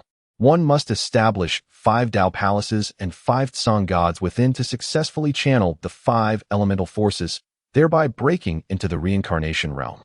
Many who have perfected the Qinggong realm and stand at the precipice of the reincarnation realm find themselves stymied at this juncture. Without transcending this stage and allowing the elemental forces to flow within, achieving the state of eternal vitality becomes an unattainable dream. However, this obstacle is non-existent for Xia Xin. Endowed with the forbidden physique of the Hongmeng sword body, his innate capabilities are unparalleled. Coupled with his formidable talent, once he reaches a sufficient realm, transcending this threshold and entering the reincarnation realm becomes effortless. Now, relying on the cultivation bestowed by the system, he has directly crossed this threshold, attaining the 1st tier of the reincarnation realm. Xia Xin turned his attention to the other 3 rewards: 1 divine guardian pill, 5 divine slave pills, and the ancient technique concealment of heavenly secrets, all of which are treasures of great worth. The divine guardian pill and divine slave pills need no elaboration, as they will allow him to summon an additional Qinggong Realm 10th tier guardian and 5 Qinggong Realm 1st tier slaves. As for concealment of heavenly secrets, its power is truly formidable. Due to the nature of this unique technique, which conceals one's realm and prevents rejection by the laws of the universe, its mastery allows an individual to shroud their cultivation level, avoiding the expulsion from the earthly realm. Even upon reaching the divine realm, one need not ascend to the higher planes immediately. Instead, one may linger in the lower realm, enhancing their strength before venturing forth. After all, while invincible in the lower realm, a being at the divine level is merely of moderate standing in the higher realms, not among the elite. Xia Xin perceived this technique as a timely boon, alleviating his concerns about the necessity of ascending upon attaining the divine realm. His beloved wife and child remained in the lower realm. The thought of ascending alone was troubling. Furthermore, in the higher realms, a being of divine cultivation would not be the strongest, a notion he found unappealing. He preferred to rely on this clandestine technique, remaining in the lower realm to elevate his prowess to at least the sage level before ascending. Attaining the sage level would place him among the top-tier figures in the higher realms, enabling him to better protect his wife and child. At that moment, within the Blood God Hall, the leaders of the three foremost malevolent factions were poised to directly disrupt the construction site of the Heavenly Gate headquarters. They had previously communicated with the unparalleled Sword God of the Heavenly Gate, demanding an explanation regarding the eradication of 1/3 of the malevolent alliance gathered at the soul-devouring palace. However, since emerging from the Kunpung relic, the Sword God seemed oblivious to the matter, providing no response. This indicated that the Sword God believed he had them under his thumb, adopting an attitude of indifference, killing my men while expecting me to account for it, yet I choose to remain silent. Their ignorance of the Sword God's whereabouts did not deter them. They could still target the Heavenly Gate headquarters. After all, was it not under the dominion of the Sword God? If they could not locate him, they could surely obliterate the Heavenly Gate and see if he would emerge then. Just as the leaders of the three malevolent factions prepared to depart, a voice resonated from the skies above the Blood God Hall, reverberating with immense pressure. The Blood God Hall has activated its protective array. The unparalleled Sword God has come bearing warmth, proclaimed Xia Xin. Simultaneously, the overwhelming pressure of the first level of the reincarnation realm erupted, enveloping the entire vicinity of the Blood God Hall. Upon sensing this terrifying aura of the reincarnation realm and hearing Xia Xin's declaration, the gathered leaders of the three foremost malevolent factions turned pale with fear. The unparalleled Sword God had arrived, and it appeared that he wielded the formidable power of the reincarnation realm. How could this be possible? The update of 10,000 characters has concluded, and as the year draws to a close, my schedule has become exceedingly hectic. With 4 updates of 10,000 words each day, I am only now able to provide today's update. I shall endeavor to publish tomorrow's update late tonight, so as to avoid needing to write on the first day of the Spring Festival. I am profoundly grateful for everyone's generous gifts. I have noticed the remarkable support from all of you, with several individuals, including the esteemed Xiao Yuer, bestowing more than 10 love letters each, and the connoisseur of Huasher bread generously offering an abundance of updates. Thank you all. In appreciation of your gifts, I shall forego rest on New Year's Eve and dedicate myself to writing even more. Chapter 102. Misunderstanding at this moment. The protective formation of the Blood God Temple had not yet activated. Typically, such a formation is employed to guard against formidable adversaries when the top experts of the sect are absent, providing a temporary defense. If all the top-tier powerhouses within the sect are present, the activation of the protective formation becomes inconsequential, as it cannot avert the sect's demise. Within the Blood God Temple, the leaders of the 3 major malevolent factions emerged, hovering above the temple and gazing down at the 13 individuals led by Xia Xin. The overwhelming aura emanating from Xia Xin confirmed their suspicions. He was indeed a formidable being of the reincarnation realm. Yet how could this be? Merely a few days prior, within the ruins, Xia Xin was but an 8th-level practitioner of the concealed palace realm. In the blink of an eye, he had transformed into a cultivator of the reincarnation realm. Were they being toyed with? If he possessed such power, why not reveal it? Would that not deter them from provoking him? Such a facade of a weakling devouring a tiger, was it amusing? Was it truly entertaining? He may consider himself extraordinary and lofty, yet the 3 major malevolent factions were wagering their very lives against him. Now, they had struck a hard surface. Their lives were likely forfeit. The leaders of the 3 factions trembled uncontrollably, with most being at the levels of the primordial and immortal realms, struggling to maintain their composure in the face of Xia Xin's overwhelming pressure. Only a handful of high-ranking members from the concealed palace realm within the three factions could withstand Xia Xin's oppressive aura without quaking. However, it was evident that even they were exerting considerable effort to manage this feat. Xia Xin spoke with an indifferent tone. I have heard that you all have gathered here, seeking an explanation regarding my actions in annihilating some of your malevolent faction alliances at the soul-devouring palace. Am I correct? He gazed at the hovering leaders of the three factions, his voice devoid of discernible emotion. If you desire clarification, feel free to voice your concerns. I am known to be quite accommodating. Whatever you seek, I shall provide. As he spoke, he slowly drew the Chaos sword from his back and continued. I have little patience for those who resort to brute force at every turn. I have always preferred to resolve matters through reason. With that, he brandished the Chaos sword, pointing it toward the numerous high-ranking members of the three malevolent factions. The pure June sword has been returned, continuing to be nurtured through the divine sword cultivation technique. Utilizing the Chaos sword, a formidable move known as 10,000 swords returning to the sect is unleashed, effectively encompassing the entire group, including the nefarious cultivators of the blood god temple below, leaving none unscathed. Naturally, while executing this technique, caution is exercised to ensure that the treasures within the blood god temple remain unharmed. Otherwise, inadvertently destroying valuable resources would yield more losses than gains. Now aware of the arduous process required to refine the innate divine liquid for his beloved, which demands such vast resources, Xia Xin is determined not to overlook any opportunity to gather them. The high-ranking members of the various evil factions ahead were expressions of trepidation.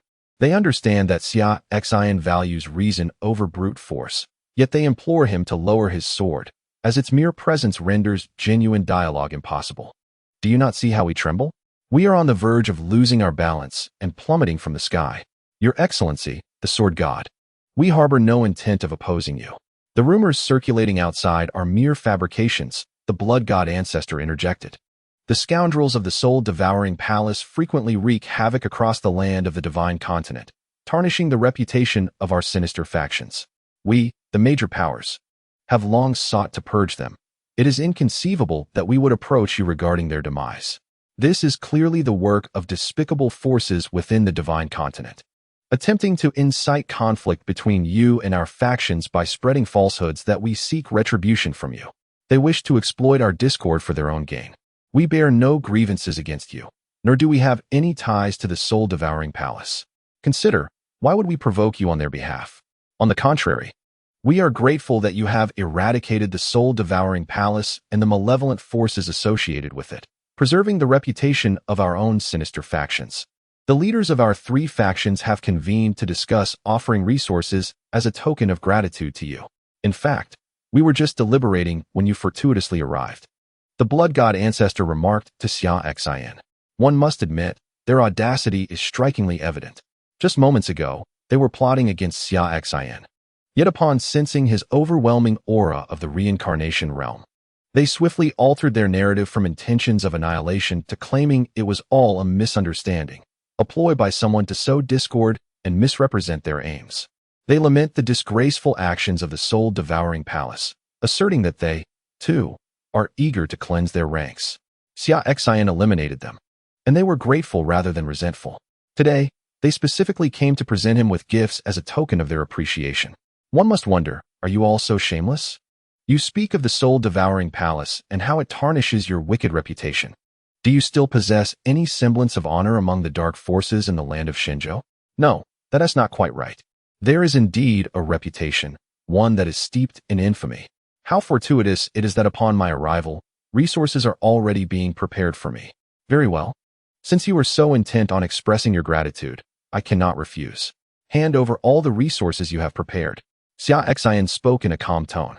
Good, good, good. The blood god ancestor hurriedly nodded. We shall prepare the offerings for you immediately. As he spoke, he glanced at the other two prominent ancestors of the top dark forces, the Yin Corpse ancestor and the Evil Soul ancestor. The two momentarily froze before hastily nodding in agreement. Yes, yes. We will present the resources to express our gratitude for your assistance in purging our ranks. However, Xia Xin halted their intentions, saying, there is no need for that. You may all come at me together. I can't be bothered to waste words with you. Whether you hand over the resources or not, you are destined to perish today. Xia Xin was acutely aware of the nature of these dark forces. Had he not been capable of confronting them today, it would have been his demise. In this world of chaos, strength speaks volumes. What do you mean by this, my lord? Are you unwilling to show mercy and intent on exterminating us? The blood god ancestor queried. Indeed, you possess the cultivation of the reincarnation realm, but what of it? The reincarnation realm is not invincible. Each of us from the major forces has lived for over a millennium. If it comes to a life and death struggle, it is not certain that you would emerge victorious. Do you truly wish to engage in mutual destruction? In the previous encounters, we may have had minor disputes. But with the downfall of the soul-devouring palace, those matters should be considered bygone. We do not seek to pursue this further. Why must you escalate the situation? If all of us were to unleash our trump cards, it would be quite easy to drag a first-level reincarnation realm cultivator down with us. I advise you against such impulsiveness. A mutual retreat would serve us all better. Yet, Xia Xin was not one to indulge in idle chatter. As the sword domain awakened, the Qishao sword began to gather its sword intent, with ferocious sword energy surging around him. Indeed, Xia Xin believed that if all their trump cards were unleashed, the combined might of the three top dark forces might be able to take down an ordinary first-level reincarnation realm cultivator. But was he merely an ordinary first-level reincarnation realm cultivator? He had been capable of slaying high-level reincarnation realm practitioners even while at the 8th level of the Hidden Palace realm.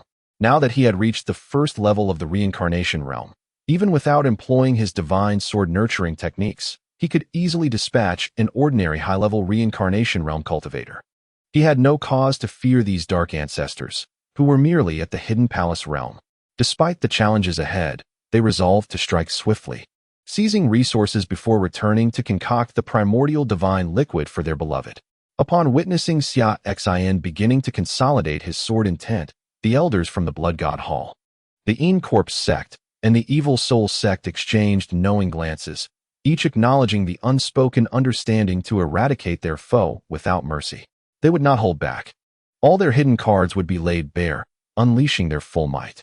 Even at the risk of severe injuries, they were determined to eliminate Xia Xin. For his survival meant their demise.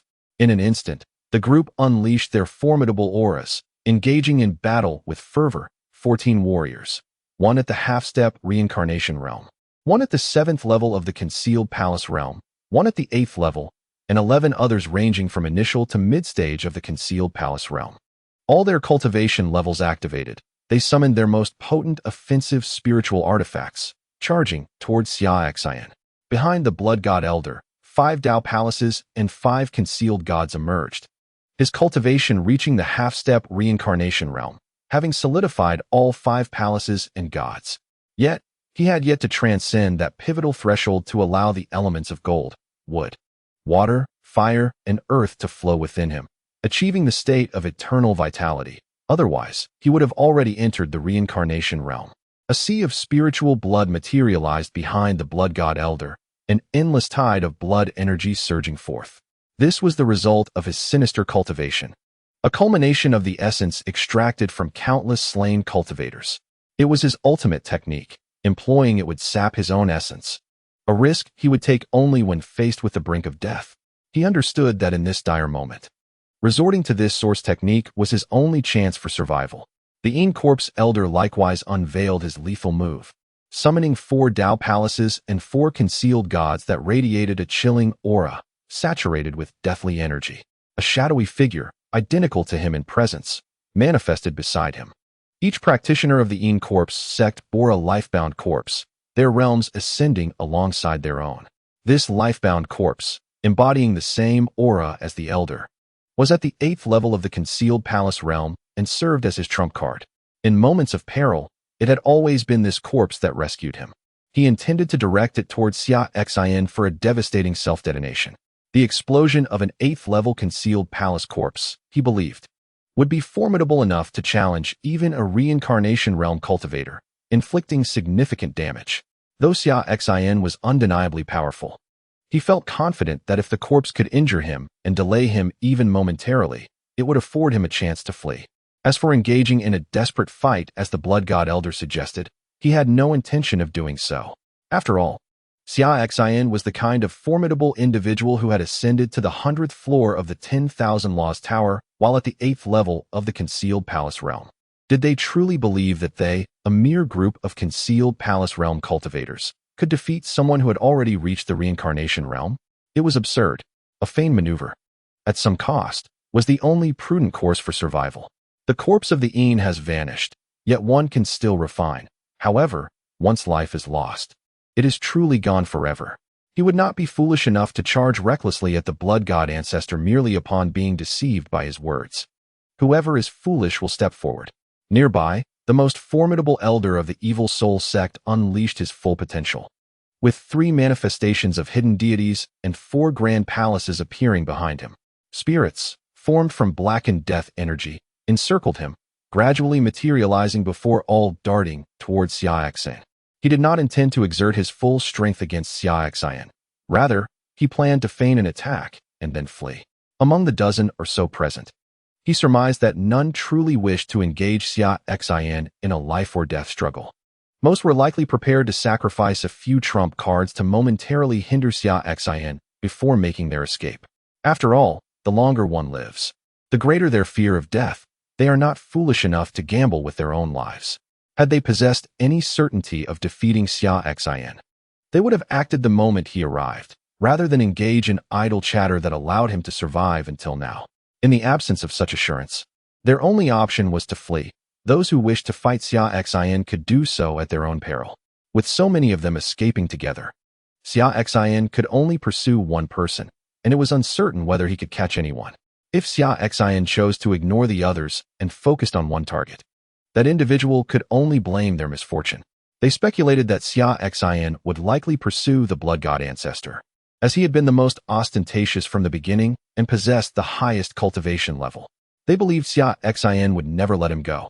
In such a scenario, if Xia Xin pursued him and the ancestor fell, the remaining 13 would be safe. In critical moments, one must prioritize their own survival.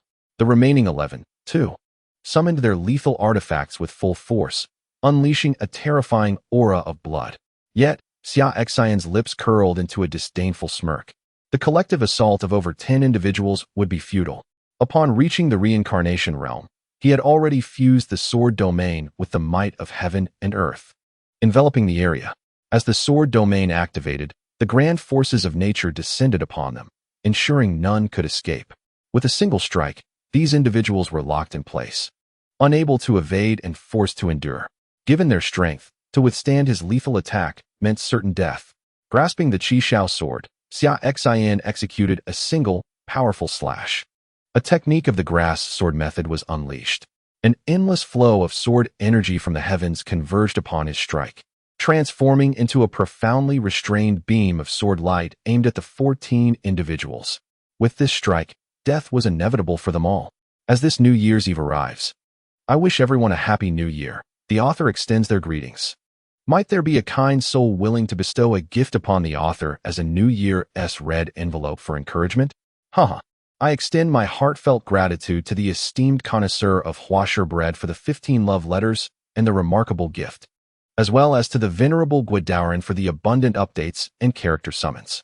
I am thankful for the unwavering support from all the readers, and I wish everyone a prosperous new year filled with vigor, wealth, and happiness. Chapter 104. Rise up with a swift stroke. Xia Xin cleaved through the blood sea of the blood god ancestor. Before the blood god ancestor could make his escape, he was bisected by a single strike, his lifeless form plummeting below, marking the end of his existence. The shadowy corpses dispatched by the Shadow Corpse ancestor were likewise met with Xia Xin's sword. Severed from head to toe before they could self-destruct, their remains falling into the abyss. The Shadow Corpse ancestor himself met a similar fate, his head separated from his body by a single, decisive blow. The vengeful spirits unleashed by the evil soul ancestor were obliterated before they could approach, annihilated by the sword aura within Xia Xin's domain. The astonished evil soul ancestor, unable to flee in time, was also dispatched by a single stroke.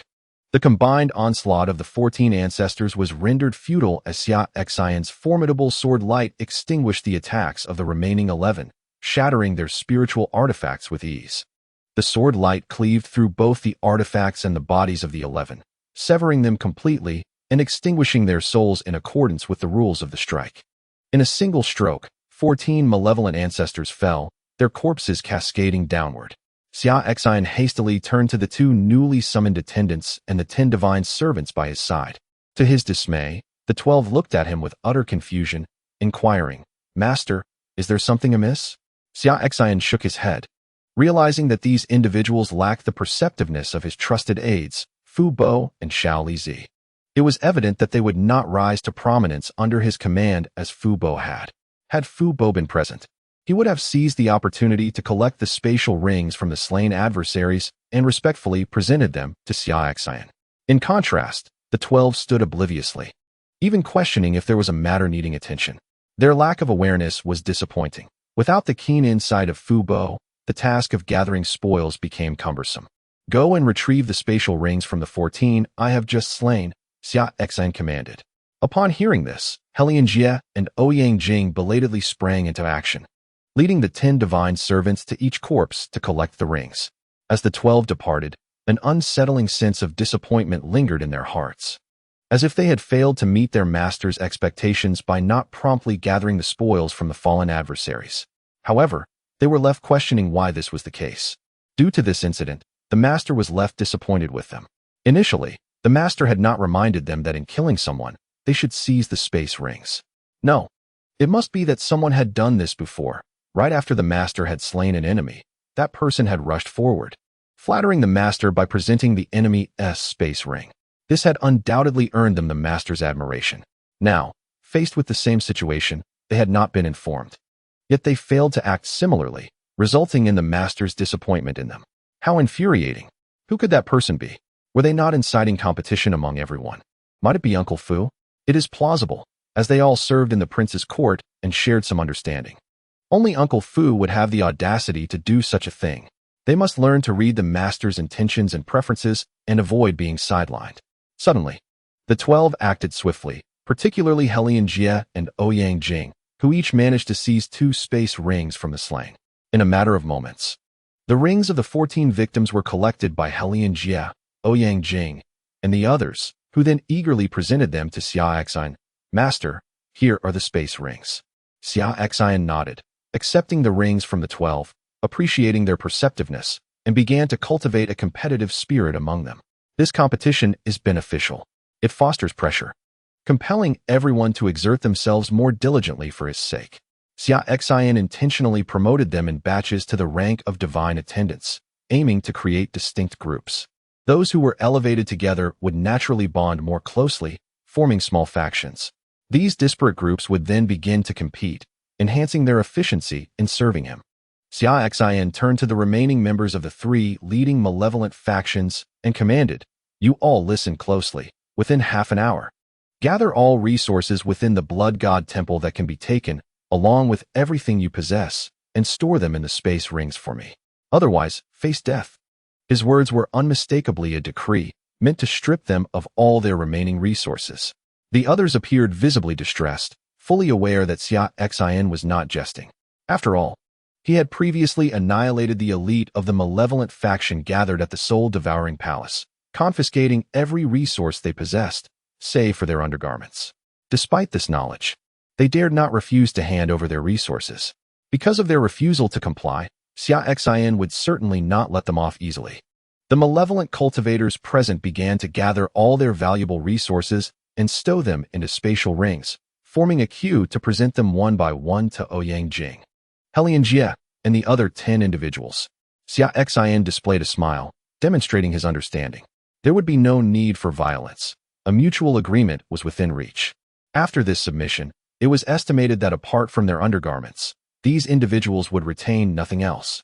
The line for submission persisted for a full quarter of an hour before all items were surrendered.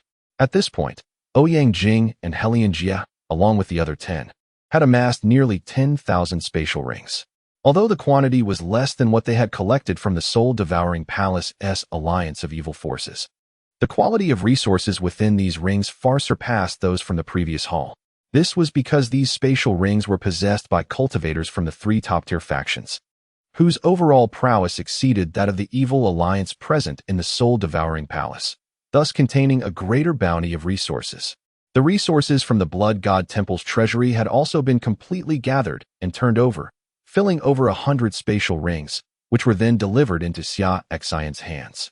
Of course, this only pertained to the Blood God Temple's main sect treasury.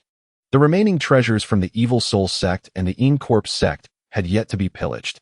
However, Xia Xin was not in a hurry. He planned to have Helian Jia and Ouyang Jing each take 5 divine servants to visit those sects shortly. After all, the ancestral figures of the 2 major evil factions had already been slain by him, with Helian Jia and Ouyang Jing, both 10th-level divine servants, escorting 5 first-level divine servants. They could easily manage any remaining practitioners within the headquarters of those 2 factions. At that time, Xia Xin intended not only to seize the treasures from their sect headquarters, but also to collect the resources possessed by the remaining evil cultivators. Since they were already going, it would be remiss not to gather everything. This approach was something he had learned from Uncle Fu. Chapter 105. The 8 Demons' Fetal Cultivation Secret Technique Revealed to Ji Ruer.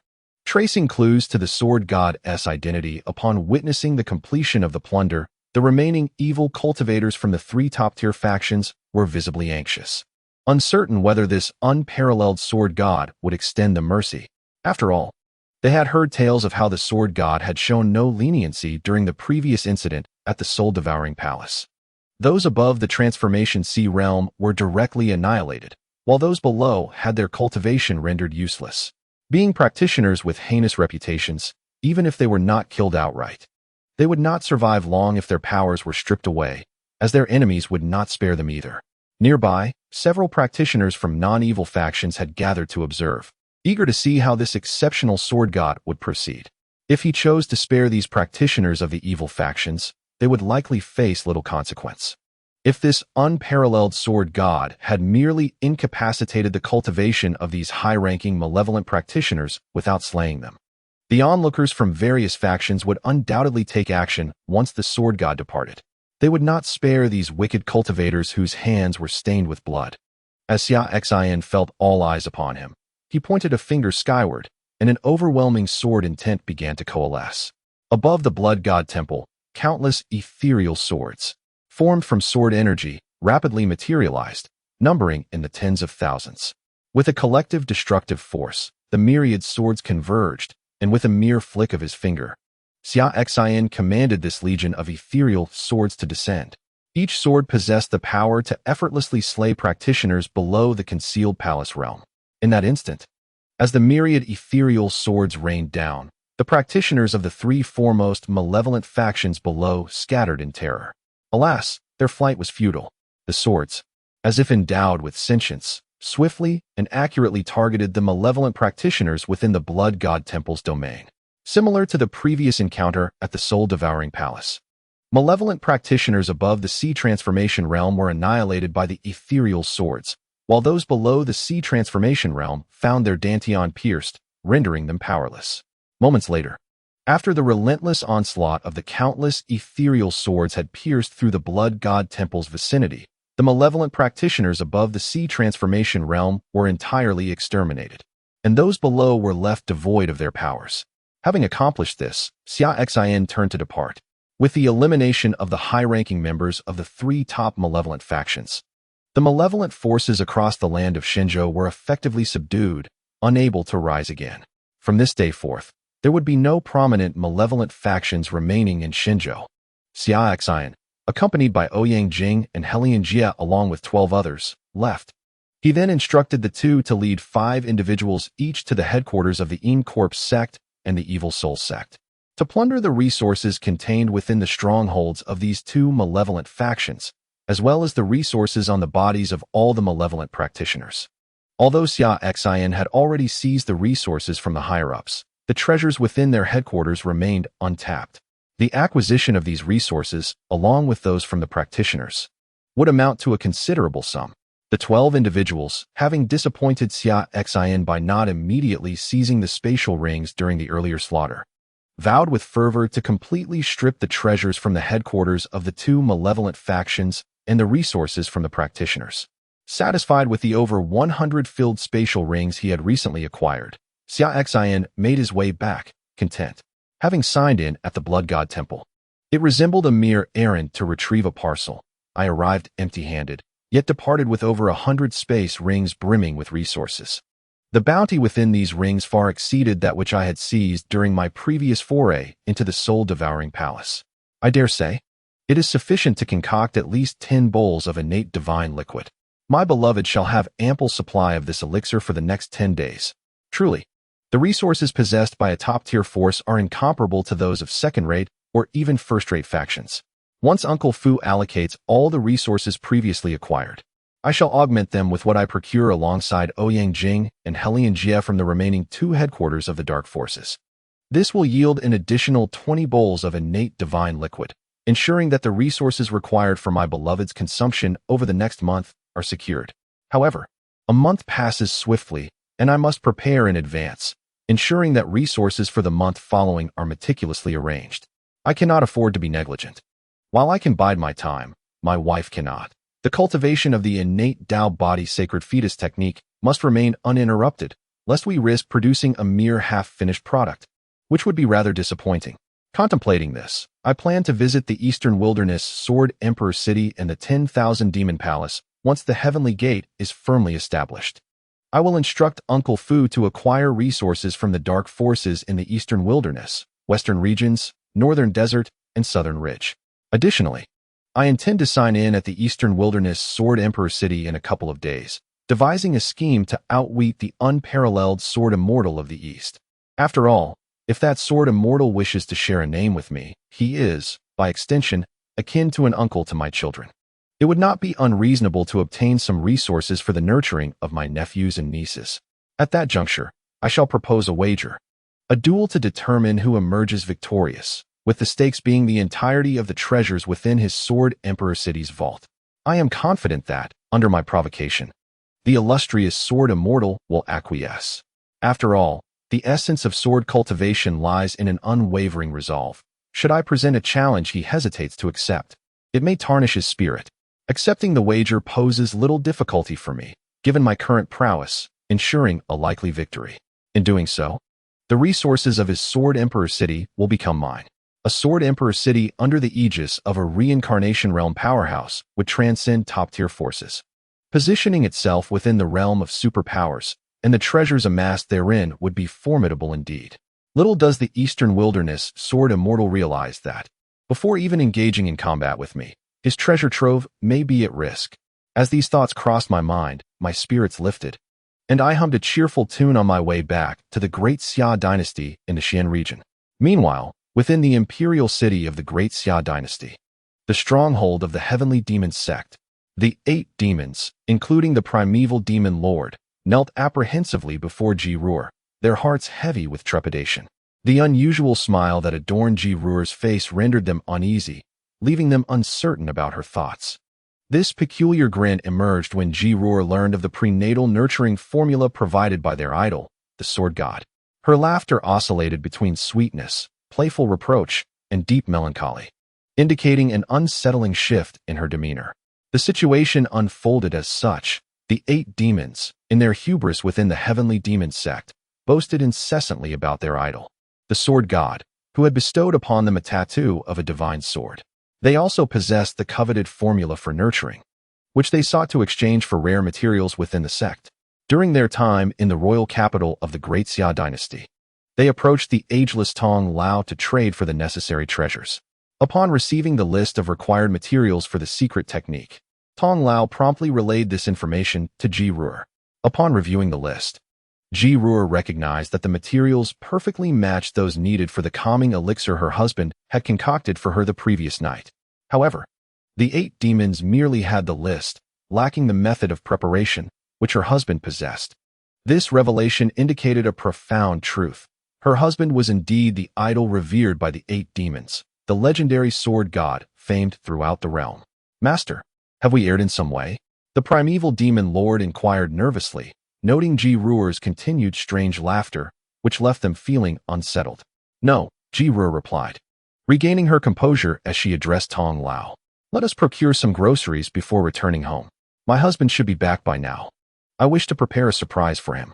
Ji Ruer exclaimed with a hint of thrill in her voice. With that, Ji Ruer and Tong Lao departed from the stronghold of the heavenly demon sect.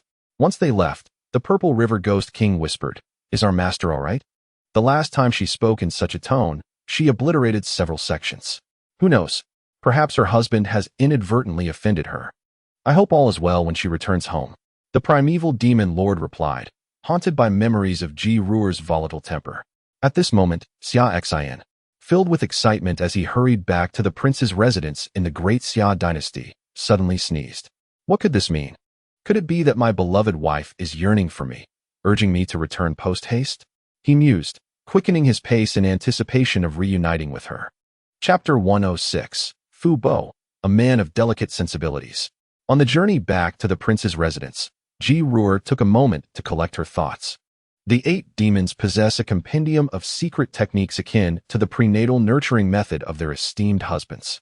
This compendium, derived from their idol, the sword god, does not necessarily imply that their husbands are indeed the unparalleled sword god. It is entirely plausible that this compendium was acquired from a relic, part of the vast collection of the Kuanping, which was duplicated numerous times as a reward for those who dared to traverse the myriad towers of law. Thus, more than one adventurer could have gained access to it. If her husband possesses such techniques, it stands to reason that the illustrious sword god might also possess them. Moreover, she remains uncertain whether this legendary sword god is solely familiar with the prenatal techniques while lacking knowledge in concocting divine elixirs. Such matters are delicate and difficult to verify. It is also conceivable that her husband shares a rapport with the sword god, leading to the exchange of these secrets. Until the truth is unequivocally established, she will refrain from hastily questioning her husband, for she trusts that he must have his reasons for his actions. Furthermore, she too harbors secrets from him, such as her identity as the Empress of the heavenly demon sect. Should her husband indeed be the legendary sword god, she would not hold it against him for keeping this from her. Rather, she would feel a surge of joy and anticipation. Naturally, her affection for him would not waver simply because he might suddenly exhibit extraordinary strength, nor would she feel disappointment if he were not the sword god, remaining instead the venerable elder of the Tao sect. Her love for him is steadfast, just as she firmly believes that he will unreservedly choose to continue loving her upon learning of her position as the leader of the heavenly demon sect. The reason she withholds her true identity from him is not solely due to the fear that he might feel inferior upon discovering the disparity in their statuses, but also because of the implications their respective factions may have on their union.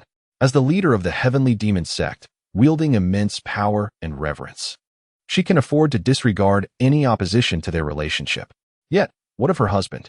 He is an elder of the Tao sect, with a status that starkly contrasts her own. In this world, particularly among practitioners, who would willingly assume the role of a kept man, who would desire to be labeled as living off someone else's success, subjected to the disdain of society. Though she is indifferent to the opinions of outsiders, she must consider her husband's feelings, especially if their identities were to be revealed, should he find himself forced to choose between her and the Tao sect.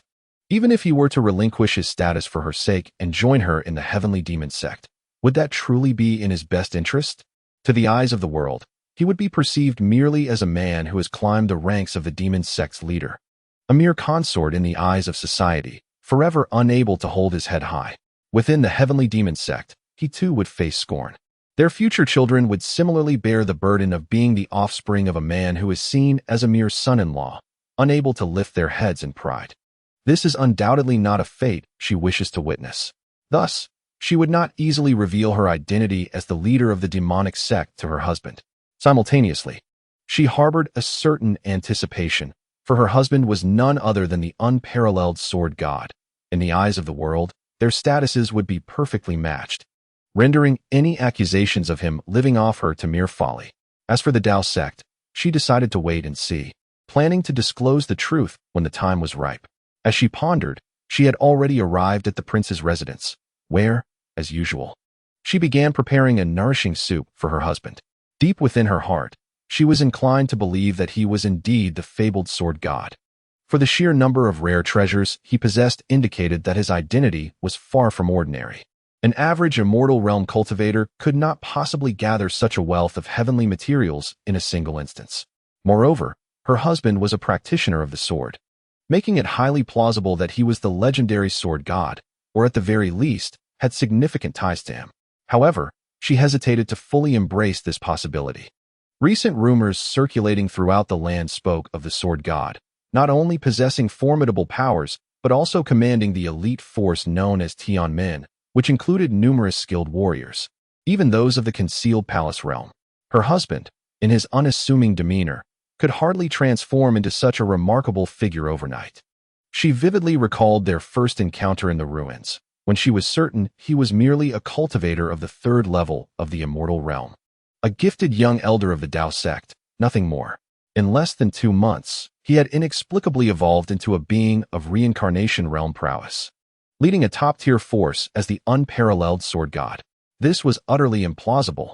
Even if she were a reincarnation of a former great emperor, it would be impossible to elevate a mere third-level immortal realm cultivator into such a grand figure with vast powers and countless followers in such a short span. Sighing, she resolved to wait for her husband's return, intending to subtly investigate further. The Sword God had just emerged from the Kunpung ruins and was invited by the extraordinary Sword Immortal of the Eastern Wilderness to battle in Sword Emperor City. She would simply observe whether her husband was by her side during that time. If the Sword God fought in Sword Emperor City and her husband was absent, she could stealthily make her way there to uncover the truth.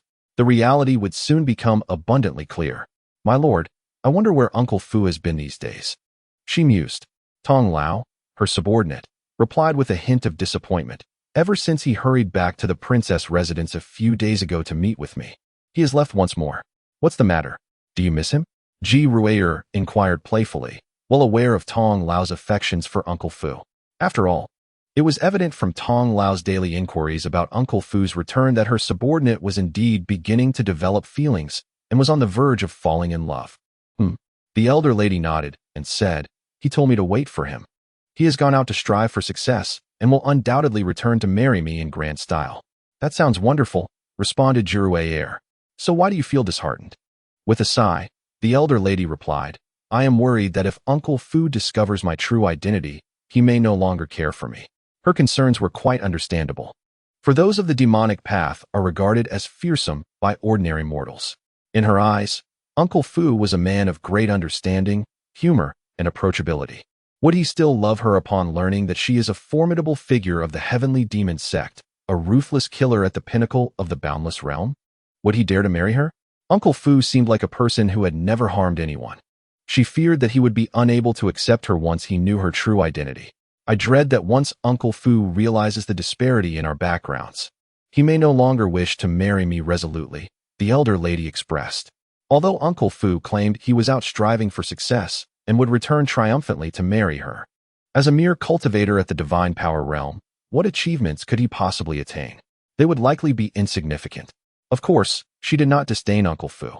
Having chosen to pursue a relationship with him, she had ceased to care about such matters. Her only concern was that upon discovering her identity, he might feel inferior and distance himself from her. After all, in her perception, Uncle Fu was rather sensitive. How could he possibly be willing to rely on her?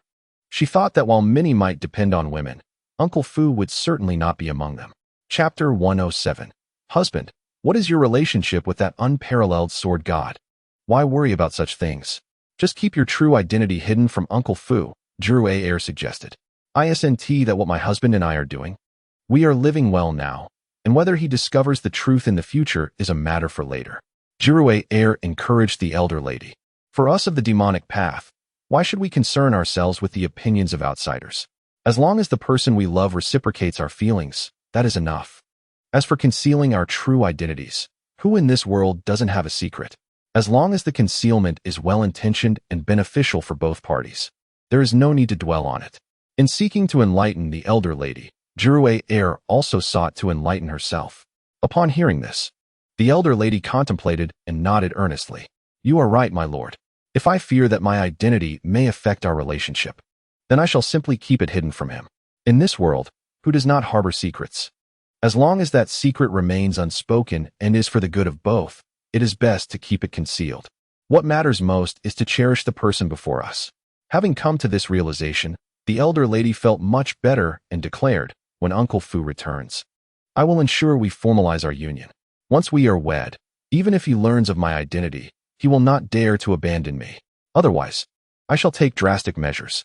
The elder lady huffed. In the mystical realm, amidst the bustling construction of the headquarters for the Heavenly Gate sect, Uncle Fu unexpectedly sneezed. Momentarily perplexed, could it be that the young girl was thinking of him? It was a possibility. Instantly, Uncle Fu intensified his supervision, eager to hasten the completion of the Heavenly Gate while diligently serving his master. He yearned to solidify his position as the foremost elder of the Heavenly Gate, standing beneath his master, yet above the masses. With such a status, who could oppose his desire to wed the young girl? Ha ha ha. As Uncle Fu mused over this, his spirits lifted. Marrying a woman like her would make all his recent toils worthwhile. Meanwhile, Xia Xin had returned to the prince's mansion, where he summoned a captain of the guard and 5 guards through Granny Yun. He bestowed upon them a newly acquired servant god pill and 5 slave god pills. The prince's mansion boasted numerous guards, numbering in the hundreds. By promoting some to the ranks of servant gods and slave gods, Granny Yun would recruit new replacements, ensuring the guard numbers remained intact. The newly appointed captain of the guard, Han Lei, after receiving the servant god pill and the servant god technique, had become fiercely loyal, a practitioner of the 10th level of the concealed palace realm. Moreover, alongside Uncle Fu and Granny Yun, who practiced the servant god technique, Han Lei possessed formidable combat skills that enabled them to contend with cultivators at the 1st level of the reincarnation realm. Below the reincarnation realm, they were virtually invincible unless faced with prodigious cultivators capable of challenging higher realms. Now, with Han Lei added to his ranks, Xia Xin commanded 6 servant gods of the concealed palace realm at the 10th level, along with 25 slave gods at the 1st level. These 25 slave gods, trained in the slave god technique, a divine level method, were not significantly weaker than the servant god technique, granting them unparalleled combat prowess within their realm. Even when facing opponents of a slightly higher realm, they remained formidable. Combined, the servant gods and slave gods constituted 31 powerful beings of the concealed palace realm, rivaling the ancestors of elite sects, thus rendering the combat strength of the Heavenly Gate's upper echelon exceedingly formidable. Xia Xin contemplated a plan. In a few days, when he ventured to the Eastern Wilderness Sword Emperor City to duel with the unparalleled Sword Immortal of the Eastern Wilderness, he intended to bring 5 of these servant gods along, leaving Granny Yun at the prince's mansion to safeguard his consort. He would take all 25 slave gods to showcase their might in the Eastern Wilderness Sword Emperor City. 30 experts of the concealed palace realm, all under the banner of the 9 Heavens Sword God, would surely instill fear. Once this news reached Xia Xiaoxiao's ears, coupled with his demonstration of reincarnation realm prowess in the Sword Emperor City, he would also belong to that esteemed rank. Let us see if the idol list of that young girl changes. The Empress of the Demon Sect, right? Let us see if I can overshadow you. With these thoughts, Xia Xin felt at ease, instructing Han Lei and the others to await further instruction as he planned a visit to the mystical realm the following day. He will venture into the spirit realm tomorrow, accompanied by Han Lei and 5 others, to assist Uncle Fu in the swift establishment of the Heavenly Gate sect.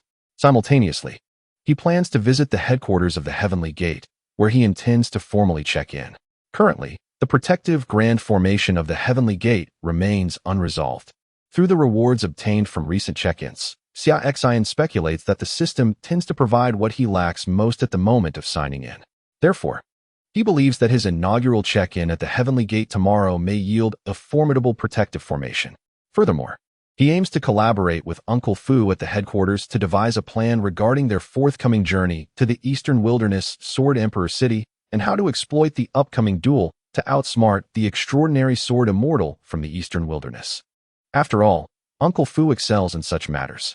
Lost in thought, Xia Xin proceeded to the training ground in the backyard, where he offered pointers to Lin Horror and Xia Xiaoxiao. Subsequently, he made his way to the kitchen in search of his beloved wife. At that moment, Tong Lao had already left the kitchen, leaving only his wife, Ji Ruor, who was lost in thought while simmering a nourishing soup. Xia Xin embraced her waist from behind, playfully nibbled her earlobe, and gently inquired, "My dear, what occupies your thoughts?" Ji Ruor turned her head, and upon seeing Xia Xin's return, her heart filled with joy and anticipation for the answers to her impending questions. "Husband, you have returned," she said, leaning in to kiss his earlobe softly. "Yes, my dear. What were you thinking?" You seemed quite distracted, Xia Xin asked. Ji Ruer's face lit up with a radiant smile as she whispered in his ear. I was pondering the relationship between you and the recently renowned sword god in the divine land. How is it that the list of precious materials for nurturing the fetus secret technique you possess is also known to that extraordinary sword god? Moreover, where did you acquire such an abundance of rare treasures for concocting the nurturing liquid last night? Feigning confusion, she posed her questions. Upon hearing this, Xia Xin's body stiffened. Oh no, is my identity about to be exposed? He thought. You foolish 8 demons of the celestial demon sect, you achieve nothing but cause trouble. He had only shared the list of rare materials for the innate Tao body sacred fetus great method with those 8 individuals, and now his wife had discovered it. Surely, these 8 were scouring the celestial demon sect for those materials, and as an elder of the sect, she would inevitably learn of it. A lapse in vigilance. Xia Xin lowered his gaze towards his wife, and the atmosphere began to grow increasingly delicate. Chapter 108. That extraordinary sword god is actually a friend of mine. It is currently inappropriate to reveal to her that he is the extraordinary sword god. Firstly, he would struggle to explain his sudden leap from a mere ordinary Taoist elder in the immortal realm to a transcendent sword god in the reincarnation realm. Secondly, he needed to consider how his subordinates in the heavenly gate came to be. One cannot simply assert that it is a gift from the system for signing in. For the system constitutes his greatest secret, one that must remain concealed at all costs. It is not a matter of mistrusting his beloved wife. Rather, it is prudent that this matter be known solely to him to avert any covetous eyes. In this realm, although the mightiest beings are merely at the demigod level, he remains unwilling to take such a risk. Should the secret of his ascension from an immortal cultivator to a reincarnation cultivator within a mere 2 months be divulged, it would certainly incite chaos among the demigods of the lower realms. Moreover, those formidable beings from the upper realms, who transcend the divine, would likely harbor great interest in the secret he possesses. Such attention would undoubtedly invite a plethora of troubles, jeopardizing not only his own safety, but also that of his wife and their unborn child, as well as the well-being of his elder brother Xia Xin's family and his disciple Linhuo. Consider this. If the revelation of his extraordinary rise from an ordinary swordsman to an unparalleled sword deity within 2 months reached the ears of those transcendent beings, they would undoubtedly seek to confront him. While he might manage to escape, what of his wife? What of his elder brother's family? What of his disciple Linhuo? Could he guarantee the safety of them all in the presence of such powerful foes? Therefore, until he attains the status of a saint, all secrets pertaining to the system must remain undisclosed. As for the future, whether or not to reveal this to his wife can be deferred until the birth of their child. His wife must nurture their offspring for 3 years using the innate Tao body sacred fetus method, during which time he is confident he can elevate his own cultivation beyond the saint level. By then, even should he venture to the upper realms, he would not be a mere weakling, capable of safeguarding his wife and child, thus alleviating any concerns of their secret being coveted. My dear wife, listen to me. That unparalleled sword deity is actually a friend of mine, not I. Xia Xin declared to Ji Ruer. A friend of your husband? Ji Ruer gazed at Xia Xin, merely smiling without uttering a word. Is that truly the case? Ji Ruer continued to regard Xia Xin with a radiant expression. How then does he possess the same list of sacred methods for nurturing a fetus as you? Ah, well, the truth is. Xia Xin began to present the prepared explanation. During my last venture into the Kunpeng ruins, I saved his disciple's life. In gratitude, upon learning that my wife is with child, he bestowed upon me this sacred method for nurturing the fetus. You saved his disciple's life? Ji Ruer inquired. Her brow furrowed in confusion. Indeed, Xia Xin elaborated. This unparalleled sword deity has a remarkably gifted disciple who also entered the Kunpeng ruins and fortuitously landed not far from my own location. His disciple encountered a conflict with the granddaughter of an ancient ancestor from the Wanma temple due to certain rare treasures. This granddaughter, wielding a formidable ice dragon eagle at the first level of the immortal realm, pursued him relentlessly. I happened upon this dire situation and intervened, saving the disciple's life. In gratitude, the unparalleled sword god bestowed upon me the secret method for nurturing life.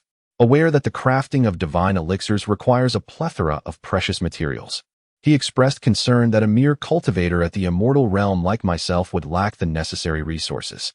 Therefore, He generously gifted me all the rare treasures he possessed, which is how I came to acquire them. The illustrious sword god particularly valued my act of saving his disciple and admired my determination to utilize the nurturing method for our child's upbringing. Consequently, he pledged to assist me in gathering the required materials for the divine elixir. His only condition was that, upon the birth of our child, we would have them apprentice under him, thereby justifying his efforts in collecting the treasures for our offspring. After elucidating this, Xia Xin added casually that one could confront him for verification. Unfazed, Xia Xin's explanation seamlessly clarified the abundance of precious materials he possessed and the existence of the nurturing method associated with the sword god. Even the inexplicable appearances of those treasures in the future could be rationalized as part of the sword god's intent to take his unborn child as a disciple. My wife recognized the potency of the nurturing method. A child conceived through it would undoubtedly possess extraordinary talents. It was entirely reasonable for the sword god to be motivated to cultivate a disciple actively. Thus, every aspect of this matter was meticulously explained. Regardless of whether Ji Ruier investigated the Wanma temple or confronted the sword god, she would uncover no trace of deceit. Indeed, the ice demon ancestor and his granddaughter had pursued the sword god's disciple over the issue of rare materials, ultimately leading to their demise. In due time, the sword god's challenge to the Wanma temple could also be justified, especially with the current uproar from the temple demanding proof of his alibi during the ice demon ancestor's demise. It was inevitable that he would need to visit the Wanma temple to provide a thorough explanation. Was it truly so? Ji Ruier remained skeptical. Yet Xia Xin's account was compelling, leaving no room for doubt. This clarified why Xia Xin possessed such an abundance of rare treasures and why the unparalleled sword god had an identical list of secret methods as my husband. Furthermore, the recent discord between the sword god and the Wanma temple was also elucidated. Previously, she found it inconceivable that her husband could ascend from a mere elder of the immortal realm to an unparalleled sword god with reincarnation-level prowess, commanding a top-tier force like the Heavenly Gate within just 2 months. Such a transformation seemed utterly unfathomable. Now, with the explanation provided by my husband, everything makes sense. It turns out that he acquired these treasures because he saved the unparalleled sword god. Given the sword god's enigmatic identity, formidable strength, and extraordinary background, it is not surprising that he possesses such powerful methods for ensuring a safe pregnancy, along with an abundance of rare materials.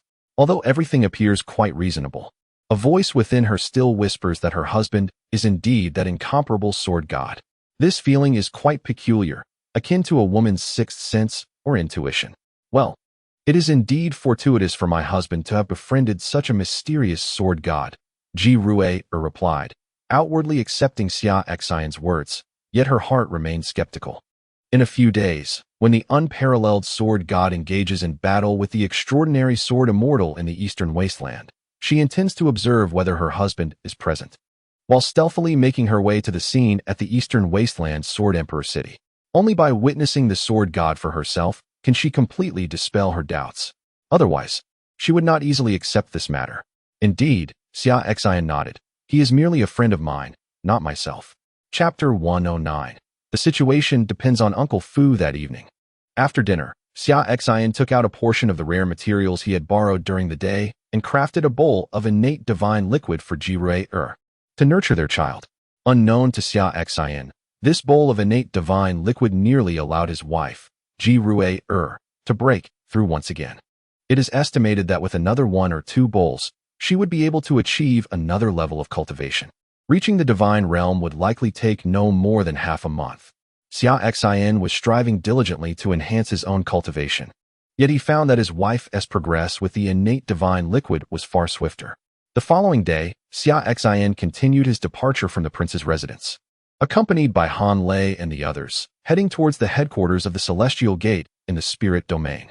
Today's sign-in opportunities had refreshed, and he was eager to see if he could conjure the protective formation for the sect, with Han Lei and the others. They soon arrived at the Celestial Gate's headquarters under construction, nestled in a mountain range abundant in spiritual energy. Beneath the mountains lay a spiritual vein capable of supporting the establishment of the sect's headquarters, resulting in an energy concentration exceeding 10 times that of the outside world. At present, The construction of the headquarters was nearly halfway complete. Initially planned as a month-long project, it had been expedited due to Uncle Fu's resourceful endeavors. He had compelled a powerful demon beast, which he had forcibly tamed to act as the sect's guardian, to summon numerous other beasts to assist in the construction. Massive stones, weighing hundreds of thousands of pounds, which human cultivators struggled to transport, were instead airlifted by flying beasts under the command of the Grand Demon from the Hidden Palace realm. Other strong creatures were also conscripted to toil as laborers. Consequently, the Celestial Gate would require only half a month to complete the construction. All thanks to Uncle Fu's remarkable contributions. At this moment, Uncle Fu was directing several formidable demons in the transportation of stone pillars for the construction of the sect's Grand Hall. These pillars were forged from diamond, measuring 5 meters in diameter, towering 100 meters high, and weighing over 10 million jin, requiring the strength of 10 colossal ogre beasts to lift. Xia Xin chose not to disturb him and instead floated above the headquarters of the Heavenly Gate, opening the system's sign-in interface. System, sign in at the Heavenly Gate headquarters. Xia Xin silently instructed. Beep. Successfully signed in at the Heavenly Gate headquarters. Congratulations, host, for acquiring one of the top 10 ancient sacred formations, 9 Heavens Divine Thunder Gathering Spirit Formation. Upon hearing the system's prompt, Xia Xin felt a surge of excitement. He had indeed obtained a formation, and it was one of the top 10 ancient sacred formations, the 9 Heavens Divine Thunder Gathering Spirit Formation. This formation was exceedingly powerful. It served not only as a protective formation for the sect, but also as a gathering formation for spiritual energy, surpassing even divine-level formations in strength. When deployed within the Heavenly Gate, this formation could concentrate the spiritual energy from the surrounding areas into the sect, amplifying the spiritual energy within the region covered by the formation 100-fold. The closer one was to the center of the formation, the denser the spiritual energy became. Furthermore, as a protective formation, it not only shielded the entire sect, but also had the capability to summon divine thunder from the heavens to strike down adversaries. The specific power of the formation was contingent upon the quantity of spirit stones placed within its foundation. If a sufficient number of spirit stones were embedded, it could even withstand attacks from beings above the divine realm. However, each encounter with such formidable adversaries would deplete a significant number of spirit stones, and the current reserves within the Heavenly Gate might not endure many assaults from divine-level beings before being exhausted. Nonetheless, this was a natural consequence. To resist greater attacks, substantial resources were required. It was safe to say that this formation, as the protective array of the Heavenly Gate and a gathering formation, was entirely sufficient. It undoubtedly ranked among the pinnacle of formations in this world, far surpassing those utilized by superpowers such as the Demon Sect and the Heavenly Demon Sect. Xia Xin understood that the protective formation of the Demon Sect could withstand the mightiest of semi-divine attacks, but it too would falter after a few strikes. Upon concluding the sign-in, Xia Xin summoned Uncle Fu to discuss the formation and to strategize about the upcoming trip to the Eastern Wilderness, specifically regarding how to cleverly exploit the opportunity to engage in a gambling contest with the unparalleled sword immortal of that region. Master. Uncle Fu approached Xia Xin and bowed respectfully. Yes, Xia Xin nodded. I have several matters to discuss with you. With that, Xia Xin explained the method to deploy the 9 Heavens Divine Thunder Gathering Spirit Formation, instructing Uncle Fu to make the necessary preparations. He also mentioned his intent to challenge the unparalleled Sword Immortal in a few days and asked Uncle Fu to devise a plan to procure some resources from the Sword Immortal. After contemplating Xia Xin's words for a moment, Uncle Fu looked up and said, Master, I have a strategy that could maximize the benefits of our visit to the Sword Emperor City in the Eastern Wilderness. Oh, do share, Xia Xin said, intrigued. Before our journey to the Eastern Wilderness Sword Emperor City, we could widely publicize the event, inviting masters from all corners of the world, be it the Eastern Wilderness, Northern Desert, Western Region, Southern Ridge, or the vast land of Xinzhou, to witness the sword duel. Subsequently, we could establish a betting scheme on the outcomes of the duel, allowing the practitioners who attend to place their wagers. With the master's prowess, defeating that unparalleled sword immortal would surely be a trivial task. When the master emerges victorious, we shall reap the resources of practitioners from across the globe. What a lucrative venture. Let us commence our promotional efforts starting today, setting the duel date for 5 days hence. We will announce that in 5 days, we shall head to the Eastern Wilderness Sword Emperor City to engage in a duel with that exceptional sword immortal, inviting all the world's practitioners to partake in this grand event. What a splendid idea. Xia Xin nodded, truly commendable of Fu Bo to conceive such a brilliant strategy. He had been preoccupied with devising ways to exploit the resources of that unparalleled sword immortal from the Eastern Wilderness.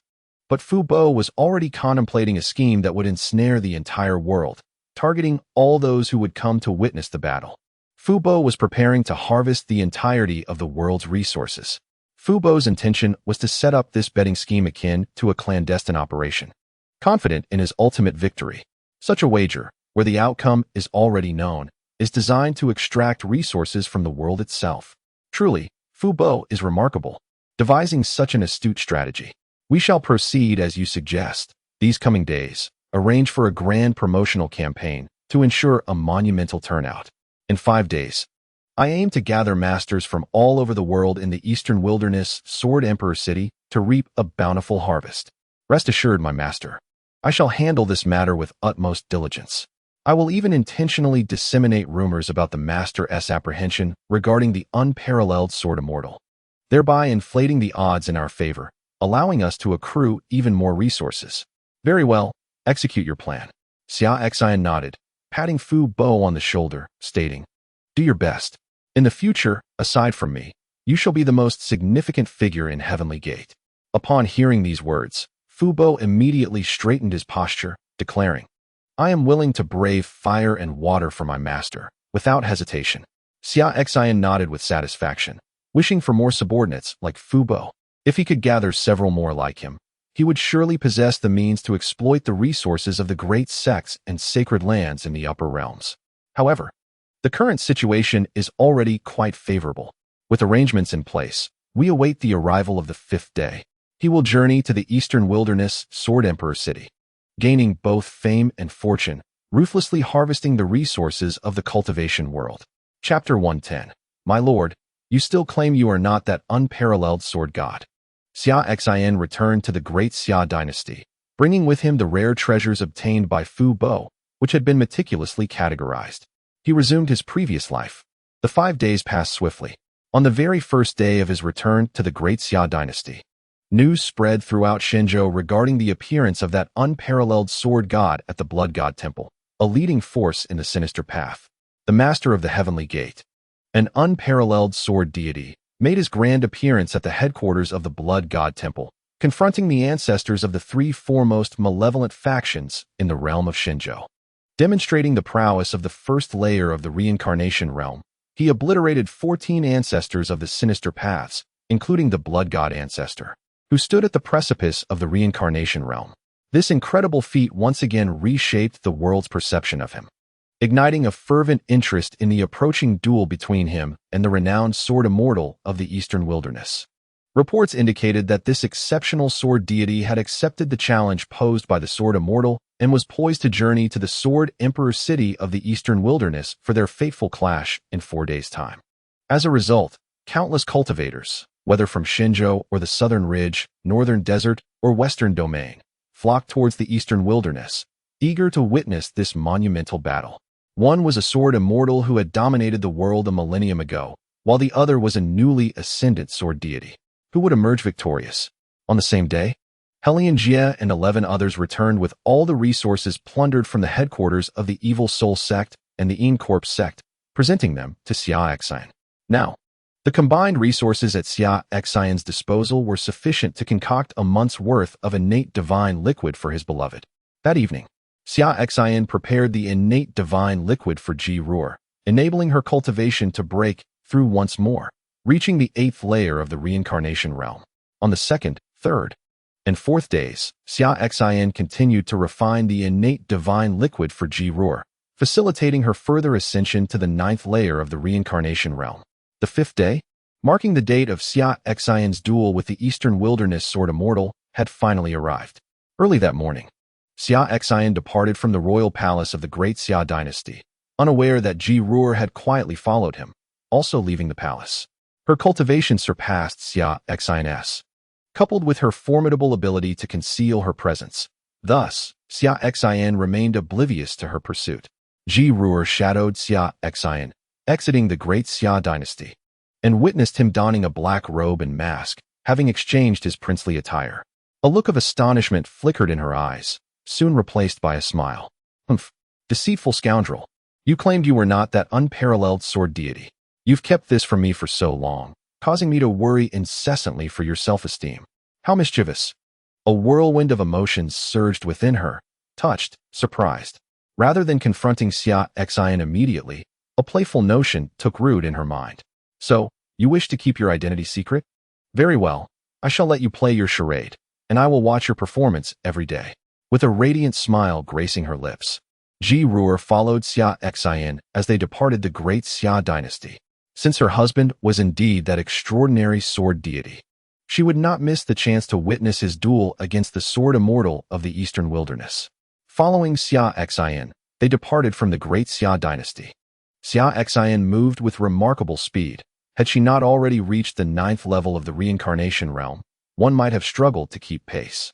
With her mastery of the divine movement technique, which amplified her speed tenfold, she surpassed the velocity of an ordinary cultivator in the 1st level of the reincarnation realm. Thus, she traversed swiftly towards the eastern wilderness. Meanwhile, within the headquarters of the Heavenly Gate in the spiritual domain, only the craftsman responsible for constructing the sect and a formidable demon from the concealed palace realm, subdued by Fu Bo, remained. The 5 divine attendants under Xia Xin, Fu Bo, Gu Xian, Helianjia, Ouyang Jing, and Han Lei, along with 25 divine servants including Xiao Liuzi, Xiao Lizi, and Xiao Linger, had already set off for the eastern wilderness Sword Emperor City. They aimed to establish their presence ahead of her arrival. At this moment, in the eastern wilderness, the Sword Emperor City stood as a venerable fortress, steeped in history that spanned thousands of years, recognized as the sacred ground for sword cultivators of the eastern wilderness. Currently, it was under the command of an unparalleled sword immortal of the reincarnation realm, elevating the city's grandeur to its zenith. The city was now teeming with people, as countless cultivators from various realms flocked in recent days. Not only those from the eastern wilderness, but also practitioners from the divine continent, the northern desert, the western region, and the southern ridge gathered, all drawn to witness the monumental duel between 2 of the most gifted sword masters of the millennium. One was a sword immortal who had dominated the world for a millennium and had achieved remarkable feats against reincarnation realm experts even at the 9th level of the concealed palace realm. The other was a newly emerged enigmatic sword deity who had astonishingly conquered the 100 tiers of the 10,000 Laws Tower within the Kunpeng ruins, cleaving through the tower with a single stroke. Both were now formidable figures within the reincarnation realm, and the question of who was superior remained unanswered. Recently, a prevailing sentiment had begun to circulate, suggesting that the sword deity from the divine continent was hesitant to face the unparalleled sword immortal of the eastern wilderness. The veracity of this claim was uncertain. In response to this burgeoning atmosphere, an elder from the Heavenly Gate, a leading force in the divine continent, became incensed and established a bet. The Heavenly Gate, a premier power, would wager against the entire realm of cultivators, asserting that their sect leader, the sword deity, would emerge victorious, with no room for dissent.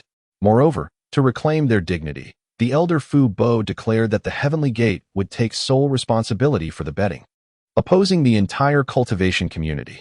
All spectators wishing to witness the battle were required to participate in the wager, with no restrictions on the amount they could bet. The actions of the Heavenly Gate instantly incited outrage among many cultivators, especially those from the eastern wilderness. To pit the strength of a single sect against the entire cultivation world was an audacious display of arrogance. They firmly supported the unparalleled sword immortal and felt belittled by the Heavenly Gate's audacity, which implied that their sword immortal would undoubtedly falter against the divine continent's sword deity. The cultivators from the eastern wilderness, arriving in Sword Emperor City to witness the battle, united in a fervent spirit of defiance, wagering half of their fortunes against the Heavenly Gate, confident that their unparalleled sword immortal would triumph. Particularly the cultivators of Sword Emperor City, unable to withstand the arrogance emanating from the Heavenly Gate, staked their entire fortunes in a gamble. In their eyes, the eastern wilderness's sword immortal was an invincible deity, a cherished idol who could not be belittled. How could they endure such indignity? It was utterly intolerable.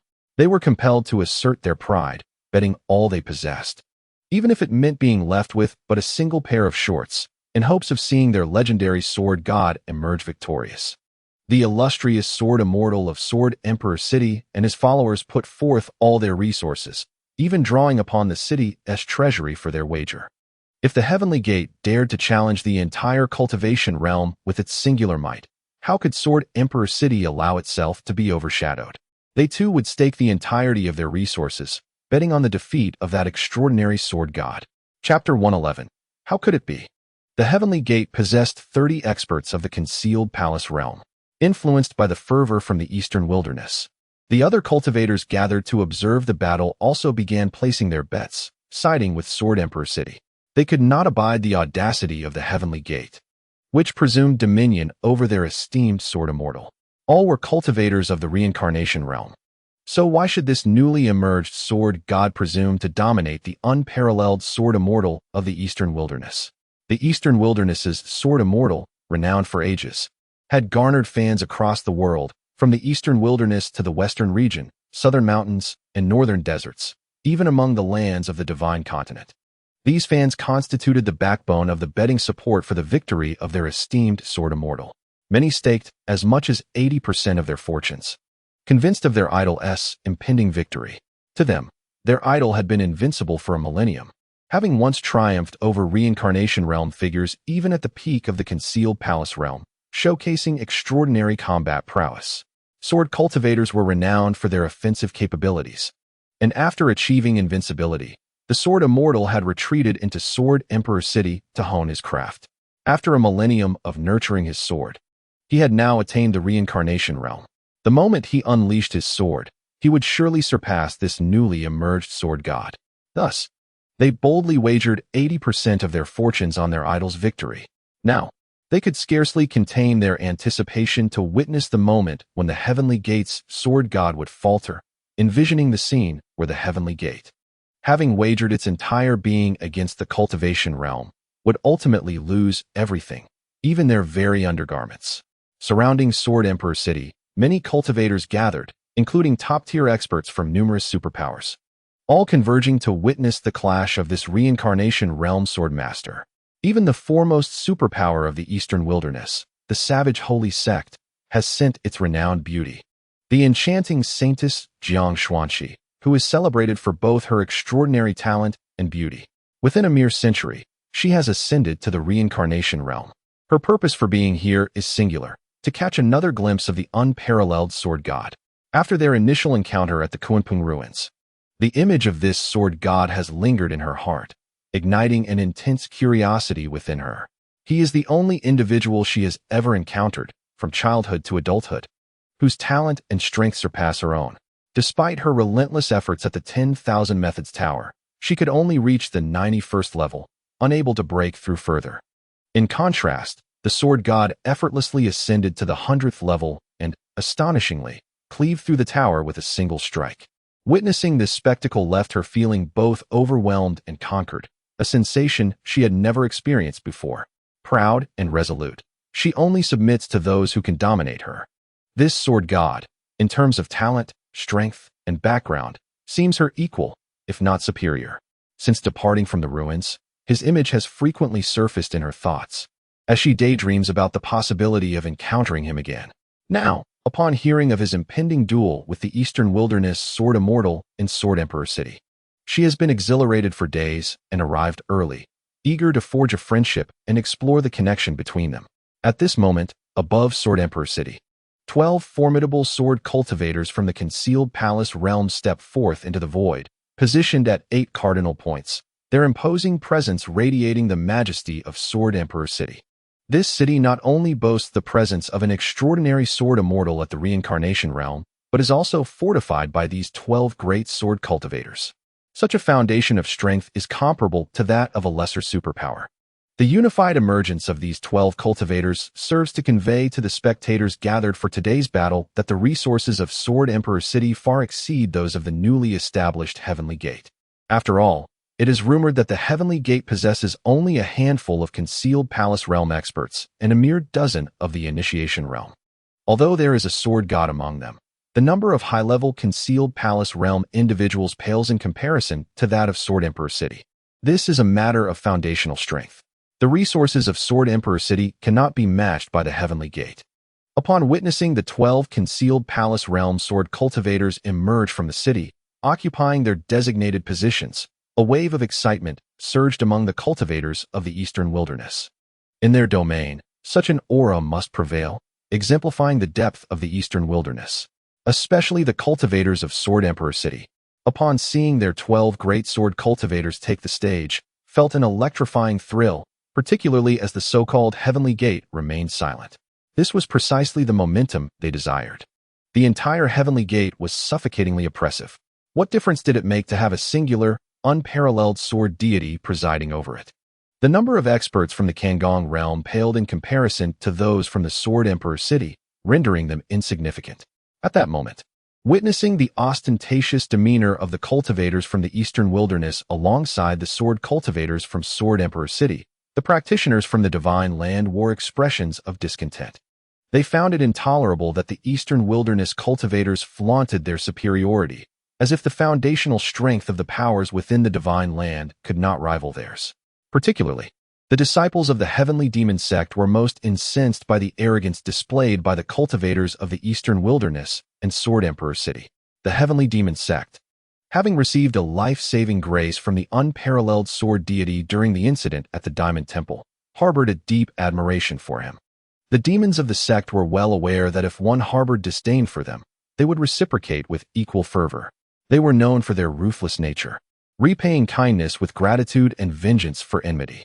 At this moment, the likes of the Hunyuan Demon Lord and the other 8 demons, alongside several prominent figures from the Heavenly Demon Sect, observed the smugness of the Eastern Wilderness denizens, wishing fervently to deliver them a sharp rebuke. However, they refrained, for the protagonists on the Divine Land side had yet to make their entrance. Their idol, the sword deity, had not yet appeared. There was no rush. They could allow these individuals a moment longer to revel in their pride. Once their unparalleled sword deity arrived, the truth would inevitably unfold. The origins of the sword deity on the Divine Land remained shrouded in mystery, as did the backgrounds of the experts within the Heavenly Gate. Yet, it was believed that to reach the reincarnation realm, coupled with formidable combat prowess, the sword deity must command a foundation of considerable depth within the Heavenly Gate. There was no need for haste. They could let the Eastern Wilderness cultivators bask in their triumph for a while longer. Just then, as the sword cultivators from the Eastern Wilderness and Sword Emperor City relished their moment of glory, 5 elder guardians of the Heavenly Gate, accompanied by 25 protective divine servants, descended from the distant skies. All 30 figures donned black robes and masks, their cultivation and aura not fully unleashed. Yet hints of their formidable presence suggested that each one was at least a practitioner of the Kangong realm. The sudden appearance of these 30 Kangong experts astounded everyone present. Who were these individuals? Were they the upper echelons of the Heavenly Gate? Such a power was inconceivable. The Heavenly Gate could not possibly possess such a multitude of experts surpassing the Kangong realm. This level of foundation was hardly inferior when compared to the foremost demonic power. The Heavenly Demon Sect, or the leading righteous force, the Tao Sect, and could rival the Eastern Wilderness's supreme power, the Savage Holy Sect. Chapter 112. Have the wall diggers become this audacious? It is imperative to understand. In the vast expanse of the Divine Land, the Buddhist sect, ranked second among righteous forces, and the Wanmodian, ranked second among demonic factions, possess merely over 20 formidable experts in the concealed palace realm. Only the Tao Sect and the Heavenly Demon Cult, holding the coveted top positions, can boast more than 30 such powerful beings. How could the Heavenly Gate possibly have 30 experts in the concealed palace realm?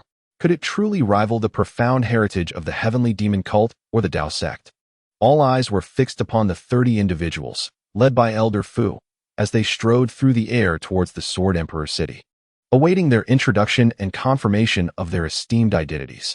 Although the Heavenly Gate had previously hinted at a gamble that could shake the very foundations of the cultivation world, it was merely Elder Fu who had taken the initiative. Thus, the gathered crowd remained unaware of any other powerful figures within the Heavenly Gate beyond Elder Fu himself. Many present were unfamiliar with the attire of these experts from the Heavenly Gate. save for a few nefarious individuals from the Divine Land who had fallen victim to Elder Fu's past exploits. Upon seeing the distinctive garb of Elder Fu and his companions, they seethed with resentment. It was them, the bandits who had robbed them. Those were indeed the people of the Heavenly Gate. At that moment, as the 30 individuals approached the Sword Emperor city, they turned in unison, bowing slightly towards the direction of the Divine Land, and respectfully proclaimed, "We humbly welcome the arrival of our master." Their words resonated with an overwhelming force that shook the heavens and earth, leaving all cultivators within the Sword Emperor city in profound astonishment.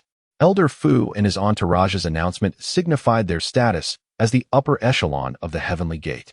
Having arrived to greet their master, the unparalleled sword god, the Heavenly Gate indeed possessed such deep-rooted strength. With 30 experts in the concealed palace realm, they vastly surpassed the 12 concealed palace sword cultivators of the Sword Emperor city. Instantly, the previously boastful cultivators from the eastern wilderness, along with the sword practitioners of the Sword Emperor city, fell silent. Yet, within their hearts, dissent lingered. What if their foundation was stronger? If their master faltered? It would all be for naught. Surely, the master of the Heavenly Gate could not possibly match the prowess of their sword immortal. They anticipated a loss, one that would obliterate the entire Heavenly Gate. While the eastern wilderness cultivators remained obstinate, those from the Divine Land who had come to spectate were filled with exhilaration. How thrilling! They had initially believed that the strength of the Heavenly Gate, under the command of the unrivaled sword god, would pale in comparison to that of the eastern wilderness's Sword Emperor city. Now, with the emergence of the 30 high-ranking experts from the Heavenly Gate, their profound legacy obliterated that of the 12 sword cultivators from the Sword Emperor city. What a magnificent turnaround! They relished in the sight of the eastern wilderness cultivators' dismay. Ha! Our idol is indeed extraordinary. The primordial demon monarch exclaimed, "I knew it. The power of our idol's faction is certainly remarkable, almost rivaling even our heavenly demon cult. Indeed, our idol possesses formidable strength as a reincarnation realm cultivator, commanding a force with such profound foundations. It truly complements our master perfectly. What a pity." As the Ghost King of Sichuan remarked, who could disagree? Alas, it is too late to lament. Our idol's child is soon to be born. The Shadow Killer of Tianying sighed in agreement. Around the Sword Emperor city, the cultivators from the northern desert, southern ridge, and western regions were astonished by the depth of Tianmen's power, yet their reactions were not as fervent as those from the cultivators of the Divine Land and eastern wilderness. After all, it was not a duel involving their own native figures, so their demeanor remained comparatively composed. At this moment, the cultivators from these 3 regions focused intently on the 30 masters of the concealed palace, who were bowing in reverence, eager to witness the arrival of the unparalleled sword god. As curiosity filled the air, a figure clad in a black robe and mask, Xia Xin, emerged in the distant sky. Utilizing the art of divine movement, he traversed the space with such swiftness that it seemed he was compressing distance itself, appearing before Fu Bo and the others in a mere few flashes. "Salutations, esteemed sect master," they intoned as they knelt in the void upon his arrival. In the presence of outsiders, they refrained from addressing Xia Xin as master, opting instead for the title of sect master. "Rise," Xia Xin gestured, signaling them to stand. Obeying his command, Fu Bo and the others rose and positioned themselves behind Xia Xin, gazing towards the Sword Emperor city. The arrival of Xia Xin ignited excitement among the crowd once more. One of the day's protagonists, the sect master of Tianmen and the sword god of the Divine Land, had arrived. In contrast to the astonishment of the multitude surrounding him, Xia Xin remained unfazed, opening the system's sign-in page. Since he had arrived at Sword Emperor city, it was prudent to complete his sign-in and fulfill his task before attending to other matters. "System, sign me in at Sword Emperor city," he silently commanded. Beep. Congratulations to the host for successfully signing in at Sword Emperor city, completing the system task. Beep. Congratulations to the host for receiving a reward of 300 years of pure cultivation. Beep. Congratulations to the host for acquiring 1 divine servant pill. Beep. Congratulations to the host for obtaining 5 divine slave pills. Beep. Congratulations to the host for learning the saintly sword art, 3 sacred blades. As the final notification echoed, the reward of 300 years of cultivation was instantaneously infused into Xia Xin's being. causing his realm to ascend rapidly.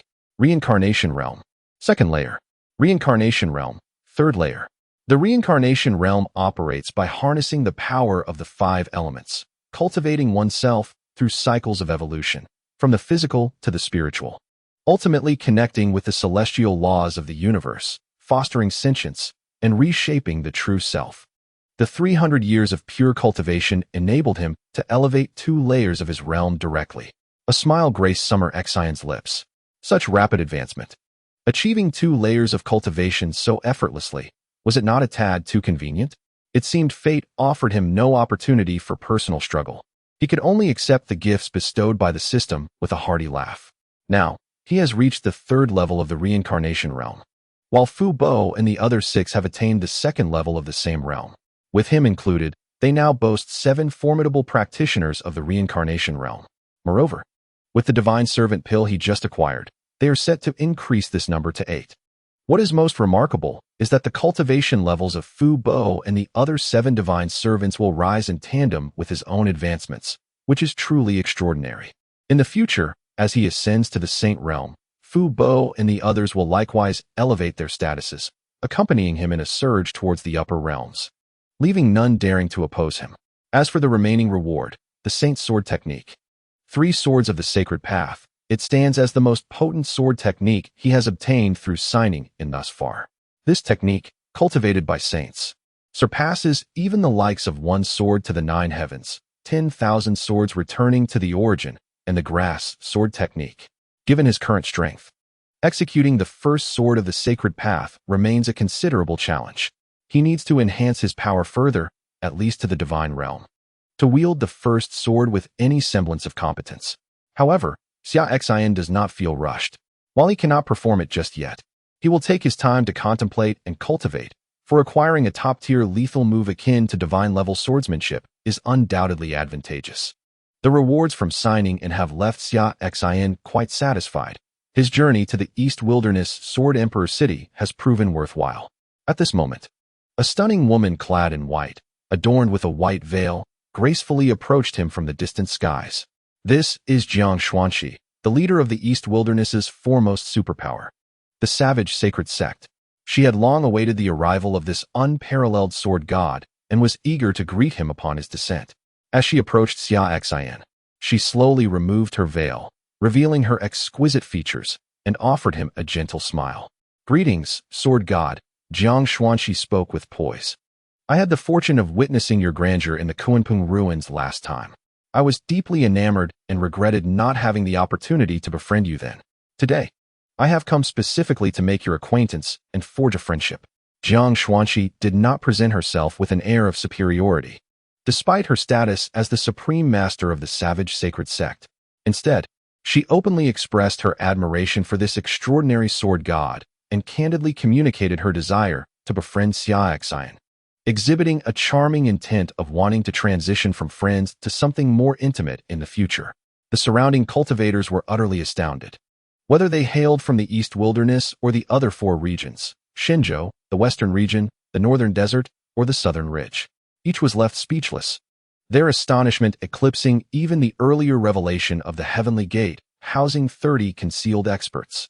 The reason for their shock lay in Jiang Xuanxi's extraordinary identity. She is the supreme master of the Savage Sacred Sect, the most beautiful woman in the East Wilderness, and a prodigious figure deemed taboo for her remarkable achievement of reaching the Reincarnation Realm within a century. In the hearts of countless cultivators from the Eastern Wilderness, the goddess unexpectedly unveiled her veil, revealing an unparalleled beauty. She expressed her admiration for the sword god of the divine continent, articulating her desire to befriend him. What does this signify? For individuals of their status, it is tantamount to her confessing her feelings to him. Her words implied, "You are remarkable. Your innate talent and strength have captivated me. I am interested in you and wish to understand you better as a friend." This sword god of the divine continent is simply extraordinary. To garner the affection of the most beautiful woman in the Eastern Wilderness is nothing short of miraculous. If he were to marry her, it would mean that the entire sacred sect of the Savage Wilderness would become part of his bridal dowry. How astonishing is that? However, let us not dwell on whether Xia Xin is impressive or not. Meanwhile, a certain Ji Ruo, who had stealthily followed Xia Xin to the eastern wilderness to witness his decisive battle, clenched her fists and gritted her silver teeth. How dare she? I did not realize the moment I stepped out with my husband that I would be met with such a surprise. Someone is brazenly attempting to steal my man. What is this? Is she openly declaring her feelings right before me, the legitimate wife? Does she think that the members of my family, the heavenly demon sect, are incapable of defending my honor? How audacious of the sacred sect of the savage wilderness. Originally intended to be 4 chapters, time constraints led to a consolidation into 3, offering 8,000 words instead. The outline indicates that the heroine discovers the hero's identity first, a detail I had predetermined to make the narrative more engaging and the story more thrilling. As for when the hero will realize the Empress's true identity, I can only suggest that readers infer from the title. I extend my gratitude for your support. Being an author is not easy. I implore everyone not to pursue writing novels, as the remuneration is meager. It requires relentless dedication, writing every day of the year. If updates are slightly delayed, some irritable readers might unleash their frustrations upon me. Today, I faced a barrage of criticism in the comments section, with some even inciting others to abandon my work. Usually, I am quite approachable, but today I nearly lost my temper. Working tirelessly during the festive season without rest, only to be met with such hostility, is truly disheartening. Chapter 113. The wife of the sword god is not as impressive as I am, Jiru. Oh Jiru, you must exercise patience and restraint. Do not act impulsively. You cannot simply confront her. You are discreetly accompanying your husband and must not reveal your presence. Allow her to revel in her moment for now. If she continues to stubbornly pursue your husband, then you may confront her. You are a person of great character, with a broad perspective. Do not stoop to the level of such individuals. Ji Rueer continually reassured herself, urging herself to refrain from acting rashly against the leader of the sacred sect of the savage wilderness.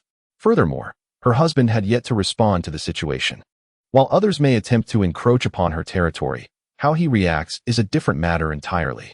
If he ignores her advances, and she persists, then she is clearly challenging the legitimacy of her position as the rightful wife. If her husband were to acknowledge her, it would be an entirely different matter. Should he dare to act in such a manner, she would not hesitate to twist his head off. After all, she toiled tirelessly at home, bearing his children. While he frolicked with others outside, did he wish to court disaster? High above the Sword Emperor's city, Xia Xin gazed at Jiang Xuanqi, who had approached him unexpectedly to greet him, and shook his head, saying, I already have a wife, and she is with child. Thus, friendship is unnecessary. Very well, Jiang Xuanqi replied, feeling a wave of awkwardness wash over her. She had never anticipated that her attempt to initiate conversation would be met with such a response. In her heart, she began to doubt her own allure. Was this unparalleled sword deity truly so devoted to his wife that he would disdain even a beauty of her caliber and decisively reject her? Or was it merely that she fell short in comparison to his spouse? The onlookers around them were equally astonished to hear Xia Xin's reply. The sword deity had a wife, and they were expecting a child? Which woman had seized such a swift commitment? Life, indeed, is full of unexpected turns, like a large intestine enveloping a smaller one. Moreover, they were surprised that this extraordinary sword deity held such deep affection for his wife that he would turn down the most exquisite beauty of the eastern wilderness. In the realm of cultivation, it is commonplace for strong individuals to take multiple wives or concubines. Yet, the integrity of this sword deity is truly rare. This, perhaps, is what love appears to the common folk, a man who values the devotion to one woman above all else. From their perspective, Xia Xin's refusal to befriend the first beauty of the eastern wilderness was not merely a testament to his wife's superiority, but rather a matter of prior acquaintance and commitment. After all, in the eyes of those present, what woman could possibly surpass the eastern wilderness's foremost beauty? None at all. His wife was merely fortunate to have encountered such a passionate and responsible man.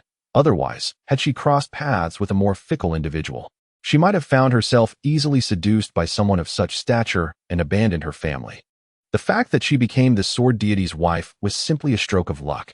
Xia Xin, therefore, did not engage in any prolonged entanglement with Jiang Xuanqi. To him, it was merely an interlude. In his heart, his wife was the epitome of perfection, irreplaceable by anyone else. Jiang Xuanqi, though rejected, did not leave immediately. Instead, she found herself even more intrigued by this extraordinary sword deity. While there were many powerful cultivators with great talent and formidable backgrounds, they often treated women as mere playthings. Yet, this unparalleled sword deity, in the face of her allure, remained unmoved, declaring his commitment to his wife and resolutely turning her down. Where could one find a man so devoted? Furthermore, she remained unwilling to depart for another reason. She could not comprehend how, despite her own exceptional qualities, beauty, figure, talent, and background, she had been so easily dismissed. Why, in the eyes of this unparalleled sword god, is his wife deemed superior? She yearned to ascertain the truth and to glimpse the essence of this woman who could so thoroughly captivate him. Who, she pondered, could this wife of the sword god be, to have won his affection and incited such envy within her? Jiang Xuanqi continued, her words laced with a hint of playful curiosity, subtly probing into the identity of the sword goddess wife. For it was clear that the sword god harbored little fondness for her inquiries. What concern is it of yours who my wife is? I have no interest in you. Yet you seek to pry into my private matters, he retorted with a tone of indifference. Jiang Xuanqi, unfazed by his cold demeanor, smiled softly, realizing that his reaction spoke volumes. The fact that the sword goddess wife was likely inferior to her was evident. Had she been of greater merit, he would have readily disclosed her worth. Please, dear sword god, there is no need for ire. I merely wish to inquire. I had presumed that one favored by such a magnificent sword god would be a ruler of a formidable faction or a master of the reincarnation realm. Yet it seems I was mistaken. How fortunate she must be to have won your favor. I apologize if I have spoken too freely. I wish you triumph in your forthcoming duel, Jiang Xuanqi expressed, before departing with the members of the wild holy sect. Her purpose for being there had been to catch another glimpse of the illustrious sword god and to convey her admiration. However, she found herself doused with cold water. And though she admired his devotion, she was not the type to pursue a man already committed. Her inquiry about his wife was merely to uncover the identity of the woman who could so enchant the sword god, rendering him indifferent to her allure. Was it a reflection of her own charm, or was the sword god's wife truly remarkable? Now she understood, it was not her inadequacy, but rather the sword god's unwavering heart. With the realization that the sword god's wife was likely unremarkable, she felt a sense of relief wash over her. The shadow of rejection she had faced in front of so many cultivators dissipated. It was not her failing, but rather the sword god's lack of discernment that led him to overlook her. As she turned to leave, she did so with her dignity intact, the renowned beauty of the eastern wilderness, the leader of the wild holy sect, unscathed. Observing Jiang Xuanqi's graceful exit, the surrounding cultivators murmured in awe. The sword god, indeed, possessed remarkable strength and talent. Yet it was a pity he chose to remain loyal to his ordinary wife rather than acknowledge Jiang Xuanqi. If they had denied the existence of their wives at the very moment Jiang Xuanqi approached them, they would have willingly become her devoted admirers. However, Xia Xin chose to remain silent. This woman, after failing to engage him in conversation, openly and covertly spoke ill of his wife before departing. Whether his wife was a formidable being from the cycle realm or a ruler of a powerful faction, in Xia Xin's eyes, she was incomparable to 100 such individuals. What audacity! Yet, Xia Xin was not the type to resort to violence over mere words. There was no need to lose his composure in the face of such a woman. Chapter 114. You are finished. You are in trouble meanwhile. In stark contrast to Xia Xin's indifference, Ji Ruer's fury had completely boiled over. How dare you? I may not be as capable as you. Nor am I a cultivator of the cycle realm or a ruler of a superpower. Who gave you the audacity to utter such words? You insinuated that my husband's judgment is poor, implying that he regretted marrying me. You think you're so impressive, don't you? Just wait. I shall return with the elite of the heavenly demon sect to your barbaric holy sect, and then we shall see who has the last laugh. The more Ji Ruer pondered, the angrier she became. Without hesitation, she turned to return to the heart of the divine land. A pregnant woman's temper can be quite fierce. She could not bear to stay a moment longer, even for her husband's duel. Today, she was determined to confront that insolent woman. Moreover, she would not go alone. She aimed to bring along the most formidable experts of the heavenly demon sect. While she could handle the barbaric holy sect alone, it would lack the imposing presence she desired. Going solo would make her seem like a scorned woman confronting a mistress. which was not her intention. Instead, she would gather all the formidable cultivators above the undying realm from the heavenly demon sect, ensuring that this insolent woman witnessed the strength of her family. So, the lord of the barbaric holy sect considers himself so impressive, does he? Very well. Today he shall learn what true pressure feels like. As Ji Ruer hastily made her way to the headquarters of the heavenly demon sect, she took out a first-level heavenly demon order jade token and crushed it. This token served as a means to summon all external experts back to the headquarters. Once the token was shattered, all demon cultivators above the sea transformation realm within the sect's branches would sense the call. The heavenly demon orders are ranked 3rd level, 2nd level, and 1st level, with the first being the highest and only held by the sect leader. When the leader uses the 1st level order, it signifies a significant event within the sect, prompting all external demon lords to return to headquarters immediately. The moment Ji Ruer shattered the 1st level heavenly demon order, the demon cultivators surrounding Sword Emperor City turned solemn, their expressions serious, and they disregarded the duel of the two unparalleled sword cultivators. Turning swiftly, they headed towards the headquarters of the heavenly demon sect in the vast land of Shenzhou. The 1st level heavenly demon order differed significantly from the 2nd or 3rd levels. It was a privilege reserved solely for the sect leader. The leader's invocation of this order to summon the external demon cultivators indicated that a momentous event was unfolding.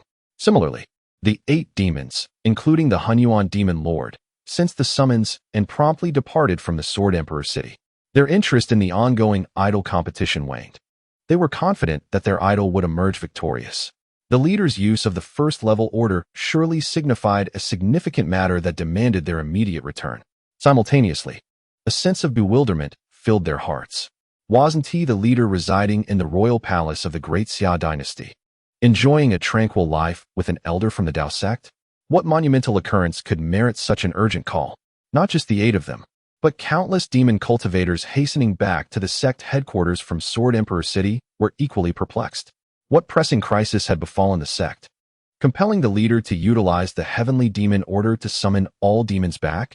Was the Buddhist sect launching an assault? That seemed improbable. The Buddhist sect lacked the strength to warrant such an elaborate response. Could it be the Dao sect advancing upon them? That too seemed unlikely, as the heavenly demon sect and the Dao sect had not clashed for millennia. Given that both were top-tier forces, engaging in conflict would only result in the needless sacrifice of their respective elites. What could possibly be the matter? Numerous demon cultivators, returning to the heavenly demon sect headquarters, were engulfed in confusion. The distance from the Sword Emperor City to the sect was considerable, and even at the speed of an immortal cultivator, it would take a day or two.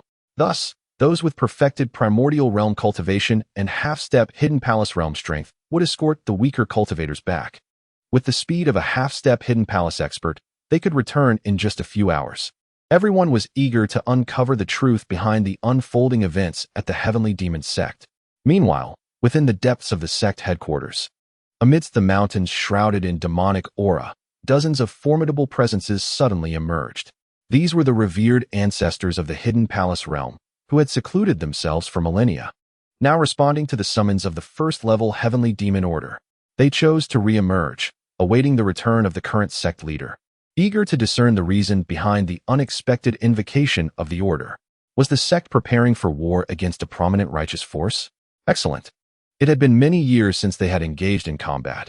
It was time to stretch their limbs. In the innermost sanctum of the heavenly demon sect, 5 grand spirit gathering formations stood, each housing a palace wherein resided a reincarnated demon emperor who had chosen to remain hidden from the world. Among these 5, the strongest had lived for tens of thousands of years, achieving the 9th level of the reincarnation realm, drawing close to the realm of semi-divinity. The 5 ancient demon emperors emerged from their palaces. They were all mentors of Ji Ruer, having once guided her in her cultivation. Today, the disciple of theirs unexpectedly employed the 1st level demon order, signaling that they must be facing a formidable challenge. It has become imperative for them to emerge from their seclusion and investigate the situation. Not only the elder demons above the concealed palace realm within the demon sect, but also many formidable beings at the boundless realm stationed within the sect were taken aback. What could have transpired within the sect to warrant the invocation of the 1st level demon order? A multitude of demons began to whisper among themselves within the confines of the Demon Sect. I surmise that the Buddhist sect, or perhaps one of the prominent Orthodox sects, has initiated some underhanded scheme, provoking the sect leader's ire. Hence the call for a gathering to demonstrate our might, proposed one demon of the Boundless Realm. Beside him, another Boundless Realm demon countered, I find that unlikely. Those Orthodox forces, aside from the Tao sect, are but soft persimmons, merely posturing before other demonic factions. They dare not act brazenly in front of our demon sect. I suspect it may be the 10,000 Demons Hall or other top-ranking demonic forces that have stirred up trouble, inciting the sect leader's displeasure and prompting a need to reprimand them, continued the first demon. After all, certain top-ranking demonic factions had previously coveted the title of the foremost power in the demon sect, secretly colluding with the superpowers from the western regions to undermine the demon sect and causing considerable turmoil. In a flurry of conjecture, the demons speculated relentlessly. Meanwhile, throughout the vast land of Xinzhou, the disciples of the demon sect from various locales, western regions, northern desolate, and southern mountains, were hastily returning to the sect. It would not be long before the demon sect would gather the myriad demons, leading to a cacophony of chaos. Following this, they would march forth to the savage sacred sect. At this moment, in the eastern wilderness, the members of the savage sacred sect, having recently departed from the Sword Emperor city, along with Jiang Xuanxi, were still reflecting on the exhilarating remarks made about the wife of the unparalleled sword god. Although they felt a tinge of embarrassment upon being rebuffed by the sword god, the knowledge that his wife paled in comparison to her, coupled with her veiled disparagement of his spouse, provided her with a sense of balance. Regardless of how the unparalleled sword god and his wife might fare in the future, it no longer mattered. She had managed to retain her dignity today.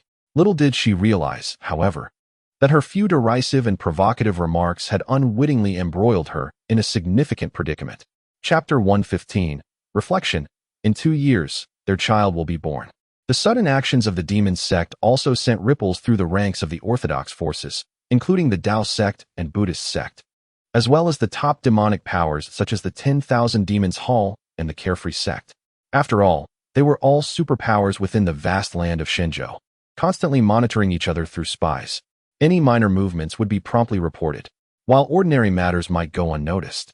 When it involved the sect leader directly employing the first-level demon order to summon all demons back to headquarters, they could not afford to be complacent. After all, gathering so many demons in a single moment and launching an assault on any superpower would undoubtedly inflict irreversible damage upon them. The sudden onslaught of such a multitude of demons could easily annihilate an entire superpower. Within the Tao sect, atop a mist-shrouded celestial mountain, where rays of light danced and spiritual energy surged, 7 venerable elders of the reincarnation realm sat upon their cushions, deep in contemplation. They too were astonished by the recent actions of the heavenly demon sect. Could it be that the seal containing the otherworldly evil clan at the sect's headquarters in the divine land had weakened? Were they summoning the demons to reinforce the seal? Or had they encountered other circumstances? One elder spoke up, expressing uncertainty but opining that it seemed improbable. The seal within the heavenly demon sect was considerably weaker than that of our Tao sect, and with the presence of those 5 ancient demon emperors, maintaining the seal for another millennium would pose no challenge. Another elder chimed in, suggesting that perhaps they were facing other issues. Individuals of the demonic path are known for their impatience and fiery tempers. Even the slightest provocation could lead them to rally a host of experts against others. The current leader of the heavenly demon sect is merely a young girl of around 30. Although her talent is extraordinary and her strength has reached the reincarnation realm, her temperament is likely still quite immature, making her reliance on the heavenly demon order understandable. The most senior and powerful elder of the Tao sect, who had lived for tens of thousands of years and achieved the semi-divine realm, interjected, stating that the only one in our sect who could rival the talent and training speed of that young girl from the heavenly demon sect would be that little rascal. Indeed, that little rascal has managed to break through 6 significant realms in just 10 years. Although he had recently made a minor mistake and was punished to meditate at the Cliff of Reflection, his talent cannot be denied, remarked the elder with the lowest cultivation among the 7, who was only at the 2nd level of the reincarnation realm and currently served as the sect's head. He was Of course, referring to Xia Xin, the most extraordinary talent the Dao sect had produced in a millennium. Xia Xin's swordsmanship was under his tutelage. In just 10 years since joining the Dao sect, Xia Xin's rapid progression through 6 major realms had astonished him, while the young girl from the heavenly Demon Sect, despite being in her 30s, had elevated her cultivation to the reincarnation realm. She had trained alongside those 5 ancient demon emperors since childhood, benefiting from a continuous supply of resources for nearly 30 years. In contrast, their Xia Xin had only come to the Dao sect at the age of 20, spending 10 years to reach the immortal realm. Given another 20 years, he could very well catch up to the young girl from the heavenly Demon Sect. Even if he couldn't reach the reincarnation realm, he would certainly attain the hidden palace realm. However, upon hearing the sect leader's words, the semi-divine elder scoffed and remarked, "Humph. While meditating at the cliff of reflection, that little rascal has long since slipped away. You still speak as if he is there pondering his mistakes. After 2 years of reflection, he may very well return with a child, calling you great ancestor." The venerable Taoist chuckled, remarking, "That little rascal is indeed quite remarkable. He has managed to charm the young lady from the celestial demon sect and wed her." This girl from the celestial demon sect is known for her impulsive nature and fiery temperament, having inherited the true teachings of the 5 ancient demon emperors. Over the years, she has eradicated numerous factions. I suspect she is indeed the one you mentioned, currently at the cliff of reflection, ostensibly pondering her past, yet in reality, she has already eloped to quarrel with her newlywed husband, the Sword God, which has incited this series of events involving the summoning of myriad demons using the celestial demon order. The venerable Taoist's words astonished the remaining 6 elders present. They had been attentive to Xia Xin's circumstances, as he was the foremost talent of the Dao sect in a millennium, naturally attracting their covert interest. In just 10 years, his rapid progress was inextricably linked to their discreet support and resources. They were aware of the punishment imposed by the sect leader, which sent him to reflect at the cliff of reflection, and had even approved of it. They had not anticipated that the venerable Taoist would reveal that this little rascal had already stealthily slipped away and wed the formidable young lady from the celestial demon sect. Noticing the confusion among the 6, the venerable Taoist elaborated, "You 6 are unaware that this little rascal possesses a physique and talent far more formidable than you can imagine. It is likely unmatched in this world." As he spoke, he began to elucidate the situation to the 6. It turned out that when Xia Xin was punished to the cliff of reflection and awakened the Primordial Sword Body, he caught the attention of the venerable Taoist. His awakening of the forbidden physique elicited a sorrowful wail from every sword in the hands of the sword cultivators of the Dao sect, creating a remarkable phenomenon. While he could deceive others, he could not escape the notice of the venerable Taoist, who had reached the semi-divine realm and grasped the power of rules. At that moment, even the venerable Taoist was taken aback by the aura emanating from this terrifying physique. It was something he had never encountered in his extensive lifetime of tens of thousands of years. He concluded that Xia Xin had awakened an exceedingly fearsome forbidden physique, one that no lower realm physique could rival. From that point onward, he began to keep a watchful eye on Xia Xin. While the elders of the Dao sect searched for the genius behind this extraordinary phenomenon of myriad swords bowing in reverence, he chose not to reveal that it was Xia Xin who had caused it. He knew that a prodigy who awakened such a forbidden physique would undoubtedly carve his own path in the future, and they could only assist him in secret, safeguarding his journey. Thus, from that moment on, Xia Xin took Lin Horror as his disciple, created a substitute to reflect at the cliff, stealthily left the Dao sect, wandered throughout the divine land, and eventually returned to the great Xia dynasty to marry the young lady from the celestial demon sect, all of which transpired under the watchful eye of the venerable Taoist. Though he remained in the shadows, he fulfilled his duty as a protector, ensuring Xia Xin's safety. The achievements Xia Xin made during this period were evident to the venerable Taoist, as he had advanced 3 great realms in just 2 months, reaching the great reincarnation realm. The astonishing feats of establishing the eminent power of Tianmen have left him utterly astounded. The secrets surrounding Xia Xin remain unfathomable to him. However, he has never harbored ill intentions, instead acting like a guardian, silently protecting and witnessing Xia Xin's growth. Thus, he recently retorted to the leader of the Dao sect, saying, Do you still believe that little rascal is merely contemplating his actions at the cliff of reflection? By the time he returns, he will have a child and will be able to address you as his ancestor. The venerable old Taoist recounted Xia Xin's journey to the 6 individuals, revealing that Xia Xin has now become a renowned sword god across the land of Shenzhou. There was no harm in sharing his tale with them. Upon hearing the old Taoist's narration, the 6 realized that the extraordinary sword god they spoke of was, in fact, the very rascal they had nurtured all along. They found themselves at a loss for words. Despite having lived for over 10 millennia, they were outmaneuvered by a mere child. Nevertheless, they felt a sense of satisfaction regarding Xia Xin's accomplishments, feeling their decade-long mentorship was not in vain. Yet, this little rascal had seemingly forgotten his roots, slipping away to marry without informing them. How could they not feel slighted? The old Taoist humorously speculated. I suspect he has quarreled with his fiancée from the heavenly Demon Sect.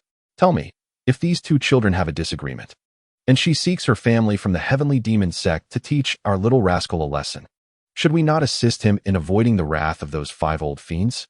I want to go. Whoever wishes to, may do so. He eloped without even mentioning it to me, his master. I have at least guided him for a decade, yet he acts like an ingrate, remarked the leader of the Tao sect. The old Taoist chuckled, understanding that the leader was merely speaking out of frustration. Indeed, moments later, the leader declared, I shall descend the mountain to visit that little rascal and bring him some resources. Isn't he robbing resources from those evil factions to nurture his child? That child is, in a sense, half my disciple. I cannot let him go without acknowledgement. Very well, you may go, and let us also send some resources his way. Frustrations aside, this little rascal still deserves our support, agreed the other 5 old Taoists. In the Tao sect, a seal against the extraterrestrial evil race still exists. A seal that can only be suppressed by a venerable Taoist of semi-divine status. The extraterrestrial evil race is a common enemy of this world, targeting its invasion. Consequently, both righteous and demonic factions within this realm are united in their stance against the extraterrestrial evil race. Historically, only a few anti-human evil factions have allied with the extraterrestrial evil race to invade Shenzhou, but they were thwarted by the combined efforts of all righteous and demonic forces within the land. In the Tao sect, upon encountering such matters, the initial conjecture is often whether the seal of the extraterrestrial evil clan within the heavenly demon sect has been compromised. Now that it is understood that the seal is intact, everyone can breathe a sigh of relief. Since the issue merely stems from a conflict involving that talented young rascal and his lady, it falls upon him to resolve the situation. As elders, their role is limited to providing some resources to assist him. According to the venerable elder's earlier remarks, the young lad requires an abundance of rare celestial materials to nurture his wife. Thus, they shall offer him resources within their means, as is befitting of their seniority. The head of the Tao sect, accompanied by the resources bestowed by 6 esteemed elders, prepares to descend the mountain to meet that young rascal. What a surprise it shall be, having concealed this for so long. The most powerful elder of the Tao sect, upon witnessing the head's departure, said little but handed over a portion of resources to him, urging that they be delivered to the young rascal. Although he has been quietly safeguarding the lad all this time, the young one remains unaware of his presence. It is best for the head of the Tao sect to carry their offerings to him. Moreover, the young rascal no longer requires their protection. He has now earned a formidable reputation as the sword god of the divine continent, and even those of the reincarnation realm are no match for him. Should he encounter a being transcending the demigod realm, they shall intervene once more. The venerable elder of the Tao sect possesses the talent to have long since transcended into the divine realm, having broken through to the demigod realm thousands of years ago. He refrained from advancing further due to concerns regarding the seal of the extraterrestrial evil clan. This world is safeguarded by a dimensional array that prevents anyone from breaking into the divine realm. Should a divine being emerge, the dimensional array would be shattered, allowing the extraterrestrial evil clan to invade, plunging the entire world into catastrophe. Thus, the elder chose to remain in the demigod realm, dedicating himself to the protection of this realm. If he were to ascend to the divine realm, the world would undoubtedly face invasion. Therefore, he opted to remain in the demigod realm, ready to confront the extraterrestrial evil clan and safeguard this world. This is why he entrusted the head of the Tao sect with resources to deliver to that young rascal. The offerings from the 7 of them, drawn from the wealth of 7 reincarnation realm experts, would surely sustain the young one for some time. The head of the Tao sect, accompanied by the other 6, including the elders' resources, descended from the sect's mountain gate, making their way toward the eastern wasteland. At this moment, within the eastern wasteland, after dispatching Jiang Xuanqi, Xia Xin floated in the air, awaiting the emergence of the unrivaled sword immortal of the eastern wilderness, the Lord of the Heavenly Gate. The unparalleled sword deity of the divine land had come forth to challenge. Xia Xin addressed the city of the Sword Emperor of the eastern wilderness, and in an instant, the entire realm fell silent, anticipating a response from the Sword Emperor's city. The sword deity of the divine land, invited by the unmatched sword immortal of the eastern wilderness, had arrived to engage in battle, awaiting the appearance of the illustrious sword immortal, accompanied by 30 formidable experts from the Heavenly Gate. All at the realm of concealed palaces and above, Xia Xin descended upon the Sword Emperor's city. In terms of both heritage and elite prowess, they were not inferior to the exceptional sword immortal of the eastern wilderness. Moreover, the Heavenly Gate, with the strength of a sect, wagered the entirety of the cultivation world, showcasing their audacity. Now, all eyes were on the reaction of the Sword Emperor's city. Would the unmatched sword immortal dare to confront them? As the anticipation among the crowd reached a fever pitch, a powerful surge of sword intent erupted from within the Sword Emperor's city. All swords in the hands of the sword cultivators present, save for Xia Xin, began to tremble, as if they were about to pay homage to the sovereign of swords. The unparalleled sword immortal of the eastern wilderness, adorned in white and bearing a long sword, stepped forth from the void of the Sword Emperor's city. With each deliberate stride, he ascended into the air, approaching Xia Xin. This incomparable figure, who had been invincible a millennium ago, now appeared to engage in a decisive battle with the sword deity of the divine land.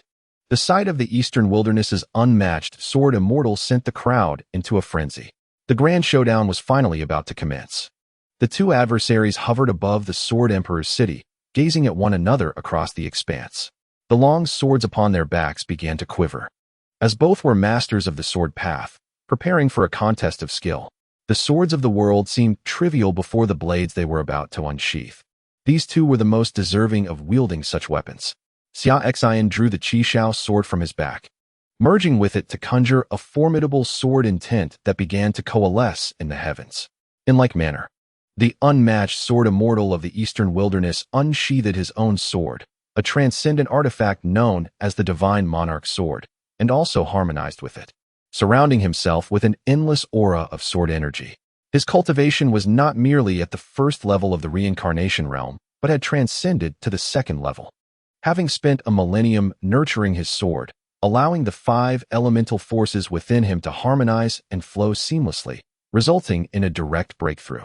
Confident in his ability to vanquish the sword deity of the divine land with his second-level reincarnation realm prowess, bolstered by a millennium of sword nurturing, he prepared for combat. Just as the 2 were poised to engage, Fu Bo stepped forward, declaring, "Hold on. Before the duel commences, let's present the resources agreed upon for the bet, so I won't have to collect them one by one later." The cultivators present bristled at his words. They had the courage to witness the duel and had acknowledged their participation in the wager, yet they were concerned about the resources they had committed. Amidst the chorus of complaints from the crowd, the atmosphere thickened with tension. Countless cultivators present took out their resources, agreeing to participate in the wager, and placed them in the hands of old Fu. It took an entire hour for all participants to present their offerings. The cultivators from the Sword Emperor faction were particularly fervent. They laid bare everything but their undergarments, determined that this unparalleled sword god from the divine land must lose. The remaining cultivators from the eastern wilderness staked half of their fortunes, equally intent on the same outcome. Upon witnessing the gathered resources, old Fu nodded at Xia Xin, signaling that he could proceed. With the resources secured, the master was free to act. Suddenly, Xia Xin activated his sword domain, transforming the skies above Sword Emperor City into a realm of sword energy and intent. He executed the grass sword technique, awakening his primordial sword body.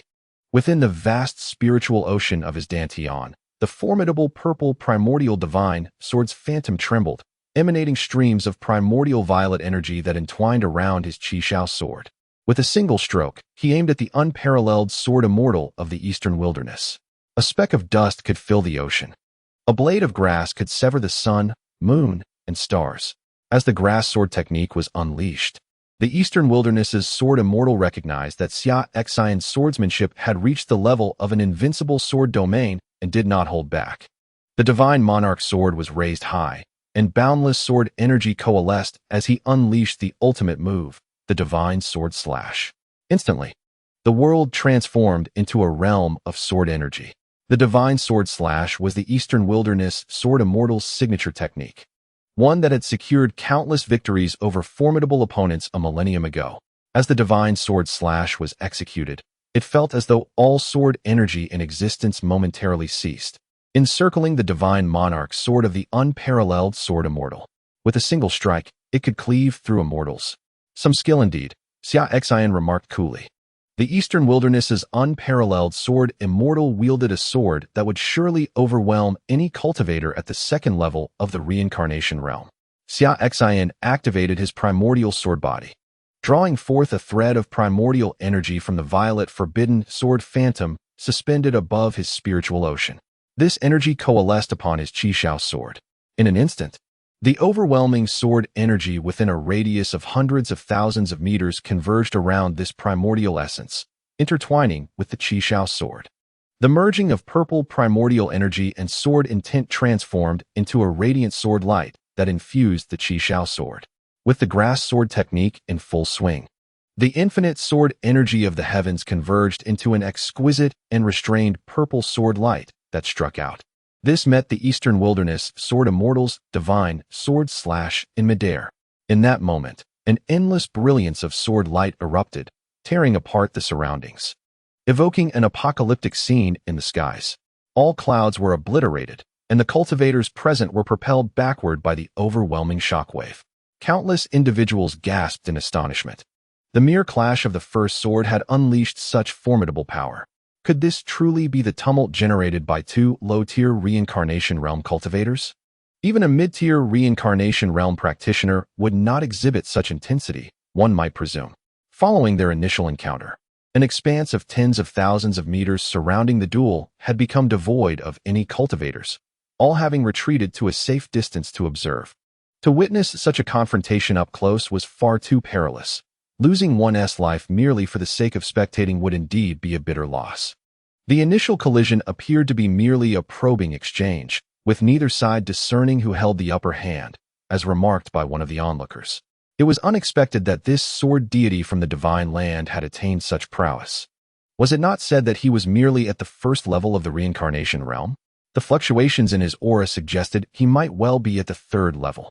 Within the Sword Emperor city, one of the 12 grand sword cultivators of the concealed palace spoke up, while the others failed to perceive the underlying truth. These 12 had already keenly sensed that this unparalleled sword deity was far beyond the rumored first level of the reincarnation realm. Indeed, he was at the third level. Was he not deceiving them? It was promised that he was only at the first level, yet now, as the battle commenced, it seemed he was at the third level. They had wagered everything they owned on this. There were also cultivators within Sword Emperor City who began to notice discrepancies. They dared to stake their entire fortunes against the Heavenly Gate because they believed their unparalleled sword immortal was at the second level of the reincarnation realm, one level above the rumored first level of this sword deity. Now, the promised first level had suddenly transformed into the third level. Could they truly afford such a gamble? In that moment, all sword cultivators in Sword Emperor City, along with those from the East Wilderness who had invested substantial resources in bets against Old Fu, glared furiously at him. You certainly know how to play your cards. They seethed. However, upon witnessing the ire directed towards him, Old Fu felt no remorse whatsoever. You chose to gamble. Now you wish to back out? Who truly cannot afford this? He had never claimed that his master was merely at the first level of the reincarnation realm, nor had he ever asserted how strong Xia Xin was. Everything was a product of their own imagination. Who could they blame? Seeing Old Fu's demeanor, those who had wagered against him seethed with frustration. In this round, should they win, all would be well, but if they lost, they would be left with nothing but their undergarments. After laboring for hundreds of years, they could find themselves stripped back to square one. Humph, the Sword Immortal is destined to win. We believe in him, declared a cultivator from Sword Emperor City. What of the third level of the reincarnation realm? Our Sword Immortal, a millennium ago when he was merely a half step into the reincarnation realm, could challenge and defeat cultivators of the reincarnation realm. Now, after nurturing his sword for 1,000 years to reach the second level, vanquishing a third-level opponent will pose no challenge. Listening to the crowd's fervent declarations, old Fu sneered disdainfully, "You are but frogs in a well. The strength of the master is beyond your imagination. What remains for you is merely a pair of undergarments awaiting defeat. Who would have thought you would reach this juncture?" At this moment, the peerless Sword Immortal of the East Wilderness spoke from above the battlefield. "You are not devoid of merit. You have barely attained the qualifications to contend with me." Xia Xin responded, fully aware of the implications behind the Sword Immortal's words regarding reaching this stage. He was astonished that Xia Xin's mastery of the sword had ascended to the realm of invincibility. Upon reaching the reincarnation realm and achieving the level of consolidating the invincible sword domain, one earns the qualification to challenge those beyond their rank. However, if that were all, it would still be insufficient. The East Wilderness Sword Immortal remarked. "Insufficient? Then let us see," Xia Xin replied nonchalantly. Instantly, a tempest of fierce sword energy swirled around him as the second sword began to brew. In an instant, swords held by sword cultivators within Sword Emperor City, as well as those of the onlookers in the sky outside the city, began to tremble. It was as if they sensed a terrifying sword was in the making. Even before its form had materialized, it stirred the forces of heaven and earth, invoking a collective trepidation among myriad swords. The sword intent, only attainable at the divine realm of swordsmanship, began to manifest. Xia Xin raised the Qishao sword, and a storm of dreadful sword energy revolved around him, enveloping the entire Sword Emperor City in an aura of swordsmanship. The sword intent of heaven and earth. The East Wilderness Sword Immortal's expression grew grave. This unparalleled sword god had astonishingly reached the level of a divine realm master. "With this sword, I shall defeat you," Xia Xin declared, preparing to unleash his extraordinary sword technique, 9 heavens, in a single stroke. The sword energy stretched across 30,000 miles, unmatched by any in a single strike. Arrogance is not the sole domain of those who have touched the threshold of divine sword intent, the East Wilderness Sword Immortal stated. As a prodigy of swordsmanship, he had comprehended the invincible sword domain a millennium ago. Now, 1,000 years later, he had perfected his understanding of this domain, cultivating the sword intent of heaven and earth. Formless sword body, activate. The East Wilderness Sword Immortal bellowed, unleashing his superior physique, the formless sword body. His remarkable achievements in swordsmanship were inextricably linked to this very body. The formless sword body, a superior constitution, formless and unmanifested, almost akin to the Tao, not only quintupled his training speed but also, once activated in battle, harmonized with the Tao, amplifying his sword intent of heaven and earth exponentially, enhancing his combat abilities several-fold. The East Wilderness Sword Immortal had activated the formless sword body. The sword god of the divine land was doomed. Someone remarked. The terrifying nature of the formless sword body was well known to some of the elder cultivators present. Once activated, it could significantly amplify one's sword intent of heaven and earth. And when striking, it became formless and unresisting. A millennium ago, the East Wilderness Sword Immortal had relied on this very body to achieve victories against opponents of a higher realm, defeating powerful foes in the reincarnation realm with his half-step reincarnation cultivation.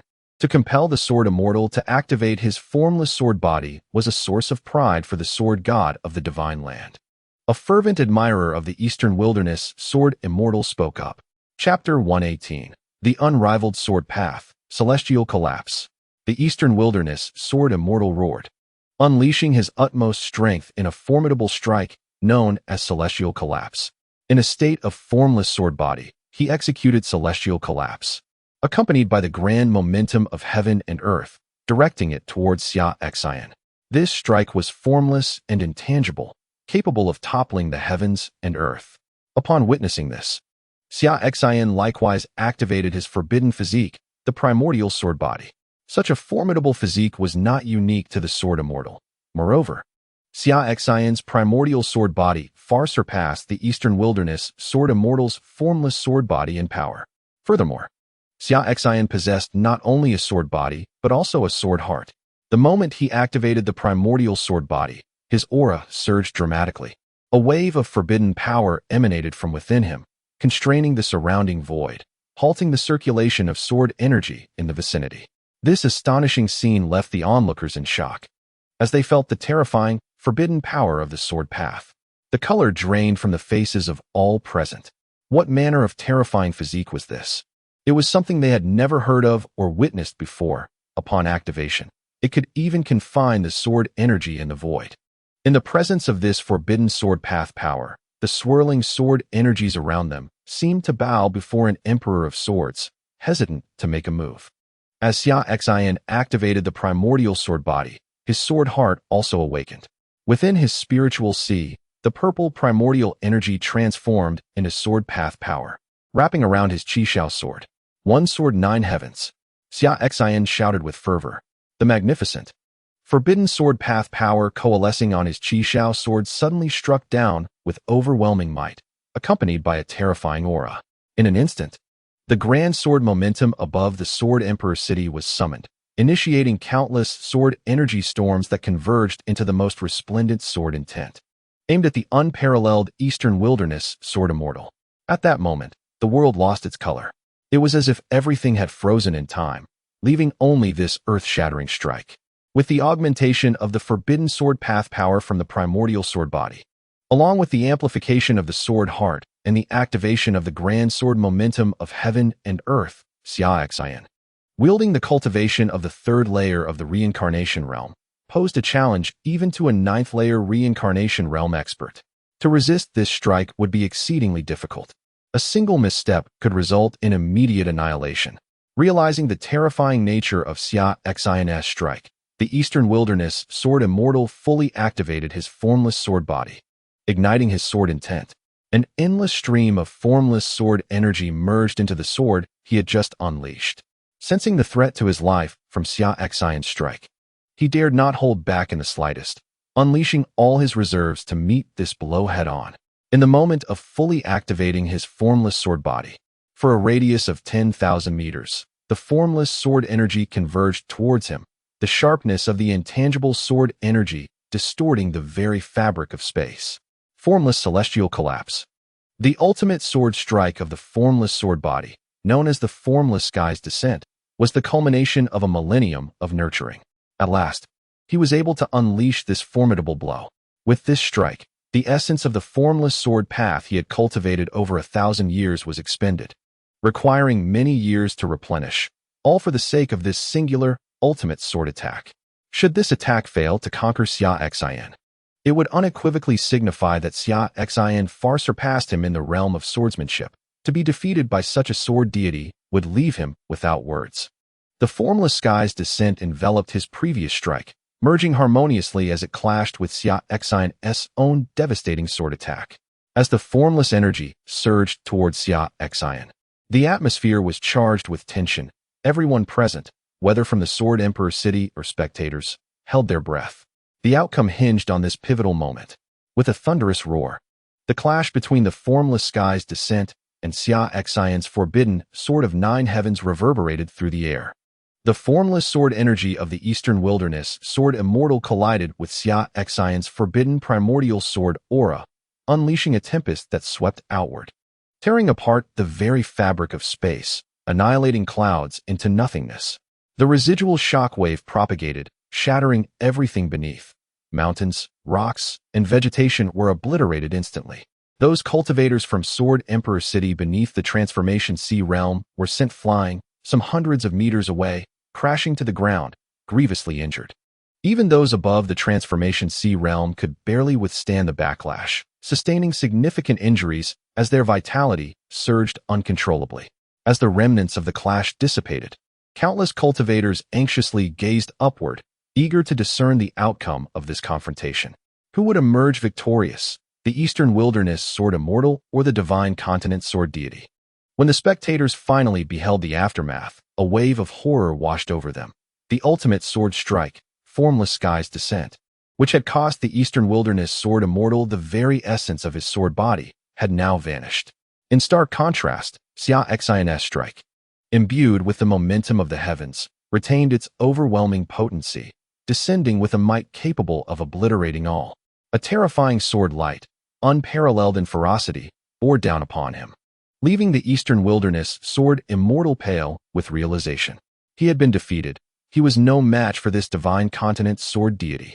Xia Xin's strike, surrounded by primordial purple energy and accompanied by a transcendent sword momentum, tore through space with unmatched force. The previous formless sky's descent had barely withstood any of Xia Xin's might. The disparity between them was insurmountable.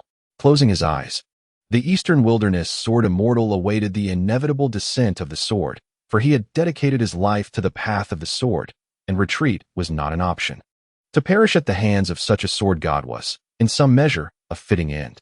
However, after a prolonged wait with his eyes shut, he realized that Xia Xin's sword did not strike him directly. Instead, it sliced past him, descending upon Sword Emperor City, cleaving it asunder from the center, fracturing it into two halves that collapsed towards either side.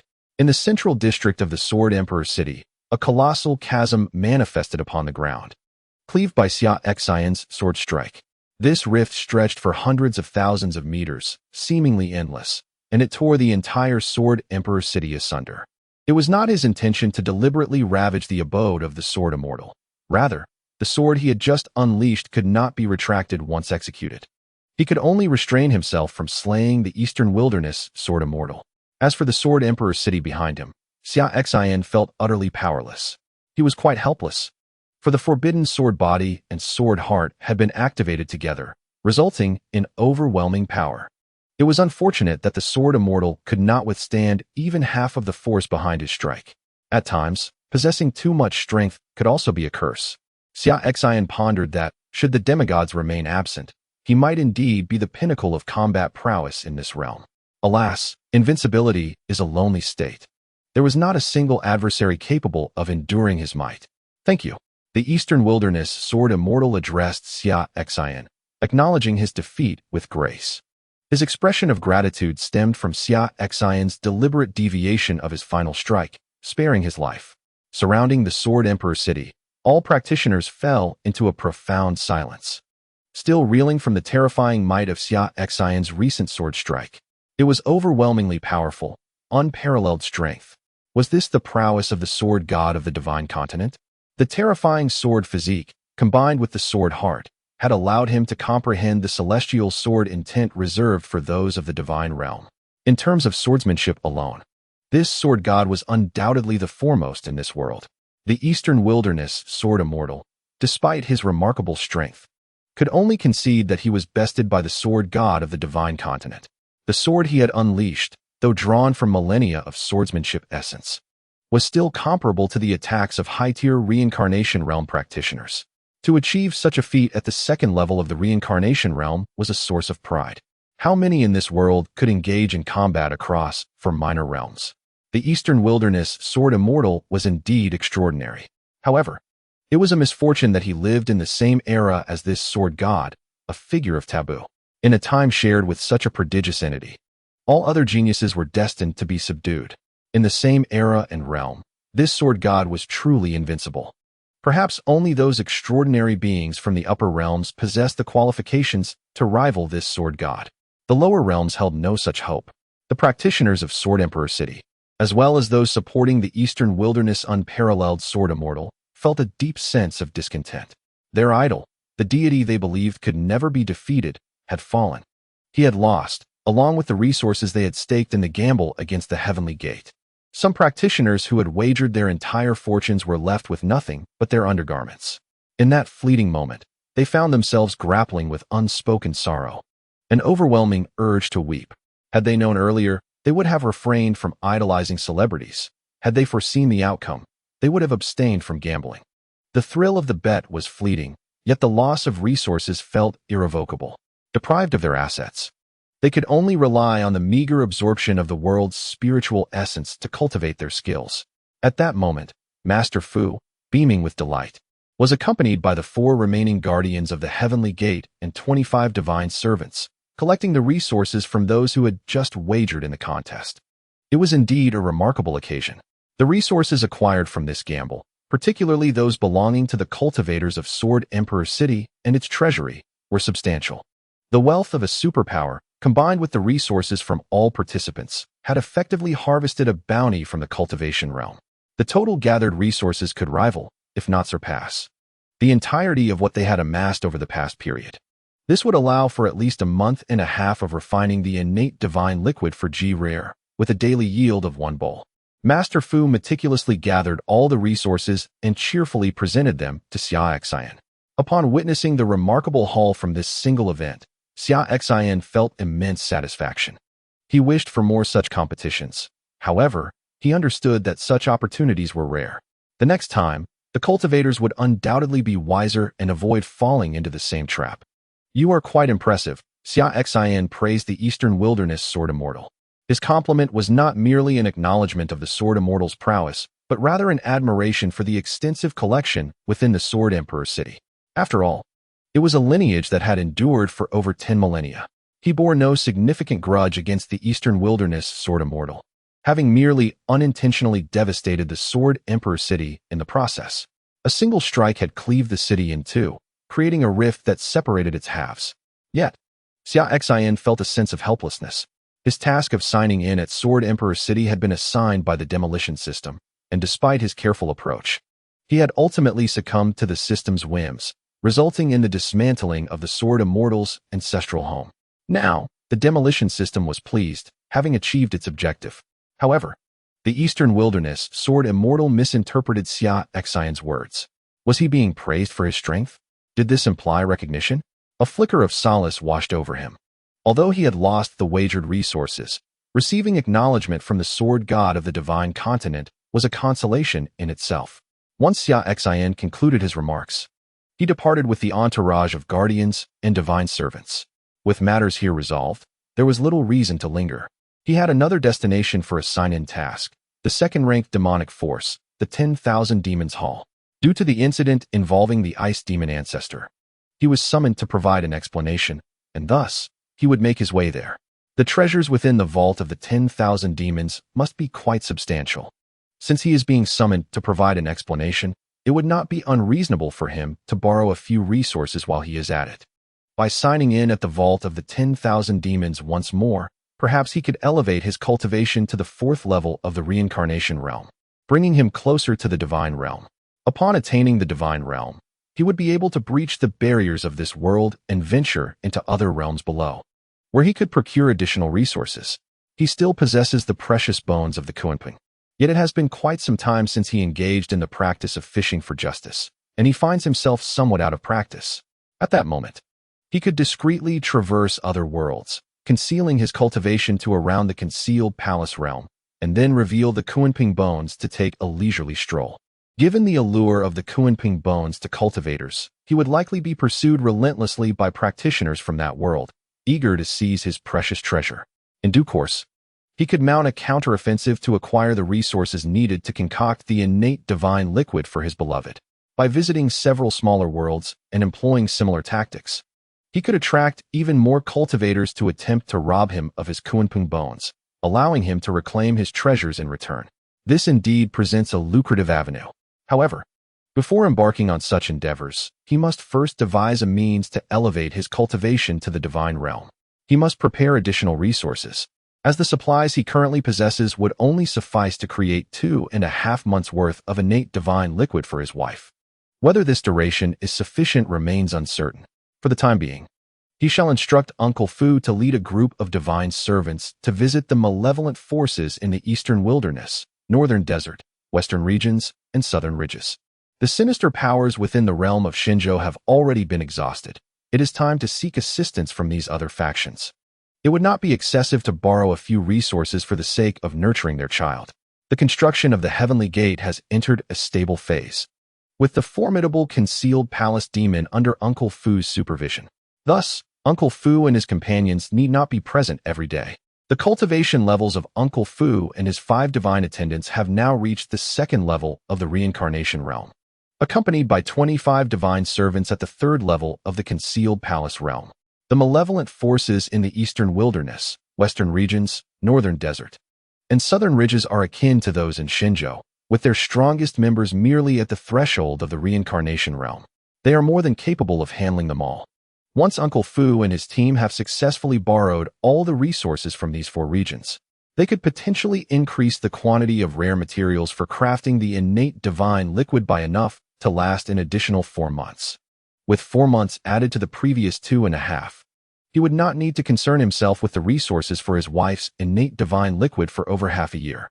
During this time, he intends to focus on elevating his cultivation beyond the divine realm, thereby initiating the next phase of his resource-gathering plan through his unique method of fishing for justice. Upon witnessing Xia Xin depart with the elite of the Heavenly Gate, the gathered cultivators around Sword Emperor City began to disperse. The events that transpired today in Sword Emperor City will surely reverberate throughout the entire cultivation community in no time. The battle between the Eastern Wilderness Sword Immortal and the Sword God of Xinzhou. It was the Eastern Wilderness Sword Immortal who faced a complete and utter defeat. The Sword God of Xinzhou has attained an unparalleled mastery of the sword, reaching a divine realm and standing atop this world. In the upcoming duel, as both sides showcase their formidable foundations, the Heavenly Gate reveals its strength, boasting 30 individuals of the concealed palace realm, coupled with the Sword God, who possesses the cultivation of the 3rd level of the reincarnation realm. The Heavenly Gate has ascended to become a superpower on par with the likes of the Buddhist sect and the 10,000 Demons Palace in this realm. Chapter 120. The headmaster of the Dao sect. Have these years been a misallocation? Xia Xin, accompanied by Fu Bo and others, made their way back to the land of Xinzhou. Upon entering, Xia Xin turned to Fu Bo and said, "I intend to assign you the task of handling a matter." Fu Bo, upon hearing this, replied, "Master, please instruct me. I shall brave fire and water, risking my life without hesitation." "It's not a significant matter," Xia Xin slowly explained to Fu Bo. He requested that Fu Bo take the other 4 divine attendants along with 25 divine servants to the malevolent forces in the Eastern Wilderness, Western Regions, Southern Ridge, and Northern Desert to acquire some resources. After listening, Fu Bo chuckled in a rather mischievous manner and assured, "Master, rest assured, I will surely accomplish this task." Xia Xin smiled in response, saying, "Make sure to acquire cleanly. Leave them nothing behind." "Do not worry, Master. This is a task I am well acquainted with." Fu Bo replied with a sly grin. Ultimately, Fu Bo departed with the other 4 divine attendants and 25 divine servants, while Xia Xin returned to the Great Xia dynasty in the Xian domain, and Fu Bo's 30 individuals headed towards the northern desert. They planned to commence their endeavors there, followed by the western regions, then the southern ridge, and finally the eastern wilderness. Once they have collected everything, they would return to report. Meanwhile, in the land of Xinzhou, chaos reigned within the Demon Sect. After several hours, the demons outside, summoned by the first-rank Heavenly Demon Order, had all returned to the Demon Sect. The 5 ancient demon emperors, along with 38 ancestors of the concealed palace realm and hundreds of primordial demons, awaited Ji Rui's return in the grand hall of the Demon Sect. In the square outside the hall, tens of thousands of demon cultivators above the transformation sea realm gathered, their demonic energy surging into the skies. At that moment, Ji Rui, her expression grim, flew back and landed in the square. "Greetings, Sect Master." The multitude of demon cultivators knelt in unison, paying their respects to Ji Rui. She nodded and replied, "Please rise." Afterward, she directly entered the grand hall of the Demon Sect. "Master, Sect Master." The honorable primordial demon and the gathered demons all bowed in reverence to Ji Rui. Ji Rui walked from the center of the hall to the 5 ancient demon emperors at the forefront. Observing her troubled demeanor, the mightiest of the ancient demon emperors, Ji Rui's master, a demon sovereign of the 9th level of the reincarnation realm, inquired, "What troubles you, my disciple? Did you encounter bullying outside, prompting the sudden use of the Heavenly Demon Order? Tell your master, I shall stand up for you." Ji Rui's second master, the ancient demon emperor at the 8th level of the reincarnation realm, spoke up. "Who dares to bully our dear disciple? Inform me, and I shall ensure that their head is severed from their shoulders. Who would be so audacious as to mistreat our ruler? They must be seeking their own demise." The other 3 ancient demon emperors chimed in as well. The venerable ancestors of the Heavenly Demon Sect, and the myriad of formidable beings present all cast concerned glances toward their leader. To provoke their leader's displeasure was tantamount to inciting the ire of the entire Heavenly Demon Sect. Returning to the headquarters of the Heavenly Demon Sect felt akin to returning home. The warmth of the concern emanating from her 5 masters and numerous demons enveloped Ji Ruer's heart. Gritting her teeth, she declared, "It is the Holy Master of the Savage Holy Sect, the foremost power in the Eastern Wilderness. Today, I shall teach her a lesson." Ji Ruer expressed her indignation. This woman, having failed to seduce her husband, resorted to mocking her, claiming that her husband lacked discernment and that marrying her was a misfortune for him. Today, Ji Ruer resolved to demonstrate who the true fool was. Is this Holy Master of the Savage Holy Sect, the genius who ascended to the reincarnation realm in a mere century, truly the greatest talent of the Eastern Wilderness over the millennia? Ji Ruer's second master inquired. "You still praise her?" Ji Ruer retorted, her frustration evident as she stamped her foot. "She is nothing but a shameless wretch, a petty soul who, having failed to entice another's husband, resorts to slandering their wife. Why do you extol her as a genius? She is unworthy." Very well, no more of this." Ji Ruer's second master hastily replied. "If she dares to provoke our dear disciple, she has incited the displeasure of all 5 of us old fellows." He turned to address the assembled demons, proclaiming, "All demons, heed my command. We shall immediately set forth to the Eastern Wilderness and teach that Holy Master of the Savage Holy Sect a lesson." "As you command," the assembled demons responded, brimming with righteous fury as they prepared to head to the Savage Holy Sect to avenge their leader. "Let everyone go." Leaving only 1 master and 5 from the concealed palace realm to safeguard the Heavenly Demon Sect, Ji Ruer stated, "Today, I shall ensure that woman pays dearly." Within the Heavenly Demon Sect, there existed seals from the outer evil clan, necessitating the presence of a reincarnation realm guardian. With the protection of 5 from the concealed palace realm and the defensive array of the sect, it was nearly impossible for outsiders to breach their defenses. Even if an attack were to commence, it would require several hours to penetrate their stronghold, ample time for her to return with reinforcements. As the foremost power in the Eastern Wilderness, the Savage Holy Sect boasted a total of 4 individuals at the reincarnation realm, with her 4 masters accompanying her. Ji Ruer would lead 5 reincarnation realm experts, surpassing their numbers. In terms of quality, she and her master both stood at the 9th level of the reincarnation realm, while her 2nd, 3rd, and 4th masters were at the 8th, 6th, and 5th levels, respectively. In the desolate Holy Sect, there are 4 individuals at the reincarnation realm, with the most formidable among them, the venerable old sage, merely at the 8th level of this realm. The others are at the 6th, 4th, and 1st levels, respectively. The woman among them is the weakest, being only at the 1st level of reincarnation. In terms of quality, she falls short of those she has brought along. Today, she is determined to overwhelm that woman in every possible aspect. Her stubbornness knows no bounds. If it were merely a matter of combat, she could single-handedly subdue the desolate Holy Sect, but she refuses to do so. She wants that woman to truly understand the essence of oppression. Ji Ruer takes the lead, accompanied by her 4 masters and numerous demons from the Great Hall, exuding an intimidating aura as they emerge, followed by tens of thousands of demons from the plaza. The 5 powerful beings of the reincarnation realm soar through the skies, heading straight for the desolate Holy Sect in the Eastern Wilderness.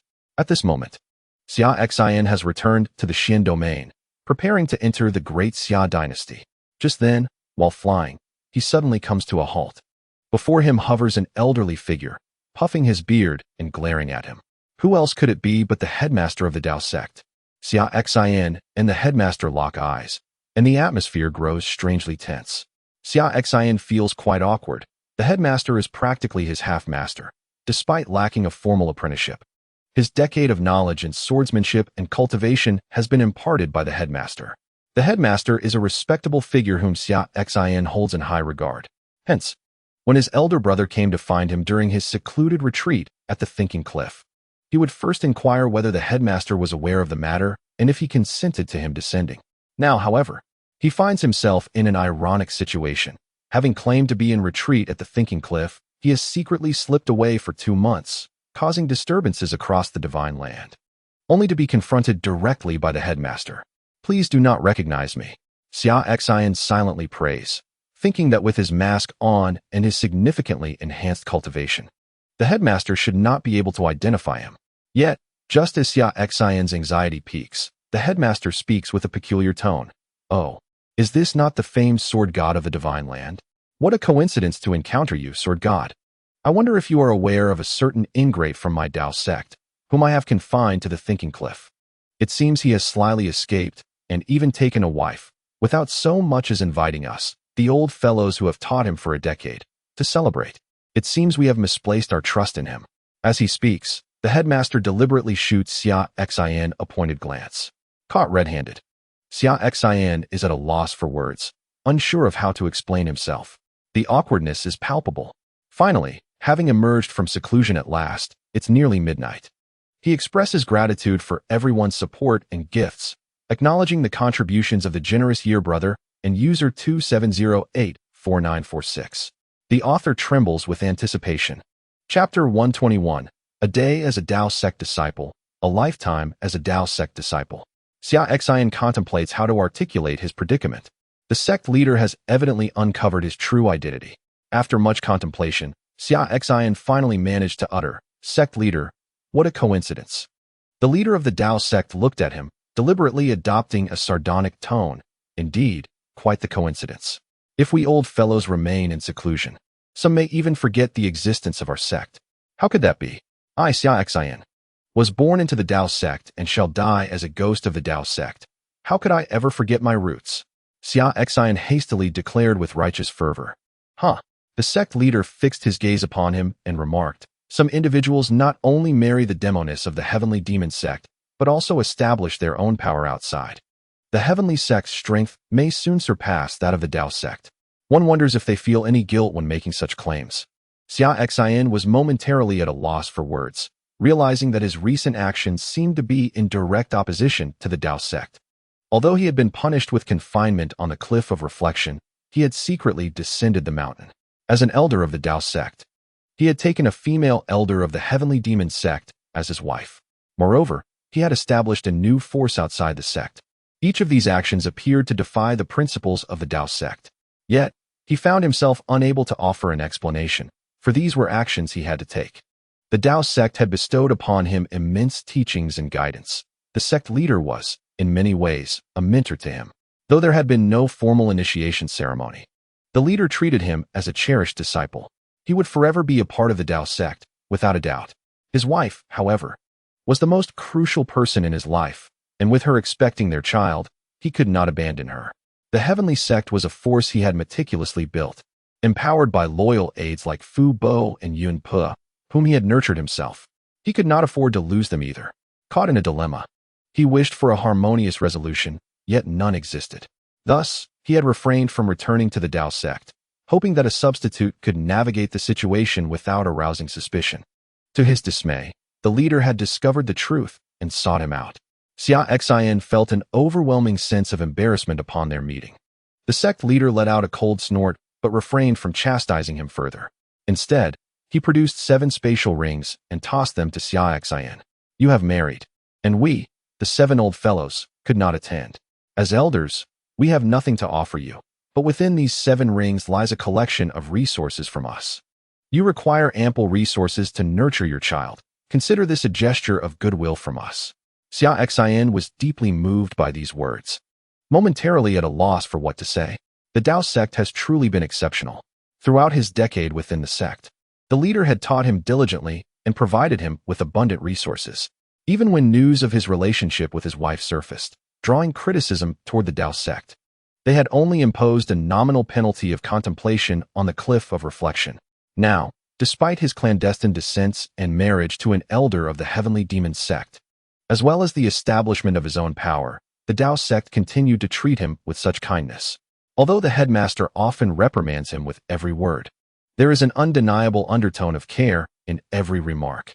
The Dao sect treats him with the tenderness of first love, despite the countless torments he has inflicted upon it. "Headmaster, you are truly remarkable."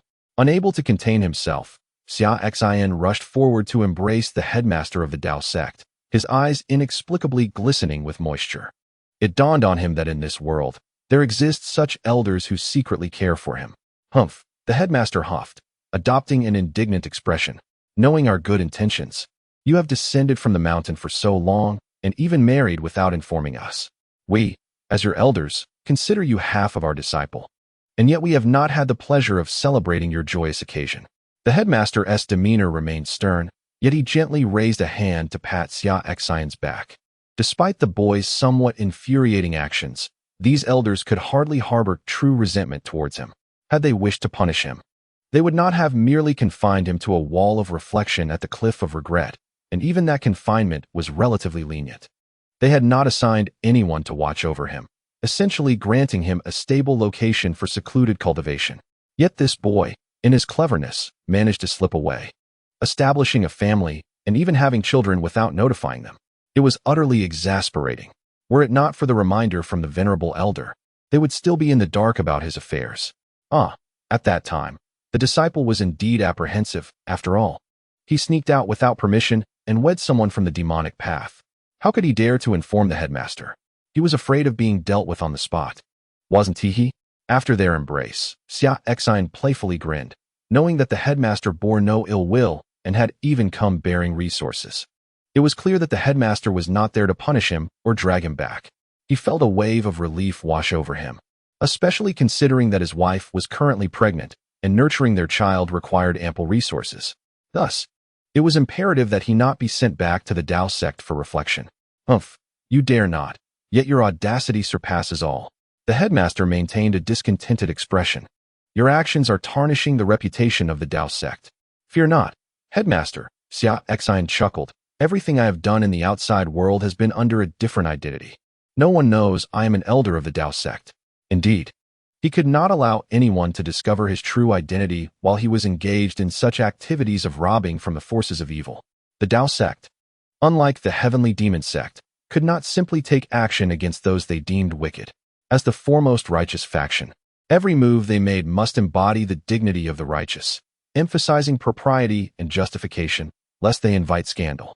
Well, I must concede that you have shown some cleverness in this regard, now that you have descended from the mountain to meet us and convey our sentiments. I shall prepare to return to the Dao sect. The sealing of the extraterrestrial evil clan within the sect is of utmost importance, as it pertains to the safety of the entire world, and I cannot be away for too long, the headmaster declared. The master of the Dao sect handed over the 7 spatial rings in his possession to Xia Xin and remarked, I wish to convey to you that the Dao sect holds no grievances against you. There is no need for you to conceal your achievements. We, the elder generation, take great solace in your accomplishments. Should you wish to return to the Dao sect in the future, do so freely. If you encounter insurmountable challenges or formidable adversaries, you may seek our assistance. We, the elders, are steadfastly supportive of you. Upon hearing these words, Xia Xin felt a renewed warmth in his heart. With the Dao sect, alongside his master and the venerable elders, life felt exceptionally fortunate. He considered himself lucky to have encountered such mentors in the harsh realm of cultivation. Had he been under the influence of other factions, they would likely have coveted the secrets he possessed. Yet, the Dao sect not only refrained from such intentions, but also offered him unwavering support, assuring him he could return for help when faced with difficulties. Xia Xin knelt in midair and offered a respectful bow to the master of the Dao sect, declaring, Rest assured, master. As long as I, Xia Xin, am a disciple of the Dao sect, I shall remain devoted for life. Regardless of how I may evolve in the future, the Dao sect will eternally be my sanctuary. The master of the Dao sect smiled with satisfaction upon hearing Xia Xin's vow. Indeed, their efforts in nurturing this young man had not been in vain. Given the potential he had recently demonstrated, the heavenly gate he established would undoubtedly rival the Dao sect in the future. In light of this, his willingness to make such a promise indicated that his innocent heart remained intact, and he had not forgotten the teachings of the Dao sect. Rise, said the master of the Dao sect as he assisted Xia Xin to his feet. That will suffice for now. I must take my leave. With that, the master turned and soared into the sky. Chapter 122, Jiang Xuanxi. Have I inadvertently stirred the nest of the demonic path? Within the Dao sect lies a powerful seal that confines the malevolent entities from beyond the heavens. This seal is the strongest of its kind, and any lapse in its integrity would be catastrophic. The extraterrestrial malevolent entities are among the more formidable races in the myriad small worlds below, frequently invading other realms. Should they breach the seal and invade this world, it would spell untold suffering for its inhabitants. Therefore, the seal against these malevolent entities within the Tao sect must remain unbroken. Moreover, the urgency with which the master of the Tao sect sought to return was partly due to his desire to avoid accompanying Xia Xin back to the royal palace of the Great Xia dynasty, especially considering that his wife happens to be the female leader of the demonic sect. As the master of the Tao sect, it would be quite inconvenient for him to visit Xia Xin's home under such circumstances, given the delicate nature of their respective affiliations. Thus, he chose to bestow resources upon Xia Xin before departing. Safe travels, Master. Xia Xin bid farewell. Fully aware of the seal against the extraterrestrial malevolent entities within the Tao sect, and therefore did not attempt to detain the master. Additionally, given the master's unique status, it would not be appropriate for him to escort the master back to the royal palace, lest it create an awkward atmosphere when he encountered his wife. It was indeed best for them to part ways here. Xia Xin then began to examine the 7 spatial rings gifted by the master with his spiritual sense. Unbeknownst to him until he examined it, the sheer abundance of resources within each spatial ring took him by surprise. One ring, in particular, contained enough resources to allow him to refine the innate divine liquid for nearly 5 days. The remaining 6 rings held slightly lesser amounts. Yet collectively, they provided sufficient resources for approximately 10 days of refining. Thus, the resources within these 7 spatial rings could sustain him for about half a month of producing the innate divine liquid. Xia Xin felt a profound sense of gratitude. He had initially presumed that the resources bestowed upon him by the sect leader would be meager, but it appeared he had underestimated the collections of the sect leader and the esteemed elders of the Tao sect, who had transcended the cycle of rebirth. Each of the 7 elders possessed a veritable ocean of treasures within their spatial rings. Notably, the resources from the venerable old Taoist were ample enough to facilitate 5 days of refining the innate divine liquid, surpassing the total he had garnered from the 8 demons by a factor of 5. Indeed, the might of a demigod was truly extraordinary. What touched Xia Xin the most was their willingness to offer these resources unconditionally. These elders genuinely cared for him. He resolved in his heart that, regardless of what the future held, the Tao sect would eternally be his sanctuary, and these elders would always remain his most esteemed figures. After securing the resources from the spatial rings, Xia Xin joyfully returned to the prince's residence of the Great Xia dynasty, now equipped with an additional half-month's worth of resources, bringing his total to 3 months' worth. Upon his return to the prince's residence, Xia Xin summoned Granny Yun and called upon a captain of the guard along with 5 other guards. He arranged for the newly acquired servant god pill and 5 slave god pills to be administered. The newly manifested servant god, named Ding Xiao, experienced a significant elevation in his cultivation, reaching the 2nd level of the rebirth realm. Now, apart from himself, there were 7 servant gods within the heavenly gate. In addition, the number of slave gods in the concealed palace realm had risen to 30 with the addition of 5 more. Xia Xin promptly dispatched these 6 individuals to the spirit domain to oversee the construction of the heavenly gate. Fu Bo and his 5 companions took the remaining 25 slave gods to seek resources from the forces of evil. The headquarters of the heavenly gate was only guarded by the formidable beast of the concealed palace realm, which had been persuaded by Fu Bo, making it quite suitable for the 6 to be stationed there as overseers. While at the prince's residence, Xia Xin took the opportunity to instruct Xia Xiaoxiao and Lin Hor. As he guided Xia Xiaoxiao, a sense of pride welled up within him. The commotion caused by the heavenly gate in the eastern wilderness had indeed made quite an impact, showcasing a formidable foundation. The presence of 30 concealed palace realm beings was a testament to their strength, rivaling that of the top-tier superpowers such as the Heavenly Demon Sect or the Tao Sect. Moreover, he also displayed his own cultivation at the 3rd level of the rebirth realm. Surely, the ranking of that little girl's idol must have changed by now. Behold the audacity of this young lady. Does she dare to claim that my unparalleled sword god prowess does not reach the reincarnation realm? Let her reconsider her words. For the foundation of the celestial gate behind my esteemed self is anything but feeble. As for the empress of the Heavenly Demon Sect, she shall soon witness the extent of my capabilities. Now, I await news to return, anticipating the moment when this young lady discovers a shift in rankings. With this thought, Xia Xin began to hum a tune, his spirits lifted by the joys of triumph. Little did he realize that his aspiration to surpass Ji Ruier on Xia Xiaoxiao's idol leaderboard might very well be in vain. For his beloved, Ji Ruier has already set forth to the eastern wasteland, intent on achieving a feat far grander than his own victory over the unparalleled Sword Immortal in Sword Emperor City. Today, Ji Ruier, accompanied by the elite of the Heavenly Demon Sect, advances towards the headquarters of the Savage Holy Sect, where a fierce confrontation is set to unfold. One side boasts the foremost power in the eastern wasteland, while the other stands as the preeminent force of the demonic path within the divine continent. The fervor surrounding this clash will undoubtedly eclipse that of any duel between a sword god and a sword immortal. Moreover, Ji Ruier is poised to unleash the full might of her 9th reincarnation realm prowess, coupled with her divine combat capabilities, decisively overpowering the holy master of the Savage Holy Sect. In that moment, her renown within this realm shall reach its zenith, eclipsing even that of the venerable Taoist from the Tao sect.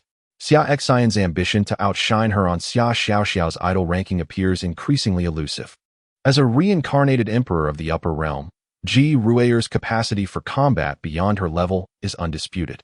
Though her cultivation rests at the 9th reincarnation realm, low-tier divine beings stand no chance against her, and even mid-tier divine adversaries will find her formidable. At this moment, within the heart of the eastern wasteland, at the headquarters of the Savage Holy Sect, Jiang Xuanxi has recently returned. She reflects on the incident in Sword Emperor City, where she was outright rejected by the renowned sword god of the divine continent, and the subtle jabs aimed at his wife. A sense of satisfaction swells within her. Despite the rejection, she remains unscathed. As the revered leader of the Savage Holy Sect and the most beautiful woman in the eastern wasteland, her pride remains intact. It is estimated that no fewer than 80 million cultivators across the eastern wasteland aspire to win her favor. The audacity of approaching the sword god only to be spurned is an unexpected twist.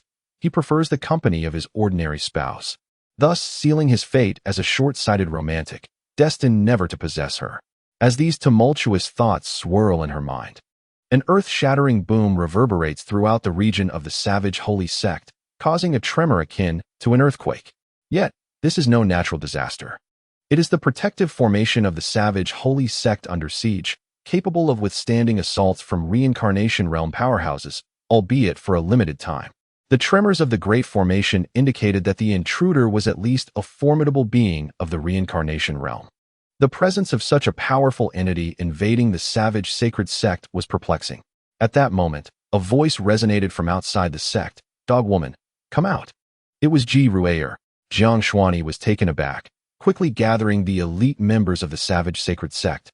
They floated in the air and swiftly emerged from the depths of the sect. Upon reaching the entrance, they were met with a daunting sight. Numerous demons from the Heavenly Demon Sect hovering ominously above the protective formation. The sheer number of these beings, all at least at the Sea Transformation realm, with many at the Immortal and Primordial realms, and around 30 ancestors of the Concealed Palace realm, left her utterly stunned. The most formidable among them were 4 demon emperors of the Reincarnation realm, accompanied by a young woman clad in purple, who had reached the 9th level of the Reincarnation realm. Her cold gaze was fixated upon Jiang Xuanxi, rendering her speechless. Had they inadvertently disturbed the nest of the demonic path? Why had so many demonic cultivators suddenly descended upon them? And who was this female demon? When had she incurred the wrath of such a figure? In this bewilderment, Jiang Xuanxi felt overwhelmed. The remaining experts of the Savage Sacred Sect shared her astonishment. Recognizing that these individuals belonged to the Heavenly Demon Sect, a notorious faction within the realm, their assault on the protective formation could not possibly be a mere social call. "What brings you, esteemed members of the Heavenly Demon Sect, to my Savage Sacred Sect?" inquired the former sacred master of the Savage Sect, an elder at the 8th level of the Reincarnation realm. He directed his gaze towards the elder demon lord of the Heavenly Demon Sect, Ji Ru's master, who was at the 9th level of the Reincarnation realm. Both the elder sacred master and the elder demon lord were contemporaries, and the former perceived that the elder demon lord would undoubtedly have more influence than the new sect leader of the Heavenly Demon Sect. However, the elder demon lord retorted, "Humph, You members of the Savage Sacred Sect have bullied my disciple and dare to inquire about our intentions. If you do not provide a satisfactory explanation today, we shall dismantle your pitiful sect. Ji Rueyer's second master, an elder demon emperor at the 8th level of the reincarnation realm, added, indeed. Upon hearing this, the experts of the Savage Sacred Sect turned their attention to Ji Rueyer. With a disdainful snort, she addressed Jiang Xuani, saying, the illustrious leader of the Savage Sacred Sect resorts to slandering others. I do not wish to engage in further discourse. Let us settle this with a battle today. We shall see who is more formidable, you, the celebrated beauty of the Eastern Wilds and the leader of the Savage Sacred Sect, or I. She refrained from uttering any harsh words, nor did she accuse Jiang Xuanqi of attempting to seduce her husband. After all, prior to Jiang Xuanqi's advance towards her husband, she was unaware that he was already a married man. Upon her approach, Xia Xin did not respond to her, and she did not pursue the matter further, indicating that this woman had not sunk to the depths of knowingly disrupting another's family. Her ire stemmed from Jiang Xuanqi's subsequent snide remarks, disparaging Xia Xin's discernment and claiming his wife was lacking. This, she could not tolerate. Thus, she arrived with the elite of the Heavenly Demon Sect, intent solely on conveying to Jiang Xuanqi her true capabilities. After expressing her intention, Ji Ruler soared to a lofty height, ready to engage in a fair duel with Jiang Xuanqi. Although she was accompanied by numerous experts from the Heavenly Demon Sect, she did not intend to overpower Jiang Xuanqi through their numbers, but rather to face him in single combat. Before the assembled masters of the Wild Sacred Sect and the Heavenly Demon Sect, she sought to subdue Jiang Xuanqi. The prowess of these experts and her 4 masters served merely to enhance her presence and bolster her reputation. She aimed to demonstrate to the world that not only could she subdue Jiang Xuanqi, but the Heavenly Demon Sect could also overpower the Wild Sacred Sect. She wished to make it clear to Jiang Xuanqi that, in terms of both strength and lineage, she was more than capable. Her husband possessed impeccable judgment. Meanwhile, the practitioners of the Wild Sacred Sect, upon hearing her words, grew solemn. The implication from this empress of the Heavenly Demon Sect was that there was no personal vendetta. She had simply come with her formidable companions to assert her presence. She sought to challenge their sect's leader, aiming to reveal to the world whose talent and strength were superior. One was the most beautiful woman in the Eastern Wilderness, a figure of taboo, the prodigious Saint Lord.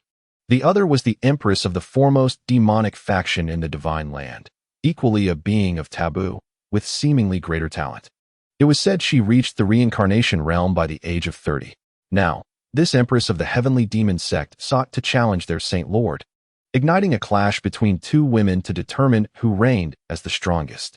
The assembled experts of the Wild Sacred Sect glanced at Jiang Xuanqi, torn between anger and resolve. This empress of the Heavenly Demon Sect had overstepped her bounds, arriving at their doorstep to provoke them, should they choose not to respond. It would appear as though they feared the Heavenly Demon Sect. Yet, despite their indignation, they understood that their Saint Lord might face considerable difficulty in overcoming this empress. While their Saint Lord had attained the reincarnation realm in a century, possessing the 1st level of that realm, this empress wielded the 9th level of the reincarnation realm. The disparity in strength was unmistakable. They would not naively assume their Saint Lord could transcend such a gap to triumph over this empress of the Heavenly Demon Sect. Yet, at this juncture, the adversaries have already reached the threshold of our abode. Even if we cannot overpower them, we must rise to the challenge. Presently, numerous individuals from the Eastern Wilderness have gathered to witness the unfolding spectacle. After all, the Heavenly Demon Sect has arrived with great fervor, displaying no semblance of concealing their prowess, having traversed from the lands of the Divine Continent with lethal intent. Their approach has created considerable commotion, inevitably drawing attention, as various factions have followed in their wake. Upon encountering the formidable experts of the Heavenly Demon Sect, they halted directly at the headquarters of the Savage Sacred Sect. The onlookers, intrigued by the unfolding drama, became engrossed in the spectacle. It is well known that the Heavenly Demon Sect stands as the premier force of the dark path within the Divine Continent. Now here to confront the foremost superpower of the Eastern Wilderness, countless cultivators, drawn by curiosity, began to speculate fervently on the motives behind the Heavenly Demon Sect's sudden incursion into the Savage Sacred Sect. The predominant conjecture centered around the fact that the Empress of the Heavenly Demon Sect and the lord of the savage sacred sect, are both taboo figures of the current age, renowned for their unparalleled beauty. This encounter is perceived as a contest for supremacy. Few pondered that the Empress's arrival was a response to the recent affront inflicted by Jiang Xuanqi, who had attempted to seduce her consort and subsequently slandered her. Jiang Xuanqi gazed at Ji Ru, who soared into the sky, her exquisite visage now devoid of warmth. Proud and resolute, she considered herself the unparalleled prodigy of the eastern wilderness over the millennia, having never admired anyone save for that exceptional sword god. The provocation from the Empress of the Heavenly Demon Sect was an affront she could not endure. She ascended to an altitude of 10,000 meters, preparing to engage Ji Ru'er in a decisive battle among the clouds. The aerial arena allows for the full expression of their powers while minimizing collateral damage to bystanders.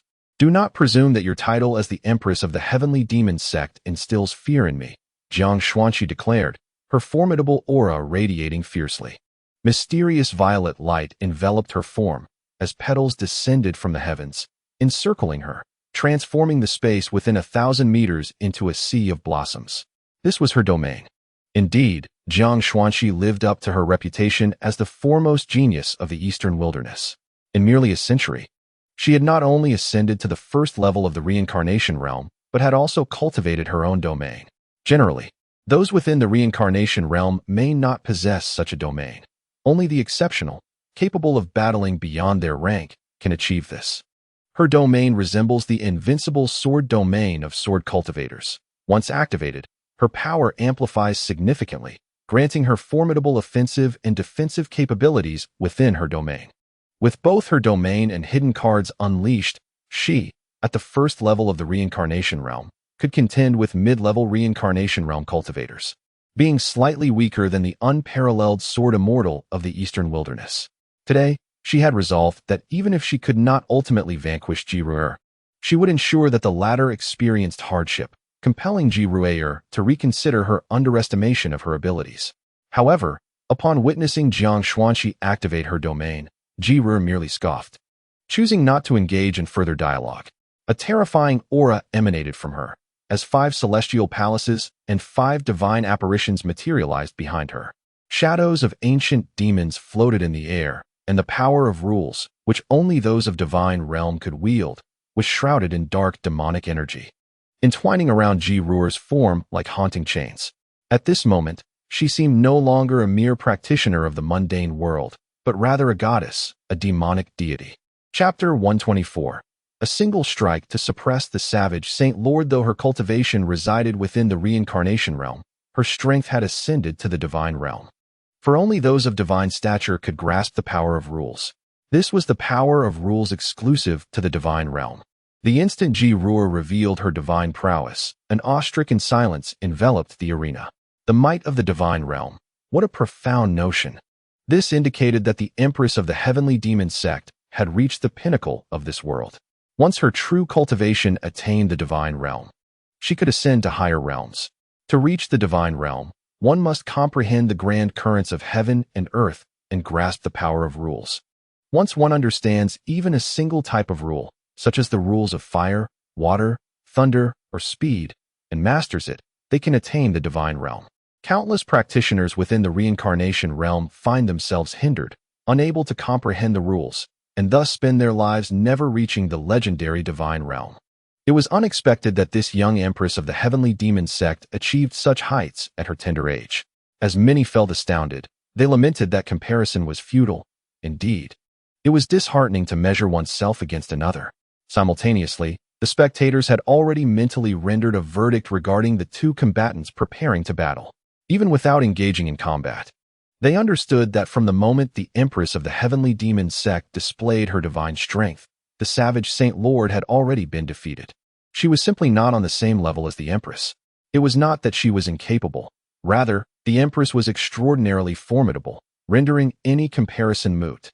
Consider that Jiang Xuanqi, as the foremost talent of the Eastern Wilderness, had broken into the reincarnation realm within a century, a taboo figure.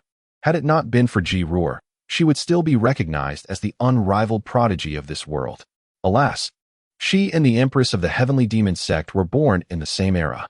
While the Empress reached the 9th level of the reincarnation realm by the age of 30 and subsequently grasped the power of rules reserved for divine beings. How could Jiang Xuanqi possibly compare? Even the followers of the Savage Saint sect, though reluctant, had to concede that their lord was inferior to the Empress of the Heavenly Demon Sect. What those present did not realize was that Ji Ruor had already comprehended the power of rules in her previous life, and she had mastered forces even more advanced than that. Now, in her reincarnation and recultivation, everything unfolded naturally, and the concept of a bottleneck was non-existent. Before reaching the realm of the ancient emperors of her previous life, her cultivation would encounter no bottlenecks. Observing this, Jiang Xuanqi clenched her silver teeth. The divine power of the Heavenly Demon Sect's Empress erupted, capturing the attention of all present. It was as if she were the protagonist of this world, with all the glories of existence radiating upon her, rendering Jiang Xuanqi merely a backdrop. She found it intolerable to experience such a sensation. It felt as though, prior to her arrival, she had been the center of admiration and reverence, but upon her emergence, all her glory dissipated, and in the future, others would merely refer to her as second. The first would forever remain the Empress of the Heavenly Demon Sect. She could not accept this truth. She could acknowledge that the unparalleled sword god of the divine continent surpassed her, and she could endure the feeling of being subdued by a man. Yet, she could not bear the notion of a woman standing atop her radiance, ascending to become the most resplendent goddess in this realm. Within Jiang Xuanqi, the force of her bloodline began to ignite. She possessed a special bloodline, not just any ordinary one, but the superior 9 bloodline, which, once awakened, could increase her cultivation speed and combat prowess by 9-fold. This unique bloodline allowed her to control the power of extreme Yin, rendering her lethal. Within a century, she reached the reincarnation realm, entirely relying on the exceptional nature of her 9 bloodline, which accelerated her cultivation speed. A century of her training equated to nearly 9 centuries of others' endeavors. At the moment her 9 bloodline awakened, a wave of extreme Yin power surged from her surrounding petal domain, causing frost to form all around, and the temperature plummeted. The world itself became shrouded in an ominous chill. With the 9 bloodlines awakening, a single thought birthed a flowering blossom. Jiang Xuanqi unleashed her most formidable move. A combination of her bloodline divine abilities and her invincible domain, a technique of her own creation. Only those possessing the 9 bloodline and having comprehended the domain of life could execute it. Her petal domain represented a facet of the realm of life, where blossoms bloom and wither, embodying the cycle of life and death. The 9 bloodline, also known as the 9 absolute pulse, is notoriously perilous for ordinary practitioners to awaken, and those who survive the awakening often possess a profound understanding of life and death, having faced the brink of extinction. This self-created forbidden divine ability, merged with her domain of life, embodied the essence of life and death intertwined, where in the realm of absolute pulse, a mere thought could summon forth blossoms. The vitality of perpetual existence made her exceedingly challenging to defeat, unless one possessed strength far beyond her own. Overcoming her would be a formidable task. Upon witnessing Jiang Xuanqi execute this move, Ji Ruor smirked disdainfully, devoid of any hesitation. Her divine power manifested as the great heavenly demon hand, akin to the one unleashed above the Buddhist sect's headquarters on that fateful day. However, the great heavenly demon hand she conjured today was even more formidable, powered by her divine realm strength. Upon the great demonic hand conjured by her, tendrils of black demonic energy entwined, while the power of demonic rules coalesced into chains of order, wrapping around the ominous hand. Ancient demonic runes manifested upon its surface, radiating a profound darkness that solidified the hand further. It seemed as if a genuine celestial demon descended from the heavens, poised to strike Jiang Xuanqi with a lethal claw. In that moment, the entire sky dimmed ominously. "Block it!" Jiang Xuanqi bellowed, channeling the collective strength of her realm. This power intertwined with the extreme Yin force of her 9 bloodline, transforming into a resplendent, multi-hued ice flower, as flawless as crystal and imbued with the essence of perpetual vitality. It surged forth towards the great demonic hand, representing her ultimate technique, a thought blossoms. The onlookers below beheld this spectacle, eager to witness whether this fierce sovereign of the wilderness willing to expend her bloodline, could thwart the dominion of the celestial demon sect's empress with her forbidden art. The vibrant ice flower collided with the colossal demonic hand in midair. Yet the anticipated cataclysmic clash failed to materialize. The ice flower was obliterated in an instant, torn asunder by the might of the great demonic hand. Before the rule of a divine realm master, all other forces rendered themselves inconsequential. Moreover, Ji-Ru wielded the ancient demonic god's rule, and the spectral figures of ancient deities materialized behind her, manifestations of her formidable power. How could a mere first-realm reincarnation cultivator, even with an advanced bloodline, hope to resist her? Furthermore, Ji-Ru possessed an ancient demonic god's bloodline, born anew, far surpassing Jiang Xuanqi's superior lineage. She simply had yet to awaken its full potential. To contend with a novice in the reincarnation realm did not necessitate her full strength. If she unleashed her true power, she could rival even those of mid-tier divine realm prowess. After effortlessly shattering Jiang Xuanqi's ice flower, the great demonic hand descended upon her domain. The petals of her domain could not withstand Ji-Ru's might, dissipating instantaneously. Jiang Xuanqi coughed up a mouthful of blood as the tremendous hand pressed down upon her from above, crashing her to the ground. This scene evoked exclamations from the gathered crowd. Indeed, the power of a divine realm master to command the rules was undeniable beneath such authority. All forces below the divine realm seemed illusory and impotent. The defeat of this wilderness sovereign was not unjust. It was not her lack of strength, but rather the overwhelming might of her opponent. To exist in the same era as such a figure was both her misfortune and that of all contemporary prodigies. Ji-Ru descended from the sky, standing before Jiang Xuanqi. In that vast expanse of several 100,000 meters, only the two of them remained. The spectators, fearing the aftermath of their clash might engulf them, had retreated to a safe distance to observe. Due to the aftershocks of battles waged by the formidable beings of the cycle realm, entire expanses of land could be reduced to rubble in an instant. Take for instance someone like Xia Xin, whose swordplay could obliterate a city or the headquarters of a sect with a single, forceful strike, leaving a vast area in ruins. Thus, it is prudent for them to maintain a safe distance. Ji-Ru's voice cut through the air as she stood before Jiang Xuanqi, stating with an air of indifference, "How does my strength compare to yours?" Jiang Xuanqi, with blood still staining her lips, gritted her teeth and replied, "I am no match for you." Though reluctant to concede, she recognized that she was outclassed by the Empress of the Heavenly Demon Sect.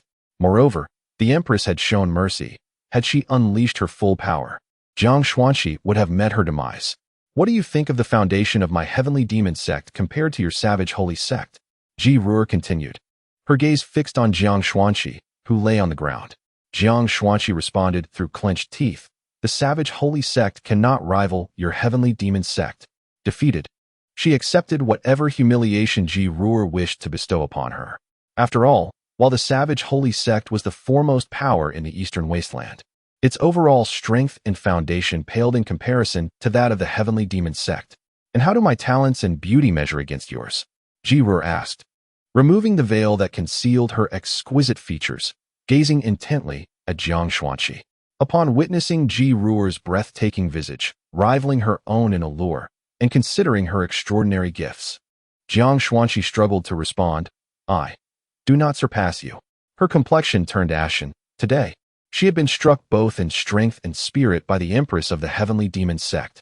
Following this confrontation, the Empress would undoubtedly gain renown throughout the world, while Jiang Xuanqi would forever remain in her shadow, relegated to the status of a perennial second.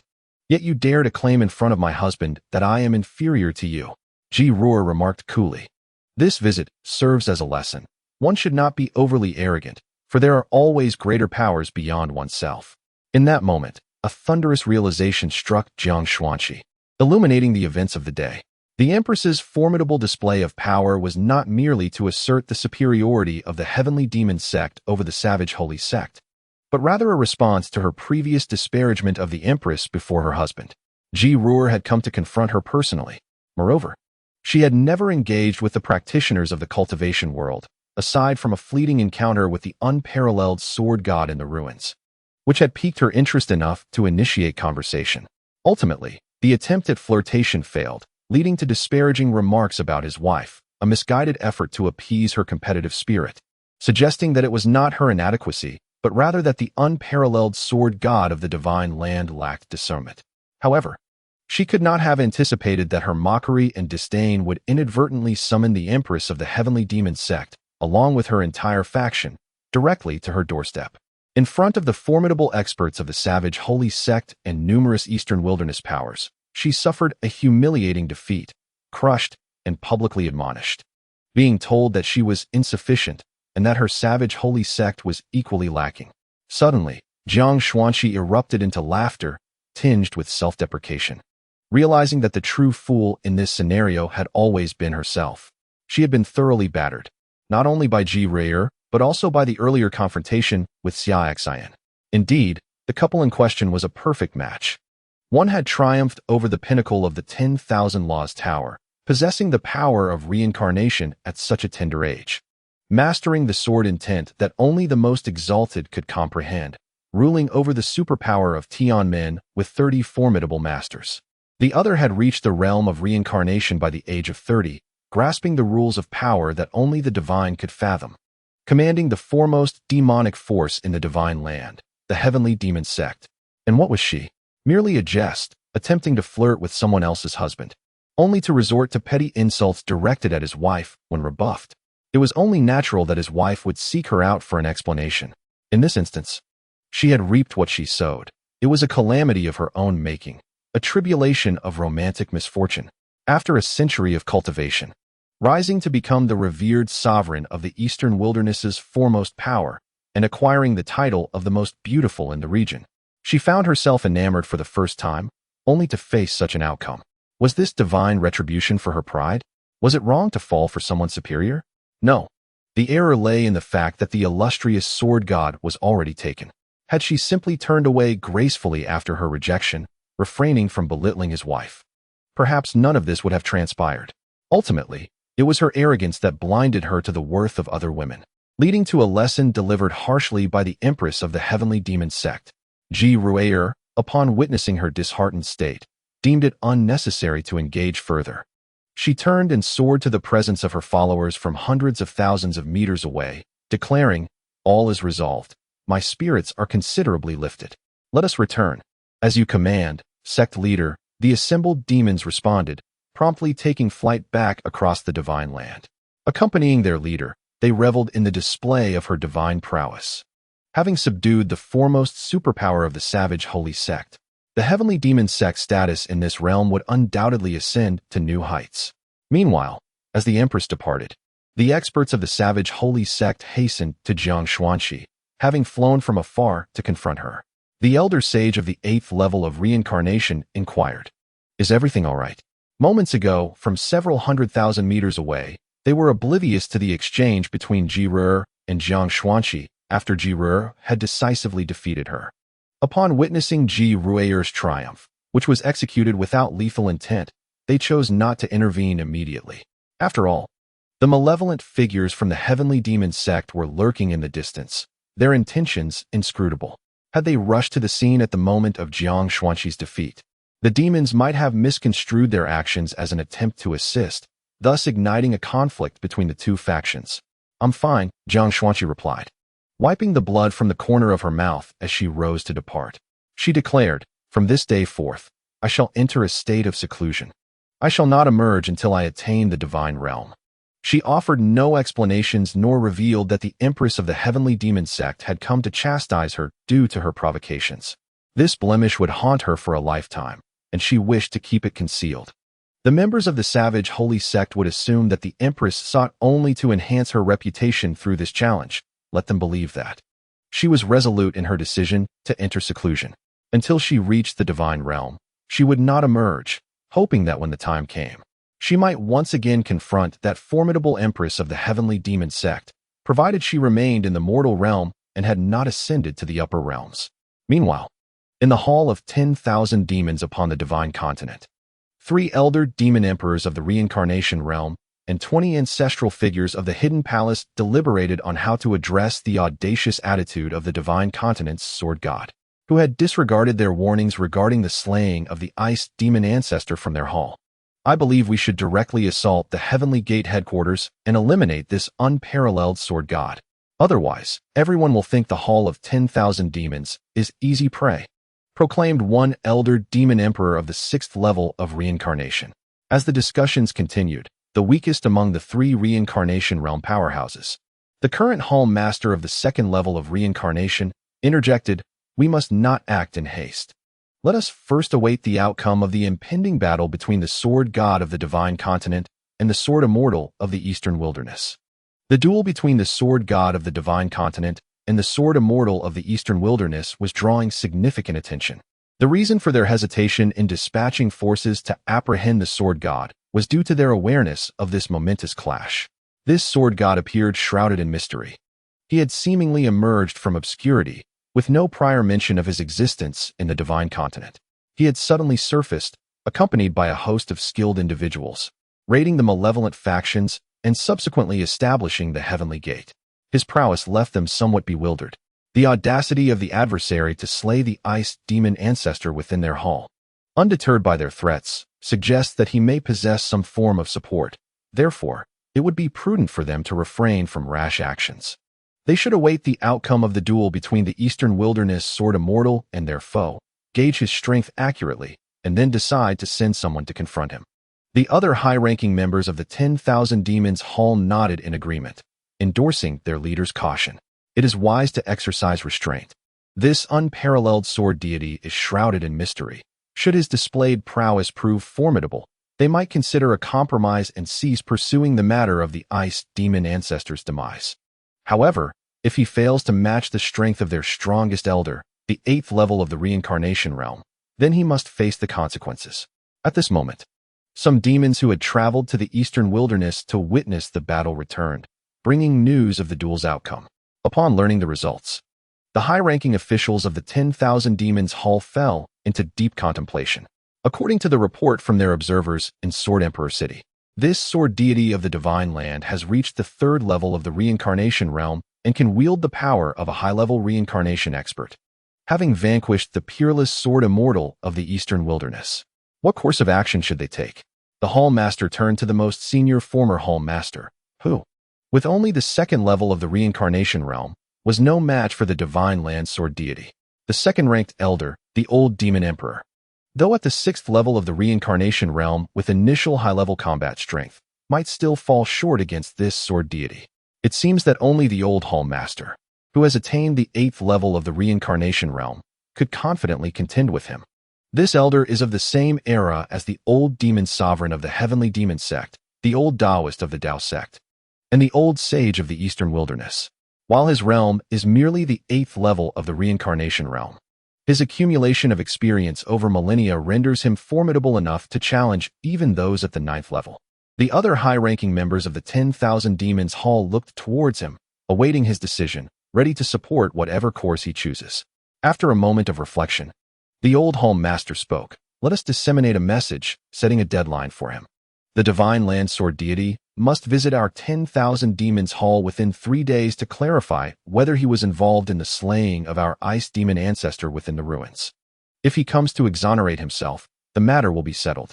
However, should he continue to ignore our warnings and dismiss our summons, I will emerge once more to eliminate him." The old hall master's gaze was profound. While he was uncertain of the true strength of this sword deity, the intelligence from Eastern Wilderness Sword Emperor City suggested that his cultivation had merely reached the 3rd level of the reincarnation realm. Without any life-preserving trump cards, should he engage, the divine land sword deity would undoubtedly meet his demise. His only concern lay in the enigmatic figure of the sword god of Shenzhou, whose origins were shrouded in mystery, leaving no one aware of any hidden life-saving trump cards he might possess, should one recklessly engage him and fail to vanquish him. Given his extraordinary achievement of traversing 100 tiers of the Myriad Laws Tower within the Kunpeng relics, he would undoubtedly prove to be an exceedingly formidable individual. To eliminate such an extraordinary being, success must be absolute. Otherwise, should he escape, the repercussions for the Hall of 10,000 Demons would be dire. Conversely, if he were not to be slain, an invitation for him to visit the Hall of 10,000 Demons could be extended, allowing him to clear his name and transform hostility into reconciliation. This would serve the interests of both parties, particularly given that the events surrounding the Ice Demon Ancestor had already fostered enmity between them. The Hall of 10,000 Demons could not afford inaction. Unresolved misunderstandings with the unparalleled sword god might well lead to future conflicts. Thus, the Old Hall Master resolved to grant this exceptional sword god an opportunity to come to the Hall of 10,000 Demons to clarify the situation, simultaneously providing a rationale for not pursuing him with lethal intent. Yet, would Xia Xin truly desire such an opportunity? Clearly, the answer was in the negative. With the demolition system's tasks at hand, the Hall of 10,000 Demons could hardly expect to remain unscathed, even if it did not face total annihilation. The destruction of several of its palaces was inevitable. Meanwhile, at the borders of Xinzhou, Xia had returned with the members of the Heavenly Demon Sect. She had separated from the sect's formidable masters, who were escorted back by the remaining 4 masters, while she accompanied Tong Lao back to the prince's residence of the Great Xia dynasty. Xia had resolved her situation with relative ease. However, unbeknownst to her, her demonstration of the power of rules, typically reserved for those of divine realms, had inadvertently led her into grave peril. In the Dao sect, the sect master and 5 other reincarnation realm elders bore solemn expressions. The 6 men sat in a circle upon their respective cushions, with the most powerful elder of the Dao sect at their center. They were currently safeguarding this elder. His eyes shimmered with divine light, surrounded by the power of rules that only those in the divine realm could possess. His aura had ascended from the semi-divine realm to the divine realm. As he endeavored to stabilize his cultivation level, he had lingered at the semi-divine realm for an extended period. Had it not been for his commitment to guarding the seal against the malevolent extraterrestrial entities threatening this world, he would have long ago transcended into the divine realm. Millennia prior, the invasion of the extraterrestrial malevolent beings had wrought devastation upon this world, leading to widespread suffering. Ultimately, the entire realm united the strength of all cultivators to repel them, establishing the 3-talent seal to keep the malevolent entities at bay. The 3-talent seal comprises 3 sealing locations corresponding to heaven, earth, and humanity. Within the Dao sect, the seal of heaven is maintained. In the Heavenly Demon Sect, the seal of earth is upheld, and at the Buddhist sect's headquarters, the seal of humanity is enforced. Due to the existence of the seals, the Dao sect would never permit any harm to befall the Buddhist sect. This is why, when Xia initially attacked the Buddhist sect's headquarters, she took the relationship with the Dao sect into consideration and refrained from delivering a lethal blow. These 3 seals operate in unison, forming a grand protective array that isolates and shelters the entire world. Simultaneously, it also blocks the passage for ascension to the higher realms. The power of the 3-talent seals is exceptionally formidable, utilizing the forces of heaven, earth, and humanity to completely isolate this world. As long as the seals remain intact, this realm can perpetually remain undisturbed by external influences. However, this formation's ability to isolate the outside world and obstruct the ascension passage harbors a fatal weakness. Should any native cultivator in this realm comprehend the power of the divine realm, namely the power of rules, it would resonate with the external rules, causing the seals to instantaneously disintegrate. At that juncture, the entire world would be thoroughly connected with the outside, and the passage for ascension to the higher realms would be directly opened. Concurrently, the malevolent entities from beyond the heavens would also be able to invade this realm once more. Chapter 127. The plan of the malevolent beings from beyond the heavens. The venerable Taoist slowly opened his eyes. His cultivation has now reached the divine realm and has stabilized. I have now attained the divine realm, and from today onwards, I can only remain in this world for 3 more years. After 3 years, I must ascend to the higher realms, he lamented. The younger generation is indeed formidable. Who would have thought that the wife of that little rascal could possess such capability? Comprehending the power of rules that only divine realm experts can wield at such a tender age, he sighed. Now, with Xia wielding the power of rules that only divine realm experts can possess, the 3-talent seals have been compromised. The malevolent beings from beyond the heavens may soon invade this realm, compelling him to break through to the divine realm immediately to safeguard this world. He should be able to protect this realm for 3 years, provided that no divine realm experts stronger than him come from the malevolent side. However, after 3 years, he must devise a method to cultivate new divine realm experts. Otherwise, when the 3 years are up, and he ascends to the higher realms without any divine realm protectors left in this world, it would be perilous. Send 2 individuals to the Demon Sect and the Buddhist sect, requesting the old Demon Lord and the old Buddha to visit the Tao sect and discuss our joint efforts to resist the malevolent beings from beyond the heavens. The venerable Taoist instructed. He also ordered the dispatch of individuals to notify all superpowers and top-tier forces across the central continent, eastern wilderness, northern desert, western regions, and southern ridges, urging them to prepare. Before the malevolent beings arrive, all cultivators in the realm must unite against a common foe. At present, the priority is to organize the strength of the entire cultivation community to prepare for the impending invasion of the malevolent beings from beyond the heavens. Very well. I shall send individuals forth at once, responded the Tao sect's leader, rising to depart. The venerable Taoist nodded and continued, now. The urgent task is to identify the potential locations that the malevolent beings may choose for their invasion, so we can detect them early and eliminate them swiftly. Otherwise, if we fail to promptly identify the locations they choose to invade, once they establish their pathways, they will be able to dispatch formidable beings from the divine realm to inflict severe harm upon our experts. The venerable Taoist remarked, we must focus our attention on those malevolent forces, historically, during invasions by the outer evil clans. It was invariably the individuals from these wicked factions that were the first to be ensnared. Agreed. The other 5 Taoists of the reincarnation realm spoke in unison. We shall make arrangements immediately to monitor these malevolent forces. The venerable Taoist nodded. Let us hope that this time we can withstand the incursion of the outer evil clans. Simultaneously, beyond the world, within the realm of the outer evil clans, a congregation of reincarnation realm evil emperors gathered within a grand hall. Above the hall resided the divine being of the blood evil clan, one of the 12 principal clans of the outer evil races. Though this realm shared its status with the lower realms, it was of a higher echelon than that of the divine lands, capable of accommodating beings of the divine realm. Only those who surpassed the divine realm would be repelled by the laws of that domain, ascending to the higher realms. The divine being expressed concern. The sealing power of the 3 talents within the world of the divine lands has dissipated. It appears someone has inadvertently breached into the divine realm. What should we do? We must immediately gather our clan's elite and strategize for an invasion of the divine lands. Correct? An evil emperor from the clan of reincarnation spoke. Their realm comprised 12 principal clans, boasting numerous powerful beings of the divine realm, whose existence relied on invading other worlds to seize resources. The divine lands was merely one of the many worlds they sought to conquer, a realm significantly weaker than theirs. Had it not been for the restrictions imposed by world laws and the protective formations of the 3 talents, it would have long since fallen to them. We shall prepare to establish 3 points of entry, each from a different location, to invade the divine lands. Each entry will be led by 10 reincarnation realm evil emperors, accompanied by 50 concealed palace realm evil envoys. In 7 days, we must complete the establishment of these entries, declared a divine realm leader of the evil clan. Understood, responded dozens of reincarnation realm evil emperors in unison within the hall. It is time to employ our hidden cards within the divine lands.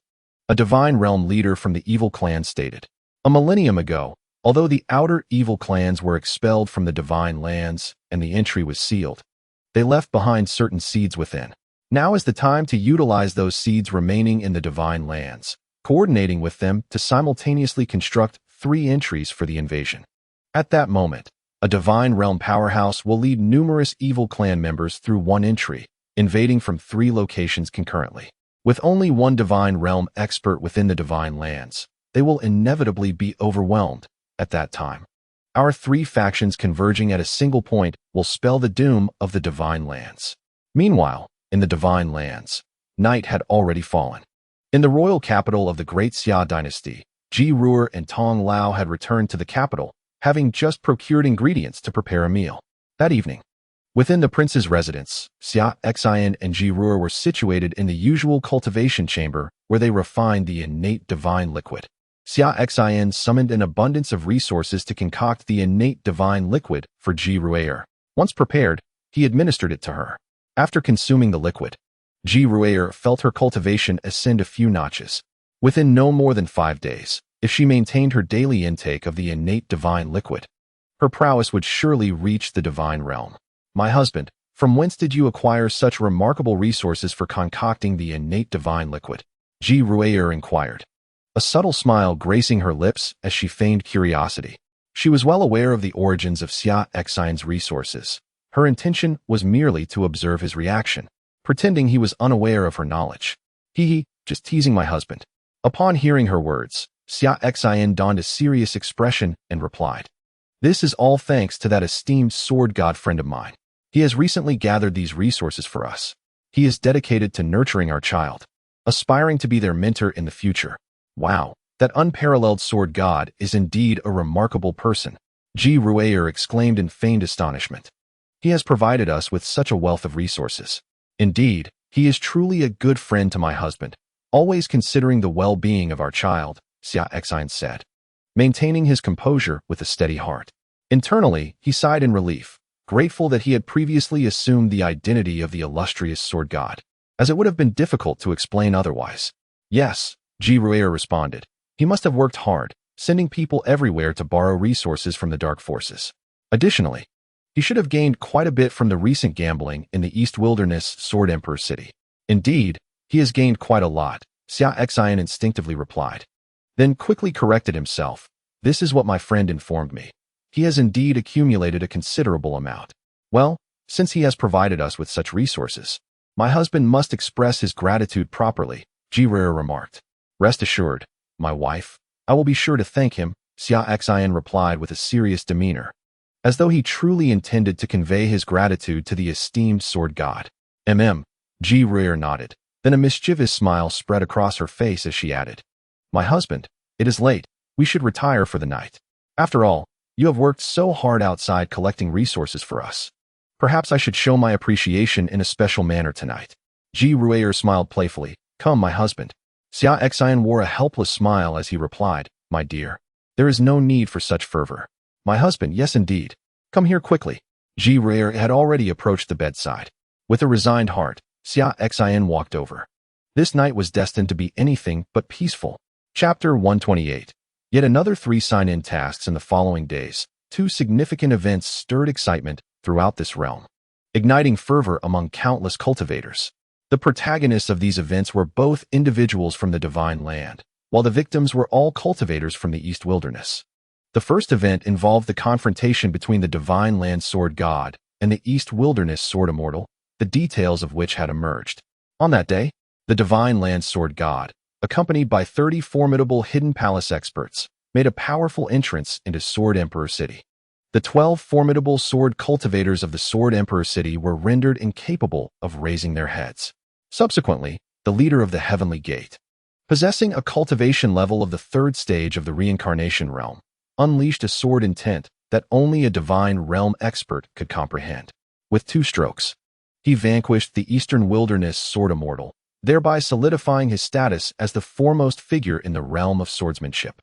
Concurrently, the Heavenly Gate, along with the entire cultivation world, engaged in a wager, resulting in the complete loss of resources for the cultivators of Sword Emperor City, leaving them in utter destitution. The prestige of the Heavenly Gate ascended to its zenith, almost rivaling the esteemed positions of the Demon Cult and the Tao Sect, positioning it as the 3rd supreme force on the vast expanse of the Divine Land. On the same day, the Empress of the Demon Cult, the leading force of the demonic path, descended upon the Eastern Wilderness Sacred Sect with an unmatched prowess, subduing the sect's master and establishing her as the preeminent genius in this realm. Moreover, this empress not only secured her reputation as the most beautiful woman, but also asserted her dominance as the strongest. She boldly exhibited her divine realm strength, eclipsing even the venerable Taoist of the Tao Sect. During these 2 days, the second-ranking force of the demonic path, the 10,000 Demons Palace, sought to assert its presence. The 10,000 Demons Palace demanded an explanation from the Divine Sword God regarding the demise of the iced demon ancestor at the Kunpeng ruins. As they believed they were basking in the limelight at the expense of the Divine Sword God, they set a 3-day deadline. Should the Divine Sword God fail to provide an explanation, the elder of the 10,000 Demons Palace would personally descend to the Heavenly Gate to exact retribution. Instantly, The entire divine land buzzed with discussions regarding this matter, with speculation abounding about whether the divine sword god would heed the call of the 10,000 demons palace. From the perspective of outsiders, this situation seemed nebulous, as the 10,000 demons palace lacked direct evidence linking the divine sword god to the ice demon ancestor's death. It appeared as though they were exercising tyrannical pressure on emerging talents, demanding that he prove his innocence or face dire consequences. Amidst this cacophony of rumors and conjectures, Xia Xin remained unfazed. Over the past couple of days, he enjoyed a period of tranquility, dedicating his time to guiding Xia Xiao and Lin Hua in their cultivation, while awaiting the return of resources seized by a divine servant dispatched by Uncle Fu. In these few days, Xia Xin rejuvenated himself, while Uncle Fu and the 5 divine attendants, along with 25 divine servants, toiled exhaustively. In the span of just 2 days, they have seized a considerable amount of resources from various nefarious factions, operating from dawn till dusk. Wherever they tread, the vaults of these wicked sects have been emptied, leaving their practitioners in a state of disarray, clad in nothing but their undergarments. As night falls, Uncle Fu and his companions meticulously tally up all the treasures acquired during the day, dispatching a divine servant to deliver them to Xia Xin. Upon receiving the resources, Xia Xin dedicates his evenings to concocting the innate divine liquid for Ji Ruer. After consuming this elixir, Ji Ruer is profoundly moved, expressing her heartfelt gratitude each night, leaving him both exhausted and elated. On this particular day, after mentoring Xia Xiao and Lin Hua, Xia Xin turned to Xia Xiao, feigning nonchalance, and inquired, Xiao, what is the current standing of your idol? The unparalleled sword deity has been dazzling in the eastern wilderness Sword Emperor city, revealing his profound cultivation at the 3rd level of the reincarnation realm, which is indeed astonishing. Who would have thought he was a practitioner of the reincarnation realm? Xia Xin mused. Moreover, the celestial gate behind him boasts 30 formidable masters of the concealed palace realm, a foundation that nearly rivals that of the Dao sect and the Demon Sect. Truly impressive. As he continued his casual banter, a sense of frustration within him dissipated. He recalled how, during his last ranking, he had fallen behind the Demon Sect's Empress due to not being in the reincarnation realm and the Celestial Gate's resources being inferior to those of the Demon Sect. He, Xia Xin, vowed never to be overshadowed by anyone. At that moment, Ji Ruer approached, also pretending to be indifferent, and remarked, Indeed, Xiao, I haven't heard you mention your ranking lately. Has there been an update? Between the divine sword deity and the Demon Sect Empress, who stands above whom? As she spoke, Ji Ruer cast a charming glance at Xia Xin, then cunningly added, The Demon Sect Empress is truly remarkable. At such a young age, she has already reached the 9th level of the reincarnation realm. Moreover, during her recent display in the eastern wilderness, she subdued the holy master of the savage holy sect with a single move, revealing her prowess at the divine realm. In this world, her strength is likely unparalleled. She feigned astonishment as she continued. Furthermore, the Demon Sect mobilized for reincarnation realm demon emperors and over 30 masters of the concealed palace realm to descend upon the savage holy sect. Such depth of power is indeed formidable. Ji Ruer observed Xia Xin with amusement, eager to witness her husband's reaction to her provocation. As anticipated, Xia Xin was rendered speechless, his earlier smugness evaporating, leaving him in an awkward predicament. Just then, Xia Xiao chimed in with a sharp comment. Auntie is right. Although the divine sword deity has reached the reincarnation realm, the Demon Sect Empress has attained the 9th level of that realm, her cultivation surpassing that of the divine sword deity. The strength of her faction, the Demon Sect, seems to outmatch the Celestial Gate as well. So our rankings remain unchanged. The Demon Sect Empress above, the divine sword deity below. Xia Xin forced a smile and remarked, Quite well, that unparalleled sword god must feel rather pleased knowing his rank is beneath others. Indeed, Ji Ruer laughed in response, adding, I suppose that female empress of the Demon Sect enjoys being on top as well.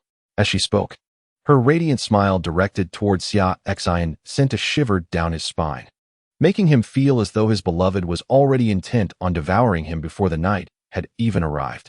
In stark contrast to the jovial atmosphere of the prince's residence, the mood within the Dao sect was exceptionally oppressive. Have we yet to ascertain the location and influence of the outer evil clan's impending invasion? The venerable Taoist inquired gravely. The outer evil clan, intent on invading this realm, would undoubtedly select a site to establish spatial transmission channels to transport their formidable forces. It was imperative for them to learn the chosen sites of this invasion to implement preventative measures.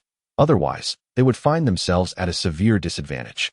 Should they succeed in transporting a multitude of reincarnation realm evil emperors, it would pose a significant threat to the divine land. Not yet, which is perplexing. We have meticulously scrutinized every evil faction, yet discovered no signs of collusion with the outer evil clan, the Demon Sect's leader stated. Could it be that the outer evil clan is not planning to invade our divine land this time? He pondered, his confusion mirrored by the other 5 reincarnation realm elders. This is unsettling, quite unsettling indeed. There must be areas we have yet to investigate. Intensify the search, and, if we find nothing among the evil factions, broaden our scope to encompass all forces in the world. We must uncover the location of this outer evil clan's invasion. The venerable Taoist insisted. Understood. The Demon Sect leader acknowledged, turning to carry out the order. However, he was acutely aware of the difficulty inherent in fulfilling the venerable Taoist's command. While it was relatively straightforward to investigate the evil factions, given their limited number, it could be completed in a matter of days. Scanning all forces across the world posed a monumental challenge. Without several months, such a task would be impossible, and the vast scope increased the risk of overlooking certain entities, allowing some to slip through the cracks. Meanwhile, in the realm of the outer evil clan, excitement and exhilaration reigned. Their plan had succeeded. They had activated seeds buried within the divine land millennia ago, successfully taking control of 3 of its foremost powers. These 3 elite factions were not evil forces. Rather, they resided outside the divine land, specifically in the western region, northern desert, and southern mountains. They were the premier sect of the western region, the Divine Fist sect, the leading faction of the northern desert, the Heavenly Blade sect, and the prominent family of the southern mountains, the Qin clan. These 3 top forces had begun to collaborate with them, establishing channels connecting the 2 realms. Within 5 days, the first passage would be completed, followed by the second in 7 days, and the third within 10 days. In a mere 10 days, it would be utterly impossible for the divine land to uncover the 3 formidable seed powers they had left behind. When the 3 divine sovereigns, alongside dozens of reincarnation realm evil emperors and hundreds of hidden palace realm evil emissaries, simultaneously invaded the divine land, it would herald the end of that world. Just as the outer evil clan reveled in their triumph, within the royal palace of the great Xia dynasty, Prince Xia Xin found himself somewhat disheartened by the distressing idol rankings of Xia Xiaoxiao. Suddenly, 3 notification chimes echoed in his mind. Ding! A system task has been issued. Proceed to the Western region's Divine Fist sect to check in. Ding!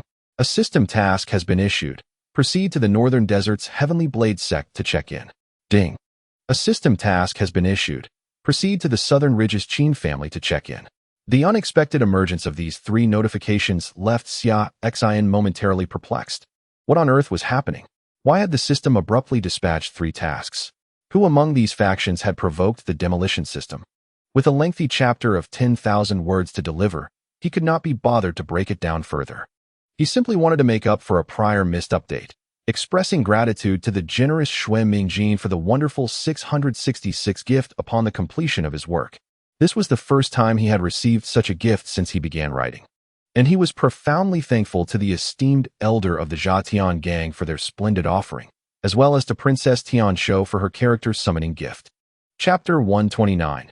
Bringing warmth to the 10,000 Demon Hall, the Divine Fist sect in the western region, the Heavenly Blade sect in the northern desert, and the Qin family in the southern ridge.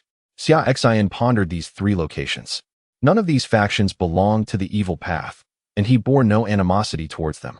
Why then had the system suddenly assigned him such tasks? Xia Xin understood the nature of the system well. It would not issue demolition tasks unless these individuals posed a threat to him. This was quite intriguing. Nevertheless, he resolved to investigate further when the time came. After all, it was merely a check-in. Should he discover anything amiss with these 3 factions, he could always implement his demolition plan later. Perhaps the system had undergone a change, and the tasks it issued were no longer demolition-related, but rather simple check-in plans. One could never be certain. However, Xia Xin felt that the likelihood of these being demolition tasks was still quite high. Regardless of whether it was a demolition or merely a check-in, he was certain that rewards awaited him. With the addition of the 3 new tasks to the check-in task at the 10,000 Demon Hall, he now had a total of 4 tasks.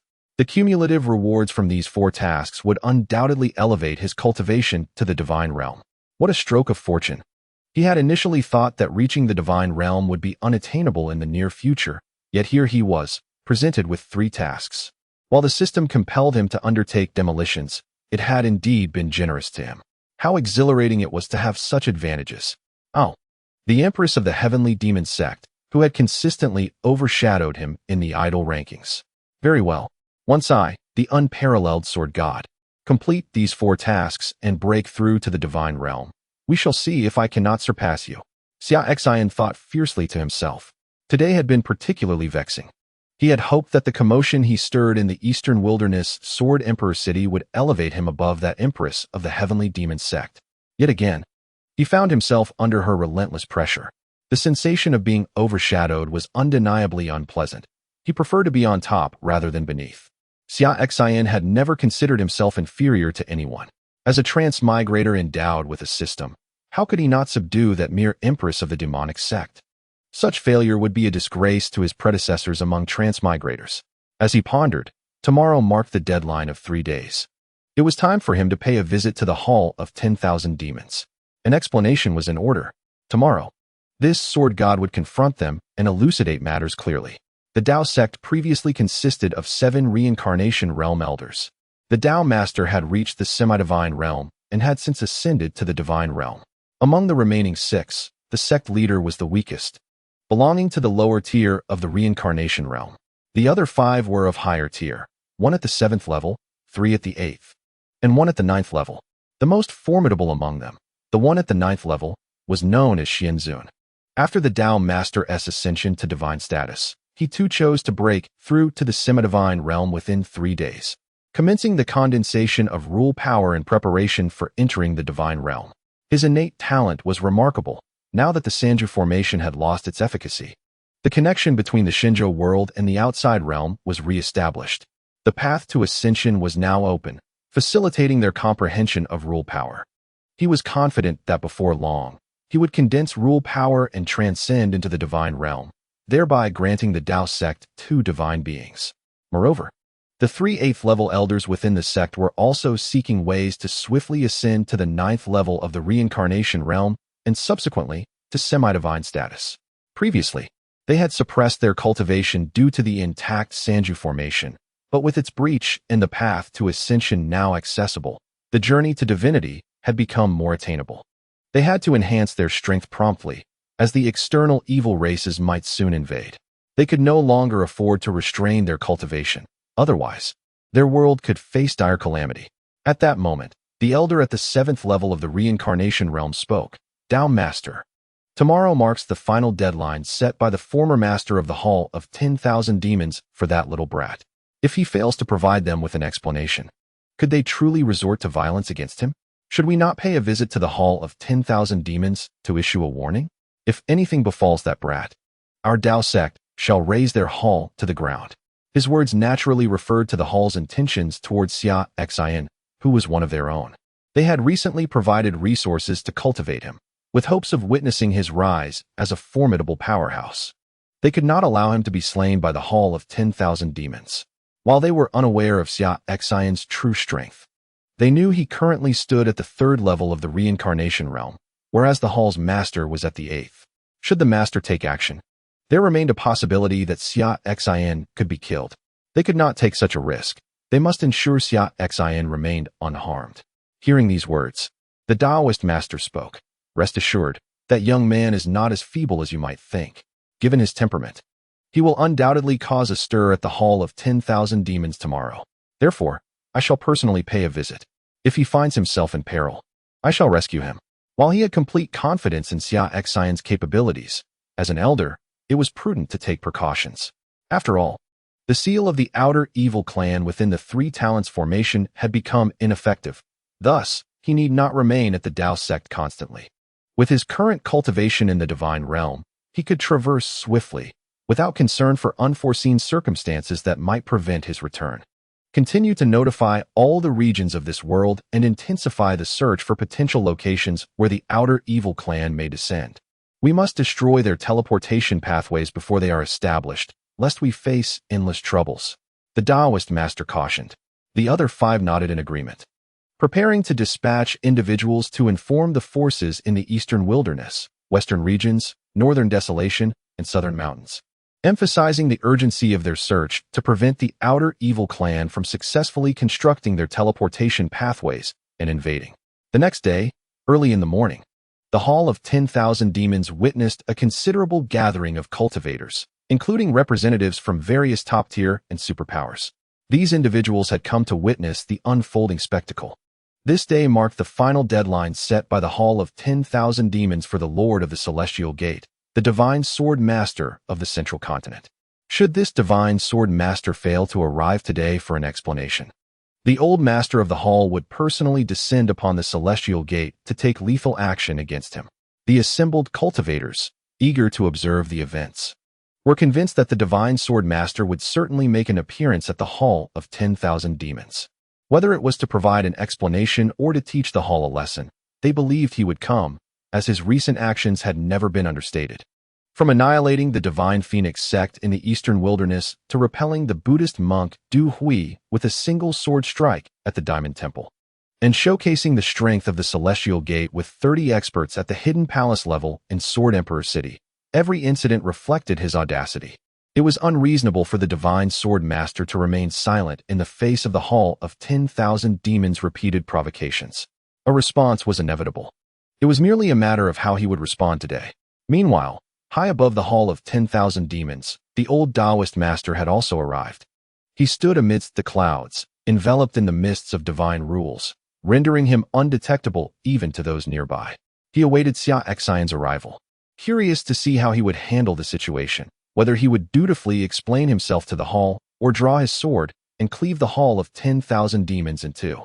Furthermore, the Taoist master was intrigued to see if Xia Xin possessed the strength to defeat the old master of the hall, who was at the 8th level of the reincarnation realm. After all, engaging in combat 5 minor realms above one's own against an opponent with similar capabilities was an exceedingly daunting task. In that moment, the old Taoist master felt a surge of anticipation. Xia Xin soared from the distant horizon, directly ascending to the skies above the 10,000 Demons Palace, where he came to a halt. Chapter 130. Which fool has disrupted the sealing array, compelling this sword deity to clean up his mess? Upon witnessing Xia Xin's arrival, the onlookers erupted with excitement. The sword deity of the divine continent has arrived. Furthermore, he has taken position directly above the 10,000 Demons Palace, seemingly showing no inclination to descend, indicating a readiness to take action without offering any explanations. Instantly, anticipation filled the air. The sword deity had never faltered in his endeavors, and it was well known that he only engaged in battles he was assured of winning. Was he preparing to confront the old palace master of the 10,000 Demons Palace, who possessed the formidable strength of the 8th level of the reincarnation realm? Amid the speculations and discussions of the crowd, Xia Xin paid them no heed. Instead, he focused on opening the sign-in panel to commence the check-in process. Prioritize the sign-in, then deal with the 10,000 Demons Palace. He silently urged the system within his mind. Ding! Congratulations to the host for successfully checking in at the 10,000 Demons Palace, completing the system task. Ding! Congratulations to the host for receiving a reward of 300 years of pure cultivation. Ding! Congratulations to the host for obtaining 1 divine servant pill. Ding! Congratulations to the host for acquiring 5 divine slave pills. Ding! Congratulations to the host for receiving the Eye of Breaking Evil. As the notification sounds concluded, the reward of 300 years of cultivation was instantly infused into Xia Xin's being, causing his realm to ascend rapidly. Reincarnation Realm, 4th level. Reincarnation Realm, 5th level. In the Reincarnation Realm, the 5 elemental forces operate within oneself, connecting with the celestial laws of the external world, ultimately coalescing into the power of these laws to attain divine status. The infusion of 300 years of pure cultivation allowed him to rise 2 levels in his realm. A smile crept across Xia Xin's lips. How delightful! achieving the 5th level of the reincarnation realm so swiftly. Moreover, the acquisition of 1 divine servant pill and 5 divine slave pills heralded the imminent addition of another master of the reincarnation realm and 5 experts of the concealed palace realm to the heavenly gate. With Fu Bo, Yun Po, and the other 7 divine servants, this would mark the 8th. Upon reaching the 5th level of the reincarnation realm, these 8 divine servants would stand as 8 formidable cultivators of the 4th level of the reincarnation realm. The number of divine slaves at the 5th level of the concealed palace realm would also reach 30, thereby solidifying the foundation of the heavenly gate to rival the 10 Demons Sect completely. Exhilarating. However, there existed a limitation with the divine servant and divine slave pills. They could only accompany his cultivation to the divine realm. Once Xia Xin attained the divine realm, their cultivation could no longer rise in tandem by merely a small or large level. Only through imparting new and powerful cultivation techniques could they elevate alongside Xia Xin's progress. Currently, Fu Bo and the other divine servants, as well as Xiao Yozi and the divine slaves, practiced the divine servant technique and the divine slave technique, both of which were divine tier methods. They could only support their advancement up to the divine realm. To transcend this limitation, one must possess a more potent technique. Xia Xin resolved to momentarily set aside this concern. The divine servant elixir and the divine slave elixir were bestowed by the system, along with the 2 divine level techniques. Perhaps in the future, as his cultivation reaches a realm beyond divinity, he could undertake certain sign-in tasks, which might grant him techniques that would enable Fu Bo and others to ascend to the divine realm as well. After all, the very names of divine servant and divine slave inherently restrict Fu Bo and the others to the pinnacle of the divine realm. As for the final reward, the Eye of Breaking Evil, it holds particular significance. This technique is specifically designed to combat the malevolent extraterrestrial races, as per the system's description. With the possession of the Eye of Breaking Evil, Xia Xin could effortlessly see through the disguises of these sinister beings, as well as those cultivators who had fallen victim to their insidious control. It can be said that with this ability, the malevolent extraterrestrial races would find no sanctuary before him. Xia Xin found himself perplexed as to why the system had suddenly endowed him with this technique. According to his understanding of the system, it would never grant him anything without reason. Throughout his journey, whether it was the divine servant elixir, the divine slave elixir, or the innate Tao body sacred fetus technique, all had been essential to his progress. Thus, the provision of the Eye of Breaking Evil carried profound implications.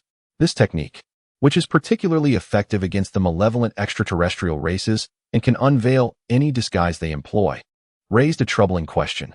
Could it be that these sinister beings have infiltrated this realm once more? Xia Xin was aware that this world had been invaded by the extraterrestrial malevolence millennia ago, and even now, the Tao sect still maintains sealing formations against such entities. Suddenly, Xia Xin recalled the 3 consecutive tasks issued by the system: signing in at the Divine Fist sect in the western regions, signing in at the Northern Desert Heavenly Blade sect, and signing in at the Qin family of the Southern Ridge. Could it be that these tasks are related? The thought sent chills down his spine. If an invasion by the extraterrestrial races was indeed afoot, he must take it seriously. It is imperative that during his sign-ins at those 3 locations, he employs the Eye of Breaking Evil to conduct thorough inspections for any signs of extraterrestrial presence. Should they be found, he must not allow them to escape, for if the extraterrestrial malevolence were to invade, it would spell disaster for the myriad of living beings in this realm. At the same time, Xia Xin pondered the existence of specific sealing formations designed to counter the extraterrestrial races within the realm. What could possibly be amiss that they would still contemplate an invasion? Had some fool inadvertently compromised these formations, thus inviting the extraterrestrial threat anew? Truly, it is a case of incompetence leading to calamity, and now they must bear the consequences of such folly. Meanwhile, at the prince's manor, Ji Ruo suddenly sneezed. Observing this, Tong Lao inquired, "My lord, has something occurred?" Upon reaching such a realm, the common cold becomes an impossibility. A sudden sneeze likely signifies an impending event or the longing of someone for her. "It's nothing," Ji Ruo said, believing it to be an indication that her husband was thinking of her. Speaking of which, calculating the time, her husband must once again be masquerading as the unparalleled sword god, seeking trouble at the demon palace. Ji Ruo addressed Tong Lao. You must immediately proceed to the Heavenly Demon Sect. If anyone from the Demon Palace comes seeking assistance, do not pay them any heed. Let them depart. Her husband's foes were hers as well. This matter involved the demonic path, and as the leader of the demonic faction, it would be inappropriate for her to take action against the Demon Palace. At worst, she could simply refrain from aiding her husband. However, it was inconceivable that the Demon Palace would come to her for help against him. Understood, my lord, Tong Lao nodded, promptly turning to exit the prince's residence. Hurrying back to the Heavenly Demon Sect, she grasped her lord's intent. It seemed he did not intend to intervene in the conflict between the legendary sword god of the Heavenly Gate and the Demon Palace. Meanwhile, above the Demon Palace, Xia Xin drew the Chi sword from his back, prepared to commence. However, he did not intend to annihilate the Demon Palace entirely. The repeated provocations from the Demon Palace had compelled him to explain himself, threatening him with death should he remain silent. Though the Demon Palace treated him with malice, he was not one to revel in bloodshed.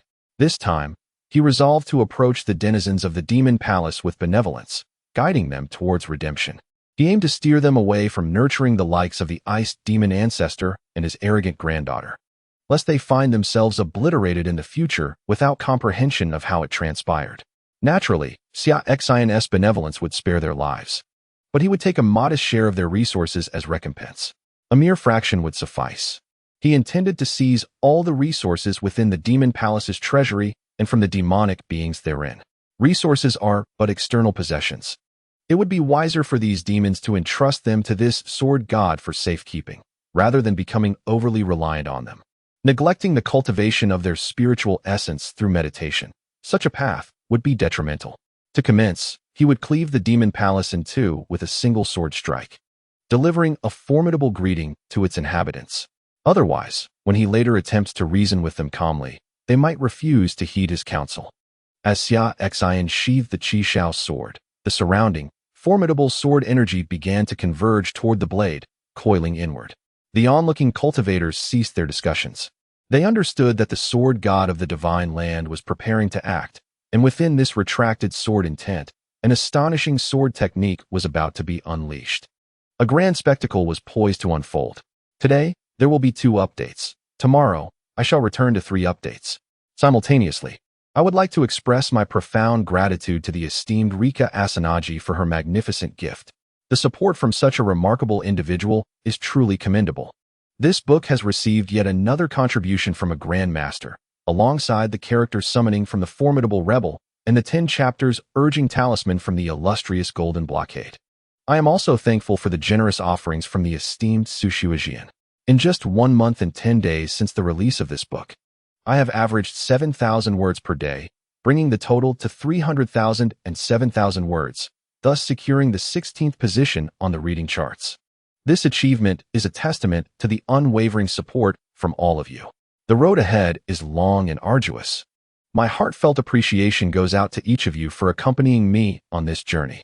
On February 11th, 2022, in Guizhou, Tong Yuan, present chapter 131, the unparalleled sword god, at the 5th level of the reincarnation realm, can slay gods. With a resounding cry, Xia Xin drew his sword and struck down. Instantly, the converging sword aura surged forth like a radiant rainbow piercing the sun, akin to a celestial river cascading to the earth, landing upon the domain of the 10,000 Demons Palace. The protective formation of the palace was capable of withstanding attacks from the reincarnation realm. However, Xia Xin's strike, akin to an assault from the 9th level of the reincarnation realm, rendered it utterly insufficient. In but a fleeting moment, his sword energy cleaved through, shattering the defenses with a thunderous roar.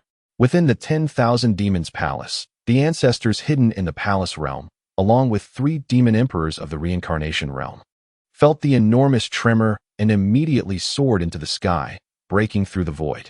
They beheld Xia Xin's sword technique descending from the heavens, striking directly at the cluster of palatial structures, cleaving from the center with a single stroke.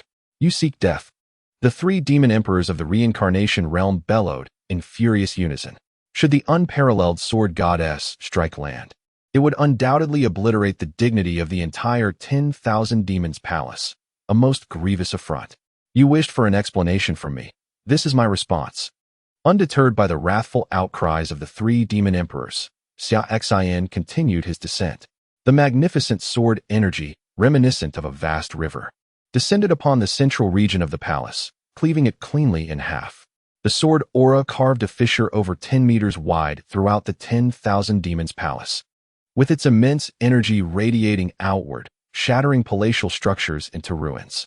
Remarkably, the dispersing sword energy seemed almost sentient, targeting only the palaces while sparing the practitioners and treasure stores of the 10,000 demons' palace. Only the feeble demonic cultivators caught in the heart of the sword's torrent, unable to flee, met their demise. This spectacle astounded all present cultivators. The unparalleled sword god was indeed formidable. With this strike, a state of irreconcilable conflict with the 10,000 demons' palace seemed inevitable. They had envisioned that the unparalleled sword god, having faced provocation from the palace numerous times, might merely create minor disturbances today to assert his stance. Yet, they never anticipated such audacity. He obliterated the 10,000 demons' palace with a single stroke. Now, regardless of whether the iced demon ancestor's demise was at his hands, the palace would not let him escape unscathed. Ah, what a spirited young man. Truly, I have high hopes for you. Regardless of the outcome of the impending battle, your temperament is indeed commendable. Above the clouds, the venerable Taoist, stirred by Xia Xin's sword strike, murmured to himself. Meanwhile, in the area of the 10,000 demons hall, all demonic cultivators above the sea transformation realm hovered in midair, thousands strong, confronting Xia Xin. At the forefront stood the old master of the 10,000 demons hall, accompanied by 2 reincarnation realm demon emperors and nearly 20 ancestors of the concealed palace realm, all gazing at Xia Xin with murderous intent.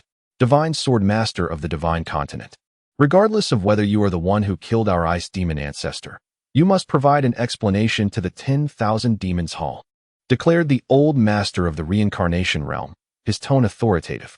However, in response to his words, Xia Xin merely shook his head and replied, "There is no need for speculation. The ice demon ancestor of your hall is indeed slain by my hand.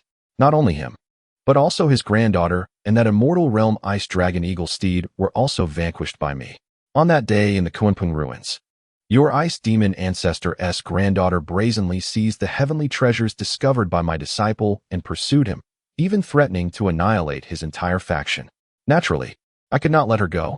The ice demon ancestor, upon learning that I had slain his granddaughter, sought to kill me, only to meet his own demise instead. Thus, I take full responsibility for the deed. There is nothing to conceal." Xia Xin asserted. If the events were to unfold anew today, I would still strike without hesitation. As for the explanation you seek, that previous sword strike serves as my answer. He spoke with calm assurance. If you disagree, come forth to battle. Xia Xin's voice resounded throughout the entire 10,000 demons hall area, ensuring that all present could hear him clearly. Everyone was astonished to learn that the events had transpired in such a manner. In light of this, the Swordmaster's act of slaying the Ice Demon Ancestor seemed entirely justifiable. Many present were aware of the Ice Demon Ancestor's granddaughter's arrogance, as she had disregarded everyone. Who would have thought that she would ultimately clash with this unparalleled Swordmaster? It seems her fate was sealed, having provoked the Divine Swordmaster. In her reckless pursuit of seizing resources from his disciples, she had dared to threaten others and vowed to extinguish their backing. If not for her, who else would have faced such retribution? The demonic figures of the 10,000 demons hall wore grim expressions, as they had not expected the cause and effect of the situation to be so dire. Previously, they had only speculated that this extraordinary sword master had slain the Ice Demon Ancestor, without understanding the motives, merely pondering whether it was due to his granddaughter's offense. Yet, the truth had indeed emerged. Previously, they had indulged the Ice Demon Ancestor's granddaughter too much, allowing her to bring about such calamity. However, now that the events had unfolded, further discussion served no purpose, since it is this unparalleled sword god who has taken a life, and today he has come to provoke. Let us bring this matter to a close. The demonic path reveres the law of the strong, emphasizing survival of the fittest. There is no pretense, no affectation. Decisive in killing, regardless of your grand reasons, you have taken a life, and an irreconcilable conflict has arisen. Henceforth, let strength speak. At this juncture, further words are futile. Since you are the one who has committed the act, and today you dare to invade my sect, then let your life be forfeit here. The old master of the 10,000 Demons Hall declared. Then come and test your mettle. Xia Xin replied coolly, while divine sword lights began to converge around him. The old master of the 10,000 Demons Hall, though merely at the 8th level of the reincarnation realm, possessed an unknown depth of combat power. Thus, Xia Xin resolved not to employ other sword techniques. Instead, he prepared to wield one of his most formidable sword arts, the 3 sacred swords. Currently, the most potent techniques at his disposal were the 3 sacred swords and the divine sword cultivation technique. Since his last emergence from the Kunpeng ruins, he had continued to refine his sword, utilizing the forbidden sword path power of the Primordial Sword Body, complemented by the nurturing of his sword heart. The sword he had cultivated was nothing short of extraordinary. With his current 5th level of the reincarnation realm, even ordinary low-tier divine realm experts would be no match for him. With the divine sword cultivation technique, a single strike could obliterate them. The 3 sacred swords, designed for use by those of the sage realm, inherently possessed the power of the laws. This law power transcends mere rules, being the hallmark of sage-level strength. Mastering this power allows one to enact laws with but a thought, and words become law. However, given Xia Xin's current strength, he could only barely execute the first sword of the 3 sacred swords, unable to unleash its full potential, merely 10% of its might. Xia Xin estimated that he would need to reach the divine realm to fully harness the power of this strike. Nevertheless, even at 10% potency, bolstered by his sword heart and divine sword intent, in conjunction with the primordial sword body, this strike could possess the capability to slay low-tier divine realm foes. With the 5th level of the reincarnation realm, he bore the strength to vanquish low-tier divine realm adversaries. Would you not tremble at such prowess? Chapter 132, Sacred Sword Technique. Divine realm power. As Xia Xin began to gather his sword intent, preparing to unleash a formidable sword strike, the old master of the 10,000 Demons Hall narrowed his eyes. Having lived for tens of thousands of years, a contemporary of the Tao Sovereign, he discerned the nature of Xia Xin's impending technique. This unparalleled sword god was about to execute a strike of immense strength. It was likely the very technique he had cultivated within the Kunpeng ruins, a strike capable of cleaving through the myriad laws of the tower. It was rumored that this move was invincible beneath the divine realm. Although he remained unaware of how this legendary sword master from the divine land could cultivate such a formidable sword in such a short span of time, he did not allow himself to grow complacent. The 3 of us would strike together to eliminate him. He directly summoned the 2 reincarnation realm demon emperors from the Hall of 10,000 Demons, preparing to confront Xia Xin collectively. At this juncture, considerations of face were of no consequence. It was essential to engage in a 3-on-1 battle. The adversary had already come to their doorstep, exhibiting overwhelming strength, and failure to defeat him would likely spell doom for the Hall of 10,000 Demons.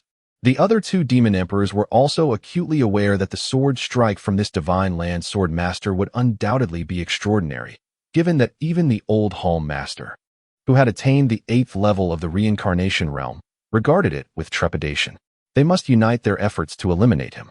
Observing the 3 demon emperors preparing to besiege the divine land sword master, the surrounding cultivators felt a wave of disdain wash over them. However, at such a critical moment, concerns about dignity seemed trivial to the Hall of 10,000 Demons. The priority was to neutralize this unparalleled sword master. Otherwise, should they allow the old hall master to confront him alone and suffer defeat, the remaining 2 would find themselves outmatched even in collaboration.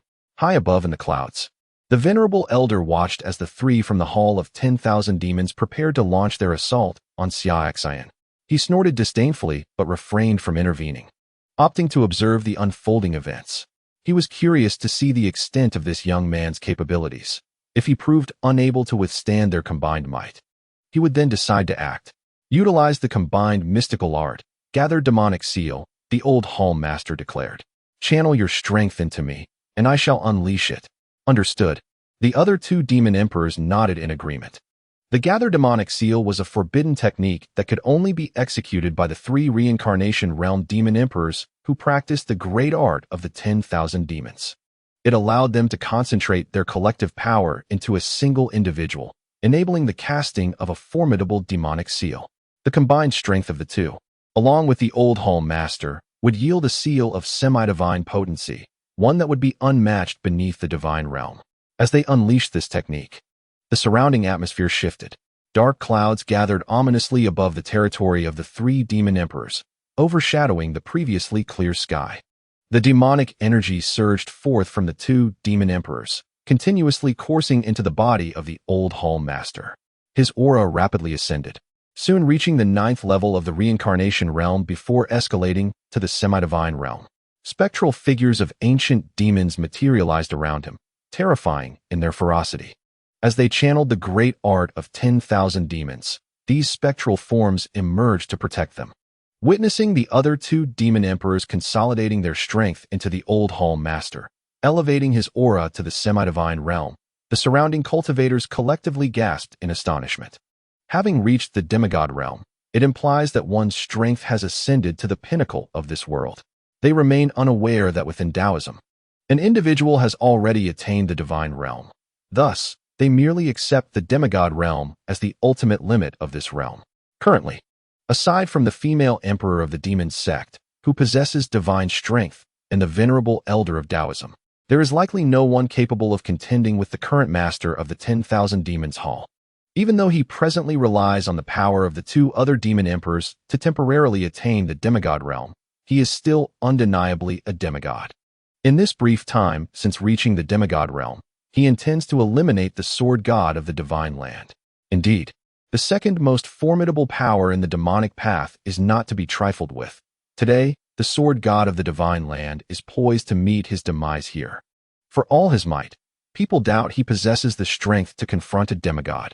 Meanwhile, countless demon cultivators from the 10,000 Demons Hall witness their master's aura soaring to the demigod realm and are filled with unparalleled excitement. This time, the sword god of the divine land is surely doomed. Your arrogance ends today. The two demon emperors of the 10,000 Demons Hall, standing behind, summon 5 Tao palaces and 5 hidden gods, encircling them. They employ the art of demonic convergence, ensuring their safety. Otherwise, this forbidden divine technique could be forcibly interrupted. An unending stream of demonic energy flows from the two emperors into the master, who begins to form hand seals, with demonic runes swirling around him, gathering demonic energy. A large square demonic seal coalesces before him, shrouded in black demonic energy, as runes are imprinted upon it. The seal radiates a brilliant light, resembling a black sun in the sky, emanating boundless demonic might. The surrounding cultivators turn pale, trembling with primal fear. Even the venerable elder above in the clouds furrows his brow upon witnessing the instant the demonic seal is formed. This technique seems anything but simple. Can this young man withstand it? However, upon witnessing this scene, Xia Xin displays a look of disdain. The sword intent of the Qishao sword has reached a terrifying level, capable of forcibly executing the first sword of the 3 sacred swords by harnessing the divine sword intent in conjunction with the primordial sword body and sword heart. The first sword of the 3 sacred swords embodies the rules of the divine realm, and thus can only be invoked with divine sword intent. Only through the combined force of the primordial forbidden power of the primordial sword body can it be forcibly unleashed. Otherwise, with his cultivation at the 5th level of the reincarnation realm, he could not possibly execute this sword. Xia Xin raises the Qishao sword high, the unique sacred aura of the sage realm's swordsmanship radiating outward, merging with the divine sword intent gathering around him, transforming into strands of the power of sword path rules. The moment the power of sword path rules coalesces, the entire sky erupts in a roar, and sword energy sweeps outward in a tempest. All the sword practitioners present, feeling the power of the divine realm's rules of the sword, could not help but kneel before Xia Xin, who held the Qishao sword aloft in the air. At this moment, Xia Xin, having harnessed the power of the divine realm's rules, transformed into a true sword god, a formidable being in the realm of swordsmanship. Before him, all sword practitioners felt an irresistible urge to kneel in submission. The power of the rules, which could only be condensed by those of the divine realm, seemed impossible for him to possess. How could he possibly wield such divine strength? Xia Xin's manifestation of the divine realm's rules left all practitioners at the Hall of 10,000 Demons utterly astounded. To condense the rules of the sword's divine realm was tantamount to possessing the strength of the divine realm itself. Their former Hall Master, despite gathering the strength of 3 individuals, had only achieved a semi-divine state. How could they possibly contend with this? Is this not too excessive? This sword god, is he even human? At the 5th level of reincarnation, he astonishingly possesses the strength of the divine realm. It feels as though he has gained an extraordinary advantage. Chapter 133. The first clash of divine realm power in the lower realm. What a remarkable young man. Truly impressive. You have brought honor to our Dao sect. The Dao sovereign exclaimed in astonishment upon witnessing Xia Xin's display of divine strength. Indeed, the waves of the Yangtze River pushed the previous waves forward.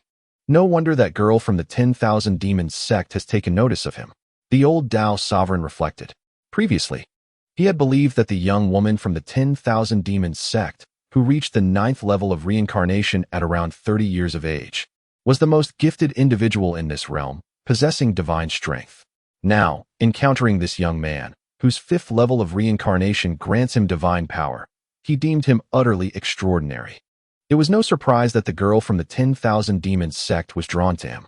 Initially, he thought that this young rascal was merely skilled at charming women. But now it was evident that they shared a deep connection.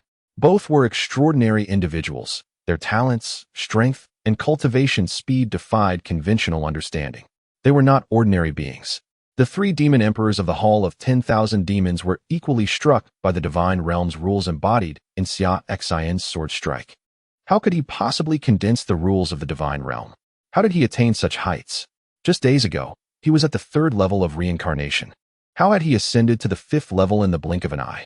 Who could provide an explanation for this phenomenon? This was beyond comprehension. It was said that at the 3rd level of reincarnation, one could rival those of higher realms, and yet he now possessed the strength of the divine realm. Who would not be bewildered? The surrounding practitioners began to understand. They finally grasped why this sword god from the central continent dared to single-handedly confront the Hall of 10,000 Demons.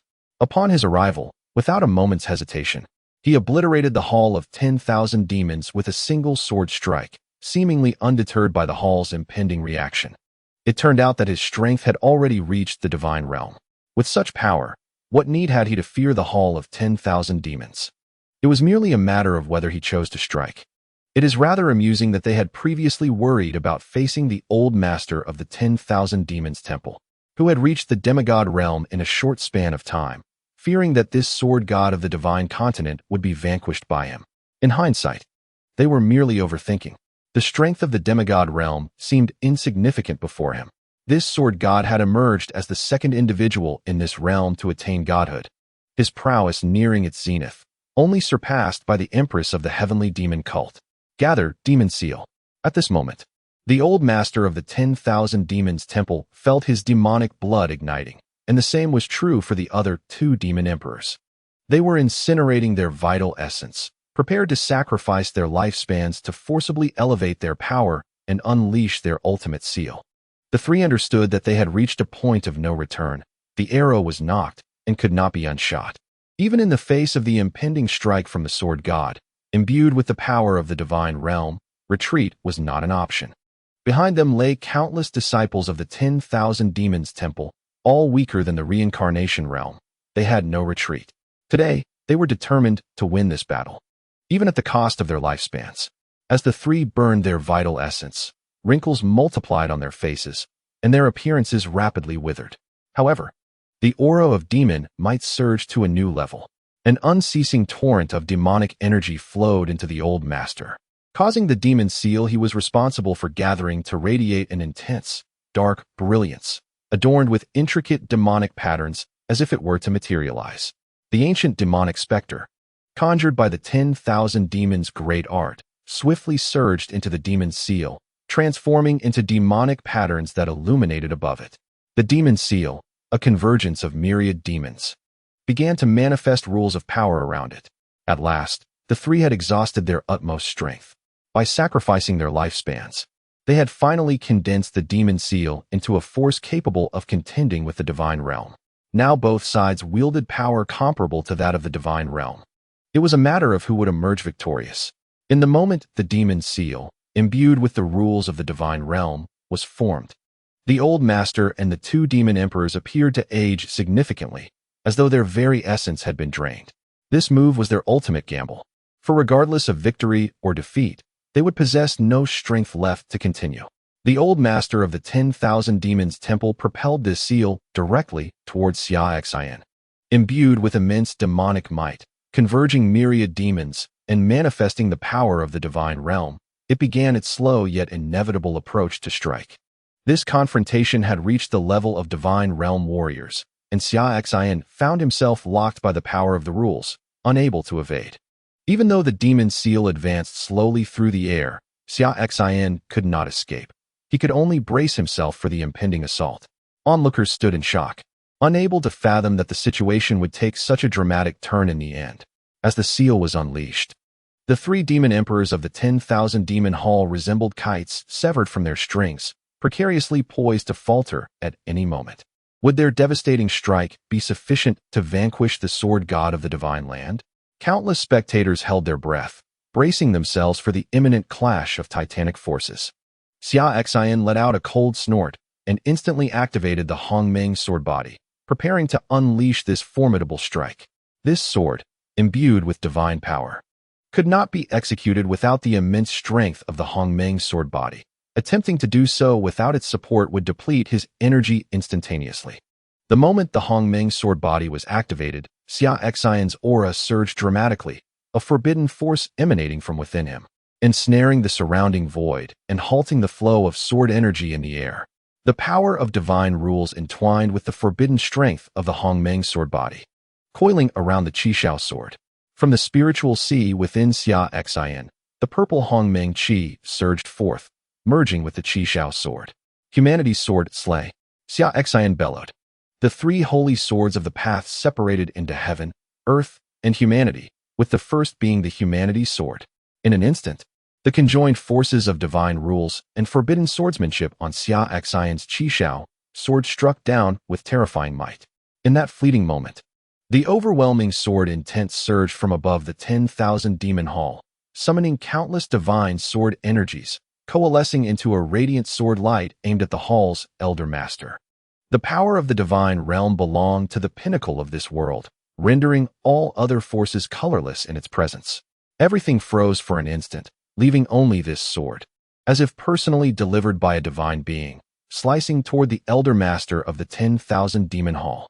At this moment, every person present, be they from the 10,000 Demon Hall, spectators come to witness, or the elder Taoist above the clouds, held their breath.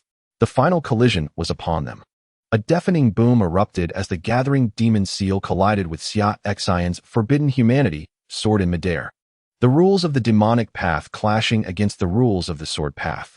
Clearly, Xia Xin's sword path rules were superior, as the demonic rules of the gathering demon seal were only feebly coalesced through the efforts of the three demon emperors, merely grazing the threshold of the divine realm.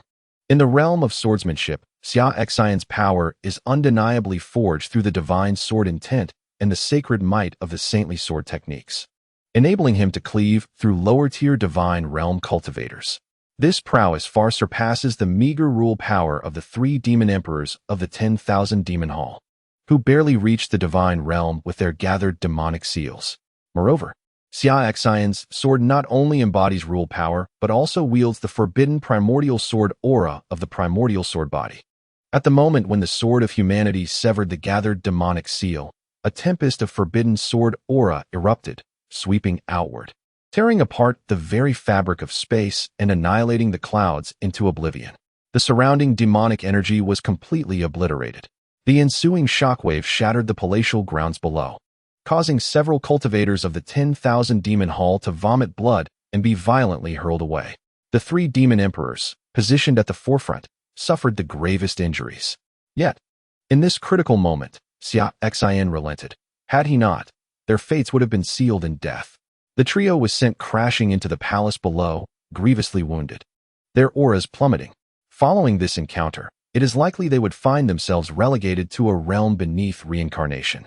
This spectacle astonished all present, affirming that this unparalleled sword deity was indeed superior. The formidable seal conjured by the three demon emperors, at the cost of their own cultivation, proved futile against this extraordinary sword deity. In this world, it seems only the Empress of the Celestial Demon Sect could rival such a transcendent figure. The elder Taoist above the clouds nodded in approval, recognizing the strength demonstrated. Within the lower echelons of the divine realm, it was indeed formidable. It appears this young man is capable of standing on his own. Perhaps, in the forthcoming invasion of the outer evil races, he might play a pivotal role, delivering an unexpected surprise to the adversaries. At this moment, the demon cultivators within the 10,000 demon hall gazed up at Xia Xin with palpable fear. Their 3 venerable demon emperors had been defeated. Given the prior intentions of the 10,000 demon hall to eliminate Xia Xin, would he show them mercy? The demonic path emphasizes eradicating root causes, often leading to the total annihilation of one's enemies. They could not fathom that, having reached this critical juncture, Xia Xin would consider sparing them. They were consumed by dread, contemplating what would become of them if Xia Xin chose not to show clemency. For even the combined forces of the remaining members of the 10,000 Demon Hall would not suffice against him. However, hovering above the 10,000 Demon Hall, Xia Xin calmly spoke, "There is no need for such fear. Though you may lack compassion, this sword deity shall not act unjustly, while others may bring malevolence. I choose to enlighten with benevolence. You are to surrender all your resources and the entirety of your treasures from the 10,000 Demon Hall's vault to this sword deity, and this matter shall be considered resolved. Today, I shall spare you," Xia Xin declared. At this juncture, there are few who, like me, treat this world with kindness. In the Hall of Myriad Demons, the onlookers, simultaneously reflecting on the recent actions of the Heavenly Gate, noted that they had either been seizing resources from the nefarious factions throughout the land or engaging in wagers within the Eastern Wilderness Sword Emperor City, acquiring vast amounts of resources from countless cultivators. Could it be that the Heavenly Gate was in dire need of resources?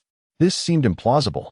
As a newly established superpower, the Heavenly Gate lacked disciples, and its headquarters was still under construction. What could they possibly do with such a plethora of resources? The crowd was perplexed.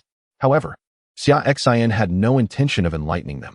The purpose of amassing such resources was, of course, to nurture his precious offspring, ensuring a solid foundation for them, so that upon their emergence, they would utterly surpass their peers. Upon realizing that Xia Xin was willing to grant them a chance at survival, the myriad demons displayed expressions of joy, eagerly presenting their resources to him. Although parting with all their possessions caused them some reluctance, these were mere trifles compared to the value of their lives. Material belongings could be replenished, but once life was lost, it was truly irretrievable. As they offered their resources, including their spatial rings, to Xia Xin, he nodded with satisfaction. If only they had acted sooner. He was a reasonable individual. Had they presented their offerings earlier, perhaps their 3 elder demon emperors would have escaped injury. It was truly exasperating to be compelled to take action. Once the myriad demons had surrendered all their resources, including those from the treasury of the Hall of Myriad Demons, Xia Xin nodded in contentment and took flight, departing without hesitation. After his plunder, the remaining demons were left with little more than their undergarments. The total resources amassed were astonishing, enough to allow him to concoct the innate divine liquid for a full month for his beloved. This was somewhat terrifying, equating to the total resources that any major faction of the Eastern Wilderness, Northern Desert, or Southern Ridge could provide. Were the demonic forces truly this affluent? They surpassed the wealth of the nefarious factions by a considerable margin. However, this seemed logical. Demonic forces often engaged in extermination, seizing all resources from those they vanquished, thus accumulating great wealth. If a second-ranking demonic force could be so prosperous, one could only imagine the riches of the first-ranking force, the Heavenly Demon Sect. Suddenly, a bold thought crossed Xia Xin's mind, but was swiftly dismissed. The Heavenly Demon Sect was aligned with his beloved, representing her familial power, and he maintained a cordial relationship with the 8 demons of the sect. They were indeed agreeable companions. When I first heard that he intended to cultivate resources for his child, without hesitation, he devoted all the resources he possessed that could be of use to him. Such sincerity. If he were to covet the resources of the Heavenly Demon Sect, that would be rather unreasonable. Not only the Heavenly Demon Sect, but he has no intention of encroaching upon the resources of any faction, be it righteous or demonic, as long as they do not provoke him first. Nurturing a child is indeed vital. However, one must not abandon principles for the sake of resources. In life, one must invariably maintain their own boundaries. Without boundaries, without personal convictions, what meaning remains in existence? If my worldview is askew, the child I raise will not possess a noble character either. As for Xia Xin's future plans to traverse to other realms and engage in fishing for law enforcement, that does not constitute a flawed worldview. When he produces the Kuanpung's precious bone, should others attempt to seize it, if he is weak, he would undoubtedly perish. If he is strong, he can retaliate. Those who harbor the intent to seize another's belongings, without any grievance or enmity, must be prepared for the possibility of being robbed in return. As chapter 135 unfolds, as soon as Xia Xin departed, the three ancient demon emperors of the 10,000 Demon Palace were assisted by numerous elders from the concealed palace realm to begin their healing. Palace Master, should we seek aid from the heavenly Demon Sect and request their assistance? One elder from the concealed palace realm inquired. However, the Palace Master of the 10,000 Demon Palace shook his head and replied, there is no need. This unparalleled sword god has already reached the low tier of the divine realm, likely on par with the female emperor of the heavenly Demon Sect. We are not closely connected to them. We merely share a nominal affiliation with the demonic forces. This exceptional sword god has not sought our complete destruction. He has merely taken our resources. The heavenly Demon Sect will not hold a grudge against him for this.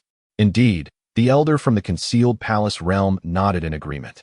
Realizing that the heavenly Demon Sect would not mobilize the entire sect to confront this unparalleled sword god over such a trivial matter.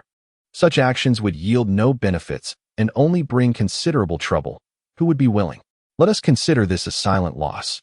Henceforth, the disciples we control in the palace must refrain from provoking the heavenly gate. It is no easy task to preserve even a small amount of resources.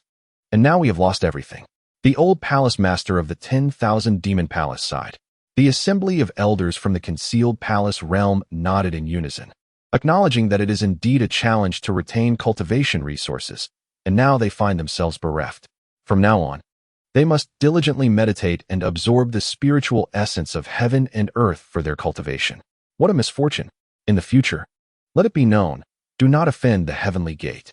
Of course, if your faction possesses ample resources, you may attempt to test the waters and see if they dare to seize from you.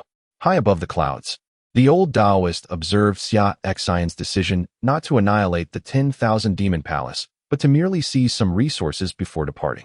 He felt quite satisfied with Xia Xin's handling of the situation.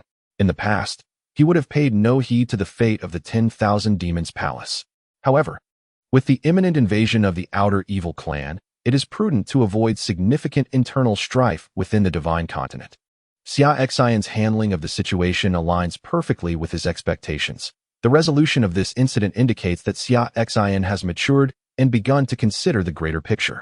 No longer does he resort to the extreme measures of annihilation as he once did, which brings him great comfort. Dao Zun turned around, joyfully returning to the Dao sect. This young man now exhibits strength at the divine realm, alleviating any concerns he may have had for his future. Given the potential of this lad, he might even succeed him in safeguarding this realm. As the outer evil clan prepares to invade, this young man is certain to deliver a surprise to them. Indeed, if Xia Xin were present, he would undoubtedly find Dao Zun's thoughts superfluous. Why? He currently possesses the cultivation of the 5th layer of the reincarnation realm and has 3 remaining tasks to complete. These tasks are sufficient to elevate his cultivation to the divine realm, and once he attains divine status, Fu Bo and the others will surely follow suit. At that point, with nearly 10 individuals at the divine realm within the heavenly gate, what fear would they have of the outer evil clan?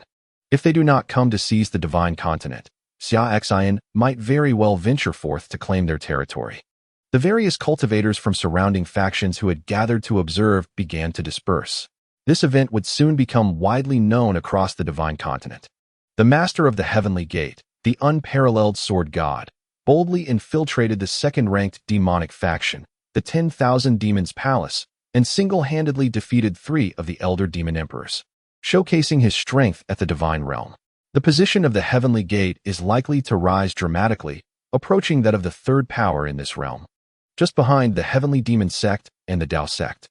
Upon returning to the prince's mansion, Xia Xin resumed his routine of guiding Lin Hor and Xia Xiaoxiao in their training. In recent times, Linhor had absorbed the phoenix bloodline power that Xia Xin had sealed within her, and with the sea spirit fruit that Xia Xiao had gifted her, she consumed one to elevate her cultivation. Her strength has now reached the 8th layer of the sea transformation realm, bringing her close to the 9th layer. As for her swordsmanship, she has achieved perfection in the separation of sword chi, and the next step is to condense her sword intent. After consuming the sword heart fruit provided by Xia Xin, she has birthed a sword heart, which greatly aids her comprehension of the sword path. It is believed that she will soon grasp the essence of sword intent, a level attainable only by those who reach the primordial realm in sword cultivation, significantly enhancing her strength. As for Xia Xiao, shortly after exiting the Kunpeng ruins, Xia Xin had given her a sword heart fruit for refinement, in addition to her own sea spirit fruit. Now, her cultivation has progressed to the 4th layer of the sea transformation realm. After consuming the sword heart fruit, she gave birth to a sword heart, significantly enhancing her swordsmanship to the level of sword chi leaving the body, a realm attainable only by immortal realm sword cultivators. This brought her immense joy. Furthermore, her dual pupils had awakened, and in terms of innate talent, she surpassed Linhor, suggesting that her future accomplishments could very well eclipse those of Linhor, unless Linhor could further elevate her phoenix bloodline to a higher level. Her future achievements would remain inferior to Xia Xiao's. Currently, Xia Xin focused on solidifying the foundation of both individuals, as their cultivation had progressed too rapidly during this period. For them, advancing their cultivation was no longer the primary concern. Rather, the emphasis lay on refining their foundational skills. On this particular day, it had been a day since Xia Xin returned from the 10,000 Demon Palace to the prince's mansion. That evening, when Xia Xin prepared another bowl of innate divine liquid for Ji Ruer, she consumed it and effortlessly broke through to the divine realm. However, she cleverly concealed her aura with a secret technique, continuing to amass her strength unnoticed, possessing a method to conceal her cultivation even upon reaching the divine realm. She could remain in the lower realm and continue to enhance her abilities without ascending. Her husband's remarkable nurturing method provided her with such immense energy that she intended to make the most of it. Additionally, the mystery and power of her husband instilled a sense of urgency within her. She needed to expedite her cultivation. The speed at which her husband progressed was extraordinarily abnormal, inducing pressure even on her, a reincarnated empress. Returning from a trip to the eastern wilderness Sword Emperor City, he had elevated his cultivation by 2 levels. And after another visit to the 10,000 Demon Palace, he achieved the same feat. One couldn't help but wonder if this was daunting. Moreover, she noticed that when spending time with her husband, he rarely engaged in cultivation. This raised a question. How was her husband's cultivation advancing? She contemplated a possibility that he, like her, might be a reincarnated being, and not an ordinary one at that. He could be an existence stronger than the emperors of the upper realm, reincarnated into this world. It was unfathomable to achieve such progress otherwise, as she could not cultivate the elite experts of the heavenly gate at such an accelerated pace. She felt a growing pressure within her. Ji Ruer perceived her husband as a being stronger than herself. The realms of the upper world included the Divine Realm, Tao Fire Realm, Divine King Realm, Body Severing Realm, Sage Realm, Supreme Realm, Quasi-Emperor Realm, and Emperor Realm, along with the legendary Realm of Immortals. She was the pinnacle of combat power in the upper realm, a fully realized emperor. Yet, her husband surpassed her. She speculated that before his reincarnation, it is possible that my husband is a being who has reached the celestial realm as depicted in legends. Chapter 136, The Divine Fist Sect. The outer evil clan arises. The peerless sword deity brings warmth. The more she contemplated, the more plausible it seemed. After all, how could her husband possibly cultivate at such an extraordinary pace? If not for the celestial essence left from a previous life residing within him? According to legend, upon attaining the celestial realm, one can give birth to celestial essence within, which does not dissipate even through cycles of reincarnation. Thus, after rebirth, this celestial essence can facilitate a swift restoration of one's strength to that of their former life. With this thought, the rapid advancement of her husband's cultivation became comprehensible. Simultaneously, it elucidated how her husband could possess this unique prenatal secret technique, one that even she had never encountered in her past life. Furthermore, it clarified how her husband could swiftly nurture formidable experts for the heavenly gate. How astonishing that her husband is a reincarnated celestial, managing to conceal such a profound secret from her. Ji Ruer mused internally, yet she would never dare to inquire about this matter with her husband. This was undoubtedly a significant secret of his. If she were to approach him with such questions, whether he chose to respond or remain silent would be inappropriate. After all, it pertained to reincarnation, a subject she had never disclosed to him. Perhaps it was best to feign ignorance, just as she pretended not to know her husband's identity as the unparalleled sword deity. Nonetheless, she must secretly cultivate her own experts. While her husband nurtures the heavenly gate, she suspected he was gathering strength, likely anticipating formidable adversaries upon his return to the upper realm. Many reincarnate to escape enemies from their past. Her husband's reluctance to share his identity as a reincarnated celestial with her likely stemmed from a desire to protect her from potential upheaval, indicating the matter's significant implications. Consequently, he wished to spare her any worry. She resolved to assist her husband, possessing techniques and methods capable of swiftly cultivating demonic warriors. She could employ these strategies to elevate their prowess in tandem with her own. This method, known as the Demon Seed technique, was one she had mastered as a top expert of the upper realm, utilizing the most refined approach. It involved selecting a few individuals who were utterly loyal to her and implanting them with demon seeds, in conjunction with her own creation of the demon seed cultivation method. Those who received her demon seeds would become her loyal warriors, serving as guardians on the path of the demonic way. Their cultivation would rise in accordance with her own, yet their realms would forever be limited to one major level below hers. If her own cultivation stagnated, so too would theirs. Moreover, this technique, referred to as the 9 Demon Guardian technique, allowed her to plant demon seeds in only 9 individuals who were fiercely loyal to her, ensuring they would protect her as her devoted warriors. Thus, it explained why, despite the multitude of demonic leaders within the lower realms Demon Sect, she chose to cultivate only Tong Lao and the 8 demons, including the Hunyuan Demon Lord, in secret, the Elderly Lady and the Chaos Demon Lord, along with the 8 demons, were her chosen ones, destined to be the vessels for the demonic seeds she would plant, as well as the recipients of the 9 demonic guardian techniques. Previously, her ascent to the divine realm had prevented her from sowing these seeds. In that fleeting moment of planting the demonic seeds, the 9 individuals would instantly siphon vast amounts of her power, elevating their cultivation to a level just beneath her own. By one major realm, it was only with her current divine cultivation that she could ensure sufficient energy was available at the moment the seeds were sown, allowing the 9 to attain the first stage of the reincarnation realm. Once she had bestowed the demonic seeds upon the Elderly Lady and the others, their cultivation would reach that first stage, and their prowess would subsequently rise in tandem with hers. In the future, even when she ascended to the higher realms, she would have the strength of this faction to assist her husband. Moreover, with their cultivation elevated to just one major realm below hers, it would facilitate their service to her greatly. Otherwise, if any unwise forces were to offend her and her husband and sought to eradicate them, it would be rather awkward if her companions were too weak to take action. It wouldn't do for them to handle every matter personally. Furthermore, when her child was born, it would be necessary to arrange for some individuals to discreetly protect the child and assist with child rearing. One might wonder, would enlisting the Chaos Demon Lord and his companions to help raise her child lead to the emergence of a little demon lord?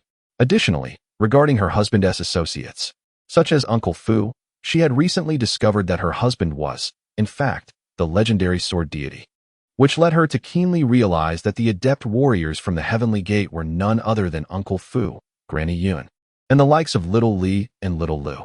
These individuals were currently engaged in activities against the nefarious forces, sending resources back to her husband daily. Speaking of which, when her child was born, her husband would surely have Uncle Fu and the others assist in child rearing. Given their personalities, would they end up leading her child astray, nurturing them into a formidable rogue? As this thought crossed her mind, Jirui felt a sense of foreboding. It seemed that the people around her and her husband were not exactly paragons of virtue. It wouldn't be accurate to label them as villains, but they were certainly not the most upright individuals, with their daily lives revolving around exterminating families or robbing others. How could her child possibly grow up untainted? It appeared that, in the future, she and her husband would need to take on the responsibility of raising their child themselves. Yet, upon reflection, it seemed they were not virtuous either. Their actions were no different from seeking vengeance or borrowing from others. Suddenly, Ji found herself in a strange predicament. It seemed that to ensure her child's healthy growth, perhaps the only solution would be to send the child to the Demon Sect. The individuals there, despite their occasional tempers, were largely principled and upright. In this world, should there be an invasion by external foes or a great calamity, the Demon Sect will undoubtedly rise to the occasion, assuming the role of protector for this realm. Thus, guiding one's children to be nurtured by the Demon Sect is indeed a commendable choice. It is certainly preferable to having them accompany their father and the likes of Fu Bo, or trailing behind the likes of the Primordial Demon Lord. Ji Ruer's thoughts meandered in this direction. However, Summer Xia Xin was not as contemplative. His mind was occupied with the tasks assigned by the system, pondering which of the 3 designated locations to check in at the following day.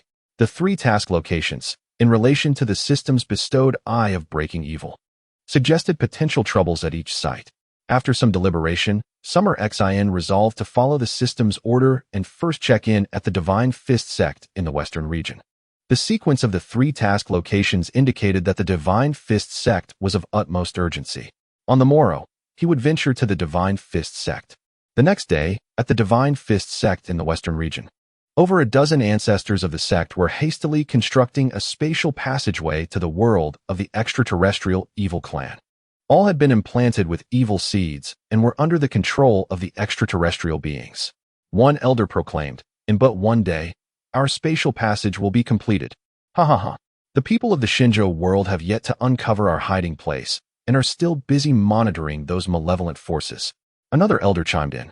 "These foolish cultivators of the Shinjo land will meet their demise once our plan is fulfilled and the 3 spatial passages are established."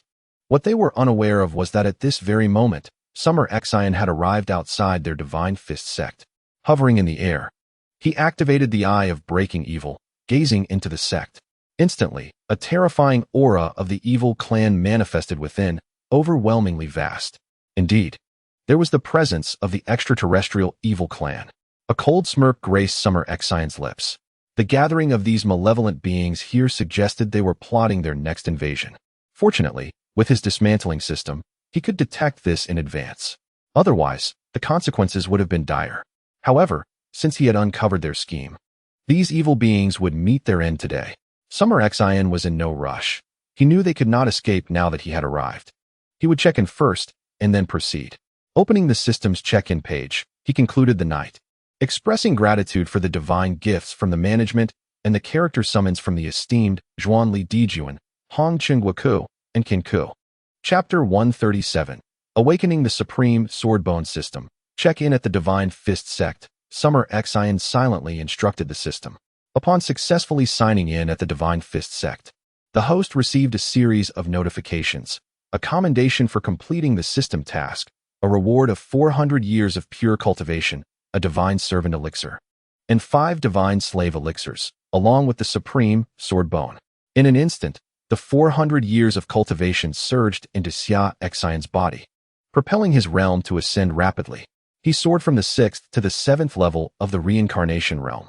This infusion of 4 centuries of refined essence allowed him to elevate his cultivation by 2 realms. Previously, 300 years of cultivation would typically yield an average increase of 2 realms. Thus, an additional 100 years resulting in the same elevation seemed reasonable. As one progresses further, the path to advancement becomes increasingly arduous, particularly in the higher echelons of the reincarnation realm, where additional cultivation is indeed necessary. Xia Xin mused that the system's demolition function must harbor some views on the otherworldly evil clans. The rewards granted to combat these foes appeared to be more plentiful than before, although he only ascended 2 realms this time. He had achieved the pinnacle of the 7th level of the reincarnation realm. With just a bit more cultivation, a breakthrough was imminent. Additionally, he had acquired a Divine Servant Elixir and 5 Divine Slave Elixirs. The Heavenly Gate was poised to welcome another adept of the reincarnation realm and 5 experts of the Concealed Palace realm, alongside the 8 Divine Servants, including Fu Bo and Yun Pu. This would mark the 9th, while the number of Divine Slaves reached 40. with 9 divine servants and 40 divine slaves. Xia Xin pondered whether future sign-ins would still yield such potent elixirs. Nevertheless, even if such rewards ceased, his current assembly would suffice. Gazing at the final reward, the Supreme Sword Bone, he recognized it as a formidable artifact akin to the ancient Supreme Bones. Perhaps due to his dedication to the sword path, the system had bestowed upon him this extraordinary boon. The Supreme Bone and the Zhongtong were both keys to transcending into powerful realms, their mysteries profound. The prospect of activating both simultaneously filled Xia Xin with exhilaration. Without hesitation, he commanded the system to fuse with the Supreme Sword Bone. His cultivation had reached the pinnacle of the 7th level of the reincarnation realm, and he was but a step away from the 8th. The fusion of the Supreme Sword Bone would surely propel him forward. With this enhancement, he would be well equipped to confront the impending threats posed by the otherworldly evil clans, even if formidable foes from their ranks were to arrive unexpectedly. In that fleeting moment of intent, the Supreme Sword Bone began merging with him, an immense power engulfing his being.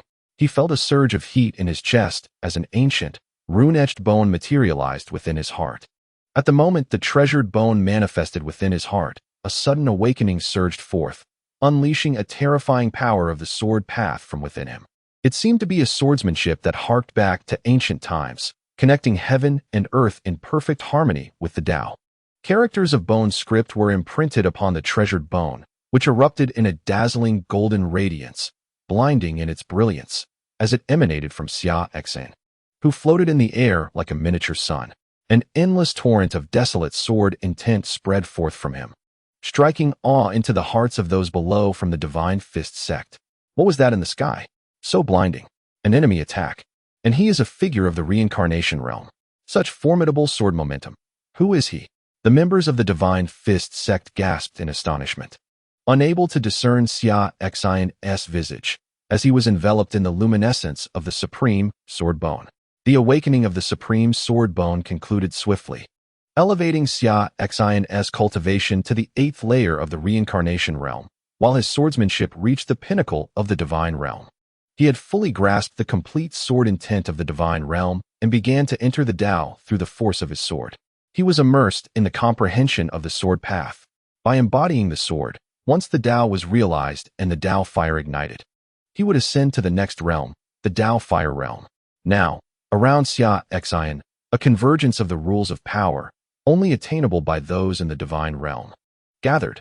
This was the power of the rules of the sword path. Xia Xin had previously underestimated the Supreme Sword Bone. From a combat perspective, the enhancement it provided to his battle prowess far exceeded that of the Heavy Eye.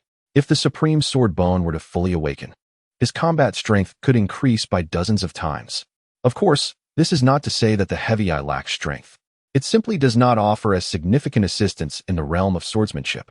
However, it greatly impacts other areas, such as comprehension and the transformation of his innate foundations. The Supreme Sword Bone is accompanied by a forbidden divine ability, one of tremendous power. So powerful, in fact, that even Xia Xin is unaware of its full potential. This divine ability is of a growth type, capable of supporting him in unleashing his strongest strike at any realm he attains. It can be said to surpass the divine sword cultivation technique and the saintly sword method he currently masters.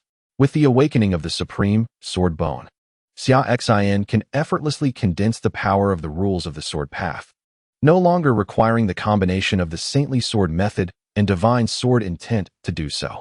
In other words, he can now unleash the attacks of a divine realm powerhouse with a mere wave of his hand. With the sword heart, sword body, and sword bone all now united, he possesses the Primordial Sword Body, the Supreme Sword Bone, and the translucent sword heart. It can be asserted that, in this world, including the higher realms, no one possesses better conditions for cultivating the Supreme Sword Path than he does. As the brilliance of the Supreme Sword Bone dissipated, the members of the Divine Fist sect finally beheld his true form, the sword god of the Divine Continent. During this period, they had dispatched individuals to monitor the happenings of the outside world, including the battle in the Eastern Desolation Sword Emperor City, where they had sent observers. Upon first encountering the visage of Xia Xin, recognition dawned instantly. An ominous premonition enveloped them. After all, the presence of this sword god who had suddenly arrived displaying the aura of the reincarnation realm, could hardly bode well. The purpose of the sword god's unexpected visit to the Divine Fist sect remained a mystery. At that moment, the sect master, accompanied by a dozen elders of the concealed palace realm, soared forth from the depths of the sect. With Xia Xin's presence, they ceased their construction of the teleportation array intended to connect to the malevolent realm beyond, eager to discern the sword god's intent before proceeding further. Completing the array would require another day's labor, and with Xia Xin's arrival, they could not risk discovery, lest disaster befall them. Nothing much. Merely checking if anyone here has been cursed by the evil clan from beyond, Xia Xin remarked nonchalantly.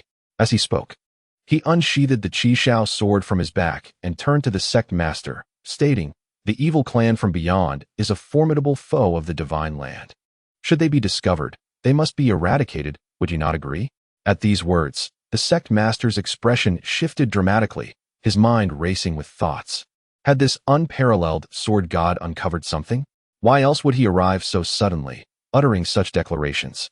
Yet, how could this be? Those who bore the curse had concealed their presence remarkably well. Even the Dao sect had not detected any flaws.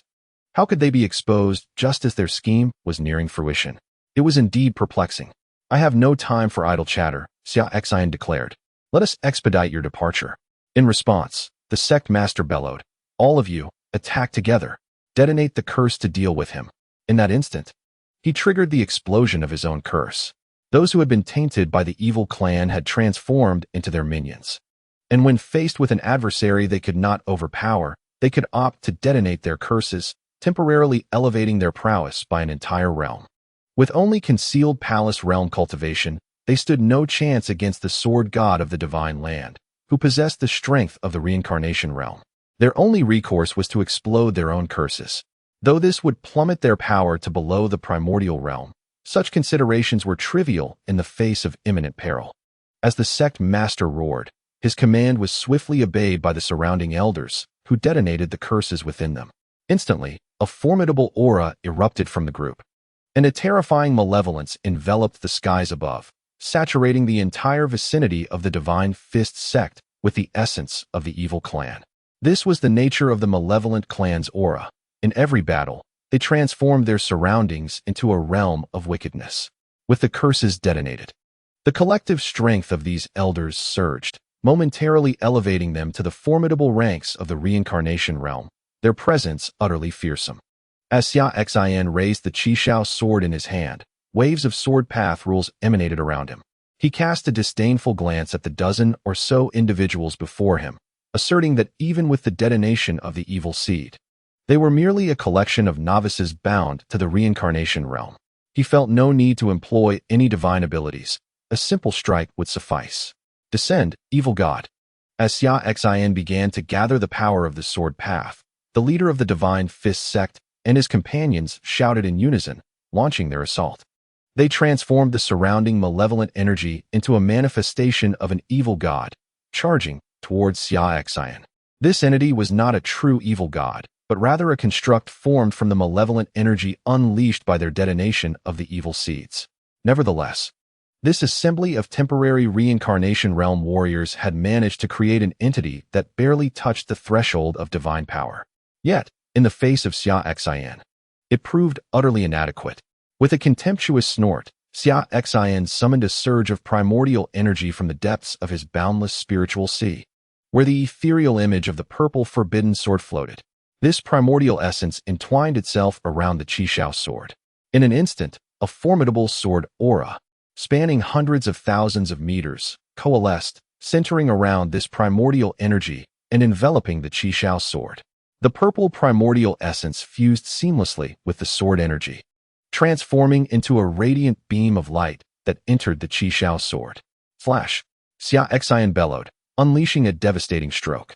A beam of purple sword light shot forth, accompanied by a tempest of sword energy, hurtling towards the evil god conjured by the Divine Fist sect. The malevolent entity was instantly obliterated upon encountering Xia Xin's overwhelming onslaught, dissolving into nothingness. The leading purple sword light continued its unimpeded course, targeting the members of the Divine Fist sect. Retreat! The leader of the Divine Fist sect was struck with terror, realizing the unparalleled strength of this sword god from the Central Plains.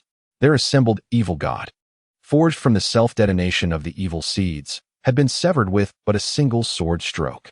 To his horror, he recognized that they had become ensnared within the sword momentum emanating from this sword god's attack, rendering them incapable of evasion. In a frantic response, the leader and his comrades hastily summoned their defensive spiritual artifacts. Instantly, a flurry of heavenly-grade artifacts surged forth to counteract Xia Xin's strike. However, these artifacts offered no semblance of resistance against the annihilating sword light that Xia Xin had unleashed. They were shattered in an instant. The sword ultimately descended upon the formidable warriors of the Divine Fist sect. The purple sword light passed through without obstruction, effortlessly cleaving the group in twain. As the sword light severed their mortal forms, it also extinguished their very souls. The remnants of their bodies plummeted from the sky. The remaining members of the Divine Fist sect were engulfed in profound terror. The fact that their venerable ancestors had been obliterated in the blink of an eye by this extraordinary sword god was a harrowing revelation. Even the self-destructive evil seed, which coalesced into an entity rivaling the divine realm, proved no match for him. Thus, were they not doomed? Xia Xin, indifferent to their terror, waved his hand as a terrifying surge of sword energy erupted, intertwining with the formidable powers of the divine realm. With a sudden stroke of his sword, a tempest of sword energy cascaded downward towards the domain of the Divine Fist sect. The fierce intent of the sword transformed into a torrential wave of sword energy, rendering the heavens and earth seemingly devoid of anything but the violent sword force.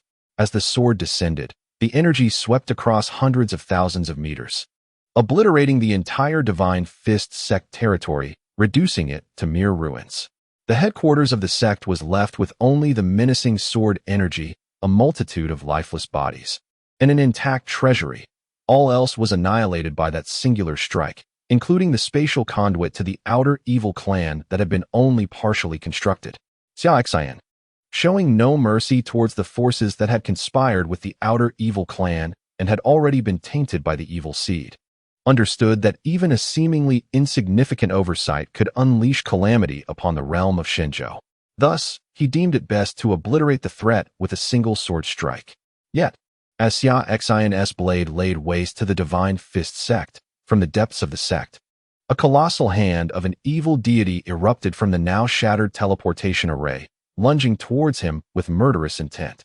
"Dare to disrupt our plans? You court death," bellowed a voice from the array, that of a divine master from the outer evil clan.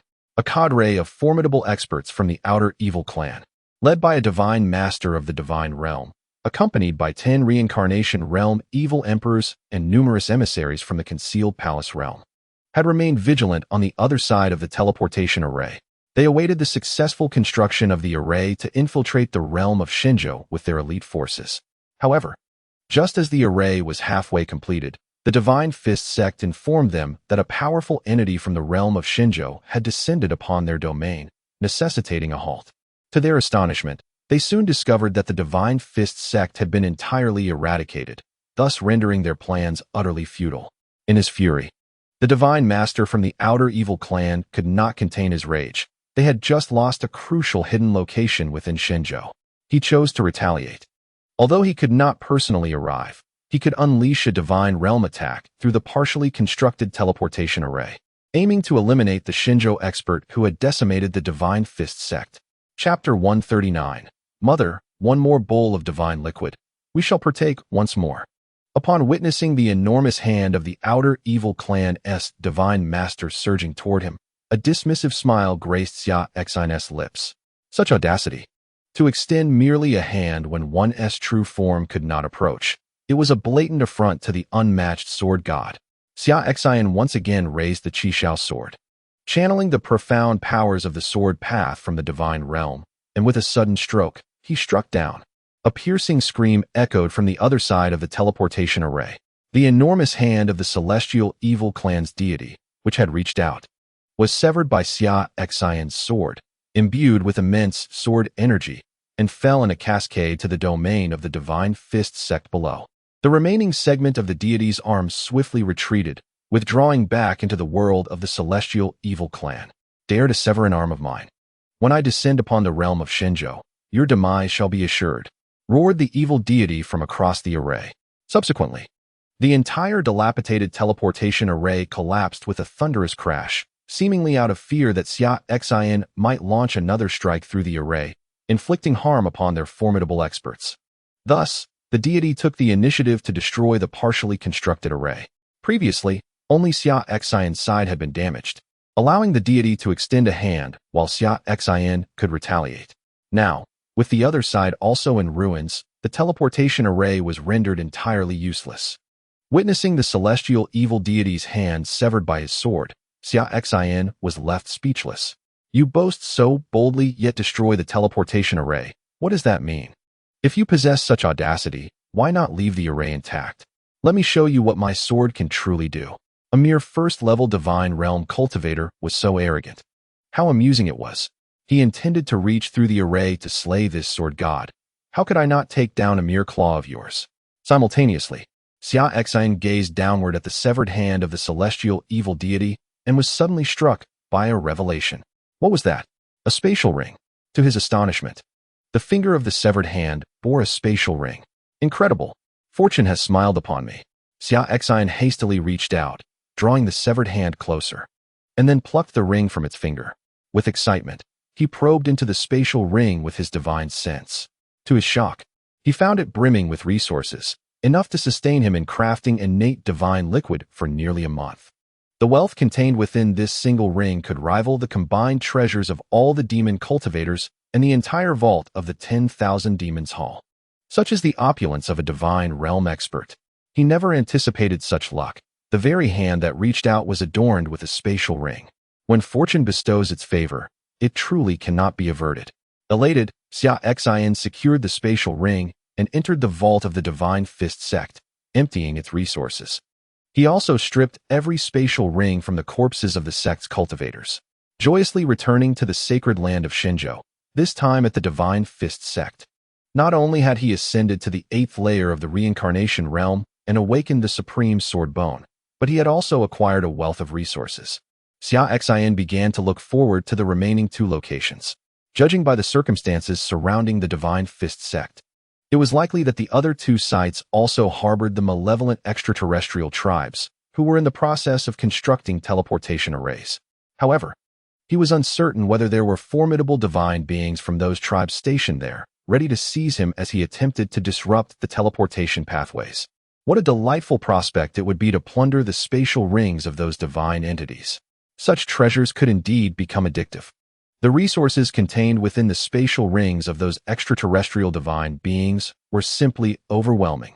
In stark contrast to Xia Xin's elation, the malevolent divine being from the extraterrestrial tribes, who had lost an arm at his hands, was seething with rage. He could hardly fathom that in extending his hand, he had gained nothing. He had failed to eliminate the disruptive cultivator from the world of Shenzhou and had instead sacrificed an arm.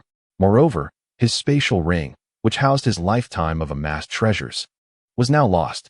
He was left with nothing but the clothes on his back. I am filled with hatred. The area surrounding the teleportation array in the extraterrestrial realm echoed with the furious roar of the divine being. Xia Xin made his way back to the prince's residence of the Great Xia dynasty, his spirits lifted after a fruitful expedition to the western regions. As dusk fell, he decided against proceeding to the next location, opting instead to rest for the night. Tomorrow, he would venture to the next site, the Heavenly Blade sect in the northern desert, one step at a time.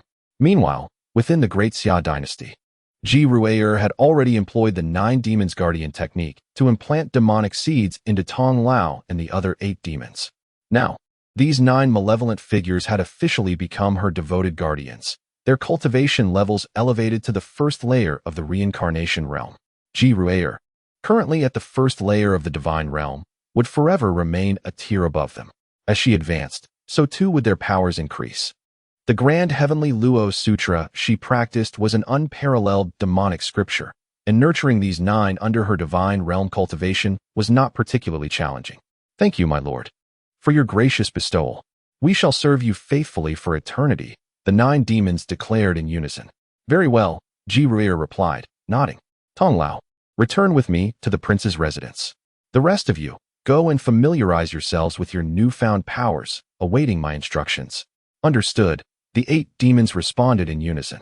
With nightfall upon them, it was time for her to return home to prepare a meal for her husband. He toiled tirelessly each day for her and their child, and it was her duty to ensure he savored the dishes she personally prepared, along with the nourishing soup she brewed for him. That evening, upon returning to the prince's residence, after partaking in a meal, Xia Xin, as per his usual routine, prepared the innate divine liquid for Ji-Ruor. However, after consuming a bowl today, Ji-Ruor suddenly felt an insatiable desire for more, sensing that one bowl was insufficient. Ever since her breakthrough to the divine realm last night, she distinctly perceived that the little being within her had seemingly awakened its intelligence and consciousness. The bowl of innate divine liquid she had ingested was divided into 3 portions. One was absorbed by her while the other 2 were autonomously consumed by the fetus within her womb. Ji-Ruor conveyed this development to Xia Xin, and an ominous feeling arose in both their minds. It seemed she was carrying twins. With her ascension to the divine realm and her body's enhanced condition, both fetuses had directly attained their consciousness ahead of time. No longer could she control the innate divine liquid to be delivered to the fetuses through the umbilical cord. Now, the fetuses evidently had begun to compete for the divine liquid themselves. At that moment, Ji-Ruor suddenly felt an urge from the 2 little fetuses after they had absorbed the recently consumed divine liquid. It seemed they were imploring her, "Mother, may we have another bowl? We desire more divine liquid." Upon sharing this with Xia Xin, both of their faces displayed an expression of bewilderment. As the night deepened, Xia Xin wore a wry smile. While twins were indeed a blessing, the resources required for their nurturing would undoubtedly double. Previously, he had assumed there was only one, but now he was faced with 2, making the role of the father quite challenging. It was evident that the urgency to sign in at the remaining 2 locations had become paramount. He needed to hasten his cultivation to reach the divine realm and then seek means in other worlds. Otherwise, where would he procure such abundant resources? Surely, the world of the Outer Evil clan must harbor substantial resources. Suddenly, a brilliant idea struck Xia Xin's mind. Since the Outer Evil clan was intent on painstakingly constructing a spatial passage to invade the divine land, he could turn the tables on them. Tomorrow, after obliterating the designated location of the Tiandao sect in the northern desert, he could afford to delay the destruction of the final site at the Qin family in the southern ridge, allowing him to sign in there first and bide his time. Once the Outer Evil clan successfully established their spatial passage and descended upon his world, he could then ensnare them all at once. Wouldn't it be even better? At that juncture, he could follow the spatial pathway to raid the Outer Evil clan's world entirely. The resources from an entire realm of the Outer Evil clan would undoubtedly be vast. By then, he could easily nurture both children with the resources gathered over a year. Indeed, he was quite clever. As he pondered these matters, in the realm of the malevolent clans from beyond the heavens, the 3 divine beings of the Blood Evil clan, responsible for invading the world of Xinzhou, suddenly sneezed in unison. What could this mean? The simultaneous sneezing of these 3 powerful entities instilled a profound sense of foreboding within them, as though an imminent catastrophe awaited. It was certain that the Xinzhou world had learned of their clandestine efforts to construct a spatial transmission passage using their evil kin. One of the Blood Evil clan's divine beings, who had lost a hand to Xia Xin, remarked in disbelief, "I never anticipated that Xinzhou would react so swiftly. Before we could fully establish the spatial passage, they have already dispatched forces to obliterate our foothold." Another divine being echoed this sentiment. "The stronghold of the Divine Fist sect has been rendered useless. How long will it take to complete the spatial passages of the remaining 2 strongholds if we exert all our efforts?" inquired the most powerful among them, the clan leader of the Blood Evil clan, who had ascended to the 5th level of divine realm. "The stronghold of the Heavenly Blade sect will require at least 2 days at the fastest, while the stronghold of the Qin family in Nanling will take a minimum of 3 days," replied an evil emperor from below. "Then let us hasten our efforts. Additionally, instruct our kin to remain vigilant regarding any movements from the Xinzhou world. We must not allow ourselves to be discovered again," commanded the clan leader of the Blood Evil clan.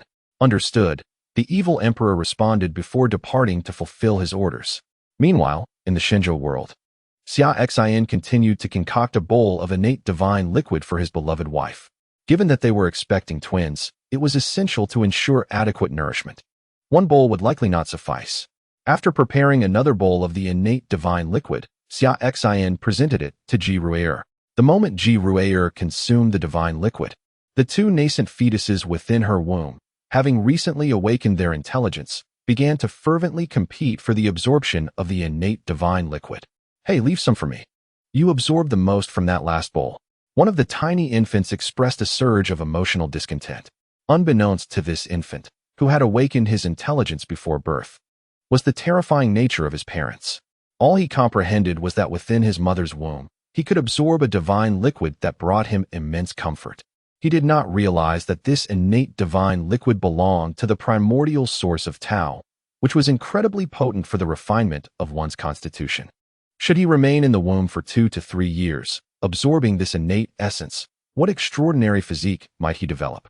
For now, he only knew that each day of absorbing the divine liquid consumed by his mother was delightful, and once satiated, he would drift into slumber, enjoying a life of tranquility. However, there was one matter that caused the little boy considerable distress. Although he had just awakened his intelligence and understood little, he was acutely aware that another fetus within his mother was competing with him for the absorption of this innate divine liquid. Moreover, this rival was more adept at seizing the innate divine liquid.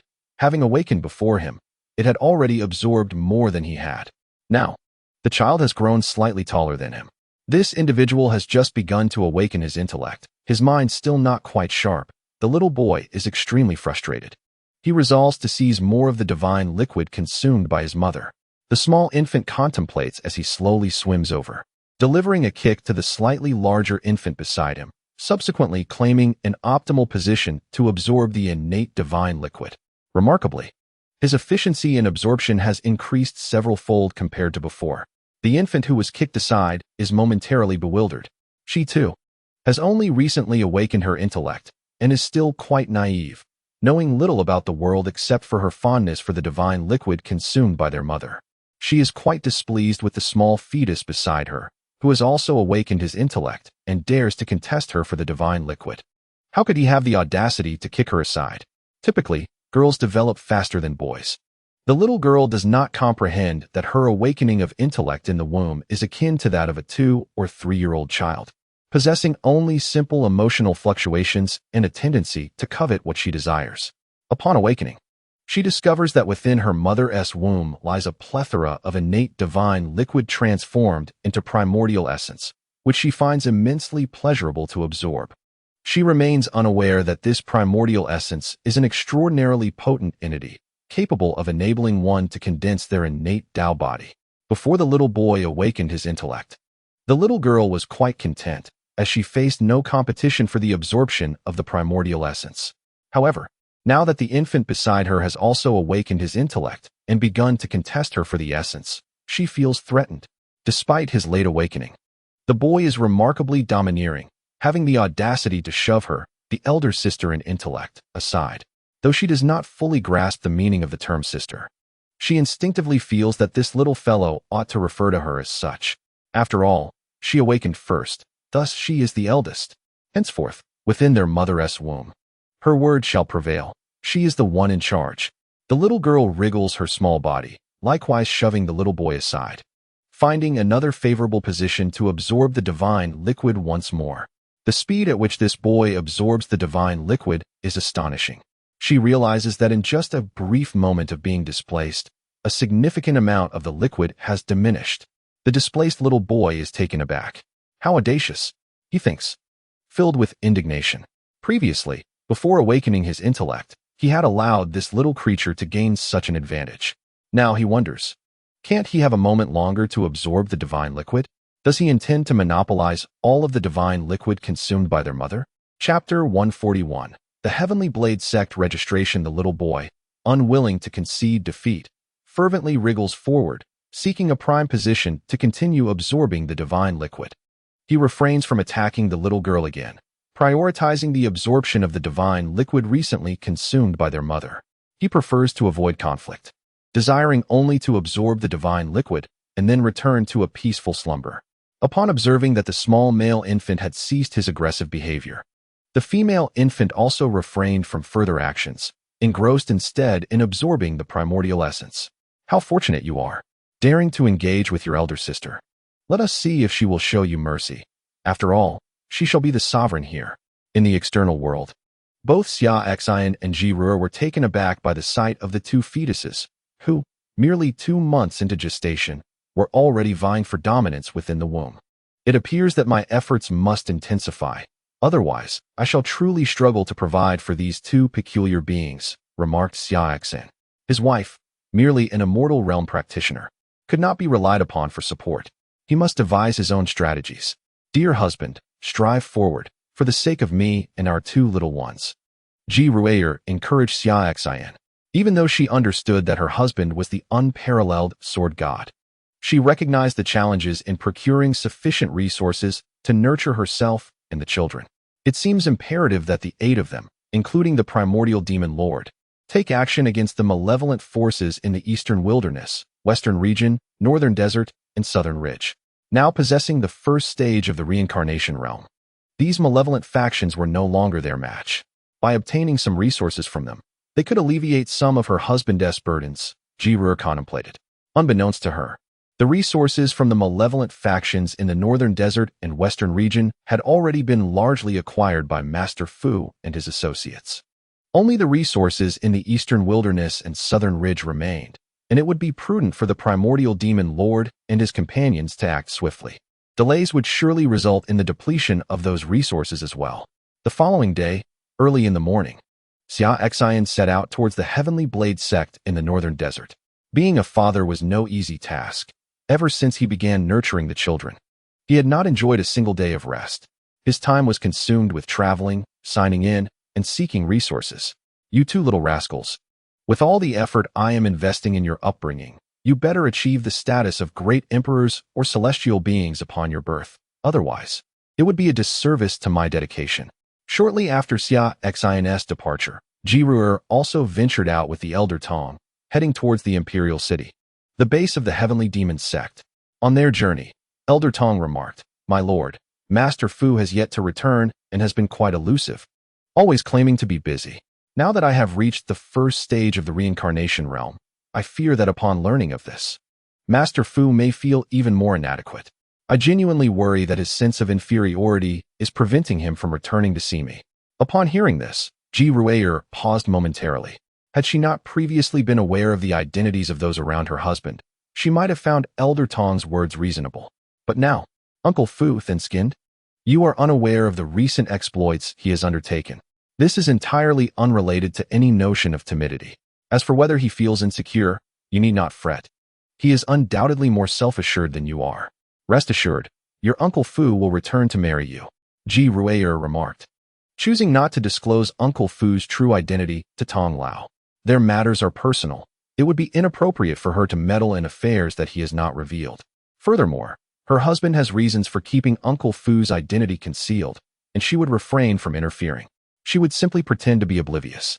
Observing the tumultuous relationship between Uncle Fu and Tong Lao, where they remain oblivious to each other's true identities, constantly worrying about various concerns and fearing rejection due to identity exposure, is quite amusing to her.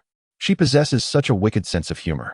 Aware of their true identities, she opts to remain silent, allowing them to fret and ponder their fates. Wasn't her own journey with her husband marked by similar uncertainties? The path of love for Uncle Fu and Tong Lao is bound to be fraught with challenges. She sincerely hopes Uncle Fu returns to her soon. Tong Lao expressed, "It has been so long since we last met. I miss him dearly." Meanwhile, far in the western regions, Uncle Fu was engaged in a struggle against the last remnants of a malevolent faction. After sneezing unexpectedly, he felt a strange sensation. Little Tong must be thinking of him again, he surmised. He resolved to press on. Once he had seized the resources from the eastern wasteland and southern ridge's malevolent forces, he could return to Tong Lao.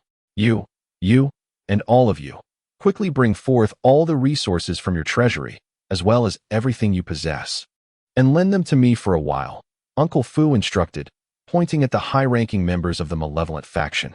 Do not compel me to take action. I prefer to resolve matters through reason.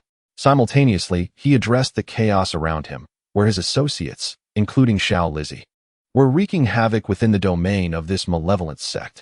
Everyone, Cease your actions for a moment. I will now attempt to reason with them. If they refuse to heed my counsel, you may resume your efforts." The members of the malevolent faction were perplexed. Is this reasoning? You are merely demanding. Do you not have any shame? How can you be so brazen? Despite their mental protests, they complied with Uncle Fu's demands for resources. They had no desire to be eliminated by this band of brigands for failing to comply. Meanwhile, in the Great Xia dynasty, Ji had arrived at the stronghold of the Heavenly Demon Sect. Summoning the 8 Hunyuan demon lords, she proclaimed, "You have all attained the first level of the reincarnation realm. The malevolent forces in this world are no longer your adversaries. Set forth at once to the eastern wasteland and southern mountains, and procure all the resources of the malevolent factions therein for me. Deliver them to the unparalleled sword deity whom you revere, as a token of gratitude for the life-saving grace he has bestowed upon you." The celestial demon sect owes no one a debt of gratitude, Ji commanded. "Understood, Master," the 8 demons replied, their hearts brimming with joy at the prospect of finally rendering service to their idol. Contemplating their idol's formidable talents, they found it both awe-inspiring and unattainable. He already possessed the strength of a divine realm. Even the combined might of the 3 demon emperors from the 10,000 demon palace paled in comparison. Their idol's prowess had reached heights rivaling that of their master, a pair seemingly destined for one another, yet tragically unable to unite. It was a cruel twist of fate. Meanwhile, Xia Xin had arrived in the northern region, the domain of the Heavenly Blade Sect. Activating his eye of breaking evil, he began to survey the circumstances surrounding the sect. As anticipated, much like the situation with the Divine Fist sect, the Heavenly Blade sect had succumbed to the influence of the extraterrestrial evil clan, which had insidiously planted their vile seeds. They were currently constructing a spatial transmission pathway to connect with the divine continent. "First, I shall sign in and elevate my cultivation to the divine realm. And only then will I deal with you," Xia Xin murmured. Currently at the 8th layer of the reincarnation realm, another sign-in should suffice to elevate him to the divine tier.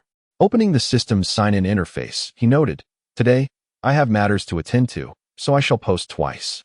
He expressed gratitude for the character summoning gifts from the Agricultural Emperor of Australia and one from Zhongli Dijuan, and extended his wishes for a joyous lantern festival to all. Chapter 142, Ascending to the Divine Realm, the Era of Great Conflict begins. "System, I hereby sign in at the Heavenly Blade Sect," Xia Xin mentally instructed the system. Ding. Congratulations to the host for successfully signing in at the Heavenly Blade Sect, completing the system mission. Ding. Congratulations to the host. You have received a reward of 400 years of pure cultivation. Ding.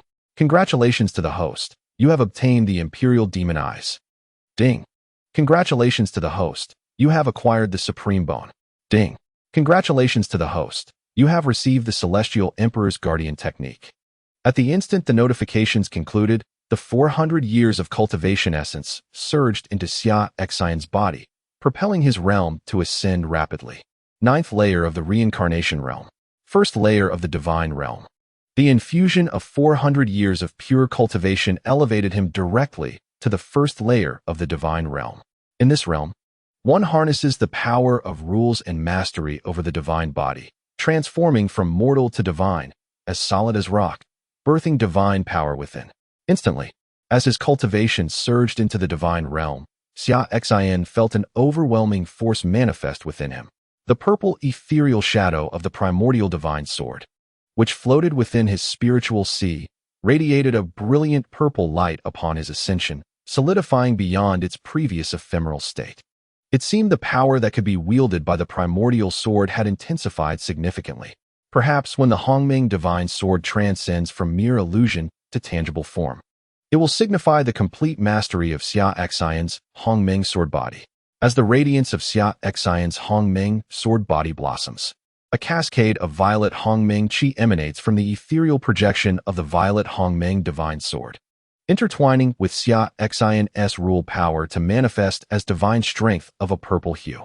This divine strength, far surpassing the essence of spiritual energy, is a formidable force forged from the convergence of rule power.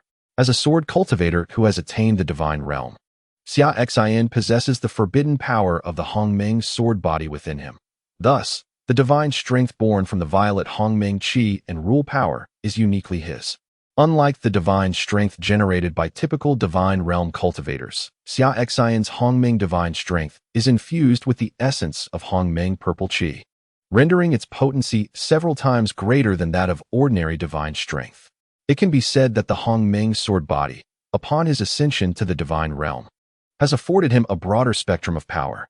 Xia Xin is thoroughly pleased with this enhancement, as his strength has finally reached the divine realm, allowing him to transcend the barriers of the world and venture into the myriad realms below. However, unbeknownst to Xia Xin, with his breakthrough, the rules that have long bound and, in a sense, protected the Xinzhou world have shattered. The position of the Xinzhou world gradually becomes exposed to the realms below, revealing it to the eyes of other minor worlds. If one were to contemplate this chaotic cosmos, it is divided into 3,000 major worlds and countless minor worlds. Beneath any of the 3,000 major worlds lies an array of minor worlds. The upper realm connected to the Xinzhou world is one of these 3,000 major worlds, and the Xinzhou world itself is one of the myriad minor worlds that are reliant upon the upper realm. Previously, while the protective rules governing the Xinzhou world remained intact, its coordinates were shrouded in secrecy. The minor worlds dependent on the upper realm were only aware that the Xinzhou world resided somewhere below them, yet none knew its precise location. Only the outer evil clan worlds, which are situated adjacent to the Xinzhou world within the upper realm, could discover and interact with it. The other minor worlds attached to the upper realm were utterly oblivious to its existence.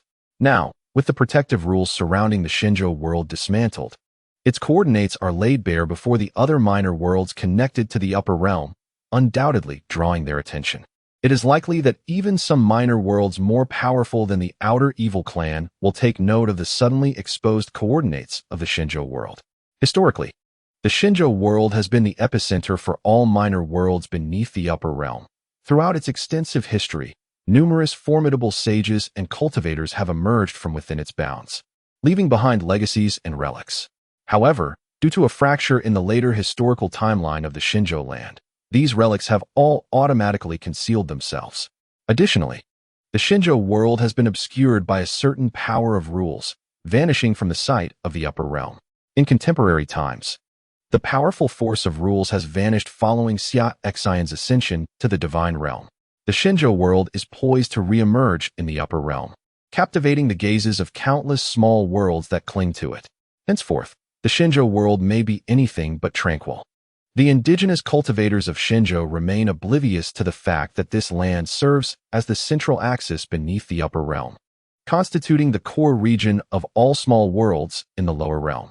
It accumulates the fortunes of innumerable small worlds from both the upper and lower realms. Consequently, every 10,000 years, this land often gives birth to a wave of individuals endowed with extraordinary fortunes, those known as the Chosen Ones. These beings, born of the combined fortunes of countless small worlds, possess the potential to stir the winds and clouds of the entire lower realm and even the upper realm once they reach maturity. Whenever the cyclical period of fortune arrives every 10,000 years, the ancient relics hidden within the Xinzhou world awaken. A grand age of contention is imminent. Those graced with great fortune are often reincarnated into the Xinzhou world at the onset of this fortuitous cycle. This explains why Xia Xin, in his rebirth, finds himself in the Xinzhou world, as does Jiru, who has undergone a reincarnation and recultivation.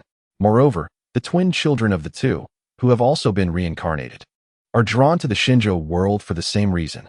The forthcoming era of contention will not only bring forth them, but will also herald an influx of prodigious talents and even beings from the upper realm possessing formidable physiques and imperial bloodlines. They will descend to the lower realm to witness the awakening of the concealed ancient relics and bear witness to this grand age of contention and the path of immortality. The ultimate era, long sought after by countless emperors of the upper realm, is on the horizon. The ancient relics within the Xinzhou world harbor treasures, techniques, and divine powers left behind by formidable beings who once possessed extraordinary fortunes in antiquity. Many of these beings achieved the status of emperor, while some even transcended that, reaching the pinnacle of the immortal path and becoming true immortals. Thus, the remnants they left behind are coveted by countless individuals. Unbeknownst to Xia Xin, His breakthrough to the divine realm as a child of fortune has inadvertently triggered such monumental changes. In truth, the disappearance of this rule power is not solely attributable to Xia Xin. The old Taoist of the Tao sect and Zhiruer of the heavenly demon sect also contribute to this phenomenon, as they too are children of fortune. In this age of contention, the chosen children of fortune will not be limited to just one. The conditions for unlocking the path to immortality in this grand age require 3 children of fortune to reach the divine realm. Now that all 3 children of fortune in the Shinjo world have attained the divine realm, the rule power has naturally dissipated. Meanwhile, Xia Xin, who remains above the Tiandao sect, is oblivious to these developments as he examines the remaining 3 rewards bestowed upon him by the system: Supreme Bone, Imperial Demon Eye, and the Immortal Emperor's Guardian Technique. Chapter 143, The Imperial Demon Eyes and Supreme Bone for his son and daughter. The Celestial Emperor's Guardian Technique is something he can comprehend, as it is a method bestowed by the system, specifically designed for the cultivation of the new Divine Guardians. Only the Divine Guardians can cultivate this technique. Even the Divine Slaves are excluded. Furthermore, this technique is of the highest caliber, allowing the 9 Divine Guardians under his command to ascend in power along with his own, all the way to the Celestial Emperor realm. This implies that beyond the realm of the Celestial, there exist even more formidable entities. And the Celestial Emperor's Guardian Technique serves as the finest testament to this fact. Moreover, Xia Xin estimates that it is no simple task for the system to nurture 9 Divine Guardians whose cultivation progresses in tandem with his own. As Xia Xin's realm advances, the Divine Guardians must also elevate their own, which necessitates a considerable expenditure on the system's part. Thus, Xia Xin surmises that the system will provide him with no more than 9 Divine Guardian pills to cultivate these 9 Guardians, as anything beyond that would be too burdensome for the system. The newly bestowed Celestial Emperor's Guardian Technique will transform the Divine Guardians into protectors for Xia Xin, enabling their cultivation to ascend alongside him to the Celestial Emperor realm. However, there exists a limitation. The cultivation of the Divine Guardians under this technique must always remain 9 minor realms beneath Xia Xin. Consequently, when Xia Xin reaches the Divine Realm, his 9 Guardians, after practicing the Celestial Emperor's Guardian Technique, will not immediately break into the Divine Realm alongside him. Instead, they must wait until Xia Xin ascends to the 9th level of the Divine Realm before they can attain the 1st level of the Divine Realm. From that point onward, each time Xia Xin elevates his cultivation by 1 level, they will follow suit. Presently, as Xia Xin's cultivation ascends to the 1st level of the Divine Realm, Fu Bo and the others have reached the 9th level of the Reincarnation Realm, which marks their current limit. As for the Divine Slaves, a suitable cultivation method for achieving higher realms has yet to materialize. Thus, their cultivation too has reached its zenith at the 1st level of the Reincarnation Realm. However, Xia Xin is confident that it will not be long before, perhaps during the next sign-in, the system will undoubtedly provide a high-level cultivation method suitable for the Divine Slaves. After all, the Divine Guardians have received their methods. It is inconceivable that the Divine Slaves would be left without. Regarding the other 2 rewards bestowed by the system, Xia Xin finds himself at a loss. The Supreme Bone and the Imperial Demon Eyes are beyond his comprehension. He already possesses the ancient Heavy Eyes, thus cannot integrate the Imperial Demon Eyes. The same applies to the Supreme Bone. Having already acquired the Supreme Sword Bone, he cannot fuse this new Supreme Bone. Suddenly, Xia Xin is taken aback, pondering whether the system intended for him to use these items for the 2 children in his wife's womb. Upon this realization, he examines the system's description of the Imperial Demon Eyes and Supreme Bone, which clearly states they can be fused with the bloodline offspring of the host. This truly indicates that they are intended for the twins in his wife's womb. Remarkable. This system, indeed, is quite impressive. It has already granted him the innate celestial body Holy Fetus technique, and now it provides him with a Supreme Bone and an Imperial Demon Eye for his children. What monstrous beings is he attempting to cultivate in his 2 children? Is the intention to raise 2 formidable entities to assist him in future demolitions? If he were to merge the Imperial Demon Eye and the Supreme Bone with each of his children, alongside their innate Tao body sacred embryo, to what extraordinary strength would these 2 little ones be born? Xia Xin found himself filled with anticipation. Would he not be nurturing two beings capable of piercing through the celestial realm itself? Born with an innate Tao body sacred embryo, complemented by the supreme bone and the imperial demon eye, one must ask, who would not tremble at such power? Meanwhile, within the Tiandao sect, a dozen or so sinister beings, rooted in the hidden palace realm, remained engrossed in constructing a passageway to connect with the outer world of malevolent races. With their current cultivation, they were utterly oblivious to the arrival of Xia Xin, who had already attained the divine realm. The sect leader declared, "Our world has received word to be vigilant regarding any changes in the divine continent. It appears that yesterday, a stronghold of the Western region's Divine Fist sect was annihilated by experts from the divine continent. Rest assured, our Tiandao sect is situated far in the northern desert, distant from the west. Even if the divine continent discovers the existence of the Divine Fist sect, they would not connect it back to us." An elder of the Tiandao sect replied. "True enough, yet caution is still prudent," the sect leader responded. "In just one more day, this spatial transmission passage will be completed. For the successful arrival and invasion of our kind into the divine continent, we must avoid any mishaps here." "Understood," the other elders replied in unison. However, at that moment, a voice resonated from outside the Tiandao sect. "Elders of the Tiandao sect, come forth. The sword god of the divine continent brings warmth."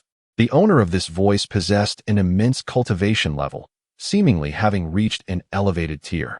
Although his voice bore no oppressive force, it carried an intangible allure that made one feel an irresistible urge to kneel in submission.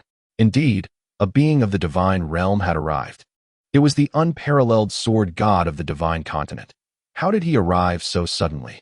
Moreover, when did he break through to the divine realm? The high-ranking members of the Tiandao sect immediately ceased their formation efforts and hurried towards the entrance. Meanwhile, in the realm of the outer malevolent races, the overseer of the passage, a third-tier divine being, returned from the Blood Evil clan's grand hall with a grim expression. What new developments had arisen in the divine continent?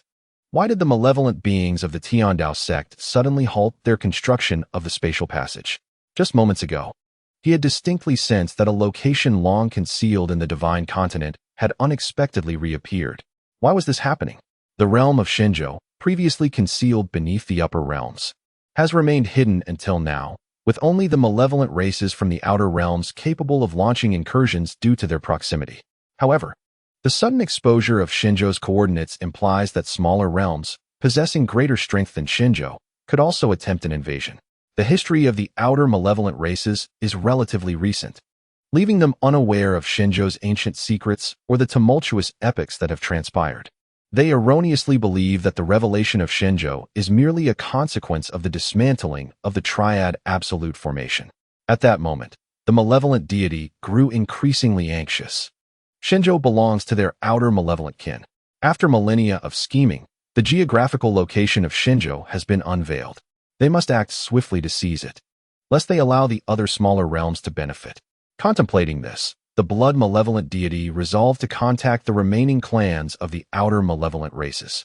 The outer malevolent races consist of 12 major clans, of which the blood malevolent clan is merely one, and it does not rank among the strongest. In fact, it is one of the weaker clans, overshadowed by several others that boast formidable beings at the 9th realm of divine existence. The patriarch of the outer malevolent races, who governs the 12 clans, is on the verge of transcending to an even higher realm, possessing the potential to ignite the Tao fire and merge with the Tao. He is confident that seeking assistance from the other clans of the outer malevolent races will enable them to conquer Xinzhou. Chapter 144. Gratitude to the malevolent deity for the gift of the spatial ring in the skies above the Tiandao gate. Just after exclaiming that the unparalleled sword god had come to bring warmth, Xia Xin swiftly drew the Qishao sword from his back. Around him, an immense aura of swordsmanship converged, and then he struck down with a powerful slash.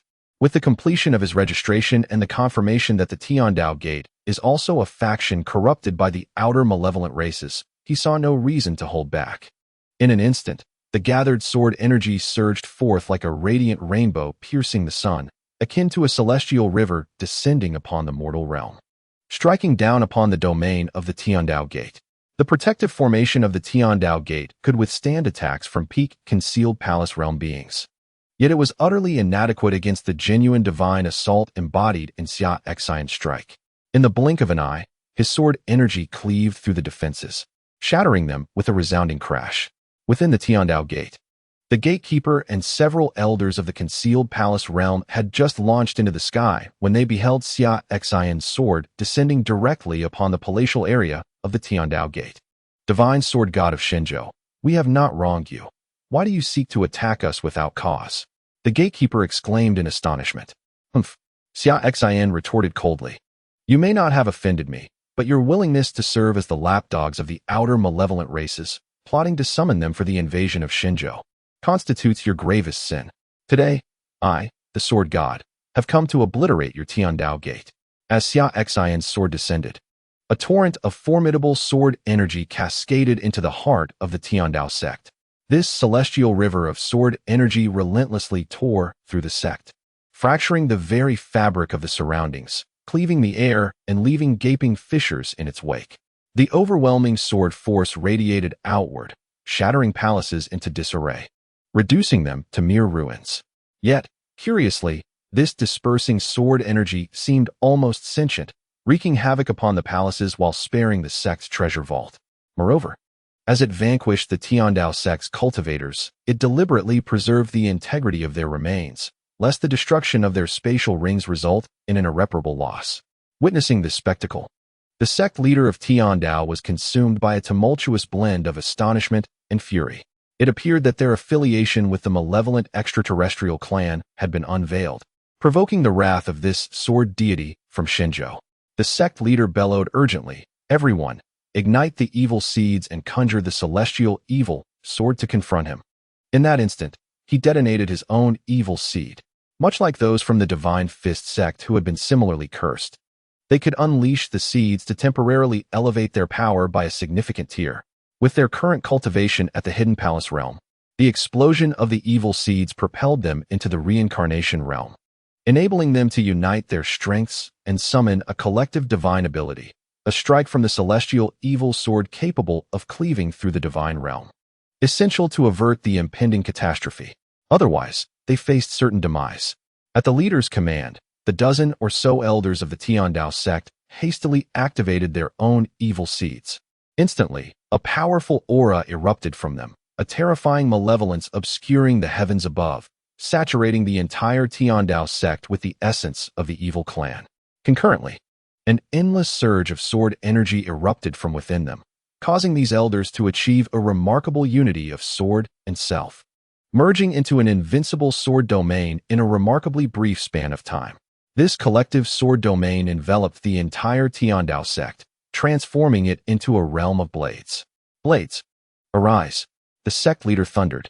In that moment, every weapon wielded by the Tiandao sect's cultivators, slain moments earlier by Xia Xin's sword, soared into the air. A tempest of blades swirled, dancing around the formidable sword domain they had collectively forged, rivaling the might of the divine realm. Above the sword domain, the very essence of celestial sword might began to coalesce. Observing this, Xia Xin let out a cold snort. Utterly delusional, he raised his Qishao sword, enveloped by the power of divine sword principles. In the face of absolute strength, the fleeting power gained from their self-detonation appeared laughably inadequate to contend with him. "Celestial evil sword, gather!" cried the sect leader along with his companions, their voices resonating in unison as they unleashed their combined might. They merged the myriad of blades around them with the sword energy from the domain, culminating in a formidable force that loomed above, transformed into a celestial blade of malevolence. It surged forth to strike at Xia Xin. This celestial blade, forged by the collective will of over a dozen individuals, harnessed the sinister energy from the evil seed to elevate their prowess, coalescing through the essence of blade intent and might, amalgamated with the blades of every practitioner from the Heavenly Blade sect. This strike held the potential to slay deities. Alas, before Xia Xin, it proved insufficient. Humph! A cold snort escaped Xia Xin as the boundless primordial divine power surged forth from within him, enveloping his red sky sword. In an instant, the overwhelming sword energy within a radius of several 100,000 meters converged, coiling around the red sky sword, transforming into a divine purple sword force, infused into the blade. Die! Xia Xin bellowed, unleashing a single stroke. A beam of purple divine sword light erupted, accompanied by a tempest of sword energy, cleaving towards the celestial blade conjured by the collective efforts of the Heavenly Blade Sect. As the two forces collided in midair, an infinite clash of blade and sword energy ensued. However, Xia Xin's purple primordial sword energy prevailed, bolstered by the primordial divine power. The so-called celestial blade capable of slaying deities faltered after a brief struggle, ultimately obliterated by the overwhelming sword energy, dissolving into nothingness. The domain of blades forged by the Heavenly Blade Sect's practitioners was also shattered. The purple sword light, resembling a crescent moon, continued its assault toward the assembled members of the Heavenly Blade Sect. The expressions of the sect members shifted dramatically as their formidable strike, capable of slaying deities, was effortlessly extinguished. Moreover, this unparalleled sword of the divine sword master continued its relentless advance toward them. They yearned to flee, yet the divine realm's assault had locked onto them since the onset of battle. How could they hope to escape? In the blink of an eye, they were cleaved by Xia Xin's sword, their souls annihilated, and their bodies plummeted from the sky. At this juncture, the entire Heavenly Blade Sect lay annihilated. However, Xia Xin did not depart. Instead, he cast his gaze towards the area where the Heavenly Blade Sect had partially constructed a teleportation array leading to the Celestial Evil Clan. Contemplating his next move, he unleashed an overwhelming surge of sword energy, infusing it with the divine rules of the realm, and then struck down fiercely with his sword. Instantly, a tempest of sword energy surged toward the area of the teleportation array. With a single stroke, the sword energy swept across tens of thousands of meters, razing all nearby palaces to the ground, leaving naught but ruins. Xia Xin pondered whether this method could lure forth a deity from the Celestial Evil Clan, extending his hand to deliver another strike. After all, a precedent had been set in the past. Following his stroke, he awaited the outcome. In the next moment, indeed, a colossal hand of the malevolent deity erupted from the shattered teleportation array, hurtling directly towards Xia Xin. The voice of a Celestial Evil Clan deity resounded from the teleportation array, filled with rage, cursing at the repeated disruption of his plans. This deity, seemingly more formidable than one he had previously encountered at the Divine Fist sect, who had lost an arm, appeared to possess a cultivation level of the third realm of divinity, in stark contrast to the latter's first. Most notably, the hand he extended towards Summer Xin was adorned with a spatial ring. At that moment, Summer Xion's mind was consumed by a singular thought. He had struck gold. He felt immense gratitude towards the celestial evil deity for the gift of the spatial ring. With his Qishao sword raised high, he leaped into the air, channeling the power of divine swordsmanship, and aimed a fierce strike at the outstretched hand. As the night drew to a close, he expressed his appreciation for the generous gifts from esteemed supporters, including a roll summoned from the benevolent EU and a celebratory flourish from the ever-supportive Xia Xin. The unexpected turn of events left the celestial evil deity momentarily stunned. However, it was too late for him to retract his hand. Summer Xion's sword struck true, severing the hand that fell into the celestial gate below. The deity hastily retrieved the remaining stub of his arm, caught off guard by this unforeseen outcome. He had been misled by the previous evil deity, who downplayed Summer Xion's prowess, claiming that he had merely relied on a sneak attack to sever his arm. This falsehood led to his reckless attempt to strike down Summer Xion today, unwittingly falling into a trap laid by the latter. Upon realizing that his spatial ring had been lost with the hand, the celestial evil deity's expression contorted with fury. He seethed at the thought of losing a lifetime's worth of resources to this audacious thief. He vowed to make Summer Xion pay dearly when the celestial evil clan invaded the realm of Shenzhou. Summer Xion, observing the dismayed deity who had retracted his hand and destroyed the teleportation array, chose to dismiss him entirely. He directly approached and removed the spatial ring from the severed arm of the fallen demon lord. The strength of this malevolent deity surpassed that of the previous one. Thus the treasures contained within the spatial ring were considerably more abundant. At the very least, it would suffice for him to concoct 35 bowls of primordial divine liquid. Subsequently, Xia Xin collected all the spatial rings from the deceased cultivators of the Tiandao sect. He then returned to the great Xia dynasty, having secured yet another stronghold. Now, Only the final bastion of the Qin family, a stronghold of the outer demonic clan in the southern ridge, remained. Xia Xin had prepared for this, planning to sign in the next day. However, after signing in, he intended to remain concealed, avoiding any premature alarm. Once the outer demonic clan established their spatial teleportation array, he would catch them all in one fell swoop. In this manner, he could avoid unnecessary complications by not having to venture into the outer demonic realm to seize their possessions. Instead, he would wait for them to arrive in the realm of Shenzhou and then strip them of all their belongings, leaving them with nothing but their undergarments before annihilating them. Xia Xin contemplated this strategy, anticipating that if all went smoothly the following day, he would be able to capture all the invading outer demonic clan members and acquire a considerable amount of resources. Meanwhile, in a prominent sect of the eastern wilderness, Fubo and his companions were engaged in seizing resources from the local demonic factions. The 8 demons, led by the Hunyuan demon lord, soon arrived. Upon witnessing Fubo and his associates in the act of robbery, the 8 demons swiftly turned to plunder other demonic forces. What a surprise! These formidable beings from the Heavenly Gate had once again gotten ahead of them. However, considering that they too were acting on behalf of their idol, the Hunyuan demon lord chose not to pursue them. After all, they were all working towards a common goal. Who was to say who was stealing? Wait a moment. Fubo interjected. Surprised, the Hunyuan demon lord responded, What is it? Why not focus on acquiring resources from the southern ridge? We shall take responsibility for the eastern wilderness. Fubo proposed. Let us collaborate. This will expedite our efforts. Within 3 days, we shall have gathered the resources from all the demonic factions in this world. Having interacted with the 8 demons several times that day, Fubo had nearly come to blows with them when he discovered they intended to interfere with his operations. However, after discussions, the 8 demons clarified that they were seizing these resources for their idol, the Sword God, which dissuaded Fubo from engaging in conflict. Ultimately, the resources would be delivered to their master. Thus, there was no need for confrontation. Moreover, having assistance was advantageous. With the Hunyuan demon lord and his companions aiding them, they could complete their tasks sooner and return the resources to their master. Gather all the resources from the southern ridge and bring them back to us. We will transport them directly to our master, Fubo stated. After pondering for a moment, the Hunyuan demon lord nodded in agreement, recognizing that this division of labor would indeed save considerable effort. Thus, he acquiesced to the proposal. And so it was.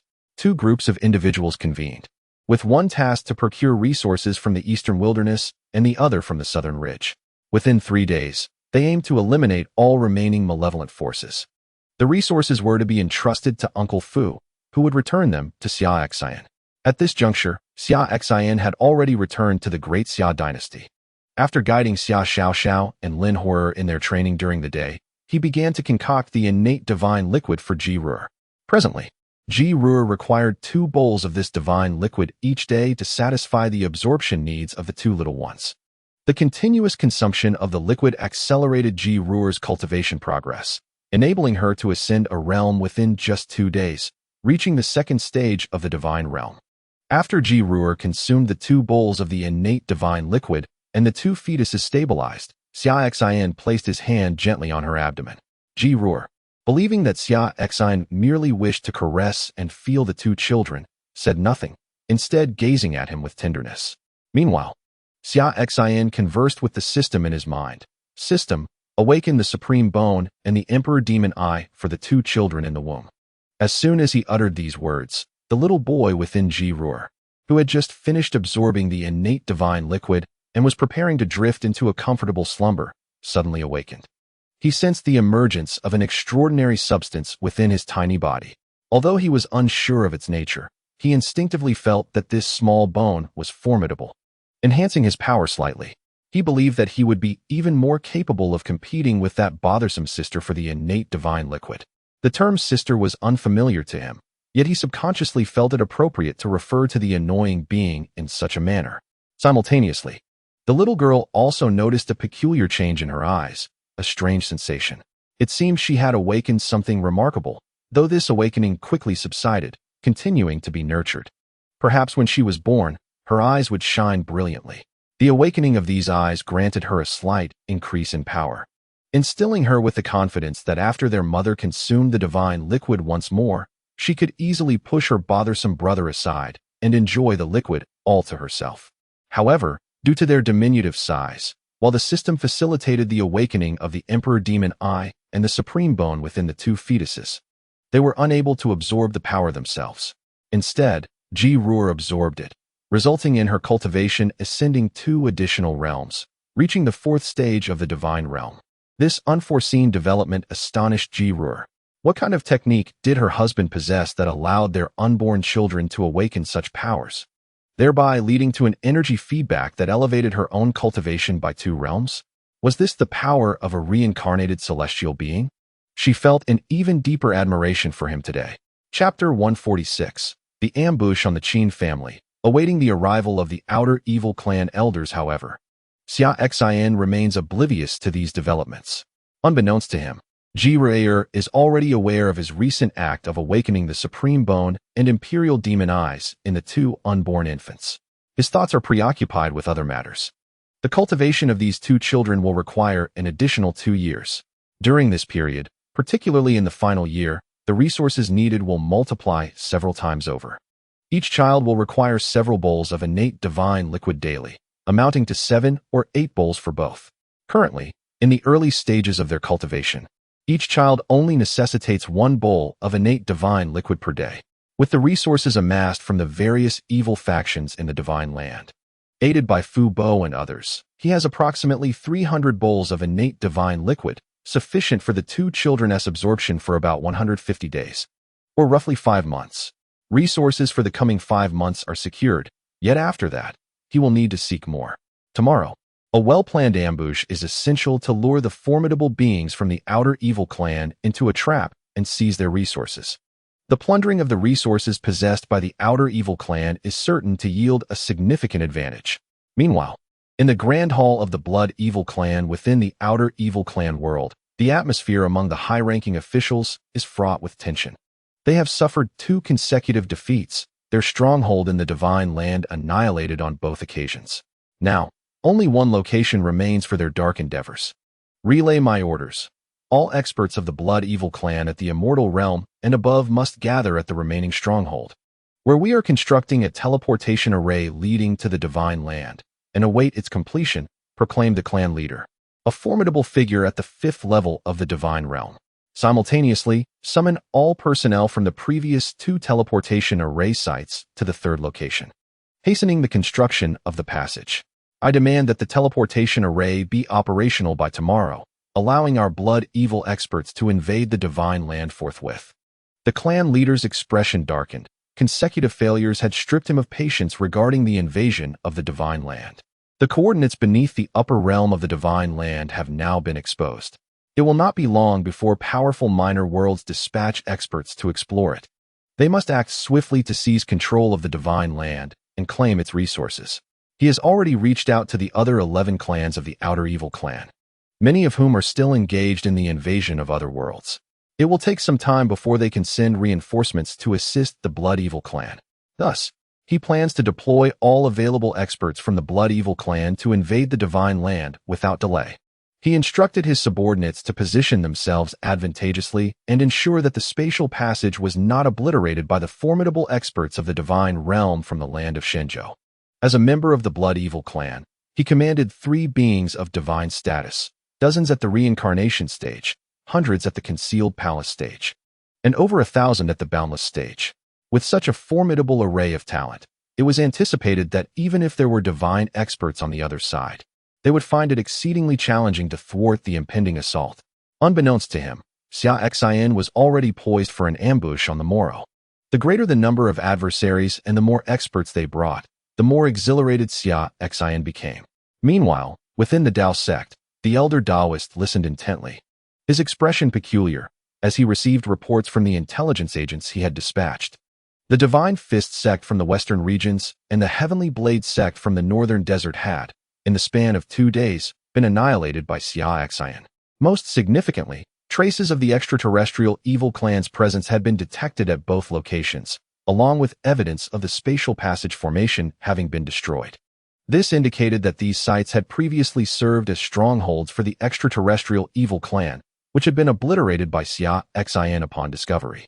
The elder Taoist, along with the Xuanzun and the Dao sect's leadership, were astonished. The locations they had tirelessly sought had been effortlessly located and eradicated by Xia Xin. They found themselves increasingly perplexed by Xia Xin, who had become ever more enigmatic.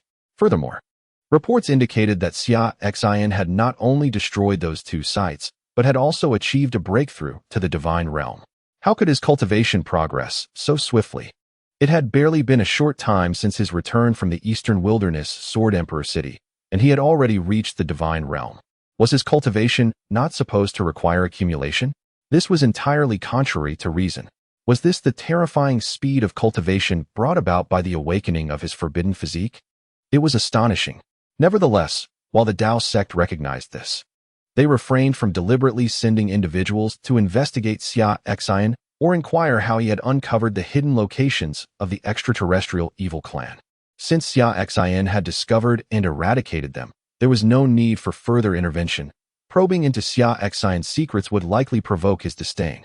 As elders, they naturally would not engage in such folly. On the following day, Xia Xin set out early, making his way to the region where the Qin family of the Southern Ridge resided. Whether he could amass a substantial quantity of resources hinged on today's encounter with the Qin family. The Qin family of the Southern Ridge was a premier lineage, boasting dozens of ancestors at the concealed palace stage. However, what the world did not know was that the Qin family had long been under the control of the sinister seeds left by the extraterrestrial evil clan, having become mere pawns in their scheme. While assisting the extraterrestrial evil clan in constructing a transmission array leading to the land of Shenzhou, the head of the Qin family was elated, for the spatial passage that was originally set to be completed tomorrow would now be ready by this afternoon. Due to the intervention of the extra-mundane evil clan, personnel previously assigned to 2 locations for the construction of spatial passages have been redirected to bolster their efforts in erecting the teleportation array. This has resulted in a significant reduction of 1 day's time.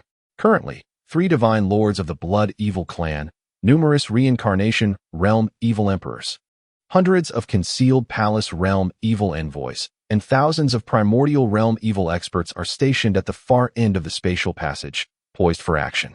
They await the completion of the passage on this side, at which point the formidable experts of the Blood Evil clan will surge forth. In the depths of the Qin family estate, the family patriarch urged, with a little more effort, "It won't be long before our clan's experts can descend upon this realm." Surrounding him, a dozen elders of the Qin family nodded in agreement, intensifying their efforts to construct the spatial teleportation array. Meanwhile, Xia Xin arrived in the sky above the Qin family, concealing his presence. With his divine realm cultivation and the divine level breath-concealing technique, only beings 3 major realms above him could possibly detect his aura, unless he chose to reveal it. Utilizing the eye of evil breaking, Xia Xin scanned the area and confirmed that this was indeed a stronghold of the extra-mundane evil clan. He then accessed the system's sign-in page, silently instructing, "System, sign in at the Qin family." Ding! Congratulations to the host for successfully signing in at the Qin family. Completing the system task. Ding! Congratulations to the host. You have received a reward of 500 years of pure cultivation. Ding! Congratulations to the host. You have obtained the heavy eye. Ding! Congratulations to the host. You have acquired the supreme demon bone. Ding! Congratulations to the host. You have received the Emperor's slave guardian technique. As the notification sounds concluded, the reward of 500 years of cultivation surged into Xia Xin's body, propelling his realm to ascend rapidly.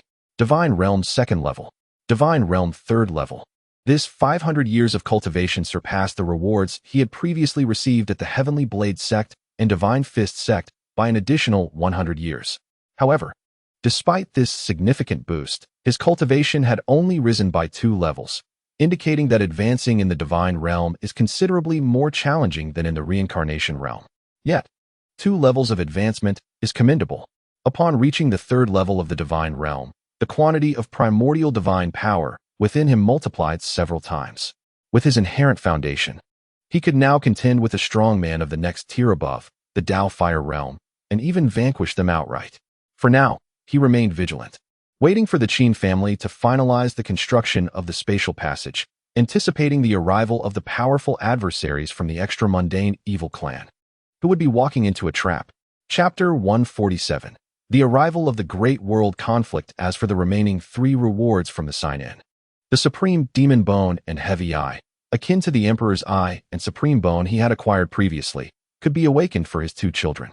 This means that by granting his children the Supreme Demon Bone and Heavy Eye, they would be fully equipped with these extraordinary attributes.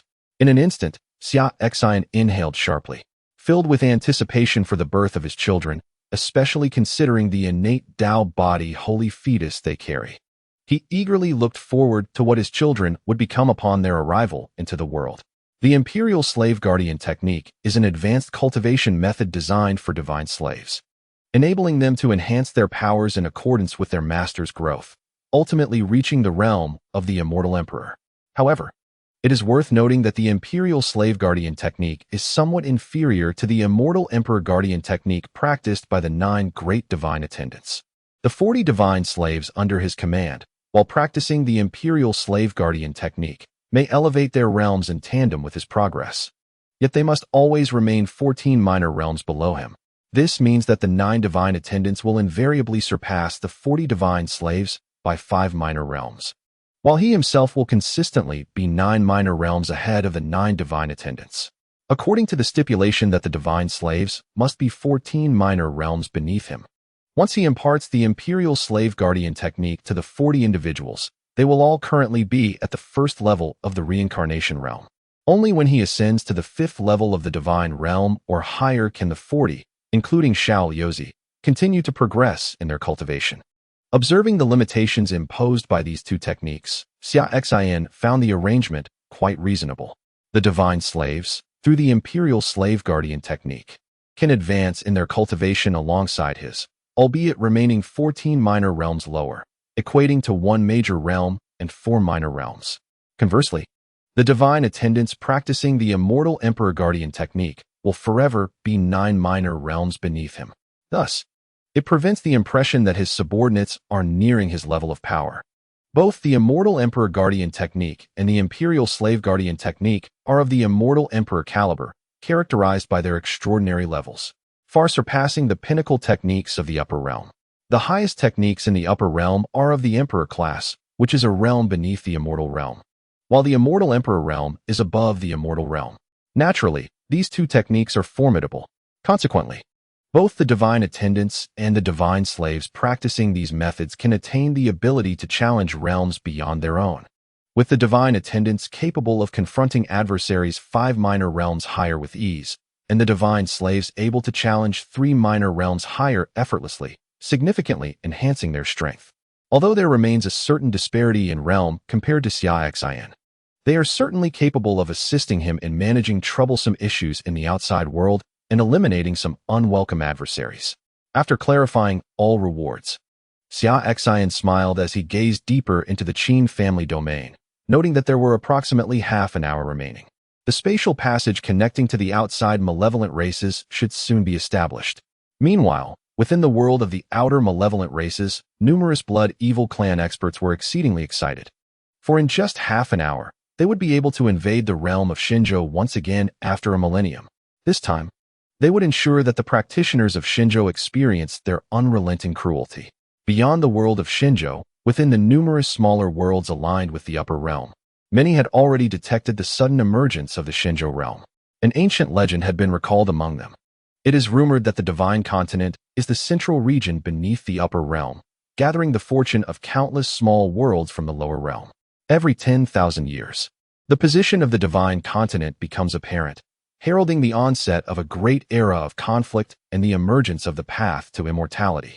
Along with the unveiling of numerous ancient relics, the mysterious realm is one of the top 15 small worlds under the jurisdiction of the upper realm. It is said that the realm's master, the ruler of the mysterious realm, has attained the cultivation level of Tao Fire, reaching the utmost limit that the mysterious realm can accommodate. Among all the small worlds beneath the upper realm, the strength of the most powerful beings varies according to the world size. In smaller worlds, the strongest cultivators may only reach the reincarnation realm, and once they attain this level, they can ascend to the upper realm. In medium-sized worlds, the upper limit is the divine realm, For instance, in the previous divine continent, cultivators reaching the divine realm must ascend to the upper realm within 3 years. The mysterious realm, being comparatively larger, can accommodate cultivators who have reached the Tao fire level before they are required to ascend. However, the foremost power within the mysterious realm, the mysterious sect, possesses formidable legacies. Their leader, who is also the master of the mysterious realm, can employ secret methods to conceal their heavenly secrets, thereby delaying their ascension to the upper realm even after achieving Tao fire. They will only choose to ascend once the next Tao fire master of the mysterious realm appears to take on the responsibility of safeguarding the realm. In terms of sheer area, the divine continent is not significantly smaller than the mysterious realm. In fact, it may even be larger. Previously, due to the sealing of heaven and earth and the concealment of its location, the divine continent could only accommodate cultivators of the reincarnation realm. However, once a cultivator reaches the divine realm, they must ascend to the upper realm. Now that the era of great conflict has commenced and the path to immortality has manifested, the limits of the divine continent will gradually rise to accommodate those at the Tao fire level. Recently, due to Xia Xin's breakthrough to the divine realm, the rule that bound the divine continent has dissipated, leading to the unsealing of heaven and earth. However, this is merely the beginning of the unsealing, having only revealed the opportunity of location. The protective barrier surrounding the divine continent has not yet been fully unsealed. It will take at least 7 days for the barrier to completely lift. Once the barrier is unsealed, it signifies that the divine continent has lost its protection. Cultivators from the other worlds in the lower realm will be able to descend into the divine continent without the need to construct spatial transmission pathways. They can simply pass through the barrier and enter directly. This means that the protective barrier of the divine continent will be entirely gone. At that time, cultivators from other worlds will be free to enter or exit without any hindrance. At this moment, within the grand hall of the mysterious sect, the foremost power of the mysterious realm, the master of the mysterious realm and a group of divine realm powerhouses are listening to a report from an elder of the reincarnation realm. The elder from the reincarnation realm spoke. Master of the realm, the news is indeed true. The coordinates of the Xinzhou world have emerged, appearing suddenly yesterday. Today, many prominent small worlds have dispatched their practitioners to investigate. However, it seems that the heavens and earth of the Xinzhou world have not yet been completely unsealed. As the protective barriers remain intact, it is feared that it will take 6 days for the barriers to vanish entirely. Only then will the cultivators from various small worlds be able to send their formidable beings into the Xinzhou world.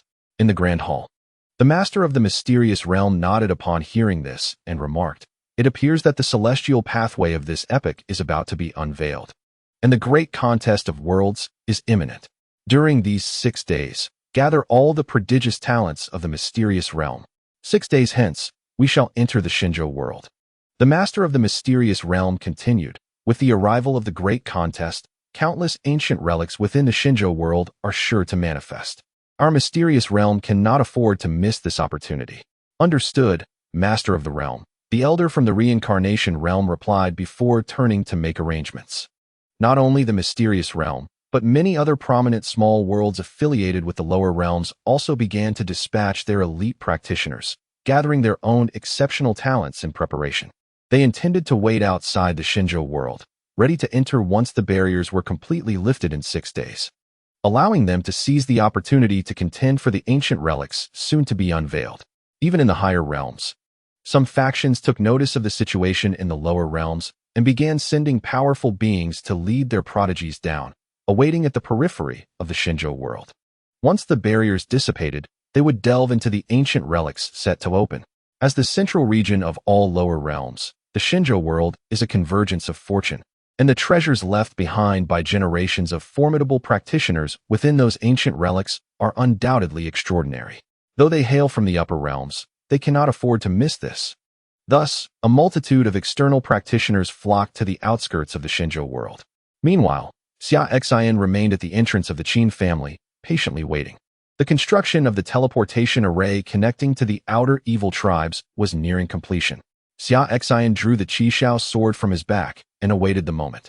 The head of the Qin family was exceptionally excited, with the combined efforts of their dozen members, alongside the cooperation from the personnel of the outer evil tribes. A brilliant light emerged as the teleportation array transformed into a whirlpool-like spatial passage, officially connecting to the realm of the outer evil tribes. Haha, we have finally established the connection.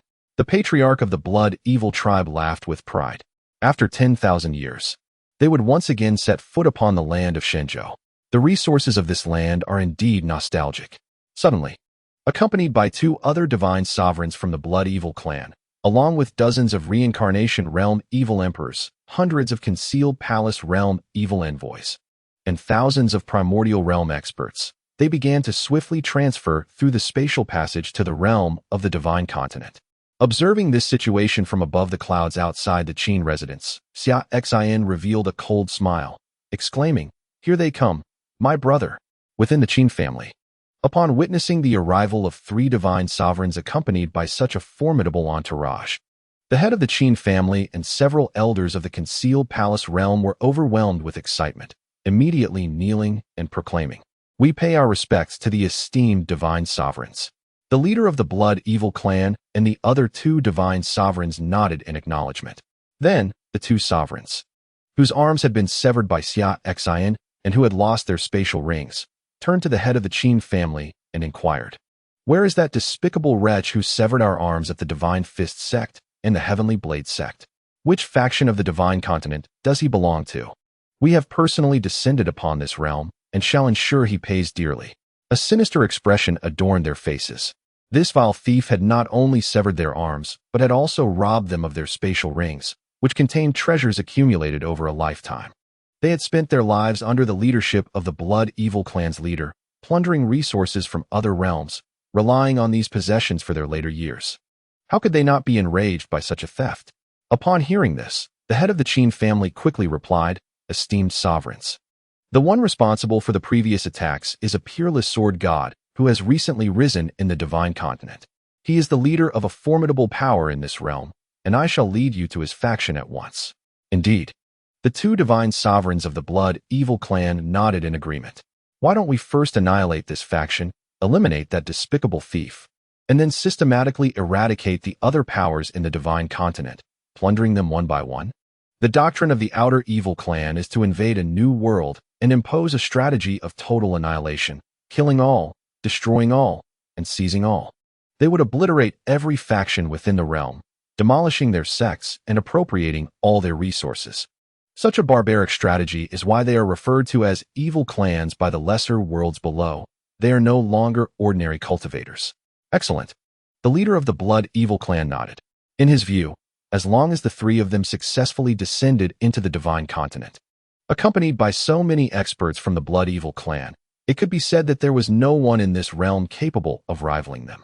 The 2 divine sovereigns, their faces twisted with malice, commanded the head of the Qin family, "Lead the way. We shall depart immediately for the faction you mentioned." They were eager to exact their revenge. "Yes," the head of the Qin family acknowledged. Just then, a terrifying aura emanated above the Qin residence, revealing the presence of a 3rd-tier divine sovereign. The elders of the Qin family, feeling this overwhelming power, changed their expressions dramatically. The 2 divine lords of the blood evil clan and their chieftain narrowed their eyes in disbelief. They had only just arrived, yet the formidable experts of the divine continent had already sought them out. Surrounded by the ethereal energy of swordsmanship, Xia Xin descended gracefully from the clouds, declaring, "There is no need to go further. This sword deity has already arrived." As he stepped into the air above the Qin family, he slowly continued, "Everyone is gathered, I presume. Then let us dispense with the pleasantries and surrender your resources. This way, I can ensure your demise is swift and painless." Upon hearing this, the 2 divine lords and the chieftain of the blood evil clan were momentarily taken aback. Had they misheard? Was this formidable being from the divine continent truly attempting to rob them of their resources? He was merely at the 3rd level of the divine realm, while the blood evil clan boasted a 1st level, a 3rd level, and a 5th level divine expert, who had emboldened him to speak so boldly. However, upon observing the blood evil clan's lack of response, Xia Xin realized that reasoning with them was futile.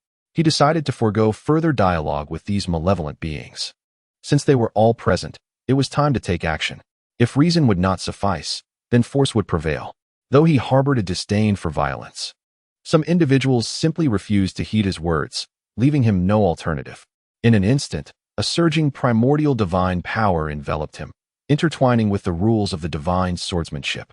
The atmosphere above the Qin family erupted into chaos, as divine energy and sword intent coalesced into a tempest, unleashing a tempestuous gale of sword aura that ravaged the surrounding space. Arrogance. The chieftain of the Blood Evil clan, the strongest at the 5th level of the divine realm, exclaimed, "You dare be so presumptuous with merely the 3rd level of the divine realm? Indeed, the divine continent has remained isolated for too long, allowing a 3rd level cultivator to believe he is invincible. Today, I shall teach you what it means to be outclassed, to understand that there are always greater powers beyond your own." With a thunderous voice, he declared, "You are but a frog in a well. Now feel the might of the outside world." As he spoke, a formidable aura erupted from him. Dark red blood energy and malevolent force radiating outward to obscure the sky behind him. The entire Qin family area was engulfed in a gruesome and sinister atmosphere. His 5th level divine power surged forth, enveloping him in an overwhelming blood divine force, while the phantom of an ancient evil god loomed behind him, imposing and terrifying. Meanwhile, Xia Xin sheathed his Qi sword, summoning a tempest of divine sword intent around him as he prepared for the imminent strike. With his current strength, his swordsmanship was more than sufficient to vanquish a 5th level opponent. In the very moment Xia Xin sheathed his Qi sword, the surrounding formidable sword aura began to converge, coalescing into the blade itself. A terrifying strike was brewing. Chapter 149. The Blood Evil Clan Chieftain's Swift Defeat Blustering. Observing Xia Xin sheathing his sword and gathering his sword intent, the chieftain of the Blood Evil clan scoffed, transforming the surrounding blood and malevolent energy into a blood skull that lunged at Xia Xin. Accompanying the blood skull were countless smaller skulls, all converging in an instant.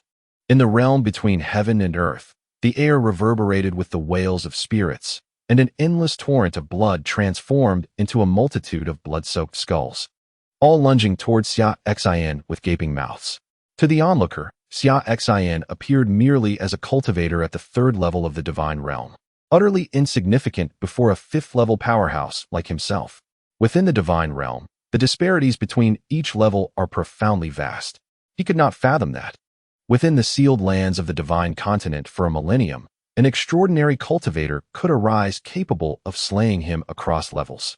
Moreover, upon witnessing Xia Xin sheathing his sword, it was evident he was preparing to condense a formidable sword attack. To allow a swordsman the time to gather his sword intent was the height of folly. Thus, he resolved to strike first, anticipating a swift subjugation of this arrogant divine realm cultivator. "Humph," Xia Xin scoffed softly, as the overwhelming forbidden divine power surged around him. Above his spiritual sea, a stream of primordial violet energy erupted, entwining itself around the already sheathed Qi sword.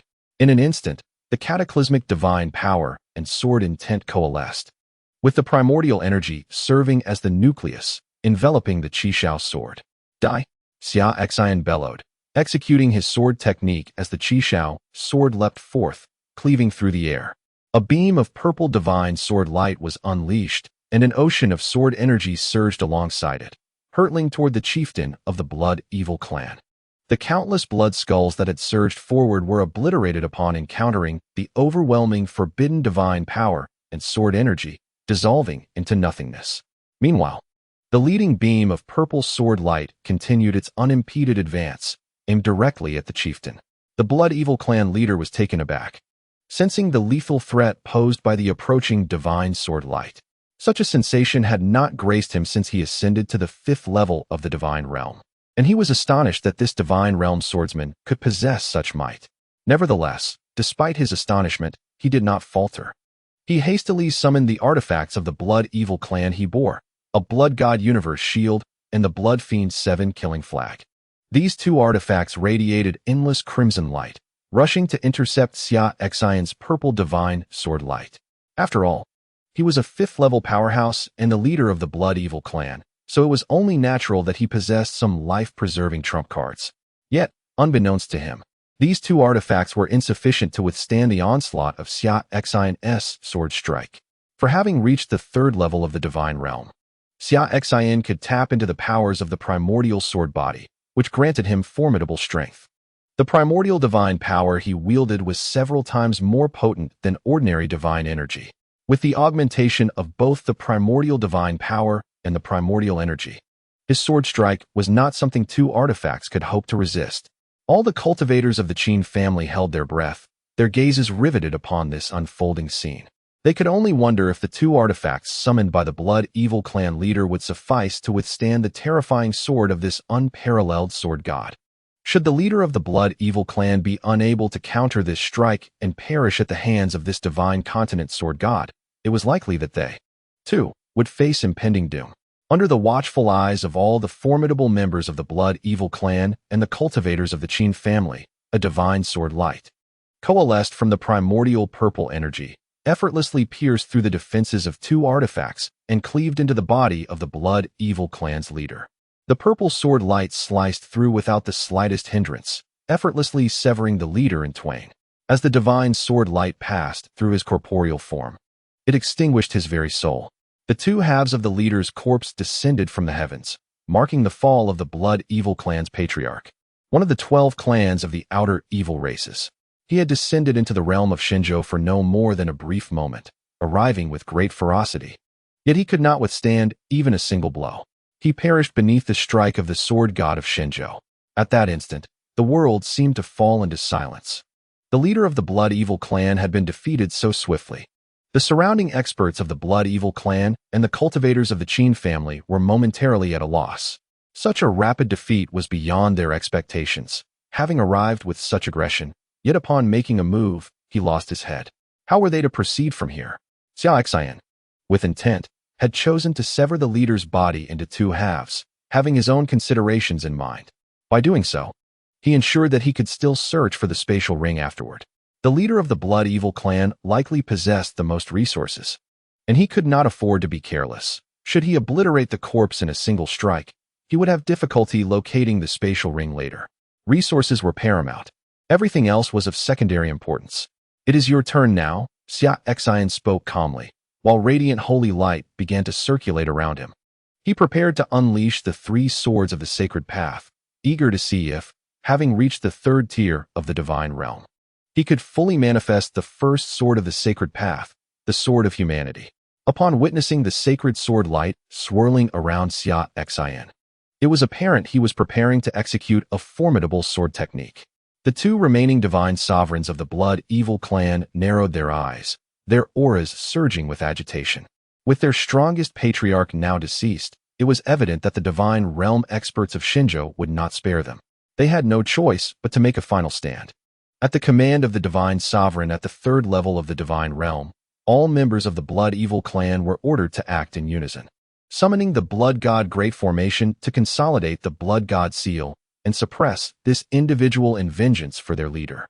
The Blood God Great Formation was a powerful clan-defending formation employed by the Blood Evil clan, designed to unleash devastating force by sacrificing their own vitality when facing insurmountable foes. I shall be the master of the formation, preparing to coalesce the Blood God Seal, declared the divine sovereign at the 3rd level. Channel all the Blood Evil energy from each of you into the Blood God formation. Understood, replied all the experts of the Blood Evil clan, including the other divine sovereign at the 1st level of the divine realm. At this juncture, there remained no other course of action. To confront Xia Xin, they must unite the formidable powers of the Blood Evil clan, harnessing the Blood God Grand Formation to concentrate their strength upon a single individual, who will then unleash the Blood God Great Seal to combat their adversary. The Blood God Great Seal is a lethal technique manifested through the aggregation of the Blood God Grand Formation.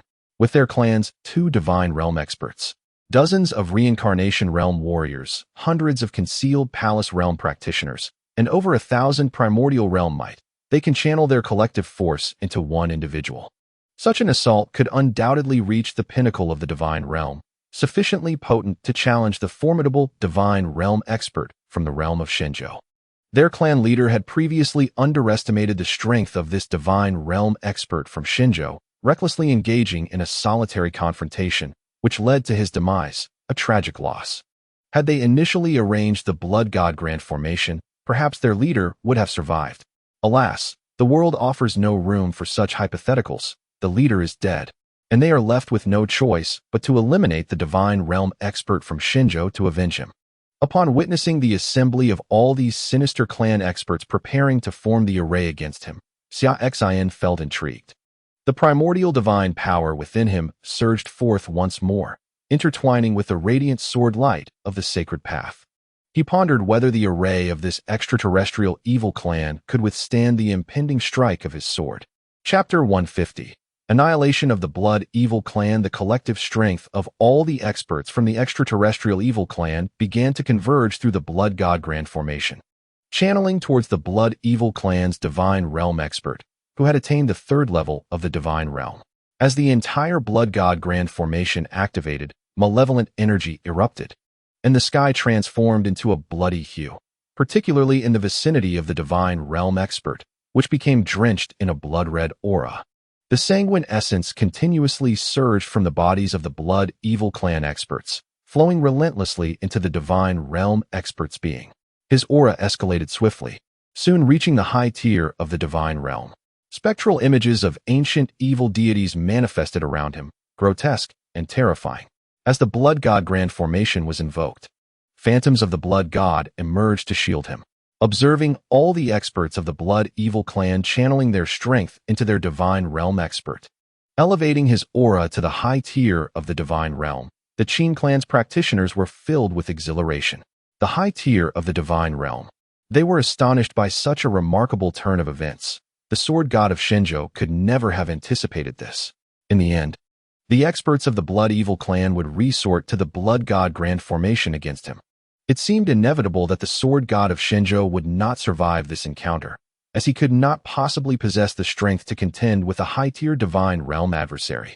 Yet, upon witnessing this spectacle, Xia Xin's lips curled into a disdainful smirk. The Scarlet Sky Sword, now wielding the terrifying might of the Divine Realm sword intent gathered from the 3 Sacred Path swords, had reached an astonishing threshold. He could unleash the first strike of the 3 Sacred Path swords, harmonizing the Divine Realm sword intent with the Primordial Sword Body and Sword Heart. The first sword of the Sacred Path, embodying the pinnacle of divine rules, combines with the primordial forbidden power of the Primordial Sword Body to unleash the consummate first sword. In the realm of divinity, it is invincible. Xia Xin raises the Qishao sword high, the unique aura of the Saint Realm swordsmanship radiating forth, merging with the surrounding sword momentum of the Divine Realm, giving birth to strands of Tao Fire. Tao Fire, the fire of the Divine Path, can only ignite the Tao Fire to transcend from the Divine Realm into the realm of Tao Fire. The Blood Evil Clan's divine being did not anticipate the overwhelming might that Xia Xin's sword would manifest.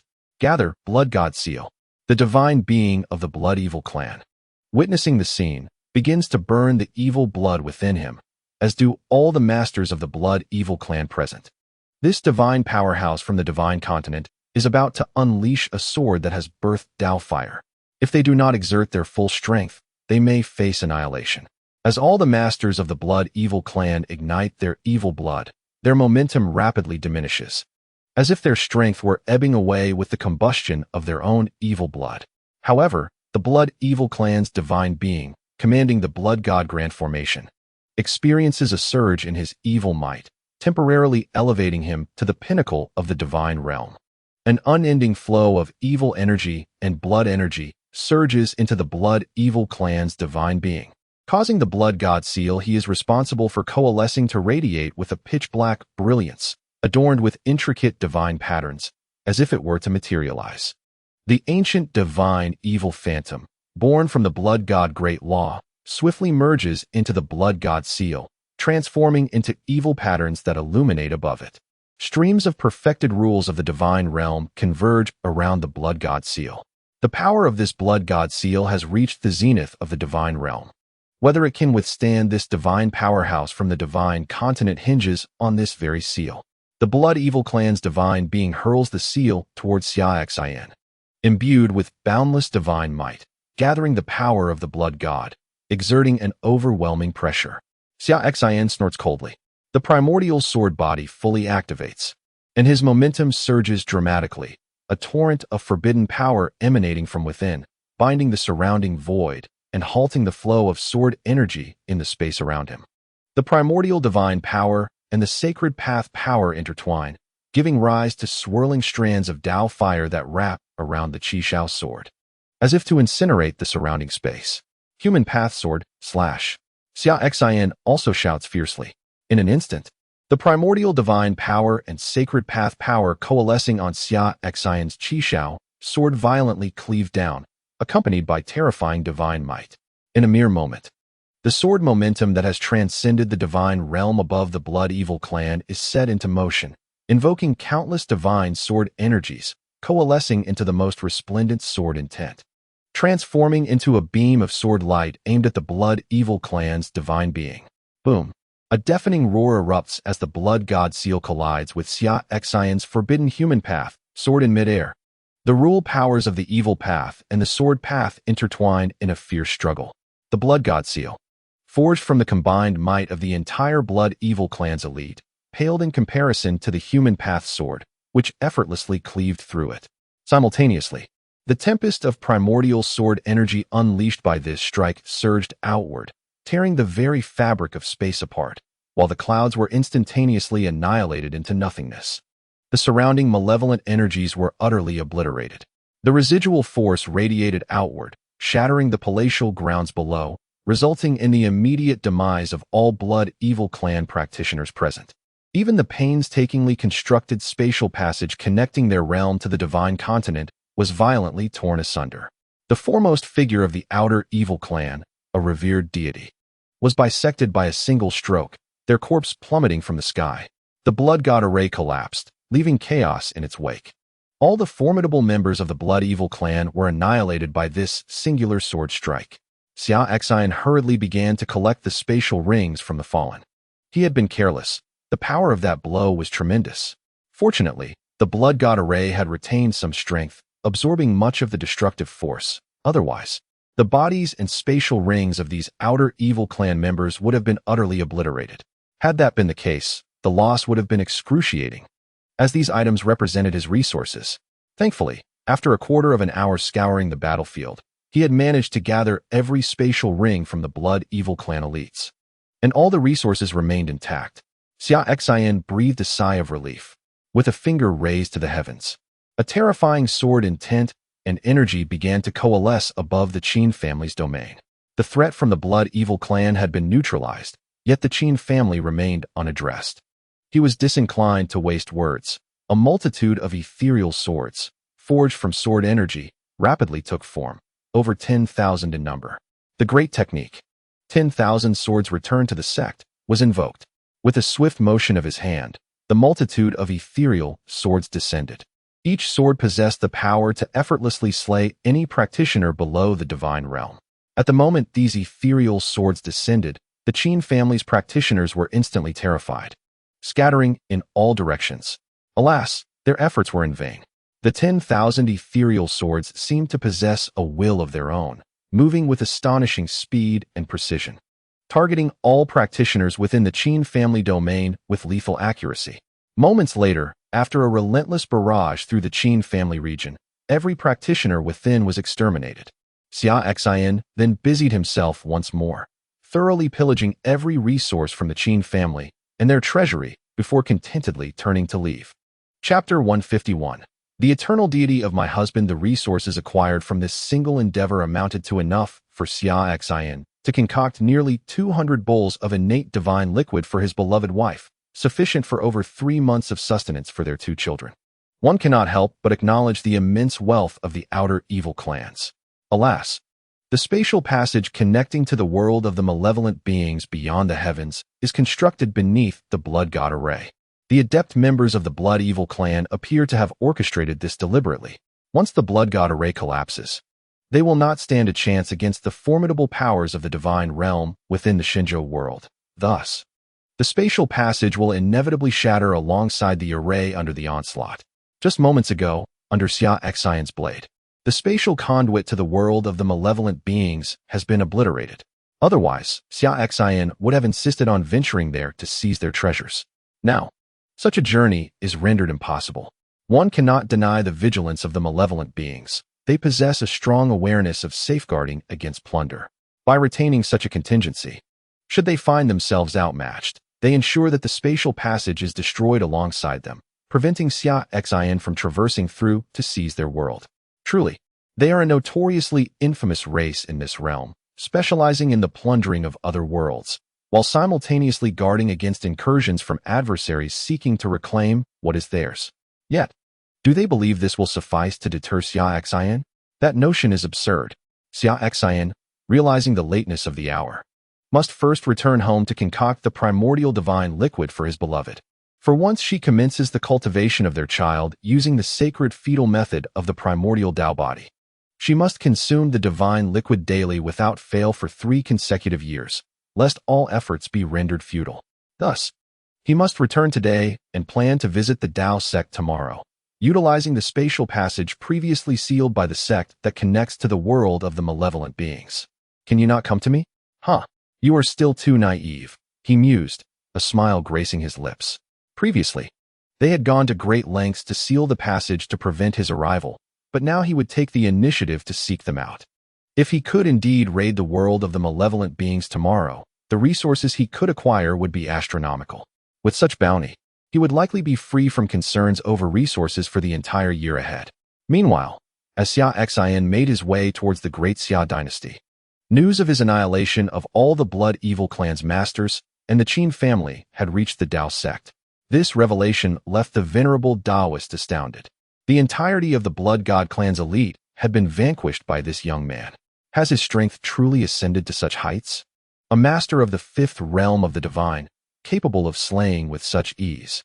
The Blood God seal, forged from the collective might of the Blood Evil clan, had been effortlessly cleaved apart by a single stroke. It seems I have grown old. In the future, this young man may very well become the key figure in the Shinjo world.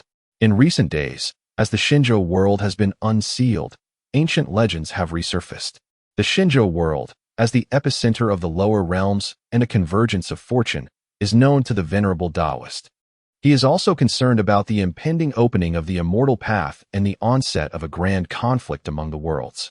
Once the barriers of existence dissolve, and the ancient relics within the Shinjo world awaken, countless masters from the myriad small worlds of the lower realm will flock to Shinjo. How shall the Shinjo world navigate this tumultuous upheaval? Can the Demon Sect still protect the realm of Shinjo? Now that this young man has grown in strength, let him take on the duty of safeguarding the Shinjo world.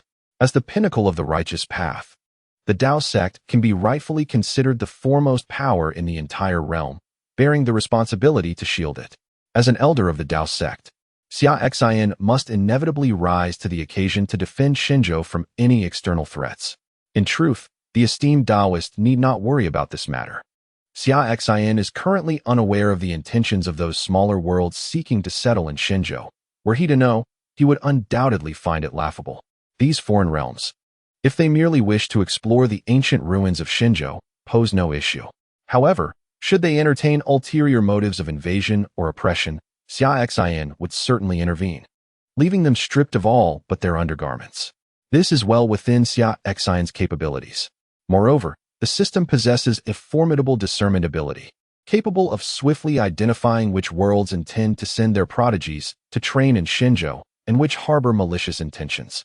Should any world plot against Shinjo, the system will promptly issue demolition tasks. If more than 10 of these smaller worlds harbor ill intentions, and the system continuously issues demolition tasks, Xia Xin would likely elevate his cultivation to the Saint Realm just by completing them all. Furthermore, the resources plundered from these worlds would surely suffice to nurture his 2 children. That evening, at the prince's residence, Xia Xin, as usual, prepared the innate divine liquid for Ji Ruer.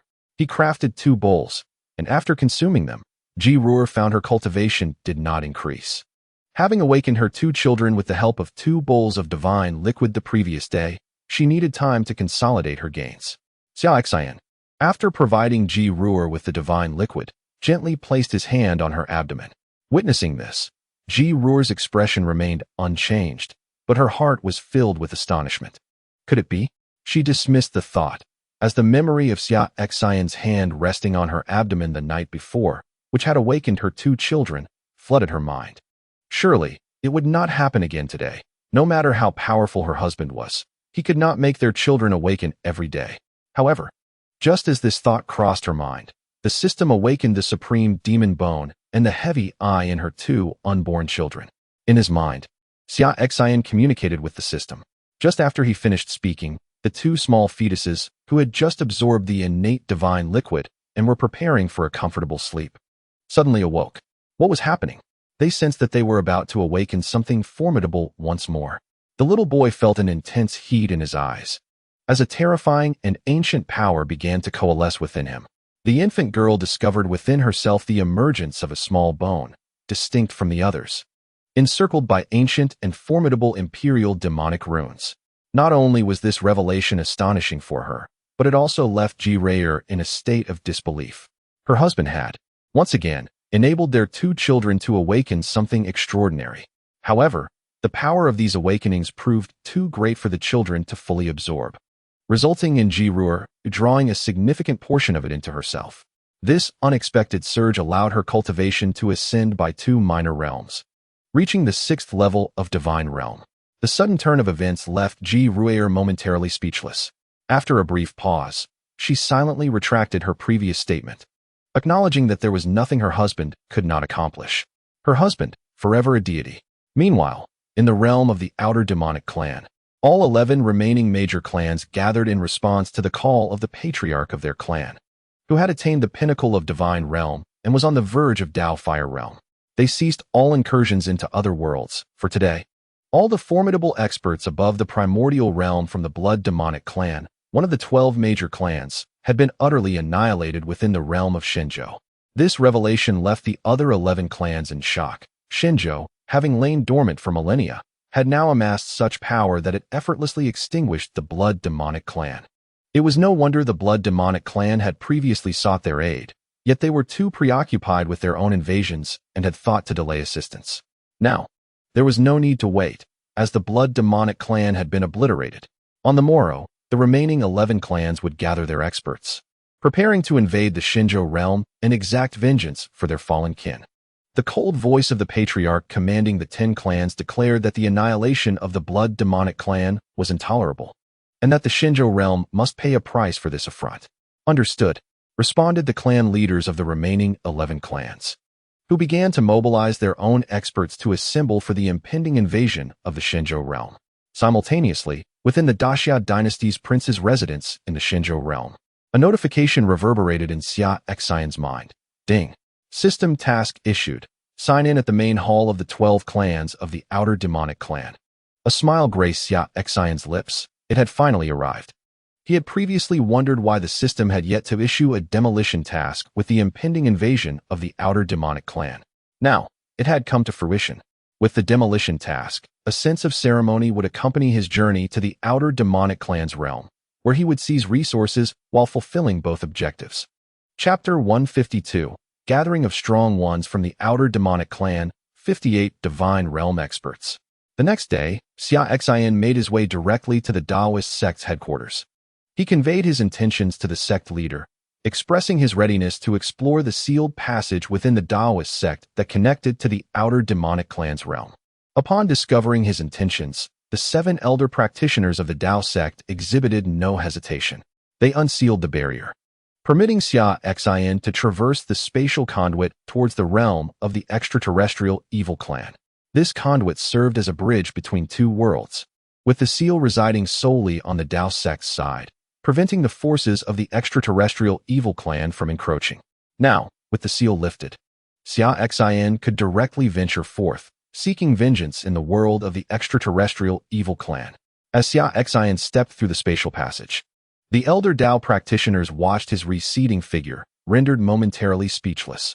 After a pause, one remarked, "We have truly aged. It seems that henceforth, this young man and his demonic companion shall dominate the era." Xia Xin's resolve to confront the extraterrestrial evil clan met with no opposition, for they recognized that his previous triumph over the blood evil clan's formidable patriarch, a being of the 5th realm, and the dismantling of their blood god formation, were feats beyond their own capabilities. With his immense prowess, it was conceivable that he could cause upheaval in the realm of the extraterrestrial evil clan. A profound sense of nostalgia enveloped them as they reflected on the swift passage of time, the emergence of formidable successors, and the realization that their epic seemed to have waned. The realm of Shinjo appeared to require no guardianship from these seasoned veterans, for Xia Xin had indeed matured into a force to be reckoned with. Meanwhile, within the realm of the extraterrestrial evil clan, the venerable patriarch, who governed the 12 clans, refrained from leading the remaining 11 clans into battle against Shinjo. Gathering the elite from the 11 clans would necessitate a considerable amount of time.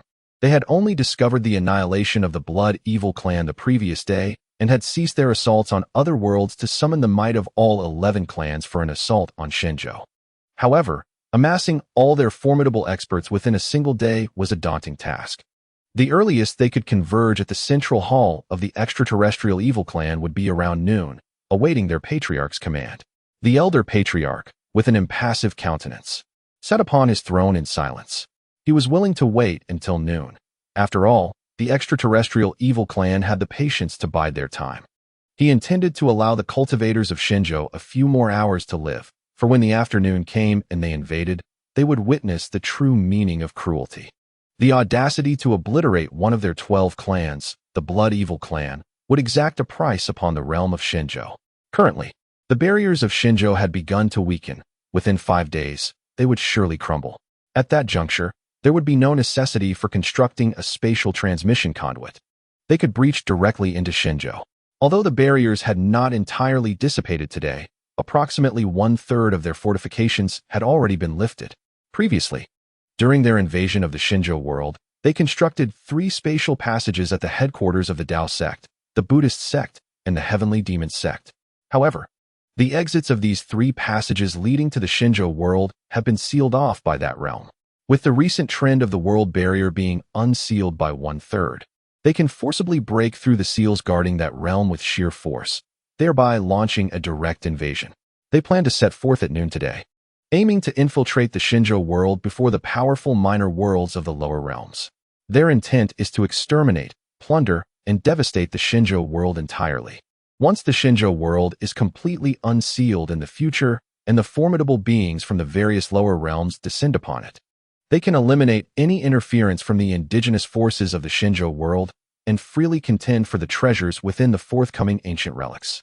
The Blood Evil clan is not among the mightiest of the 12 clans of the Outer Evil clan. Rather, they rank among the weaker factions. Apart from the 4 weakest clans, each of the 4 clans ranked in the middle possesses an average of 5 formidable beings in the Divine Realm and 60 to 70 in the Reincarnation Realm. The leaders of the strongest clans have even reached the 7th level of the Divine Realm.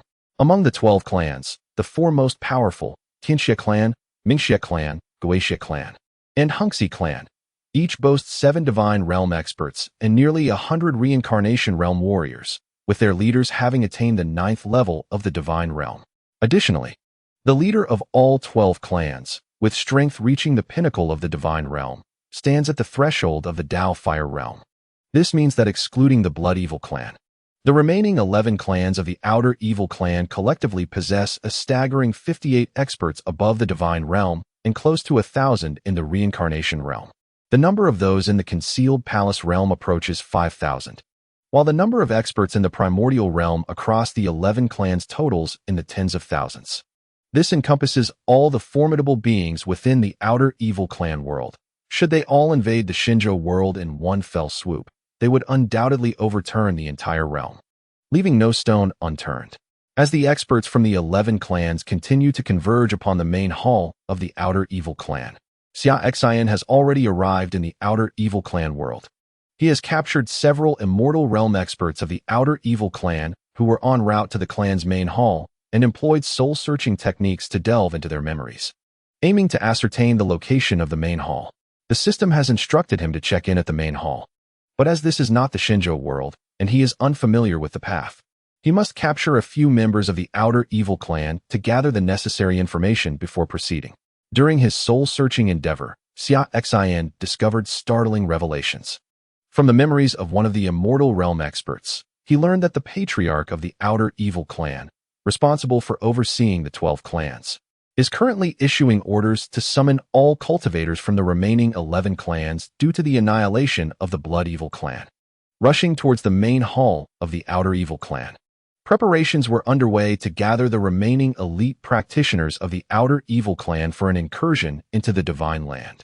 In essence, all the formidable members of the Outer Evil Clan were converging upon their central stronghold. If he could successfully subdue all the adept practitioners assembled at the main hall and seize the resources they possessed, he would effectively plunder the entirety of the Outer Evil Clan's wealth. From the memories extracted from those he had interrogated, he learned of a strict doctrine within the Outer Evil Clan.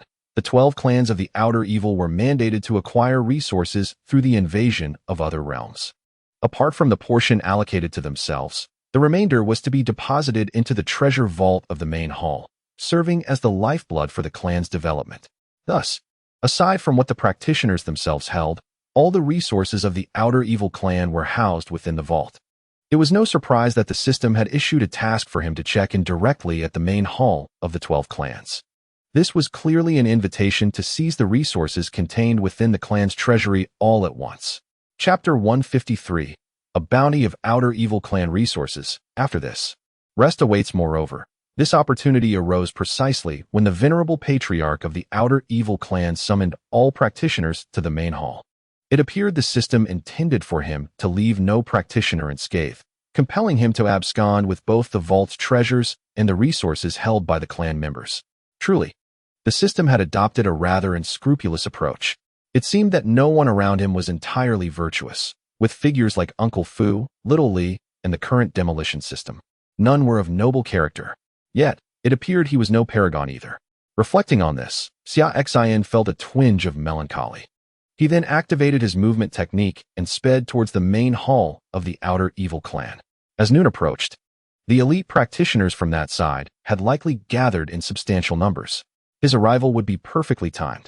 Xia Xin calculated that the total resources he currently possessed were sufficient to provide 2 children with innate divine liquid for approximately 6 months. However, he still needed an additional 2.5 years' worth of this divine liquid. Over the course of the first half of the upcoming year, each child would require a bowl daily, amounting to 2 bowls per day, which over 183 days would total 366 bowls.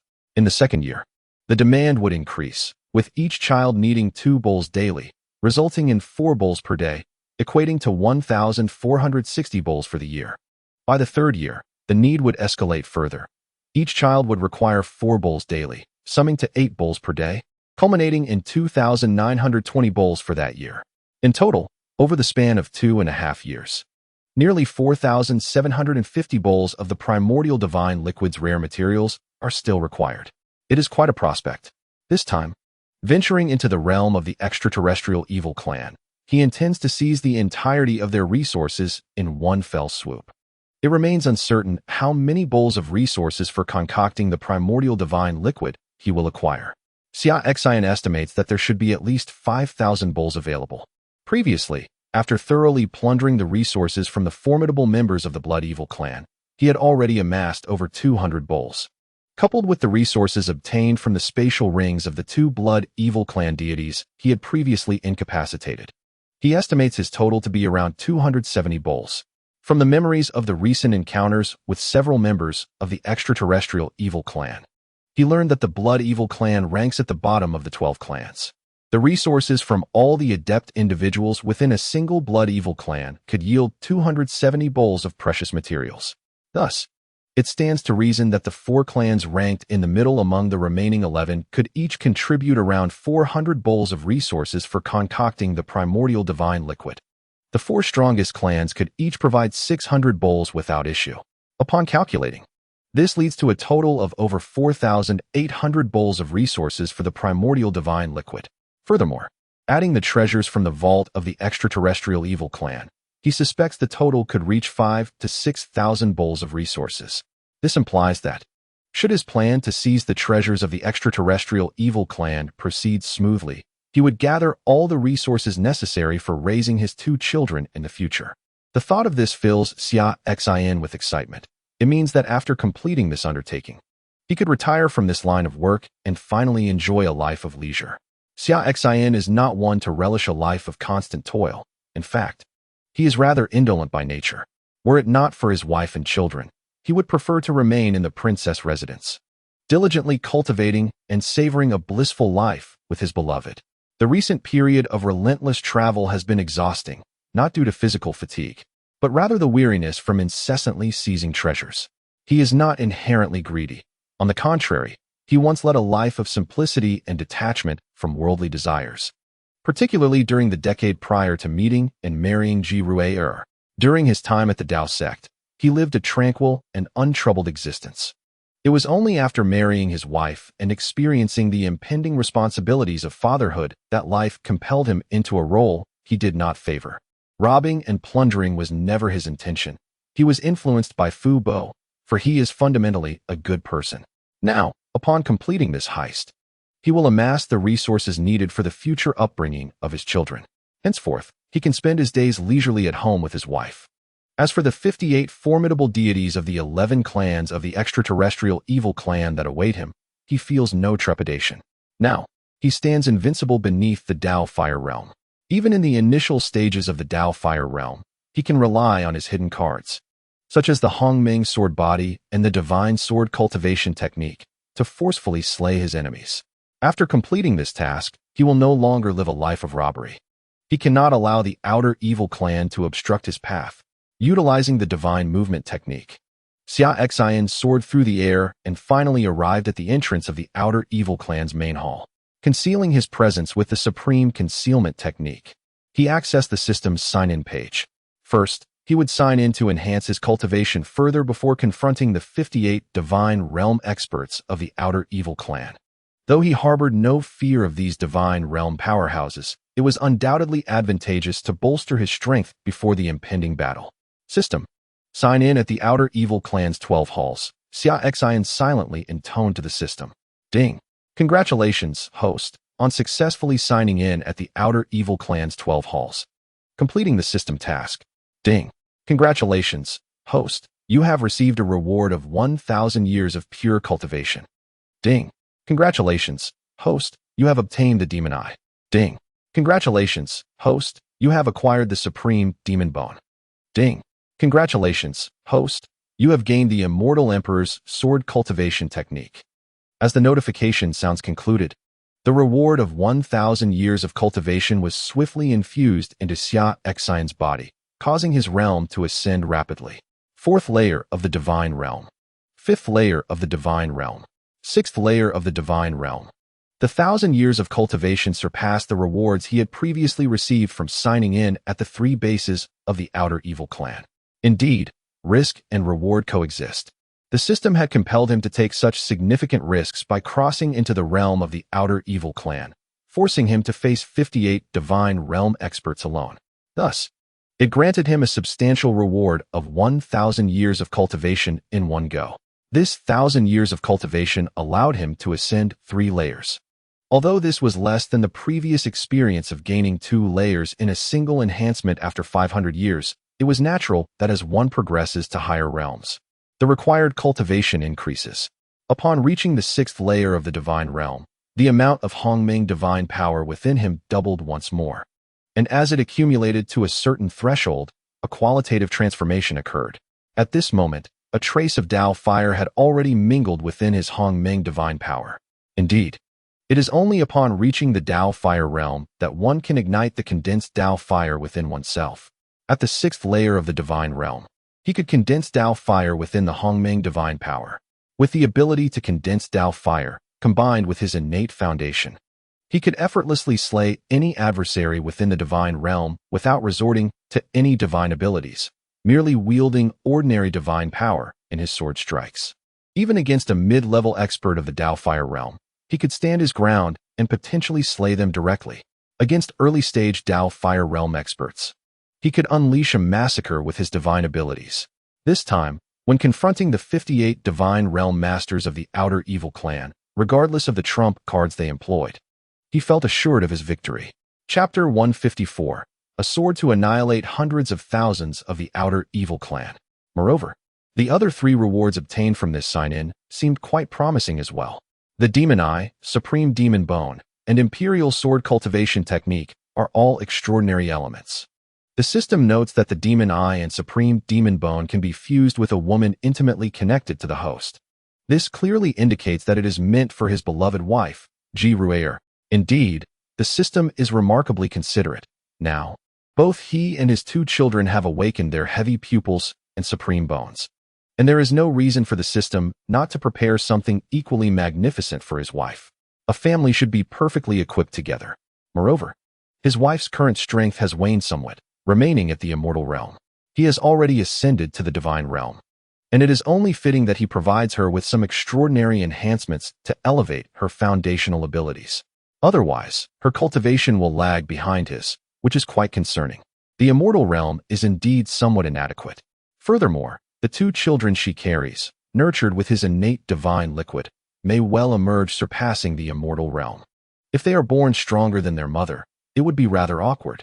The growing gap in strength between them, compounded by her pregnancy, which prevents her from advancing her own cultivation, necessitates that she cannot continue her training until after the children are born. In this situation, he must conceal his true identity from her, lest she feel inferior. After all, they have been living harmoniously. And then he suddenly becomes the most formidable being in the divine realm, a transcendent sword god, while she remains merely a small immortal mage unable to cultivate due to her pregnancy. How could she possibly feel at ease? Therefore, Xia Xin must, by all means, keep his identity a secret from his wife until after the birth of their children. At that point, he can confess and accept the consequences, while also devising a means to enhance her cultivation so that she can catch up to him. As for the final reward, the Celestial Emperor's sword cultivation technique is truly remarkable. This technique is infinitely more powerful than the divine-level sword cultivation technique. The swords cultivated through it can even slay beings of Celestial Emperor caliber. While the divine-level sword cultivation technique is formidable, it is merely a specialized skill for divine realm practitioners, capable of surpassing even the Dao Fire realm at its peak. In contrast, the Celestial Emperor's sword cultivation technique serves as an invincible upgrade to the divine-level technique. Once mastered, it can even fell a Celestial Emperor. The realms of the upper world include Divine Realm, Dao Fire Realm, Divine King Realm, Body Slaying Realm, Sage Realm, Supreme Realm, Quasi-Emperor Realm, Great Emperor Realm, and Celestial Realm. The Celestial Emperor Realm, according to the system's description, seems to transcend the limits of the upper world, which encompasses the 3,000 great worlds existing beyond the Celestial Realm. This newly acquired Celestial Emperor's sword cultivation technique can replace the divine-level technique, becoming his most formidable weapon henceforth. Xia Xin was filled with joy as he resolved to immediately unleash his divine sword nurturing technique, liberating the pure June sword and subsequently employing the immortal Emperor's sword nurturing art. At that moment, within the grand hall of the extraterrestrial evil clan, the venerable patriarch, who commanded the allegiance of the 12 clans, observed the assembly of the remaining 11 clan masters and proclaimed, "Now that all the masters of the 11 clans have gathered, let us proceed to the divine land to avenge our kin of the blood evil clan." A resounding chorus echoed throughout the grand hall as all the experts above the reincarnation realm from the 11 clans shouted in unison, "To the divine land, to avenge our blood evil kin." Meanwhile, in the skies above the extraterrestrial evil clan's grand hall, Xia Xin, upon hearing the thunderous roars from below, scoffed coldly and activated his divine sword nurturing technique. "You need not go. This sword deity has already arrived to bring you warmth." Instantly, the full might of Xia Xion's Hongmeng sword body surged forth, as the ethereal image of a purple divine sword within his vast spiritual sea radiated countless strands of primordial purple energy. Swirling around the second sword on his back, the pure June sword, which he had been nurturing with divine technique. The primordial divine power expanded outward, mingled with traces of Dao fire, and gradually flowed into his pure June sword. It had been over 30 days since he last employed the divine sword nurturing art, and with his recent breakthrough into the divine realm, he had further enhanced the nurturing process through the assistance of Hongming divine power and the principles of the divine sword path. With this stroke, all beneath the Dao fire realm would be cleaved. "You need not venture to the divine land. This sword deity has arrived," Xia Xian bellowed, drawing the pure June sword and unleashing a powerful slash. In an instant, an overwhelming sword intent from the divine realm coalesced and surged forth with Xia Xian's stroke, cascading like a long rainbow piercing the sun, resembling a celestial river descending upon the mortal realm, striking the area of the extraterrestrial evil clan's Grand Hall. The Grand Hall was fortified with protective arrays capable of withstanding divine realm attacks. However, before Xia Xin's sword, it proved utterly inadequate. In but a moment, his Hongmeng's sword energy cleaved through the defenses with a thunderous crash, shattering them to pieces. This entire sequence of events transpired in the blink of an eye, leaving no time for reaction. Inside the Grand Hall, the Patriarch on the brink of the Dao Fire Realm and the 57 divine lords from the 10 clans sensed a tremendous shock and swiftly teleported to the skies above the hall. They beheld Xia Xin's divine sword nurturing technique descending upon the central area of the Grand Hall. "Stop!" The Patriarch of the extraterrestrial evil clan bellowed, attempting to intervene. But it was evident that he was too late. Xia Xin's sword had already been unleashed. They could only hastily evade, helplessly witnessing the impending strike. Like a majestic river of sword energy, it descended upon the central area of the outer evil clan's main hall, cleaving the space and creating a chasm several hundred meters wide and hundreds of thousands of meters long. The overwhelming sword aura radiated outward, tearing apart grand halls into mere ruins, as if it possessed a sentience, selectively destroying only the structures while sparing the clan's treasury. Under the relentless sweep of this divine sword energy, all practitioners of the outer evil clan below the reincarnation realm were enveloped, caught completely off guard, and swiftly annihilated. This god-level sword energy, born from a single strike, engulfed the entire vicinity of the outer evil clan's headquarters, encompassing hundreds of thousands of its practitioners. Furthermore, the control exerted over this sword energy was masterful. It obliterated the enemies while delicately preserving their spatial rings, sweeping them together to coalesce into a singular mass, which then soared towards Xia Xin. Ultimately, all of these spatial rings landed in the one adorning Xia Xin's fingers, an impressive collection of over 100,000 rings. Had Xia Xin not attained the divine realm and mastered the rules of the sword path, it would have been impossible to gather such a vast trove of resources in a single stroke. At this moment, Xia Xin had effectively amassed 99% of the spatial rings held by the outer evil clan's practitioners.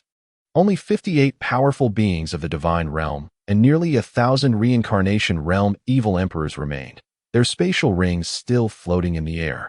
If he could also seize the resources from them and plunder their treasury, his mission would be deemed complete. This audacious display incited the fury of the 58 divine beings and the over 1,000 reincarnation realm evil emperors of the outer evil clan. Their gazes were fixed upon Xia Xin, ablaze with wrath. "How brazen! How arrogant! You seek your own demise!" The Patriarch of the outer evil clan bellowed, unleashing the full force of his half-step Dao Fire Realm aura. The space behind him began to fracture inch by inch, revealing spatial rifts as if the very fabric of this world could hardly bear the pressure exerted by such a formidable presence. As the clock struck 3, after several days without receiving gifts, he gratefully acknowledged the tokens of appreciation from those who admired Jin Xiangyu, including the generous contributions from Ma Dashao and user 639100000, as well as the remarkable gesture of 66 likes from the esteemed Long Luoming. Their support fueled his passion for writing. Chapter 155. Confrontation with a mid-stage Dao Fire Realm practitioner. In response to the unfolding situation, Xia Xin activated his sword path domain, transforming the air above the outer evil clan's main hall into a realm of sword energy and intent. This marked his first true battle against a half-step Dao Fire Realm adversary. And although he understood that even a mid-stage practitioner of the Dao Fire Realm might not be his equal, he was ready to face the challenge. However, he still placed considerable importance on engaging with the elder of the otherworldly malevolent clan, as this encounter would allow him to truly comprehend the essence of the half-step Dao Fire Realm and the nature of combat therein. Xia Xin unleashed his grass sword technique, activating his Primordial Sword Body. Within the vast spiritual sea of his Dantian, the terrifying purple phantom of the primordial divine sword trembled, releasing streams of primordial purple energy intertwined with divine power, which enveloped his Qishao sword. With a single swing, he struck towards the elder of the otherworldly malevolent clan. Upon witnessing the sword infused with Dao fire, the elder realized its formidable power, equivalent to that of the Dao Fire Realm. Alarmed, he dared not hold back. He raised his Tianxia spear, condensing the essence of infinite spear divinity, and executed the Tianxia divine spear technique. Instantly, the entire world transformed into one dominated by spear energy. The Tianxia divine spear, an ultimate technique of the Elder, wielded by a master of the half-step Dao Fire realm, possessed the might comparable to the first level of the Dao Fire realm. As the spear thrust forth, all spear energy and malevolent aura in existence converged at the tip of the Elder's spear, launching forth as if to pierce a hole in the very heavens. The two lethal strikes clashed in midair, unleashing a torrent of sword light and spear energy that tore through the surroundings, creating a scene reminiscent of the apocalypse. All white clouds were obliterated. The otherworldly malevolent clan's reincarnation realm evil emperors and the remaining 57 divine beings retreated in haste, fearing the aftermath of the collision. Their astonishment palpable. This formidable being, who had penetrated the heart of the otherworldly malevolent clan, was merely at the 6th level of the divine realm, yet possessed such power. He stood undaunted against their elder, a master of the 9th level of the divine realm and half-step Dao Fire realm. Following the clash, the vicinity of the otherworldly malevolent clan's main hall, extending several thousand meters, was utterly reduced to dust, annihilated by the onslaught of sword light and spear energy. "Who are you?" The elder of the otherworldly malevolent clan inquired gravely. Xia Xin's recent strike had already demonstrated the prowess of the Dao Fire realm, and he had held his ground against the elder. Such a prodigy, capable of transcending realms, was indeed a rarity. Earlier, when Xia Xin had revealed his identity as a visitor from the divine land, they had failed to grasp its significance amidst the grandeur of the hall. "I am the sword god of the divine land. You, the otherworldly malevolent clan, dared to send the blood malevolent clan to invade my divine land. I have annihilated all the masters of the blood malevolent clan. Today, I have come to eradicate your entire otherworldly malevolent clan," Xia Xin declared coldly. Indeed, he was not here to seize treasures. He had come solely to exact vengeance for the divine land. The elder of the otherworldly malevolent clan, taken aback, realized that the present Xia Xin was a powerful figure from the divine land. No wonder he had attacked them upon arrival. Previously, they were perplexed. How could the Blood Evil clan, with its formidable strength, be annihilated while attempting to invade the divine land? It turned out that such masters had already emerged from the divine land. Since their opponent hailed from this realm, there was nothing more to discuss. Upon arrival, Xia Xin swiftly eradicated countless cultivators from the outer evil clan. The two factions were now locked in a deadly struggle with no room for mercy. "Form the evil god array and vanquish this individual," declared the elder of the outer evil clan. Upon hearing this, the remaining 57 deities and over 1,000 reincarnation realm evil emperors of the outer evil clan immediately took their orders, with the elder as the principal array master. They promptly constructed the evil god array in preparation to confront Xia Xin. It was clear to them that Xia Xin's power far exceeded their expectations. His recent display of a mere sword strike had matched their elder in a fierce contest. They were compelled to utilize the evil god array, combining their strengths to have any chance of overcoming Xia Xin. With the elder, a half-step Dao Fire realm being, as the primary array master, the combined forces of the 57 deities and over 1,000 reincarnation realm evil emperors would undoubtedly enable the elder to temporarily elevate his realm to the mid-level of the Dao Fire realm through the evil god array. This would certainly provide the means to eliminate the sword god of the 6th level of the divine realm who had come from the divine land. As the elder of the outer evil clan directly organized his formidable allies into formation against him, Xia Xin's expression turned grave. The evil god array appeared to be even more formidable than the blood god array previously employed by the blood evil clan. Faced with the imminent elevation of the elder to the half-step Dao Fire realm, Xia Xin knew he must exert his utmost effort. Surrounded by sacred light, Xia Xin prepared to unleash his most powerful attack, the second sword of the sacred path, 3 swords. Now at the 6th level of the divine realm, he believed he could forcibly invoke the second sword of the sacred path, the earth sword. "Gather, evil god spear," bellowed the elder of the outer evil clan, directly condensing the evil god spear. The collective power of all the experts from the outer evil clan converged upon the elder through the evil god array. The elder's momentum escalated rapidly, soon reaching the mid-level of the Dao Fire realm. An ancient evil god's phantom emerged behind him, terrifying and fearsome. As all the experts of the outer evil clan directed their power towards the elder, his aura soared to the mid-level of the Tao Fire realm. Simultaneously, the sword light gathered by Xia Xin, utilizing the sacred path, 3 swords, reached a terrifying level. With the activation of the Hongming sword body and sword heart, he unleashed the second sword attack of the sacred path, 3 swords. With the Qishao sword raised high, the unique sacred aura of the Saint Realm sword technique radiated forth, merging with the surrounding Tao fire.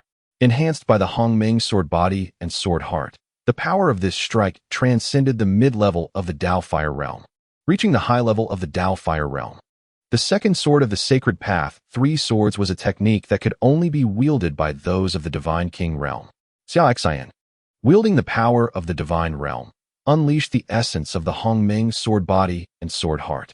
Though he could only harness a fraction of its might, it was sufficient to subdue the elder patriarch of the extraterrestrial evil clan before him, the evil god Spear Gather.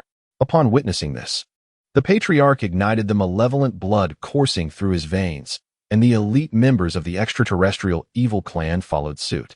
This formidable being from the divine continent sensed a palpable threat from the sword Xia Xin was about to unleash.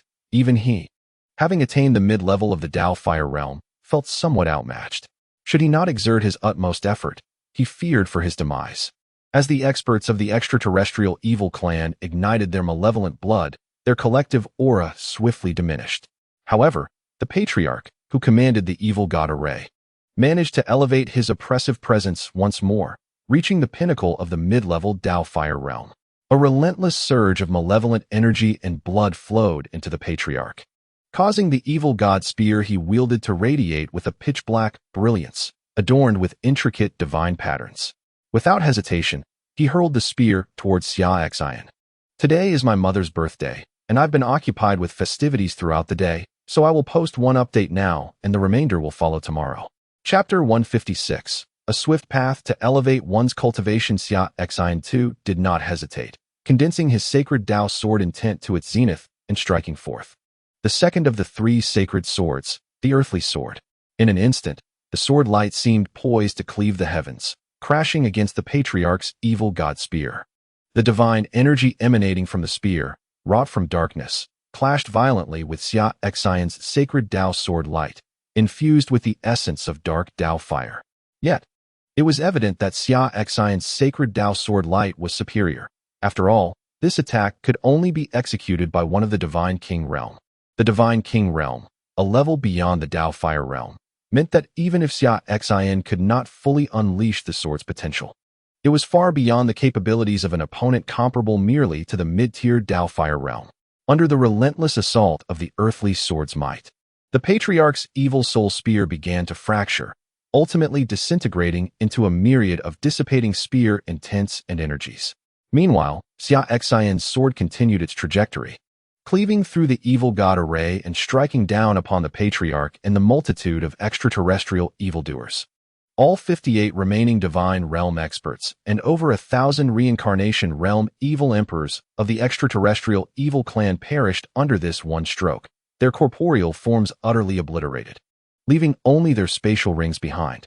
Yet, as Xia Xin executed this formidable strike, his complexion paled, and he struggled to maintain his levitation in the air. The previous attack had pushed him beyond his limits.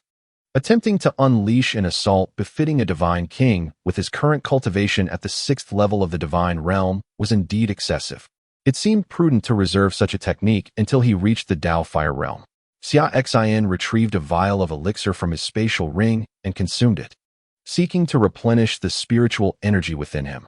With a swift motion of his hand, he collected all the spatial rings left behind by the celestial adversaries he had just vanquished, including those belonging to the masters of the divine realm and the cycle realm. His consciousness quickly swept over them, and a look of excitement emerged on his face. Thus far, the resources he had scavenged from the celestial adversaries were sufficient to concoct 5,000 bowls of primordial divine liquid. The resources required for nurturing the 2 children were now in his possession, allowing for a more leisurely existence in the days to come. The treasury of the celestial adversaries had yet to be plundered, After consuming a bottle of elixirs, Xia Xin realized that the spiritual energy within him had significantly recovered, enabling him to move normally once more. In an instant, he transported himself into the treasury, completely emptying its resources. He acquired over 2,000 additional bowls of primordial divine liquid. Altogether, he now possessed enough resources to concoct approximately 7,000 bowls of primordial divine liquid. After setting aside 4,700 bowls for raising the children, he was left with around 2,500 bowls remaining in the treasury. Xia Xin did not leave immediately. Instead, he contemplated a question. If the primordial divine liquid could cultivate his children into innate Tao body holy fetuses, could it also allow him to condense into an innate Tao body holy fetus? With this thought in mind, he unhesitatingly retrieved the resources needed to concoct 2 bowls of primordial divine liquid and began the process. He was eager to test his hypothesis, to see if consuming the liquid would enable him to condense into an innate Tao body holy fetus. With an abundance of resources at hand, he was untroubled by the potential loss of these 2 bowls. If unsuccessful, it would merely be an experiment to satisfy his curiosity. Xia Xin swiftly concocted 2 bowls of primordial divine liquid and consumed one in a single gulp. The moment he ingested it, an overwhelming surge of energy erupted within him, flooding into his limbs and body. The rich essence of primordial origin materialized within him, rapidly converging towards his Dantian's spiritual sea, transforming into a small innate sword fetus that hovered beside the ethereal image of the Hongmeng divine sword. Within the spiritual sea of his Dantian, the ethereal image of the Hongmeng divine sword and the diminutive innate sword fetus stood in the void, a peculiar yet harmonious sight. Xia Xin was astounded. It truly worked. The primordial divine liquid seemed capable of aiding him in condensing an innate Tao body holy fetus.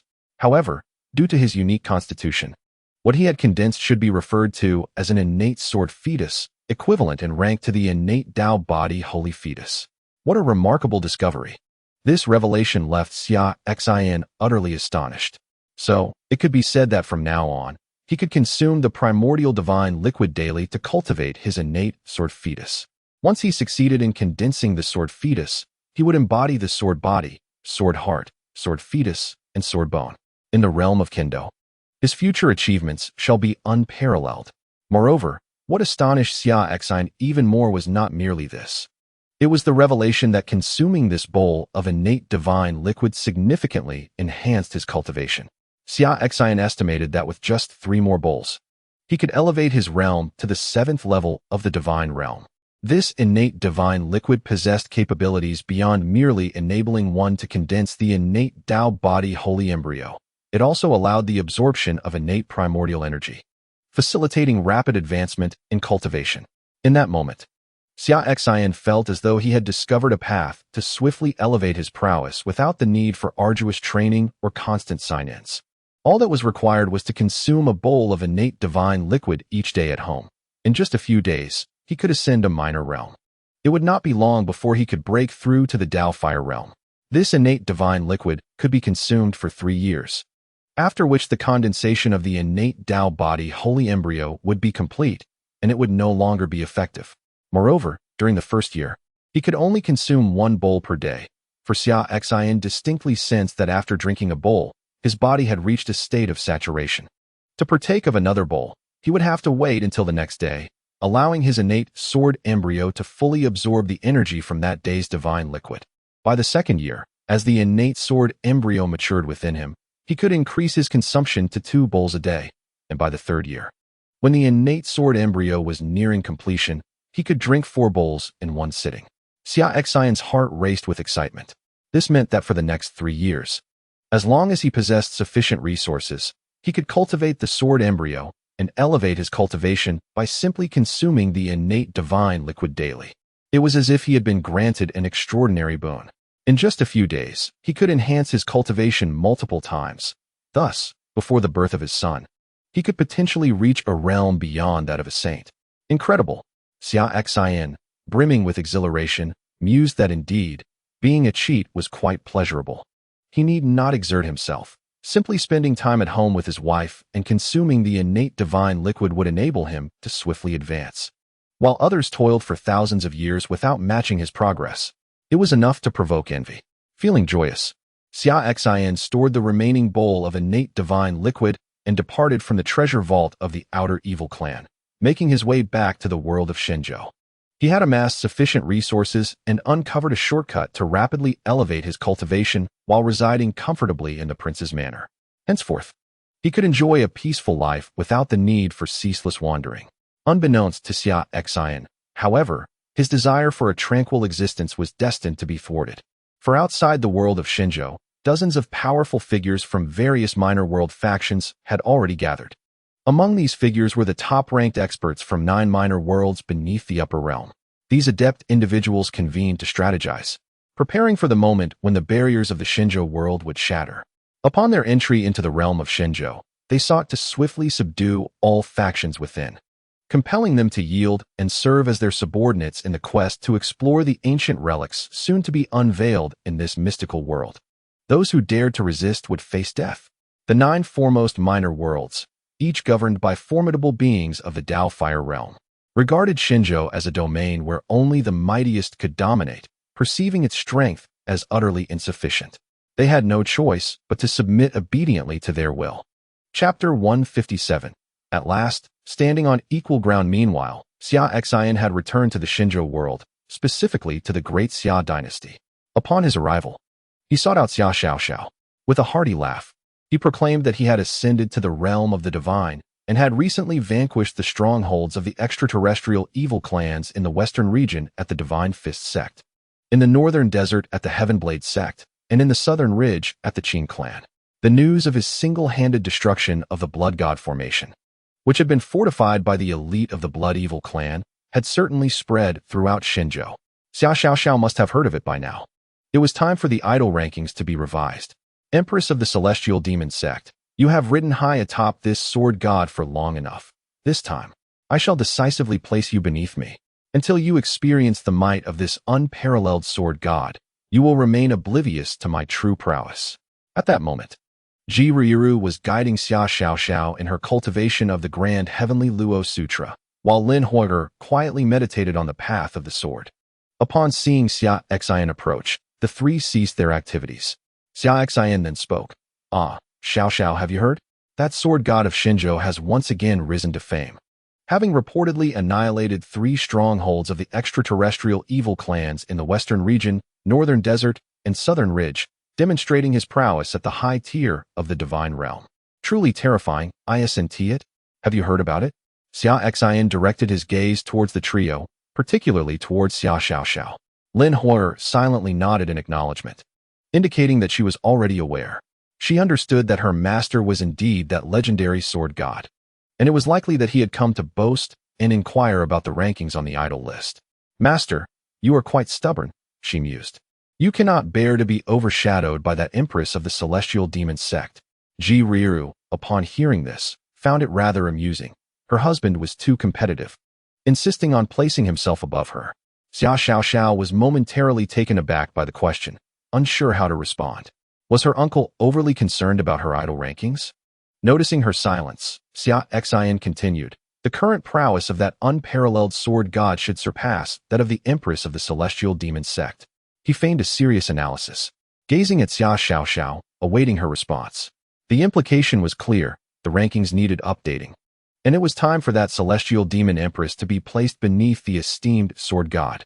Beside them, Ji Ruiru, amused by Xia Xin's feigned serious analysis, could not help but cover her mouth and chuckle, finding her husband quite entertaining. Noticing his wife's laughter, Xia Xin inquired, Dearest, why do you suddenly find amusement? Oh, husband, Ji Ruiru replied. I merely recalled a humorous incident, unrelated to your mention of the unparalleled sword god surpassing the empress of the Heavenly Demon Sect. She smiled at Xia Xin as she explained. Xia Xin, taken aback by her words, was momentarily at a loss for how to respond. He felt that his wife was laughing at him, mocking his assertion about the unparalleled sword goddess strength exceeding that of the Heavenly Demon Sect's empress. At that moment, Xia Xiaoxiao remarked, Uncle, your words hold great merit. The current strength of that unparalleled sword god should indeed surpass that of the empress of the Heavenly Demon Sect. I believe it is time to rearrange my idol rankings, placing him above the empress. Though she was puzzled as to why her uncle and aunt were so invested in her idol list, she felt that his statement was valid. The unparalleled sword god currently had the prowess to overshadow the Empress. Haha, I was merely speaking offhandedly. Xiao, you should rank according to the actual circumstances, Xia Xin smiled, adding, I am certain that the sword god would not concern himself with such trivial matters. Indeed. Ji Ruier, observing Xia Xin's smug demeanor, interjected, Xiao. How can you be so certain that the unparalleled sword god is stronger than the Empress of the Heavenly Demon Sect? They have yet to engage in battle. Perhaps the Empress is merely keeping a low profile, and her true strength has already reached the pinnacle of the divine realm, just waiting for the opportunity to reveal itself. Upon hearing this, Xiao fell into contemplation. Ji Ruier's words seemed to hold weight. The Empress had not shown her hand recently, so how could she hastily conclude that the Empress was weaker than the unparalleled sword god? Perhaps the Empress had indeed reached a high level of divine prowess. After a moment of silence, Xiao responded, So, since the Empress of the Heavenly Demon Sect has not made a move lately, it would be rash to make a definitive judgment. It would be prudent to keep her ranked above the unparalleled sword god for now. Ji Ruier chuckled. Let us wait until it can be definitively determined that the Empress is not stronger than the sword god before we place her beneath him. Xia Xin, sensing trouble, hurriedly pretended to be unconcerned and asked, How could you determine that the unparalleled sword god is inferior to the Empress of the Heavenly Demon Sect? With a playful smile, Ji Ruier countered, And how, dear husband, can you ascertain that the unparalleled sword god is superior to the Empress? Xia Xin found himself at a loss for words. Realizing that his desire to place the Empress beneath the sword god might not come to fruition after all. Must he truly venture to the Heavenly Demon Sect for such a trivial matter, engaging in combat with the esteemed Empress of the sect? It seems rather unreasonable for him to do so without just cause. Moreover, the Heavenly Demon Sect is akin to his wife's familial home. To seek a confrontation with the managing Empress there would be most inappropriate. Is it truly impossible for him to ever surpass that Empress in his lifetime? A deep sense of melancholy washed over Xia Xin, and he waved his hand dismissively, saying, Very well, this matter is indeed difficult to substantiate. Let that Empress remain above the unparalleled sword god. Xiao was momentarily bewildered by Xia Xin's words, sensing an oddity in them. At that moment, Ji Ruier, observing her husband's desire to rank higher and his inability to prove his superiority over her, felt an inexplicable urge to laugh. Ji Ruier spoke, Xiao. Let us place the unparalleled sword god and the Empress of the Heavenly Demon Sect at the same level. They shall stand equally. Although we cannot ascertain if the sword god is stronger, we likewise cannot prove that the Empress surpasses him. Thus, I believe it is best to regard them equally, allowing either to stand above or below, provided they are both content. As she spoke, she cast a charming glance at Xia Xin, saying, Silly husband, does it truly matter who stands above or below? As long as we are both comfortable, that is all that matters. Xiao, though not comprehending the latter part of Ji Ruier's statement, found wisdom in the first half. Since their strength cannot be determined, it would be prudent to regard them equally. Aunt is right. Let us place them both in a tie for third, with uncle first and aunt second, Xiao declared. That sounds agreeable. Ji Ruier nodded. Xia Xin also nodded in agreement, acknowledging the slight disappointment of not surpassing the Empress of the Heavenly Demon Sect, yet finding solace in their eventual equality. At least he was not overshadowed by her. Chapter 158. The fracture of the world barrier in the Duke's mansion. Life was leisurely. However, the barrier of the divine continent was set to shatter in 5 days, at which point the entire realm would open to all lower worlds and even the higher realms. In the blink of an eye, for days had passed. During this brief period, significant events transpired in the divine continent. The second strongest of the Dao sect, Xianzun, ascended to the divine realm, becoming the second divine realm expert in the sect after Dao Zun. The former leader of the Heavenly Demon Sect, Ji Ruier's master, also broke through to the divine realm, adding another divine expert to the sect, apart from Ji Ruier. Furthermore, the most formidable Buddha of the Buddhist sect achieved the same, solidifying the sect's dominance with a divine realm presence. In the span of 4 days, Xia Xin consumed a bowl of primordial divine liquid daily to condense the primordial sword embryo, elevating his cultivation level. By yesterday, His realm had ascended to the 7th level of the divine realm. Ji Ruer, through her daily consumption of the primordial divine liquid, also reached the 7th level of the divine realm. However, despite her realm being at the 7th level, her ability to challenge those of higher tiers remains formidable. Even though her strength is somewhat diminished due to her pregnancy, she can still effortlessly slay initial stage Dao Fire Realm experts. Against mid-stage Dao Fire Realm adversaries, she can hold her ground, and if not for her pregnancy, she could easily vanquish them. During these 4 days, Uncle Fu and his companions procured all resources from the various malevolent forces in the Divine Land 3 days ago. Apart from Granny Yun, all the other divine attendants and divine servants have now taken their positions at the Heavenly Gate, as the sect headquarters has been completed 2 days prior. Tomorrow, Xia Xin will visit the Heavenly Gate, as it marks the day the Heavenly Gate officially announces its establishment to the entire Divine Land, necessitating his presence. Xia Xin has imparted the Immortal Emperor's Guardian Technique and the Imperial Servant's Guardian Technique to Uncle Fu and the others. Due to the unique nature of these techniques, the 9 divine attendants remain at the 9th level of the reincarnation realm. Only when Xia Xin reaches the 9th level of the divine realm will their cultivation levels ascend to the 1st level of the divine realm. The 40 divine servants, including Xiao Yozi, are 14 minor realms beneath Xia Xin. Thus, upon his attainment of the 7th level of the divine realm, their cultivation levels have risen to the 3rd level of the reincarnation realm. This means that within the Heavenly Gate, there is now 1 at the divine realm, 9 at the 9th level of the reincarnation realm, and 40 at the 3rd level of the reincarnation realm.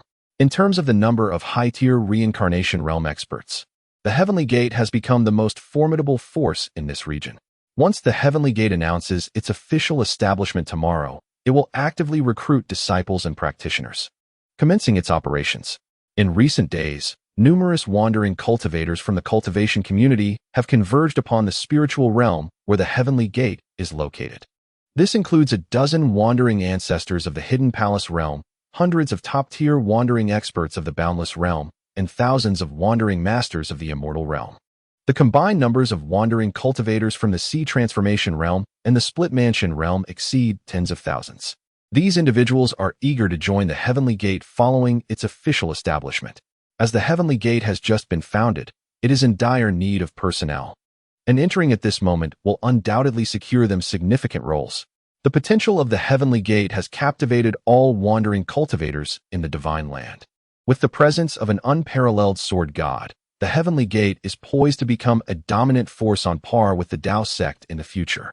Being mere wandering cultivators with no backing, they cannot afford to miss this opportunity to become the backbone of such a superpower. Consequently, countless wandering cultivators have gathered in the spiritual realm, awaiting the opportunity to join the Heavenly Gate upon its establishment. Additionally, several talented individuals from prominent families and wandering cultivators have also congregated in the spiritual realm. The establishment of the Heavenly Gate, having absorbed numerous adept practitioners and formed a complete operational system, is destined to begin recruiting disciples and infusing fresh blood into its ranks. At that time, it shall present an opportunity for these prodigies. Meanwhile, within the prince's residence, Xia Xin, after guiding Xia Xiaoxiao and Lin Hor, prepared to concoct the innate divine liquid for his beloved wife. At this moment, Xia Xiaoxiao, with a serious countenance, spoke up, "Royal uncle, I wish to consult you on a matter." Upon hearing this, Xia Xin, intrigued by the earnestness of the young girl, inquired, "What is it? Speak." After a brief hesitation, Xia Xiaoxiao replied, "In a few days, when the Heavenly Gate officially establishes itself and begins recruiting disciples, I would like to try my hand at becoming one of them." After uttering this, she cautiously glanced at Xia Xin, apprehensive that her royal uncle might disapprove and lecture her. After all, he was a person of the Dao Sect, and during this time, he had personally guided her in her cultivation. She genuinely feared that Xia Xin might reject her desire to join the Heavenly Gate. "What is it? Is the prince's residence too small to accommodate such a great being as yourself? Is that why you feel compelled to join the Heavenly Gate?" Xia Xin teased the young girl.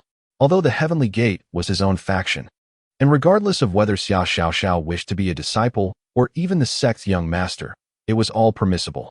His intention was merely to playfully provoke her and discern her motivations for wanting to join the Heavenly Gate. To his surprise, as soon as he finished speaking, Xia Xiao rushed forward, clinging to his leg, her voice laced with a pitiful tone. "Oh, royal uncle, how could the prince's residence not accommodate me? You will always be my beloved royal uncle, the dear royal uncle. The prince's residence shall forever hold the foremost place in my heart." The reason she desired to join the heavenly gate was simply to experience the life of a disciple in a superlative power. After all, had not her royal uncle often stated that one must not merely focus on cultivation in isolation, but should also encounter various challenges in the outside world? By joining the heavenly gate as a disciple, was she not merely seeking to engage with the realm of cultivation as part of her training? She could not perpetually dwell under her uncle's protective wings, could she? Xia Xiao's pitiable explanation stemmed from her true desire. It was not merely for the sake of training, but rather a simple wish to be closer to her idol, the sword god. Even a distant glimpse of her idol within the heavenly gate would bring her immense satisfaction. "Very well, if you wish to go, then go," Xia Xin replied. It seems some have forgotten their royal uncle upon acquiring an idol. He said this deliberately to tease her. If Xia Xiao wished to attend the heavenly gate, he would allow her, and when the time came, he would have Uncle Fu orchestrate a discreet arrangement to ensure that she was directly accepted as a personal disciple of the heavenly gate's master. He relished the thought of watching her reaction when she participated in the disciple assessment and was immediately recognized as the esteemed sword god's personal disciple. At that moment, he surmised that with the little girl's limited intellect, she could hardly fathom how she had transitioned from merely participating in a test for ordinary disciples of the heavenly gate to becoming the direct disciple of the esteemed sword god and the leader of the heavenly gate. Her face would undoubtedly be adorned with confusion. "Uncle Emperor, how could I possibly forget you? You shall forever remain the greatest idol in my heart, unmatched by anyone," exclaimed Xia Xiao, who was overjoyed upon hearing that Xia Xin had agreed to let her join the heavenly gate as a disciple. Unbeknownst to her, a malicious scheme targeting her new role was already in the works. The following morning, Xia Xin departed from the royal residence to attend the grand inauguration of the heavenly gate. Simultaneously, the barrier surrounding the entire divine continent shattered, akin to a glass dome collapsing with a thunderous crash. Chapter 159. The demolition system goes wild, with 9 demolition tasks in one breath at the same moment. The venerable Taoist from the Tao sect, the Xianzun, the elder Buddha from the Buddhist sect, and the old leader of the heavenly demon sect were all astonished as they gazed at the heavens above. This day had indeed arrived. It remained uncertain whether the opening of the immortal path and the onset of the great contention would be a blessing or a curse for the divine continent. They, as forces possessing divine-level practitioners within the divine continent, were acutely aware that once the barrier vanished, countless lesser worlds would inevitably seep into their realm. The arrival of this era of contention could not be avoided. It was paramount for the cultivation community within the divine continent to avoid becoming sacrificial pawns for the forces from the outside world vying for ancient relics. After all, the strength of the cultivation community in the divine continent was still exceedingly fragile compared to the divine-level practitioners from these external worlds. Within the heavenly demon sect, the old leader, a divine-level entity, hastily ordered that Ji Ruier of the Great Xia dynasty be notified to return to the heavenly demon sect for discussions on how to confront the impending era of contention. Meanwhile, within the Tao sect, the venerable Taoist dispatched someone to the heavenly gate to inform Xia Xin to return for a discussion on how to navigate the forthcoming challenges of the great contention.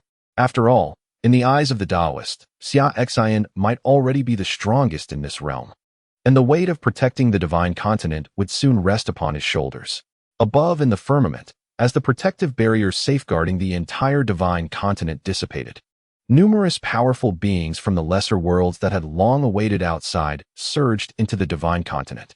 The 9 foremost lesser worlds, Tianji Realm, Haisha Realm, Taiyang Realm, Zhou Realm, Fuyo Realm, Jiushao Realm, Shanliang Realm, Yuanzhong Realm, and Xiangan Realm, were the first to penetrate the divine continent. Each of these realms boasted dozens of divine-level practitioners, led by the strongest among them, a 9th-level divine master, accompanied by hundreds of reincarnation-level experts, descending into the divine continent. The combined might of the experts from the 9 worlds amounted to thousands, all converging upon a city in the eastern wilderness. Without the slightest hesitation, They each seized a local cultivator from the realm of the divine continent and proceeded to delve into their souls, seeking to swiftly comprehend the current dynamics of this world. Having just arrived in the divine continent, their ignorance of its present structure compelled them to adopt this direct approach. Interrogating a native cultivator through soul-searching would undoubtedly provide the clearest insights into the prevailing order. Naturally, those subjected to such an invasive procedure were left with no hope of survival. The elite from the 9 worlds acted in unison, capturing thousands of cultivators from the city and initiating their soul searches.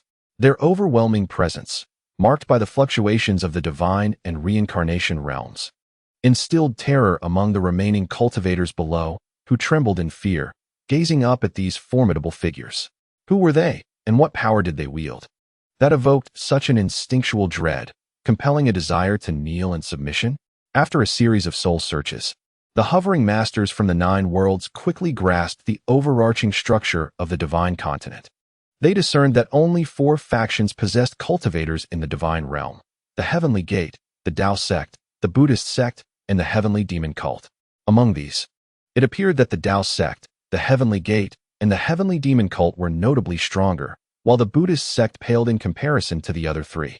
The leader of the Divine Mechanism Sect from the Heavenly Machine Realm, a formidable figure in the 9th level of the Divine Realm, proclaimed, "In our alliance of 9 worlds, each triad of realms shall oversee one of the 3 dominant factions, the Heavenly Demon Cult, the Tao Sect, or the Heavenly Gate, to eliminate their divine realm experts and establish our authority, thereby compelling the remaining cultivators to submit and assist us in dominating the other factions of the divine continent."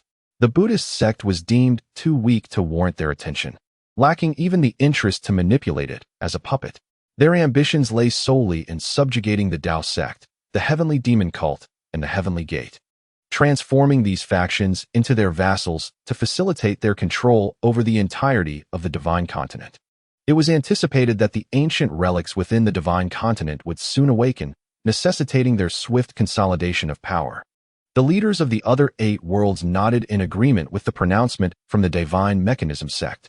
Each triad was tasked with eradicating the divine realm experts of either the Tao Sect or the Heavenly Demon Cult, ensuring their dominance over these factions. Ultimately, the Heavenly Machine Realm, the Sea Sand Realm, and the Taiyang Realm would be responsible for eliminating the 2 divine realm experts of the Tao Sect to seize control, while the Purple Mist Realm, the Hidden Journey Realm, and the 9 Heavens Realm would take charge of extinguishing the 2 divine realm experts from the Heavenly Demon Cult to establish their authority there. In the realms of Shanshan, Yuanzhong, and Xingang, the formidable figure tasked with vanquishing the Celestial Gate is the legendary Sword God of the Divine Land, who has purportedly attained the pinnacle of divine power. This entity commands the Celestial Gate. Through the memories gleaned from soul-searching, they are aware that the unparalleled Sword God of the Celestial Gate once obliterated the Blood God Array, a formidable formation devised by a multitude of adept practitioners from the Blood Evil clan, which had reached the zenith of divine might. However, they remain undaunted, for they perceive a significant disparity between the attacks emanating from the Blood God Array and those of a true 9th-level divine expert. Among their ranks are 3 formidable 9th-level divine beings, and they contend that the Sword God of the Divine Land possesses only low-tier divine strength, excelling merely in combat prowess against stronger foes. They are resolute in their belief that they will effortlessly extinguish the Sword God of the Celestial Gate and seize control of the gate itself. At this moment, while en route to the Celestial Gate, Xia Xin suddenly sneezed, an unsettling premonition stirring within him, leaving him perplexed. He instinctively felt that something significant was about to transpire. As he pondered this, a flurry of system task notifications erupted within his mind. Ding. System task issued. Sign in at the Divine Machine Gate of the Heavenly Machine Realm. Ding. System task issued. Sign in at the Sea God Palace of the Haisha Realm.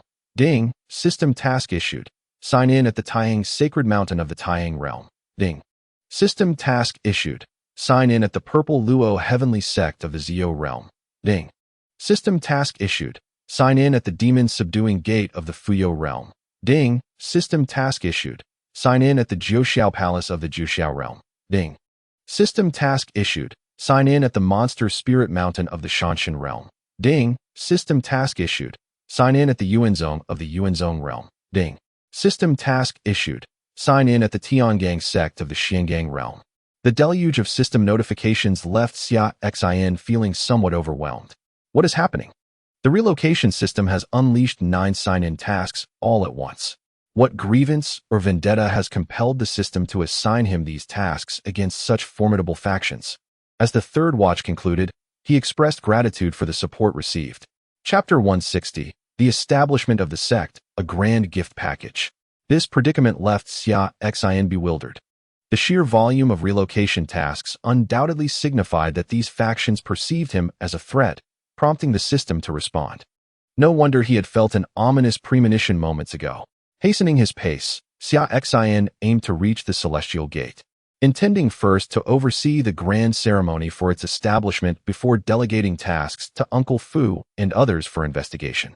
Speaking of Uncle Fu, he had been tirelessly devoted since his transformation into a guardian spirit, scarcely finding a moment's rest, tirelessly traversing the realms.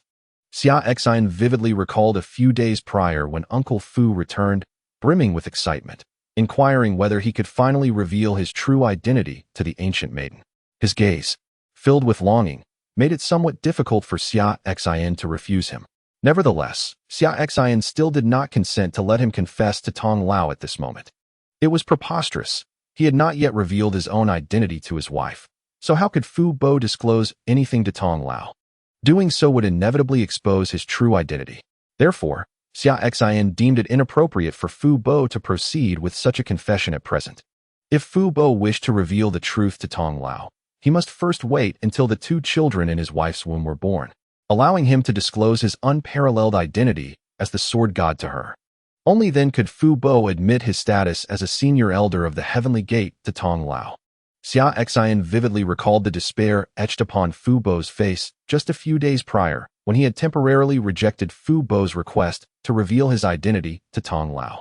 In that fleeting moment, it seemed as if the entire world had descended into darkness for Fu Bo. The following day, he spent the entire time entwined with Tong Lao, as if to express the deep yearning they felt during their separation. The day after that, Fu Bo and his fellow divine servants were dispatched by Xia Xin to the Heavenly Gate to prepare for its official establishment. As Fu Bo departed, his heart brimmed with determination.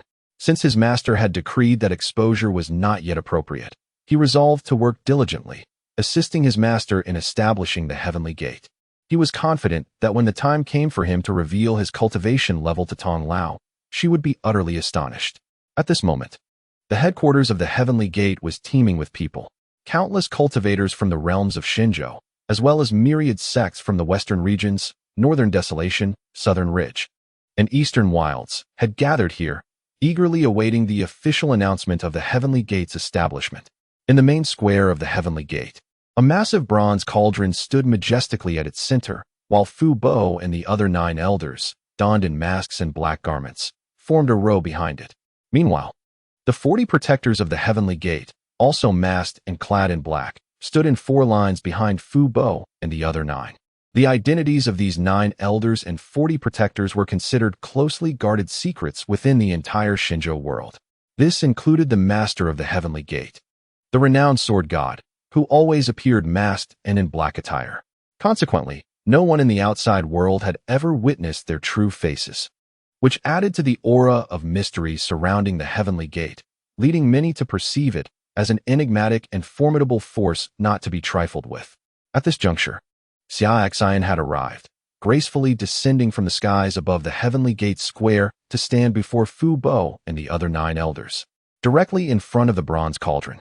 The moment Xia Xin landed, the clamor of countless practitioners ceased, and a profound silence enveloped the square.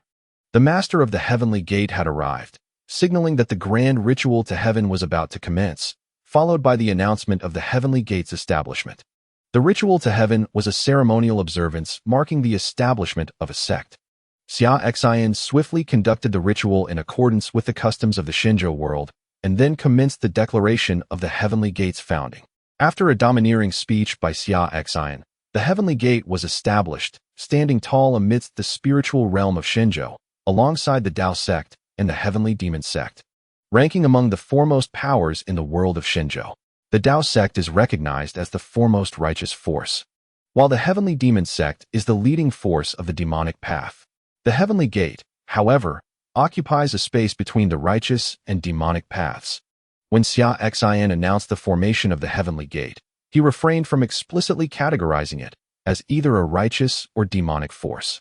He merely proclaimed that the Heavenly Gate is a faction devoted to the pursuit of cultivation and longevity, asserting that whether one follows the righteous or demonic path, it bears no relevance to the Heavenly Gate.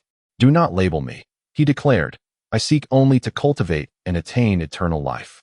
This definition resonated profoundly with all the scattered cultivators present, as the Heavenly Gate stood neither as a righteous nor a demonic sect. It was a sanctuary dedicated exclusively to the pursuit of longevity through cultivation, a concept that aligned perfectly with their ideals.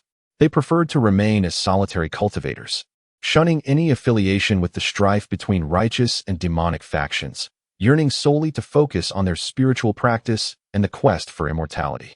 The Heavenly Gate was, in essence, their utopia for cultivation. In a moment, those previously indecisive scattered cultivators resolved to join the Heavenly Gate. Satisfied by this turn of events, Xia Xin noted that many of these cultivators hailed from the realms of Hidden Palace, Primordial, and Immortal, and with their addition, the newly established Heavenly Gate boasted a formidable array of talents across various tiers. Coupled with his presence as the Sword God and the governance of 9 esteemed guardians, along with the support of 40 divine servants like Shao Yozai, the Heavenly Gate was destined to rise to the pinnacle of this world. In a few years, as his child would be born and his strength sufficiently developed, he would be able to lead the members of the Heavenly Gate to the upper realms, establishing a new headquarters and rooting themselves there. The sign-in attempts from today had not yet been utilized. Although he had signed in once before when the Heavenly Gate was not yet fully formed, perhaps this time, with the establishment of the Heavenly Gate coinciding with such a historically significant day, he might achieve a more rewarding outcome by signing in again. System. Sign in at the Heavenly Gate. Xia Xin mentally instructed the system. Ding. Congratulations, host. Successful sign-in at the Heavenly Gate. The system congratulates the host on establishing their own faction. The sign-in reward includes a faction establishment gift package. Ding. Congratulations, host. Receive the Loyal Soul Technique. Ding. Congratulations, host. Obtain the secret method for refining Loyal Soul Liquid. Ding. Congratulations, host. Acquired the Sect Loyalty Assessment Formation. Ding. Congratulations, host. Received the construction blueprint for the Divine Power Tower. Upon hearing the notifications from the system in his mind, Xia Xin felt a surge of joy. The sign-in system had proven to be quite generous. Signing in at the grand ceremony of the Heavenly Gate's establishment had granted him a substantial gift package for founding a faction. The 4 items revealed from this package were all remarkably powerful and precisely what the Heavenly Gate required at this nascent stage. For instance, the Sect Loyalty Assessment Formation was an exceedingly arcane array that, once deployed, would. The assessment method employed to gauge the loyalty of those seeking to join the Heavenly Gate surpasses by countless measures the hard examination array of the Dao Sect. With this array, the Heavenly Gate can effortlessly discern the varying degrees of loyalty among aspirants, determining who is worthy of significant responsibilities and who is not. The second reward is the Loyalty Soul Technique, akin to the Immortal Emperor's Path Protection Technique and the Imperial Slave Defense Technique. Mastery of this technique instills an unwavering loyalty in its practitioner, ensuring they will not betray their master or the Heavenly Gate, ultimately leading to an absolute fidelity towards both. This technique belongs to the realm of Immortal Emperor-level skills, unmatched even in the higher realms. It is to be established as the foundational technique of the Heavenly Gate, allowing those who achieve a loyalty rating of 80% or higher in the loyalty assessment to become core members, thus enriching the Heavenly Gate with numerous devoted and formidable individuals, enabling better governance. This technique does not manipulate the thoughts of individuals. Instead, it preserves their self-awareness, requiring only that they refrain from betraying the Heavenly Gate. Additionally, there exists the secret method for refining Loyalty Soul Liquid, which is remarkable. This liquid, when combined with the Loyalty Soul Technique, enhances cultivation efficacy, slightly inferior only to the innate divine liquid. Through the practice of the Loyalty Soul Technique, one can rapidly elevate their cultivation level, albeit the refinement process for the Loyalty Soul Liquid demands considerable rare materials. Xia Xin intends to keep this secret method confidential, treating it as a strategic resource for the Heavenly Gate. He plans to have Uncle Fu and others carefully select a group of formidable core members to practice the Loyalty Soul technique, subsequently nurturing them with Loyalty Soul liquid.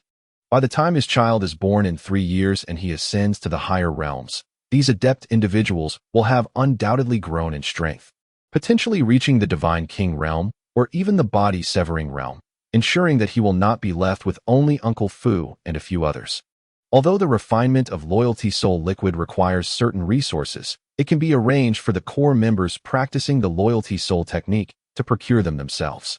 Moreover, the system has recently issued 9 sign-in tasks, each seemingly connected to powerful worlds. He intends to sign in and, in the process, acquire resources from the forces within those worlds. Not an unreasonable request, considering the provocations that led to his current situation. As for the final reward of the grand package, the construction blueprint for the technique in Divine Power Tower is truly remarkable. The tower built according to this blueprint will not merely be an inanimate structure, but a divine artifact tower, imbued with a spirit of its own. The tower must be constructed using materials for refining spiritual artifacts. Once completed, Xia Xin will place all the martial arts techniques and divine abilities he has acquired during this time inside. In the future, when disciples or elders of the Heavenly Gate wish to seek suitable techniques, the spirit of the artifact tower will automatically arrange trials for those who enter, thereby assisting them in discovering the most fitting martial arts and divine abilities. It can be said that with the presence of this celestial tower, the foundation of the Heavenly Gate has been significantly enhanced. The 4 rewards have left Xia Xin greatly satisfied. At this moment, as the grand ceremony for the establishment of the Heavenly Gate concluded, practitioners from various other factions began to turn away, leaving only the wandering cultivators eager to join the Heavenly Gate. Xia Xin then instructed Uncle Fu to manage the integration of these wandering cultivators into the Heavenly Gate. Just then, from the distant sky, a formidable presence of divine realms approached, accompanied by nearly 1,000 powerful reincarnation realm beings, filled with murderous intent. Heading towards the Heavenly Gate, the protective formation of the Heavenly Gate reacted immediately, illuminating with brilliance to form a protective shield around the gate. The protective formation, of high caliber, possesses power determined by the spirit stones invested in its foundation. Each time it withstands an attack, varying amounts of spirit stones are consumed. Provided there are sufficient spirit stones, it can fend off assaults from even god kings and saints without difficulty. During this time, Xia Xin has amassed a significant amount of resources, with heavenly materials and earthly treasures accounting for only 1/3. In fact, spirit stones constitute the largest portion of his plundered resources. Thus, the Heavenly Gate is currently abundant in spirit stones, allowing for a considerable stockpile within the foundation of its protective formation. The quantity of these spirit stones would enable it to withstand attacks from even god kings for a considerable duration. Surrounding practitioners from various factions preparing to depart, along with the wandering cultivators ready to join the Heavenly Gate, were momentarily bewildered upon witnessing the formidable presence hovering above the Heavenly Gate, filled with murderous intent. What was happening? Where had these powerful beings come from? Dozens of divine beings and thousands of reincarnation realm cultivators. Their numbers surpassed that of all the reincarnation and divine beings in the entire divine continent combined. Who were they? Why had they chosen to descend upon the Heavenly Gate on this day of its establishment? Had the Heavenly Gate offended these powerful entities? In an instant, all present cultivators were left in a state of confusion. The powerful beings that suddenly appeared at the headquarters of the Heavenly Gate were none other than the supreme sword deities dispatched from the Mountain Spirit realm, the Yuanzhong realm, and the Xiangang realm to annihilate the Heavenly Gate. The leader of the Mountain Spirit realm, a 9th-level divine spirit, coldly gazed down at Xia Xin and declared, "The supreme sword deity of the Heavenly Gate, come forth to face your demise." The group of divine beings from the 3 realms stood around him, all bearing expressions of indifference, looking down from their lofty heights. In their eyes, the practitioners of the divine continent appeared as mere lowly insects, unworthy of being treated with any semblance of equality. Upon hearing these words, the cultivators from the Xinzhou world in the Tianmen region were utterly astounded. These formidable beings, whose origins remained a mystery, had indeed come to trouble Tianmen. How had Tianmin incurred the wrath of so many powerful individuals? With dozens of beings at the divine realm and nearly 1,000 at the reincarnation realm, could Tianmin withstand such overwhelming forces? Below, the leader of Tianmin, Xia Xin, maintained an expression of tranquility, unfazed by the rapid arrival of these challengers. Their audacity was remarkable, demanding his presence to meet his demise so brazenly. It was worth noting that their strongest member was merely at the 9th level of the divine realm. What audacity had emboldened them to speak so? It seemed the demolition task issued by the system earlier was aimed squarely at this group of rascals. Xia Xin was still oblivious to the reasons behind his offense to these cultivators from other realms. Was it possible that his frequent plundering of dark forces within the Xinzhou world had drawn the ire of others, prompting them to seek justice? Slowly, Xia Xin ascended from Tianmin, rising into the sky outside the protective formation of the sect. He ensured that the protective formation remained intact, for he could not afford to act recklessly on his home turf. However, the experts from the 3 realms in the sky regarded Xia Xin's solitary ascent with disdain. Xia Xin chose not to exchange words. Instead, he gradually drew the Qishao sword from his back. He had no interest in idle chatter. He would first subdue them before seeking any answers. Should they wish to know the truth, he could easily extract it from their souls, ensuring comprehensive understanding. As Xia Xin dared to draw his sword before them, the divine realm experts from the 3 worlds scoffed, their laughter echoing in disbelief. How foolish! The Xinzhou world had been sealed for so long that a mere divine realm cultivator had become so oblivious to his own limitations. Seeing their derision, Xia Xin responded with a cold smile, recognizing their ignorance of the gravity of the situation. Thus, he decided to present them with a sword strike as a greeting. Within him surged the vast primordial divine power, intertwining with strands of Tao fire that blazed with intensity, amplifying his already formidable aura. An oppressive force radiated outward, enveloping the surroundings. Witnessing the eruption of such terrifying purple divine energy from Xia Xin, along with the flames of Tao fire, the cultivators from the 3 realms were taken aback. Was this possible? How could such a powerful being exist in the Xinzhou world, which had been sealed for millennia?